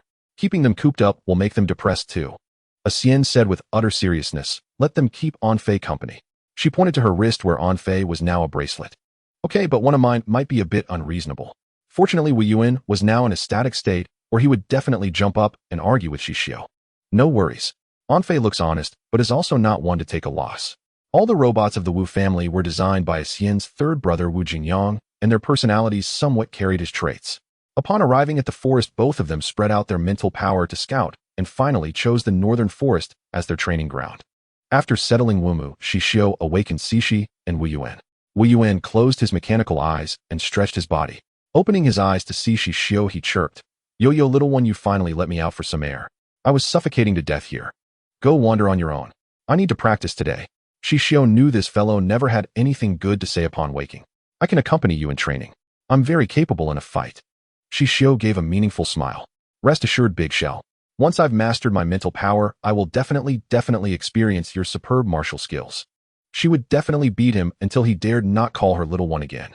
Cixi was still a bit confused. Hearing Yuan's words, she stepped in front of Xixiu. You cannot harm Xixiu, or you will be dealt with according to robot regulations. Six's sweet mechanical voice rang out. Oh, how touching. All right, Cixi, don't be nervous. You, Anfei, and Wu Yuan can wander around nearby. I need to practice my mental power. It will take about 2 hours. Xixiu patted Six's shoulder. Wu Yuan shrugged, then jumped onto a tree, sitting leisurely on a treetop to gaze into the distance. Xixiu paid him no further mind. Standing face to face with Xian, Xixiu recalled that when they returned to Annual, they had collected many silver beads from the silver waterfall to use as weapons. The two first took out 100 silver beads. With mental power attached, the beads hovered in the air. Xixiu held her breath, and in a moment the beads flew forward rapidly, while Xian's beads came flying toward her. The two waves of silver beads collided midair so fast that sparks flew from the impact. Each knocked down a portion of the other's beads, and the remaining ones sped toward their targets. Both dodged the incoming beads. The first round was evenly matched. Of the 100 beads, only about a dozen or so reached their destination. After a 5-minute break, Xixiu and Xian resumed. Xian screamed, inwardly unable to understand why Xixiu was so freakishly good. She, an Annual native, couldn't even compete with her. Xixiu gazed at the sky, her spiritual power now at 3S. Xixiu had been born with this peak level, and now she had surely surpassed 3S by at least 2 increments. Xixiu made a rough calculation in her mind, an outrageous 3S. What kind of person would she grow into? Xixiu found herself filled with anticipation. Sister Xixiu stopped daydreaming. 2 more rounds. She felt she had discovered a method to control more objects. This time she intended to manipulate 300 silver beads simultaneously. When Xixiu saw her produce a total of 300 silver beads, shock surged within her. They had just been practicing together moments ago. How could she have tripled her capacity in just a few attempts? It defied all logic. Could they even play fair anymore? She wanted to throw in the towel. Xixiu, can we perhaps not go this big for now? Xixiu attempted to negotiate with her. Then I'll call Wu Yuan to accompany me. Sister Xixiu, take a rest. Speechless. Fine, I'll stay with you, but I can only control fewer than 200 beads. She would ask Xixiu later what technique she had discovered. Xixiu grew quiet, transforming her spiritual power into fine drizzling rain that adhered to the silver beads. All 300 indeed began to move, albeit at a slow initial speed, yet it demonstrated feasibility. All that remained was to control her spiritual power with greater finesse and enhanced speed through diligent practice. Wu Yuan sat on the tree watching the little one who had once been so small. Her progress was truly rapid. After systematically analyzing the training data she had just recorded, Wu Yuan discovered that even Master Lan at her age had not achieved such results. In 12 years she had accomplished so much.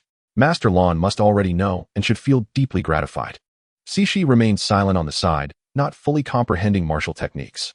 Xixiu had only installed basic combat programs in it. Its future tasks would primarily involve attending to its master's daily needs. At this moment, Wu Yuan's mechanical eyes were entirely fixed on Xixiu's figure, agile, crisp, and capable of dancing with the wind. After a comprehensive analysis, Wu Yuan found her spiritual precision to be astonishingly high. It estimated that even Wei Lianshan in her current state could not rival Hong Xixiu in terms of spiritual power. Lost in its data-driven contemplation, Wu Yuan failed to notice the surprise flickering in Xixiu's eyes. Xixiu's mechanical eyes fluctuated intensely. Had Wu Yuan not been so careless, it would have detected the significant energy fluctuations emanating from Xixiu. Anfei stood quietly in the background like a piece of scenery. Wu Yuan did not communicate with it, though they exchanged basic data. Both machines recognized the formidable strength in the other, sharing a mutual respect. Xixiu finally succumbed in the last round, defeated after being struck multiple times by Xixiu. Chill, let's take a break. Your training intensity is too high, I can barely keep up. She pulled water from her space button and tossed a bottle to Xixiu, who caught it and gulped down several mouthfuls. Sister Xixiu, this should just be the norm. Whenever Xixiu recalled her experience on the administrative star of Luluta, she wished she could split time itself. She still felt too weak. Space beasts could reach level 10. Without rigorous training and urgency, it would not do. Alright, I really do think you push yourself too hard. Xixiu sat on the ground, leaning her back against the tree trunk. She tilted her head slightly to look at Xixiu, whose face was flushed from the spiritual training, her skin glistening with sweat. She appeared both lovely and breathtaking, prompting Xixiu to voice her admiration. The more skills I have, the less pressure I feel. More training means more leverage for survival. Xixiu scratched her head, feeling a bit embarrassed by Wu Jingxian's words. She wondered if she was indeed pushing too hard. Xixiu watched Xixiu's conflicted expression and burst into laughter. No effort is never wrong. Your reasoning is sound. The battlefield we may face is unprecedented. This trip home to Anwire had fully awakened Wu Jingxian to the crisis. Even her sisters, so powerful, had encountered danger. With their current strength, they might truly be outmatched against real enemies. Yes, Sister Xixiu, let's train again tomorrow. They'll head back now. Wu Yuan leaped down from the tree, and Xixiu quietly transformed back into a ring, which Xixiu slipped onto her finger. Wu Yuan flexed its mechanical arms and legs before shifting its form as well. Wumu had long since eaten its fill and was sleeping soundly in the soil nearby. Xixiu yanked it up and tossed it into a flower pot. The creature didn't even unfurl its leaves, automatically rooting itself upon contact with the earth. On the way back, the two exchanged insights. Xixiu asked Xixiu how she had managed to transition from controlling 100 objects directly to 300 in such a short time. Sister Xixiu, I simply transformed my spiritual power into fine rain, countless strands of rain. Each strand controlled one silver bead, just like usual. However, this method consumes a great deal of spiritual energy. I haven't yet found a way to minimize the effort. Xixiu shared her true thoughts with Xixiu. Fine rain, like threads. Xixiu struggled to grasp the concept of threads, leaving Xixiu at a loss for how to explain. Anwire rarely experienced the kind of continuous thread like spring rain, and the Jingsu Alliance had no silkworms. So Xixiu rephrased, Imagine dividing your spiritual power into the finest possible strands. Think of the thinnest object you can conceive and split your spiritual power accordingly. This explanation should be clearer. Xixiu observed Wu Jingxian's expression. The thinnest thing I can think of is a strand of hair. That works too. Xixiu snipped a piece of her hair and used her spiritual power to split it into 3 parts, showing Axian. About this fine. Axian gazed at Xixiu. Your imagination is truly rich. Not really. I just ponder things a bit more. Wei Lianshan had taught her much about the realm of spiritual power. Over the years, she had experimented extensively and gained some insights. Whenever a new idea sparked, she would test it herself, often with remarkable results. Axian committed Xixiu's words to memory. When they returned to the dormitory, Xixiu found that In White had come back along with Su Jinbao, Talasha, and Fuyuola. Team 626 was fully assembled. Hongwu, how was your holiday? Su Jinbao handed over gifts. Xixiu and Axian accepted them with thanks and offered their own presents to the teammates, all specialties from manhwa. It was boring at school. Our original trip to Jinghui Star was cancelled because Xue Fanhui had to go to the lab for data processing, so Wu Jingxian and I returned to Anwire. Why are you all back so early? Axian looked at her teammates. To train. Knowing you two always add extra sessions privately, we didn't want to fall too far behind, so we packed ourselves back to school. Su Jinbao lounged lazily on the sofa eating fruit brought by Talasha. In that case, training starts tomorrow. Captain Talasha declared. Alright, I'll book the training room. Su Jinbao raised his hand. Xixiu and I need 2 more days for spiritual practice, so I'll review your martial techniques on the 3rd day. Axian decided to catch up with Xixiu. 2 more days of training should suffice. Good, we await the favor of you 2 warrior goddesses. Su Jinbao teased with a roguish grin. Fuyuola relished this atmosphere. She had not slacked off in training at home and believed she would significantly boost her strength this time. Axian and Xixiu returned to the woods. Only after 2 days, when Axian could control 300 silver beads without a single deviation, did the two conclude their 4th session. They headed to the training room for team combat coordination with Talasha and the others. Over the holiday, the 4 members of In White had made great strides. The level 2 beasts on Luluda had evidently impressed upon everyone the future difficulties and dangers, spurring each to enhance their abilities. Team 626 trained for several days without checking the school's internal network. When Xue Fanhui contacted Xixiu via video call, the 6 were still sweating it out in the training room. Xixiu, your grades course selection has been announced without consulting you at all. Not only that, but it's been moved up by a semester. Damn it. Xixiu quickly logged into the internal network and found that the school had directly assigned majors and directions already published. All of Team 626 had been placed in the combat department. The 6 of them were baffled. They stopped their training and, disregarding appearances, opened their terminals. Indeed, a message popped up.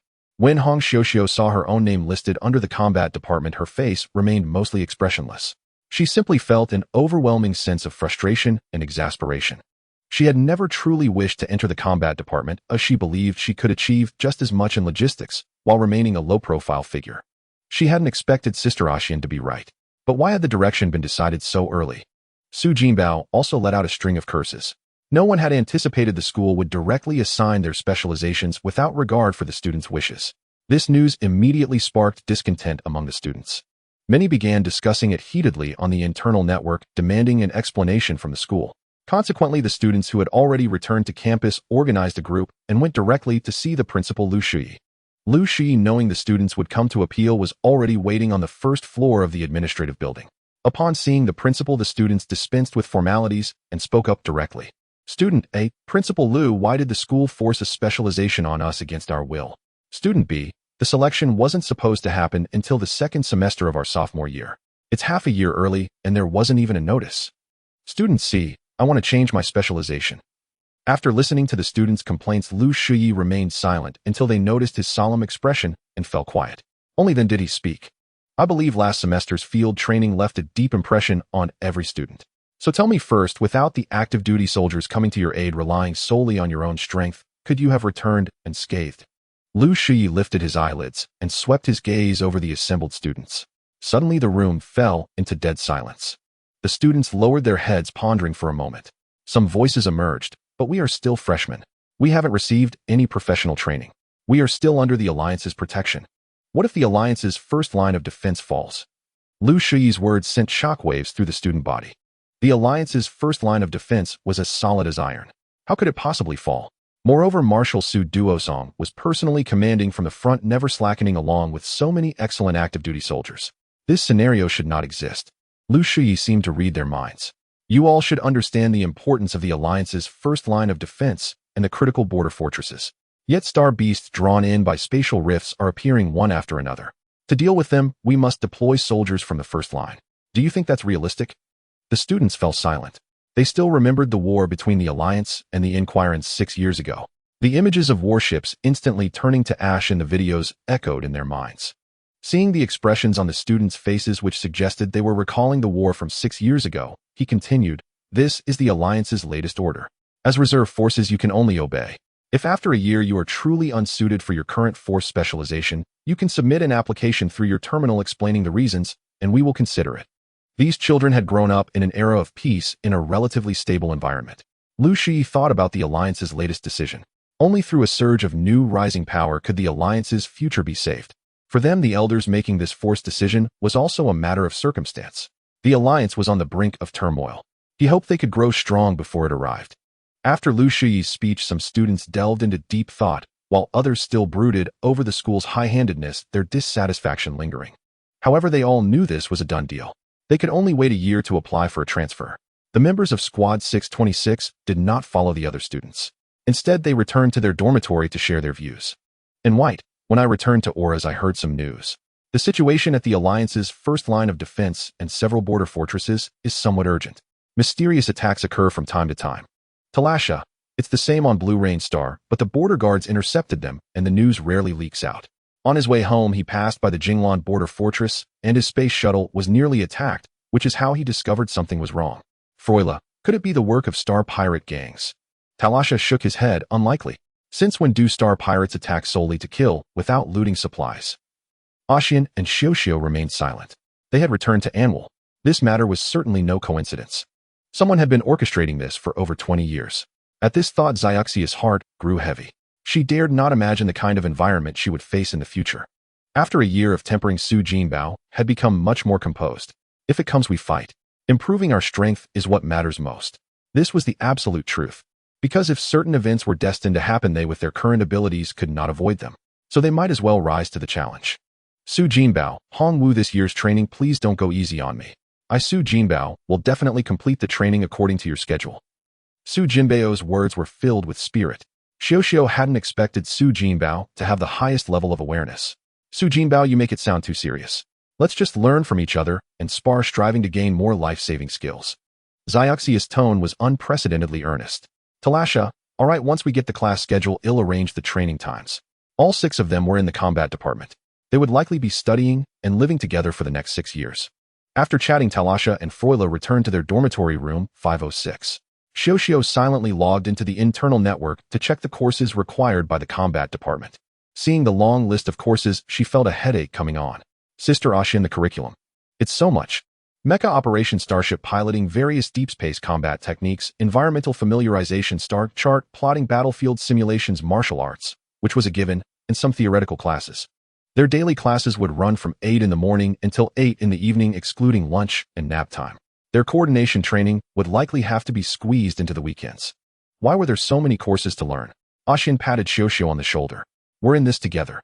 I've only studied these courses superficially before. So this time, Xixiu, let's work hard together. They'll be with you. That's right. Count us in too. Su Jinbao chimed in. Let's all work hard. Maybe we can even win the first military academy's glorious honor. What's that? Xixiu asked, puzzled. It's an award the school gives to the most outstanding team among each year's graduates. They get recorded in the school's history. Su Jinbao looked forward to it. Following Hong and Wu, he might just be able to ride on their coattails and get this honor. What's it for? Ashin was also curious. I heard it's very useful. It gives you bonus points for promotion during your service. Xixiu was speechless. Not much use then. I thought it might add contribution points. The new semester began in September. Xixiu and her group reported directly to the combat department. Riding the shuttle device, they arrived at the combat department 500 meters underground, where the instructors were already waiting for them. There were 7 instructors in total: Mei Jinyue for tactics, Li Shuqi female for mechagon, Fuer for warships, Shi Daiyu female for weaponry, Mo Fala for star chart mapping, Zheng Shangshan for psychic power, and Yang Gushi for martial techniques. On the first day, all 7 instructors were present. There were a total of 100 classes in the combat department for Xixiu's cohort, with 200 students in each class. Though it seemed vast when dispersed across the Alliance, the number of personnel was pitifully small. After all 10 fortresses required garrisoning and 8 border defenses needed troops. Other deployments were even more demanding. Everywhere required defense. The 7 instructors introduced themselves one by one, explained their teaching rules, and considerately sent a copy to each student's terminal. The course schedule had also been released. Xixiu and her peers were in combat class 99, with a total of 46 class periods per week, 6 for tactics, 6 for mecha, 8 for warships, 6 for weaponry, 6 for star chart mapping, 8 for psychic power, and 6 for martial techniques. Xixiu silently memorized the schedule as well as the instructors' appearances and names. She noticed that only psychic power classes were held both in the morning and evening, while all others were during the day. The instructors did not say much, only urging the students to work hard. From that moment on, they were no longer to regard themselves as children, but as warriors about to head to the battlefield, maintaining combat vigilance at all times and striving to improve themselves.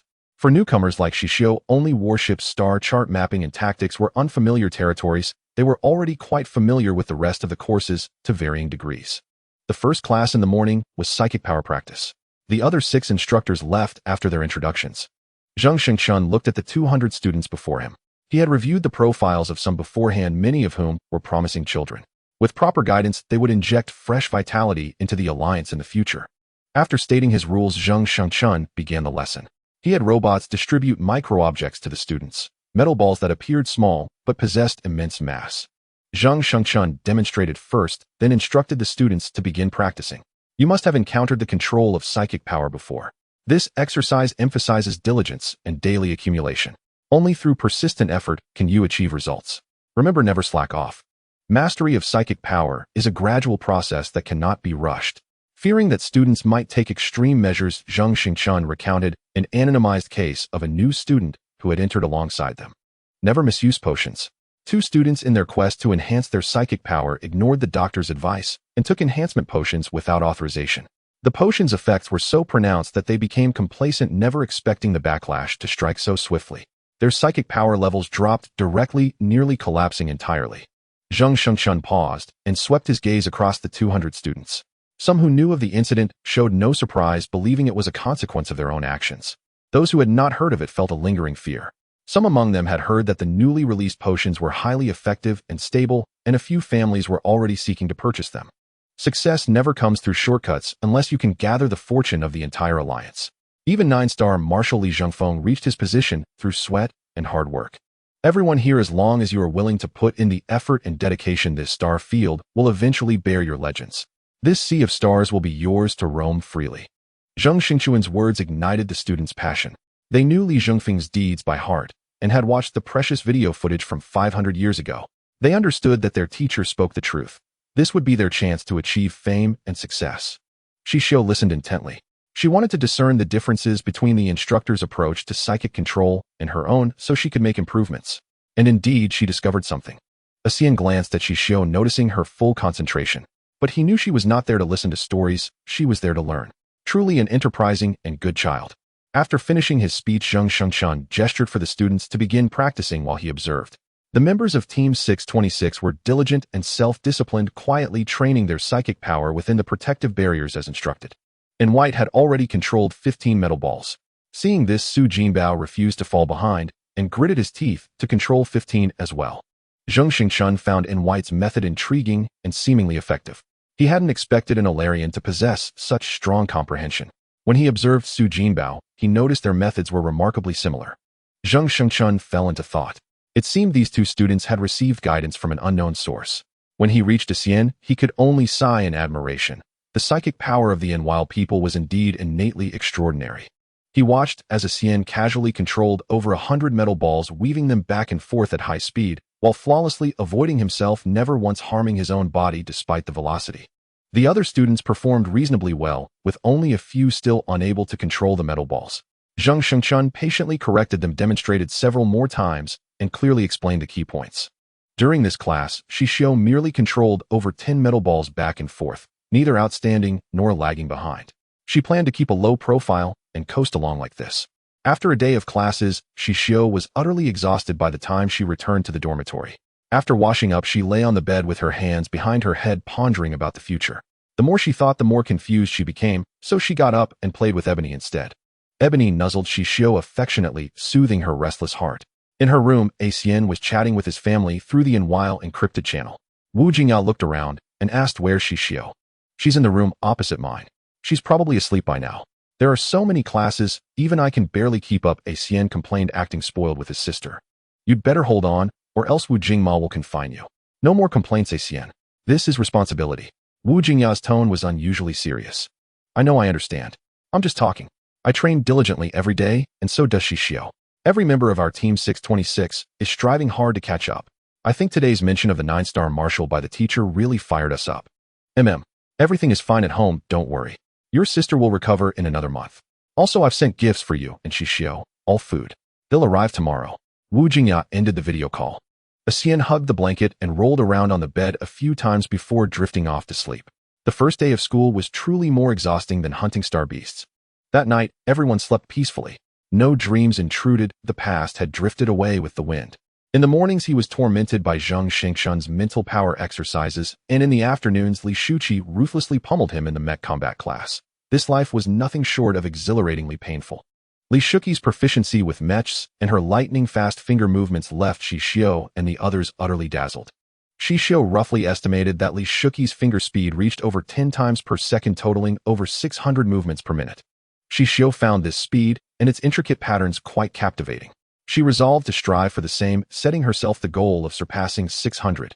Upon witnessing Li Shuqi's practical demonstration, Group 626 was thoroughly impressed by her deftness, and they devoted 200% of their focus to the course.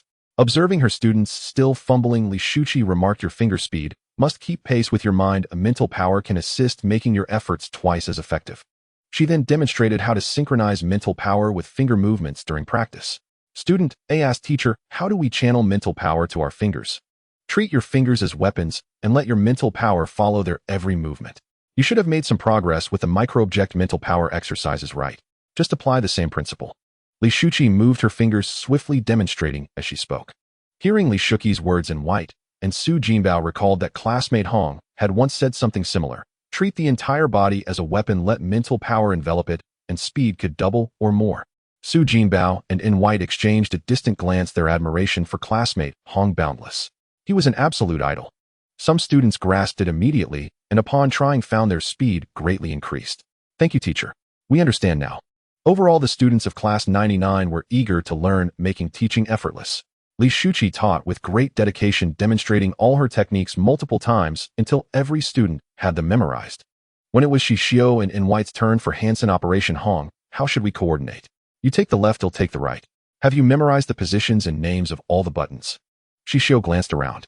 The structure of the real mecha was identical to the virtual one, as she could already locate every button with her eyes closed, though using her spiritual energy felt different from the virtual network.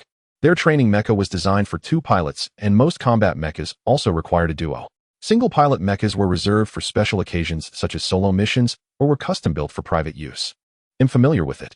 Rest assured, Hong, I won't hold you back. In White's resolute face had shed its youthful immaturity, now appearing much more composed. All right, let's begin. We must ensure perfect coordination between left and right. Once we master this, combat should pose little issue. As Xixiu's fingers moved, In White initiated his actions. Their mecha was set to spar with an opponent. Xixiu activated martial techniques, and after all critical buttons were engaged, the mecha automatically began motion capture. The mecha's intelligent system could effortlessly capture martial movements. Although the initial system also contained preloaded martial techniques, constant button manipulation was required, which was far less convenient and swift than motion capture. Xixiu's movements were swift. Before the opponent could launch an attack, she kicked the mecha squarely in its abdomen. Seizing the opportunity, In White controlled the left arm to lift the enemy mecha and hurled it violently. The opposing mecha executed several backflips before stabilizing its stance and crashing to the ground. Li Shuqi was satisfied. This pair demonstrated impressive speed and a knack for seizing opportunities. With a few more practice sessions, they would master the skills. What remained was diligent repetition and improving their speed. After 10 rounds, Xixiu and In White emerged victorious. It was now Xian and Su Jinbao's turn. Xian cracked her knuckles, eagerly determined to have some fun with her opponent. Xian, always favoring a bold and unstoppable style, agreed with Su Jinbao as they entered the mecha to launch a direct assault. Controlling it with their spiritual power was absolutely no problem. Xian and Su Jinbao reveled in the fight. Their opponent couldn't withstand 20 moves before being knocked to the ground. After gaining proficiency in Mecha Operation Group 626 found the course quite enjoyable. If your martial skills were formidable enough for the mecha to capture and use against enemies, it was incredibly cool. During Xixiu and White's training session, Su Jinbao recorded a video.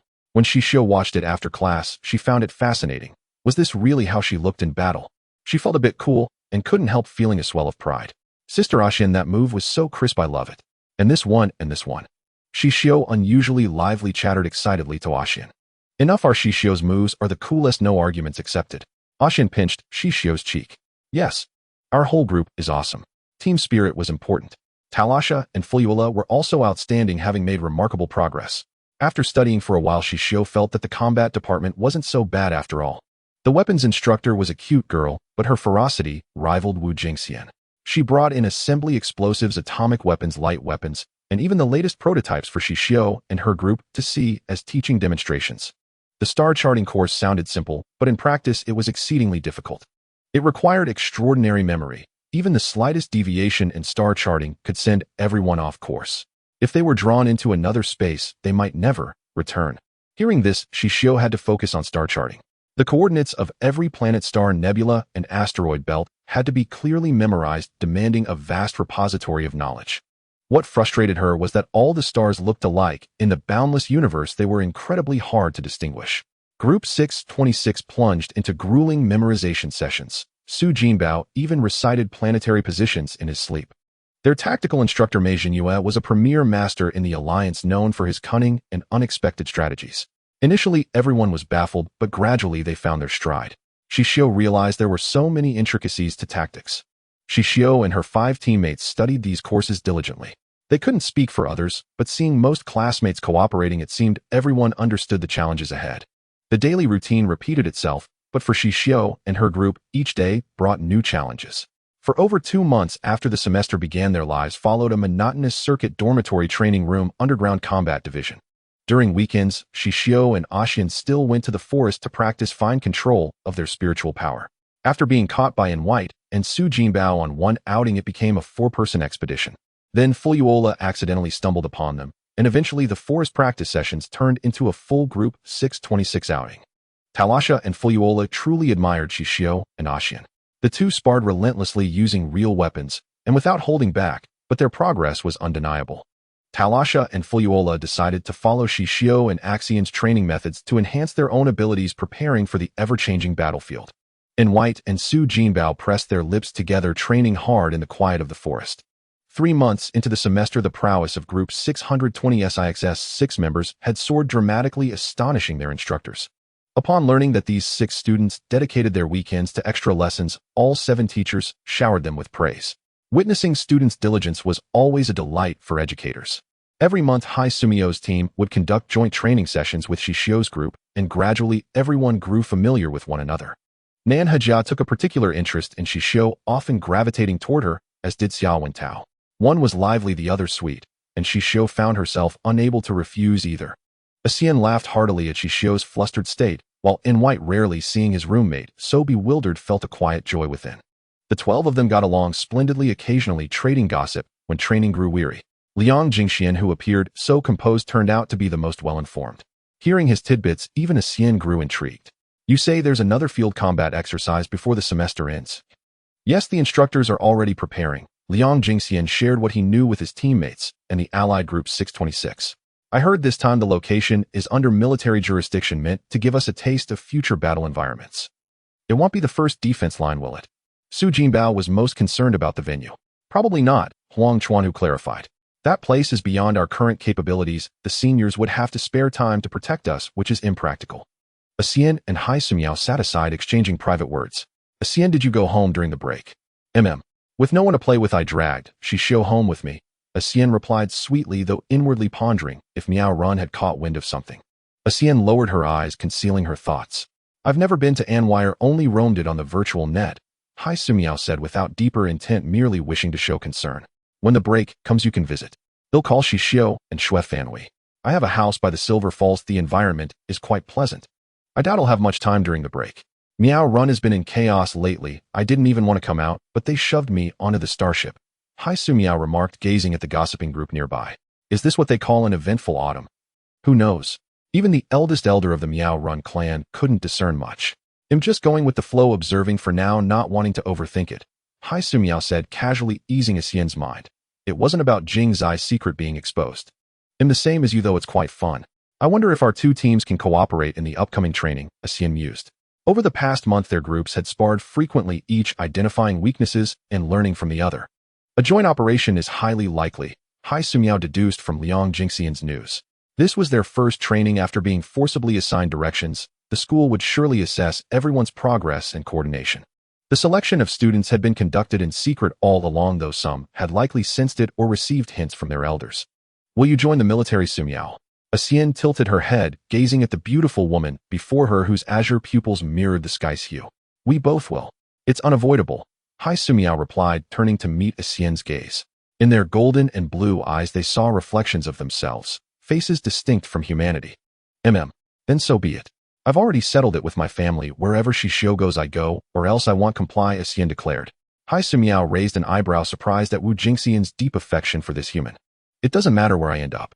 After all, it's all for the sake of this star domain. That's the mission of our two races, isn't it?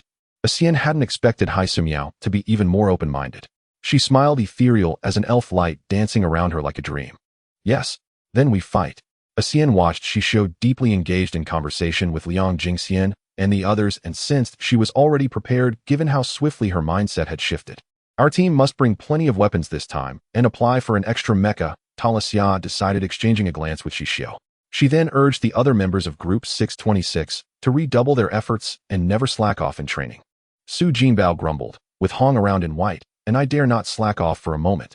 After all, they had pledged to take Hong as their benchmark, gritting their teeth to keep up with her training intensity. Yet the gains were immense. Su Jinbao sensed his mental strength on the verge of a breakthrough. Perhaps after this training he could ascend to 3S. Hong's method for training mental strength was uniquely effective. He and in white could now control over 100 metal spheres, all hitting their targets. A leap from 20 to 100. In white had even confided to Su Jinbao that Hong was truly their lucky star. Manhwa pestered Xixiu. Hong, is it true you can simultaneously control over 200 metal spheres? Gazing into Manhwaedit's sparkling eyes, Xixiu nodded. I only managed it after much practice with Sister Xian. That's incredible. Since enrollment, even Liang Jingxian, the fastest among us, hasn't reached 100, Manhwa said, admiration in her voice, though Xixiu detected a hint of discouragement. Don't lose heart. Cultivating mental strength requires persistence. Ask Su Jinbao and in white. They'd know best. Xixiu offered some insights, lifting Manhwaedit's spirits. Hong, you're such a wonderfully kind and beautiful sister. Manhwa was so excited she wanted to hug and kiss Xixiu, but knowing Xixiu's aversion to close contact, she settled for a handshake instead. From her space button, she pulled out a trove of snacks. These are specialties from our Mingyun galaxy, all for you. If you like them, I'll bring more next time. Manhwa beamed, her eyes crinkling adorably. Su Jinbao, overhearing Mingyun galaxy, sidled over. Isn't that place famous for its beauties, eh? Well, none can compare to Wu and Hai here. Manhwa winked. Oh, true enough, Su Jinbao conceded, noting the three stunning individuals before him. Still, all the stars and films on the net come from our galaxy, Manhwa added offhandedly, then regaled them with tales of Mingyun. Though they knew it as an entertainment hub, they'd never understood its true nature. After listening to Manhwa, they finally grasped how Mingyun galaxy entertained the masses. Every video and show on the net originated there. Actors, screenwriters, directors, even extras, all hailed from Mingyun. Truly a galaxy devoted to entertainment. After their sparring session ended, the two teams returned to the dormitory. Xian clung to Xixiu almost as if she intended to move her entire room there. Xiu, when are we going on that picnic? I've been craving it lately. Let me ask Fan Hui when she's free. The equipment department has been swamped lately, Xian said, looking at Xixiu with pitiful eyes. Their dormitories lacked kitchens, so feasting indoors was impractical, not to mention the need to procure ingredients. Great. Leave the ingredients to me. My dad, that miser, actually raised my allowance recently, Xian declared. Xian's money-grubbing demeanor made Xixiu burst into laughter. Xian, you call me a miser, but look at yourself. True. All right, from now on we'll be misers together and make money together. That was more like it. Xixiu had originally planned to work part-time to support her studies, but the academic workload was so heavy that she never found the time. The star coins Wu Jingxiu had given her remained untouched, and she couldn't return them. This time when she and Xian returned to Anwire, Wu Jingma had given her a generous sum, leaving Xixiu feeling quite embarrassed. Wu Jingma, however, said to her, we don't have much use for these since we rarely go out. Just keep them. From now on, Jingya will send you your allowance regularly. You're still young, but don't worry about making a living too early. Focus on your studies. That's the right path. His words were spoken with such earnest sincerity that Xixiu could find no excuse to refuse. If accepting it makes you uneasy, consider it a reward. There was a hint of helplessness in Wu Jingmo's tone. After Wu Jingxiu returned, Wu Jingmo had investigated Xiuxiu's background. On the surface, everything seemed normal, but his instincts told him her past might be tragic, and she was clearly aware of it. It was more than just being abandoned by her parents. Still, he admired her character and genuinely treated her as a younger family member. Xiuxiu contacted Xue Fanhui and learned she would be busy all week with several critical data sets needing attention. However, she might be free the following week, so they agreed to go on an autumn outdoor trip together next weekend. 500 meters underground, Xue Fanhui was growing frustrated. The data refused to align, and she couldn't pinpoint the cause, forcing her to stop. Staring at the holographic screen, she muttered to herself, "What's wrong?" She was so anxious, she felt blisters forming on her lips. Master Jian noticed her agitation and spoke up. Fanhui equipment design requires patience. Impatience will make you overlook many details. Master, I know. But this time I've run over 800 tests and the data still doesn't match. I got a bit anxious, Xue Fanhui admitted. She understood the importance of these devices. They had to be ready before the next training session. Mass production of the robots would take 3 working days, so she needed to submit her prototype at least a week in advance. Master Jian walked over and examined the data model on her screen. He spotted a decimal point that Xue Fanhui had overlooked and pointed it out. Xue Fanhui's eyes widened. That decimal point wasn't there before. You missed it. You must have added it during a test when you found an error, but then forgot to incorporate it into the final calculation. Xue Fanhui suddenly remembered. She had been interrupted by Xiao Wenjiu during her last test, and she had completely forgotten about such a crucial piece of data. She lowered her head, ready to accept her master's reprimand. When you find a mistake, go over everything from the beginning, leaving no detail unchecked. You have great talent, but you must never let your mind wander. Remember this, Master Jian advised earnestly. Yes, Master. Xue Fanhui accepted the lesson humbly. She had indeed been too impatient lately. Xiao Wenjiu, also a disciple of Master Jian, had been intrigued by her model during their last encounter and had chatted with her for quite a while. Later, when he left to conduct his own tests, Xue Fanhui had completely forgotten about the data she had added. After Master Jian pointed out her oversight, Xue Fanhui calmed down and reran the test. After 10 grueling attempts, she finally succeeded. Xue Fanhui jumped up in excitement. From his workstation, Master Jian saw her reaction and shook his head helplessly. Hearing the commotion, Xiao Wenjiu's expression turned unreadable. He hadn't expected that the girl Master Jian valued so highly might actually surpass him in talent. In just over a year, she had solved several difficult problems. Even when working alone on complex models, she could complete them entirely on her own. At this rate, Xue Fanhui would soon replace him as Master Jian's chief disciple. Xiao Wenjiu's heart churned with complex emotions. He hadn't yet learned all of Master Jian's techniques, and he couldn't allow himself to be pushed aside by Xue Fanhui. He was unwilling to accept it. A fleeting thought crossed his mind, startling him with its dark implication. Yet the temptation was immense. Though Master Jian was fair, Xiao Wenjiu couldn't bear to lose to Xue Fanhui. Meanwhile, Xue Fanhui remained immersed in her joy. This was her 10th creation, one that could achieve excellent results even in a competition. However, this weapon was specifically designed for the upcoming training. She had also designed several compact self-defense weapons for Xiuxiu and Xian. Each weapon had only 2 prototypes. After Xiuxiu tested them and provided feedback, she would scale them up. In high spirits, Xue Fanhui packed up her belongings and data, humming a tune as she left the laboratory. On the way, she sent Xiuxiu a message informing her that the tests had been completed successfully. The model would be assembled in 2 or 3 days, and the autumn trip next week was definitely on. Upon receiving the news, Xiuxiu and Xian were overjoyed. They decided to inform Su Jinbao and In White, asking them to let Talasha and Frola know that Team 626 would be taking a well-deserved break outdoors. As soon as Su Jinbao sent the message, Frola responded with great enthusiasm. Frola, I'm going to buy some special ingredients, la la la. Talasha, I'll instruct my farm's management robot to pick fresh vegetables and have them shipped in 3 days. In White, I'll get the meat. 6 of those popular foxtail galaxy poultry birds. Su Jinbao, I'll order fish from the Myo Run Galaxy's Starnet. Hong Xiuxiu, I feel like you guys have bought everything. Wu Jing Xian, I'll handle the juice and order a small Selena sheep. We'll prepare the seasoning and roast it just like last time. Frola Xiuxiu, just teach us how to season the food, love you moi. Su Jinbao, aren't Ann Weiler's vegetarian? Why are you so obsessed with meat? Wu Jing Xian, eating meat gives you strength. After sending that, Xian immediately shot a disdainful emoji at Su Jinbao. Hong Xiuxiu, I'll take care of the seasonings. This time let's eat to our heart's content. The entire team celebrated, showering Xixiu with hugs and pats. Our Hong Xixiu is the best Hong Xixiu. After the pleasant autumn excursion ended, the combat department received notice of an external practical training exercise. This external training would be led by senior students graduating next year, guiding the newly enrolled juniors of the combat department to form teams of 12 and fight together. When the group assignments were announced, Xixiu's grade erupted into an uproar. Xixiu was the first to message. Xian, our senior from 828, is my old rival. I'm so annoyed I don't want to go. Your old rival. The kind you can't stand. Want us to lead a team and wipe him out for you. Xian's fierce tone stunned Xixiu. You, why so brutal? I can't beat him. If I could, I wouldn't be so frustrated. I'd be strutting around. This meant that Wu Jingxian couldn't beat him either. Are you saying I can't take him down? What about the two of us together? If that fails, there's Xixiu, and if even she can't, she has a trump card. Xixiu's trump card was Wu Mu, of being so fierce, even she feared him. Xixiu pondered Wu Jingxian's words. Should they actually intercept the man and beat him up for catharsis? Let's see if we end up in the same group. He'll think about it. With that, Xixiu logged off, realizing she had seriously considered Wu Jingxian's suggestion. Should she really catch that person and give him a thorough thrashing to vent the pent-up frustration of years? Then she reconsidered his strength. No, she shouldn't drag Xian and Xixiu into this. Xixiu was deeply dissatisfied. Why had old man Hai, without her consent, directly betrothed her to someone who, whenever they met, sneered and mocked her, claiming she lacked responsibility and spent her days sleeping at the bottom of the sea? Her fiancé.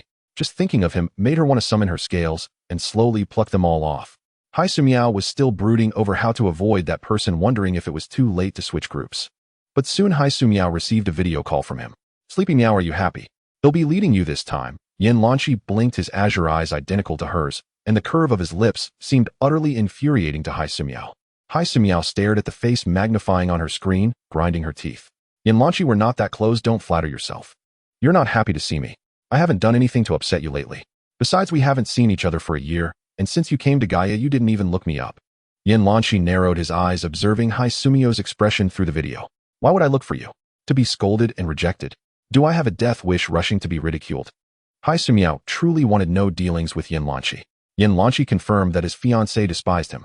Have I ever offended you? Yin Lanqi thought hard. Since their betrothal, he had always behaved well, often sending her gifts. What do you think? Xixiu's tone was laden with meaning, but Yin Lanqi couldn't recall offending her. At most, he might have been a little sharp-tongued. I told you before I won't bother you, and you don't bother me. If we meet, pretend we don't know each other. Your temper is still so fierce. We'll be partners in the future. Doesn't your conscience ache treating me like this? Yin Lanqi actually sounded a bit aggrieved. Xixiu didn't care about his feelings. I've said this isn't an agreement, I acknowledge. It was my old man who arranged it behind my back. Besides, aren't you the one who despises my weak strength? Just break off the engagement. Do whatever you want. Xixiu voiced her thoughts all at once. Previously, they had both been reticent about the issue, but this time she decided to speak openly. Oh, why are you always like this? One sentence and you're all puffed up. Be careful your fishtail doesn't pop out. I won't save you. Yin Lanxi's words sent Xixiu's fury skyrocketing. Yin Lanqi, if you can't speak properly, no one's forcing you. And it's not like I'm clinging to you. My stance was clear from the start. You look down on me, and I look down on you just as much. Xixiu was absolutely livid, if she had lungs to burst. Yin Lanqi fell silent at her words. What did you say? You look down on me. Who do you look up to? I wouldn't look up to anyone if it meant you. Xixiu found Yin Lanqi insufferable. He clearly acted disdainful of her, yet pretended to be happy with the betrothal. Wasn't he tired? This is an agreement between two families, not something you Xixiu can dissolve just because you want to. As long as I don't agree, even if you go to the central neural network for a match, it's useless. Don't forget I have your genetic information. Yin Lanqi ended the call furious. Why did this girl always think he looked down on her? He never had. Occasionally his teasing. Did she think he was mocking her? No way, that misunderstanding was huge. Xixiu wanted nothing more to do with Yin Lanqi. Her mood was utterly foul. If she got the chance, she truly wanted to beat him black and blue. Xixiu roared internally for a long time. It was because of that betrothal that she had originally wanted to choose the male gender, but Yin Lanqi had beaten her to it. He had gotten there first, so she had to be female. Later, with Yin Lanxi's sharp tongue, the rift between them only grew wider. Xixiu decided that this time she would seize the opportunity to beat Yin Lanqi up and soothe the pain in her heart. As for Xixiu's group, their leading senior was named Qing Xixiuan. This surname made Wu Jingxian somewhat excited. Jing Zai's partner also bore the surname Qing. There shouldn't be many Qing families in the alliance. Could this be the child of the Qing family member that her sister Jing she loved? Could she ask him about that child? Surely the Qing family kept in touch internally. What was that child's name that Yizhenwei mentioned? Qing Shihao. Yes, that seemed to be the name. Xian pulled Xixiu aside and started chattering, prompting Xixiu to smile like a doting ant. Xian's flustered and hesitant demeanor was truly amusing. Sister Xian, you can't just go up and ask directly. What if he doesn't know about it? That would be awkward. True. Is there any other way to get close to him? He would be the first younger generation in her family. From now on, Shiwu Jingxian wouldn't be the youngest at home anymore. The thought thrilled her. Xixiu couldn't think of a good plan either. Try to get friendly first. Sister Xian, show off your charm. That. You do it, Xixiu. Although Anvillians seem gentle and approachable, most species don't take a liking to us. Xian felt a bit dejected. Who had established their race's aloof persona? Making friends was so hard. How could that be? I liked Sister Xian the moment I saw her. Anyway, I'm counting on you, Xixiu. Please, please. The shimmer in Xian's eyes made it impossible for Xixiu to refuse. Cough, let's observe first. If he's easygoing and reasonable, well, win him over with friendship. If not, we definitely can't beat him in a fight. So how about bribing him with delicious food? Would that work? That could work. He'll stock up on ingredients before we leave. If we have free time, well, invite him to eat. That should earn us some goodwill, right? Xian thought of Xixiu's culinary talent. This was absolutely feasible. Even her race, rumored to be herbivorous, had fallen for it. There's no way a human could resist the temptation of good food. After the groups were assigned before departure, Team 626 met with Senior Qing Zhixuan and his team members. The two teams totaled 12 people. The graduating students needed to confirm which juniors they would mentor. They arranged to meet in the school's 5th training room, which was usually empty and only filled during training sessions. When Xixiu and her team arrived, Qing Zhixuan and his members were already waiting there. Talasha led Team 626 forward to greet the seniors. Hello, seniors. Both sides introduced themselves. Xixiu kept her head down, waiting for the assignments, thinking it didn't matter who she got. Going out meant fighting, and she just had to protect herself. Qing Zhixuan had already reviewed Team 620 SIXS files and had a basic understanding of their situation. He knew his own members well. Turning to his team, he said, choose your own partners. You've seen the files. They'll take whoever's left. Hearing his voice, Xixiu glanced at Qing Zhixuan and noticed he was unexpectedly handsome, with a flawless profile and a pleasant voice. Well, no one in the alliance was ugly anyway. Xixiu was briefly lost in thought and only snapped back when she heard her name. The final assignments were Lu Zhongan with Su Jinbao, Shi Quanlong with Talasha Lin Changchong, with Flora Guer, with In White Li Yuanting, with Wu Jingxian, and Qing Zhixuan with Hong Xixiu. Upon learning she wouldn't have to deal directly with Qing Zhixuan, Xian breathed a sigh of relief. Letting Xixiu handle him would likely yield information faster. She trusted Xixiu's abilities. Xixiu caught Xian's glance and felt a twinge of unease. For some reason, she inexplicably felt a bit intimidated by this Qing Zhixuan. He seemed difficult to communicate with. Xixiu shot Xian a look signaling that this task was tough, and they'd discuss it later. Get to know each other. We'll depart in 3 days. Make sure to bring the items I sent to your terminals. Thank you for your cooperation. His voice was cool, striking the heart, like a clear spring, yet utterly detached. It was pleasant to hear, but the person himself might not be easy to get along with. After Qing Zhixuan finished, his team members led their chosen juniors aside to familiarize themselves, ensuring they could coordinate on the battlefield. Xixiu followed Qing Zhixuan in silence. He recalled Hong Xixiu's file. The strength this girl had displayed was intriguing. Both were lost in their own thoughts. Xixiu pondered Qing Zhixuan's profile. He was a top candidate among this year's graduates, undoubtedly powerful. From Su Jinbao's intelligence, he might also be hiding his spiritual talent, even though his current displayed talent was at the peak of 3S. Student Hong, let's start with simple sparring to get familiar with each other's style, Qing Zhixuan said calmly. Xixiu found his voice strangely captivating. She looked up to meet his eyes, which were as bright as a galaxy, yet the light within was cold. Xixiu quickly shook off the unsettling thought and focused. Qing Zhixuan moved first. His techniques were fierce and domineering, starkly contrasting with his cool demeanor. Xixiu parried, and as the moves multiplied, she grew more puzzled. His style was remarkably similar to that of an opponent she had faced in the virtual combat arena. Considering Qing Zhixuan's age, could he be that mysterious opponent who had suddenly vanished? After sparring with Xixiu, Qing Zhixuan also felt a hint of doubt. Her techniques were varied, clearly streamlined versions, and unexpectedly clever. After 100 moves, they stopped. Thank you for your guidance, Senior, Xixiu said, returning the courtesy. Your techniques are interesting, Student Hong. I gained some insights. After the routine sparring, both teams regrouped.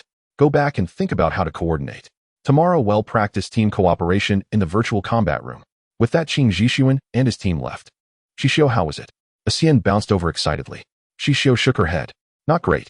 He's hard to get along with. Sister Xian, be prepared to find another way. Xixiu seemed extremely aloof. Judging by his team, only one girl. He must have used some trick. Other teams had 3 men and 3 women. He clearly avoided female proximity. As for why he chose to mentor her, it was probably because the captain had to take the strongest member, otherwise he would have preferred Talasha. Oh, fine. I understand. No rush. Since we have the information, let the family handle it, Xixiu said, taking it in stride. After all, it wouldn't just disappear. Team 626 returned to their dorm chatting and laughing.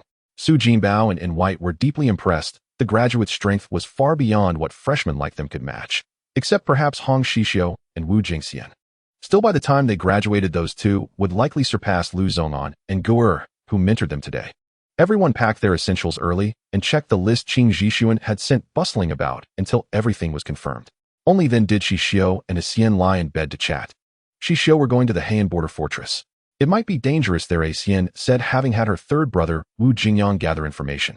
Oh, what's happened there recently? A massive number of third-level beasts have suddenly appeared in the starry sky. Xian turned her light screen toward Xixiu, showing the first-hand information from Wu Jingyang. Didn't Anwire detect them? It was puzzling. Most star beasts came through the star domain gate. But these star beasts weren't from the other side of the star domain gate. Their origin was a mystery. The Alliance had historical records of star beasts suddenly appearing, and the current classification was based on those records. However, judging by historical images, this batch of star beasts didn't match any of the 10 known types. That was why Xixiu asked Xian that question. They didn't come from the star domain gate. I'm sure of that, Xian said with unprecedented certainty. Could this be man-made? Xixiu muttered, unable to think of another reason. We'll find out when we get to the battlefield. We'll catch one and give it to Wu Jingyang. He can identify its origin, Xian whispered before closing her eyes. The room fell silent, but Qing Zixin's side was still awake. He was studying star charts with his roommate Li Yuanting. These juniors are interesting. What did the Anwire people catch your interest? Qing Zixin glanced at his roommate. Yes. Wu Jingxian's spiritual power is formidable, probably on par with yours.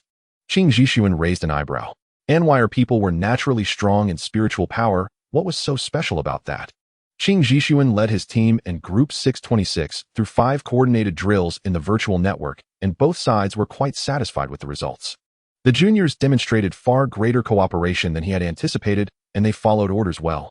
This journey should not encounter any major mishaps. Group 626 gained new insights. So this was how senior students operated in combat. They committed everything they learned to memory, knowing it would serve them on the battlefield. 3 days passed swiftly.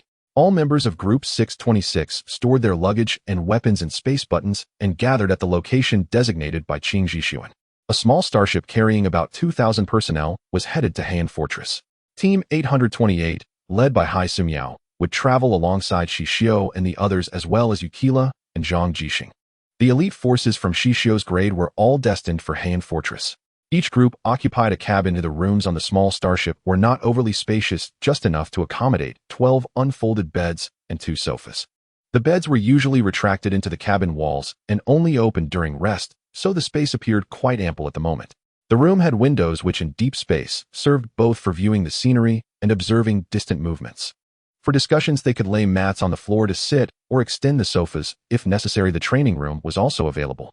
Li Yuanting was responsible for arranging the beds, while Qing Zixin inspected the weapons and supplies brought by Group 626. He noticed that this group had prepared an exceptionally comprehensive set of items, which raised his regard for these juniors. Xixiu's bunk was next to Xian, followed by Flora, and finally Lin Changchang. Beyond Lin Changchang was Li Yuanting, positioned between the girls and boys as a divider.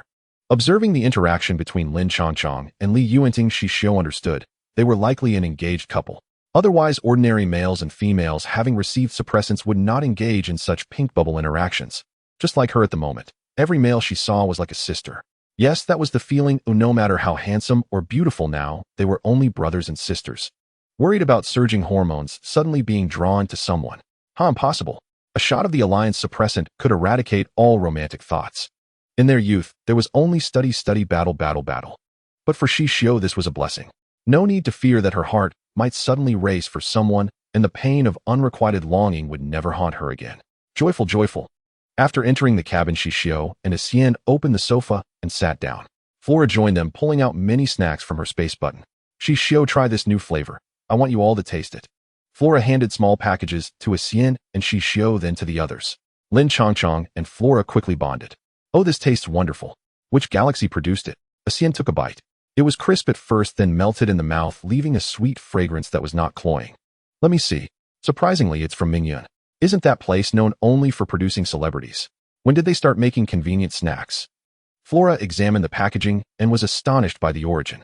She had bought these snacks following a trend on the Starnet and found them tasty, so she purchased more to enjoy during the journey and pass the time. As long as it's good, who cares where it's from? Xixiu finished a small pack quickly, took a sip of water, and stopped. The others also nibbled on the snacks in small bites. Only Xixiu stood coldly by the window, gazing into the deep space beyond the starship. Xixiu found she could empathize with the solitude that enveloped him. That loneliness seemed innate.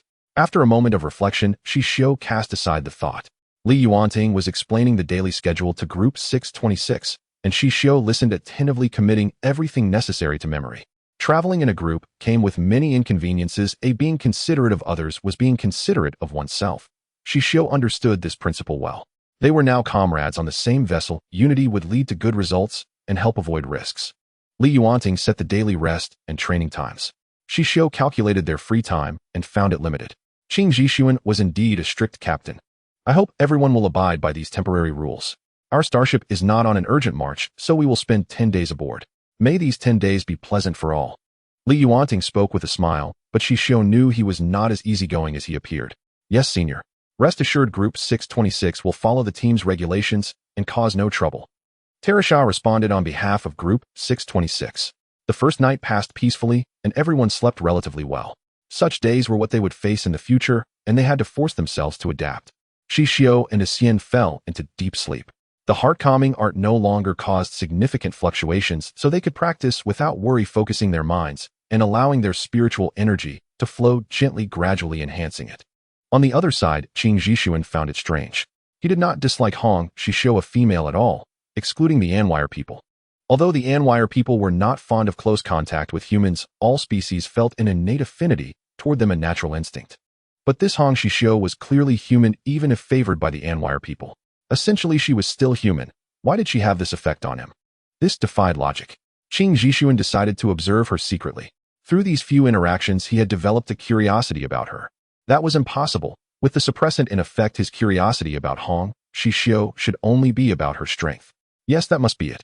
In deep space, there was no distinction between day and night, but Xixiu still woke up at 6:30 terminal time. Upon opening her eyes, she felt a momentary daze. She rarely dreamed after falling asleep, but tonight she had. After a long silent sigh, she got up to fold her bedding. Xian, hearing the noise, also woke up, but the cabin remained quiet. Xixiu was also awake, though. He kept his eyes closed, listening to the conversation between the Anwire and Hong Xixiu.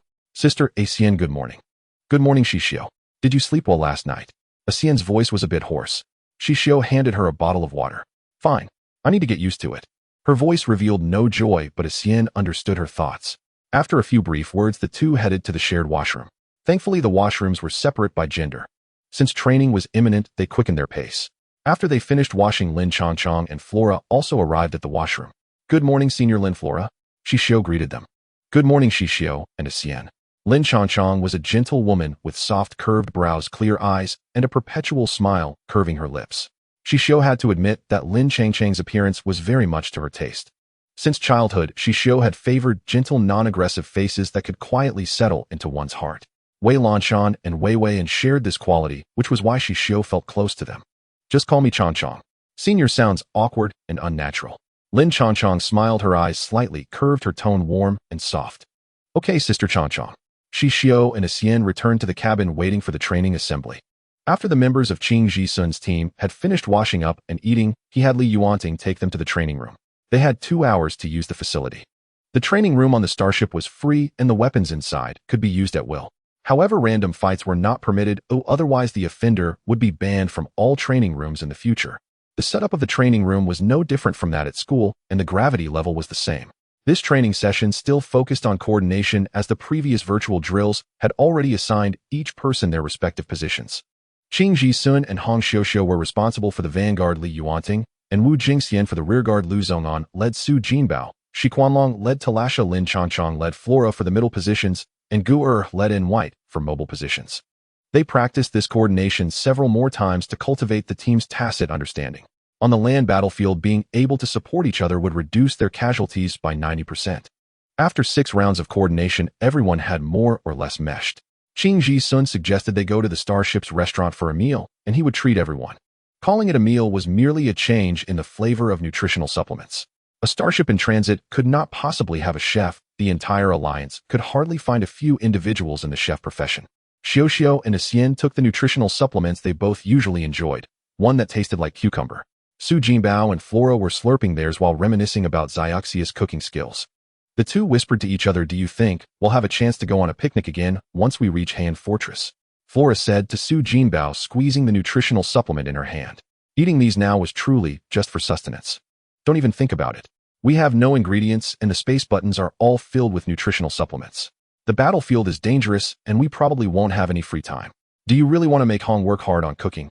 Su Jinbao's heart yearned for delicious food, but it would be too exhausting for Hong. Unless they all learned how to cook, Su Jinbao, who could barely manage grilled meat, felt he had no right to demand that Hong do it. I was just thinking about it. I won't cause any trouble for Xixiu.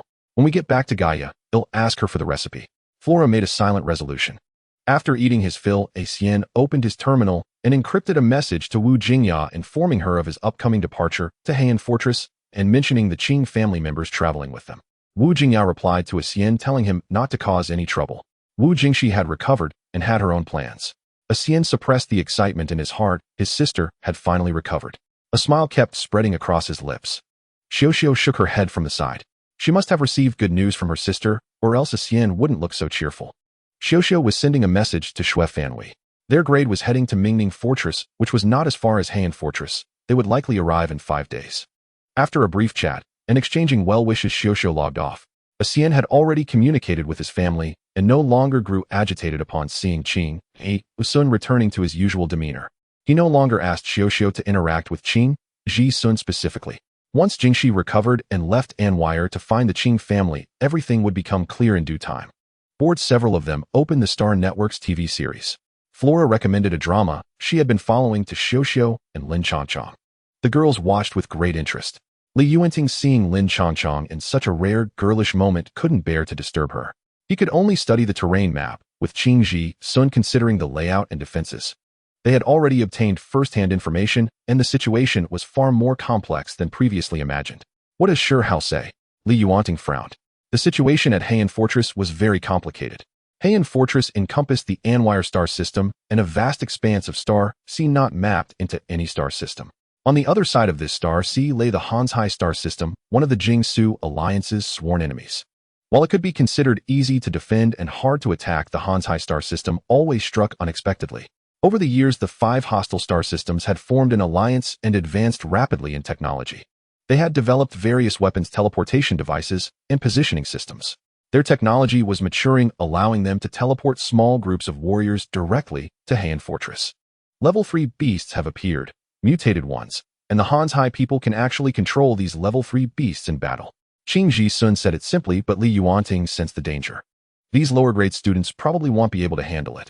Their strength and experience don't match. This mission is fraught with difficulties. Although Li Yuanting admired the freshmen in the combat department, the battlefield respected strength above all. These students were far from mature enough to face such a crisis head-on. Let's do our best to guide them. In a few years, they might become comrades fighting alongside us. If we can train a few excellent warriors, we'll have more capable people in the future. Perhaps they'll even surpass us. Qing Ji-sun patted Li Yuanting on the shoulder. That was his original thought. The Anwire person is impressive. I wonder if she'll serve on the frontier in the future. Li Yuanting praised Wu Jingxian. Based on his sparring sessions with her, Wu Jingxian's strength was not to be underestimated. If she goes all out, I might not be her match. The Anwire race's talent is beyond human comparison. Qing Ji-sun seemed particularly knowledgeable about the Anwire race. Li Yuanting was puzzled. Aren't they just strong in mental power? That's what they want us to see. Who would easily reveal deeper layers? This was the plain truth. What about the one you're leading? She's quite impressive. I can't gauge the depth of Hong Xixiu's mental power. Qing Ji-sun had tested Hong Xixiu's mental power. On the surface, her mental power appeared to be steadily at the peak of 2S. But Qing Ji-sun knew that once mental power reached a certain realm, it could return to simplicity, making it impossible for others to detect its true level. Only the level presented like his own. Li Yuanting grew interested. He had vaguely guessed his old friend's talent. If even he couldn't discern the true extent, was Hong Xixiu's mental power concealed, or truly as it seemed? She grew up in a nursery. Where did she learn so many techniques? Li Yuanting voiced the biggest doubt. Don't forget the Star Network is full of opportunities. She might have met a master in the Star Network and formed a bond. Qing Ji-sun knew never to underestimate a person's luck. And you? Have you ever encountered such a thing? With the Qing family's resources, why would I need such an encounter? Li Yuanting thought about the Qing family and sighed. He couldn't compare. Why have I never had such luck? You're too unlucky. Qing Ji-sun say that again, and we're through. Fine as long as you can bear it. This one sentence made Li Yuanting back down. You win. All right, when we reach Heian, I'll have Qing sure, I'll give you some compensation. This world was truly magnificent, yet utterly cruel. The flight and training amidst the stars had forged a deeper tacit understanding between Team 626 and Qing Zixin's squad. Qing Xixiu gained a new appreciation for Xixiu's capabilities. This young woman's strength was certainly not to be underestimated. Xixiu's impression of Qing Xixiu remained unchanged from their first encounter. She resolved to avoid dealings with someone so bone-chillingly cold whenever possible. Once this training concluded, she doubted they would collaborate again. Being near Qing Xixiu inexplicably weighed on her spirit. After 10 days of superluminal travel, the starship arrived at Heian Fortress at noon terminal time. Viewed from the void of space, the planet's surface bore scant greenery, its overall appearance a dreary gray. It was 3 times smaller than Gaia, strikingly reminiscent of Q68, the world of Xixiu's birth. Upon landing, the desolation deepened. Not a single structure exceeded 15 meters in height. Only metal-framed buildings of no more than 3 stories dotted the landscape. A hallmark of the Jingsu Alliance, all buildings here were low, none surpassing 30 meters, yet they occupied vast areas.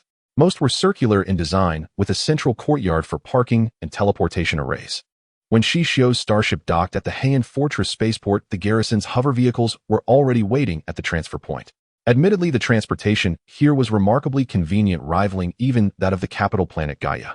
Xixiu had expected the fortress to be desolate, and while the ecological conditions indeed were the quality of life here might not lag behind other star systems. The highest-ranking officer stationed here, Fleming, awaited them at the ground-level reception area with his subordinates. The Academy's supervising instructors on this trip were Mei Jinyue and Zheng Shengchan. Mei Jinyue stepped forward and saluted Fleming. General Mu, when Mei Jinyue brings graduates and freshmen to render assistance. Instructor, Mei, you've had a long journey. Let the students stow their luggage first, then we'll hold a brief meeting to acquaint them with the environment and brief them on their missions. Fleming, an amiable man, seemed approachable. He was the meticulously groomed successor of the Mu family and the father of Zyro, a follower of Yi Jinwei. General Mu, when leads the warriors guarding the frontier in service to the Alliance.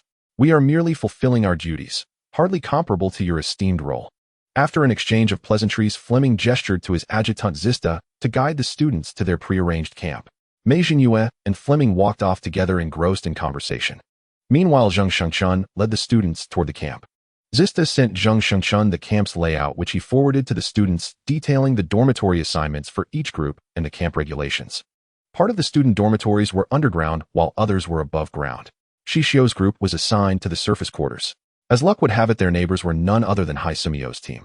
With only time for a brief nod of greeting, both teams entered their respective dormitories to unpack. The rooms were far more spacious than those on the starship, with 2 gender-segregated washrooms. The beds were also wider than those aboard the ship. Xixiu and her teammates arranged their positions as they had on the vessel, their tacit understanding already well established. After tidying their bunks and setting out essentials, Qing Xixiu led them to the open square before the fortress where the mission assignments would be announced. Xixiu left a message for Xue Fanhui, suspecting that the mission might disrupt stellar network signals, leaving only the fortress internal network accessible. Team 626 followed Qing Xixiu in disciplined silence, their gazes straight ahead. Though curious about Heian Fortress, they had the restraint to wait until after the briefing to explore if time allowed. When they arrived, the square was sparsely populated. Soon Xixiu appeared. A Xian-eyed the leader of her team, a man who looked as fishy as a fish. This must be the arch-rival Xixiu had mentioned. By Enwiron standards, Xixiu's fiancée was not bad-looking, a Xian mused inwardly. A knowing glance passed between Xixiu and a Xian. A Xian decided to message Xixiu later for the full story. Xixiu's expression held no joy, only simmering anger. A Xian guessed she was on the verge of losing control, itching to give that rival a thorough beating. Xixiu caught the exchange between a Xian and Xixiu, but remained silent. She trusted Xixiu to have more restraint than a Xian. Later she realized she had overestimated both of those natives. Both were hotheads. The square grew increasingly crowded. Garrison soldiers also assembled in formation on the adjacent open ground. Before long, Fleming himself arrived. The mission, though not exceptionally arduous, was exceptionally difficult to accomplish. Grade 3 beasts were now obeying the commands of the Hanhai people. They had to locate the space tunnels the Hanhai star system had opened and destroy them, completely preventing the Hanhai system from using these passages to reach Heian Fortress. Heian Fortress had the strength to complete this mission, but as a key military installation, most of its forces had to remain for defense against unforeseen contingencies. Fleming explained the mission to the students. All operational plans and details would be executed by the active duty personnel alongside the students. Soon their terminals received the mission objectives and the identity of the active duty soldier leading their group. It was Qing Shihao. Xixiu and Xixiu exchanged a glance. Well, they had run into him, just like that. Qing Shihao, who might be the father of Xixiu's sister's child. Xixiu had previously thought of having Xixiu cozy up to Qing Xixiu to glean information about Qing Shihao. Now it seemed fortune had saved them the trouble. For this mission, I hope all warriors return in triumph with no cause for grief. May the students gain valuable experience and enhance their strength through this battle. Fight for the Alliance. Fleming's voice, amplified by the sensor, reached every ear. Fight for the Alliance. The resounding cry echoed across the square. As Fleming concluded his speech, the active duty soldier assigned to their group, Qing Shihao, approached their team. Qing Shihao gazed at his brother, who had grown even more handsome, and felt a swell of pride. He patted Qing Xixiu on the shoulder. Welcome to Heian Fortress, little brother. What? Xixiu and Xixiu were stunned by Qing Shihao's words. If Qing Xixiu was Qing Shihao's brother, then Qing Shihao could not be the father of Wu Jingxi's child. She had only borne one. Had that man from the Qing family remarried? Impossible. His marriage bond with Wu Jingxi was still intact. The central AI would never approve a remarriage. Qing Xixiu could not have been born, let alone have an identity, unless the Qing family had pulled strings. Xixiu cursed the Qing family under her breath. She resolved to inform her family, immediately telling her sister to stop pining after that man. She then decided she would give Qing Xixiu the cold shoulder. Xixiu sighed in exasperation. They could be cousins after all. Qing Shihao led Xixiu and the others to his office in the fortress located on the second floor of the main building. The teleportation device was only activated during wartime, so everyone walked. Qing Shihao had been promoted to captain last year and was expected to become a major next year, thus, he had his own private office. Everyone, make yourselves at home. After all, we are all alumni. Qing Shihao was much more approachable than Qing Xixiu and seemingly less difficult to get along with. He then instructed a robot butler to bring drinks for the students. Brother Shihao, which target mission are we assigned to? Li Yuanting seemed to always be the one asking questions. On the desolate star, A78 is 0.5 light-years away. The physics department has calculated the approximate location of the passage, but the specific data hasn't come out yet. Using the monitored data, the physics department had only calculated the direction of the passage's appearance. News on its exact location on A78 had yet to arrive. Bring your luggage and all your weapons. They'll also issue you some self-defense gear. Rest tonight, and we depart at 0600 terminal time tomorrow. Any questions, ask now. Qing Shihao mainly addressed the freshmen. Talasha surveyed the team members, finding them all reliable. Reporting Captain Qing, we have no questions for now. We await your orders. Qing Shihao was satisfied, sensing that these junior students would be easy to manage. Lin Chanchong then led Xixiu and the others back to the dormitory, while Qing Xixiu, Li Yuanting, Lu Zongan, Xichuan, and Longgear stayed behind in Qing Shihao's office. Asun, how's the coordination of the team you're leading? Qing Shihao worried the lower-grade students might falter. Don't worry, big brother. This group is exceptionally easy. The coordination we trained with left me with no complaints. Qing Xixiu gave Team 626 high praise, speaking directly and to the point. Hearing this, Qing Shihao breathed a sigh of relief. Nothing was worse during a march than having team members cause trouble, slowing progress and requiring rescue efforts. Qing Shihao worried that the freshmen new to combat studies might not understand discipline and rules, leading to chaos. Rest assured, brother Shihao, these 6 juniors are even more capable than we were back then. Li Yuanting echoed Qing Zixin's sentiment. Good. When you return, emphasize to them that they must regard themselves as active duty personnel, obey commands, and never stray or leave the formation. It's dangerous. Qing Shihao added a final caution. Qing Xixiu nodded. A78's data will be sent to you shortly by my comrade Song Huiyong. Memorize it tonight. Qing Shihao carefully tallied his own team's numbers with those brought by Qing Xixiu. With 50 people in total, maximizing combat effectiveness would be more than enough to complete the mission. Li Yuanting led the others away while Qing Xixiu stayed behind to chat with Qing Shihao. Brother, you seem troubled. A distinct gloom lingered on Qing Shihao's brow. Chris has sent his fiancée to Heian Fortress. Just this one sentence was enough for Qing Xixiu to understand. Why don't you get the old man to intervene and send that nuisance back? If she wants marriage and children so badly, let her stay home and birth a dozen talented offspring. That be a service to the alliance instead of bothering everyone out here. Qing Xixiu understood his brother's frustration. This Yi Zhenwei was truly a remarkable woman, capable of turning heaven and earth upside down. You know her talent. The alliance's higher-ups keep a close eye on her. Though she hasn't made much progress these years, they still pin their hopes on her, expecting her to awaken someday. Qing Shihao grew even more exasperated. Producing exceptionally gifted offspring was the Bouyuan family's internal affair, none of his concern. Qing Xixiu listened to his brother. Are those old men trying to force your hand? But Yi Zhenwei is already engaged to Chris. She's taken. They hinted at it, but I refused. If they push me, I'll retire and return to the Qing family, never meddling in these matters again. That finally silenced the old men. Qing Shihao was overwhelmed as Chris had turned hostile over this, and the Bouyuan family held grievances against the Qings. But heaven knows he had never from start to finish provoked their Princess Yi Zhenwei in the slightest. He was baffled. Everyone in the alliance received suppressants before entering the military academy, preventing such incidents. When Yi Zhenwei cornered him at school, he was utterly bewildered, and afterward only disgust remained. If it comes to it, big brother, just beat her up and toss her to Chris. Qing Xixiu held an exceptionally poor opinion of this woman. Don't worry, the old man is handling it. I've already submitted my marriage application to the central AI. Once this mission is over, the matching result should come through. Saying this, Qing Shihao finally relaxed. Since Yi Zhenwei arrived at Heian Fortress, he hadn't had a single good night's sleep. Leaving his brother's office, Qing Xixiu spotted Yi Zhenwei on the way back to the dormitory, just the person he least wanted to see. Annoying.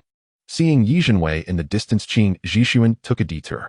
Meanwhile, Yi Zhenwei noticed someone leaving Qing Shihao's office, knowing he must be inside, and felt a surge of joy.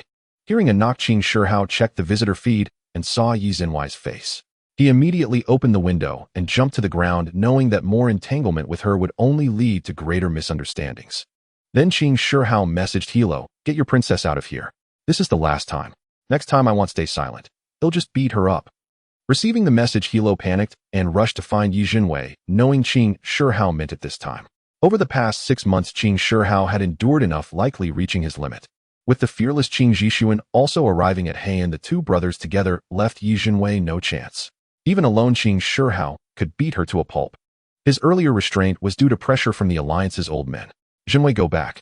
Qing Shihao has submitted a marriage application to the central AI. After this mission, he'll enter the holographic simulation marriage process. The implication was clear. Yi Zhenwei had no hope. How can he be so heartless? What part of me isn't good enough for him? If we marry, our child would surely be the alliance's finest. Yi Zhenwei spoke through gritted teeth, and Hilo felt a pang of pain. Zhenwei, Chris has been waiting for you. You can't keep breaking his heart like this, Hilo said with difficulty. By helping Yi Zhenwei, he had leaked Qing Shihao's real duty station, offending both Chris and Qing Shihao, now caught between a rock and a hard place. If not for his father currently stationed at Heian Fortress, Qing Shihao might have pinned him down and beaten him. His feelings for Yi Zhenwei were peculiar. He couldn't bear to see her cry or suffer, so he always wanted to help her. He also knew that Yi Zhenwei would never choose him. She had long been engaged to Chris. Yet now she preferred to pester a Qing Shihao, who loathed her, never once turning back to look at him. Lin Changchang, Xixiu, and the others returned to the dormitory, where Xixiu Miao was already waiting at the door for Wu Jingxian. Sister Changchang would like to stay outside a little longer, maybe 20 minutes before we come back. Xixiu felt she needed to inform Lin Changchang. All right, don't wander too far. Lin Changchang was unconcerned. Hong Xixiu and Wu Jingxian were well disciplined, and she had no worries about the two girls causing trouble. Sister Sumiao, where is your team heading tomorrow? To Baron Star, A79. What about you? Baron Star, A78. The two Baron Stars were not far apart. Then I wish you and your team a smooth journey. And I wish you the same. Asian waited nearby for Xixiu Miao to be free. That team leader, he's your rival. Yes. Xixiu Miao pressed her lips tightly, her expression grave, surprising Xixiu. What's your decision? If Xiao and I join forces, handling him shouldn't be a problem. Asian wanted to vent for Xixiu Miao. Xixiu Miao was still pondering. He has allies. We might not win. I've never beaten him since childhood. I admit his strength is formidable. Yan Lanqi, though sharp-tongued, was undeniably capable. Xixiu Miao didn't deny that. Sister Asian, what are you talking about? Xixiu was confused. Your sister Sumiao has a rival who's now their team leader. We're thinking of giving him a beating. Asian was full of fighting spirit. This unjustified brawling will cost us contribution points. You two snap out of it. Xixiu was alarmed by Wu Jingxian. Sometimes she seemed naive and pure, acting purely on impulse. Other times she was remarkably composed. a true contradiction. That reckless eagerness for a fight left Xixiu exasperated. Xiu scared. Don't worry, they'll make sure he won't catch us. Wu Jingxian was confident. Ahem, I feel the same. Beat him up and then make him call off the engagement. Xixiu's expression was deadly serious. What a... Xian and Xixiu both spun toward her, their faces a picture of utter shock. My old man arranged a betrothal behind my back. I never agreed to it. Xixiu spoke, candidly feeling she could share anything with Xian and Xixiu. Sister Sumiao, that's a tough nut to crack. Xixiu didn't know how to dissolve an engagement, but beating someone into breaking it off was out of the question. I know. I just want him to voluntarily dissolve the engagement. He'll accept any terms he proposes. Xixiu stared at her hands, recalling Yen Lang's infuriating face. A surge of anger roared within her. Let's think of another way. I'm not well versed in this. Maybe Sister Xian could ask her family. Xixiu offered a suggestion. Well, I'm not sure either. I'll ask my second sister. She should know. Xian scratched her head. I saw that rival of yours the other day. You two seem quite suited. How did things go sour? Curious little Wu Jingxian had appeared. Xian, I don't want to talk about it. In short, we just can't stand each other. Beating up Yin Lanqi now was clearly impractical. It would have to wait until they returned to school. Hearing this, Xian understood. Perhaps that person hadn't been sincere with Xixiu failing to treat her with genuine care. Otherwise, given Xixiu's status, she wouldn't have considered dissolving the engagement. They all bore responsibilities they had to shoulder, and Xixiu would bravely face hers. After chatting for a while, they each returned to their dorms. Xixiu went to her bed, and Xian sat on hers. Su Jinbao was chatting with someone, likely Liang Jingxian from room 828. The two always had endless gossip to exchange. Much of what Xixiu knew came through Su Jinbao. Su Jinbao logged off with a stunned expression. Seeing Xixiu and Xian return, she leaned in and whispered, "Guess who else is here?" It can't be Kwang Bairu. Xixiu thought for a moment. Wrong. Remember that girl who cornered our classmate Wu and asked for Qing Shiheo's name? She's in Heian Fortress too. Su Jinbao glanced at the door. Qing Zhishuan hadn't returned yet. She lowered her voice further. She came chasing after Qing Shihao. Su Jinbao made a gesture, and Xixiu instantly understood. Upon hearing this, Xian's mood soured instantly. Damn it, why was this person everywhere? Xixiu grabbed the fuming Wu Jingxian. She's not in Qing Shiheo's team, is she? Su Jinbao shook her head. Of course not. Qing Shihao was from the Qing family. Why would he fancy a woman already engaged to someone else? Besides, it was said that the Qing family's partners were always matched by the central neural AI, and they rarely formed marital alliances with other alliance families. Sister Xian, she won't be with us. If we happen to run into her, well, just avoid her. If she comes at me again, I won't hold back. I'll fight her directly. I don't care if she's some prize genius. Wu Jingxian will beat her anyway. Right? Xixiu chimed in. You agree with me? Otherwise, let her make us sick. Xian threw her arms around Xixiu. I knew our Xixiu was the best. Xixiu gently stroked Xian's golden hair, a trace of helplessness in her heart. Hearing footsteps outside, Xixiu signaled Su Jinbao, who was about to continue. Su Jinbao caught the hint and fell silent, instead discussing tomorrow's mission and their choice of weapons with Xixiu. When Qing Zhishuan returned, he found the room peaceful, everyone preparing for the next day's task. He breathed a sigh of relief. At least these juniors weren't troublemakers. Qing Zhishuan sent some essential notes to Xixiu and the others' terminals, the daily training schedule, basic standard procedures upon arrival at A78, and as a precaution, the coordinates and star chart of A78. After that, everyone stayed quietly in the dormitory. Mealtimes were fixed. The Frontier's logistics robots would deliver nutrient supplements at 6 in the evening. The same rations as the station soldiers, 1 tube of energy nutrient supplement, plus a serving of vegetables and meat. It looked quite generous, and Xixiu and the others ate with relish. The members of Team 626 were not wasteful. They always finished their meals, even if they didn't taste good.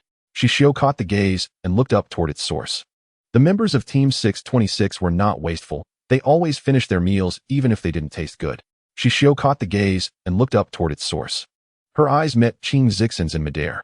The confusion in her eyes hadn't faded in time. Qing Zhishuan noticed, but pretended not to care, and looked away. The others didn't notice, and Xixiu didn't mind, assuming Qing Zhishuan, as team leader, was just checking for waste. Qing Zhishuan hadn't expected Hong Xixiu to be so sharp.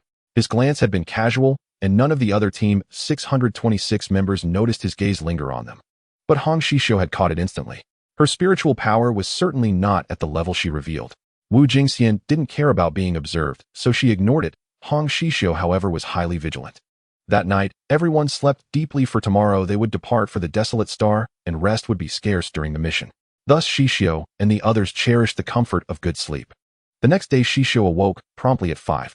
Xian stirred as well, and the others gradually rose to wash and pack their belongings into spatial buttons, checking their gear before boarding the ship. At 5:30 Qing Zhishuan led the team to the ground transport hub where they assembled and set off together for the docking station to board a small starship bound for A78. As soon as your team all here. Qing Shihao glanced at his brother and scanned his squad. All present ready to depart. Qing Zhishuan was not a man of many words, and Qing Shihao trusted him implicitly. Then let everyone board the hovercraft. The starship is at Dock 6, make sure no one lags behind. With that, Qing Shihao stepped onto the hovercraft, his team following in orderly silence, a testament to their discipline. Talasha, make sure the others follow, Qing Zhishuan said as he boarded the hovercraft. The starlight was faint. Team 626 sat quietly in their seats, gazing at the cosmos with little conversation. Upon reaching the docking station, they hurried to Dock 6 without pause. Yet when Xixiu and the others arrived, a considerable commotion was underway. It turned out that Yi Jinwei had blocked the starship's boarding gate, insisting on going to A78 with Qing Shihao. This time Qing Shihao was genuinely enraged. Lieutenant Yi, you have obstructed me repeatedly. I will report this directly to the military command. Blocking a mission-bound team. Yi Jinwei's audacity had grown beyond measure. The old counselors of the Alliance had spoiled her beyond reason. Qing Shihao silently cursed. Every one of them resolved to show Yi Jinwei no further leniency. Sun was right. Strike first and deal with the consequences later. Yi Jinwei gazed at Qing Shihao with pitiful eyes, her look carrying a depth that only Xixiu could discern. Brother Shihao, I want to go with you. Admiral Fleming has already approved. If you don't believe me, you can send a message to Admiral Fleming. The previous night, Yi Jinwei had approached Fleming. If he allowed her to accompany Qing Shihao on the mission, she would upon her return train diligently as the Alliance demanded and become an exemplary warrior. The promise was too tempting. Fleming contacted the elders of Gaia, who agreed without hesitation. Though Qing Shihao excelled in every aspect, Yi Jinwei's spiritual talent was something they dared not overlook. Once she matured, she could become the Alliance's greatest asset. Frustrated, Qing Shihao contacted Chris. Those old fools are unreliable. Are you the same? My marriage application has been submitted to the Central AI. Why don't you keep your own fiancée by your side, letting her openly chase after others like this? Chris was more troubled than anyone and had grown impatient with Yi Jinwei. Shihao, it's not that I haven't tried. Since the last forced injection of the suppressant, she's been on high alert. It wasn't that they couldn't restrain Yi Jinwei. They simply couldn't bear to see her tears. Indeed, Princess Yi Jinwei wielded a formidable weapon. The iron-blooded men of the Alliance were powerless against a woman's weeping. Yi Jinwei defied their understanding of women. Her delicate fragility stirred their protective instincts. One could only say they were all, every last one, addled. It's not that you have no way, you're just indulging her. Since you disregard my wishes, don't blame me this time. As for how badly ill-hurt Yi Jinwei, you'll see for yourselves. Tell those old men not to complain if their precious princess gets injured. They provoke me first. Qing Zhishuan overheard the entire exchange.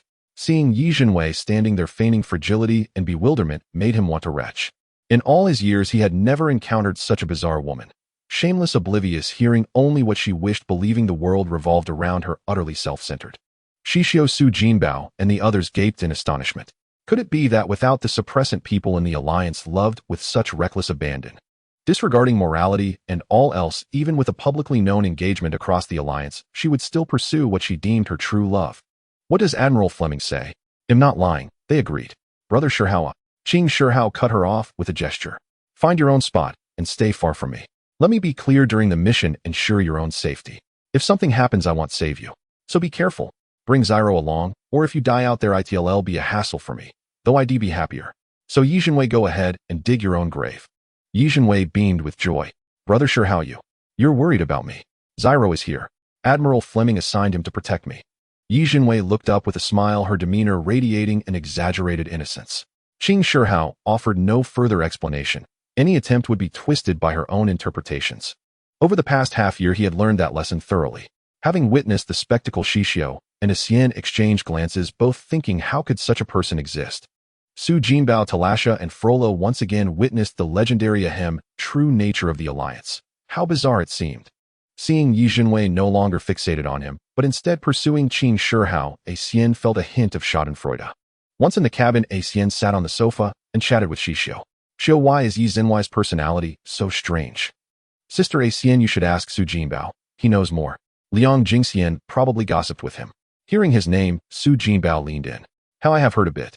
It turned out that after arriving on Gaia, Yi Junwei was showered with adulation and praise which went slightly to her head. Initially, she studied diligently and entered the first military academy with excellent grades. The school provided her with the best resources and her instructors were the most seasoned in the alliance. Yet strangely, none of the ancient martial families of Shangyue Star took her as a disciple. At the academy, Yi Junwei was exceedingly arrogant, leading to unpleasant interactions with classmates.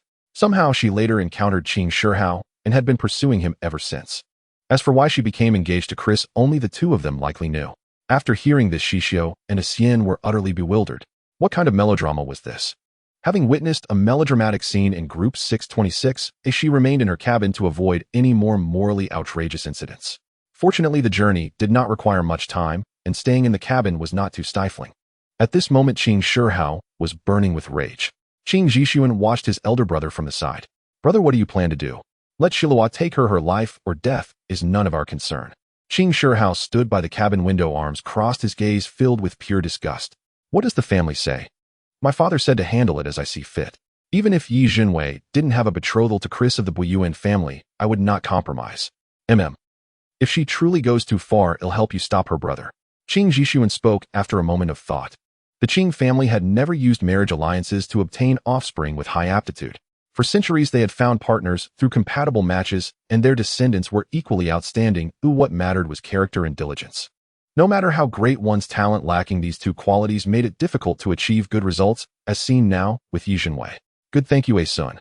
Qing Shihao knew his younger brother's temperament well, and hoped that this time Yi Junwei would learn her lesson thoroughly. Fortunately, Yi Junwei remained well-behaved throughout the journey, otherwise Qing Xixiu might have actually resorted to violence. He did not possess Ziluo's tenderness towards the fairer sex. The starship came to a steady halt outside the atmosphere of the desolate star, A78. There was no port here, so they would need to descend to the surface in drop pods. The drop pod could accommodate over a dozen people. Xixiu and the others fastened their seatbelts, donned protective helmets, and pressed the ejection switch. The pod shot out like an arrow from a bow instantly, leaving the warship behind. Led by Qing Xixiu, the entire group 626 arrived at the designated coordinates on the ground. Li Yuanting led the team to select a campsite. Their position was to the east, to the south were Qing Shihao and his partner Song Huiyong, to the north were Yi Junwei and Shilua, who had followed, and to the west was another contingent of Qing Shihao's men. In white and gear, Shi Quanlong and Talasha were responsible for pitching the tents, while Xixiu and Fuliola handed them tools. Xian and Lin Changchang stood guard. This had been arranged beforehand. Xixiu and Fuliola focused on their tasks, while Qing Xixiu and Li Yuanting had already made a circuit and returned. The tents were set up two, in total, one for the girls and one for the boys. These tents were very easy to assemble and disassemble, one only needed to secure the supports and the ground parts. Robots could have easily handled this task, but they clearly preferred to do it themselves. Only store essential items, or leave the rest for later. The night watch groups will follow the previously arranged schedule. Qing Zixin's voice remained cool and detached. Also, weapons will be distributed shortly. Li Yuanting will explain their usage to everyone. Group 626 gathered together. Li Yuanting took out the weapon space buttons. These are the weapons allocated by Hand Fortress. There are 12 in total, one space button per person. The weapons inside differ in shape, but have similar functions. Everyone take one, read the operating instructions first, and come to me if you have any further questions. Xixiu and Xian each took one casually. After reviewing the inventory and usage instructions, they anticipated no major problems in operation. Combined with their existing equipment, their armament was already quite sufficient. The members of Group 626 exchanged views, and everyone had no questions about the usage. Reporting Senior. Group 626 has no questions. Talasha was responsible for the report. Good. Now 6 will stay behind, and 6 will go out to scout the surroundings. The star network may be jammed, so everyone must connect their terminals to this port. Last time on Luluta, they had encountered signal interference.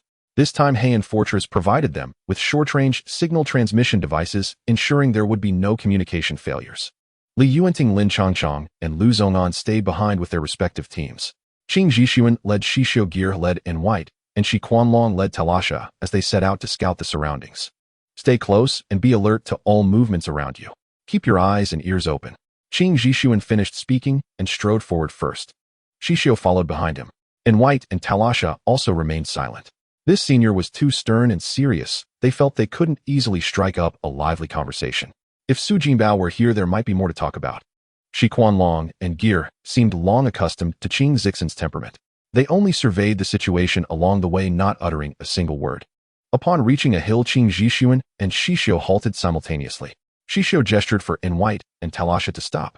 Xixiu raised an eyebrow at Xixiu. Xixiu looked composed and pointed ahead. Understanding her meaning, Xixiu ordered halt. Prepare for battle. Talasha and White drew their weapons, while Qiquanlong and Gear activated a protective barrier, allowing them to closely observe the approaching creatures and gather first-hand information. The hundreds of creatures appearing on the distant horizon were surprisingly diminutive in size, leaving the six of them greatly astonished. Xixiu estimated that these creatures before her were only about the size of an adult Shiba Inu from her past life, completely different from the bestiary previously provided by the Alliance. Logically, a Tier 3 beast should have a larger body, but these approaching ones possessed petite frames, which also implied that their speed and agility would exceed the norm. Qiquanlong left flank. Gear right flank. They'll take the center. Hong Xixiu, you follow. Xixiu moved as he spoke, his speed incredible. Xixiu kept pace without falling behind, her long blade in hand. She turned sideways, swinging the blade back and forth continuously, leaving a trail of carnage in her wake. White's combat prowess had greatly improved this time. He could kill a star beast within 5 moves, sustaining only minor scratches. Talasha followed, Qiquanlong coordinating their attacks. Both were cautious by nature, so their kills were slow but effective. Seeing that his temporary partner seemed at ease, Xixiu stopped paying attention and focused solely on the hunt. The star beasts that appeared this time seemed to have mutated. Their bodies were exceptionally agile, and their speed far exceeded that of Tier 2 beasts. Worse still, even greater numbers were appearing ahead. These Tier 3 beasts seemed to be heading towards them with purpose. Xixiu took out silver pellets and scattered 3 handfuls into the air, about 200 in total. Under the control of her spiritual sense, they all shot into the bodies of the oncoming Tier 3 beasts in the distance. At the same time, Xixiu's blade never stopped. Wherever she passed, blood splattered from the Tier 3 beasts. The sight was enough to send a chill down the spines of Qiquanlong and Gear. They hadn't expected this junior's combat strength to have already surpassed theirs.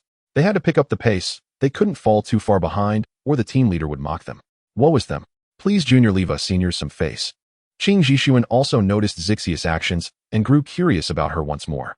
This junior seemed to defy convention in every way. So young, yet her martial skills were outstanding and her methods formidable. She showed no hesitation in battle, surpassing even many adults. Xixiu knew she would attract attention, but her life was more important. Suddenly, a Tier 3 beast near Qiquanlong's group, not completely slain, leaped up and lunged directly at Xixiu's back.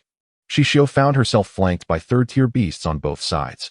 She barely leaped to evade a fatal strike, but the sharp claws of one beast still raked across her back. A searing pain shot through her back, and she estimated the claws had torn her skin. Gritting her teeth against the agony, she seized an opening, spun around, and decapitated the beast that had wounded her with a single stroke. She then landed on a patch of ground free of 3rd-tier beasts.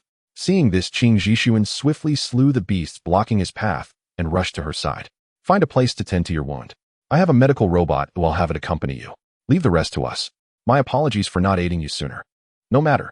It's not a serious wound. I can handle it myself. Given the circumstances, even Xixiu's speed would not have been enough to reach her in time. It was her own carelessness. She should have kept a few silver pellets nearby, so she could use her mental strength to control them for an attack when danger struck, buying herself a moment's respite. Xixiu left the combat zone, found a safe open space, and activated Weiyuan. She took a vaccine from the medical space buckle, handed the buckle to Weiyuan, then injected herself. She couldn't treat the wound on her back alone. She needed Weiyuan's help. Weiyuan saw the wound on her back, so deep the bone was visible, yet Xixiu's face showed little sign of agony. Indeed, even as an infant, her tolerance for pain had surpassed that of an adult, and now she had grown. It refrained from taunting her about her lack of strength. Little one, bear with it. My movements are quick and my suturing technique is superb. With healing medicine, there will be no scar. I trust you with this. Only then did Xixiu feel the piercing pain. She clenched her teeth again, cold sweat beading on her forehead. Weiyuan worked swiftly. After the anesthetic took effect, it began suturing, then applied healing medicine. She would likely recover by tomorrow. All done. No scar guaranteed. You'll be as lively as a dragon by tomorrow.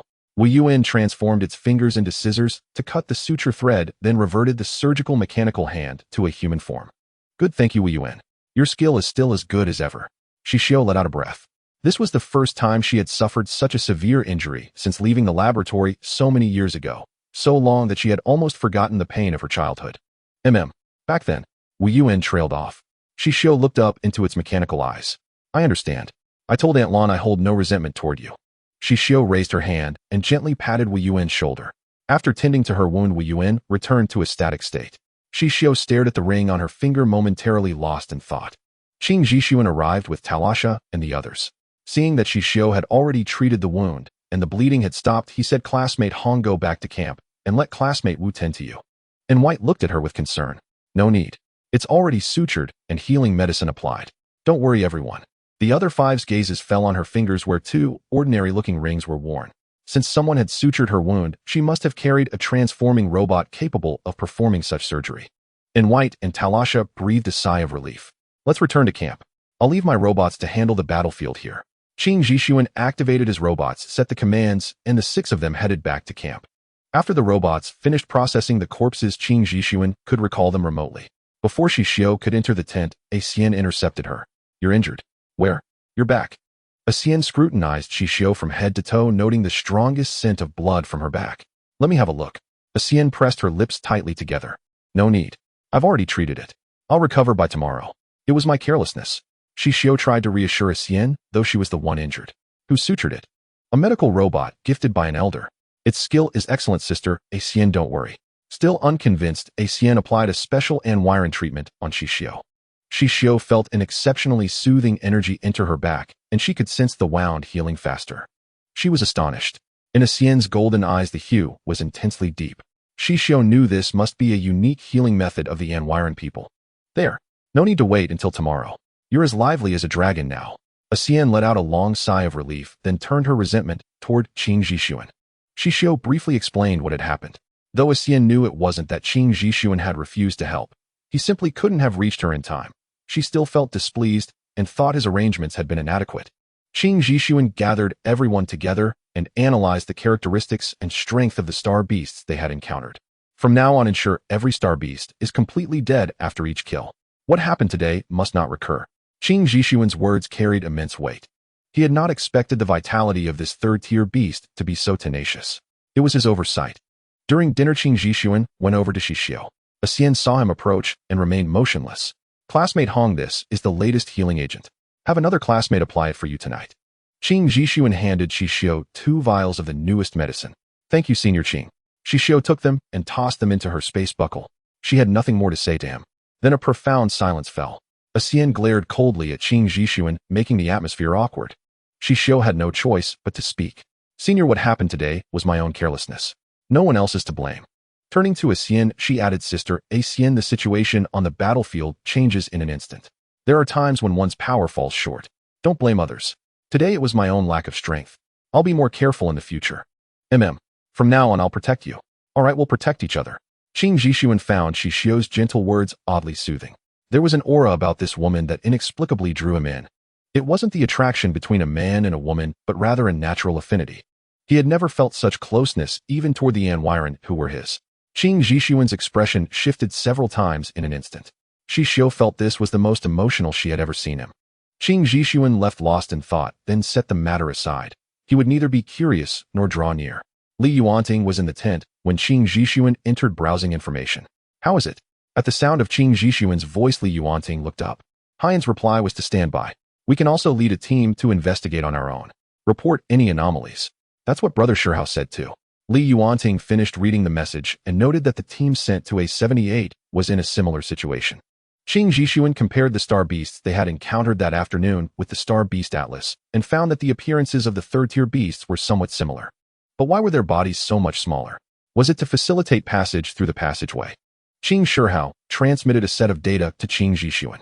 After reviewing it, Qing Zhixuan found the data suspicious. Yuanting summoned Lu Zhongan and have him analyze this. Lu Zhongan arrived shortly. As he examined the data, a look of horror crept across his face. "This? Did Brother Shihao send this?" "Yes." "Is there a problem with the data?" "Chief, the Tier 3 beasts have mutated, and in a direction of precision.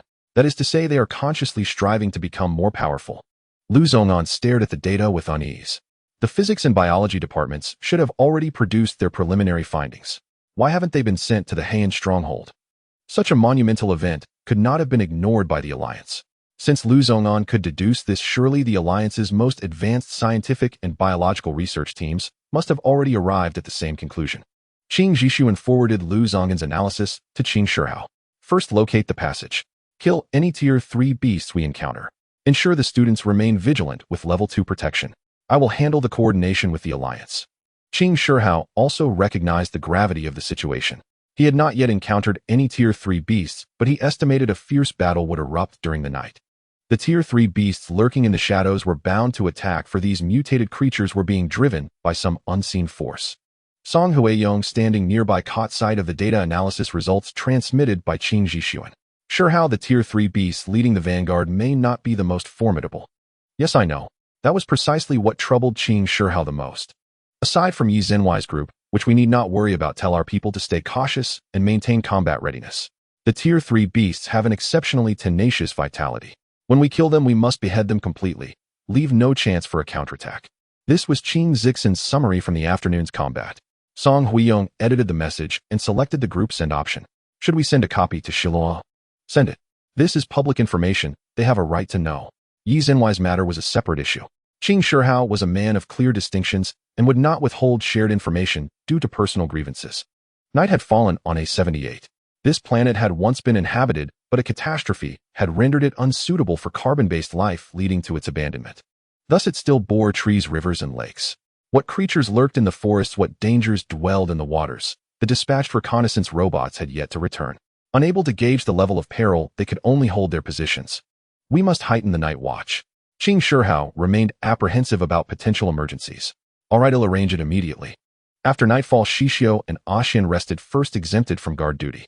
Xixiu's wound had already been healed by Axian using Anwire's restorative power. Nevertheless, physical fatigue lingered, demanding proper rest to replenish strength and mental energy.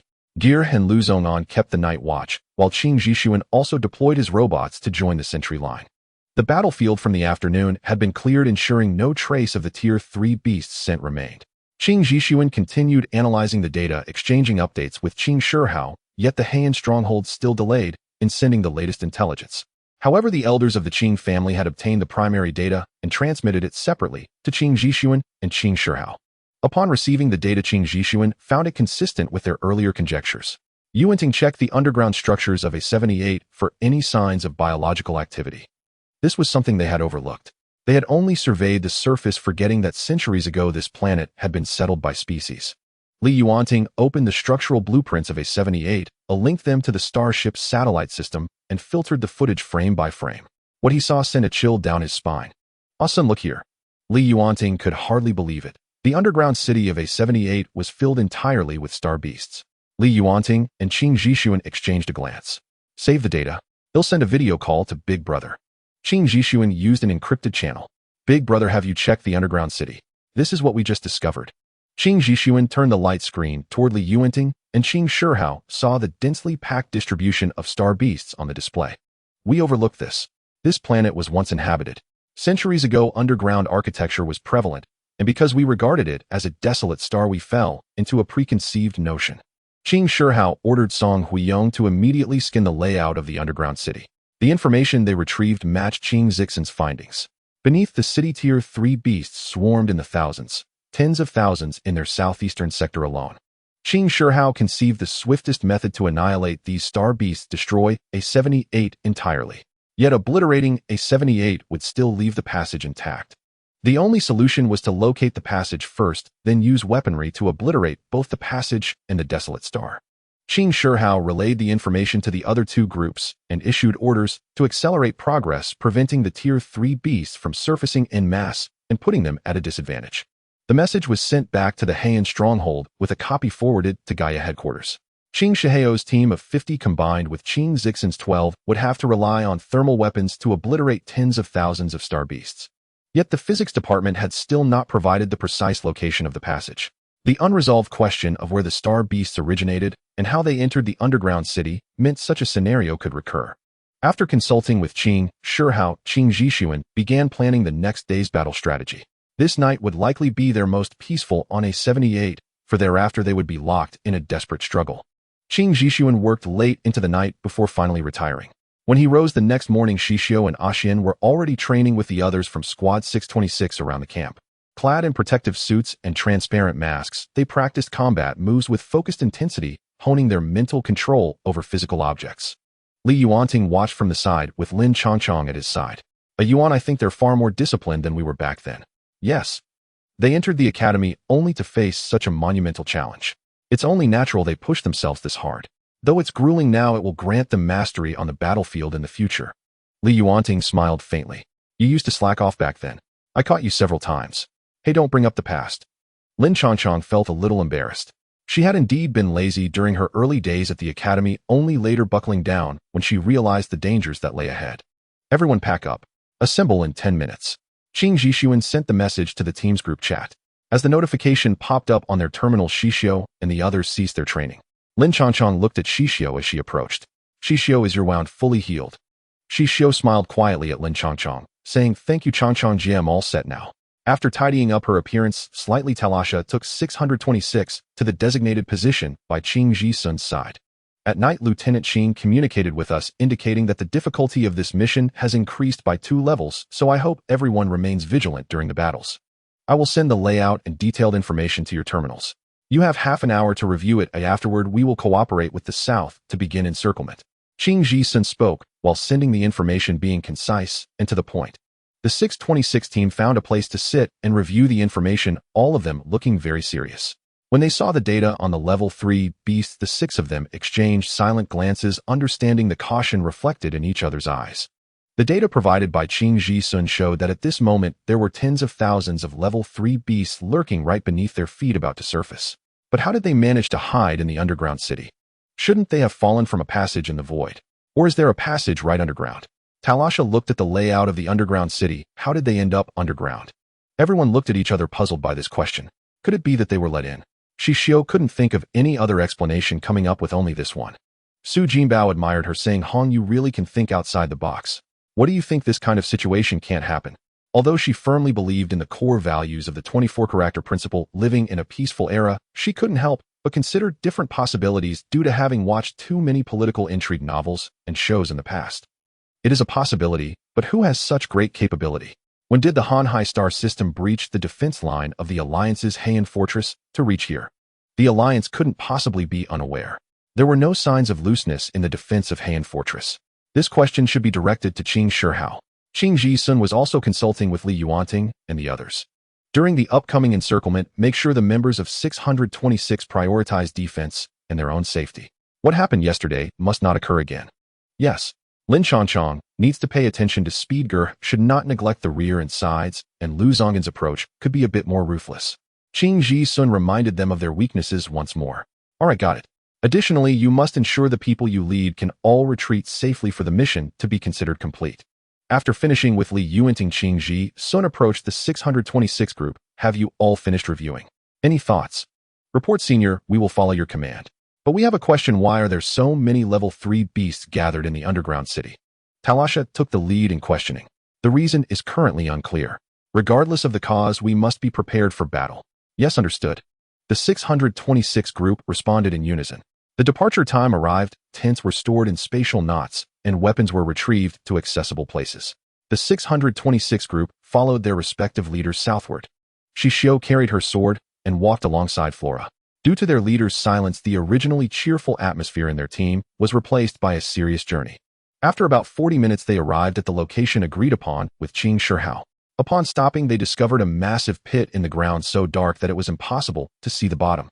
Qing Ji-sun released a small detection robot into the pit, and 2 minutes later the images from underground appeared on his screen. The images were somewhat distorted and unclear, but the figures were recognizable. The level 3 beasts appeared very calm, circling around, as if searching for a way to the surface. This was quite strange.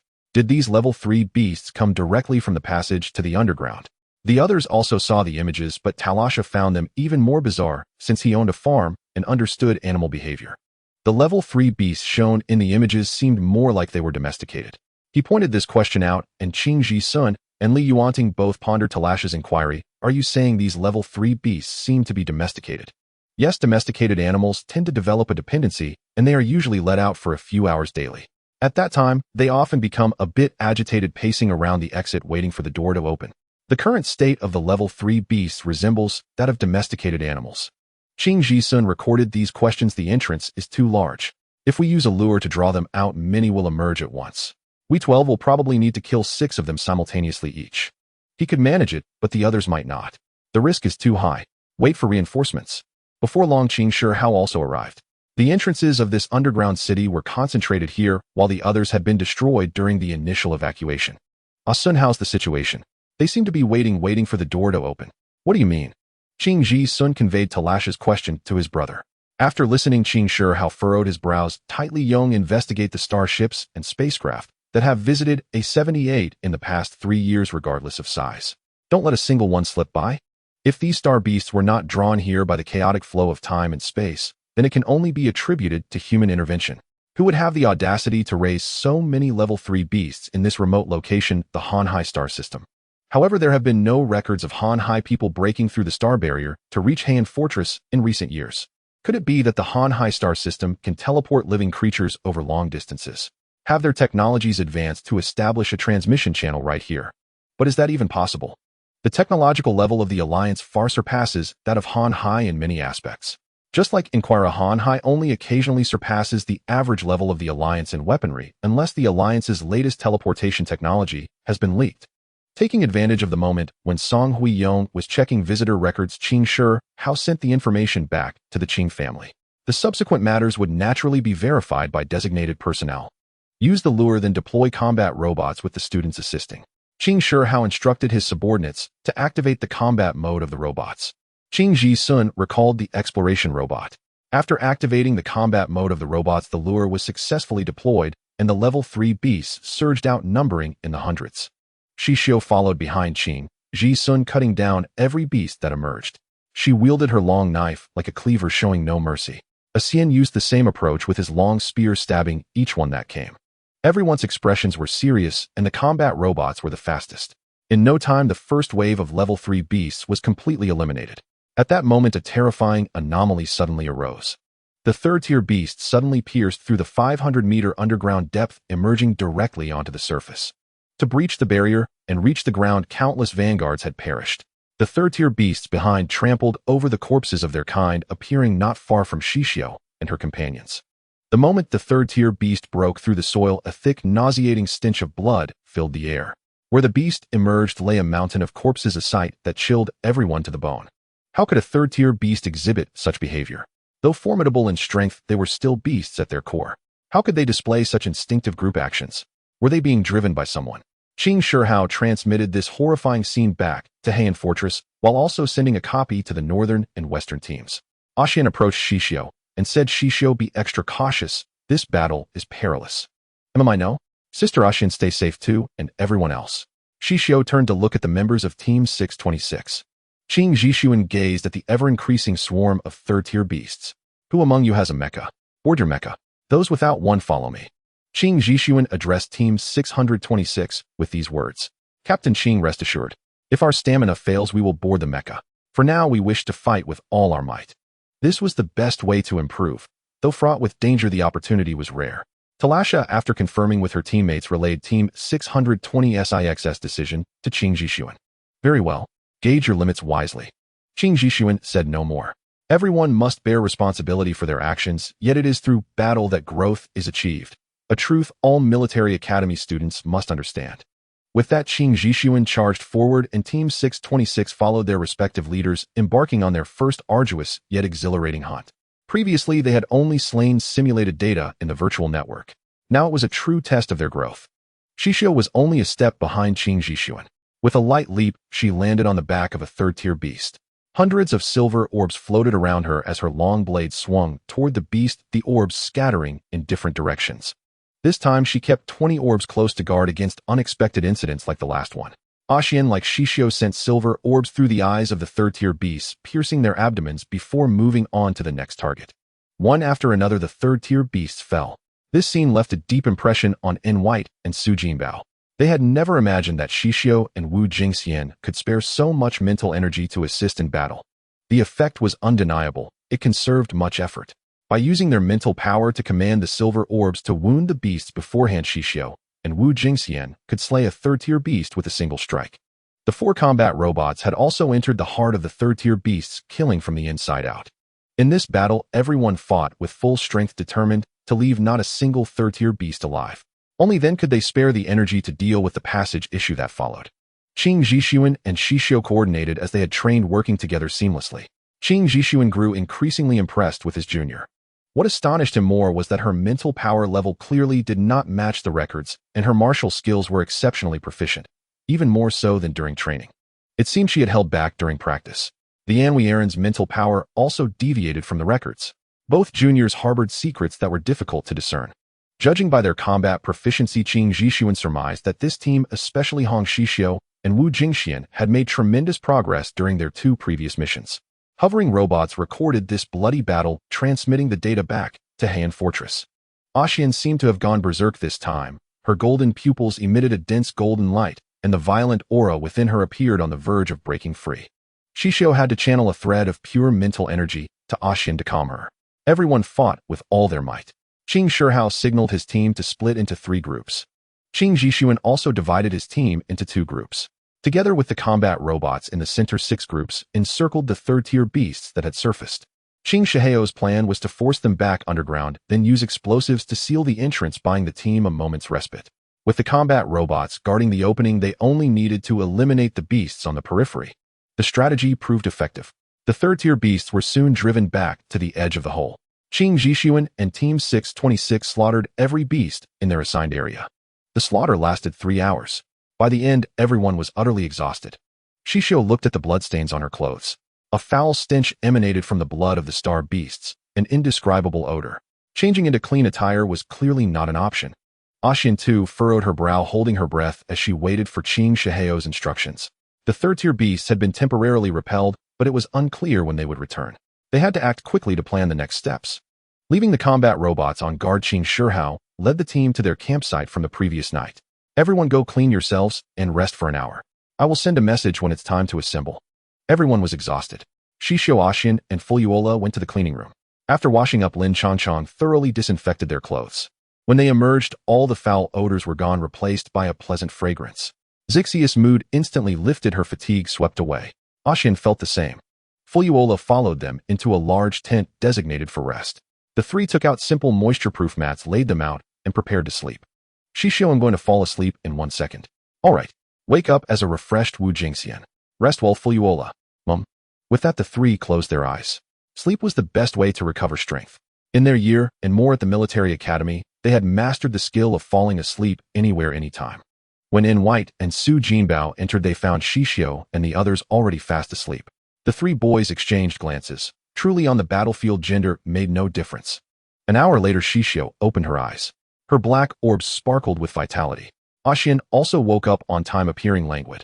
She suddenly hugged Xixiu, acting coquettishly like a child. Xixiu was speechless. Sister Xixian, open your eyes. Don't be mischievous. Xixiu is so warm. I want to be close. It's my nature, I can't help it. Xixian lazily opened her golden eyes, their brilliance captivating even Xixiu. Seeing that Xixiu and the others were awake, Talasha led the team to the meeting point Qing Shihao had designated. Qing Shihao ordered the personnel stationed at the camp to continuously monitor the underground activity. After they had rested, the subterranean data was compiled. A report came in, sir. This is the latest information. Qing Shihao opened the terminal and browsed through the entries one by one. What did Han say? They confirmed the passageway will take another stellar day. Why is it taking so long? After arriving at A78, they had transmitted the primary data back to Han, with a copy also sent to the physics department. Given the speed of the Alliance's elite, it shouldn't have been this slow. Brother, what are your plans for the upcoming battle? Qing Shihao looked at the information coming in from the west and north. Fan Hage is in the north. The situation there is very similar to ours. Shiloah is in the west. They have plenty of weapons, so they should be fine. Once the physics department confirms the passageway, orders from Han should arrive. Until then, we kill as many as we can. Song Huiyong sent Qing Shihao the visitor logs for A78 from the past 3 years.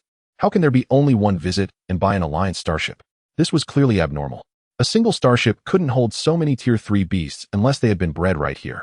The visiting starship bore the insignia of the Alliance military, a patrol cruiser. A segment of data has been erased. From October last year to May this year, a span of 7 stellar months shows a blank record. Song Huiyong pointed to the data report, highlighting the anomaly. Who possessed such capability to delete such a lengthy record under the surveillance of the Central Intelligence? Can it be recovered? I can't.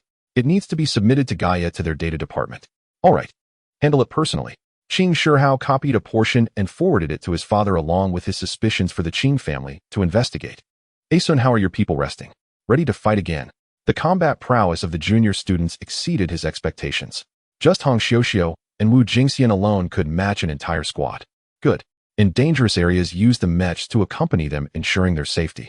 From the north, Fan Hage sent a video call his squad had been ambushed by stellar beasts.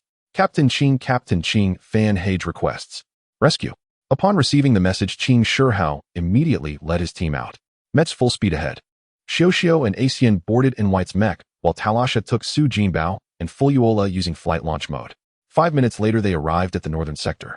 The area was swarming with Tier 3 beasts, even more numerous than in the previous battle involving Xixiu and her team. Upon reaching the battlefield, Xixiu and Asian donned the protective battle armor Qing Shihao had given them, then exited the mech. They still preferred close-quarters combat. Asian moved to Li Yuanting's side, while Xixiu followed behind Qing Zhixuan. Well, follow Captain Qing's orders. Understood. Fan Hage breathed a sigh of relief at the arrival of reinforcements. These stellar beasts had gone mad, surging outward, relentlessly breaking through the soil and emerging onto the surface in no time. Following Qing Shihao's instructions, Song Huiyong deployed the combat robots. Once the robots had split the stellar beasts into several groups, Qing Zhixuan led Squad 626 to take the southern position. Squad 626, follow me. The south is ours. Qing Zhixuan and Xixiu moved first, followed by Li Yuanting and Asian. Thanks to the experience gained from the morning battle, this fight didn't last long. In 2 hours, they had cleared the entire field. After the battle, the robots handled the cleanup, incinerating the carcasses of the stellar beasts. The surviving beasts, still hidden underground, were captured by the robots and brought to the surface. There were 10 mother beasts, several of which were clearly in the middle of their breeding cycle. Huiyong have these loaded up and sent to Han for the Alliance to handle. Shihao, a message from manhwa. Song Huiyong turned the light screen toward Qing Shihao. Qing Shihao glanced at Qing Zhixuan, then read the message from manhwa. They requested that one Tier 3 beast be sent to Anwire for research, and they would dispatch a starship to wait at the spaceport of Han Fortress. After replying to the Anwire people, Qing Shihao led his team back to camp.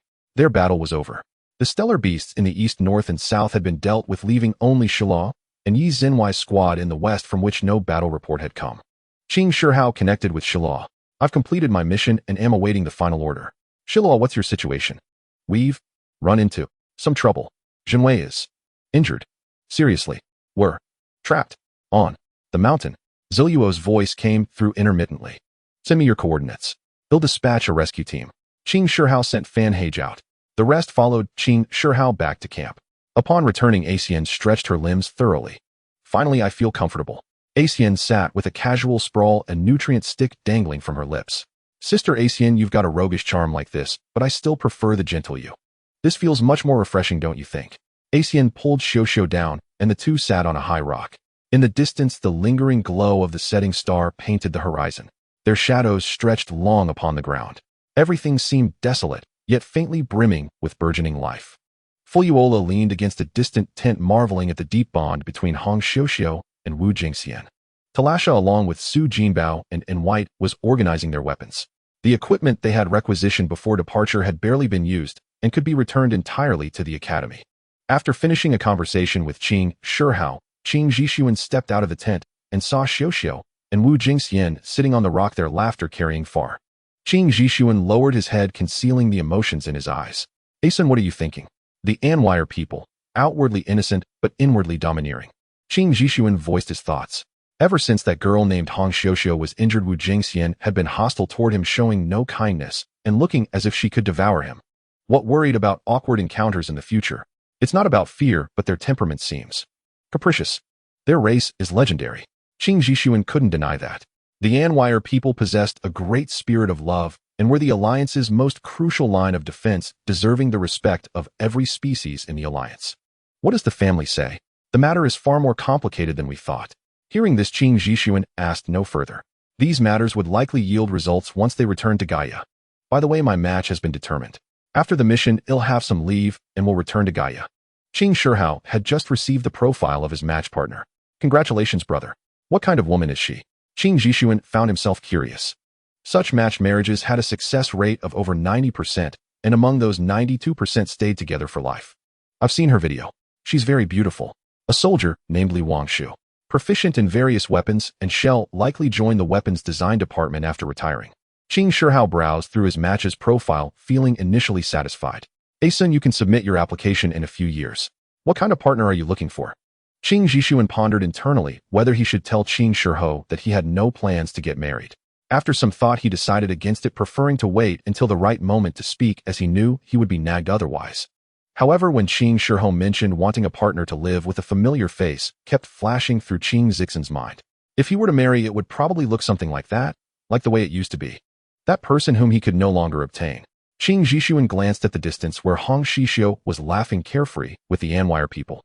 He unexpectedly discovered a strange resemblance between the two faces. Thinking of this, Qing Xixiu quickly tried to replace that face lingering in his mind. After all these years, not only had he not forgotten, but the memory had become increasingly vivid. This was perhaps a punishment for his failure to cherish. Xixiu and Xian had been sitting on the rocks for quite some time. Xixiu, news has come from Anwire. By the time we return to Gaia, my sister should be here too. While she has recovered. Yes. Thank you, Xixiu. No need to thank me, but it's within my capabilities. I'm just happy to help you both. Xixiu beamed, her eyes crescent-shaped, her beauty exquisite and delicate. Xian knew that this was a beauty entirely different from his own. Meeting Xixiu is indeed a fortunate thing. Haha, yes, so you must cherish our time studying together. Don't worry, I'll always cling to you. All right. The wind carried this soft whisper far away. After 2 consecutive battles today, in order to allow everyone to rest well, at night Qing Shihao ordered the defensive mechanisms to be activated.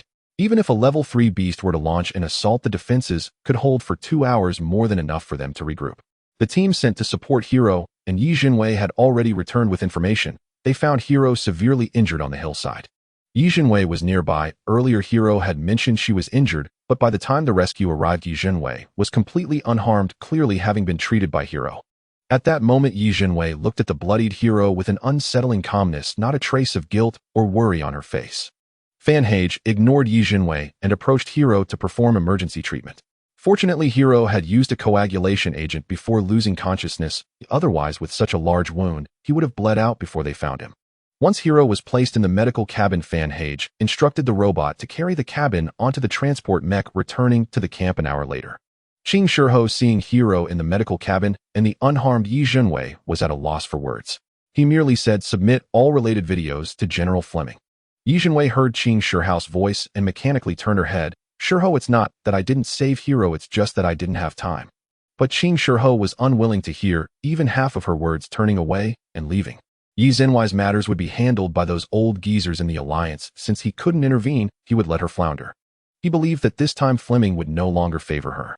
Despite her remarkable talent, it had not brought new life to the Alliance. Instead, it had placed many in peril.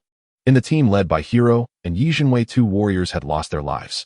With their weaponry, they should have been able to withstand the attacks of level 3 beasts. However, at a critical moment, Yi Jinwei had withdrawn her psychic attack because her stamina had reached its limit. Hero, in an effort to protect Yi Jinwei, had shielded her with his body from the claws of the level 3 beast, suffering severe injuries as a result. Having watched the battle footage, Qing Shihao's disdain for Yi Jinwei reached its peak. The atmosphere in the camp was heavy. Xixiu and Xian felt saddened when they learned this news. They had not expected that there would be casualties in this mission. Due to the Alliance's medical standards, even after suffering a devastating attack, as long as medical assistant robots were used immediately, surgeries could be performed in the medical cabin. After the surgery, using healing agents and cell growth agents, it was highly likely that they could be saved. It was also reported that because of Yi Jinwei, not only were the defenses inadequately prepared, but she also withdrew her psychic defenses out of concern for her stamina collapsing. After Yi Jinwei removed the defenses, the 2 warriors did not have time to retreat and were fatally injured by the level 3 beasts. Yi Jinwei, fearful of a counterattack from the level 3 beasts, did not use the medical robots to treat the 2 warriors in time, leaving their wounds exposed to the harsh environment of the barren star, ultimately resulting in infection and excessive blood loss. Everyone's perception of Yi Jinwei had sunk to an all-time low. Yi Jinwei felt wronged. She had not anticipated that Hero would save her, and she truly believed she could have avoided that attack. As for the 2 fallen warriors, did her psychic power matter more? If her psychic energy collapsed, the Alliance would lose all hope. After arriving at the Heian Fortress, Yi Jinwei's actions had already caused a rift with the warriors. With this incident, the warriors were furious. Those who had seen the footage knew that Yi Jinwei was still a considerable distance from a psychic collapse. Her defenses could have held for another 10 minutes. No one could be as selfish as Yi Jinwei. In the Alliance, any commander would never disregard the lives of their warriors. Yi Jinwei sat alone in the tent, hugging her knees on the ground, feeling more sorrowful than when she was sick and unable to go out. Had she done something wrong? It seemed she hadn't. Was her engagement to Chris a mistake? But engagements could be annulled. The alliance had precedence for such matters. Why couldn't Qin Shiho see her talent? At that moment, Yi Jinwei's expression was fierce and twisted. After arriving in Gaia, living a life akin to being adored by the stars, Yi Jinwei felt the disparity.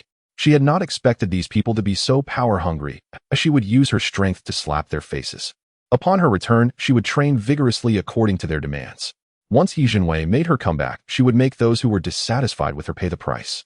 Yi Jinwei gritted her teeth, swearing to trample all these people underfoot and stomp on them fiercely.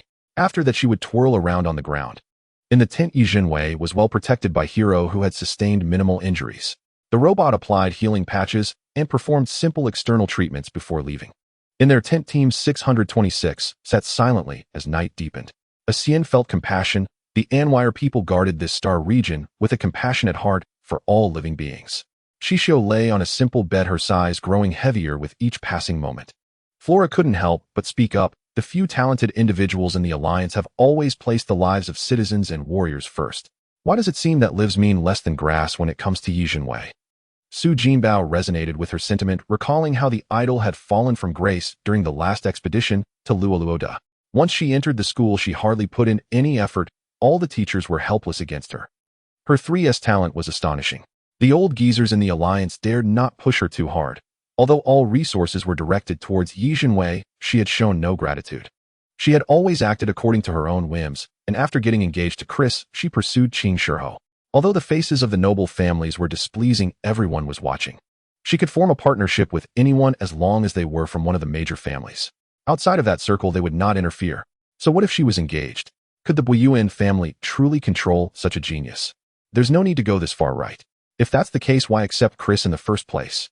The Alliance people who had never dated and believed in marrying before love truly did not understand the allure of love. Tsk tisk, Xixiu silently lamented. Also, has she never thought about how Lieutenant Qin feels? Flora recalled the captain's older brother, who was handsome and capable. The heir of the Qin family being pursued so relentlessly by Yi Jinwei must surely feel like swatting a mosquito. Listening to Flora and Su Jinbao's words, Xixiu felt a dislike for Yi Jinwei that she had never experienced before. Talasha was equally perplexed, and in Wait, even more so. It's not our place to judge others' affairs. The Alliance should handle this matter. Talasha finally put an end to the topic. Xixiu speculated that in the end the matter would be brushed aside because the Alliance valued Yi Jinwei's talent too highly. That night, the members of Squad 626 slept relatively peacefully. Yi Jinwei's affairs were not for them to discuss. However, Qin Shiho's tent was brightly lit all night long. They were all waiting for Shilua to regain consciousness before they could breathe a sigh of relief. Shilua lay in the medical pod, and Yi Jinwei hadn't even come to see him once. Towards the one who saved her life, Yi Jinwei showed not even a basic sense of gratitude. General Fleming had already learned of Xixiu's injury, but he showed nothing on the surface, merely instructing Qin Shiho to send Shilua back safely. After ending the video call with Qin Shiho, Fleming's expression turned somewhat grim. Since meeting Yi Jinwei, Shilua had uncharacteristically devoted himself to her, becoming her most loyal follower and protector. Fleming had privately warned his son, but he wouldn't listen. Because Yi Jinwei held the identity of the heir to the Buyuan family's fiancée, he couldn't take action against her. But this time, with Shilua risking everything to save Yi Jinwei, he would demand an explanation from her for the Muin family. He wouldn't let Yi Jinwei trample on Xixiu's feelings like this. He didn't believe Yi Jinwei was unaware of Xixiu's intentions. Even the leader of the Buyuan family should have nothing to say. On the morning of the second day, Qin Shiho received data from the physics department. The coordinates of the passage had been determined. It was 500 meters underground, but surprisingly, there was also one in the air. The order from Fortress Han was to conduct a full scan of the desolate star, A78, confirm there were no living organisms, and then destroy it. Song Huiyong organized the evacuation, and Squad 626 followed behind Qin Xixiu, returning to the Fortress Han starship. A blaze of fire rose behind the starship, reducing the passage and the desolate star to dust. After several hours of faster-than-light travel and a few spatial jumps, they safely returned to Han. Fleming was waiting at the docking bay. Seeing Xixiu's recovered complexion, the anger in his heart dissipated somewhat. Yi Jinwei walked silently at the back. Seeing Fleming, she didn't greet him, only glanced at Shilua, who was still lying in the medical pod. Then she turned and walked away, just walked away. The soldiers who had just disembarked from the starship were utterly bewildered. Those familiar with Alliance history knew that before Marshal Li Zhengfeng rose to power, he was a very humble person. Even after he achieved the highest merits in the Alliance, he remained gentle and kind to everyone, especially protective of his soldiers. Yi Xinhuai's behavior wasn't a matter of ignorance. She had received a complete education in Alliance etiquette. They had seen her demeanor during her first public appearance in the Alliance, and it was completely different from now. Squad 626 paid no attention to the whispers of others. This was none of their business. They followed behind Qing Xixiu and returned to the dormitory first. After returning to Fortress Heian, Xixiu saw Xixiu Miao, who had already come back. The situation on A79 was similar to theirs. No one was in a particularly good mood. Xixiu's team was affected by the sacrifice of soldiers, while Xixiu Miao's mood was soured by Yin Lanqi. She owed Yin Lanqi another favor this time, but her desire to punch him hadn't changed. Not long after Xixiu and the others returned to Heian, the soldiers of the fortress learned what had happened during the mission. Their gazes towards Yi Xinhui turned somewhat strange. Since arriving at Fortress Heian, Yi Xinhui hadn't completed a single outstanding mission.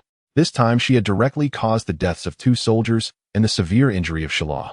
Many soldiers harbored resentment towards Yi Xinhui in private. Most of them had entered the academy and graduated alongside her, so they knew her character all too well. This time she had truly crossed their bottom line. Neither Squad 626 nor Xixiu Miao's team bothered with the ensuing disputes. The 2 teams found a moment to exchange their experiences from this battle. The 12 of them gathered in the woods behind the base. Xixiu hadn't brought Wumu this time, and looking at this forest, she couldn't help but worry if that creature would become agitated. Nanhejia and Flora started chattering non-stop the moment they met, sneakily gossiping about the rumors they'd heard since arriving at Han. Asian Xixiu Miao and Xixiu walked side by side. I heard that after this the passage problem will be solved, and we can finally study peacefully. Xixiu Miao relayed the news she got from Yin Lanqi to Xixiu and to Xian. So Miao Jie, is that true? That would be absolutely wonderful. If there was no need for such grueling training anymore, then she and Xue Fanhui would have time to visit Zhen. 90% certain. Xixiu Miao was a bit surprised to see Xixiu so elated. Because ever since they had known Xixiu, her emotional world had never been very rich, as she was somewhat too detached and desireless. Xixiu wants to go to Jinghui Star to see Zhen. Xian stated with certainty. Yes, Fanhui, and I haven't seen Zhen in 2 years. I miss her. After returning from Heian, there would be a little over a month before the holidays. The break would last over 20 days, more than enough time for them to travel to Jinghui Star and back. So Miao, are you going back to Miaoran? Xian kicked at the small stones underfoot, her psychic energy spreading out around them. Yes, I'm going back to find a way to break off the engagement. Xixiu Miao's determination to annul the engagement was exceptionally strong. Is it troublesome for you to break off an engagement? Although Xian was a native of the Alliance, she wasn't very familiar with its customs. It's hard. Harder than raising my psychic level. Hearing Xixiu Miao's reply, Xian and Xixiu exchanged a look and rubbed their noses. How were they supposed to continue this conversation? What exactly is wrong with him? Miao Jie, tell us, and we'll analyze it for you. Xixiu decided to be a bit more warm-hearted. After Xixiu Miao explained the root cause, Xian and Xixiu's jaws dropped. What kind of reason was this? Just because Yin Lanqi had made his gender choice upon reaching adulthood a step faster, Xixiu Miao was left with no choice but to be female. Was she sure? Miao Jie, this is already a done deal, isn't it? Can it be changed? It can't be changed anymore, so that's why I find him so irritating. Everyone knew that once I came of age I would definitely choose male. But Yin Lanqi had beaten her to it. How could she possibly live peacefully with him? Become partners? Even more impossible. Hearing this, Xian finally understood Xixiu Miao's fury. She would be angry too if it were her. That's easy. Let's beat him up together and make him listen to you from now on. Won't that work? Xixiu was genuinely afraid of the way Xian and Xixiu Miao's minds worked. Xian Jie fighting can't solve the fundamental problem. Xixiu Miao knew the hope of annulling the engagement was slim, but she still had to try. After finishing their discussion about Xixiu Miao's affairs, the 3 caught up with Talasha and the others. All 12 shared the experiences they had gained in this battle. Xixiu spoke insightfully. Speed, adaptability, and agility were all crucial. Having been injured once, she had gained deeper insights. No matter the circumstances in future battles, everyone should keep a few small objects nearby to guard against unexpected situations. In Wait and Su Jinbao took her words to heart. They had been facing Xixiu at the time, so they had witnessed the entire process of her injury. If Xixiu had had her silver beads nearby, even just a few, they could have helped her block the attack, and she wouldn't have been so severely wounded. Wu Jingxian also held nothing back. Her strengths were her speed and the angle at which she applied her strength. Xixiu Miao focused on agility. Everyone shared their insights, and Xixiu noted down her own shortcomings and the things she hadn't considered. The 12 who had finished sharing returned to camp cheerfully. Manhwa and Liang Jingxian as a pair had an abundance of gossip channels. Along the way, 626 managed to learn quite a bit more gossip about the alliance. Manhwa was an internet-addicted girl who spent her free time on the star web. Liang Jingxian had many connections, and the two were also roommates and partners. One could imagine the effect when gossip collided with gossip. It was then that Xixiu learned about Yi Zhenwai's affairs after entering the military academy, why she became engaged to Chris, and why even after the engagement, she still pestered Qing Shihao. Not only did she waste her talent, but she also disappointed and displeased many teachers at the school. Was it all because of a single glance at Qing Shihao? Clearly not. It was evident that Yi Zhenwei and the Yi family believed Qing Shihao was the prodigious heir of the Qing family born of Anwire's eldest princess and a human. After entering the academy, she had Chris take her to specifically corner Qing Shihao. Upon seeing him, she went mad, intercepting and blocking him daily. Qing Shihao thus challenged the central AI, and in what should have been an uncontested battle, he emerged victorious. Later, Yi Zhenwei was forcibly injected with a suppressant. Only then did the academy quiet down. Around this time, the Buyuan family met with Yi Zhenwai's parents to discuss the marriage between the two. The Yi family agreed, and Yi Yunhan was subsequently transferred to work on Gaia. The Yi family of Tianning Star began to emerge on Gaia. Tang Yongyu even basked in the glory. She received many invitations to high society banquets and enjoyed great popularity on Gaia. After being injected with the suppressant, Yi Zhenwei remained subdued for a long time. Her engagement to Chris was a choice Yi Zhenwei made herself after analyzing the pros and cons with Yi Yunhan and Tang Yongyu. Thus, the engagement ceremony seen by netizens featured a jubilant Yi Zhenwei. Since she couldn't secure Qing Shihao, stabilizing the Buyuan family was the Yi family's plan and also Yi Zhenwei's idea. Later, somehow the suppressant lost its effectiveness in a very short time. Yi Zhenwei relapsed, but this time she couldn't be forcibly injected with the suppressant again. Manhwa and Liang Jingxian said a lot, but Xixiu only listened to the part about Yi Zhenwei, ignoring the rest, hoping her own disguise could remain hidden for a while longer. After staying in Heian for 2 more days, Mei Jinyue led the students back. All students who went on this trip received credits. Based on the senior team leader's reports, outstanding teams received bonus points, and both 626 and 828 earned excellent evaluations from their leaders. Xixiu received extra points due to her injury. Returning to school, they parted ways with Talasha and the others outside Jingtian Tower. Xian returned to his dorm, and White also went to his room, and as soon as Xixiu entered her dorm, she was entangled by ebony. Green vines tightly wrapped around Xixiu's hand, dragging her to the front of its pot. Somewhat proudly raising its vine tips, another vine pointed at its pot. Xixiu looked and saw that ebony had successfully evolved during her absence. Our little ebony is so capable, your strength has grown a lot. Keep working hard. Xixiu gently stroked ebony's leaves. Ebony now appeared slightly smaller, its entire body pitch black with vine tips of vivid emerald green, while the rest was as dark as ink. It looked small, but Xixiu knew that even if she channeled all her spiritual energy into her long blade, she couldn't cut through ebony's seemingly delicate vines. Hearing Xixiu's voice, ebony affectionately rubbed its leaves against her face, its coquettish behavior so practiced that it soothed Xixiu's weary heart considerably. The school granted the returning combat students 2 days off. Xue Fanhui and the others arrived on Gaia later than Xixiu. Xixiu sent her a message telling her to rest first and meet up later. Back at school, it was truly much more relaxing. Xixiu even slacked off skipping training for 2 days. When Xian entered, he saw Xixiu still sleeping soundly. He stood by the bed with his arms crossed, watched for a while, and seeing no movement, shook his head and went to check on Ebony. The little one had grown a lot, evidently getting along well with Xixiu. Sensing a familiar presence, Ebony woke up and waved its vines in greeting to Xian. All right, I know you're getting more capable. Listen to Xixiu, understand. Otherwise, I'll send you back to Way 9. The tip of the vine bent, slightly nodding a few times. Truly clever and perceptive. Xixiu had actually woken up when Xian entered, but kept her eyes closed. These 2 days had been heavenly. She was reluctant to wake up. I heard you stirring, Xixiu. Stop pretending to sleep.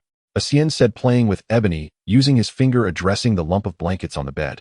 Sister Xian, you're so early. Something up. Xixiu poked her head out and threw off the covers to get up. Nothing, just came to see you. Let's go out later since you're not training. Ebony is probably hungry too. Hearing this, Xixiu curled her lips, knowing she was being nagged for slacking off 2 days. Okay, 5 minutes. She quickly got up, tied her hair, and washed up in one go. The two happily left with Ebony. As the hover car ascended to the sky rail, Xian received a message from home. Xian, go to the forest and tomorrow. Bring Xixiu. Okay, second sister. Ebony was indeed ravenous, devouring a large patch of plants into its stomach in a whirlwind. Xixiu had never quite understood how it fed, But this time, she finally saw Ebony directly absorb the essence energy of the plants. Last time you were injured, the one who performed surgery on you was that robot of yours. Xixiu stared at Xixiu's finger, where Wu Yuan sat quietly worn like a ring. It's a medical robot given to me by an elder. It's very powerful. The secrets within her would eventually be uncovered. Wei Lanshan should be able to return to the Alliance next year. The Yi family wouldn't openly investigate Wei Lanshan, but Tang Yongyu would definitely look into it privately. Xixiu, if you ever face difficulties, you must tell me. We are family, remember? Xixiu knew Xixiu harbored secrets, and her background was definitely not what the terminal recorded. Okay, if I need Sister Xixiu's help, I'll tell you. But I should be able to handle it. With Ebony and Wu Yuan, if they resorted to extreme measures, she wouldn't hesitate. Going to the forest, and tomorrow. Someone from the family has arrived. The light in the forest was dim, it was early winter on Gaia, and snow would soon fall. Okay, they'll wait for you tomorrow morning. Bring Ebony. The two drove the hover car back toward the dormitory building Jingtian Tower. Xixiu spotted Xixiu's car from afar. Don't ask why he recognized it at a glance, he didn't know himself. Asun, let's go. Li Yuanting also saw Wu Jingxian. This Anwire person is quite interesting, strong, and very protective. Perhaps it's in their nature. Xixiu knew the legends of Anwire, having heard his father speak of them over the years whenever he went home. They say gaining the protection of an Anwire is a remarkable thing, Li Yuanting said meaningfully. Xixiu and Li Yuanting returned to De Yuan Tower in the north. I need to go home tomorrow. If anything happens at school, just message me. They had half a year left before graduation, nearing the end of their studies. As long as they passed the spacecraft operation exam and completed the final grade Y practical drill, they could graduate smoothly. Where did you apply for? Li Yuanting asked. Yuanri. According to the latest news, anomalies might have occurred there. His service location was already confirmed. As a member of the Qing family, he would be stationed at Yuanri. Then he'll apply to go there too. There were two options for service location. One was assigned by the central AI, and the other was to submit a personal application. If the application was reasonable, it would be approved, but it had to be done early. If you go there, what about Lin Changchang? She'll come along. We won't be separated anyway. She was his partner betrothed since childhood. They would face the world together. How could he let her go elsewhere alone? She had to be under his protection. The environment there might be tough. Yuanri was full of modified cyborgs with formidable combat power. If not for the constraints imposed by the central AI, these people might have already broken out of the Yuanri star system. Gaia suspected that the recent incidents involving star beasts were caused by Yuanri. But lacking evidence, they had sent him to be stationed there. What's there to fear? With the space buckle, we can bring everything we need. If worst comes to worst, we can use the express transport channel. Besides, I heard they've developed rapidly in recent years. As for the environment, it's pretty much the same everywhere. Li Yuanting had looked up information on Yuanri. Yes, Xixiu replied, developing too fast. It's already showing signs of surpassing the Alliance average. Then it's settled. Wherever you go, Changchang, and I will follow. He'll submit the application. They were longtime friends and comrades. All right, we have to go anyway, and service is service wherever. But Yuanri might be far more dangerous. Yet it was also a challenge among the stars. Great. We brothers stick together no matter where. Li Yuanting gave an enigmatic smile. Come on, you're sticking with your Changchang. I'm just tagging along. Xixiu's words carried no trace of jealousy. Just wait until you have a partner. They'll see how you win them over. With your personality, don't be too surprised if you face a few closed doors. Li Yuanting left after saying that. Xixiu pondered his words. Was it possible? Xixiu face a closed door? No way. Because he had never even considered matching for marriage. Ridiculous. Would he Xixiu bind himself to an unfamiliar woman for 300 years? The thought alone was chilling. More terrifying than any horror movie. After Li Yuanting left, Xixiu let his mind wander for a moment before shutting out all thoughts of marriage. Recalling the various news from Yuanri and the data obtained by the physics department after their recent mission, he felt a headache coming on. Going to Yuanri would mean several tough battles. Their combat power grew stronger each year, and the number of people with implanted mechanical organs in the past decade surpassed that of the previous 500 years. Only recently had the old council members of the Alliance begun to worry about this issue. Over the past 20-odd years, the Alliance had seen no large-scale wars. In theory, only those suffering from incurable diseases had opted for mechanical bodies due to the limitations of existing medical technology. Most of these people had only partial mechanization, but recent reports indicated widespread full-body mechanization in Yuanri. The officially recorded numbers were already alarming, and the black market likely harbored even more fully mechanized individuals or other species. Xixiu browsed through the information, marking suspicious points. Though he still had over half a year before heading to Yuanri, he needed to prepare early. The information obtained through the Qing family's channels was still insufficient, So he contacted Fong Jinyu of the Fong family, who had covert forces in Yuanri and likely more comprehensive intelligence networks. Fong Jinyu didn't reply immediately. Over an hour later, he called Qing Xixiu via video. Qing what's up? With a roguish expression, Fong Jinyu said, share a copy of the latest Yuanri intel with me. Name your price. Qing Xixiu raised an eyebrow. Fong Jinyu wondered, is Qing Xixiu going to be stationed at Yuanri? Unexpected, the Qing family moves fast. Alright, but my price is high. Fine, but the intel better be accurate and useful to me. Fong Jinyu cursed inwardly. Qing truly deserved his reputation as the fox among the younger generation. After receiving the data, Qing Xixiu browsed it for 10 minutes and sent Fong Jinyu an okay. Soon Fong Jinyu replied, I want the latest Qing family battle armor. Deal. Delivery in an hour. Qing Xixiu stored all the data from Fong Jinyu in his terminal. Troubles were brewing in Yuanri. Lost in thought, Qing Xixiu was snapped back by a chime from his terminal. Qing Hemming had sent him a message. After reading it, he felt little joy. He was inherently cold. The few family members who had truly entered his heart were all gone.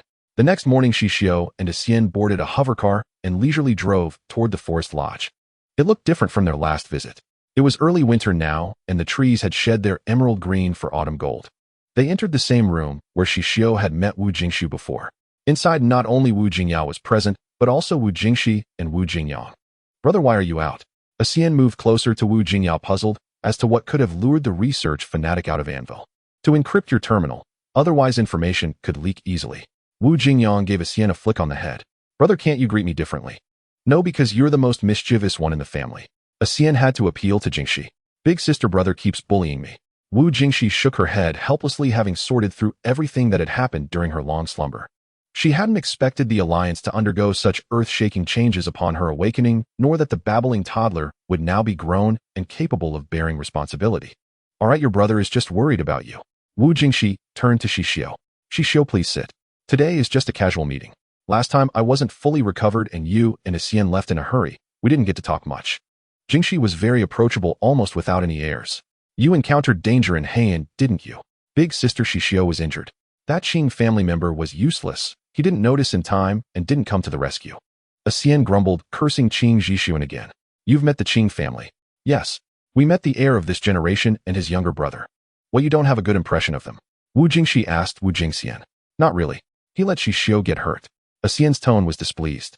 Xian had always harbored resentment over this matter. Sister Jingxi, don't listen to Sister Xian. At that time, Qing Xixiu was too far from me to offer any rescue. It was my own carelessness, and I've already recovered. It's nothing serious. Xixiu quickly interjected. Jinx's partner belonged to the Qing family, and presumably they had already made contact in private. This visit to Gaia was likely a meeting to clarify the events of those years. Jinx's departure from Anwil was conducted in secrecy, without alerting anyone.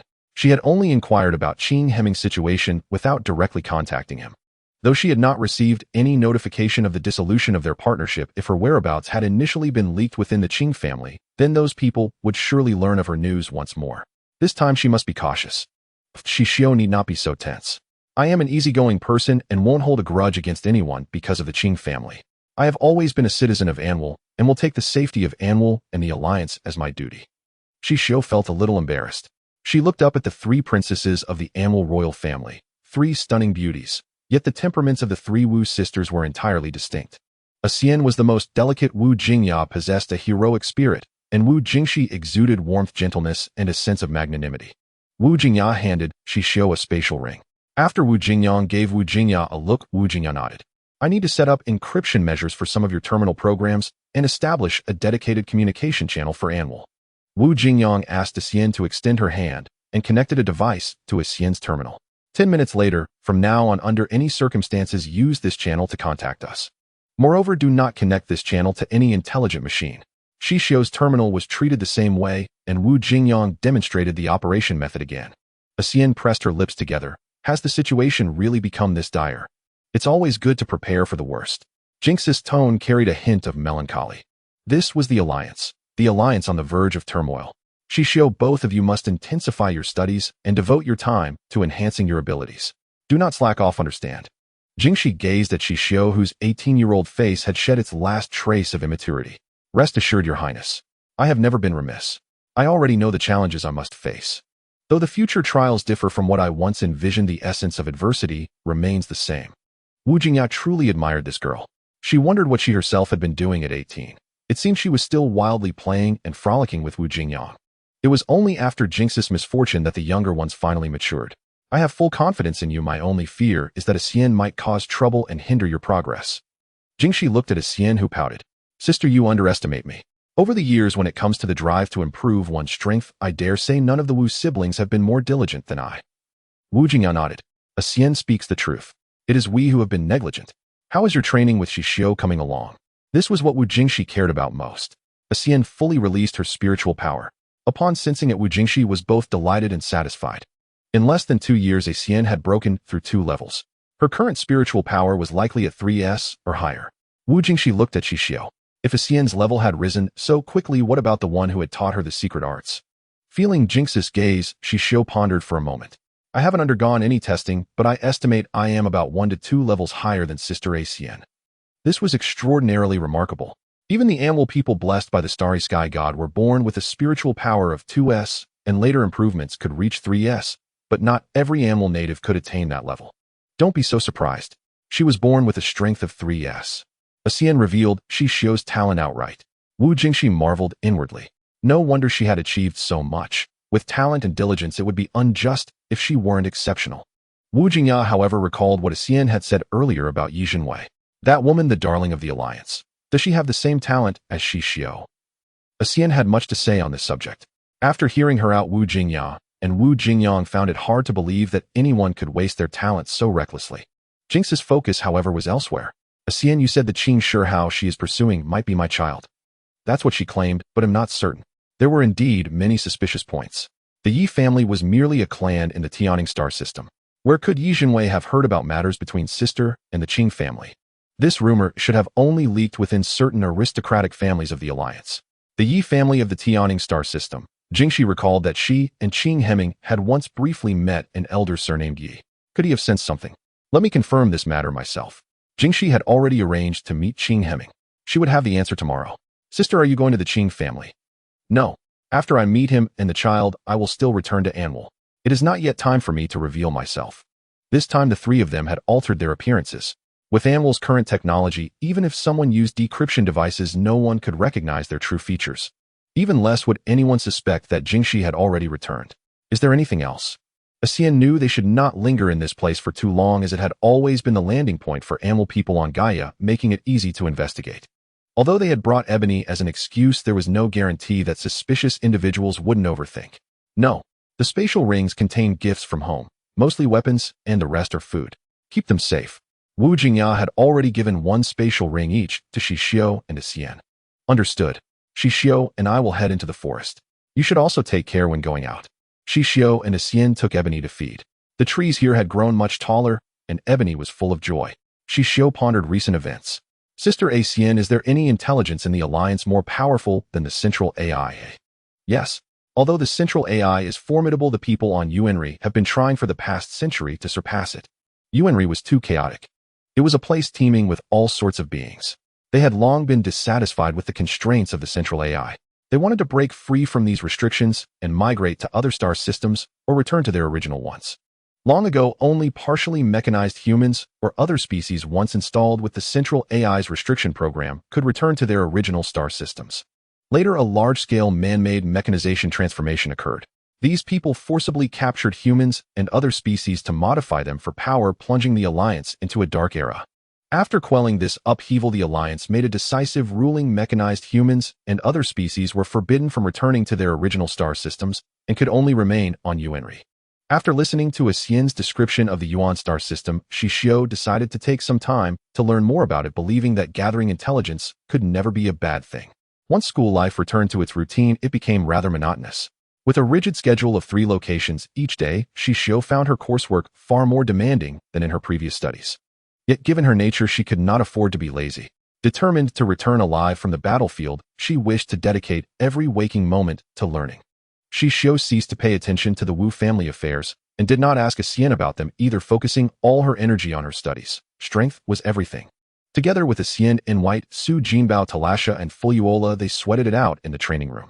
A little over a month later, just before the holiday, In White finally managed to control over 100 metal spheres under 20 times gravity. Having completed their training levels, In White and Su Jinbao lay on the training room floor gasping for air, yet still managing to exclaim, "What a thrill!" In White and Talasha were too exhausted to speak, but Fuyuola still had some energy left. "So you've made remarkable progress lately. Have you been secretly taking extra lessons?" "Not at all. In White and I just spent a bit more time in the virtual network." "You still claiming you haven't added extra lessons?" She and Talasha were utterly drained by the time they returned to their dorm each day with no energy left for the virtual network. It seemed they too would have to muster more effort. "And why are you going back to Aura for the holiday?" Su Jinbao asked, eyes closed, still panting on the floor. "Yes. My old man wants to see my progress. He was determined to crush them this time." "Oh, your family will be utterly astonished when you return." Su Jinbao knew something of In White's family affairs. "Yes. I plan to challenge all my siblings at home." In White had already made up his mind. "What? Should I come to back you up? Are you sure you can handle it alone?" Su Jinbao sat up in shock. In White pondered for a moment. "With my current reflexes, martial skills, and mental strength, I think it's no problem." Those at home relied on brute force, but he possessed that too along with an iron body. Now he had learned martial techniques, received extensive guidance from Hong, and his mental control over objects was incredibly precise. Why should he fear them? Ridiculous. He would defeat everyone this time to honor Hong's year of instruction. The group chatted intermittently. Talasha decided not to return to Lanyu for the holiday and agreed with Fuyuola to practice diligently at school. There was only one semester left before the third year, which would bring even tougher training. In the third year, they would have 2 combat exercises in space, and both Talasha and Fuyuola were preparing for the year ahead. Su Jinbao, finding no appeal in going home, also decided to join Talasha and Fuyuola. Xixiu and Xian sat aside watching their 4 teammates lying on the ground. The recent training had indeed been grueling, and they had worked hard. "Xian, are you going home?" "Yes, for a while." "And you?" "Fanhui and I have plans to visit Jinghui Star to see Zhan. It's summer there, so we can have some fun." "Then be careful. Take an official starcraft, not a private one, or you might run into space pirates." Recently, peace prevailed everywhere. The physics department had resolved the passage issues, so next year's field training should return to normal intensity. The outbreaks of space beasts had become less frequent and were now manageable by the border forces. Yet the school's teachers did not ease the curriculum. Because the endofterm assessments, as all 7 teachers had stated, would be more difficult and demanding. They had already participated in 3 special training sessions outside, so the corresponding assessment levels would be raised. It was that harsh and domineering. After Su Jinbao and the others had rested enough, they got up from the floor and returned to the dorm to discuss how to tackle the upcoming tests. Xixiu was also somewhat overwhelmed. She was confident in martial skills, mental strength, mecha, and weapons, no problem at all. But warship operations, star chart plotting, and tactics were the real pitfalls. She felt that after a semester she still only half understood them, especially star chart plotting. The star chart teacher Mofala was a Selena with an incredibly keen sense of direction. He could pilot a ship with his eyes closed and still know exactly where each planet was, a superhuman radar. He even knew the position of every asteroid belt. Without glancing at a star chart, he could pinpoint the ship's coordinates. He was an exceptionally formidable teacher. Every time Xixiu attended Mofala's class, she trembled, terrified of being singled out as an example. So she had no choice but to force herself to memorize everything by rote. She decided to commit the thickest star chart in the Alliance to memory. As for the plotting issue, she would have to struggle further. She knew how important star charts were, so she was searching for a method to draw a complete star chart more accurately. Every time Su Jinbao and the others saw Xixiu's cowardly demeanor in star chart class, they wanted to laugh. They never imagined that Hong, who excelled in martial skills, mental strength, mecha, and weapons, would be afraid of star chart plotting. Tactics relied on accumulation. Though it was a troublesome subject, graduation was still far off, so Xixiu wasn't worried. The same went for warships. Only star chart plotting left her feeling helpless. The 6 of them tacitly went to room 626. "Xixiu, have you decided which star chart to plot?" Xian asked with concern. "Not yet." The other 5 looked at Xixiu's gloomy expression, suppressing their laughter. "It's not that hard. Just remember the 8 reference points." Fuyuola found it easy, but her words only made Xixiu feel it was even harder. In the vast sea of stars, how was she supposed to determine the positions of unfamiliar stars, nebulae, and countless objects? And the exam didn't allow terminals. How frustrating. Hong Xixiu decided to use the most straightforward method: memorize everything. She would firmly imprint the positions of the stars and their characteristics in her mind, and she refused to believe she couldn't conquer this subject. From that night onward, Xixiu began burning the midnight oil, refusing even Xian's invitations to visit the virtual network. "Wait until I've memorized these 50 books, then I'll go with you." "Not until then. Failing a course would be disastrous. Your determination is unmatched, isn't it?" Xian chuckled. "Have you found a method yet?" I can recognize many, but if they're isolated I still can't tell who is who. How can you lack any talent in this subject? Xixiu sent to Xian a long string of ellipses followed by, I want to know too. Perhaps it was a case of everyone has their strengths and weaknesses. Hong Xixiu had grown smarter, but not in every area. She had a significant shortcoming. She couldn't recognize things from diagrams. Perhaps it was a flaw carried over from her past life. In any case, she was determined to fix it. She refused to believe she couldn't master this subject. All right, do your best. If you can't get an excellent grade, so be it, Xian comforted her. I know, Xian. Rest assured I've devoted all my free time to this. If she still failed star chart plotting after all this, then she would. She would. The semester finals arrived as scheduled. Flora sent Xixiu the predicted questions, and Xixiu pulled an all-nighter cramming every question and possible star chart into her head. Though she didn't recognize so many stars, her photographic memory was simply overwhelming. After the exam, Xixiu felt an immense relief. Group 626, however, was wailing collectively in their private chat. Talasha, why were these questions so difficult? Flora, write a waterfall of tears. Su Jinbao, I couldn't finish several of them. And White, guess how many I drew. Everyone asked how many. You didn't draw all of them, did you? And White, a long string of tears. 6 left unfinished. Wu Jingxian, I also have 2 left. Hong Xixiu. Everyone asked why the ellipsis Hong. Hong Xixiu, because I drew them all. What? Hong Xixiu, well, the exam was based on an ancient text not on the star chart shelf. And I happen to have memorized it, so. No way. Wu Jingxian, what can we even say to you? Xixiu shrugged, she had no idea either. She just happened to have memorized every possible book about star chart drawing. Su Jinbao, Hong, next time there's a question like this, please share it with us. Hong Xixiu, sure thing. The other 5 continued their lamentations for a while, praying they wouldn't fail. Failing would be far too disgraceful for group 626. On the 3rd day, when they saw their results, their expressions were beyond words. For Xixiu had achieved straight A's. Even star chart drawing, her weak point, was an A. Su Jinbao firmly believed Xixiu had cheated. And White, however, thought his roommate was simply brilliant by nature. Talasha and the others were not surprised. Xixiu had pulled nearly a week of all-nighters before the exams, and with her usual hard work, such results were expected. After the results came out, some rejoiced while others worried. Group 626 all passed with no need for retakes. And White returned to Ola, Su Jinbao, and Talasha stayed for training. Xian quietly slipped back to Anwire. They agreed to meet again in a month, then they would test whether their martial skills had regressed. Xixiu and Xue Fanhui boarded a starship to Jinghui Star. Xue Fanhui rarely had a holiday. Since following Master Jian, this was her only free time. After a 12-hour voyage, Xixiu and Xue Fanhui arrived at the 3rd starport of Jinghui Star, where Zhen Zhuzhou was waiting. They had calculated the time before coming, so it was now evening on Jinghui Star. The starport was ablaze with lights, with many people hurrying past. Everyone was a traveler. Xixiu and Xue Fanhui stood gracefully at the starport's exit. Their first impression of this star system was that it was deeply sentimental. Even the starport's architecture differed from other Alliance star systems. The buildings here exuded a strong artistic flair. The facilities were convenient, with technology applied to an astonishing degree.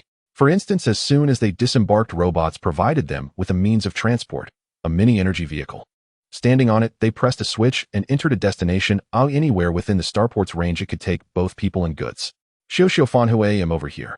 Zhen waved through the crowd. Xixiu and Xue Fanhui had already spotted the beautiful Zhen not far away, jumping and waving with joy. Zhen ran over cheerfully and embraced both Xixiu and Xue Fanhui tightly.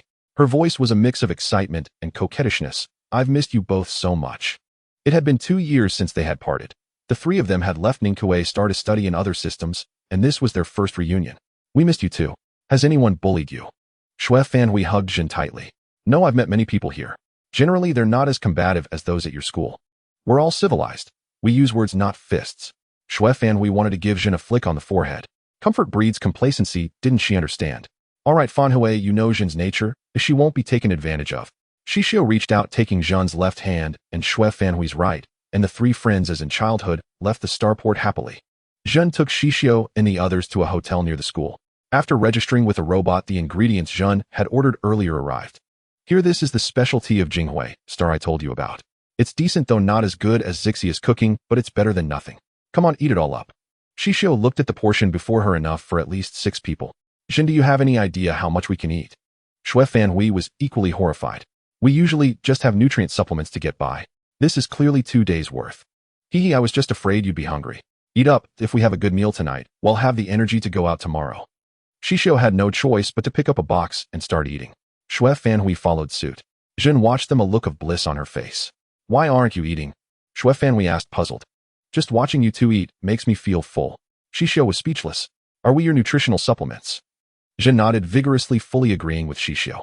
Come on, Fanhui, and I will burst before we finish all this food. Okay. Jin ate, while dividing more food for Xixiu and the others. This is delicious, and this too. The three girls ate heartily.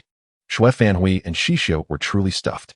They looked at each other's bulging bellies and couldn't help but burst into laughter. Their laughter clear as bells echoed through the hotel room. Youth was indeed so beautiful. Too full to move, the three girls laid back on the bed.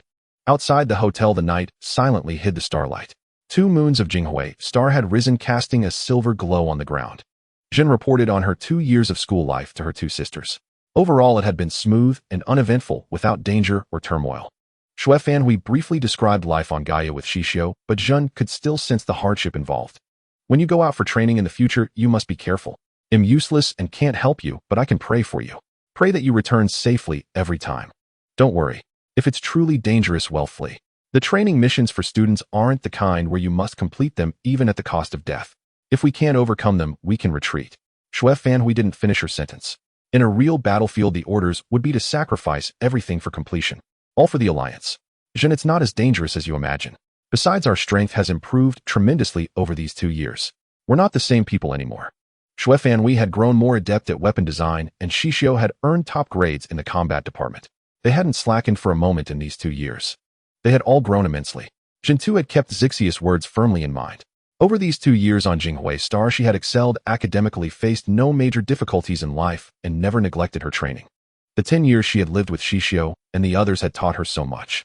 The 3 of them rested well in the hotel that night, lying side by side on the bed, dreaming of the beautiful times of their youth.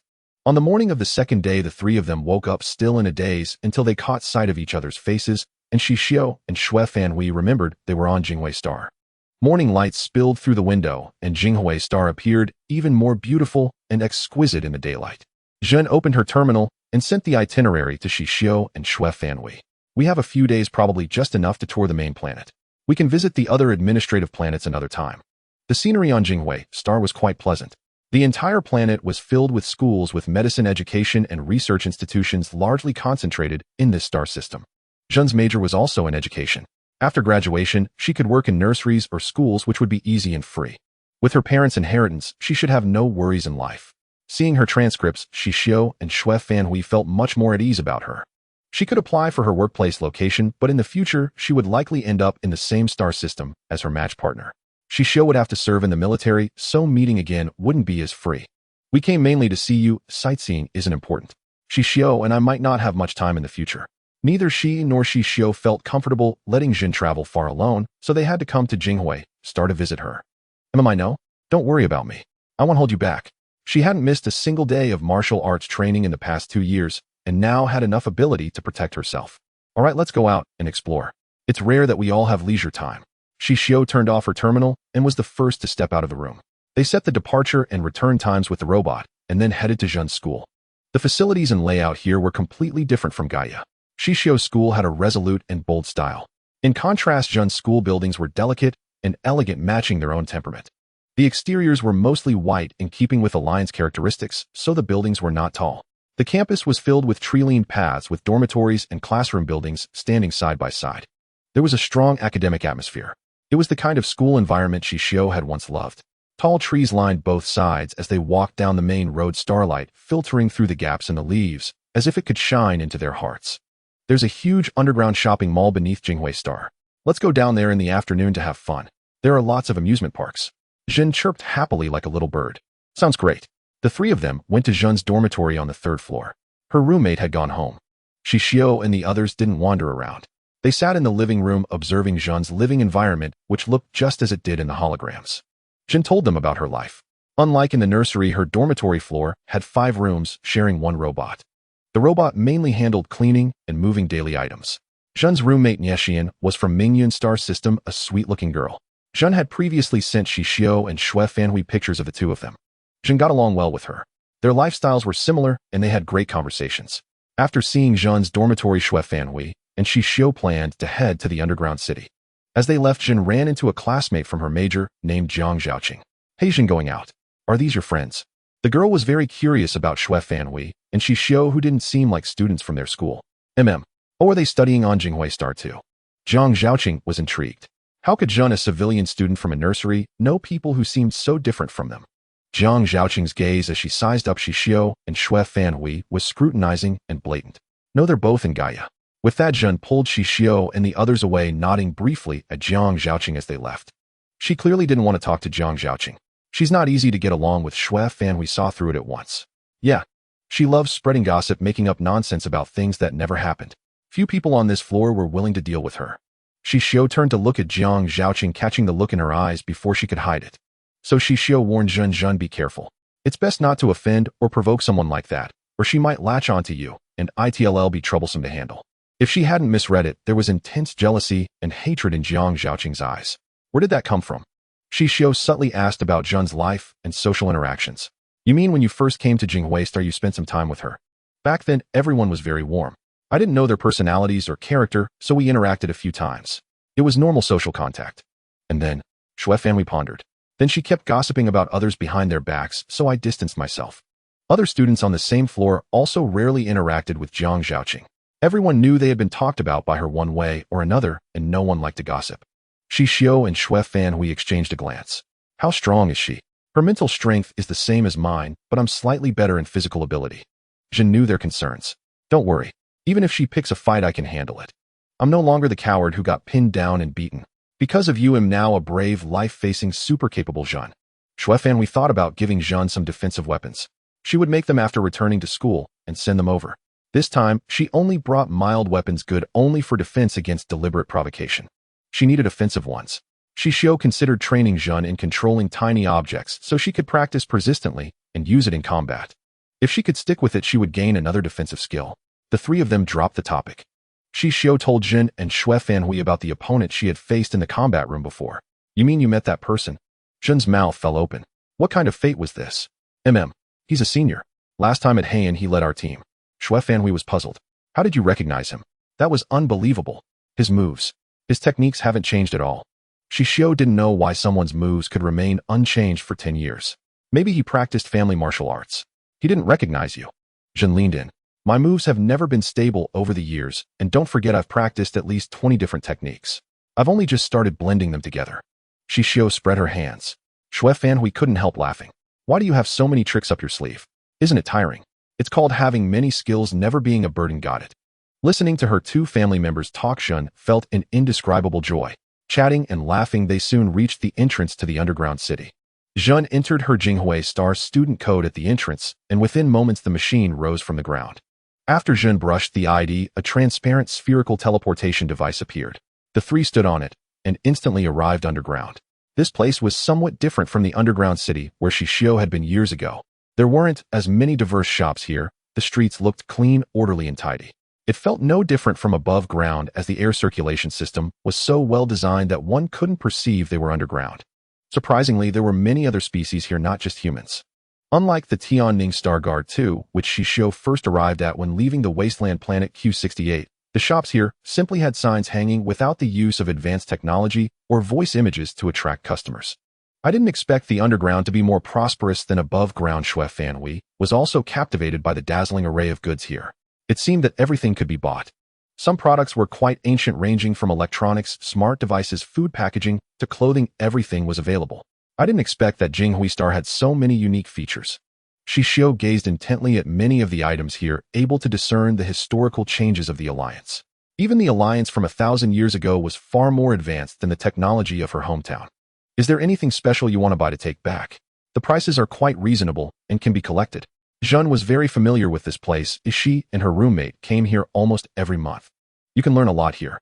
She and her roommate Niexian even worked part-time for a semester, mainly to learn about the Alliance's history from these everyday items to increase their knowledge reserves. Xixiu thought about how things would just be stored in the spatial pocket. They actually still had no place to settle, so she shook her head, saying, let's wait until we retire in the future and settle down before discussing it. Xue Fanhui bought a few weapon models. One of the original mecha designs caught her attention, looking particularly interesting. Perhaps she could improve it into a new design, so she added it to her collection. Most of the selling and packaging was done by robots, with payments made directly to the owner's terminal for convenience. Only a few shops had owners selling in person with no aggressive sales tactics that felt casual and free. In the underground city, the three of them wandered from the shops on the east side to the amusement area on the west, and they played there for a while. The atmosphere of life in the underground city was quite strong. No wonder it was an educational star system. There were traces of education everywhere. However, it didn't feel oppressive. Instead, it felt refreshing, as if one were basking in the spring breeze, wandering in a sea of knowledge. Tired from wandering, the three entered a beverage shop and ordered a special drink from Xixiu Star from the robot.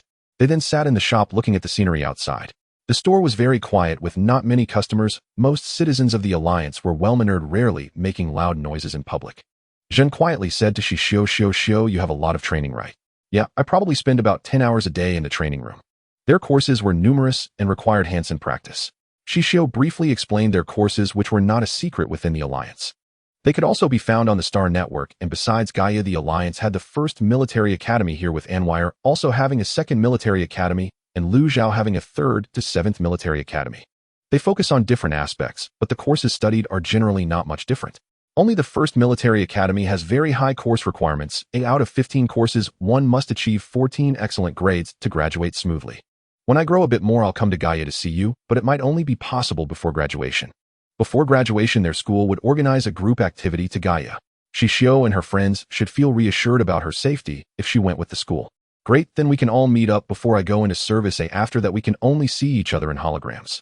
Shui Fanhui would definitely serve in the weapon design department, probably not needing to go to the border, just occasionally going out for missions. At other times, she would likely stay in the laboratory. After finishing their drinks, the three continued to explore. Walking on the streets of the underground city, Xixiu looked at the introduction of Xixiu Star in the central square, feeling as if she were dreaming. The 18 years since arriving in the Alliance had passed in the blink of an eye. The hardships faced were not for outsiders to know. Her state of mind had also changed several times. Growing into the person she was today was something she had never imagined. Shui Fanhui's feelings were similar to Xixiu's, but more so, she had moved a step closer to her goal. Unknowingly, they reached the noisiest part of the underground city, where many people were gathered. The three watched from outside for a while and discovered that there were people fighting. To their surprise, even in an educational star, there were belligerent individuals. Originally, the three had not planned to watch, but just as they were about to leave, someone called out Shui Fanhui's name. Shui Fanhui pondered for a moment, recalling that Master Jian's other disciple Xiao Wenjiu was from Xixiu Star, and turned to look towards the source of the sound. "Hello, Senior Xiao Wenjiu. I didn't expect to meet you here, Shui Jr. You came here to play with friends. Why didn't you tell me in advance so I could host you?" Xiao Wenjiu's gaze inadvertently fell on Xixiu. This surprised Xixiu. She recalled her performance at school. It didn't seem that Xiao Wenjiu should be paying attention to her. After all, they were not in the same major. She was sure she hadn't seen Xiao Wenjiu before. Shui Fanhui also noticed, "There's no need to trouble the senior. I just came to see a friend." What did Xiao Wenjiu mean? Why was he staring at Xixiu, and why did his gaze feel so uncomfortable? As Master Jian's close disciple, Shui Fanhui was much more talented than Xiao Wenjiu. The two of them studied under Master Jian, but their private interactions were not frequent, and their projects were each separate. Xiao Wenjiu knew that the weapons Shui Fanhui had created were for Hong Xixiu, which made him curious about Hong Xixiu, particularly paying attention to the strength rankings of the combat department. Thus, he discovered an interesting phenomenon. The official data of Hong Xixiu when she entered the academy was clearly different from the strength she displayed. He was curious as to how Hong Xixiu achieved that, or if she was hiding her true strength. He wondered how she had evaded detection by the instruments. If he could unravel this mystery, he would likely receive a great surprise. A child from an orphanage without any background and not marked as part of any faction should be easy to deal with. As for the Anwire people, it was impossible for them to follow her all the time. Hong Xixiu would eventually find herself alone. "I'll treat you all to the amusement park," Xiao Wenjiu said ingratiatingly. Instinctively, Xixiu disliked this person, finding him somewhat pretentious. Shui Fanhui knew that Xixiu never liked to get close to others, and she wasn't particularly fond of the senior brother, either saying, "No need, thank you, senior. We just came from over there and want to go back and rest. Where are you staying? I'll take you. I know this place very well." After saying that, Xiao Wenjiu summoned the teleportation device with his terminal. He didn't give Shui Fanhui and the others a chance to refuse. Xixiu lowered her head and thought, this person was troublesome. How to get rid of him?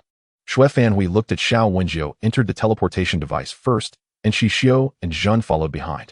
Soon they arrived on the surface, and the three said nothing on the way, or Xiao Wenjiu dropped them off at the hotel and left after a while. "Xixiu, have you met Xiao Wenjiu before?" Shui Fanhui stood by the window watching Xiao Wenjiu leave. He even waved goodbye to their room while turning his back. This Xiao Wenjiu was far too unsettling. Xixiu, you must avoid Xiao Wenjiu from now on, Shui Fanhui warned, worried that Xixiu might fall into his trap. I know? If he truly tries anything against me, I'll return the favor in kind. She would not hold back simply because he was Shui Fanhui's fellow disciple. And Jun, from now on, no matter who claims to be speaking for us, or asks to see you, or pry for information, just say you don't know anything. She feared Xiao Wenjiu might resort to indirect tactics. I'll remember. From now on, I won't share any information about you with anyone. Still, much information was public and a determined person could still dig it up. Jun, protect yourself. People's hearts can be treacherous. Stay vigilant about everything and don't let your guard down, understand? Xixiu recalled the way Xiao Wenjiu had looked at her, as if she were a mere plaything. She knew Xiao Wenjiu must have investigated her background, assuming they had no connections or backing, and thus believed he could act with impunity. If she ever encountered him alone, she would first discern his intentions. If they were malicious, Xixiu was no doll to be toyed with. That night, Xixiu gave Jun an intensive session focused on her spiritual power. Jun's spiritual power had remained stable for the past 2 years. Thus, Xixiu decided to teach Jun the spiritual power training method that Wei Lanshan had left her, a regimen within Jun's current capacity to endure. After guiding Jun through the night, once she was familiar with the technique, the three agreed to rent a training room the next day to assess Jun's martial skills over the years. Shui Fanhui tested Jun's abilities and found that her training had indeed not been neglected. She had improved significantly. Afterwards, Xixiu demonstrated how to use spiritual power to control minute objects. With her current level, Jun could barely manage to control 5 metal spheres. With more diligent effort, she might be able to increase that number. Xixiu was a strict teacher. After several demonstrations, and allowing Jun to try 5 times herself, she identified the crux of Jun's problem, corrected it, and thereafter Jun's practice of object manipulation went much more smoothly. During training, try controlling any object you can find, because in a dangerous situation, you might not have the right small object at hand. Practice for an hour in your dormitory before bed every night. No slacking off. Once we're back on Gaia, have Fanhui make 30 small metal spheres for Jun. If she can train to the point where she can effortlessly control all 30 objects under 20 levels of gravity, she should be able to evade most dangers she encounters. Xixiu kept giving instructions. Shui Fanhui, seeing her demeanor, realized she was determined to forge Jun into someone indestructible. Thinking back to Xiao Wenjiu, whom she had seen yesterday, she grew irritable again. In Grandmaster Jian's lab, she had little interaction with him. They occasionally exchanged words, but handled their own designs and assemblies separately. Last time, because Xiao Wenjiu had distracted her with conversation, she overlooked a crucial data point, causing the project to stall. It was only when Grandmaster Jian pointed it out that she realized she had forgotten that data. Could Xiao Wenjiu have done it on purpose back then? Shui Fanhui took this matter to heart, resolving to keep her distance from Xiao Wenjiu in the future. Once her designs and models were complete, she would seal all the data. Jin remembered Xixiu's methods. She would train as diligently as before, but without being detected. Xixiu told her this was a form of concealing one's talent, a crucial asset for self-preservation. By not revealing her true capabilities to others, she would have a chance to counterattack when danger struck. These days on Jinghui Star were on the whole quite leisurely. Unlike their time on Gaia, life here felt like poetry. If not for the encounter with Xiao Wenjiu, this trip to Jinghui Star would have been perfect. Jun took them to visit all the scenic spots on Jinghui Star. Whenever she had time, Xixiu would train Jun. The three of them felt as if they had returned to the joyful and fulfilling days of their childhood. Their journey to Jinghui Star ended abruptly 10 days later. Reluctantly, Jun saw Xixiu and Shui Fanhui onto the hovercar, heading to the 3rd starport of Jinghui Star. Xixiu and the others bid farewell to Jun from the ground. The once tearful Jun held back her tears, not wanting Xixiu and Shui Fanhui to worry too much, and forced a smile. Seeing her like this, Xixiu felt a pang of sorrow. But parting was inevitable. They each had their own paths to walk. All they could do was wave goodbye. Greater challenges awaited them. Shui Fanhui and Xixiu watched the ground until Jun became a tiny speck before they finally looked away. This parting meant they might not see each other again for 3 or 4 years. Xixiu, time flies. It feels like just yesterday we first met, and now we're already going our separate ways. But Fanhui, you're one step closer to becoming the chief. That was perhaps the nature of gain and loss. Half an hour later, they arrived at the transit point only to encounter Xiao Wenjiu there. Xiao Wenjiu was accompanied by another man. Hello again, junior sisters. What a coincidence, Xiao Wenjiu said, his smile not reaching his eyes and utterly devoid of sincerity. Shui Fanhui initially wanted to ignore him, but recalling Grandmaster Jian's rule that disciples should be cordial, she replied perfunctorily, What a coincidence, senior. It seems you've chosen to return to the academy today as well. Indeed. I was worried about you junior sisters, after all we are from the same sect. The man beside Xiao Wenjiu frowned. Wenjiu, let's go to the cabin. Clearly impatient with dealing with women, he walked away without another word, leaving Xiao Wenjiu no choice but to follow. Young Master Tang, that girl surnamed Hong is quite interesting. Tang Jianquan remained noncommittal. Could she possibly be as interesting as his cousin? Without pausing his stride, Tang Jianquan recalled his cousin, who gave both the Tang and Yi families headaches and found women to be utterly troublesome. Xiao Wenjiu, however, had no intention of ending the topic there. He recounted Xixiu's life story from childhood to the present. Tang Jianquan found it perfectly normal. An orphan with no background and no one to rely on. If she didn't work hard, would she just wait to die as a frontline soldier in battle? Diligence was the norm. Hard work was a conscious choice. Moreover, the wilderness training missions had grown increasingly dangerous. Her efforts showed she was someone who understood reality. It was only when Xiao Wenjiu mentioned his suspicion that Hong Xixiu was hiding her talent that Tang Zhangquan's expression shifted slightly. What is your basis for this judgment? Xiao Wenjiu recounted his doubts after watching some combat videos featuring Xixiu, including the one from her match with Yuekala. Because of their weapons design department, they had access to first-hand combat footage which was needed to study the characteristics of various space beasts in order to develop targeted weapons. But as far as I know, testing instruments cannot be falsified. Tang Jianquan dismissed Xiao Wenjiu's speculation. If that's the case, how do you explain Hong Xixiu's actual strength? Her martial skills and spiritual power both show remarkable aspects. Don't forget the anviless. What are they best at? Since you said there's an anvil noble beside Hong Xixiu, if she taught Hong Xixiu anvil secret techniques, it would be perfectly normal for her spiritual power to increase by a grade. Xiao Wenjiu was undoubtedly talented in weapons design, but his character was not without flaws. Tang Jianquan was aware of this, but the Tang family sought to befriend a future chief of armaments. Xiao Wenjiu was ambitious and a native of the Jinghui star system, making him the Tang family's best choice for now. Xiao Wenjiu understood the Tang family's intentions. Indeed, each party sought what they needed.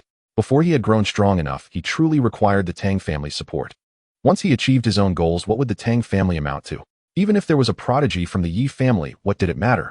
After all these years, that person had yet to rise to prominence, and Yi Jinwei was hardly close to the Tangs. Given Yi Jinwei's temperament, it remained uncertain whether she would even acknowledge the Tang family's favor. Xiao Wenjiu followed Tang Jianquan to their cabin, and as luck would have it, it was directly opposite Xixiu's. Xixiu had never imagined that her life's trajectory would cross paths with these people again. Yet here she was first encountering Yi Jinwei, and now the Tang family. It seemed unrealistic to avoid both families in the future. Xue Fanhui felt an urge to punch Xiao Wenjiu upon seeing that smirk on his lips. It was far too cloying, and being stared at like that made her skin crawl. Once inside the cabin, Xixiu and Xue Fanhui did not go out again.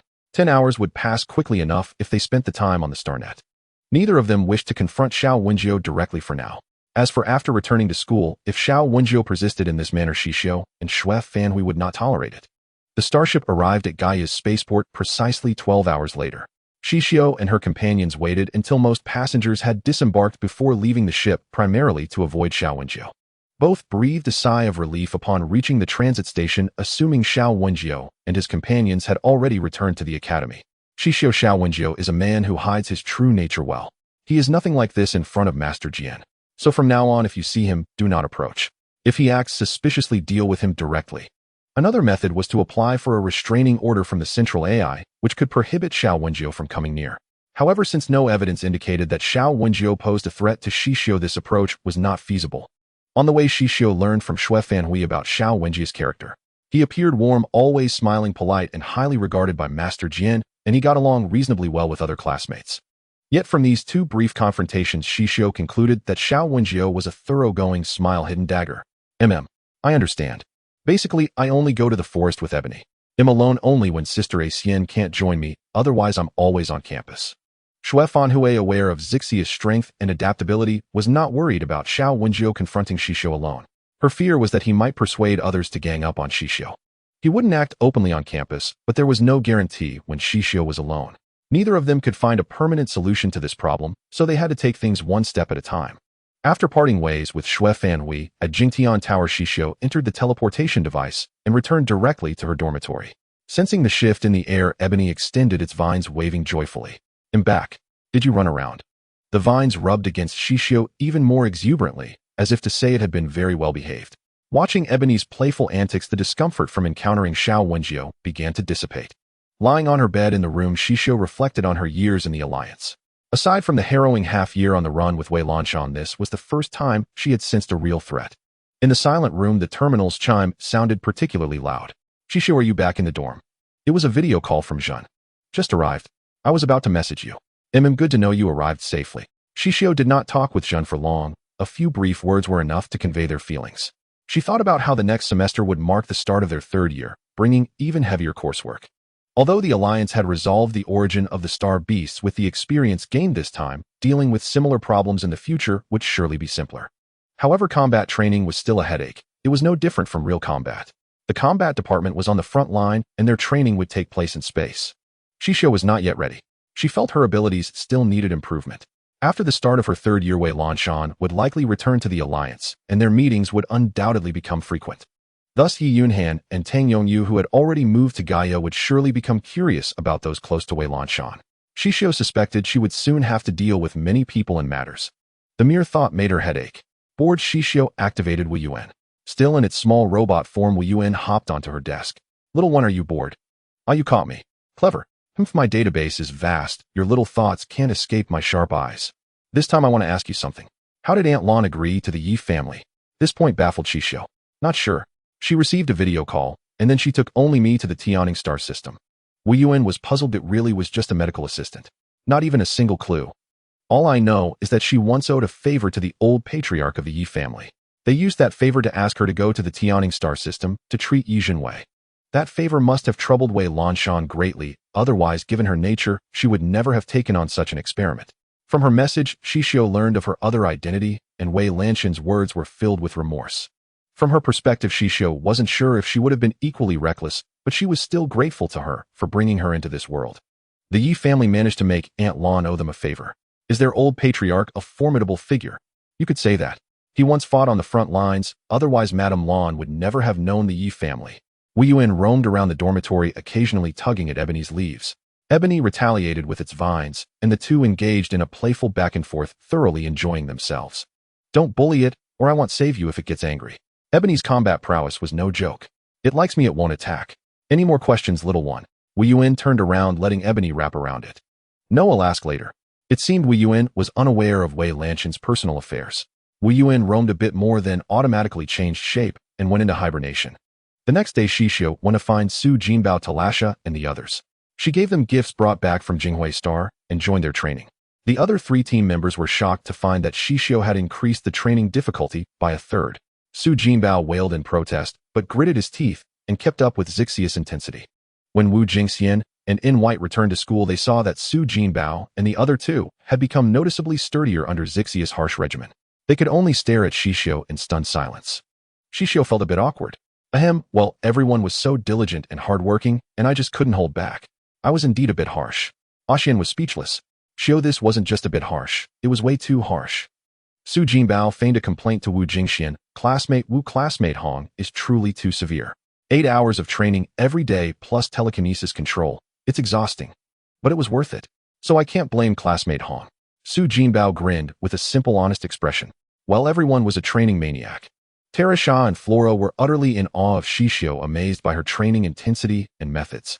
And Wit, even if you're as tough as an iron wall this time, you won't match my speed. Huh.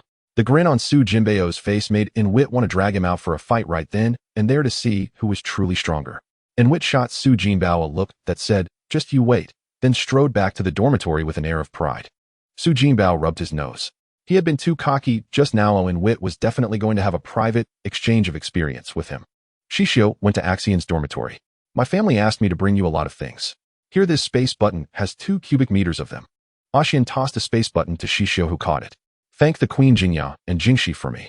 Only the women of the Wu family would think to prepare such things. Wu Jingxiu and the others certainly weren't that meticulous, and the partners of Wu Jingmu and Wu Jingyang had never even met her, so they couldn't have prepared these. Don't mention it. They want you to settle in Anwire in the future. Would you consider it? After thinking for a moment, Xixiu felt it was feasible. Alright, if nothing else holds me back after I retire, I'll go check it out and see where suits me. Housing was no concern. It could be built quickly with construction robots, and materials weren't expensive. Her 10 years of service salary would be more than enough. As for marriage, it shouldn't become a burden or issue.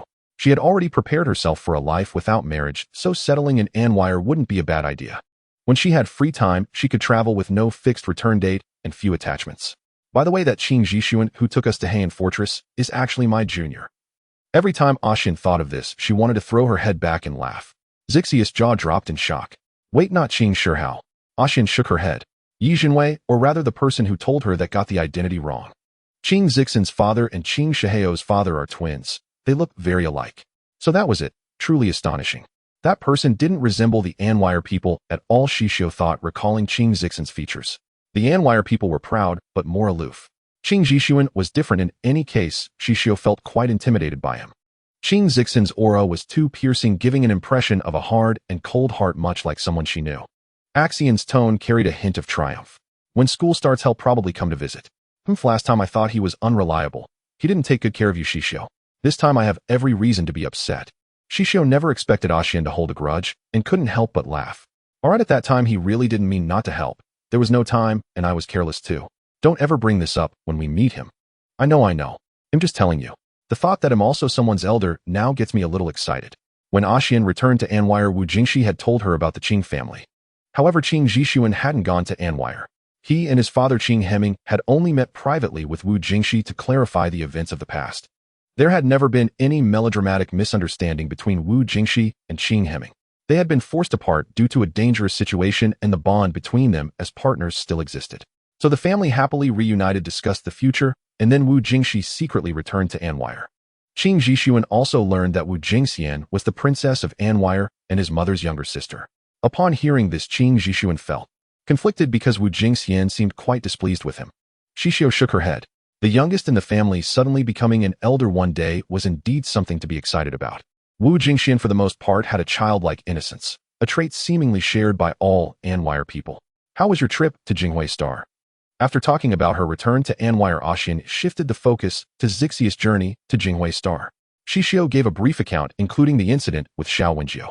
How can this person be so blatant? Ashian couldn't quite grasp human psychology. I guess it's because Fan Hui and I have no background.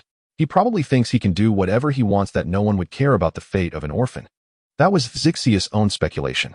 But aren't I here? He doesn't know who you are? Besides, there will always be times when I'm alone and he thinks it's easy to interrogate me. Xiao Wenjiu was likely trying to extract the final answer about her spiritual power from her. Being targeted by someone so adept at putting on a facade was utterly disgusting, but Xixiu had no way to strike first for now. The thought alone was infuriating. Then let's wait for him to make a move. We'll set a trap for him to fall into, and once his true colors are revealed, we'll have evidence. Ashian was rarely so thoughtful. He's very cautious and cunning. The fact that he's never shown his true nature to Master Jian for so long suggests he's deeply scheming. Xixiu didn't think he would fall for a trap. They would have to proceed slowly. Xue Fanhui was also disgusted by Xiao Wenjiu and returned to the dormitory to lie on the bed thinking of countermeasures. When Damien returned, he saw the gift on the table and knew his roommate was back from the trip. So he sent Xue Fanhui a message via terminal. Queen Xue, come get your gift. This time I dug half a mountain and got at least 20 diamonds. All beautiful pinks plus blues and yellows. Canary yellow diamonds. Absolutely stunning. Upon receiving the message, Xue Fanhui got up, left her room, and sat on the living room sofa. Seeing her like this, Damien knew something was bothering her. Who upset our Queen Xue? Xue Fanhui recounted the encounter with Xiao Wenjiu, hitting the key points. Damien was equally shocked after hearing it. He had met Xiao Wenjiu several times, who was always impeccably polite, with a perpetual three-point smile. Regardless, in others' eyes, he was indeed a gentleman of refinement. But human nature is the hardest to guess. From now on, limit your interactions with him. Only cooperate in the lab and avoid any other contact. Don't give him any opportunity. Xue Fanhui thought the same way. For now, that was all they could do. So come admire these rock lumps I mentioned. They're gorgeous. This time I used a mecha to dig up an entire mountain. Xue Fanhui looked up at her partner, speechless, but seeing his smug expression, her mood lifted considerably. Xue Fanhui picked out several beautiful stones from a pile for Xixiu and sent her a message telling her to come and collect them whenever she had time. Xixiu gave Damien many heartfelt thanks. The Jinka Star people were truly dazzlingly bright. Xixiu took time to visit Xue Fanhui and brought a bag of stones back to the dormitory.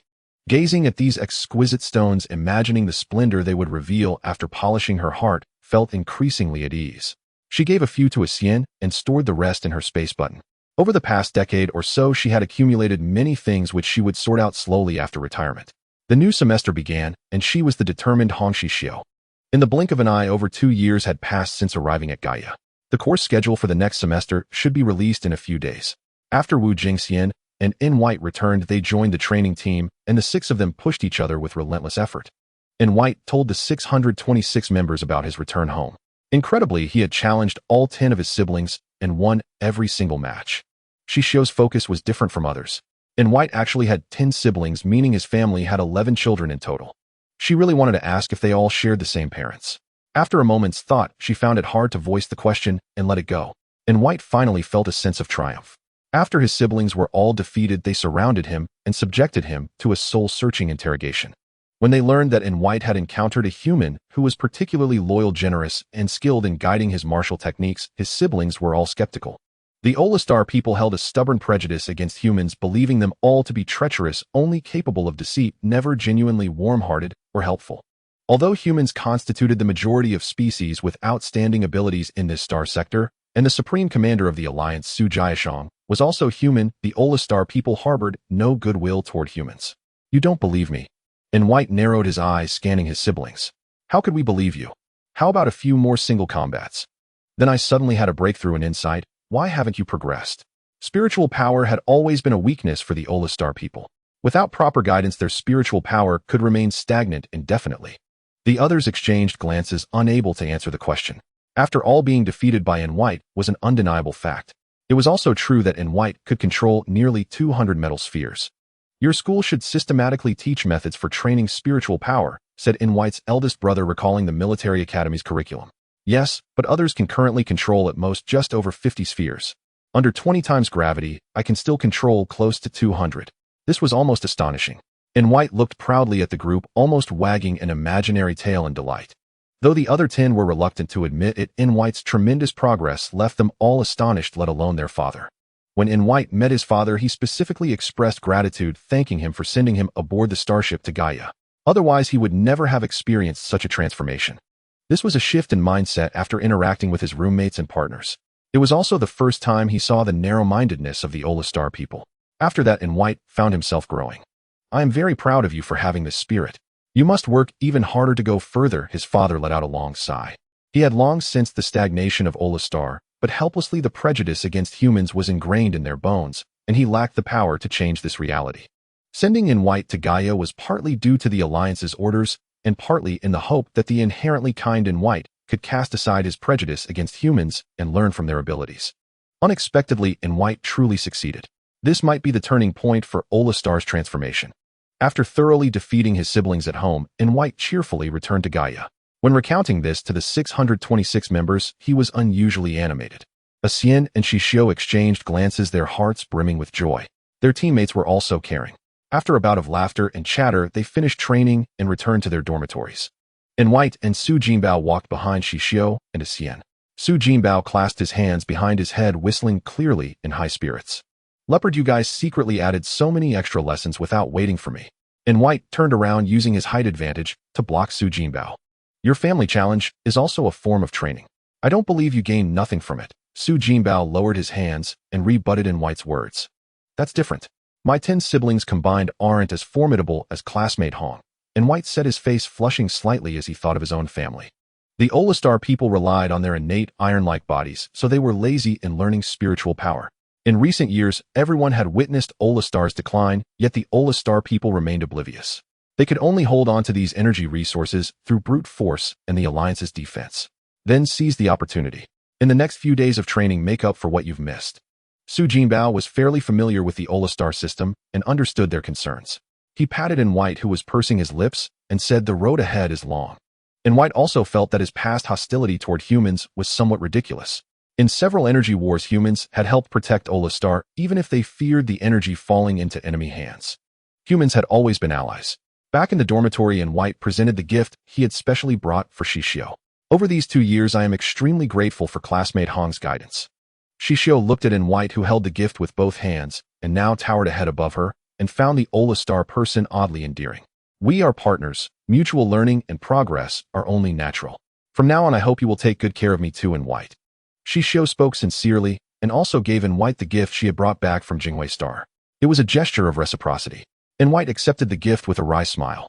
Classmate Hong's personality truly left him exasperated. Yet he understood her intention. They exchanged gifts, and when Xixiu opened hers, she found it was very valuable. It turned out to be 20 refined energy stones. 20 stones could sustain a single combat mecha in continuous operation for a full 2 years. Thank you in white. The gift she had given him seemed utterly insignificant in comparison. Xixiu stared at the energy stones, pondering how to repay this kindness. She could only offer in white more guidance in future training. They looked at each other and both laughed. Classmate Hong, don't be polite. Just consider this my tuition fee. All right, let's progress together from now on.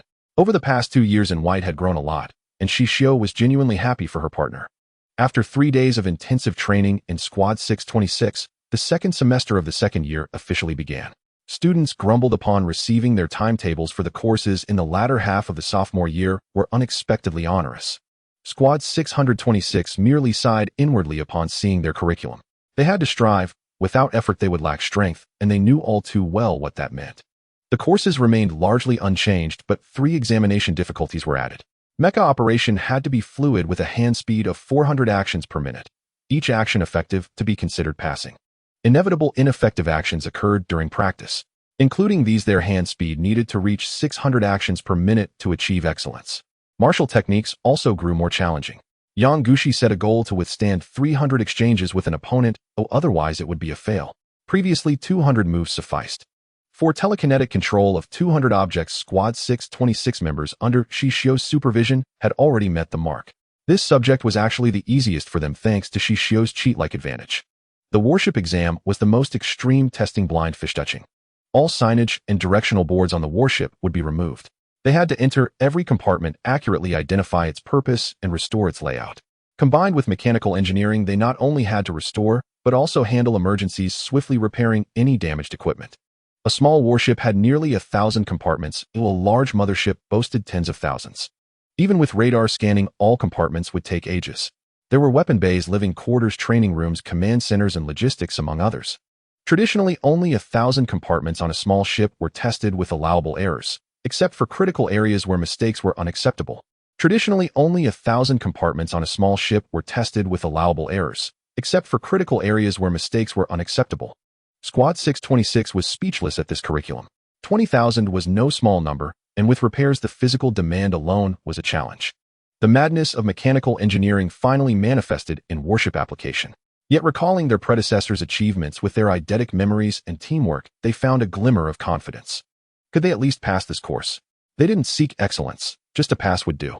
Star chart plotting and contrast became simpler. They decided to emulate Xixiu by rote memorization, focusing on obscure maps. Xixiu found the timetable equally exasperating. The exams were increasingly twisted. Earning top marks this semester would demand relentless effort. Xian sighed inwardly, realizing she must dedicate extensive time to academic subjects. Failing would be truly shameful. How could the third princess of the Anwire Empire fail? Absolutely not. She would lose her allowance. The 6 of them howled in unison at dorm 626, venting their frustrations. Yet they composed themselves, returned to their rooms, and prepared to forge ahead. After the others left, Xixiu stood alone by the window, playing with Wumu, having unexpectedly received a message from Wei Lanshan. Since replying to Wei Lanshan, she learned of her return in 3 years. Little did she expect school life to pass so swiftly. 2 years had already gone by. Wei Lanshan informed Xixiu of her impending return without a specific date. Xixiu estimated that the distant exchange ship carrying her would arrive at the Xixiu Alliance in about a year. She eagerly anticipated the technology Wei Lanshan would bring, superior to the Xixiu Alliances, capable of stirring tempests. Yet the journey back would be fraught with peril. The news of Wei Lanshan's expedition had not been kept secret. The other 5-star systems would surely lie in wait. She hoped for a smooth return for Wei Lanshan. Xixiu awakened Wu Yuan and relayed the news, but Wu Yuan showed no excitement. Its avatar had been trailing Wei Lanshan all along. Once within the Xixiu Alliance's bounds, their data would connect naturally. You seem utterly uninterested. What technology will Aunt Lan bring back? Xixiu stared into Wei Yuan's unblinking mechanical eyes. Curious, but it doesn't matter. He'll know eventually. While she had hoped for shared excitement, how dull to discuss this with Wu Yuan. Don't look at me like that. I have an emotional mode. It just rarely used it. Xixiu shot a contemptuous glance. Are you mimicking aloofness? Can't I? Don't you think it's cooler? Wu Yuan raised an eyebrow with exaggerated swagger. You chose aloofness because you found Six's naivety foolish, didn't you? When Wu Yuan had followed Wei Lanshan, it was often quite lively. Without answering, Wu Yuan transformed and vanished. After playing with Wumu and chatting with Zhen on the StarNet, Xixiu learned that Xue Fanhui's coursework was also heavy. Among the 3, Zhen had it easiest. Xian had contacted Qing Xixiu with Wu Jingyang remotely encrypting his terminal. Xian gloated, "Kid who knew ID be your elder." Qing Xixiu stared impassively at the holographic Wu Jingxian. Second aunt. Xian nodded, acknowledging his politeness. "My sister told me about you." "Oh," Qing Xixiu replied, tersely, showing no curiosity about his mother's words. After a few exchanges, Xian found Qing Xixiu truly disinclined to chat. His conversational skills seemed inherited from Wu Jingmu. Struggling for words, Xian sighed. "Truly a difficult child to communicate with. All right, in the call. No need to contact me unless necessary, or just leave a message." Talking to Qing Xixiu was harder than conversing with her second brother. The Wu family likely produced only two oddities, Wu Jingmu and Qing Xixiu. While others weren't talkative, they didn't kill conversations instantly. Xian's remark was polite. Qing Xixiu would enlist after this semester. Unless Wu Jingxian's service post was also Yuanri, their meetings would be limited to family gatherings. Qing Xixiu raised an eyebrow almost imperceptibly. This youngest princess of Anwire was indeed forthright and easygoing without bizarre questions. Though she had previously shown displeasure, it was his fault for not considering thoroughly. The responsibility of a leader for his team's injuries lay with him. Qing Xixiu breathed a sigh of relief, yet found dealing with Alliance women exhausting. After ending the call, Qing Xixiu received a message from his elder brother Qing Shihao. "Sun, I've met my match. She's a wonderful woman." Qing Shihao sent a holographic photo of their meeting. Qing Xixiu noticed his usually stern brother smiling with uncharacteristic tenderness. Truly, he dreaded these people. Before matching, everyone appeared aloof and ascetic, treating all women as brothers, utterly incapable of perceiving feminine beauty. They were men of steel with suppressants, erasing any fantasies about women. Yet once matching became possible, each transformed into a flamboyant peacock. Even his elder brother Qing Shihao was not spared. Qing Xixiu observed Qing Shihao's smug expression and amorous demeanor, clearly pleased with his match. After seeing the photo, Qing Xixiu deemed Qing Shihao fortunate. The woman appeared beautiful and amiable, with commendable family background and talent. It seemed the Central Intelligence's matching was quite reliable. Qing Shihao's match Li Wangshu was a child of the Ganli family. Though the Li family had been obscure in the Alliance for 2 centuries, Qing Xixiu, having read Alliance history, knew of their significant contributions. In recent years, with few descendants, the Li family had stayed out of the public eye, content with obscurity. Qing Xixiu congratulated his brother, anticipating that the Qing household would soon buzz with activity. Thinking of his father's recent mysterious whereabouts, he suspected a secret trip to Anvil for a rendezvous, after all his wife had returned. A legitimate romance. At his age, he was more bashful than Qing Xixiu himself. It was simply unbearable to witness. Amidst his ennui, Qing Shihao began flaunting his love life extravagantly within their circle. He praised his match from head to toe, and it seemed that after one more holographic meeting to complete the final scene, they would register for marriage and pledge their lives to each other. Qing Shihao's words brimmed with unprecedented excitement. Qing Xixiu watched his brother at a loss for words. So this was how people in the Alliance behaved when in love, almost delirious. The prime example was his father, followed by his brother, and third would likely be Song Huiyong. Li Yuanting and Song Huiyong both sent congratulations to Qing Shihao. Song Huiyong, having submitted his matching application after Qing Shihao, had also received his match's profile. He planned to arrange a holographic meeting, soon to jointly choose a holographic lifestyle. Among their familiar circle, only Qing Xixiu, not yet of age, could only watch their displays in speechless exasperation. Seeing Qing Xixiu utterly unmoved, the three offered him advice on how to fill out the application form, emphasizing the importance of the other's character. Qing Shihao also shared his insights with his younger brother, concluding with, "I look forward to Asun's match. She should be a wonderful woman." Qing Xixiu, not yet ready to reveal his true feelings to his family, silently acknowledged Qing Shihao and ended the call. His only anticipation for the future was to command with decisive force, conquer the cosmos, and venture into the deeper reaches of the universe, seeking traces of other galaxies. At that moment, he recalled a woman he had once been fortunate to have, but failed to cherish. A face meant to be lost in the river of time grew clearer with each passing day. Like a bone-deep ache impossible to excise, Qing Xixiu sighed deeply within. This must be karma. Setting aside these thoughts, he meticulously reviewed the latest intelligence from Yuandan. The darkness lurking in the depths was stirring. Reading the reports, Qing Xixiu resolved to channel his surplus energy into combating those who sought to disrupt the Alliance's peace. This world was vast, and in this life he could finally fulfill his ambitions, albeit in a different manner unseen by all. From the second semester of the second year, everyone plunged into a flurry of activity, pouring twofold effort into their studies with marked progress. The instructors, witnessing their students' diligence, felt a sense of gratification. These students were the future of the Alliance. Xixiu approached every course with earnest dedication, inspiring the other members of Squad 626 to invest 12-fold effort without neglecting their training. This semester's training before its conclusion would shift from terrestrial modes to the vastness of the starry sky.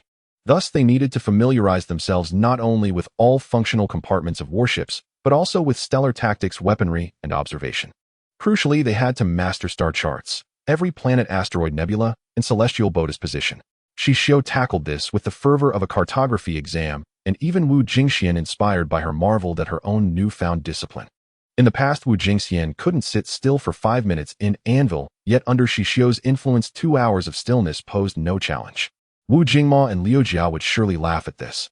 As the semester's studies settled into routine, trouble struck Xue Fanhui. Her new invention, an atomic aggregator, was accused of plagiarism. The accuser was a junior Qian Mufu, also from the mechanical engineering department, talented though not yet taken under any master's wing. The incident exploded across the school's internal network. Qian Mufu posted evidence of Xue Fanhui's plagiarism on the campus-wide forum, data, design drafts, parameters, even details of each component. Xixiu refused to believe Xue Fanhui would sabotage her own future. She was not one to prioritize fame and fortune. Upon seeing the news, Xixiu and Acian rushed to Xue Fanhui's dormitory, where Damien was already present. Aside from these two partners, other mechanical engineering students adopted a wait-and-see attitude or outright suspected Xue Fanhui. Fanhui, how could someone else access your data? Xixiu was perplexed. Xue Fanhui's data must have been stored in her terminal. How could anyone else obtain it? Xue Fanhui herself was baffled. Terminals were highly personal, requiring the owner's genetic information to unlock and implant it in the wrist, impossible for others to access. Unless someone had replicated her genetic information and cloned the terminal, but that would be exceedingly difficult. The genetic information of Alliance citizens had been enhanced, only a professional biologist could fully replicate someone's genetic data. Moreover, the initial imprint matched with the terminal would accompany them for life. The terminal captured all data from the first match and stamped it with a permanent mark. The central intelligence could instantly determine if genetic information was replicated. Thus, when the plagiarism accusation surfaced, no one viewed the situation from Xue Fanhui's perspective. Besides backing up data in your terminal, where else did you open it? Xixiu shifted focus. She had reviewed Qian Mufu's evidence, each piece interlinked with clear sources. It led observers to believe Xue Fanhui's integrity was flawed, that she had indeed plagiarized. There was only one explanation: someone had set their sights on Xue Fanhui. Who could it be? Could it be someone close to her? Even in the lab, I only use my terminal to open files, except when projecting. Data could remain in the lab. Xue Fanhui was horrified. In the lab, besides herself, there was Xiao Wenjiu, an assistant to Master Jian, and Master Jian himself. Since the lab was Master Jian's private property, outsiders couldn't enter. Acian, listening nearby, caught the discrepancy. This Xiao Wenjiu, isn't he the one we encountered last time? Xixiu nodded. Damien, recalling recent sightings of Xiao Wenjiu, always wearing a sinister smile, remarked, he seems to be walking on air lately. Damien quickly traced Xiao Wenjiu's recent movements via the system, discovering that he and Xue Fanhui had been in the lab simultaneously 3 times, and he always left after her. This detail was highly suggestive. Xiao Wenjiu is not the type of person to rise early for no profit. Despite his talent and the image of a modest gentleman, his past records on Jinghuixing are not so favorable. Xixiu listened to Damien's words, then synthesized all the videos and data to compare with the model in Xue Fanhui's hands. They discovered a very suspicious detail. The prototype created using Qian Mufu's data differs from Xue Fanhui's final model, though it's nearly impossible to discern without close inspection. Moreover, Xue Fanhui and Qian Mufu had no interaction in daily life. How could she possibly obtain Qian Mufu's data? Qian Mufu had always been leading the direction, so the students hadn't thought much about this issue. Damien and Xixiu discussed and unearthed all the loopholes they could find in Qian Mufu. However, after posting them online, it was as if they had vanished into thin air. It was obvious that someone was targeting her. Worse still, before the situation was clarified, the school had issued an order to investigate Xue Fanhui. The Alliance has a zero-tolerance policy for plagiarism. Once confirmed, if submitted to the Central Intelligence System, 2/3 of that person's contribution points for the rest of their life will be donated to the Alliance. It would be difficult to turn things around unless one accomplished something that saved the entire Alliance and gained the forgiveness of all its citizens. Xixiu understood this clearly, and Xue Fanhui understood it even better. While Xixiu and the others did not believe Xue Fanhui would do such a thing, someone with ulterior motives did. All the information and data videos released by this person were taken out of context. However, no one would delve deeper, as the entire Xixiu alliance would become enraged at the mere mention of plagiarism, ignoring further details. Someone wanted to destroy Xue Fanhui. This person understood the mentality of the alliance's citizens well. These past few days, Xue Fanhui had been living in dire straits. Within the school, someone had started a thread, and there were people specifically harassing Xue Fanhui, making her life quite bothersome. Xixiu did not expect that such a place as the alliance would also have network violence that disregarded the truth. As the situation escalated absurdly, Master Jian personally went online to publicly support his disciple, stating that he would provide an explanation and urging everyone to remain calm. Master Jian looked at Xue Fanhui's data in silence, as it was shockingly similar to the data provided by Qian Mufu. Master, I have had no interaction with Qian Mufu at all. How could I have obtained his data? Furthermore, I only learned about this person in the school because of this incident. Xue Fanhui's words reminded Master Jian.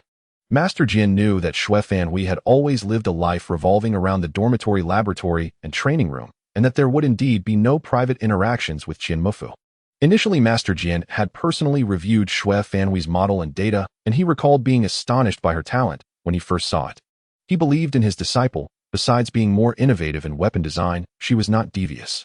Master Jian recalled the post by Qian Mufu, which listed the time of the prototype's conception only a day apart from Xue Fanhui's. Moreover, the final product of mine was modified later. I mentioned this to you at the time. You even praised me. Thus, the prototype by Qian Mufu would have subtle differences from hers. Xue Fanhui created the prototype based on Qian Mufu's design and compared it to her finished product. Her version was clearly improved with a power increase of more than 3 times compared to Qian Mufu's prototype. I understand now. The issue only occurs within the laboratory, and I will personally investigate it. Master Jian pondered. Xue Fanhui is his disciple, and over the past 2 years he had observed her character quite clearly. Her talent seemed innate, surpassing even another disciple, Xiao Wenjiu. Their interactions in the laboratory had always been calm, and he thought there wouldn't be any competition. Everyone has different paths. A Xue Fanhui would not obstruct anyone's journey. She focused on weapon design, while Xiao Wenjiu initially chose mecha and warship design. Occasionally, Xue Fanhui would whimsically experiment in that area, but only when she had time. Although she had novel ideas in mecha design, they wouldn't conflict with Xiao Wenjiu. For the alliance, new ways of thinking and a willingness to innovate in equipment design are essential for better development in the future. Therefore, he was pleasantly surprised upon accepting Xue Fanhui, appreciating her talent in equipment. He was even more delighted by her unorthodox design thinking. For Xue Fanhui, any useful data could be utilized in equipment design. In these 2 years, Xue Fanhui's designs have been particularly unique. In 20 years, the alliance will undoubtedly have a new chief of equipment. However, he had only accepted Xue Fanhui for 2 years. Could it be that someone couldn't hold back? Could it be Xiao Wenjiu driven by jealousy? Or was he being used by someone else? Master Jian did not wish for this outcome. He decided to investigate personally. The timing of this incident is too coincidental. In his laboratory, there are hidden surveillance robots. After sending Xue Fanhui away, he instructed the assistant robot. However, he did not obtain any data from the surveillance robots. Master Jian discovered traces of cleaning on the projection equipment in the laboratory. Upon realizing that he had also been schemed against, his anger surged. The only ones who knew about the hidden surveillance in the laboratory were his assistant and the robots. Master Jian had no choice but to restore the original data of the laboratory's artificial intelligence. However, after the restoration, the data was lost, and Master Jian finally realized the severity of the situation. He submitted the data to the Central Intelligence System, requesting assistance from the Alliance's artificial intelligence experts. Master Jian was busy investigating the laboratory. After failing to uncover any leads from the points Xixiu and the others were organizing, Xian contacted her brother Wu Jingyang for help in investigating the retained data from Xue Fanhui's laboratory. Wu Jingyang is a master of intelligence. There are no digital traces he cannot handle. Soon he discovered that the data in the experiment had been backed up when Xue Fanhui was making projections. Moreover, based on the clues, he traced it back to Master Jian's laboratory's artificial intelligence. Surprisingly, no one had given the artificial intelligence any commands. It had independently made the backup and transmitted this data to Qian Mufu. This is too strange. Although artificial intelligence is powerful, there hasn't been any case of an artificial intelligence exceeding its commands to think independently. Only the Central Intelligence System can accomplish this. Other intelligences should not have reached such a miraculous level. If it weren't for a flaw in the Central Intelligence System, it would indicate that this person was well aware that these traces would be discovered and had dealt with them beforehand, leaving those who suspected with no means to investigate. Wu Jingyang provided the data and identified points to his sister Xian alongside the technical document he had prepared, which Xian posted on their school's internal network. After reading the technical post, the students realized they had been led by the nose. Soon Qian Mufu's terminal was flooded with messages demanding an explanation. Qian Mufu had not anticipated someone would expose this. He immediately contacted the other party. How am I supposed to explain these loopholes? You said it would be fine, but now the hole is growing, and I can no longer patch it up. Qian Mufu tried to shift the blame. His message vanished into the void, met with no reply. When Qian Mufu checked the information again, he found no trace of this person's data. He had been set up. Even if he told the school he was manipulated, no one would believe him, for the mastermind could not be found. There was not a single shred of evidence. Panic seized Qian Mufu. He took the initiative to visit Master Jian, recounting the entire affair, hoping Master Jian would believe him. Qian Mufu's demeanor before Master Jian was a far cry from his aggressive tone in the forum post. Master Jian, I was blinded by greed. Someone contacted me via terminal saying if I ruined Shui Fanhui's reputation, you would surely abandon her and take on another disciple. They promised to recommend me to become your closed-door disciple and provided me with that data. So I took the risk. Qian Mufu bowed his head like a student awaiting a reprimand. Qian Mufu, this matter is not for me to settle. You should seek out my disciple Shui Fanhui. The one you owe an apology to is the person you maliciously slandered. Master Jin knew it was impossible to trace the issue now. The data in his lab had been tampered with, and the culprit could not be found for the time being. Yet this confirmed the incident was orchestrated. Shui Fanhui's character would not allow her to ruin her own future, whereas Qian Mufu was consumed by ambition. Master Jin had no desire to lecture a scheming junior. He had no time to teach such a person how to improve. As for Qian Mufu's fate, Master Jin trusted the school would deliver a just verdict. The matter subsided. The school eventually expelled Qian Mufu, recording the entire incident in his file. Qian Mufu was deeply resentful. He vowed to find the mastermind, feeling disheartened by the school's decision. They were willing to cast aside his talent, a rare rising star. Yet he failed to consider that his own greed in agreeing to set up the scheme had already crossed the line of moral integrity. With such a corrupt heart, how could he claim the school's punishment was too harsh? If Shui Fanhui had been proven guilty of plagiarism, it would have been a catastrophic blow. Shui Fanhui's life would have been ruined. Before committing the act, the person who contacted him assured there would be no issues. Qian Mufu had only agreed after reviewing the other's analysis. He thought no one would help Shui Fanhui besides Master Jian, but he had miscalculated. Leaving Gaia, Qian Mufu thought bitterly one day he would become the finest mech engineer and slap everyone in the face. Though the truth was not fully unearthed, Shui Fanhui could finally breathe. Xixiu believed the culprit genuinely wanted to destroy Shui Fanhui, but what they had not anticipated was that they could find an expert to trace the digital footprints left in the StarNet. Otherwise, given their orphanage background with no connections or backing, even Master Jian's faith in his disciple would have been futile. Without this turn of events, Shui Fanhui would have been doomed. The perpetrators were confident. Shui Fanhui herself could not understand what she had done to offend anyone. If it was because becoming Master Jian's closed-door disciple blocked someone's path, why not challenge her openly? The Alliance allowed such competitions. Over the years, she had participated in over a dozen Alliance machinery competitions, and her achievements were undeniable. If anyone disputed this, they could challenge her. That was the rule. The Alliance permitted friendly public contests within certain bounds. Win or lose, no interests were at stake. But Qian Mufu's deliberate slander for invisible gains was something no one could tolerate. Since the mastermind remained unfound, the school took the incident seriously. The school compiled the entire case into data and submitted it to the Central Neural Network, which would then issue an investigation order. Wu Jingyang had been tracking the mastermind, finding this person, or group, to be extremely cunning, leaving no traces. They had perfectly evaded the Central Neural Network. Even he could not catch them. Wu Jingyang resolved to get to the bottom of this. He decided to dig deep and find the answer. After the incident, Shui Fanhui languished for a week. Xixiu, unable to bear seeing her like this, invited her to the forest lodge for some fun. Damien followed, worried about his partner. Xixiu's admiration for Damien grew immensely.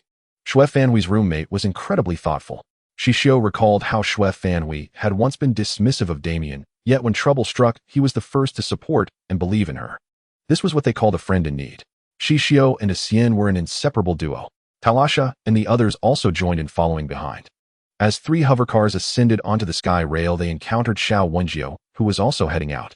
Through the hovercar window, Xixiu squinted at the young man with a seemingly warm smile. He honked to greet them. For some reason, Xiao Wenjiu always gave Xixiu a creepy feeling. His smile was insincere, a mere facade.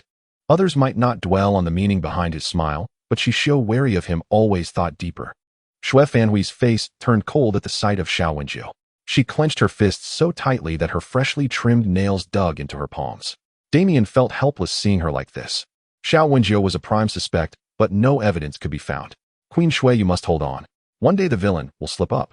Xiao Wenjiu could pretend, but life was long, and he would eventually fail to keep up the act. Moreover, when he entered the Alliance Machinery Research Department for service, he would be surrounded by talents who despised such underhanded tactics. Someone would tear off Xiao Wenjiu's mask. Damien believed it was only a matter of time. Don't fall into his trap. When you see him act as you always did, don't let him know you suspect him. Xixiu agreed with Damien's words and withdrew her gaze from Xiao Wenjiu. Turning to Xue Fanhui, she said, Fanhui, Damien is right. Don't let him know you suspect him. That way he'll reveal his hand sooner. I know. Xue Fanhui took a deep breath, steadying herself. She forced herself to meet Xiao Wenjiu's gaze as before. Having gone through this ordeal, Xue Fanhui had matured, her eyes revealing nothing. Xiao Wenjiu smiled at Xue Fanhui, nodded, and drove his hovercar westward. 3 hovering cars arrived at the forest lodge in just over 30 minutes. Xixiu swiped his ID, stepped onto the teleportation device, and was directly transported to a treehouse in the forest. They had booked this room for a day on the Starnet before coming. The place offered exceptionally comfortable relaxation services. The room was spacious enough for them to not only team up for virtual net battles, but also train indoors, as it contained a gravity chamber similar to the one at school. The robot service was also impeccable. It provided various beverages along with some energy food and nutritional supplements, enough to keep them entertained for the entire day. Xue Fanhui sat on the sofa with Xixiu on her left and Damien on her right, watching Invit and Su Jinbao play a gossip chain game. Unexpectedly, Invit was quite fluent in sharing alliance gossip, evidently having absorbed plenty of gossip knowledge from Su Jinbao lately. I just heard that the one with the highest talent in the alliance has recently become diligent. Su Jinbao looked mysterious. Flora knew who he was referring to. Where did you hear that? Liang Jingxian, he's always full of news. Liang Jingxian often discussed such gossip with Su Jinbao, and the friendship between their two groups deepened day by day. Su Jinbao shared the news Liang Jingxian had told him with the curious ones. After the mission at Heian Fortress ended due to Yi Zhenhuai's mistake resulting in the sacrifice of 2 soldiers, she was forcibly sent back to the capital star. The few elders of the alliance assigned teachers to re-educate Yi Zhenhuai, and the intensity of that training was nothing short of insane. They planned to enhance Yi Zhenhuai's strength within a year, so upon returning to Gaia, she was forced to train every moment except for rest time. The outcome had yet to be revealed. However, given Yi Zhenhuai's talent, as long as she was willing to work hard, a rapid surge in her strength was certain. Xue Fanhui had no mind to listen to this. She was pondering how to face Xiao Wenjiu in the future. A knot of discomfort lingered in her heart. Xixiu found no solution either. Such matters required personal overcoming. Xixiu, should I reduce my time in the lab from now on?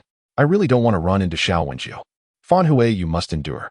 Act as you did before, maintain the same demeanor. You can't let him guess your thoughts. Xixiu could only offer counsel. Damien chimed in from the side. Queen Shui, you should use the same attitude you have with me. In terms of talent, Xiao Wenjiu is no match for you. Just be more cautious in your experiments from now on. Can he compare to you? We're partners. He's just a nominal senior brother. Since I entered Master Jian's tutelage, I haven't received a shred of sect camaraderie from him. Strangely, had Xiao Wenjiu been dissatisfied with her from the start?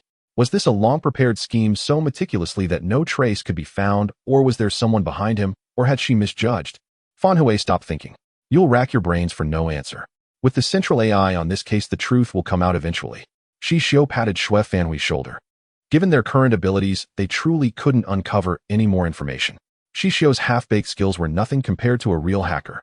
Xixiu's sister said her third brother Wu Jingyang would help follow up, and one day they would catch this person's trail. Xue Fanhui's mood finally improved a bit. Soon after, she entered the virtual net to play games with Invit and the others. Xixiu left Anfei on guard, and Xixiu also awakened Wu Yuan, instructing it to watch over the hotel room and pull her out of the virtual net if anything unexpected happened. The 8 of them formed 2 teams. Xixiu led Invit, Talasha, and Flora, while Xixiu led Su Jinbao, Xue Fanhui, and Damien. This time, everyone chose mecha. This was one of their weaker subjects, so they needed extra practice. Xixiu selected a mecha that was plain but multifunctional. Xixiu always chose heavy mecha, as did Invit. Su Jinbao's mecha was flashy with a vivid red color. Talasha's was standard, while Flora surprisingly went for a cute style, picking a mecha that looked adorable. Xue Fanhui and Damien shared similar tastes, both opting for multifunctional mecha with sleek designs, the latest models on the market. Xixiu started voice chat. Which mode should we pick? Wu Jingxi, the hardest one. Su Jinbao, 100% realism. Invit, lots of enemies. Talasha, second that. Flora, time to fight, time to fight. Xue Fanhui and Damien said either was fine. Xixiu reviewed all modes and, synthesizing the difficulty, chose the newest hardest mode. Their goal was to eliminate all the virtual Hanhai Star people. The virtual Hanhai Star people were identical to the real ones, shorter than humans with pointed ears, long cheeks, large eyes, and tiny noses. Their appearance was hardly appealing to human aesthetics, or at least to the Xixiu Alliance's tastes. Hong Xixiu. Our team takes the left, sister Asian the right. Move. The virtual Hanhai people didn't use mecha, but fought individually with incredible speed. In no time, one leaped onto the shoulder of Invit's mecha. Seeing this, Xixiu bounced a few times and used her weapon to kill the Hanhai person on Invit's mecha. Invit was a bit stunned. None of them expected the Hanhai people to be so fast. They focused their minds and took the fight seriously. This simulation battle was too realistic. Everyone was actually a bit excited. Invit dared not be careless anymore and coordinated with Xixiu. He used brute force to knock down the Hanhai people, while Xixiu finished them off with her weapon. Talasha and Flora began to coordinate similarly. Xixiu and Invit cleared the path ahead, while Talasha and Flora handled the Hanhai people on the flanks. Unexpectedly, the Hanhai people's vital signs differed from theirs. They had to be decapitated to be killed. Destroying any other organ couldn't truly kill a Hanhai person. If this were a real battlefield, their advantage would be clear. Xixiu activated voice mode. These Hanhai people are too fast, Sister Asian. Can you suppress them? I can leave it to me. Asian led Su Jinbao to the front line. Classmate Wu, how should we fight? Su Jinbao followed behind Asian. Use spiritual power to slice. This was a new technique Asian and Xixiu had just mastered. Speaking of which, Asian found it amusing. This was entirely a new skill Xixiu had devised to save effort and be lazy. While preparing ingredients, she discovered that manual cutting couldn't achieve uniform slices. So on a whim, she tried using spiritual power to cut. To her surprise, it worked, producing pieces of consistent size and thickness and at a faster speed. At the time, she had said, Xixiu, are you a demon? How far do you intend to push spiritual power? Xixiu replied with a naive look. Isn't this just to make things easier? Since such a useful skill exists, why bother doing it manually? We can even save the robot's energy. Wu Jingxian gave Xixiu a long, meaningful look followed by countless ellipses. Wu Jingxian activated his psychic power as he spoke. In the virtual network, the use of psychic power was identical to reality. Xian dispersed his psychic power into hundreds of strands, each as fine as silk, much like Xixiu had described to him earlier. The fine threads of psychic power encircled the Hanhai people from all directions. Xixiu also employed the same technique. Before long, their combined psychic power had cleaved the bodies of the Hanhai people trapped within. Seizing the opportunity, the others swiftly decapitated the Hanhai people before they could recover. After 10 minutes, the number of attacking Hanhai had decreased by 2/3. Xixiu and her team finally had a moment to catch their breath. Damien couldn't stop marveling at the spectacle even after the temporary ceasefire. His roommate's family member Hong Xixiu had executed a move so utterly magnificent that it left him in awe. He was utterly captivated. It was even more impressive than the instant a weapon felled an enemy. And the Anwire people were equally formidable. Their mastery over psychic power was simply mind-blowing. He desperately wanted to learn it. So Damien sidled up to Xixiu and sent her a voice message. Hey, how do I practice that move? I'll pay tuition. How about a mountain of those stone nuggets? Ahem, Damien, no need to be so extravagant. When you and Fan Hui are free, we can set a time to spar and learn together. She really wasn't doing it for those pretty stones. Deal? It's a promise.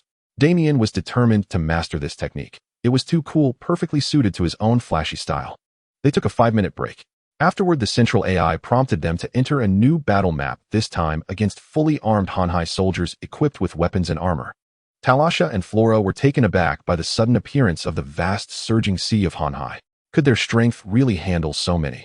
These were no longer lone operatives. The Hanhai's weapons and equipment were now on par with their own. Voices began to chatter chaotically.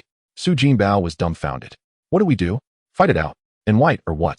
Surrendering means forced logout and our points will be reset. All those redeemable virtual star coins will be gone. Talasha, coordinated combat. Use weapons. We have engineers. Hong Xixiu, right? Fan Hui, it's up to you and Damien. Create an opening for us to wipe out the Hanhai. Shui Fan Hui, rest assured, comrades. Leave it to us. With that, Shui Fan Hui and Damien activated all the weapons on their mechas. They also spared a thought to guide the others on weapon loading. Within 2 minutes, all firepower was ready. Ready. They'll strike first.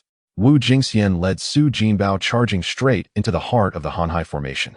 Xixiu and In White followed closely behind.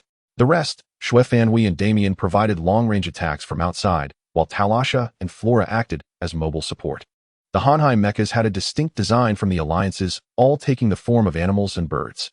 Xixiu felt a headache coming on as she observed the various mecha shapes before her. She had no idea where their weaknesses lay or if they matched those of the animals they mimicked. If they were the same, she would just slice through them. Shaking off her distraction, Xixiu transformed her mecha's right arm into a long blade, intending to fight with it. Even within the mecha, her movements were remarkably agile. She quickly reached the midst of the Hanhai and took her place to Xian's right. The pain sensation in the virtual network was identical to reality, so all 8 were extremely cautious. The Hanhai mechas were also swift. Xixiu had to unleash her full combat prowess to pinpoint their weakness. She discovered that the abdominal area of their mechas was peculiar. It was a movable zone. So Xixiu directed her mecha's long blade to slash there, cleaving the Hanhai mecha in 2 at the waist. Xixiu relayed her discovery to her teammates and also noticed that the Hanhai disliked teamwork. She sent voice messages to the others urging coordinated attacks. This was the most efficient method. This was a battle where both environment and combat power were stacked against them. It was a fierce struggle. The Hanhai outnumbered them by more than 10 times. Looking around, there were over 100 in total. In the virtual network, the AI optimized everything, so the Hanhai's strength was double their actual capability. None of the 8 dared to be careless. They all fought with their full might. Xian and Xixiu were no exception. It was the first time the others had witnessed Xixiu and Xian at 100% power. The speed of Xixiu and Xian's mechas was barely perceptible. They flanked the Hanhai mechas, splitting them into 2 groups, leaving only scattered fragments of Hanhai mechas in their wake. Xuefan thought to herself, good heavens, when did Xixiu become so formidable? She had only left Ningque Star a year before Xixiu. Had she spent that entire year training without sleep? Xixiu was terrifying. Wu Jingxian was equally, so leaving Damien dumbfounded. This was true mastery hidden beneath a modest exterior. And White Su Jinbao and the others felt the same. They knew that in previous training sessions Hong and Wu had held back their true strength, so this revelation wasn't entirely surprising. Nevertheless, it ignited a fervent fire within them. With such outstanding teammates, they would strive to catch up, determined to stand shoulder to shoulder with them among the deep stars. In time, they would forge their own legends. Su Jinbao fought as if possessed, growing bolder with each clash, achieving his personal best in the virtual network. He had eliminated 10 Hanhai and destroyed 10 of their mechas. Although it was a virtual environment, the system recorded the data for future players to review and attempt to break records. And White was not far behind, having taken down 5 more than Su Jinbao. Talasha and Flora were equally impressive. Together, they eliminated 20 Hanhai and completely destroyed their mechas. The 8 of them finally exhausted their strength to wipe out this wave of Hanhai, then logged out of the virtual network to rest. Even after logging out, Xuefan and Damien were still stunned by the combat prowess Xixiu and Xian had displayed. Queen Shui, is Hong Xixiu really that powerful? I always knew she was holding back some of her strength, but I never imagined it would be to such an earth-shattering degree. Xuefan was lost in thought. With strength like that, Xixiu's energy level couldn't possibly be what the tests had shown. She had a gut feeling that Xixiu's psychic power would surpass everyone's expectations, including her own. She must have trained incredibly hard. Xuefan recounted Xixiu's past glorious deeds to Damien, who listened in awe. They were not far apart in age from Hong Xixiu, yet in terms of patience, perseverance, diligence, and hard work, they were far behind her. Hong Xixiu will surely shine brilliantly in this starry sky in the future. Damien had a strong intuition. Her goal is to become the chief nutritionist and develop nutrient supplements. Xuefan words only made Damien raise an eyebrow. He refused to believe that was Hong Xixiu's ultimate destiny. With such strength and endurance, she would radiate brilliance on future battlefields. After logging out of the virtual network, Xian and Xixiu exchanged a knowing smile. The battle they had just fought was utterly exhilarating. Xian finally witnessed Xixiu's combat prowess, remarking, "You really know how to keep secrets. Why not stay low-key this time?" After a moment of thought, Xixiu replied, "My mental power has broken through to 3S level. As for my martial skills, it's just because I trained too hard. No problem, right?" The others, upon hearing Xixiu's answer, wore expressions of utter disbelief. Su Jinbao immediately fired off 3 questions. "Classmate Hong, my mental power also broke through to 3S, but not at your speed. The same goes for in White. And I believe Talasha and Flora have given their utmost, yet they only reached 2/3 of your progress. Besides, the 6 of us usually train together. You can fool others, but not your teammates. That's too unfair. And Wu Jingxian too. The Anwire people are equally terrifying in combat. Thank goodness they're on our side." Talasha and Flora also realized the vast gap between them and Xixiu and Xian. Xuefan cast a meaningful glance at Xixiu, who understood her intent: confess and be lenient, resist and face severity. "All right, don't blame Xixiu. I asked her to do this. Our Anwire has methods for handling mental power, but I can't disclose more," Xian said, wagging a finger before the others. Su Jinbao, seeing the earnest glint in her golden eyes, decided to bury the question deep in his heart and never ask again. After all, they were teammates and likely future comrades in arms. With classmate Han's abilities, he might well end up serving under her command. So having an outstanding superior was a good thing, wasn't it? At this thought, Su Jinbao felt a hint of delight. If he followed classmate Han, could he soar to new heights? He would have to redouble his efforts. For once, in White's train of thought aligned with Su Jinbao's. He had already learned from his old man that he must serve for 10 years before returning to Alaxing.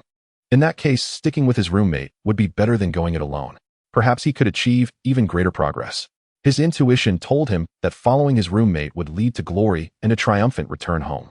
Terasha and Flora were genuinely convinced by Xixiu's dedication. They had never seen such a relentless peer. Their own efforts were still insufficient.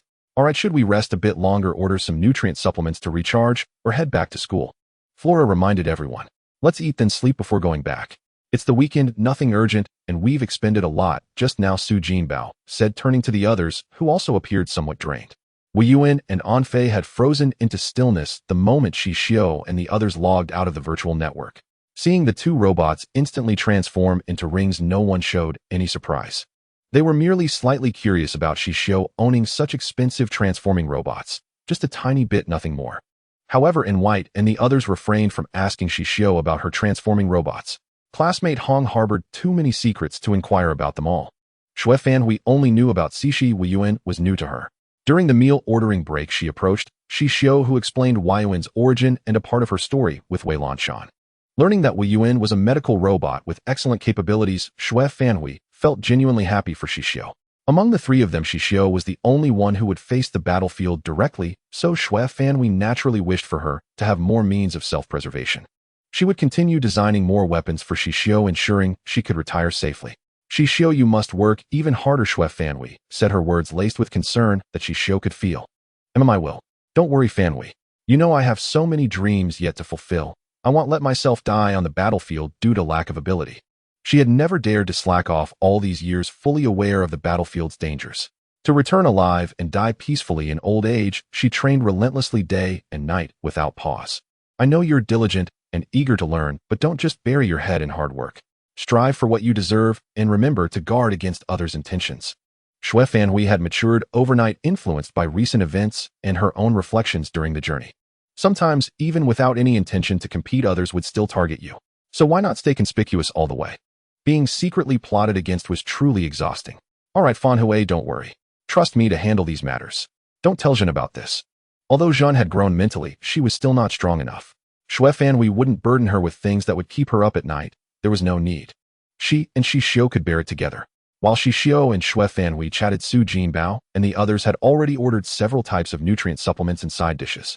Each person received a portion, and they devoured them ravenously. Before even tasting the flavors, Xixiu had downed 2 nutrient tubes and a side dish, leaving nothing behind. Xixiu stared at the empty nutrient tubes and the eco-friendly recycling boxes on the table. When had her appetite grown so large? She glanced around, nonchalantly relieved to find her intake matched everyone else's. Although the alliance had solved the root cause of weight gain, allowing one to eat freely without worry, knowing her own massive appetite still made her feel a tad, unaccustomed. She placed the recyclable tubes into the hotel's designated storage bin. When they left, robots would collect them and send them to the processing plant. No need for their concern. Su Jinbao sprawled on the sofa, rubbing his rounded belly without a care for appearances, looking at his bulging abdomen with exasperation. If I don't eat, I lack energy, and training suffers. Such a hassle. After the 8 had eaten their fill and enjoyed some drinks, utterly exhausted, they pulled down the storage beds from the wall and lay down. Planning to sleep until their energy returned before heading back, they fell asleep within a minute. The battle had been too intense, too mentally draining. In White and Su Jinbao saw their own shortcomings reflected in Xixiu and Xian's performance.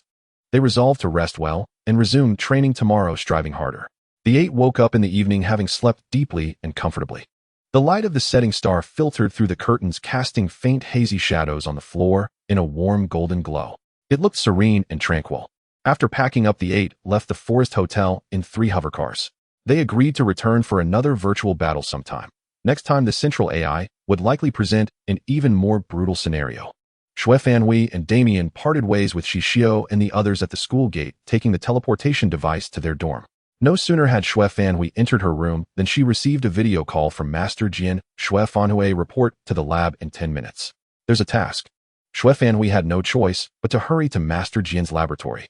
When she arrived, Xiao Wenjiu was also there along with the top students from the equipment department across all grades, all elites of the discipline. Fanhui, let me introduce you. The ones in the front are your senior schoolmates about to graduate, the next row are 6th graders, and so on. Master Jian said it simply.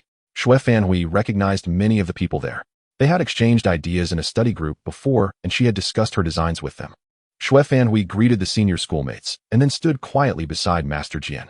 The reason I gathered everyone here is that last semester a level 3 stellar beast suddenly appeared and attacked the major fortresses of the Alliance. I believe some of you have experienced that battle. Master Jian paused, leaving a hint of suspense. Xue Fanhui guessed what her master was about to say next. It must be about the data on the passageways and the beasts. The data on the passageways, how they form, and the combat data of the level 3 beasts are all out now. The school has entrusted me with developing targeted weapons for this incident. I've chosen the best among you to work with me. Do you have the confidence to overcome this challenge? The summoned students, all equipment enthusiasts, felt a surge of excitement and replied decisively yes. Excellent. I hope we can achieve results before the stellar training for the combat department begins. Master Jian began assigning tasks, placing Xue Fanhui with the graduating group, separating her from Xiao Wenjiu. This was to better observe Xiao Wenjiu. Xue Fanhui understood her master's thoughtful intention. Also, every time you enter this lab, the terminal signals will be blocked. You all know about what happened a few days ago. Because of that, my disciple was accused of plagiarism. Though the truth came out, and she was cleared, being slandered like that can be disheartening. It could also erode the will of someone truly devoted to equipment design. Fortunately, Xue Fanhui had strong mental resilience, otherwise she might have been traumatized, affecting her future achievements. The elite students from each grade exchanged glances. Xue Fanhui's incident had caused a stir on the internal network, and they knew the final outcome. The school had handled it fairly, but they could empathize with how painful it must have been for the one falsely accused. Their profession had its own code of conduct. Discussion or drawing inspiration was fine, but plagiarism was absolutely intolerable. Xue Fanhui came from an orphanage. If she had a family to protect her, the student who slandered her might have already vanished into the depths of the starry sea.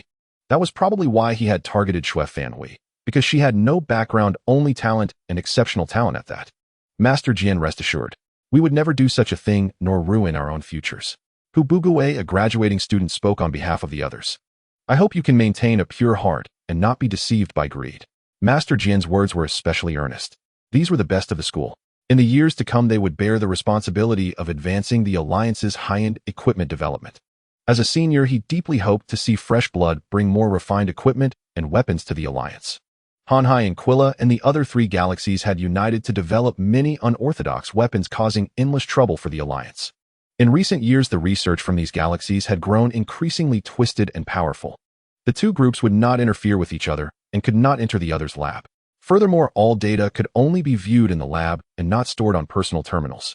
Master Jian looked at these increasingly mature faces and offered a few more words of encouragement before dismissing the group.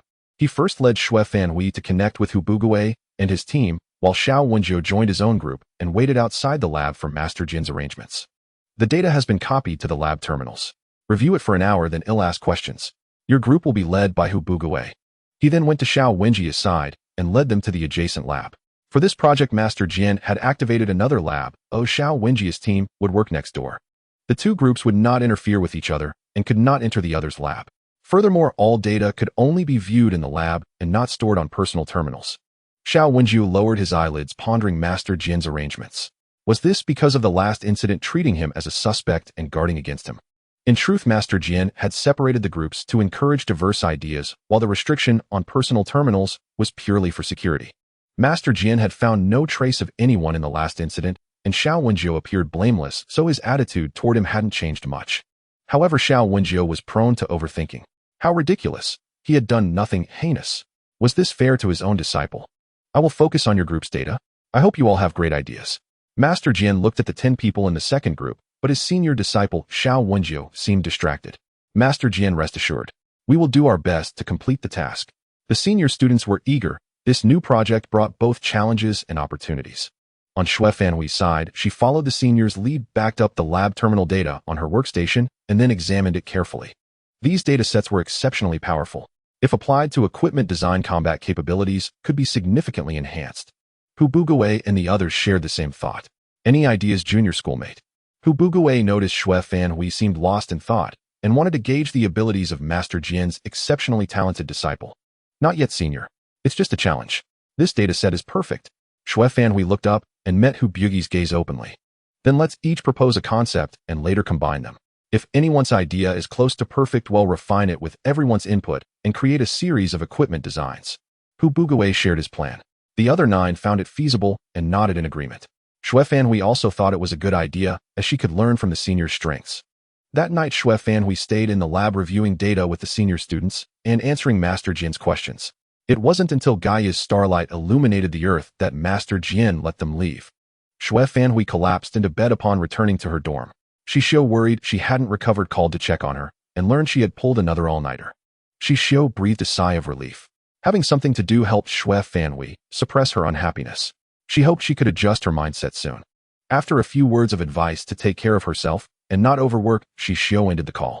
Time passed swiftly, and before they knew it, it was November on Gaia. The vegetation had lost its emerald hue, and the planet's landscape had taken on a strange golden tinge. Xixiu and Xian, having some free time, boarded a hovercar and ascended into the skyrail, intending to fully appreciate Gaia's autumnal beauty. From the depths of space, Gaia now appeared as a golden ocean. Wave upon wave of gold layered and overlapping obscured the buildings, leaving only a vista of unbroken gold. This pure gold reminded Xixiu of the Anvillian's blonde hair. She loved this color. Not too intense, yet subtly beautiful everywhere, the very essence of autumn. Sister Xian, this planet is so beautiful, Xixiu said, parking the hovercar at a rest area on the skyrail and gazing down at the planet. Gaia's beauty is renowned throughout the entire alliance. The reason it was chosen as the capital planet was precisely because of its beauty and size. Its scenery is gorgeous in every season. Xian leaned by the window, her eyes also fixed on the ground. The entire Gaia system was suitable for carbon-based life, and other species also love this environment. Anwire is nice too. The environment there is even more comfortable. Xixiu recalled Anwire, where the streets and ground environment were so perfect that one could find no fault. That's true, we are too picky about our environment. So many species don't like to settle in Anwire, finding the rules too strict. Xixiu, you won't mind, will you? Xian still remembered her mission to lure Xixiu back. I love it there. Sister Xian, are you worried he'll dislike it and never go to Anwire? Rest assured, I fell in love with Anwire the moment I first saw it, Xixiu teased. Hee, I just want someone to play with in the future. Otherwise, guarding Anwire would be so lonely. Xian recalled how lonely it was in the source land where everyone else was always studying. Only after leaving did she unleash her true self, wanting to go everywhere and finding everything wonderful. Xixiu, my spiritual power has increased again. Xian said this with particular emphasis. Congratulations, classmate Wu Jingxian. Xixiu blinked her dark eyes, offering her heartfelt congratulations. Xian looked at the ground without turning back to Xixiu, but she knew Xixiu's sincerity. Over the past few months, Xixiu had driven Team 626 to train relentlessly, adding extra lessons in every moment outside of eating, bathing, and sleeping. Xian followed closely, her calming heart art now highly proficient, and her spiritual power faintly exhibited that same return to simplicity that Xixiu possessed. Now her spiritual power had steadily soared to 3S, and by the time Anwire's crisis emerged, she should solidly reach 4S, an existence almost too incredible to imagine. In the history of the Alliance, no one had ever reached this new pinnacle. Wu Jingxian would become the second. As for the first, it was undoubtedly Xixiu. This made her so happy she wanted to hug Xixiu and kiss her fiercely. After learning of her upgrade, she had called home and showered Xixiu with endless praise, a torrent of flattery spilling from her lips as if star coins cost nothing. Wu Jingma and Liu Jia were both amused and exasperated, never expecting their youngest daughter to be so playful and endearing. But Xixiu was indeed a great benefactor to Anwire. So the Wu family decided to give Xixiu something more. Eventually, they resolved to send her one of the new, fully functional mechas designed by Wu Jingyang for Anwire. Once it was built with functions calibrated and weapons loaded, they would deliver it to Xixiu, giving one to both her and Xian. Xian beamed upon hearing this and churned out another string of flattery. Xian snapped back to reality. She knew Xixiu's insistence on training everyone together was a form of encouragement, a genuine concern for every member of Team 626. She hoped they would keep improving so they wouldn't suffer on the battlefield. Xixiu always did these things quietly. Her heart, toward those who treated her sincerely, was incredibly soft. Xixiu is such a warm person. Sometimes you seem cold, as if you don't like being close to people, but you're excessively good to the members of Team 626. Xian stopped gazing downward and turned to look at Xixiu. Also, Sister Asian noticed. I just think they are also very good to me, trusting me unconditionally and always sharing things with me. All I have to offer are training methods. The smile at the corner of Xixiu's lips showed her happiness. But that was only one reason. The fundamental reason was that Xixiu regarded them all as children much younger than herself. If her abilities could help them avoid detours, why not? Alright, let's head back. We've been drifting on the skyrail for so long we might get caught by a patrol robot. With that, Xixiu drove the car back to the ground. Every member of Team 626 understood Xixiu's intentions and gritted their teeth to persevere through the training. After finishing over a month of intensive drills, everyone had undergone significant changes. Su Jinbeo's martial skills had undergone a qualitative transformation. Even in white, the Iran who was not skilled in martial arts had improved his combat skills by 3 levels. He estimated that the next time he went home, he could withstand a group fight against his 11 siblings. The thought alone excited in white. Talasha had become more composed. The gorgeous Flora had grown even more ruthless, her techniques adhering to her usual style, swift and vicious. Everyone's spiritual power levels had also become more solid. The members of Team 626 were collectively in awe of Xixiu. They all thought that wherever Xixiu served in the future, they would follow, sticking together for warmth. Moreover, they were all familiar with each other now, so future missions would have built-in synergy, saving the trouble of adapting to others. Progress together, hardship together, and facing difficulties together. While Xixiu and her team were training until the sky turned dark, Shui Fanhui was also bustling with activity. The final model of their equipment design had been completed. It was a series. Shui Fanhui had played a leading role in it. The model was based on Shui Fanhui's concept, and eventually everyone integrated their respective strengths to design a series named Stellar. It ranged from atomic compression weapons to medium-sized new mecha designs and large-scale designs like shuttle jump warships. These warships utilized data from third-level star beasts, consuming minimal energy during jumps. The new mechas also possessed shuttle jump capabilities. In emergencies, pilots could use dedicated jump channels while piloting their mechas. This greatly reduced travel time, making solo combat missions highly convenient. In the mecha design, Hu Bugue and his team had also incorporated ideas from transforming robots. They had made mecha transformation a reality, though currently it only allowed for 3 different appearances. When Master Jin saw the model, he was deeply impressed. He shared his students' achievements with his old friends, making several other master engineers gnash their teeth in envy. Xiao Wenji's work seemed somewhat inferior, but it also broke new ground. Given time, these individuals would become the backbone of equipment design. Master Jin submitted both the Stellar series by Shui Fanhui's team and Xiao Wenji's group's results to the Alliance. The materials had already been selected, a new material recently developed by the Alliance. This material effectively reduced friction and extended service life, and it could withstand 6 direct attacks from current weaponry. For technical support, Hu Bugue and Xiao Wenjiu would each lead their teams to coordinate directly with production. As for when the warships and mechas would go into mass production, that was beyond Shui Fanhui's team's decision. Hu Bugue and the others admired Shui Fanhui's creativity, having such imagination and putting in the effort to realize it is not something ordinary people possess. Xixiu was very happy for Shui Fanhui upon hearing the news, as she had come one step closer to her goal. Soon it was November, and the second-year students of the tactical department received the simulation battle arrangements for mid-December. Upon receiving the simulation battle arrangements, 626 was somewhat stunned. Their collaboration group was with Hai Sumiyao's team, 828. The opponents were the Yao Kila team and the Guo Guangqing team. In terms of the battleship maneuvering course, the Yao Kila team ranked first, while the Guo Guangqing team came in 4th. Team 626 was 3rd and Hai Sumiyao's team was 6th. This was merely the result of the last operational class. Team 626 had collectively held back. However, the grouping was rather intriguing. 1st and 4th, 3rd and 6th, that just felt imbalanced, which was why 626 was stunned. As for Hai Sumiyao's team, their 6th place ranking was due to 1 member missing during the assessment. After receiving the arrangements, Hai Sumiyao invited Team 626 to a private entertainment room at the school to discuss strategy.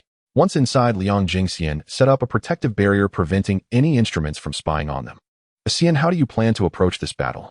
Hai Sumiyao stood with her arms crossed by the window. Asian glanced at her teammates and said helplessly, Sumiyao, you should be asking Talasha, and Xixiu am only responsible for the fighting.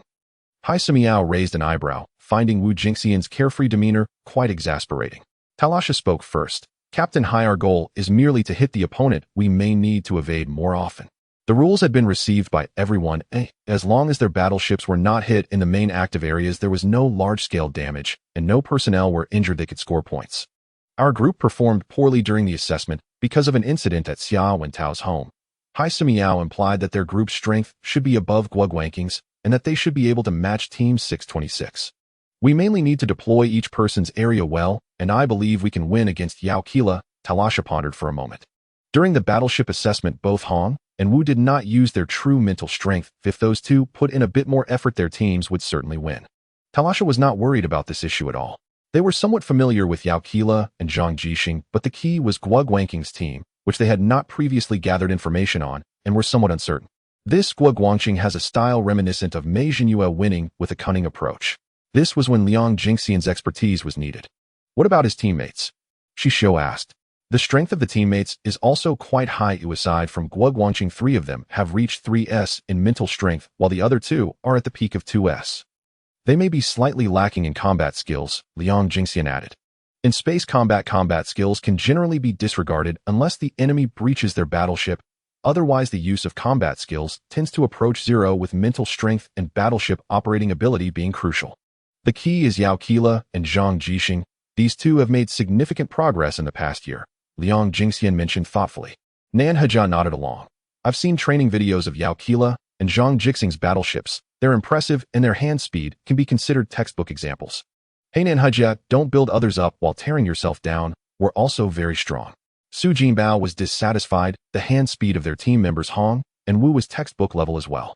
If the 2 were to use their mental strength as freely as they did in the Star Network, it was likely that no one in the entire First Military Academy could match those 2 fierce competitors. This also indirectly reflects Yao Kila and Zhang Jixing's strength. We must keep up in terms of speed. Talasha focused intently, noting that with Hong and Wu on their side, there was no issue. The emphasis was on Guoguanking's tactics. Is there any other information about Guoguangqing? Xixiu was not too familiar with the prominent figures in their grade, indicating she needed to spend more effort. Wu Jingxian was the type who usually did not employ strategy, opting to solve problems with brute force. Only when lives were at stake would he engage his intellect. The others shook their heads, and Xixiu was also not very familiar with other students of the same grade. The main issue was that there were too many classes. The tactical department had a total of 100 classes, each with 200 students, which was impossible to remember. Sigh. He'll leave this matter to Liang Jingxian. Xixiu turned to her teammates. They had 15 days to prepare, and given Liang Jingxian's abilities, he would have more than enough time to gather information on Guoguanking's team. Sure, leave it to me. Liang Jingxian patted his chest, determined to fully investigate Guoguanking's background. For our strategic arrangements, both groups should think about it. Each group should come up with 2 plans, and well finalize one as the main plan. In the end, Talasha and Xixiu reached an agreement. Xixiu looked at Xixiu, who was still deep in thought, as if she had thought of something. Asian, regarding our battleship model, we probably won't be able to gain control in the training room. Otherwise, we could go to the virtual network and wait in line at the training room for now. Training can also be done in the virtual network. It's just a matter of doing a few more actions. The training room battleships allow familiarity with button locations in advance, while the virtual network can directly simulate the battle environment and everything else. Then when we get back, let's book a room and practice a few times together in the virtual network. Wu Jingxian also noted that the battleship model they were assigned was popular, with only 5 ships available in the school's training room. However, nearly 40 teams had been assigned this model, meaning it would take several days just to cycle through. They'll submit a usage application first. When it's our turn, we can operate the battleship then. Talasha connected to the training room with her terminal and submitted the application to use the battleship. The system displayed that they were already in 26th place. Talasha informed her teammates of the results. Should we enter the virtual network and directly select the space battle mode? Su Jinbao was a bit excited. This time our training location is a star C1, 5 light years away from Gaia's main star, and the environment there is quite harsh. Xixiu opened the star network and projected the star map of that star C. There was indeed a meteorite turbulence zone. Asian stared at the star map, feeling a surge of excitement. She was full of energy, and the thought of challenging her limits exhilarated her. Xixiu and the others gazed at the vast star C. When we enter the virtual network, let's train using real data. They could familiarize themselves with the environment in advance, anticipate unexpected situations, and prepare strategic deployments. Huang Chuan, who pointed to a location not far from the meteorite turbulence zone. There should also be a nebula. Why hasn't the virtual network marked it? Are you sure? Xixiu asked. Huang Chuan, who nodded. The star map of this star C should not have been updated yet. The nebula has just formed and is extremely unstable. Upon hearing Huang Chuan's words, the members of Squad 626 and 828 fell into deep contemplation. So that was it. The Academy wouldn't simply arrange such straightforward training as starship combat. There was a trap lying in wait. Has this news been publicly announced yet? Xixiu asked the question on everyone's mind. I'm not sure why it hasn't been made public yet. I only know because when I went home last time the Starlight Shuttle suddenly changed course mid-journey to bypass that area. Huang Chuanhu was from the Gaia Galaxy, specifically one of its administrative planets. Yimingda, who had remained silent all along, finally spoke. Newly formed nebulae are extremely unstable. During our training, we must try to avoid this region. Yimingda drew a circle on the projection. Also because the nebula is so vast, if we're not careful it might engulf us as if we were mere objects. Su Jinbao and In White let their imaginations run wild for a moment, shuddering inwardly. It was too terrifying. Xian also felt that this training required extra caution, or it seemed fraught with pitfalls. When choosing a location, they must avoid that area. The Academy would have safety measures, but being cautious always helped one live longer. Hai Sumiao and Talasha both stared at the star map, mentally planning their training arrangements. Let's head back for now. After we confirm the virtual training time, we'll regroup. During training, we'll include the data of the newborn nebula, so everyone can be prepared. Talasha looked at Squad 828 and her own team. No one objected. After discussing the training matters, they took the teleportation device back to their dormitories. Xian padded softly behind, Xixiu heading straight to the windowsill where Wumu stayed. Wumu had recently entered another dormant period. After its last evolution, eating well and sleeping well were the keys to growing taller faster. Xian teased Wuma's drooping leaves, which annoyed the dormant plant, prompting it to try lashing out with its vines, only to have Xian pinch their tips.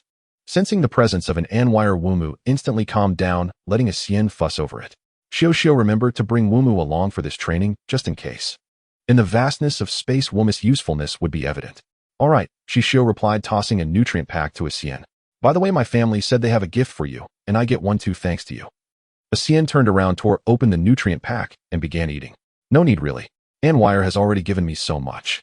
Xixiu sighed, helplessly, the corner of her mouth twitching. The Wu family was far too enthusiastic about giving gifts, and she couldn't refuse. Don't worry, you'll absolutely love this gift. It's the latest black technology developed by Anwire with explosive combat power, crafted by our most talented Wu Jingyang.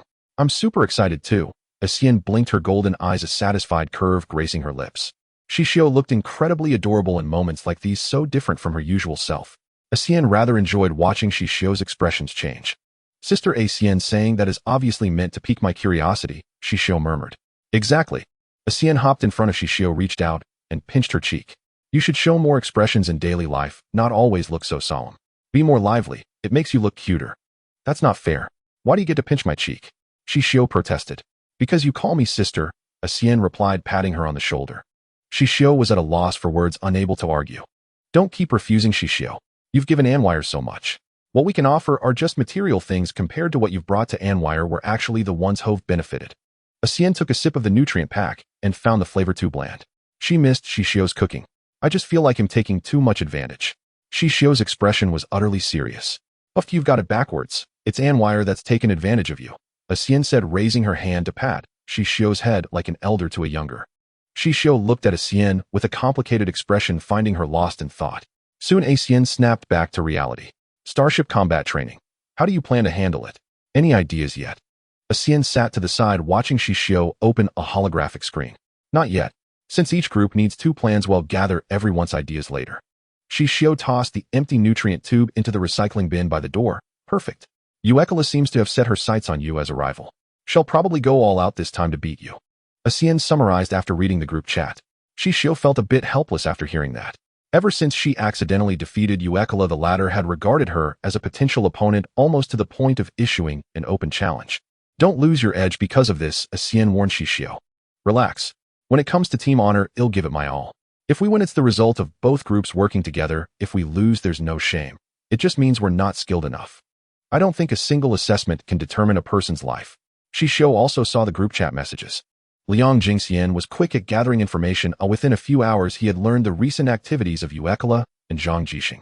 Uekala had been leading her team in intensive training for over a month. As for the results, Talasha estimated their own progress and believed that Uekala's team had likely improved overall. Liang Jingxian also got confirmed news from Tan Xingchuan that Uekala was determined to win this training and take first place. Seeing Liang Jingxian's message in the group, Su Jinbao started grumbling. In Tan Xingchuan's team, there are 4 3s level members on the surface. Lu Minghua and Han Jejia are only at 2S. If we're competing in mental strength, we'd surely win. In terms of pure mental strength, Wu Jingxian alone could match too. However, starship training wasn't about mental strength. It was about coordination, hand speed, and the utilization of various ship functions.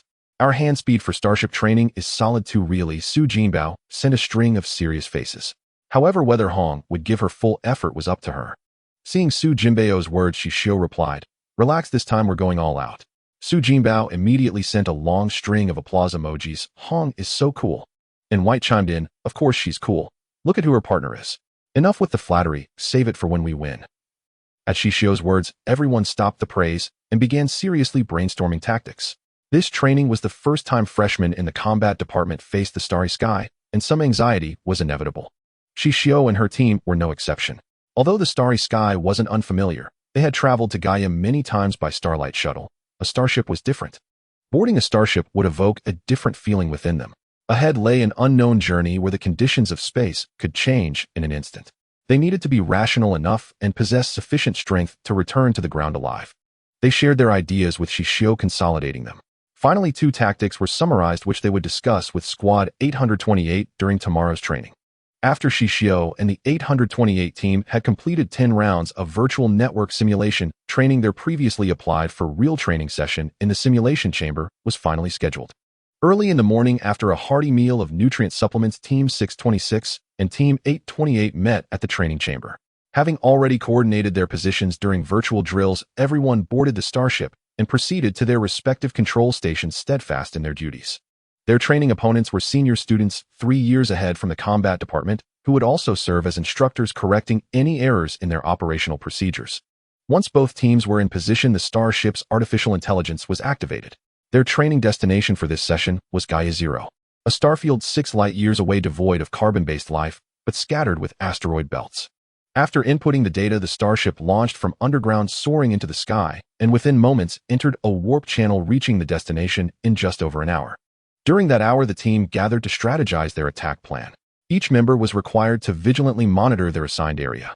The 2 team leaders took command. Flora managed the star chart, while Xixiu and Xian were responsible for the starship's maneuvers. En Wit and Huang Chuanhu handled the weapons. Xia Wentao and Nan Hejia managed calibration. Liang Jingxian and Yi Mingda oversaw data, and Su Jinbao took the flexible position. This arrangement was the optimal configuration agreed upon by both groups after their simulation drills. The simulation starship was designed as a one-ton replica of an actual space combat vessel, albeit with considerably less space, yet every button and holographic display mirrored the real thing. The intelligent loading system was identical as well. Everyone prepare yourselves. Maintain a straight trajectory for now and watch out for incoming asteroids ahead. Xixiu and Xian's hands had been in constant motion since boarding. They followed the commander's orders unceasingly. The intelligent system could have handled the controls. But given that unexpected situations always arise during training, everyone had practiced manually coordinating with the AI to command the starship. Ultimately, it was determined that Xixiu and Xian currently offered the best control. Should they need to go on an external mission, Su Jinbao and Flora would take over. Xixiu and Xian barely needed to glance at the buttons. Their spiritual sense guided their fingers with pinpoint accuracy to the correct controls. Their starship was fully equipped. The senior student starship had likely arrived at the destination as well, though it remained hidden. A tiny dot on the star chart indicated the opponents biding their time. During their training, the AI recorded everything in real time, transmitting the data back to the ground for the Academy's dedicated starship instructor. Xixiu and her team's instructor was Ganfuer, while Haisu Miao and his team were under Shin Junwu. The 2 instructors were currently in their office watching the live feed. Ganfuer remarked to Shin Junwu, "Do you think the best teams under our tutelage can outmaneuver their seniors? It depends on their own mettle. But the 6th years aren't pushovers either. The outcome is uncertain." Shin Junwu stared at the screen, the positions of Haisu Miao's team clearly visible. When the video feed switched to the control stations, Shin Junwu's brow lifted almost imperceptibly. He had clearly noticed the hand speed of Hong Xixiu and Wu Jingxian. "These 2 students of yours with that hand speed, they might even surpass the pair Luo Yunzhong is mentoring." Shin Junwu watched Xixiu and Xian without blinking. Ganfuer twitched the corner of his mouth. "I just can't figure out why these kids are so fond of hiding their talents." The burly man, over 2 meters tall, became so expressive when discussing his students that Shin Junwu found it hard to look at him. "Enough. It's a good thing that the children have a sense of self-preservation. Besides, these 2 usually conceal their strength, but on the battlefield they go all out and contribute immensely to the team. Shen Junwu pulled up the files on Xixiu and Xian and found that these two young women met his expectations perfectly. They didn't flinch in the face of danger and were the backbone of their team. Such talents are appreciated everywhere. I know that. I just don't understand why they have so many tricks up their sleeves at such a young age. It makes me constantly worry that they won't learn properly. So stressful. Ganfuer sighed dramatically, his heart truly burdened as their teacher.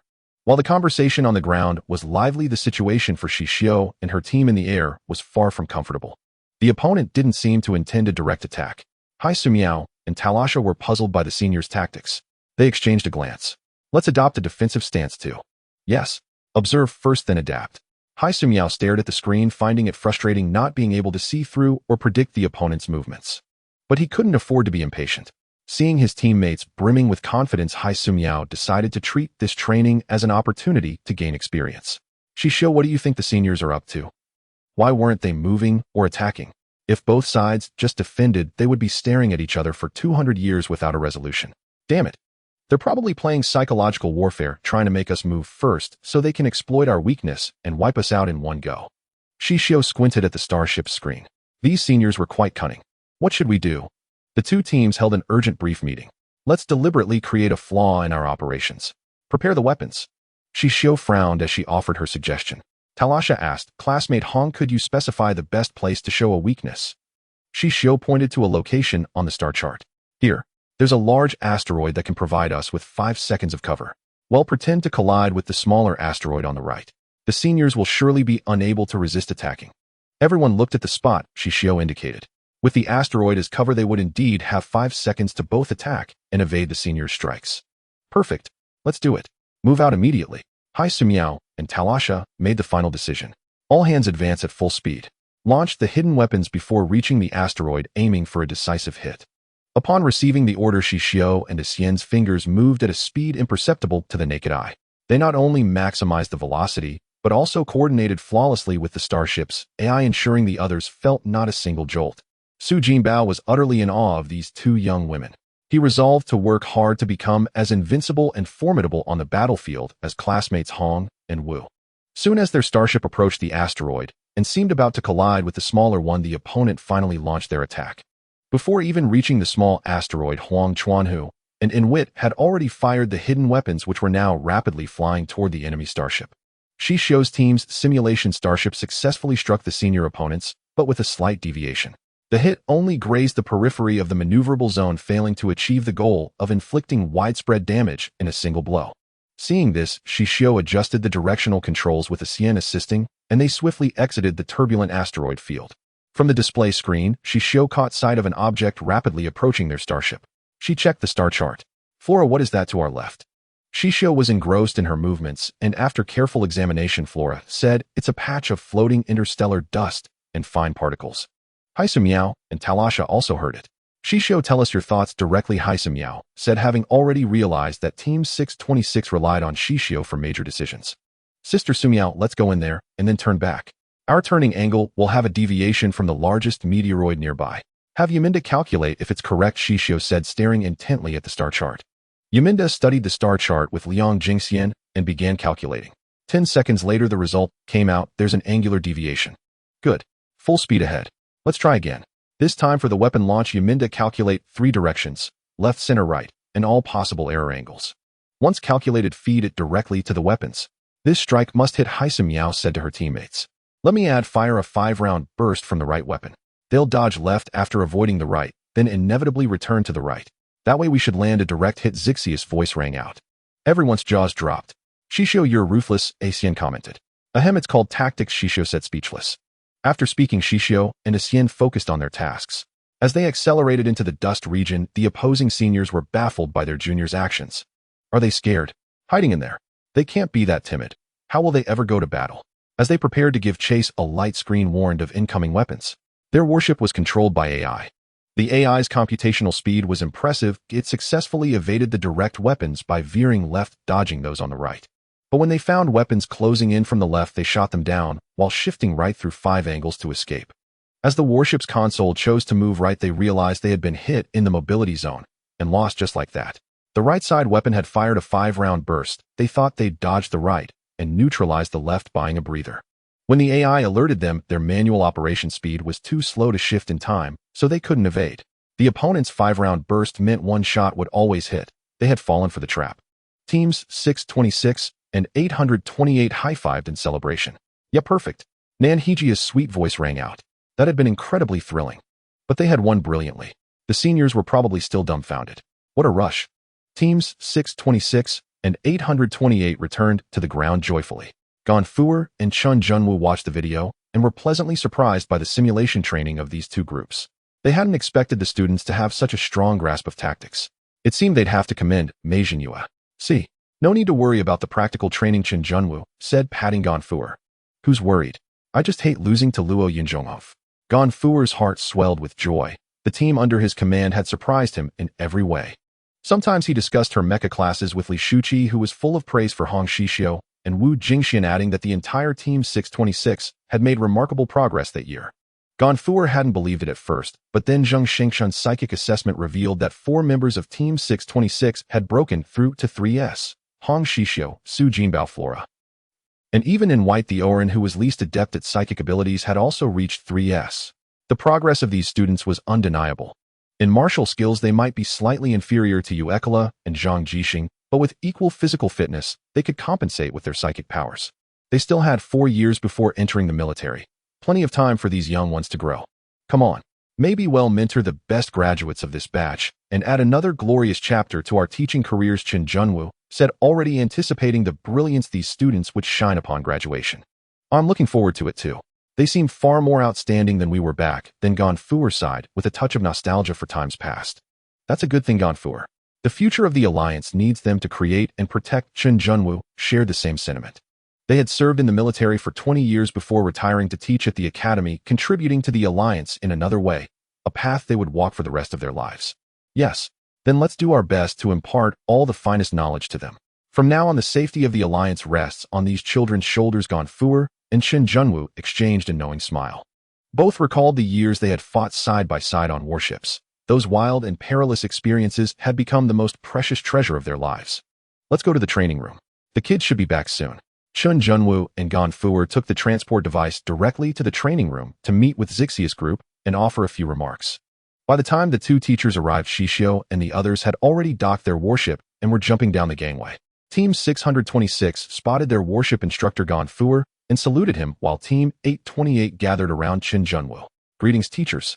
Ganfuer laughed heartily. If Head had a beard, he would have stroked it. Today's simulation training has taught you tactical finesse. In 3 days, the real training begins. I hope you'll achieve even better results. Don't get complacent. Remember to keep improving and never slack off. Ganfuer wiped the joy from his face, turning stern. Yes, well, remember, Team 626 replied in unison. Ganfuer looked at these students, who seemed genuinely receptive, and continued, also your route selection was excellent, but there's one flaw. You didn't account for the interference of interstellar dust and debris. Next time, you must be confident in handling any unexpected environment and have a retreat plan before entering an unknown zone. They had indeed overlooked that issue and hadn't considered a retreat plan. Yes, teacher, well, keep that in mind. Meanwhile, Xixiu Miao and the others were receiving Chun Junwoo's critique. Your operations were flawless, but your weapon choices weren't optimal. If you'd used a wide-area polynuclear weapon on the first strike, you would have won immediately. Xixiu Miao and Huang Chuan, who thought back, they had hit the opponent, but not the mobility zone, so they hadn't scored. Understood. Thank you, Teacher Chen. Chun Junwoo pointed out another oversight: when entering an unfamiliar environment, you must have at least 3 retreat plans. Otherwise, you could be heading straight into a dead end. Chun Junwoo offered these students, brilliant but utterly inexperienced in space combat, his most sincere advice. After Ganfuer and Chun Junwoo offered their critiques, they departed. The two teams decided to return to their quarters and rest. Once sufficiently rested, they would reconvene in the virtual network that evening to resimulate the scenarios based on the instructor's feedback. The two squads returned to their dormitories in high spirits. The disheartened 6th-year seniors, whose active zones had been struck, disembarked from the simulated warship and endured a lengthy, tedious critique from their own vessel's instructor. Underestimating their opponent was the paramount cause of their defeat. This single flaw was already fatal. On the battlefield, complacency would squander even 200 lives, let alone the single one they possessed. The 6th-year students humbly accepted their teacher's reprimand. They had been taught repeatedly never to be careless or underestimate their foes, for harboring such a mindset greatly increased the likelihood of defeat. Previously, they had doubted this wisdom. After all, they had several more years of experience than their juniors, including some albeit limited experience in space combat. It seemed impossible for a few greenhorn freshmen to defeat them. Yet defeat them they did. Ultimately, their warship instructor ordered the sixth-year students to resimulate that day's battle 20 times within the virtual network. The punished sixth years bore no grudge. They had completely lost face and pride that day, having previously boasted about giving the juniors a proper demonstration to broaden their horizons. Instead, the tables had turned, and they were the ones taught a lesson by the newcomers. Upon returning, they would face ridicule from their peers. Filled with utter despair, the sixth years shuffled slowly back to their dormitory, dreading any encounter with others along the way. After retreating to their dormitory, the sixth years rested briefly before heading to the virtual network to complete their 20 simulations. Meanwhile, Xixiu and her companions were already lying in bed resting. The recent battle had been physically and mentally exhausting, demanding intense focus. Now with the tension released, they felt an ache in their hands. Xixiu and Xian massaged each other's arms to relax. Sister Xian, for the practical training, in 3 days, should we go all out? 80% of our strength should be enough. Don't worry, let Su Miao take the lead. Shall go all out. Xian spoke with an air of seasoned composure. She had no intention of making Xixiu the center of the target. Shiwu Jingxian would shield Xixiu completely. Until Xixiu's background issues were resolved, she would never allow anyone to harm her. Hai Su Miao would indeed strive her utmost, approaching the practical training with absolute seriousness. It was her duty as a royal of the Meowan galaxy. Wu Jingxian came from a family with backing who defending the alliance had always been their responsibility, and they continued to do so. Her current task was to learn alongside Xixiu. After completely relaxing, Xian flopped directly onto Xixiu's bed. Exhausted. Xixiu, hurry and conserve your energy. In 3 days we'll sweep across the stars. With that, Xian fell asleep instantly. Xixiu gazed at the golden hair spilling over the thin blanket, listening to the soft, even breaths in the room. Shaking her head, she walked to the bed and lay down on the other side. Closing her eyes, she silently recited the calm heart mantra and drifted into slumber. After resting 626 and 828 trained in the virtual network 3 more times, adjusting the simulated environment each time to achieve a perfect 100% restoration of their upcoming destination. The results were promising and their teamwork grew increasingly seamless. They successfully charted a course that avoided the nebulous position planning to adhere to this battle line. They must not be led by the nose, they had to seize control of the battlefield. During a break, Liang Jingxian shared the intelligence he had gathered on Guoguanking's team members with the others. Both teams adjusted their strategy based on the information about Guoguanking's squad, leaving the remainder to improvisation. They decided that if Guoguangqing was unpredictable, they would be even more so, ensuring he would be completely disoriented, guaranteeing their victory. On the day of departure, Xixiu and her team rose early. Along with other students, the 12 of them gathered at the school's main square, waiting in designated positions for the arrival of their supervising instructors. The scene was relatively quiet with no loud noise, only hushed whispers. Yukila and Guoguangqing led their teams, standing less than 10 meters from Xixiu's group. Yukila Hong Xiaoxia's strength should not be a concern. Her assessment scores are merely average. Victory in battle hinges on strategy. Guoguangqing did not consider Hong Xiuxiu a threat. However, Yukila regarded a classmate without any factional backing as an adversary, even appearing somewhat anxious. While your reasoning has merit, don't forget that Wu Jingxian is from Anwire and Hai Su Miao is from the Meowan galaxy. Their abilities are not to be underestimated. Yukila's gaze shifted toward Xixiu's position. The Anwire people merely possess formidable spiritual strength. As for the Meowan galaxy, our operation this time is in space, not underwater. Guoguangqing had inquired about the abilities of these two and was confident he could surpass them. Do not be careless, Yukila murmured, her eyes downcast.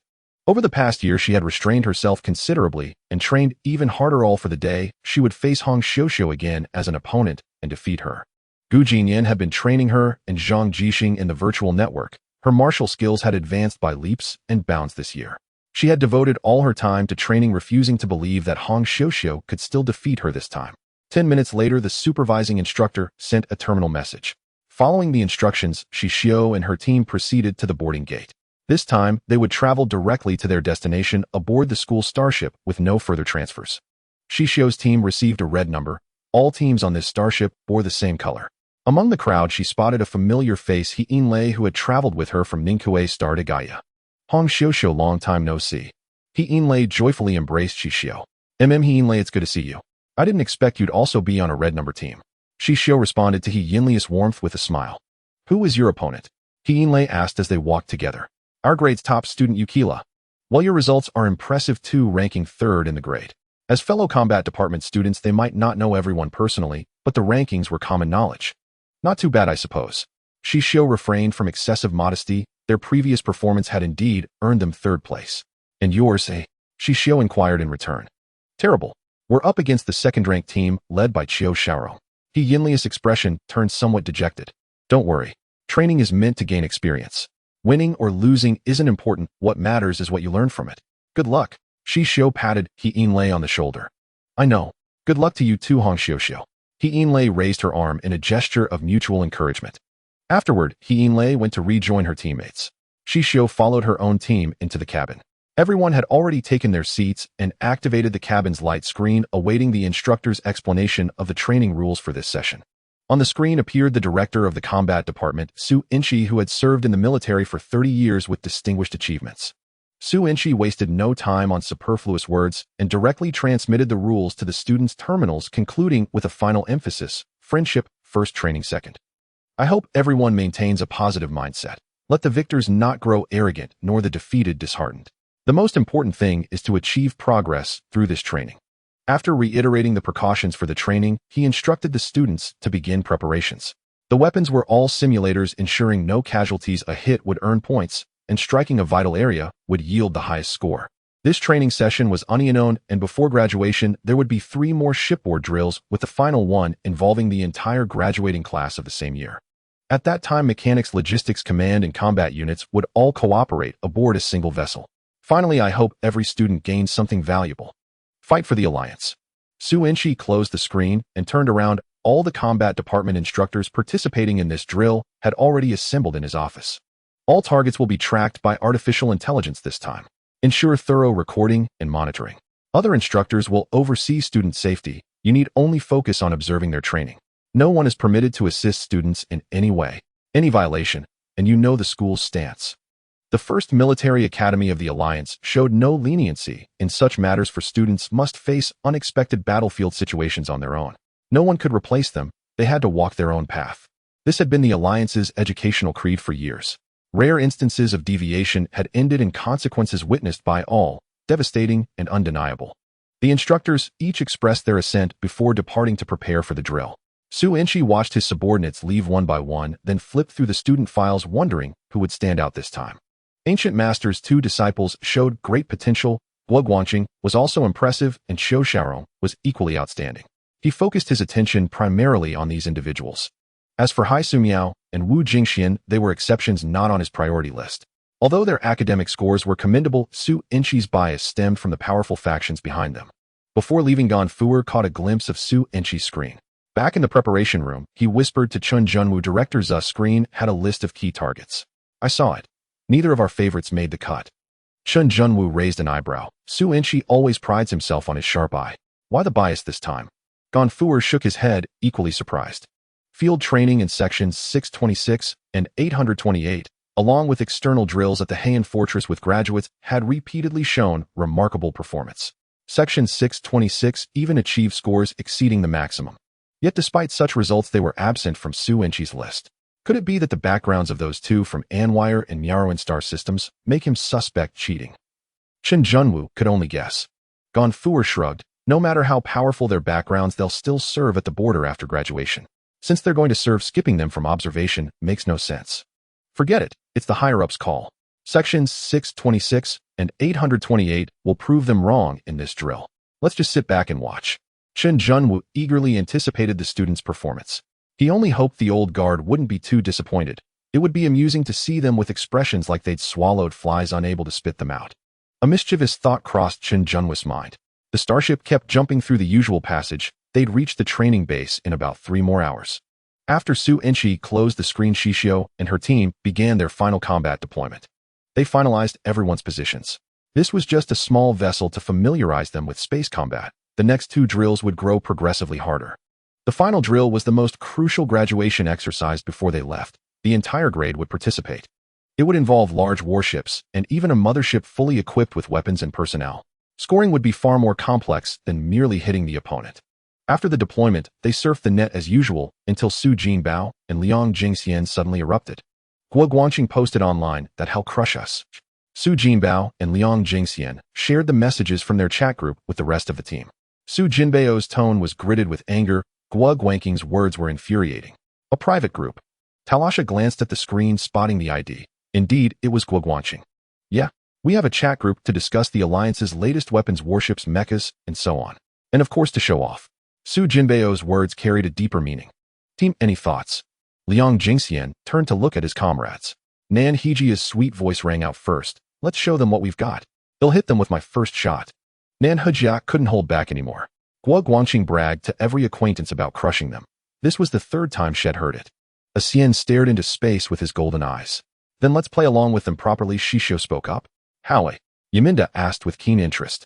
Well, something like a Catan mouse game. Chase and flee. When we've had enough fun, or they have well deliver the fatal blow, Xixiu elaborated. Watching the chat messages flicker incessantly, she frowned deeply. Guo Guangqing's words were too harsh, truly unbearable. Xixiu also saw it. All right, let's plan again and see who crushes whom. Clueless fool. Seeing Guo Guangqing's emojis, she ground her teeth, her fish scales nearly bristling. Guo Guangqing sent a barrage of contemptuous emojis targeting sections 626 and 828, spewing insults and abusive language in the group. Group members warned him that members from both sections were present, but instead of restraining himself, he tagged Su Jinbao and Liang Jingxian. In white, Wu Jingxian, Xixiu, and Xixiu stared at Liang Jingxian's screen with expressions that promised doom. Good. After this drill, Wu Jingxian will have a word with him. Xixiu narrowed his golden eyes and growled. Count me in. Xixiu added, unable to stomach the humiliation and provocation. Even if they bore heavy responsibilities and risked violating orders, they would seek a duel with Guo Guangqing. Su Jinbao, take screenshots and keep the evidence safe, Xixiu pointed at the screen. Snapping back to reality, Su Jinbao quickly acted. Liang Jingxian also saved a copy. So we have proof now, right? We can fight him fair and square, Xia Wentao asked, watching Liang Jingxian's operation. Exactly. Pictures speak the truth. A sweet smile curled on Xixiu's lips, but Xixiu knew it masked genuine anger. The 12 of them made further adjustments to tomorrow's training coordination. Xixiu meticulously deconstructed for her teammates how to play cat and mouse, or more precisely how the mouse should tease the cat. She performed an elaborate rendition of the Tom and Jerry Chase, a super story where Tom could never catch Jerry. Sounds interesting. Guo Guangqing might go mad. Hong, you're truly a genius. After Xixiu finished explaining the strategy, Su Jinbao looked at her with admiration. Ahem, let's see how it goes. 1 or 2 times should suffice. Any more, and it'll be hard to justify to the teacher. Xixiu was concerned about the teacher's perception. What's there to fear? When the time comes, well, just fling the chat logs at them. We won't be at fault. Nan Hejia was still seething. She had never encountered someone so sharp-tongued, utterly devoid of manners and virtue. Once the training was over and the final results were in, she was determined to hack into the internal network and plaster today's chat logs for all to see, especially Guo Guangqing. Why is Guo Guangqing so arrogant? Talasha couldn't understand. They had never crossed paths, nor had they ever offended him. It's a long story. Do you remember Kwang Bairu? Guo Guangqing and Kwang Bairu are relatives quite closely related. Hearing Liang Jingxian's words, the 626 team let out a collective, oh. So that was it. It seemed Guo Guangqing was seeking retribution for Kwang Bairu, wanting to humiliate them to avenge her and reclaim so-called justice. Wait, Kwang Bairu used potions to boost her mental strength and suffered the backlash. How is that our fault? The Orisian was utterly baffled by the convoluted twists and turns of human logic. Su Jinbao patted In White on the shoulder. When we get back, he'll give you a proper lesson on human psychology. Then you'll understand. Finally, Xixiu gave the order, be vigilant tomorrow. Since Guo Guangqing is so eager to put on a show, well, follow Xixiu's plan. Let's have some fun and enjoy it thoroughly. Right? Thoroughly. Su Jinbao's warlike nature began to stir with palpable excitement. Even In White yearned to give Guo Guangqing a thorough beating. That man's tongue was utterly devoid of virtue, the most detestable kind of human in an Araxian's eyes. Though he still couldn't grasp the intricacies of this human sentiment, anyone who dared speak ill of 626 was an enemy, deserving of a severe thrashing. For this training session, In White and Huang Chuanhu were once again in charge of weaponry. They exchanged a glance, and Huang Chuanhu nodded at In White, forging a silent pact to give Guo Guangqing a harsh lesson during the drill. They resolved to give Guo Guangqing a warm reception. After the discussion, Xixiu and the others practiced their mental strength in the cabin. They had now achieved such mastery over object manipulation that they could train in tight spaces without protective shields without harming their teammates. 3 hours later, the warship halted outside the starfield of the training base. A mechanical voice announced, "Attention, all personnel. Prepare for landing." Fasten your seatbelts and secure your protective gear. Soon the warship dove toward the ground and entered an underground parking bay. After the ship came to a halt, Xixiu and the red team disembarked following the two instructors Ganfu and Qin Junwu. The blue team would land on the opposite side of the training base. The red team's students trailed behind the instructors, making their way to the designated assembly square. The robots had long since cleared the area of any large equipment. The training base staff, upon receiving the notice, had already prepared the venue. All arriving trainees were to pitch their tents here, rest for the night, and commence airborne training the following day. The instructions on the terminal were already explicit. Upon arrival, the 626 and 828 teams began setting up their tents, planning to get a good night's sleep. Xixiu's group was scheduled for training at 11 o'clock the next morning, lasting only 2.5 hours. Victory was determined by who scored the most hits.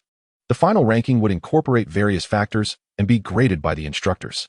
At the assembly point, students were methodically setting up their tents, conversing in hushed tones.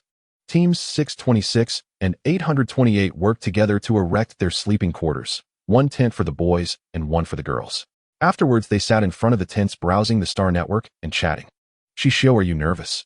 Xian sat beside Xixiu with Xixiu on her right. Xixiu shook her head. No, one score doesn't define everything. She had no intention of standing out. Passing grades were sufficient. Whether good or bad, they all had to serve in the military. Perhaps better scores might lead to faster promotions or a more desirable posting. Right? It's about overall capability. Xixiu agreed with Xixiu's perspective. All right, let's give it our all and catch them off guard. Xian reached out, drawing Xixiu and Xixiu into a huddle and let out a clear, melodious laugh. That night, everyone slept soundly. At 6 o'clock terminal time, Xixiu and Xian opened their eyes promptly. After washing up, they planned to go for a run to loosen their muscles. Su Jinbao and In White followed behind. At 8 o'clock, teams 626 and 828 packed up their belongings and stood at the designated positions alongside the other red team students. Ganfu and Qin Junwu reiterated the safety precautions and issues to watch for during the warship's flight, advising students not to panic and to seek help if in danger. Teams that are not on duty can watch other teams' matches through the terminal. It's a good way to gather experience for your own use. Qin Junwu's reminder was a helpful tip for the students. Yes, thank you, instructors. The students' voices rang out loud and clear. From their vigorous and spirited demeanor, Qin Junwu could sense their high morale and fighting spirit. Don't panic. You've already honed your skills in the virtual network. Stick with that feeling. Also, be sure to operate only within the areas indicated on the star map. Do not venture into restricted zones out of curiosity. That's an order. Qin Junwu pointed to a dark, unlit area on the star map, the Forbidden Zone. It was likely the nascent nebula that Huang Chuanhu had mentioned. Understood. The students waited in place. The team scheduled for duty would be led by the training base instructors to the warship's berth and then taken into space by the same instructors. The first match was the blue team's Qiu Xiaorong against the red team's He Yinlei. Xixiu watched the light screen intently. Everyone else was equally focused, mentally reviewing their own potential mistakes and correcting their flaws. The blue team emerged victorious, but He Yinlei's squad also scored a considerable number of points, losing by a mere 3-point margin. At 10:30, Xixiu and the others, under the guidance of the training base instructors, boarded the training warship. Follow the AI's instructions. The training warship is the same model as the schools. Don't panic. Victory or defeat isn't the main point. Furthermore, protective gear must not be removed at any time. The training base instructor was patient and spoke in a gentle tone. Thank you, instructor. The two team leaders led their members in a careful review of the controls and checked that their protective suits were properly secured. Then they took their positions ready for liftoff. At the same time, on the other side of the base, Yukila and Guoguangqing led their own team members aboard the training battleship. Yukila learned from Guoguangqing's team just as she was boarding the ship about his disparaging remarks regarding teams 626 and 828 in the group chat. Zhang Jixing forwarded the chat logs to Yukila, who after reading them held Guoguangqing in deep contempt. Although he possessed some minor strategic talent, he was prone to empty talk without action. His second-place finish last time was likely a fluke. His ranking was not significantly higher than teams 626 and 828, yet he boasted of crushing them, truly overestimating himself. Guoguangqing, trailing behind Yukila's team, was speaking with his own members. Yukila caught the smugness and overconfidence in his expression. Moreover, his words were laced with disdain for Hong Xiuxiu and Wu Jingxian, and even Xixiu was beneath his notice. He believed Wu Jingxian and Xixiu might have relied on connections, and this time he would show them what real tactics meant. Yukila silently sent a message to Zhang Jixing: instruct our team to focus on coordination and details and be especially cautious of the red side. Stay vigilant. Guo Guangxing was too arrogant. If he changed tactics midway, the entire team might be dragged down by his recklessness. Upon receiving the message, Zhang Jixing understood Yukila's concerns and informed the other 4 members of his team about her decision, emphasizing flawless coordination without any mistakes. At 11:30, the training for Xixiu and the others commenced on schedule. Xixiu and Xian took the control seats while Nan Jiahe and In White handled the weapons. Huang Chuanhu was reassigned to work with Fuliola on the star chart, leveraging his familiarity with the area for environmental advantage. The remaining positions stayed unchanged. Once in position, they adjusted the communication frequency and the battleship powered up with the assistance of artificial intelligence. The accompanying training base instructor sat on the second-floor observation deck, where he could monitor every move Xixiu and the others made. The moment the battleship lifted off, the training exercise began. They would be scored not only on combat performance, but also on bonus points awarded by the observing instructor. Xixiu's battleship ascended steadily with only a brief few seconds of turbulence. The 2 observing instructors exchanged glances and nodded in approval. In under 30 minutes, Xixiu's team reached the designated coordinates on the star chart. The blue team's battleship appeared on the display. Xixiu's voice rang out, "First, take cover ahead." Xixiu and Xian operated swiftly, maneuvering the battleship to conceal itself behind an asteroid belt and interstellar dust. "Yimingda, how far is the blue team from us?" Xixiu queried the data on the display. 200,000 units in kilometers, Yimingda replied promptly. "Excellent. Execute the plan as discussed. Move." The moment Xixiu finished speaking, their battleship emerged from the asteroid belt, deliberately exposing itself to the blue side. "Activate level 3 shields. Weapons are locked and ready. Star chart plotting initiated. Data calibration complete." Soon after, Yukila's team spotted the red battleship rapidly approaching. "Weapons ready, target fire at maximum velocity." Guo Guangxing issued the command before Yukila, the overall leader, could speak. Yukila shot him a glance and noticed his smug satisfaction. Guo Guangxing believed that no strategy was needed to defeat the red side. Victory was certain. Who would be foolish enough to appear directly in the enemy's line of sight? That was practically asking to be hit. Yet the weapons they fired, which they expected to hit with 200% certainty, missed. They grazed past the red battleship, missing by only a slight angle. Guo Guangxing's eyes widened in disbelief. How was this possible? Yet it had indeed happened. As their projectiles neared the red ship, it executed an incredibly sharp turn, evading the attack. Simultaneously, as the red ship turned, its weapons came flying from 6 directions. Zhang Jixing spotted the projectiles scattered across the holographic screen and pushed his hand speed to the limit, but one training round still struck his ship. Though it didn't hit a critical area, the red team still scored points. Tan Qingchuan stared at the star chart on the screen. "The red side has entered the interstellar dust. We have 2 firing opportunities. Do we take the shot?" "Of course. Fire the weapons. We'll hit them this time for sure." Guo Guangxing was furious over the earlier miss. He refused to believe the red team possessed such agility. That previous evasion was pure luck. Guo Guangxing planned to fire and then set a trap to lure the red battleship into a capture zone. Yukila kept her eyes fixed on the screen. "Lu Mingyue, is the data ready?"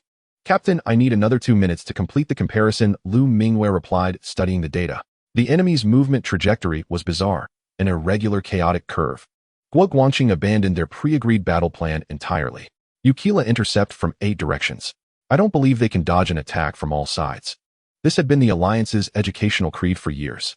Rare instances of deviation had ended in consequences witnessed by all, devastating and undeniable.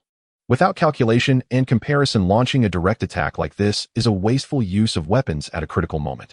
"Our goal isn't a quick victory, it's to score points," Yukila said, her tone rising. At that moment, she felt a surge of dissatisfaction with Guo Guangxing. She hadn't expected him to be so impatient, disregarding the entire team's welfare. "By the time you finish comparing data, the red team will have vanished without a trace," Guo Guangxing retorted, his eyes filled with scorn. "Exactly, our captain has a point," chimed in one of Guo Guangxing's team members, supporting his decision. "That's not what we agreed upon when discussing tactics. We need to advance and retreat, strategically observe the enemy's moves, and find the optimal moment for a decisive strike," said Lan Xingwu, Yukila's star chart operator. "Plans change on the fly," Guo Guangxing sneered, his contemptuous expression infuriating Yukila's team. Yukila decided to ignore Guo Guangxing. Her team had personnel in all key positions, and with good coordination, they could still secure points. The accompanying instructor observed the heated debate between the 2 teams, but awarded no bonus points. Yukila clearly had no intention of persuading her teammate further. She resolved to lead her own team independently. While this determination was commendable in some respects, such behavior on a battleship in a star battlefield was a grave taboo. During their argument, Xixiu's battleship had drawn ever closer. Guangxing strode to the weapons console in a few quick steps and pressed the firing button, striking Xixiu's ship and scoring a point. However, the hit didn't land on a critical area, so their scores still lagged behind Xixiu's. Following the original plan, Xixiu's battleship turned and retreated. Guangxing recklessly pursued. Blinded by the thrill of his success, he didn't stop to consider if it might be a trap. But Yukila seized control. Cadet, will please prioritize the overall situation. Women are just cowards. If you're so scared, why join the combat department? Humph. The disdain on Guangxing's face was unmistakable to all the women present, including the female base instructor on the observation deck. These words undoubtedly wounded his own teammates as well. The girls who heard him exchanged glances, then concealed their true emotions.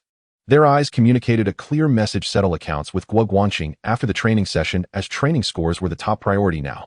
Everyone remained in position. 5 minutes later, Lu Minghua finally determined the trajectory of the red team. Yukila frowned at the opponent's erratic zigzag movements, defying standard tactics.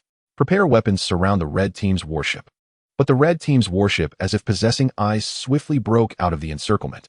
Once free, their weapons fanned out like a net, completely blocking Yukila's path. The blue team suffered critical hits in multiple areas, earning the red team more points. Guangxing gritted his teeth in fury. Yukila, I told you your plan wouldn't work.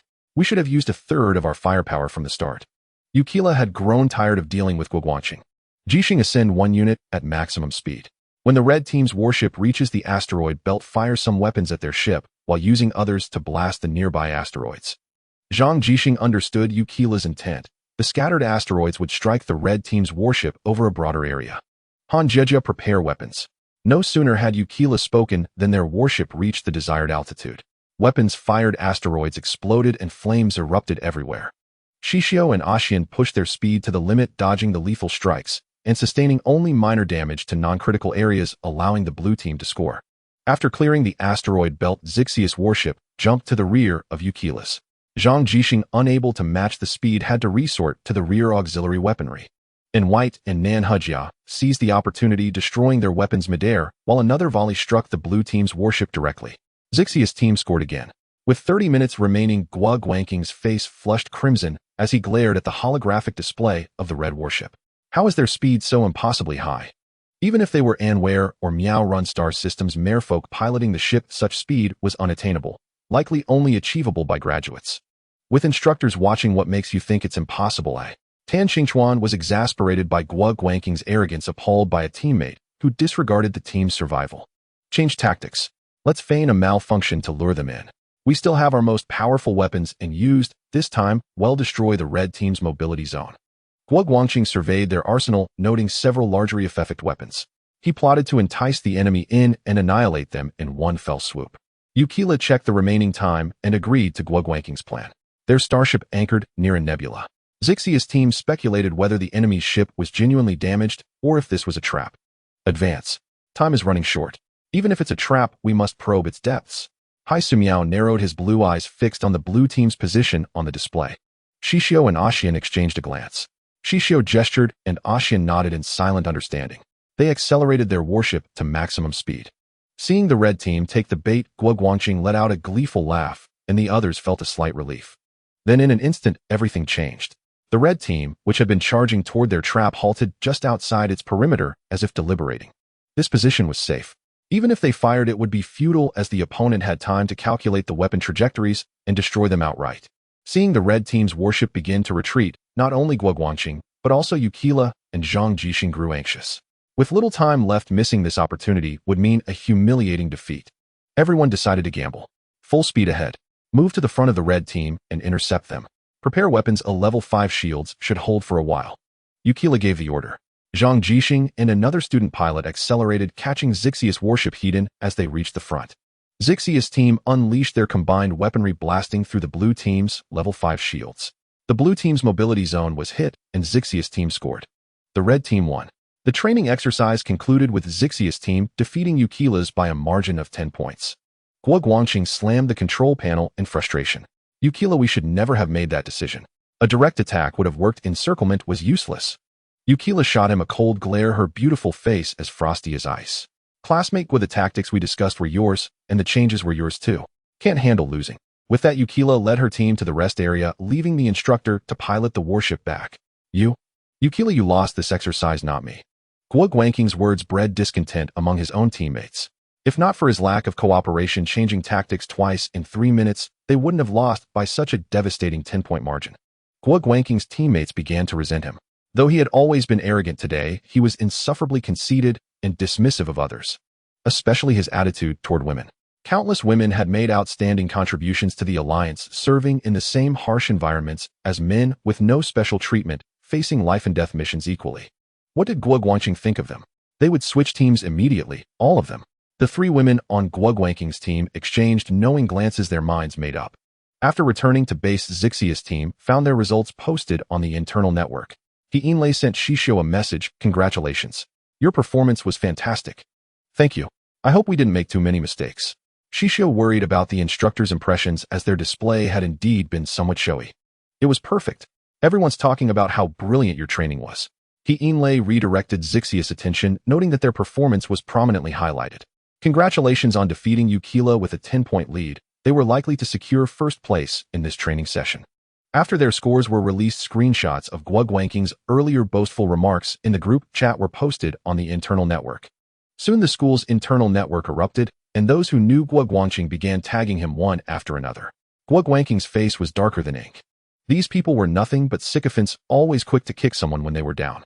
Just yesterday, when he had sent messages in the group chat, they had all been cheering him on to fight, fiercely urging him to put on a good show so they could enjoy the spectacle. Now that the situation had reversed, they flipped their allegiance right along with it. Because of Guo Guangqing, Yukila and Zhang Jixing were also subjected to public ridicule from their classmates. Watching the internal network scroll with more and more messages all targeting their team, Yukila and her teammates' expressions grew increasingly grim. They wished they could pin Guo Guangqing to the ground and beat him senseless to vent their anger. Yet Guo Guangqing was still insisting that Xixiu and the others had either been hiding their true strength all along or had cheated. That Xixiu and Wu Jingxian had pulled strings to get a backdoor opened in a desperate attempt to turn the tide of public opinion. When Yukila found out, she thought Guo Guangqing's head was filled with nothing but mush. She wanted to scoop it out and smear it all over his face. In today's practical training, any other team would not have lost by as much as 10 points. In every previous training session, losing by 5 points had been the absolute limit. Yet her team, Yukila's team, had actually broken the historical record. It was absolutely unbearable. Yukila silently glanced at her teammates, who all their expressions were dark. Han Jiejia and Tan Qingchuan, watching Guo Guangqing still arguing with others on the internal network, felt worse than if they had swallowed a fly. In every previous training session, losing by 5 points had been the absolute limit. Yet her team, Yukila's team, had actually broken the historical record. It was absolutely unbearable. As for hiding their strength, there was no rule against it. However, Xixiu and the others couldn't restrain themselves and directly countered Guo Guangqing. Liang Jingxian threw their previous assessment results in his face. During that exam, they had been 1 member short, which was why they only placed 6th. Now with a full team, their performance was bound to improve. Guo Guangqing's baseless ranting on the internet without a shred of evidence immediately made him the target of criticism across the entire network. Many students dug up Guo Guangqing's history and discovered that he was related to Kwang Bairu, the notorious figure who had caused such a stir during the training at Loluta, an even more ruthless individual. Online, everyone was saying that Guo Guangqing probably shared a trait with Kwang Bairu, a complete lack of shame. The comments grew more numerous and more vicious. One man alone couldn't fight off 1,000 critics, and in the end Guo Guangqing was left speechless under the barrage of abuse. This incident alarmed the team leader Su Enchi. Gan Fuer and Chun Junwu, who had been thoroughly enjoying the spectacle, were suddenly summoned to the office by Su Enchi. "The 2 teams in these screenshots are your students, aren't they?" Su Enchi looked at these 2 outstanding warriors who had been teaching at the military academy for over a decade, diligent in their work and never vying for credit. "Yes, Team 626 is my student. Team 828 is Chen Junwu's." Gan Fuer spoke with pride. "Have you both seen what's happening online?" "We have.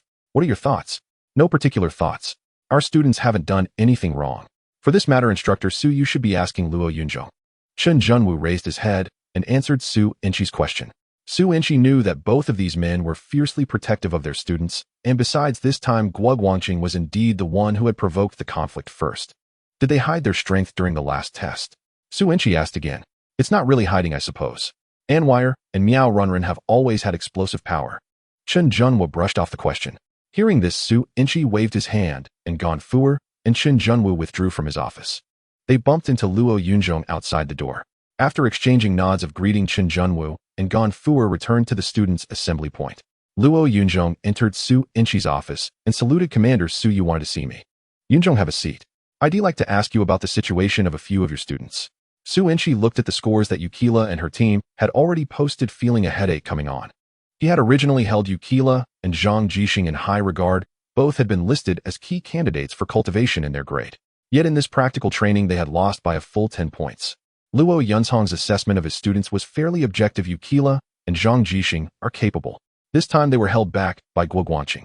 Luo Yunzhong forwarded to Su Inchi the video recordings of Yukila and her team's conversations on the battleship, as well as their handling of the unexpected situation. And what about Gan Fuer and Qin Junwa's students? You were the one who presided over the last assessment, weren't you? Su Inchi was somewhat puzzled. Hai Sumio's team was one member short. As for Wu Jingxian and the others, their performance at the time could only earn them third place. Luo Yunzhong lowered his head, recalling the assessment situation. This time it must have been Guo Guangqing who dragged them down. Otherwise Yukila wouldn't have lost. Luo Yunzhong believed in his students. Yukila and Zhang Jixing excelled in every aspect. Their physical fitness remained stable, and their mental strength was firmly at the peak of 3S. Given time, they would undoubtedly become the finest warriors. What they needed was the space and opportunity to continue growing. The Anwire people must have taught Hong Xixiu the method for training mental strength.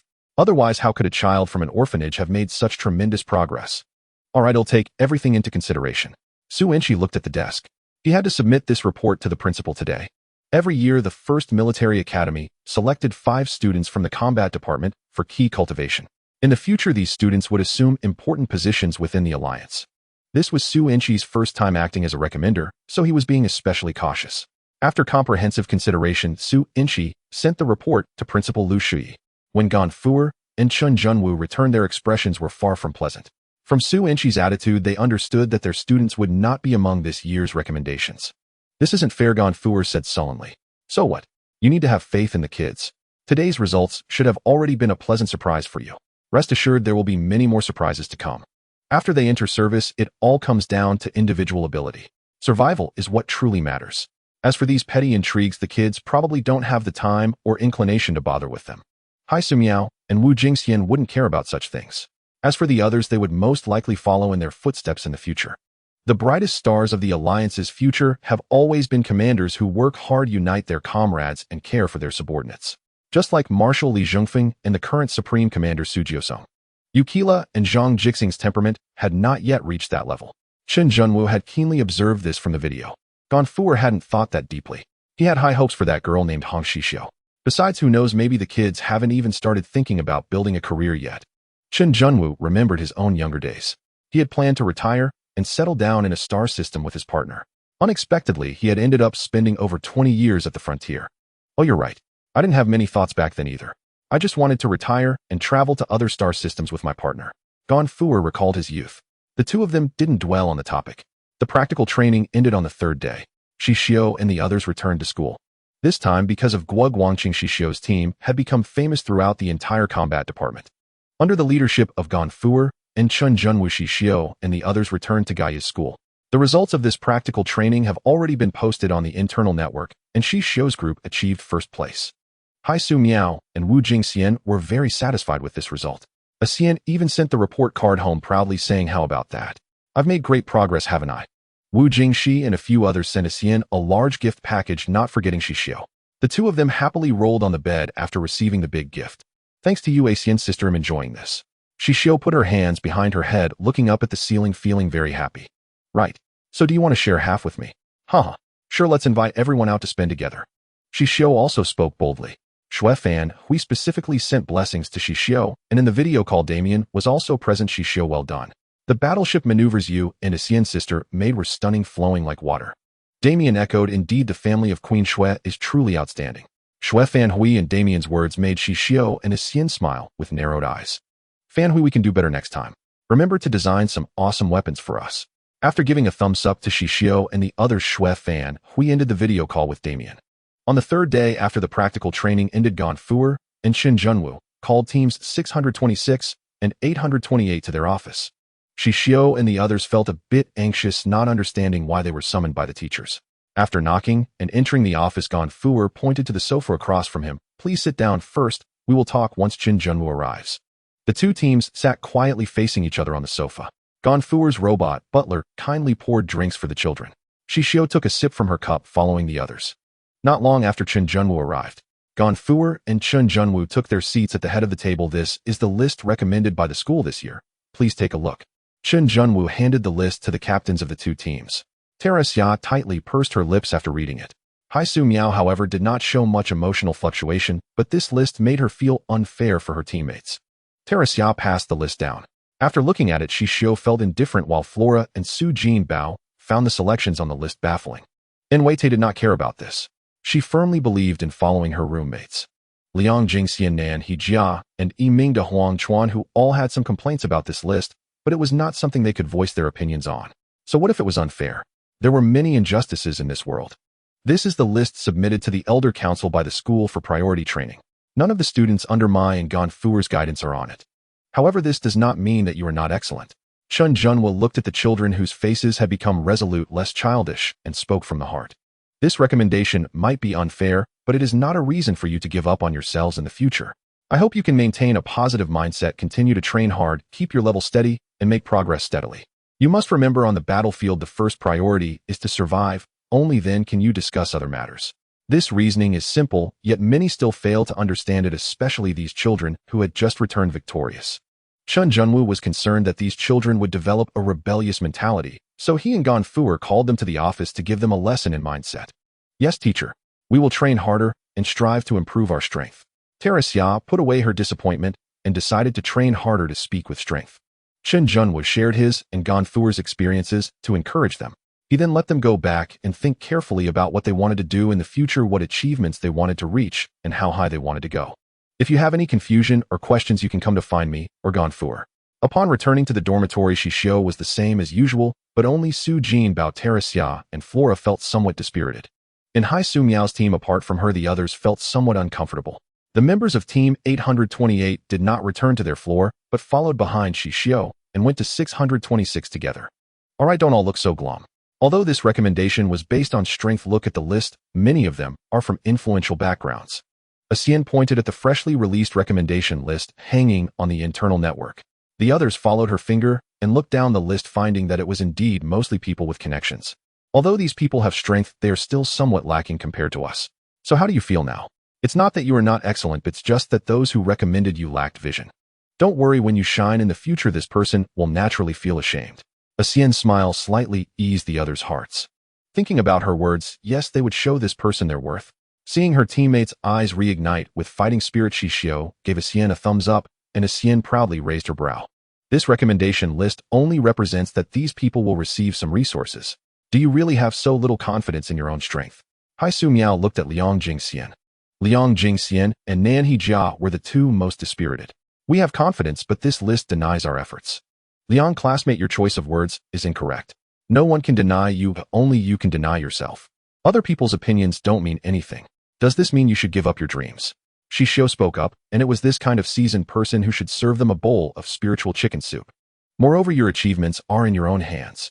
The teacher has already said, improve your strength, survive on the battlefield, only then can you go further than them. Xian simply adored Xixiu, as she should have gone into public speaking, as she had such an inspiring way with words. Manhwaedit echoed, yes, following Hong, classmate, we will achieve great things together. In the end, it will surely be us smiling in the depths of the starry sea. Wait, Manhwaedit, what does this have to do with me? Xixiu looked at the tall Alaxian, somewhat puzzled. What, Hong, classmate, are you not taking me with you? Manhwaedit did not understand what she had done wrong, fearing her roommate would abandon her. Xixiu was speechless. Huh. Nan Hijia couldn't hold back and laughed out loud. Everyone was amused by Manhwaedit's pitiful expression and remembered Xixiu's words, planning to train harder in their third year. After the list was announced, some students from the same year in the combat department voiced grievances for a time on behalf of squads 626 and 828, who had taken first place. Yet it stirred not even a ripple. The parties involved made no comment and sought no explanation from the school, suggesting they cared little for such matters. The other students thus let the issue fade. The 5 students who received the recommendation began to receive specialized tutoring from professional instructors after each day's classes, with resources gradually tilting in their favor. These 5 would gain the support of the Alliance's latest weaponry technology and all other resources. Yukila and Zhang Jixing were both on the list. Zhang Jixing knew it was due to his master's influence, and Yukila understood this as well. Yet both remained confident in their own abilities. As for their defeat by Hong Xixiu in the previous practical training, Yukila believed it was not a matter of their strength, but rather a burden imposed by Guo Guangqing. Guo Guangqing had been marked with a blemish on his record at the school, making future promotions and service far more difficult. Considering Guo Guangqing's skill level, he was not immediately transferred out of the combat department. However, the 3 women in his team applied for reassignment as soon as they returned to campus. Their reasons were more than sufficient. Guo Guangqing held women in contempt, and the instructors at the training base served as witnesses on their behalf. In the end, Guo Guangqing's team was left with only himself and 2 other male students. Knowing his behavior, no one else was willing to join. Having no one willing to team up with him spelled grave trouble for the trio's future assessments. The 3 of them could never complete the Endofterm battleship examination, aptly nicknamed Groping in the Dark. In his dormitory, Guo Guangqing ground his teeth audibly. His roommate and former partner had already moved out. Staring at the empty room across from him, he shattered the sofa with a single blow. A robot alerted by the noise arrived and scanned the scene. The management robot issued a fine to Guo Guangqing for destroying the sofa. He was ordered to pay 2,000 star coins and clean the floor for a month. After transmitting the fine record to Guo Guangqing's terminal, the robot departed considerately, closing the door behind it. Learning of this, Kwang Bairu rushed over. Guo Guangqing, what did I tell you? Don't be so arrogant. Guo Guangqing, irritated by his cousin Kwang Bairu's taunts, retorted, what about you? At least I can still stay in the combat department and head to the front lines where there are chances to make a name for myself. You? Even in logistics, you'll never make it to chief. Guo Guangqing's tone was so caustic that Kwang Bairu nearly exploded with rage. Don't forget, you owe everything to my mother. Without her, could you ever have accessed advanced martial techniques? Nothing infuriated Guo Guangqing more than having his origins thrown in his face, not even by Kwang Bairu. Kwang Bairu, what about you? You were born through your mother's scheming. Huh. Heir to the Kwang family. Does the Kwang family even acknowledge you? Deluding yourself. Kwang Bairu had initially come to discuss their next move, but she forgot how they had never gotten along since childhood. Moreover, with her spiritual power now shattered, she was no longer a match for Guo Guangqing. Fuming, Kwang Bairu left and reported Guo Guangqing's affair to her mother Guo Songlian. Guo Songlian told Kwang Bairu not to be impatient, as she had already found a way to restore her spiritual power. She asked her daughter to wait 1 more year. Hearing this, joy swelled within Kwang Bairu. Mom, is that true? Can my spiritual power really be restored? Yes. Guo Songlian uttered the word with unwavering certainty. Kwang Bairu knew well her mother's capabilities. All right, I'll wait patiently for 1 year. In a year, I'll make those who mocked me pay the price they deserve. Kwang Bairu's expression turned terrifying. She mentally ran through the names of those she had long harbored grudges against, ensuring none were omitted, then let out a sinister cackle. And so the storm over the recommendation list subsided. Xixiu and her companions continued training and studying, as usual, unaffected by the list. Only Su Jinbao and Liang Jingxian occasionally grumbled. The rest focused on preparing for the Endofterm battleship examination. That was a matter of life and death. Failing without putting in the time was a real possibility. Xixiu and Axian burned the midnight oil for several nights straight, memorizing the locations of every cabin on the battleship until they knew them by heart. Although all operations on the battleship could be handled by artificial intelligence, once they boarded, accidents were always a possibility. In the Star Sea, they often encountered areas with no signal or where signals were jammed. In such situations, soldiers had to rely on their own quick thinking. Thus, knowing the location of every cabin on the battleship was essential knowledge.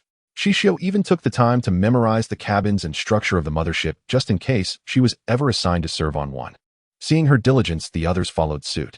Because she had memorized a rare edition of star charts and scored full marks in the previous star mapping exercise, they believed Xixiu had remarkable foresight. So Squad 626 pulled several more all-nighters together.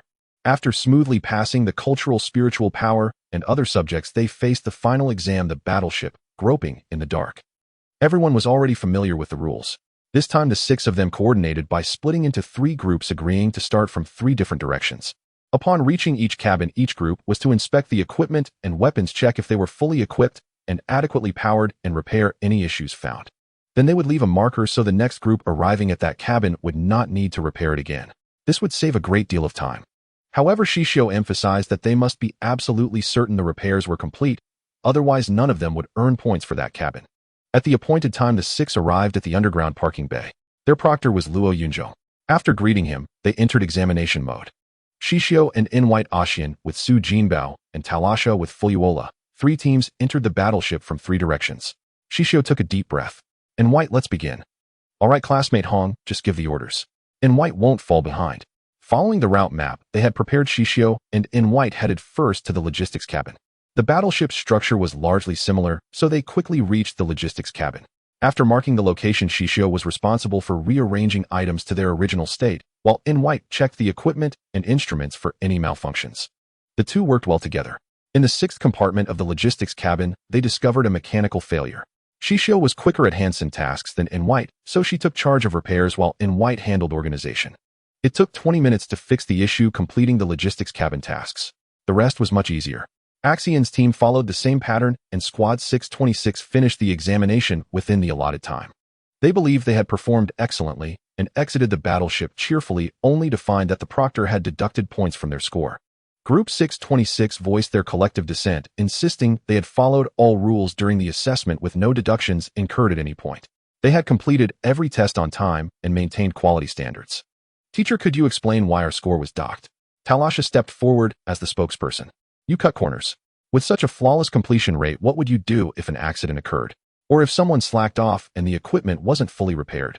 Luo Yunzhong's tone was calm, but Xixiu and the others detected a hint of sarcasm. We didn't consider that issue.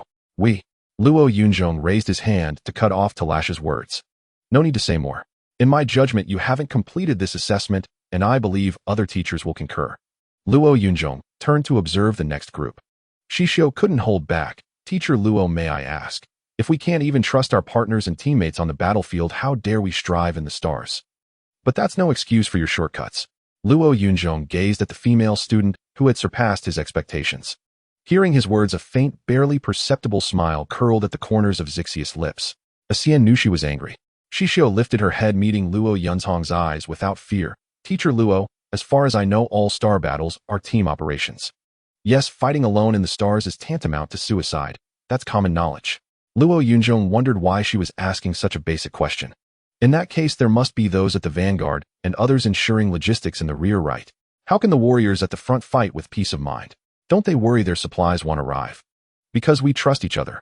Luo Yunzhong recalled his own days of combat. Is that so? Xixiu countered. Luo Yunzhong regarded her with a scrutinizing gaze. What are you trying to say?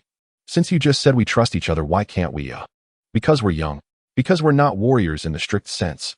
So our direct trust isn't considered trust. Teacher Luo, we of Group 626 are comrades who would entrust our backs to each other, no different from any other warriors. I don't believe we took shortcuts.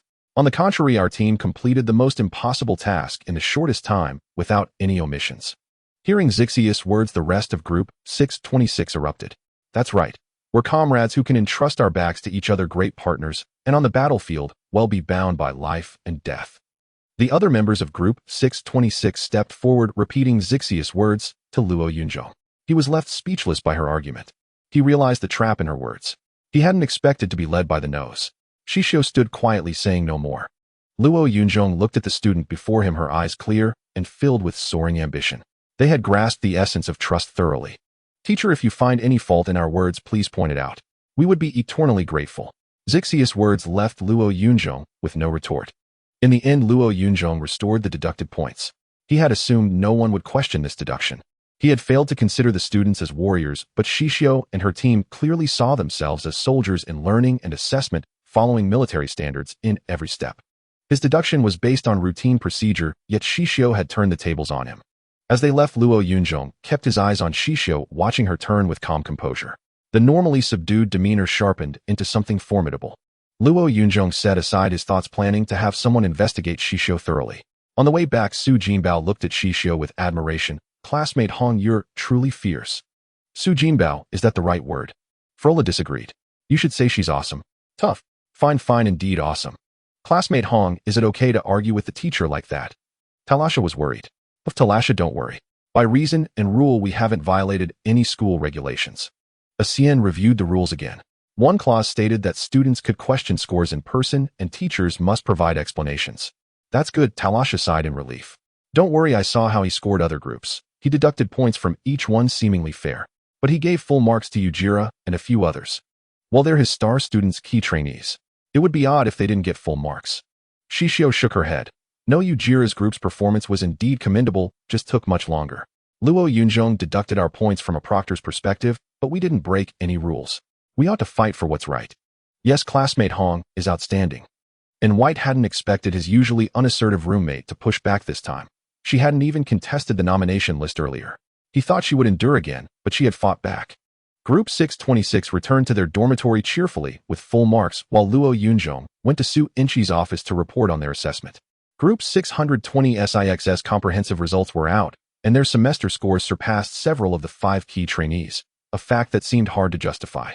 But Luo Yunzhong and Su Inchi could do nothing. The scores were already recorded in the central AI. Make them work harder. They must secure top 5 rankings by the end of their 3rd year. Su Inchi stared at Group 620 SIXS report card, taken aback by Xixiu and Wu Jingxian's scores.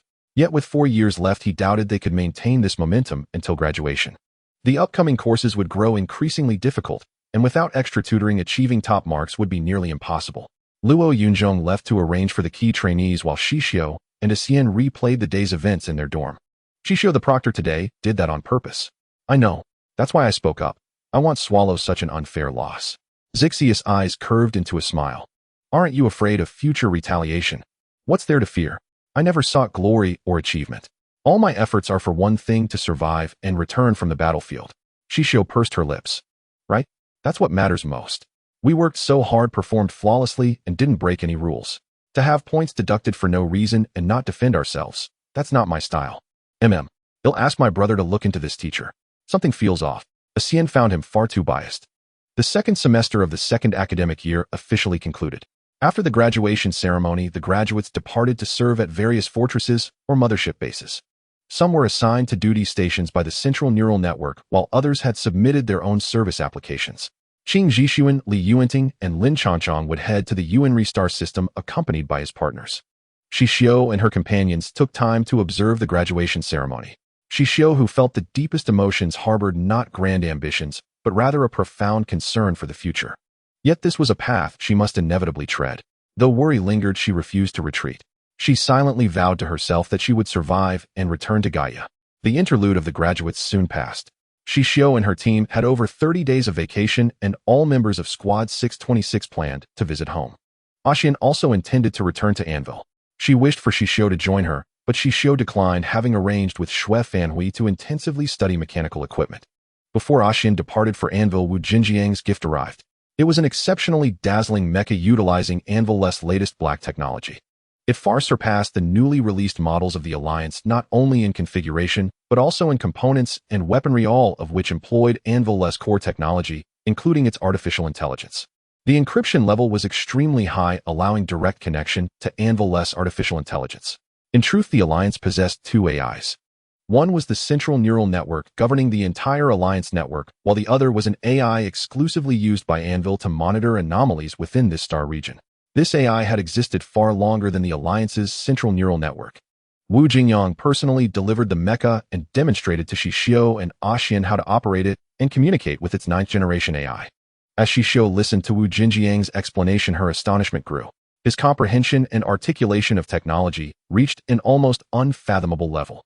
She felt utterly unable to keep pace with his thoughts, and for the first time doubted her own intelligence.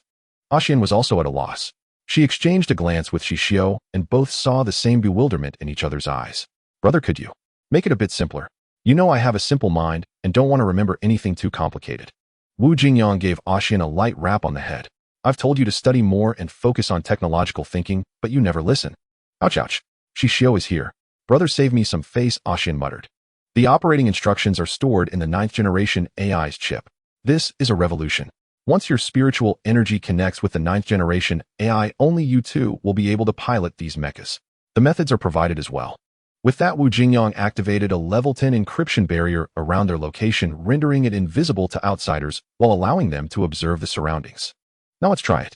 Xian, first let the mecha acknowledge you as its master. Wu Jingyang handed the instructions to Xian. Xian took the instructions and carefully studied the steps. Since the mecha had not yet acknowledged her, she could not use its teleportation device and planned to ascend via the boarding ramp. Wu Jingyang grabbed her arm. You only have one chance to make it acknowledge you, so don't be reckless. Make it submit willingly, understand.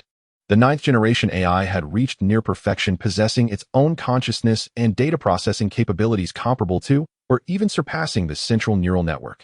Seeing the caution in her brother's eyes, Xixiu nodded and leaped onto the mecha. Her mecha was the color of her irises, a dazzling gold, with a feminine exterior resembling her own features. Once inside the mecha, Xixiu awakened the AI. When her spiritual energy connected with it, she employed her usual brute force method, directly overwhelming it with her spiritual pressure. The mecha's AI did not resist for long before submitting. After all, Xixiu's spiritual energy was vast as an ocean. It could not withstand such a powerful assault. Xixiu jumped down from the mecha, clapped her hands, and declared, "Done. Xixiu, your turn." Wu Jingyang was speechless. He guessed that Xixiu had used her domineering method to force the AI into submission. Xixiu's mecha was pure black, matching her eye color. Its exterior was an enhanced version of her appearance, and its body was designed according to her physical measurements, fitting her perfectly. The mecha stood approximately 10 meters tall, while Xixiu's current height was 9 meters. Upon entering the mecha, Xixiu found the interior space well designed. The control console was spacious, and the control panel was projected, appearing only when the AI was activated. The operation method was simple, not much different from ordinary mechas. Inside, Xixiu gently awakened the AI, choosing a gentle approach instead of a rough one. Like a spring breeze nurturing rain, she used her continuous, gentle spiritual energy to connect with the AI, just as she did when communicating with Ebony. The awakened ninth-generation AI curiously observed the human before it. It sensed that beneath her gentle spiritual energy lay formidable strength. From her spiritual energy, it directly assessed her true power and etched her spiritual imprint into its memory. It appeared exhilarated. If its master was formidable, the skies it could soar in would be far broader. "Hello, I am Generation 99, it said, its voice gentle. Xixiu looked at the virtual avatar and smiled as she greeted it. "Hello, I am Hong Xixiu. I look forward to your guidance." "Okay, Master Xixiu," it replied, its voice shifting to a sweet, playful, and innocent tone. Having successfully awakened the mecha and established a connection with it, Xixiu returned to the ground. Xixiu asked eagerly, "Xixiu, how did it go? Did it give you any trouble?" "Sister Xixiu, rest assured. It's very obedient and well-behaved. I like it a lot." "Good, no problems then. Third brother, we did it," Xixiu said with some pride. Wu Jingyang hadn't expected Xixiu and Xixiu to subdue these two troublesome entities so easily. It seemed his worries were unnecessary. Xixiu and Xixiu's spiritual energy must have far surpassed that of the AIs, who otherwise they wouldn't have been bought over so quickly. He had conducted numerous tests. He had never managed to conquer these two. That's why he had assigned these two belligerent entities to the mechas, letting them shine on the front lines. Once you've bonded with them, give them names. From now on, they'll be with you. Treat them well. Also, a word of caution, both of them are dangerous warmongers. Wu Jinjiang's last words carried a meaningful tone. They are the ones you could never manage to persuade before. Correct. Upgraded versions. Wow, what a steal. With these mechas, she and Xixiu could probably sweep through 100,000 troops with ease. Xixiu grew even more satisfied. "Brother, you're truly a tech genius." Regardless, she'd shower him with praise. That was sure to work. "All right, since everything went smoothly, I can rest easy." Xixiu gazed at the mech, her excitement beyond words. She did not expect the Wu family to bestow such a heavy gift upon her. Xixiu resolved that when the crisis at Anwire truly arrived, she would return to Anwire and do her utmost to assist them in overcoming the crisis. "Sister Xian, third brother, please thank King and Queen Wang, as well as several princesses and others for me when you return." Xixiu felt a surge of emotions and said, "If Anwire ever needs anything, please be sure to let me know. I will do my best to help." Currently, she truly had no substantial gifts to offer them and felt she owed a significant personal favor. After finishing the mech test, Xixiu returned to school, while Xian secretly went back to Anwire with Wu Jingyang. Xixiu then sought out Xue Fan Hui, intending to quickly bolster her knowledge of machinery. Now that she had a mech, she needed to understand machinery on a deeper level. The latest mech from Anwire was still confidential, so Xixiu did not mention it to Xue Fan Hui. The two spent a lot of time in the laboratory, and under Xue Fan Hui's guidance, Xixiu made significant progress. Xue Fan Hui had been busy lately, and was just aware of the recommended list for Xixiu's grade, for which she scolded the recommenders. They really have no insight. How could they overlook someone as hardworking and powerful as Xixiu? Is this list based on looks? Xue Fan Hui did not hold back her criticisms. Xixiu responded seriously, "It is indeed based on looks. That shouldn't be the case. Looking at the entire First Military Academy, aside from the people from Anwire and the fish people of the Myo-run star system, there is no one more beautifully assembled than Xixiu." Xue Fan Hui pinched Xixiu's cheek, her expression earnest. Xixiu's once chubby face had become more refined. Her appearance truly surpassed the average standard of the Alliance, where no ugly humans existed. Due to genetic improvements and nearly 10,000 years of evolution, human appearances had become increasingly perfect. Not this face but another, the facade face he. Upon hearing this, Xue Fanhui understood. I see. No problem, after all Xixiu has no intention of becoming a marshal. Whoever likes to take on responsibilities should go ahead. Yes, that's the reasoning. I didn't even mention this to you because it wasn't a big deal. My teammates were not unhappy, instead I motivated them. Xixiu recounted the matters of the combat department to Xue Fanhui, praising their teacher, especially Captain Gonfur. After the list was released, he had put in 100% more effort in his lessons than before. Not only was the teaching content more detailed, but he also shared a wealth of his combat experiences and teamwork knowledge from his service in the military, which greatly benefited Xixiu. He was the kind of teacher who genuinely cared for his students, and he even coordinated teaching with Xin Junwu. After finishing their extra lessons in the laboratory, Xixiu and Xue Fanhui planned to take a trip around Gaia. The two drove a hover car to 7-Star Lake in Gaia, where there was not only a vast expanse of water, but also a forest perfect for letting Wu Mu roam free. As Xixiu let Wu Mu into the woods to frolic on its own, a subtle disturbance rippled through the air. Fanhui combat readiness. Xixiu fixed her gaze on the woods in the opposite direction of where Wu Mu had gone. There were people there, not weak, and 5 in total. Upon hearing Xixiu's words, Xue Fanhui wasted no time drawing her weapon and preparing for battle. The newcomers moved quickly. Xixiu activated her terminal to record data. It seemed the intruders were wary of them documenting their tracks and had brought along a data transmission jammer. Seeing this, Xixiu had no choice but to open Anwire's encrypted channel, drawing out her long knife to confront them. Although Xue Fanhui had spent these years in the laboratory, she had not neglected her physical training and combat skills. With Xixiu as a training fanatic in the family, Xue Fanhui's mental strength had also been honed significantly over the past 2 years. However, their experience in combat was far too limited. This could serve as practice. Fanhui, don't hold back. In this world, if enemies come knocking, either you incapacitate them or they take you out. That was the cruel reality.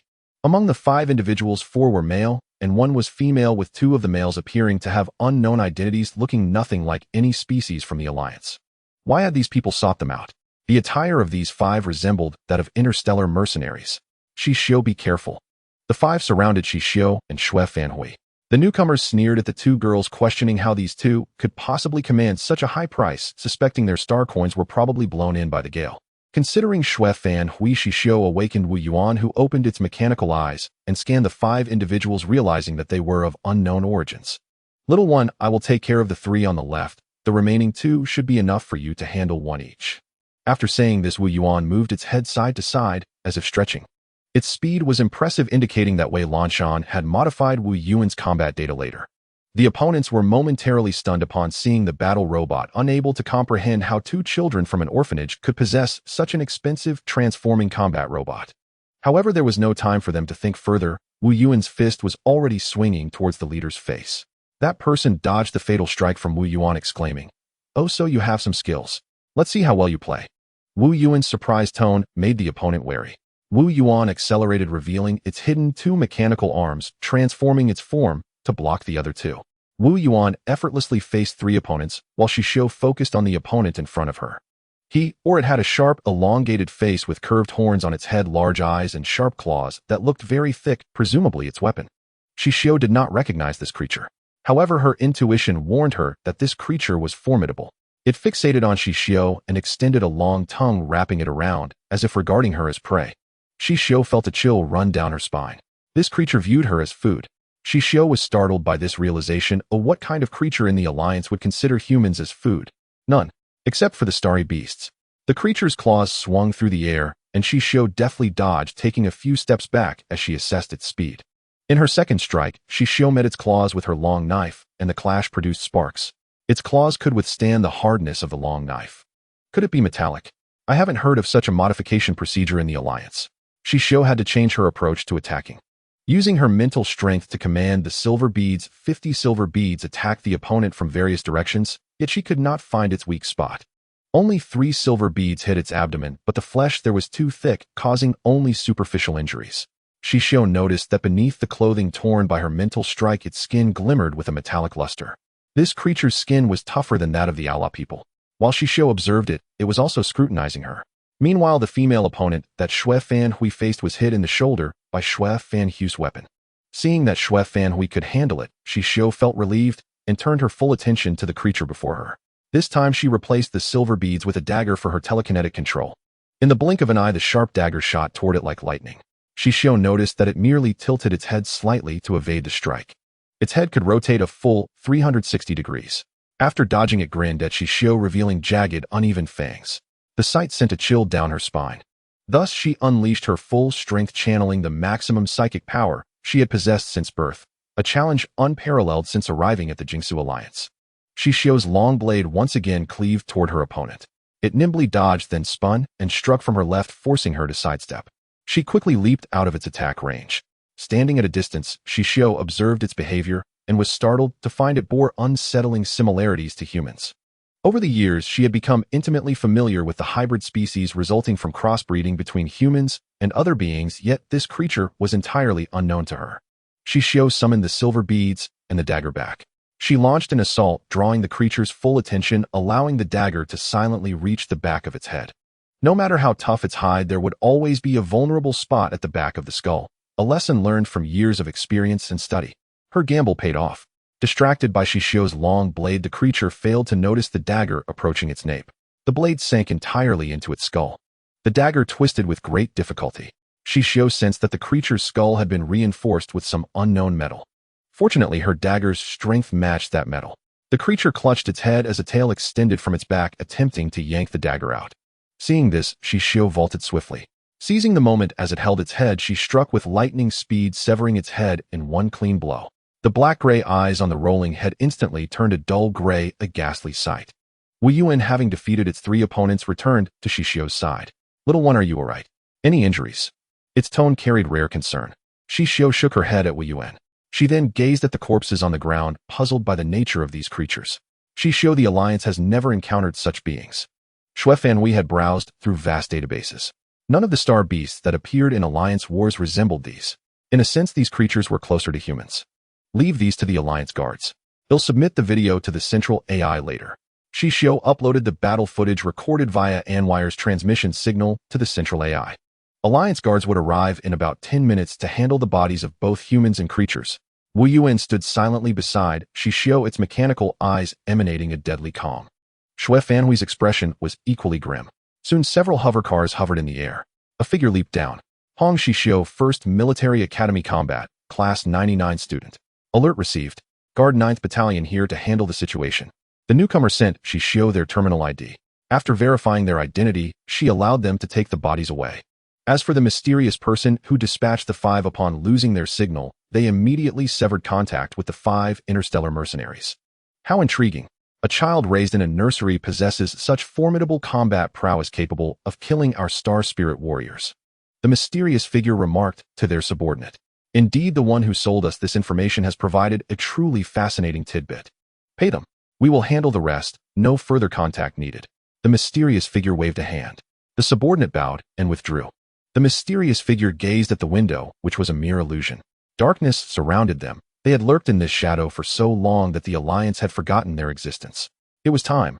Xixiu and Xue Fanhui returned to the academy with Wu Yuan. When Wumu rushed over upon hearing the commotion, the battle was already over. Its leaves drooped, filled with regret for not having helped Xixiu. Xixiu stroked its leaves and channeled a thread of psychic energy into it. It perked up, clinging to her playfully, until Wu Yuan whisked it away. On the way back, both were perplexed. Xixiu, who could it be? I don't know. The target was clearly me. But since arriving in Gaia, I haven't made any enemies. Only a few minor clashes. Huang Bairu, Guo Guangqing, and Xiao Wenjiu. No, there was also Cheng Yixue. How could these individuals with their limited abilities bypass the central AI surveillance to contact those outside the Alliance? But it shouldn't come to taking your life, right? Xue Fanhui knew those who had indirect conflicts with Xixiu. Their disputes were merely academic rivalries, nowhere near a matter of life and death. Who knows? The human heart is the hardest to fathom. Let's go back. If they come, we fight.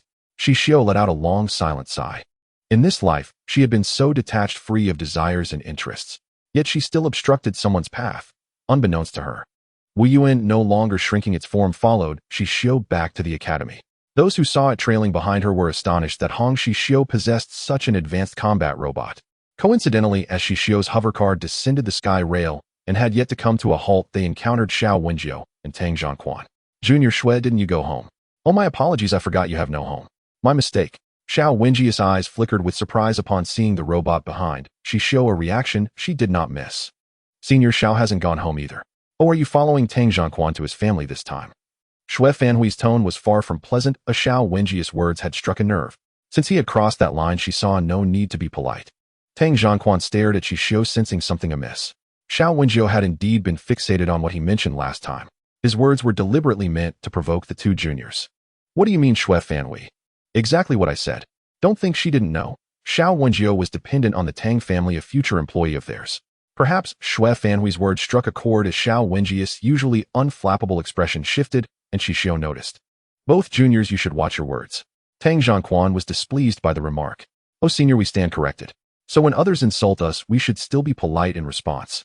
First time hearing that. Shui Fanhui was unafraid of deepening the rift. If Xiao Wenjiu was behind the earlier ambush, she would settle old and new scores together. Xixiu ignored Xiao Wenjiu, adjusted her hovercar, and sped away right in front of him.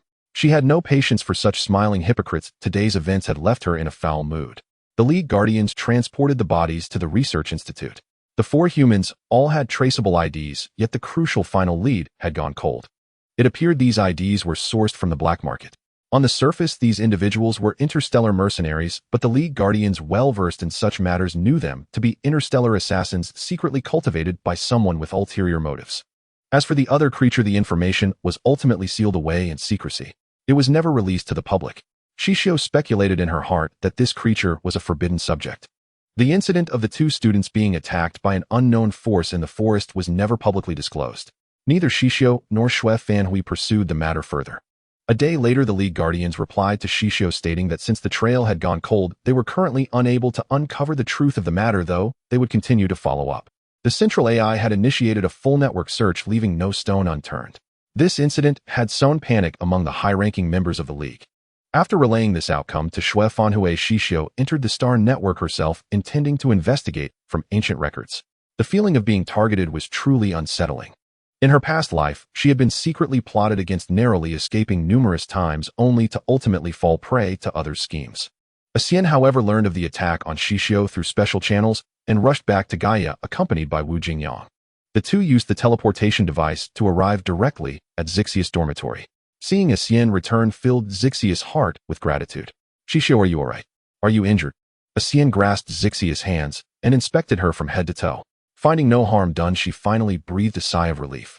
She and her elder brother had made a curved jump, traveling from Anwil to Gaia in under 5 hours, then hurried back to the school, not even bothering to conceal their identities. Sister, Xian, I'm fine. I killed that creature. Xixiu poured juice for Xian and Wu Jingyang, inviting them to sit on the sofa. Wu Jingyang set up an anti-eavesdropping barrier. I saw the video you sent via the Anwil encrypted channel and learned of your trouble. I checked some information in Anwil before coming here with Xian. Wu Jingyang explained how they had found out about the incident. So that was it. Xixiu had thought the League Guardians had notified Anwil to seek assistance, thus revealing the attack, but it turned out otherwise. I have never seen this creature in any database. Xixiu lowered her head in thought for a moment, then recounted the situation in greater detail, focusing on the creature's appearance and demeanor. Indeed, it has never been recorded in the League's biological atlas because it was merely a concept from the Jingsu League long ago. Wu Jinjiang's words sent shockwaves through them. What? Xixiu and Xian widened their eyes, staring at Wu Jingyang in disbelief. It was a weapon once envisioned by the League, Wu Jingyang clarified. Xixiu and Xian exchanged glances. How could anyone conceive of artificially creating a species solely for use as a weapon? Elder brother, how long ago was this? And what happened afterward? Xian reasoned that since it was merely a concept and not recorded in the atlas, it must never have been created before. About 1,000 years ago, before Marshal Li Zhengfeng was even born. After he rose to the 9 stars, he completely rejected the project, so the records should have been destroyed back then. Yet it seemed not everything had been eliminated. Someone had managed to obtain the original data from that time and brought this creature to life. Who could it be? The destruction of those records occurred nearly 800 years ago.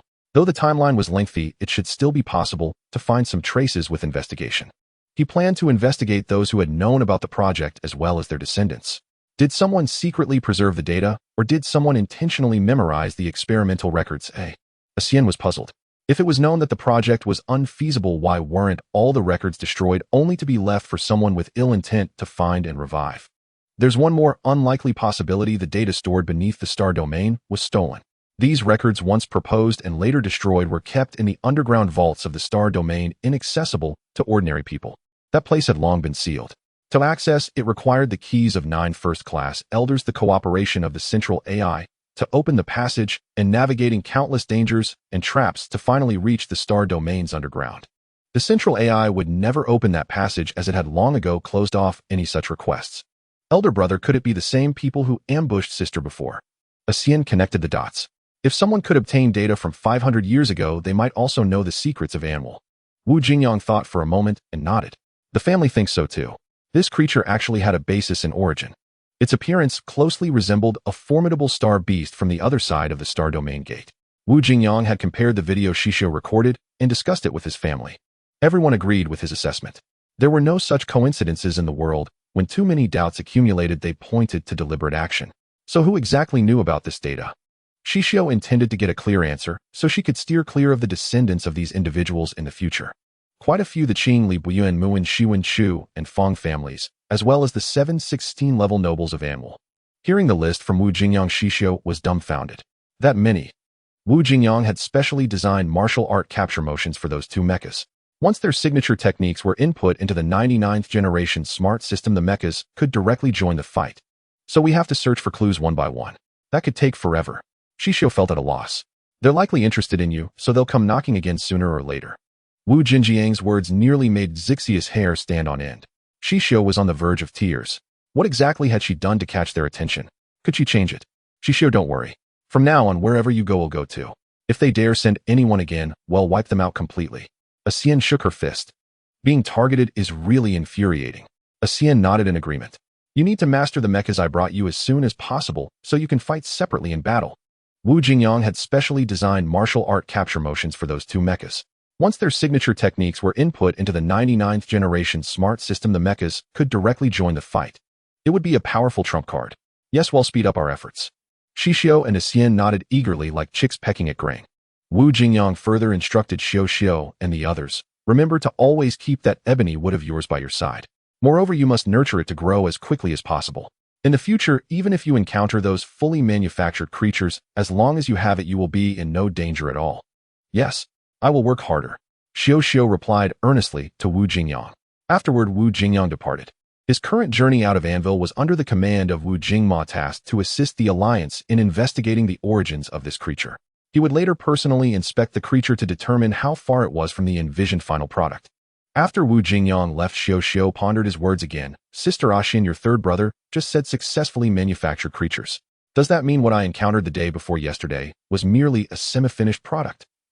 No, it probably wasn't even a semi-finished product. Xixiu had considerable knowledge of the star beasts from beyond the star domain gate. Based on the characteristics Wu Jingyang described, she retrieved the original prototype of this creature and showed it to Xixiu. This file was classified as top secret by Anvil. When Xixiu saw it, a sense of dread surged within her. She had never imagined that the Jingsu Alliance harbored so many terrifying interstellar creatures. At first glance, their faces bore some resemblance to humans, though their eyes were much larger, while their noses were minuscule, almost imperceptible. When their teeth closed, they interlocked like gears. The sharpness of their fingernails surpassed that of the creature Xixiu had encountered by 5 levels. Their arms and legs were long, slender, yet powerful, allowing them to stand and walk as well as shift postures to run or crawl.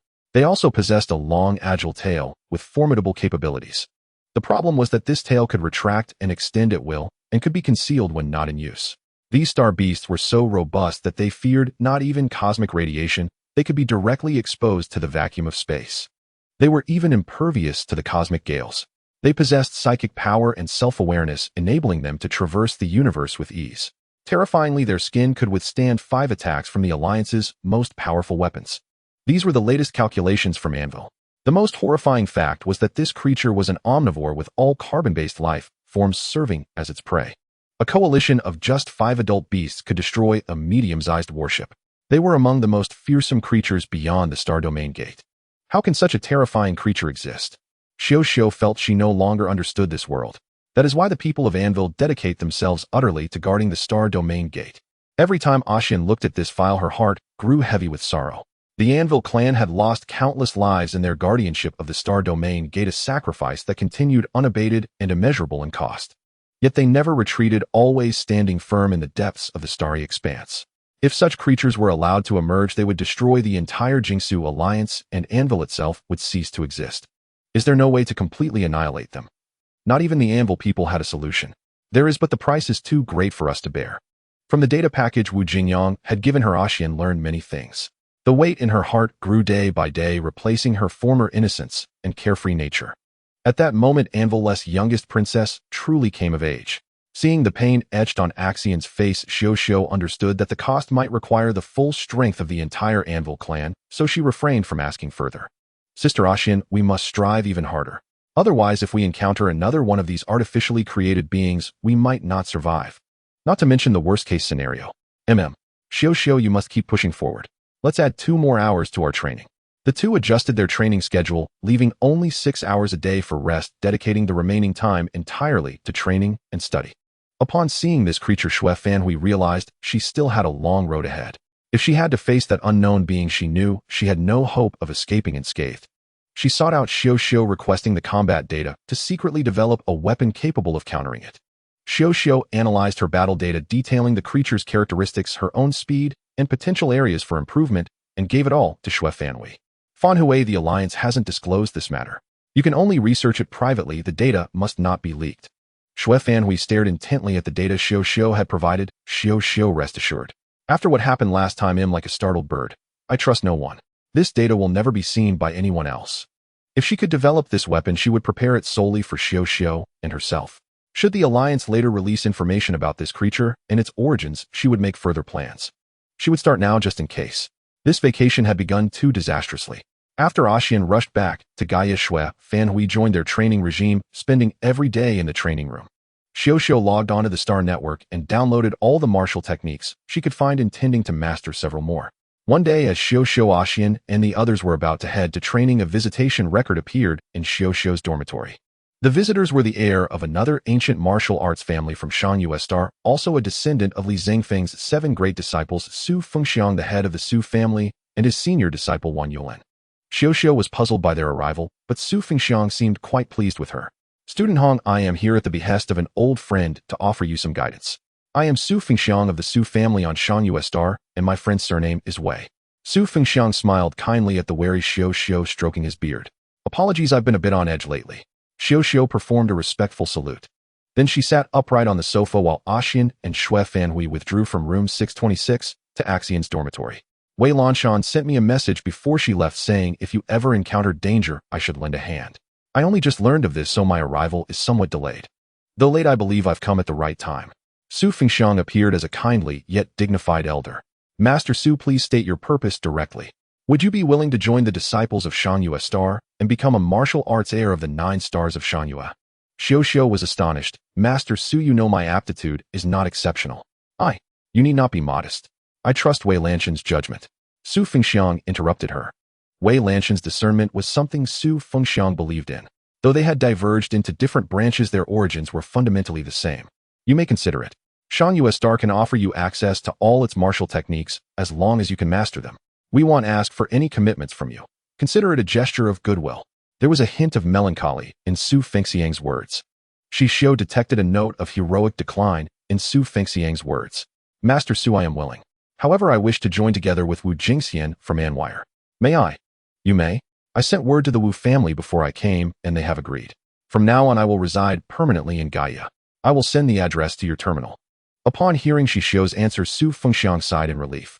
The decision to accept Hong Xixiu and Wu Jingxian was a collective one made by Shangyue Star. Before his arrival, he had met with the other 5.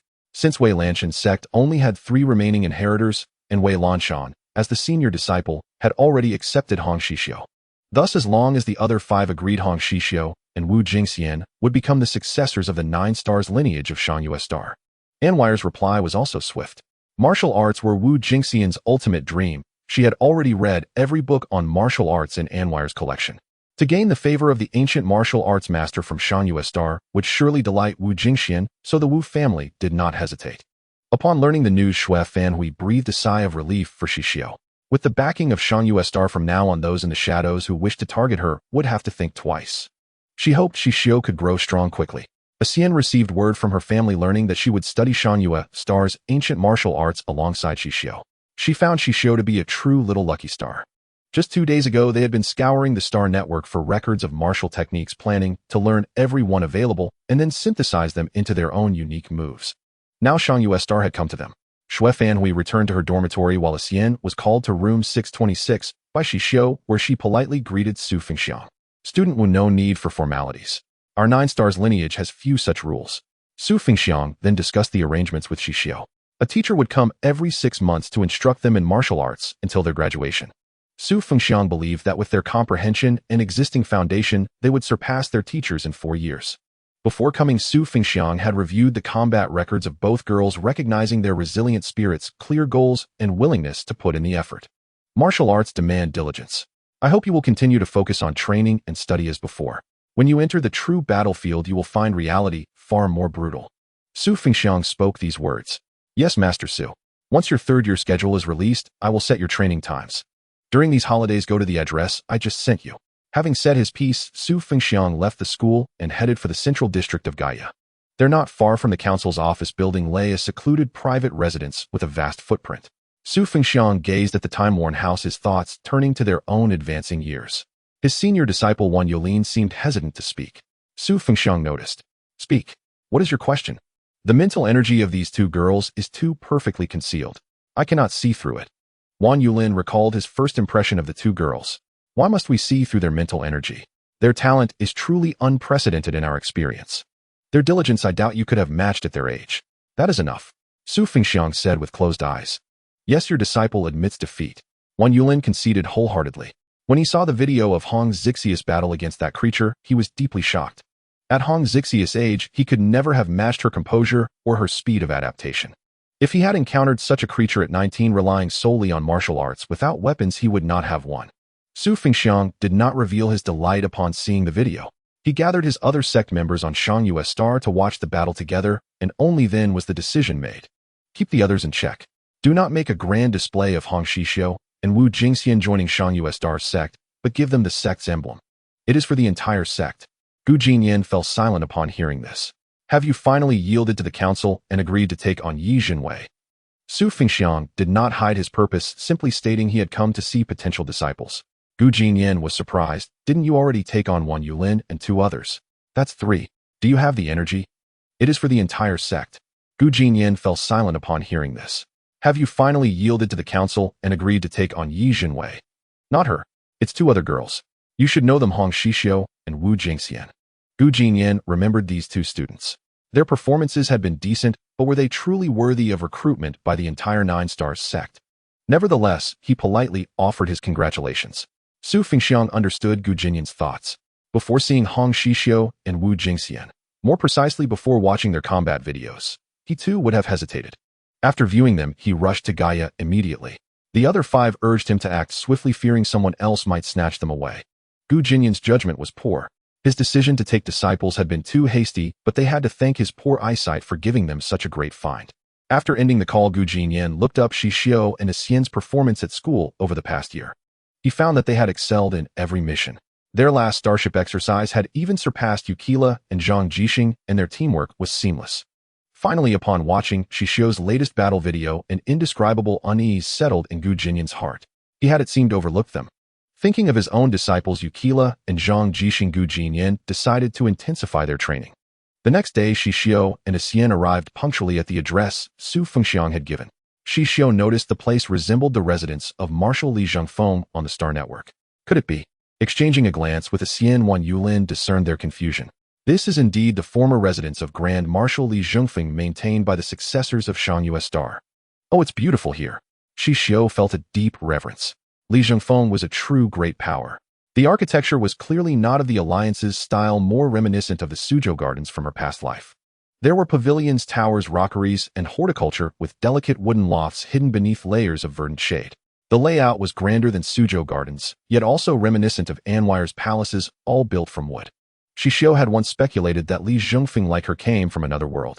She had thought he might be from a similar era, but judging by his living environment, he likely came from a time less convenient than her own.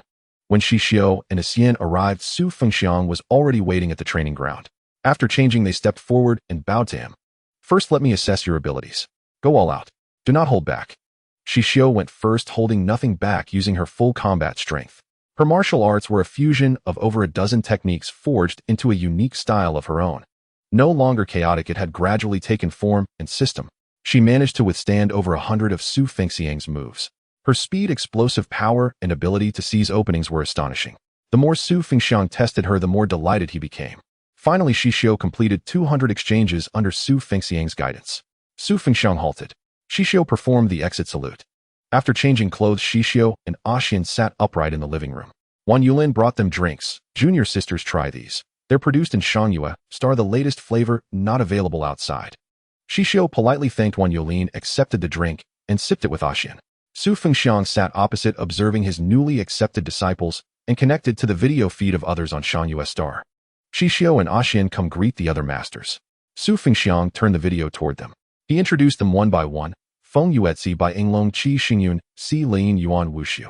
Xixiu and Axian performed the apprenticeship ceremony for the 5 who accepted them. On Shanghua Star, Feng Yuetzi and the others listened intently to Su Fengxiang's account of his battle with the 2 girls, sensing his profound satisfaction in his words. Su Fengxiang explained each of the 5's areas of expertise and arranged their visits to Gaia. With your intelligence and comprehension, though you started late, you still have time to elevate your realms. Do not slacken. Yes, master. To avoid confusion in addressing them, Su Fengxiang instructed Xixiu and the others to prefix their surnames before master. With over 10 days left in the holiday, Xixiu and Axian settled in the courtyard, rising at 5:30 each morning to train until they collapsed at 11 at night. Su Fengxiang watched with relief. Wan Yulin occasionally prepared snacks for the junior sisters, chatting with them during breaks and sparring with them daily.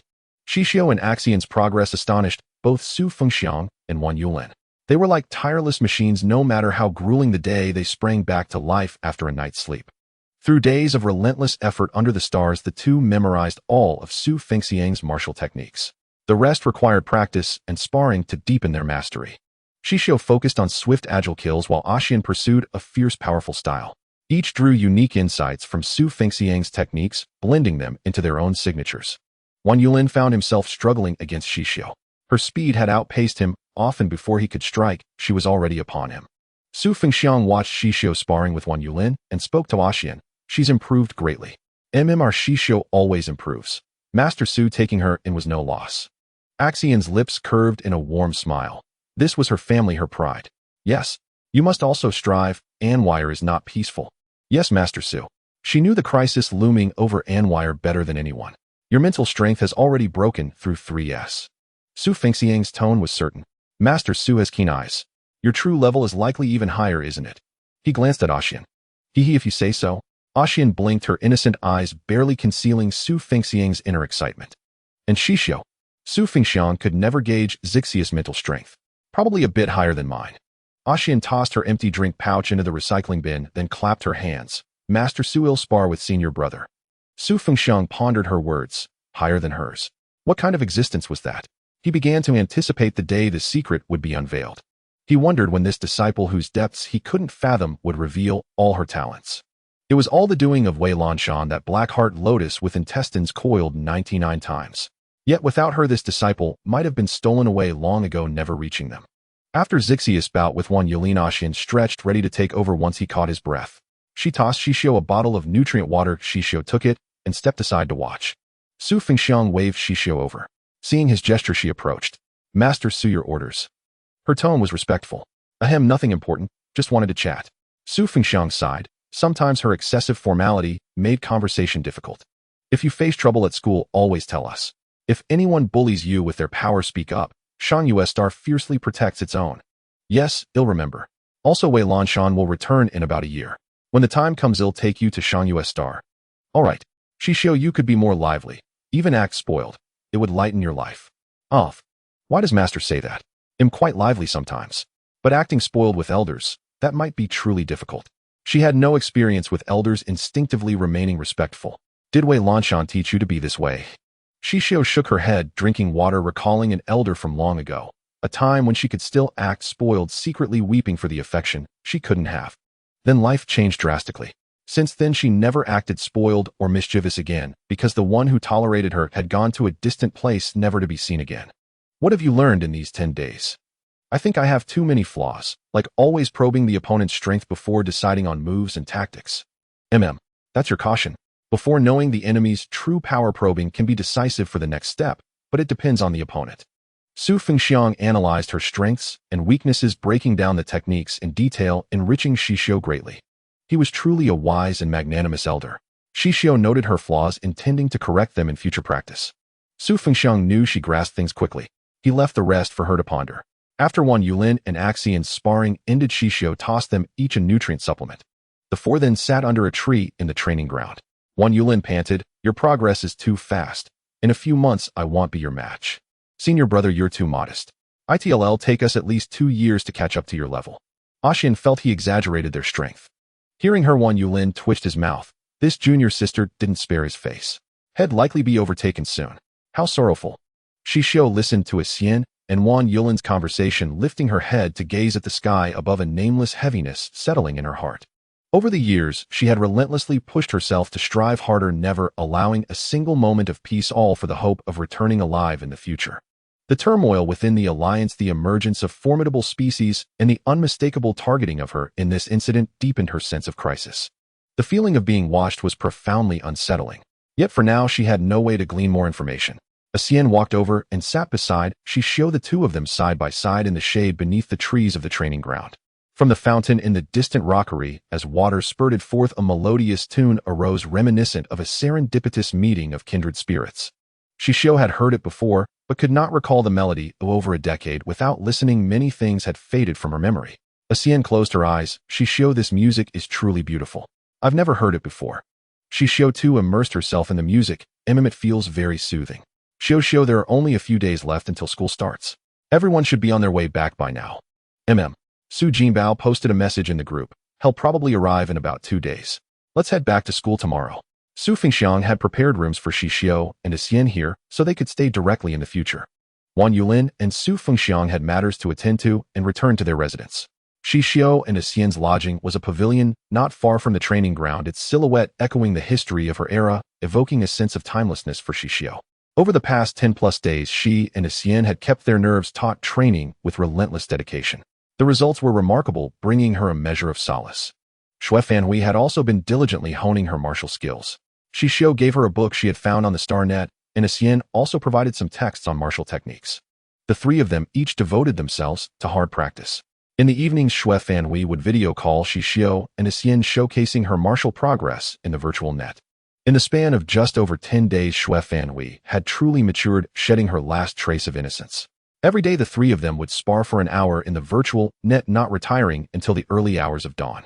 Fortunately, their sleep quality was good. Despite the heaviness in her heart, Xixiu intensified the pace of her training. The two informed Su Fengxiang of their decision to return to school the next day. Su Fengxiang, having witnessed their efforts, said little except to remind them not to slacken in their practice. Martial arts depended on persistence. If they encountered difficulties, they could leave messages on the star net. He also arranged for them to come for training on weekends after school started, instructed Wan Yulin to safely escort them back to school the next day, and then sent Xixiu and Xian to their afternoon rest. After Xixiu and Xian left, Master, the Council of Elders still wants us to take in Yizhenwei. Su Fengxiang pressed his fingers to his temples. Ever since he left Shanyu Star and arrived on Gaia, these people had been hounding him relentlessly.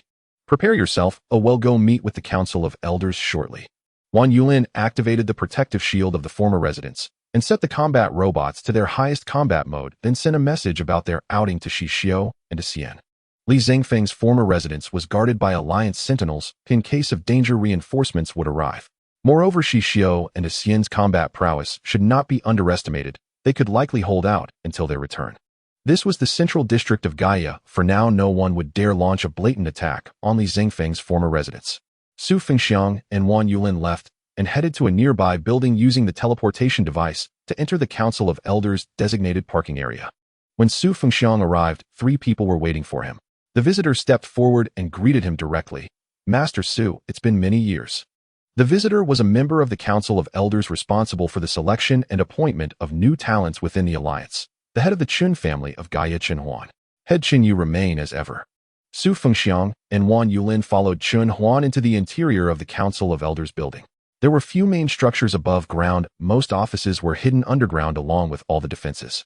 Should anyone attempt a forced entry, they would likely be slain by the hidden Alliance sentinels before reaching the door.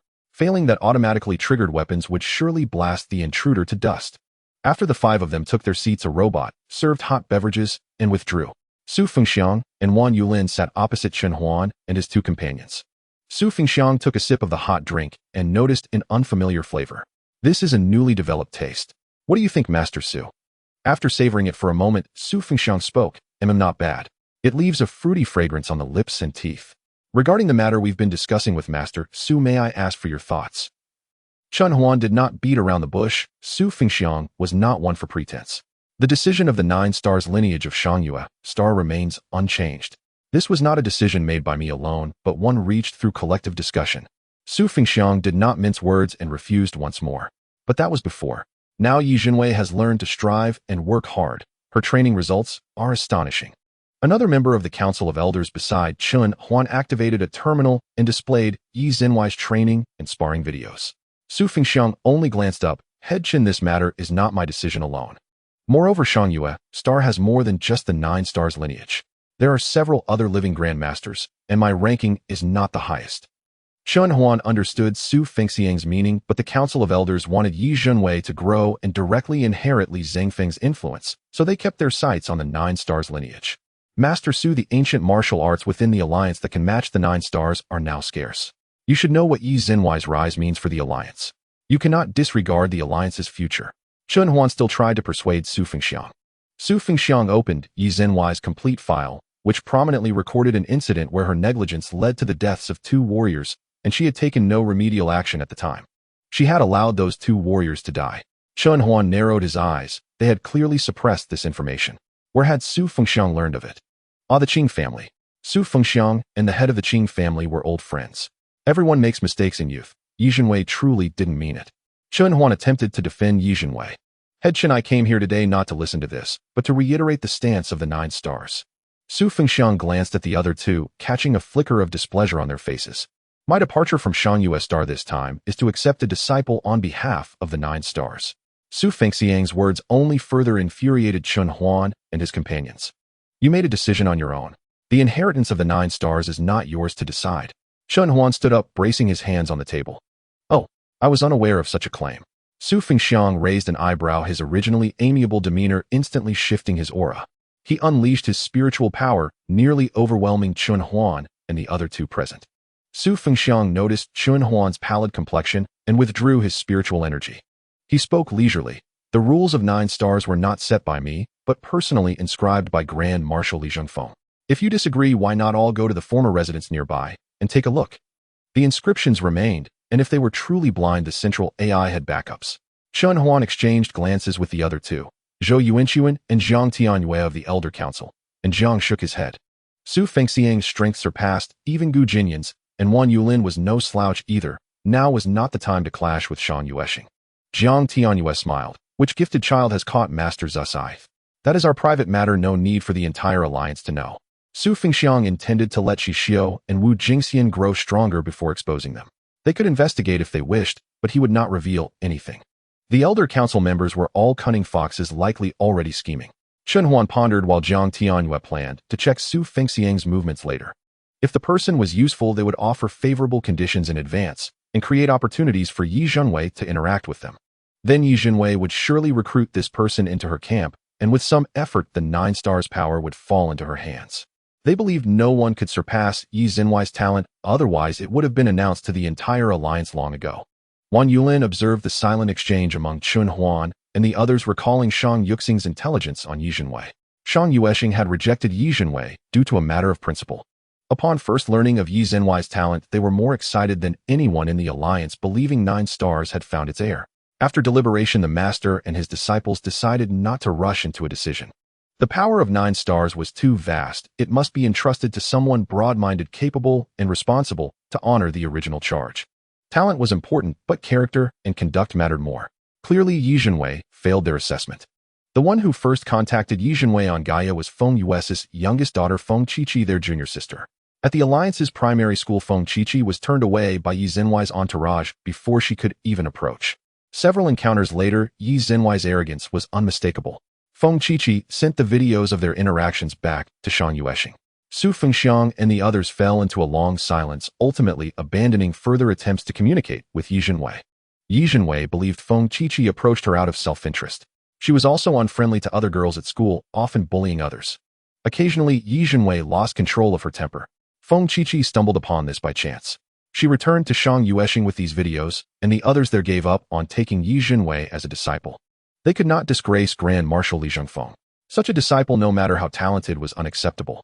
Su Fengxiang's appearance this time was due to 3 reasons: Wei Lanxin's entrustment, the others' review of Xixiu's battle videos, and recommendations from Xixiu's teachers Yang Gushi and Zheng Shengchen. Su Fengxiang had verified her character through other channels, and the fact that the Anwellians favored her was further proof of her integrity. Chen Huan's intentions were clear to Su Fengxiang. Could Xixiu and Wu Jingxian be bought by Yi Jinwei? That would never happen. He was certain of it. Moreover, Wu Jingxian's strong dislike for Yi Jinwei was telling. Su Fengxiang, having made his position clear, prepared to leave, but Yi Jinwei caught wind of the matter. She had been training underground, but now appeared at the Elder Council office, blocking Su Fengxiang's path. Master Su, please take me as your disciple. Yi Jinwei will strive to meet all of Shang Yuxing's requirements. Yi Jinwei stared at Su Fengxiang as she spoke. Her words sounded like a plea, yet her eyes held neither respect nor sincerity. It was Su Fengxiang's first face-to-face encounter with her. She wore the military's silver-gray training uniform, presenting a decent appearance, though her voice was somewhat soft. Su Fengxiang glanced at her nameplate. Lieutenant Yi, there's no need for this. The Alliance has already found you the finest teachers. Yi Jinwei turned to Chen Huan, her gaze questioning his meaning. Master Su, given Lieutenant Yi's sincerity, perhaps you might reconsider. Su Fengxiang's impatience showed at Chen Huan's words. Nevertheless, he replied courteously, Patriarch Chen, I have made my stance clear and provided the candidate. The rest is for you to manage. The Alliance still harbored several reclusive masters whose spiritual energy had returned to its essence and whose martial skills and combat experience were unparalleled. Chen Huan's fixation on 9 stars was merely a bid for Li Zhengfeng's hidden forces. Su Fengxiang ignored Chen Huan and Yi Jinwei, departing with Wan Yulin via the teleportation device to the former residence. On the way, Wan Yulin mused, Master, will they trace Xixiu and Xian and cause them trouble? I cannot guarantee Yi Jinwei won't vent her anger on them, but Chen Huan values his reputation too much to let a single stain touch his feathers. Should we inform them? Yes. Tell them everything from the beginning when you return. With that, Su Fengxiang closed his eyes to rest. After Su Fengxiang left, Yi Jinwei nearly lost control again. Patriarch Chen, what does Shang Yuesheng mean? Chen Huan repeated Su Fengxiang's words. Yi Jinwei could not fathom how she had offended Shang Yuesheng. She had never met any of them. How could she have given offense? She sent her query to Chen Huan's son, Chen Nanxing. He replied quickly, but Yi Jinwei racked her memory in vain. Chen Nanxing reminded her that when she first arrived on Gaia, a girl at the primary school had tried to befriend her. That girl was from Shang Yuesheng. But how could such a trivial person find a place in Yi Jinwei's memory? Was Su Fengxiang rejecting her because of a mere Shang Yuesheng citizen? Yi Jinwei found the 9 stars utterly bizarre. That girl was no ordinary citizen. She was Feng Yue's daughter, Feng Qiqi. Chen Nanxing watched Yi Jinwei on the video feed, baffled that she had grown so little over the years, shielded as she was by Hero. Back then, Hero protected Yi Jinwei, and Chris visited the school whenever possible to keep anyone from approaching their princess. They believed everyone who came near Yi Jinwei had ulterior motives, so they resorted to force or harsh words to drive them away. But their words frankly lacked any semblance of gentlemanly conduct.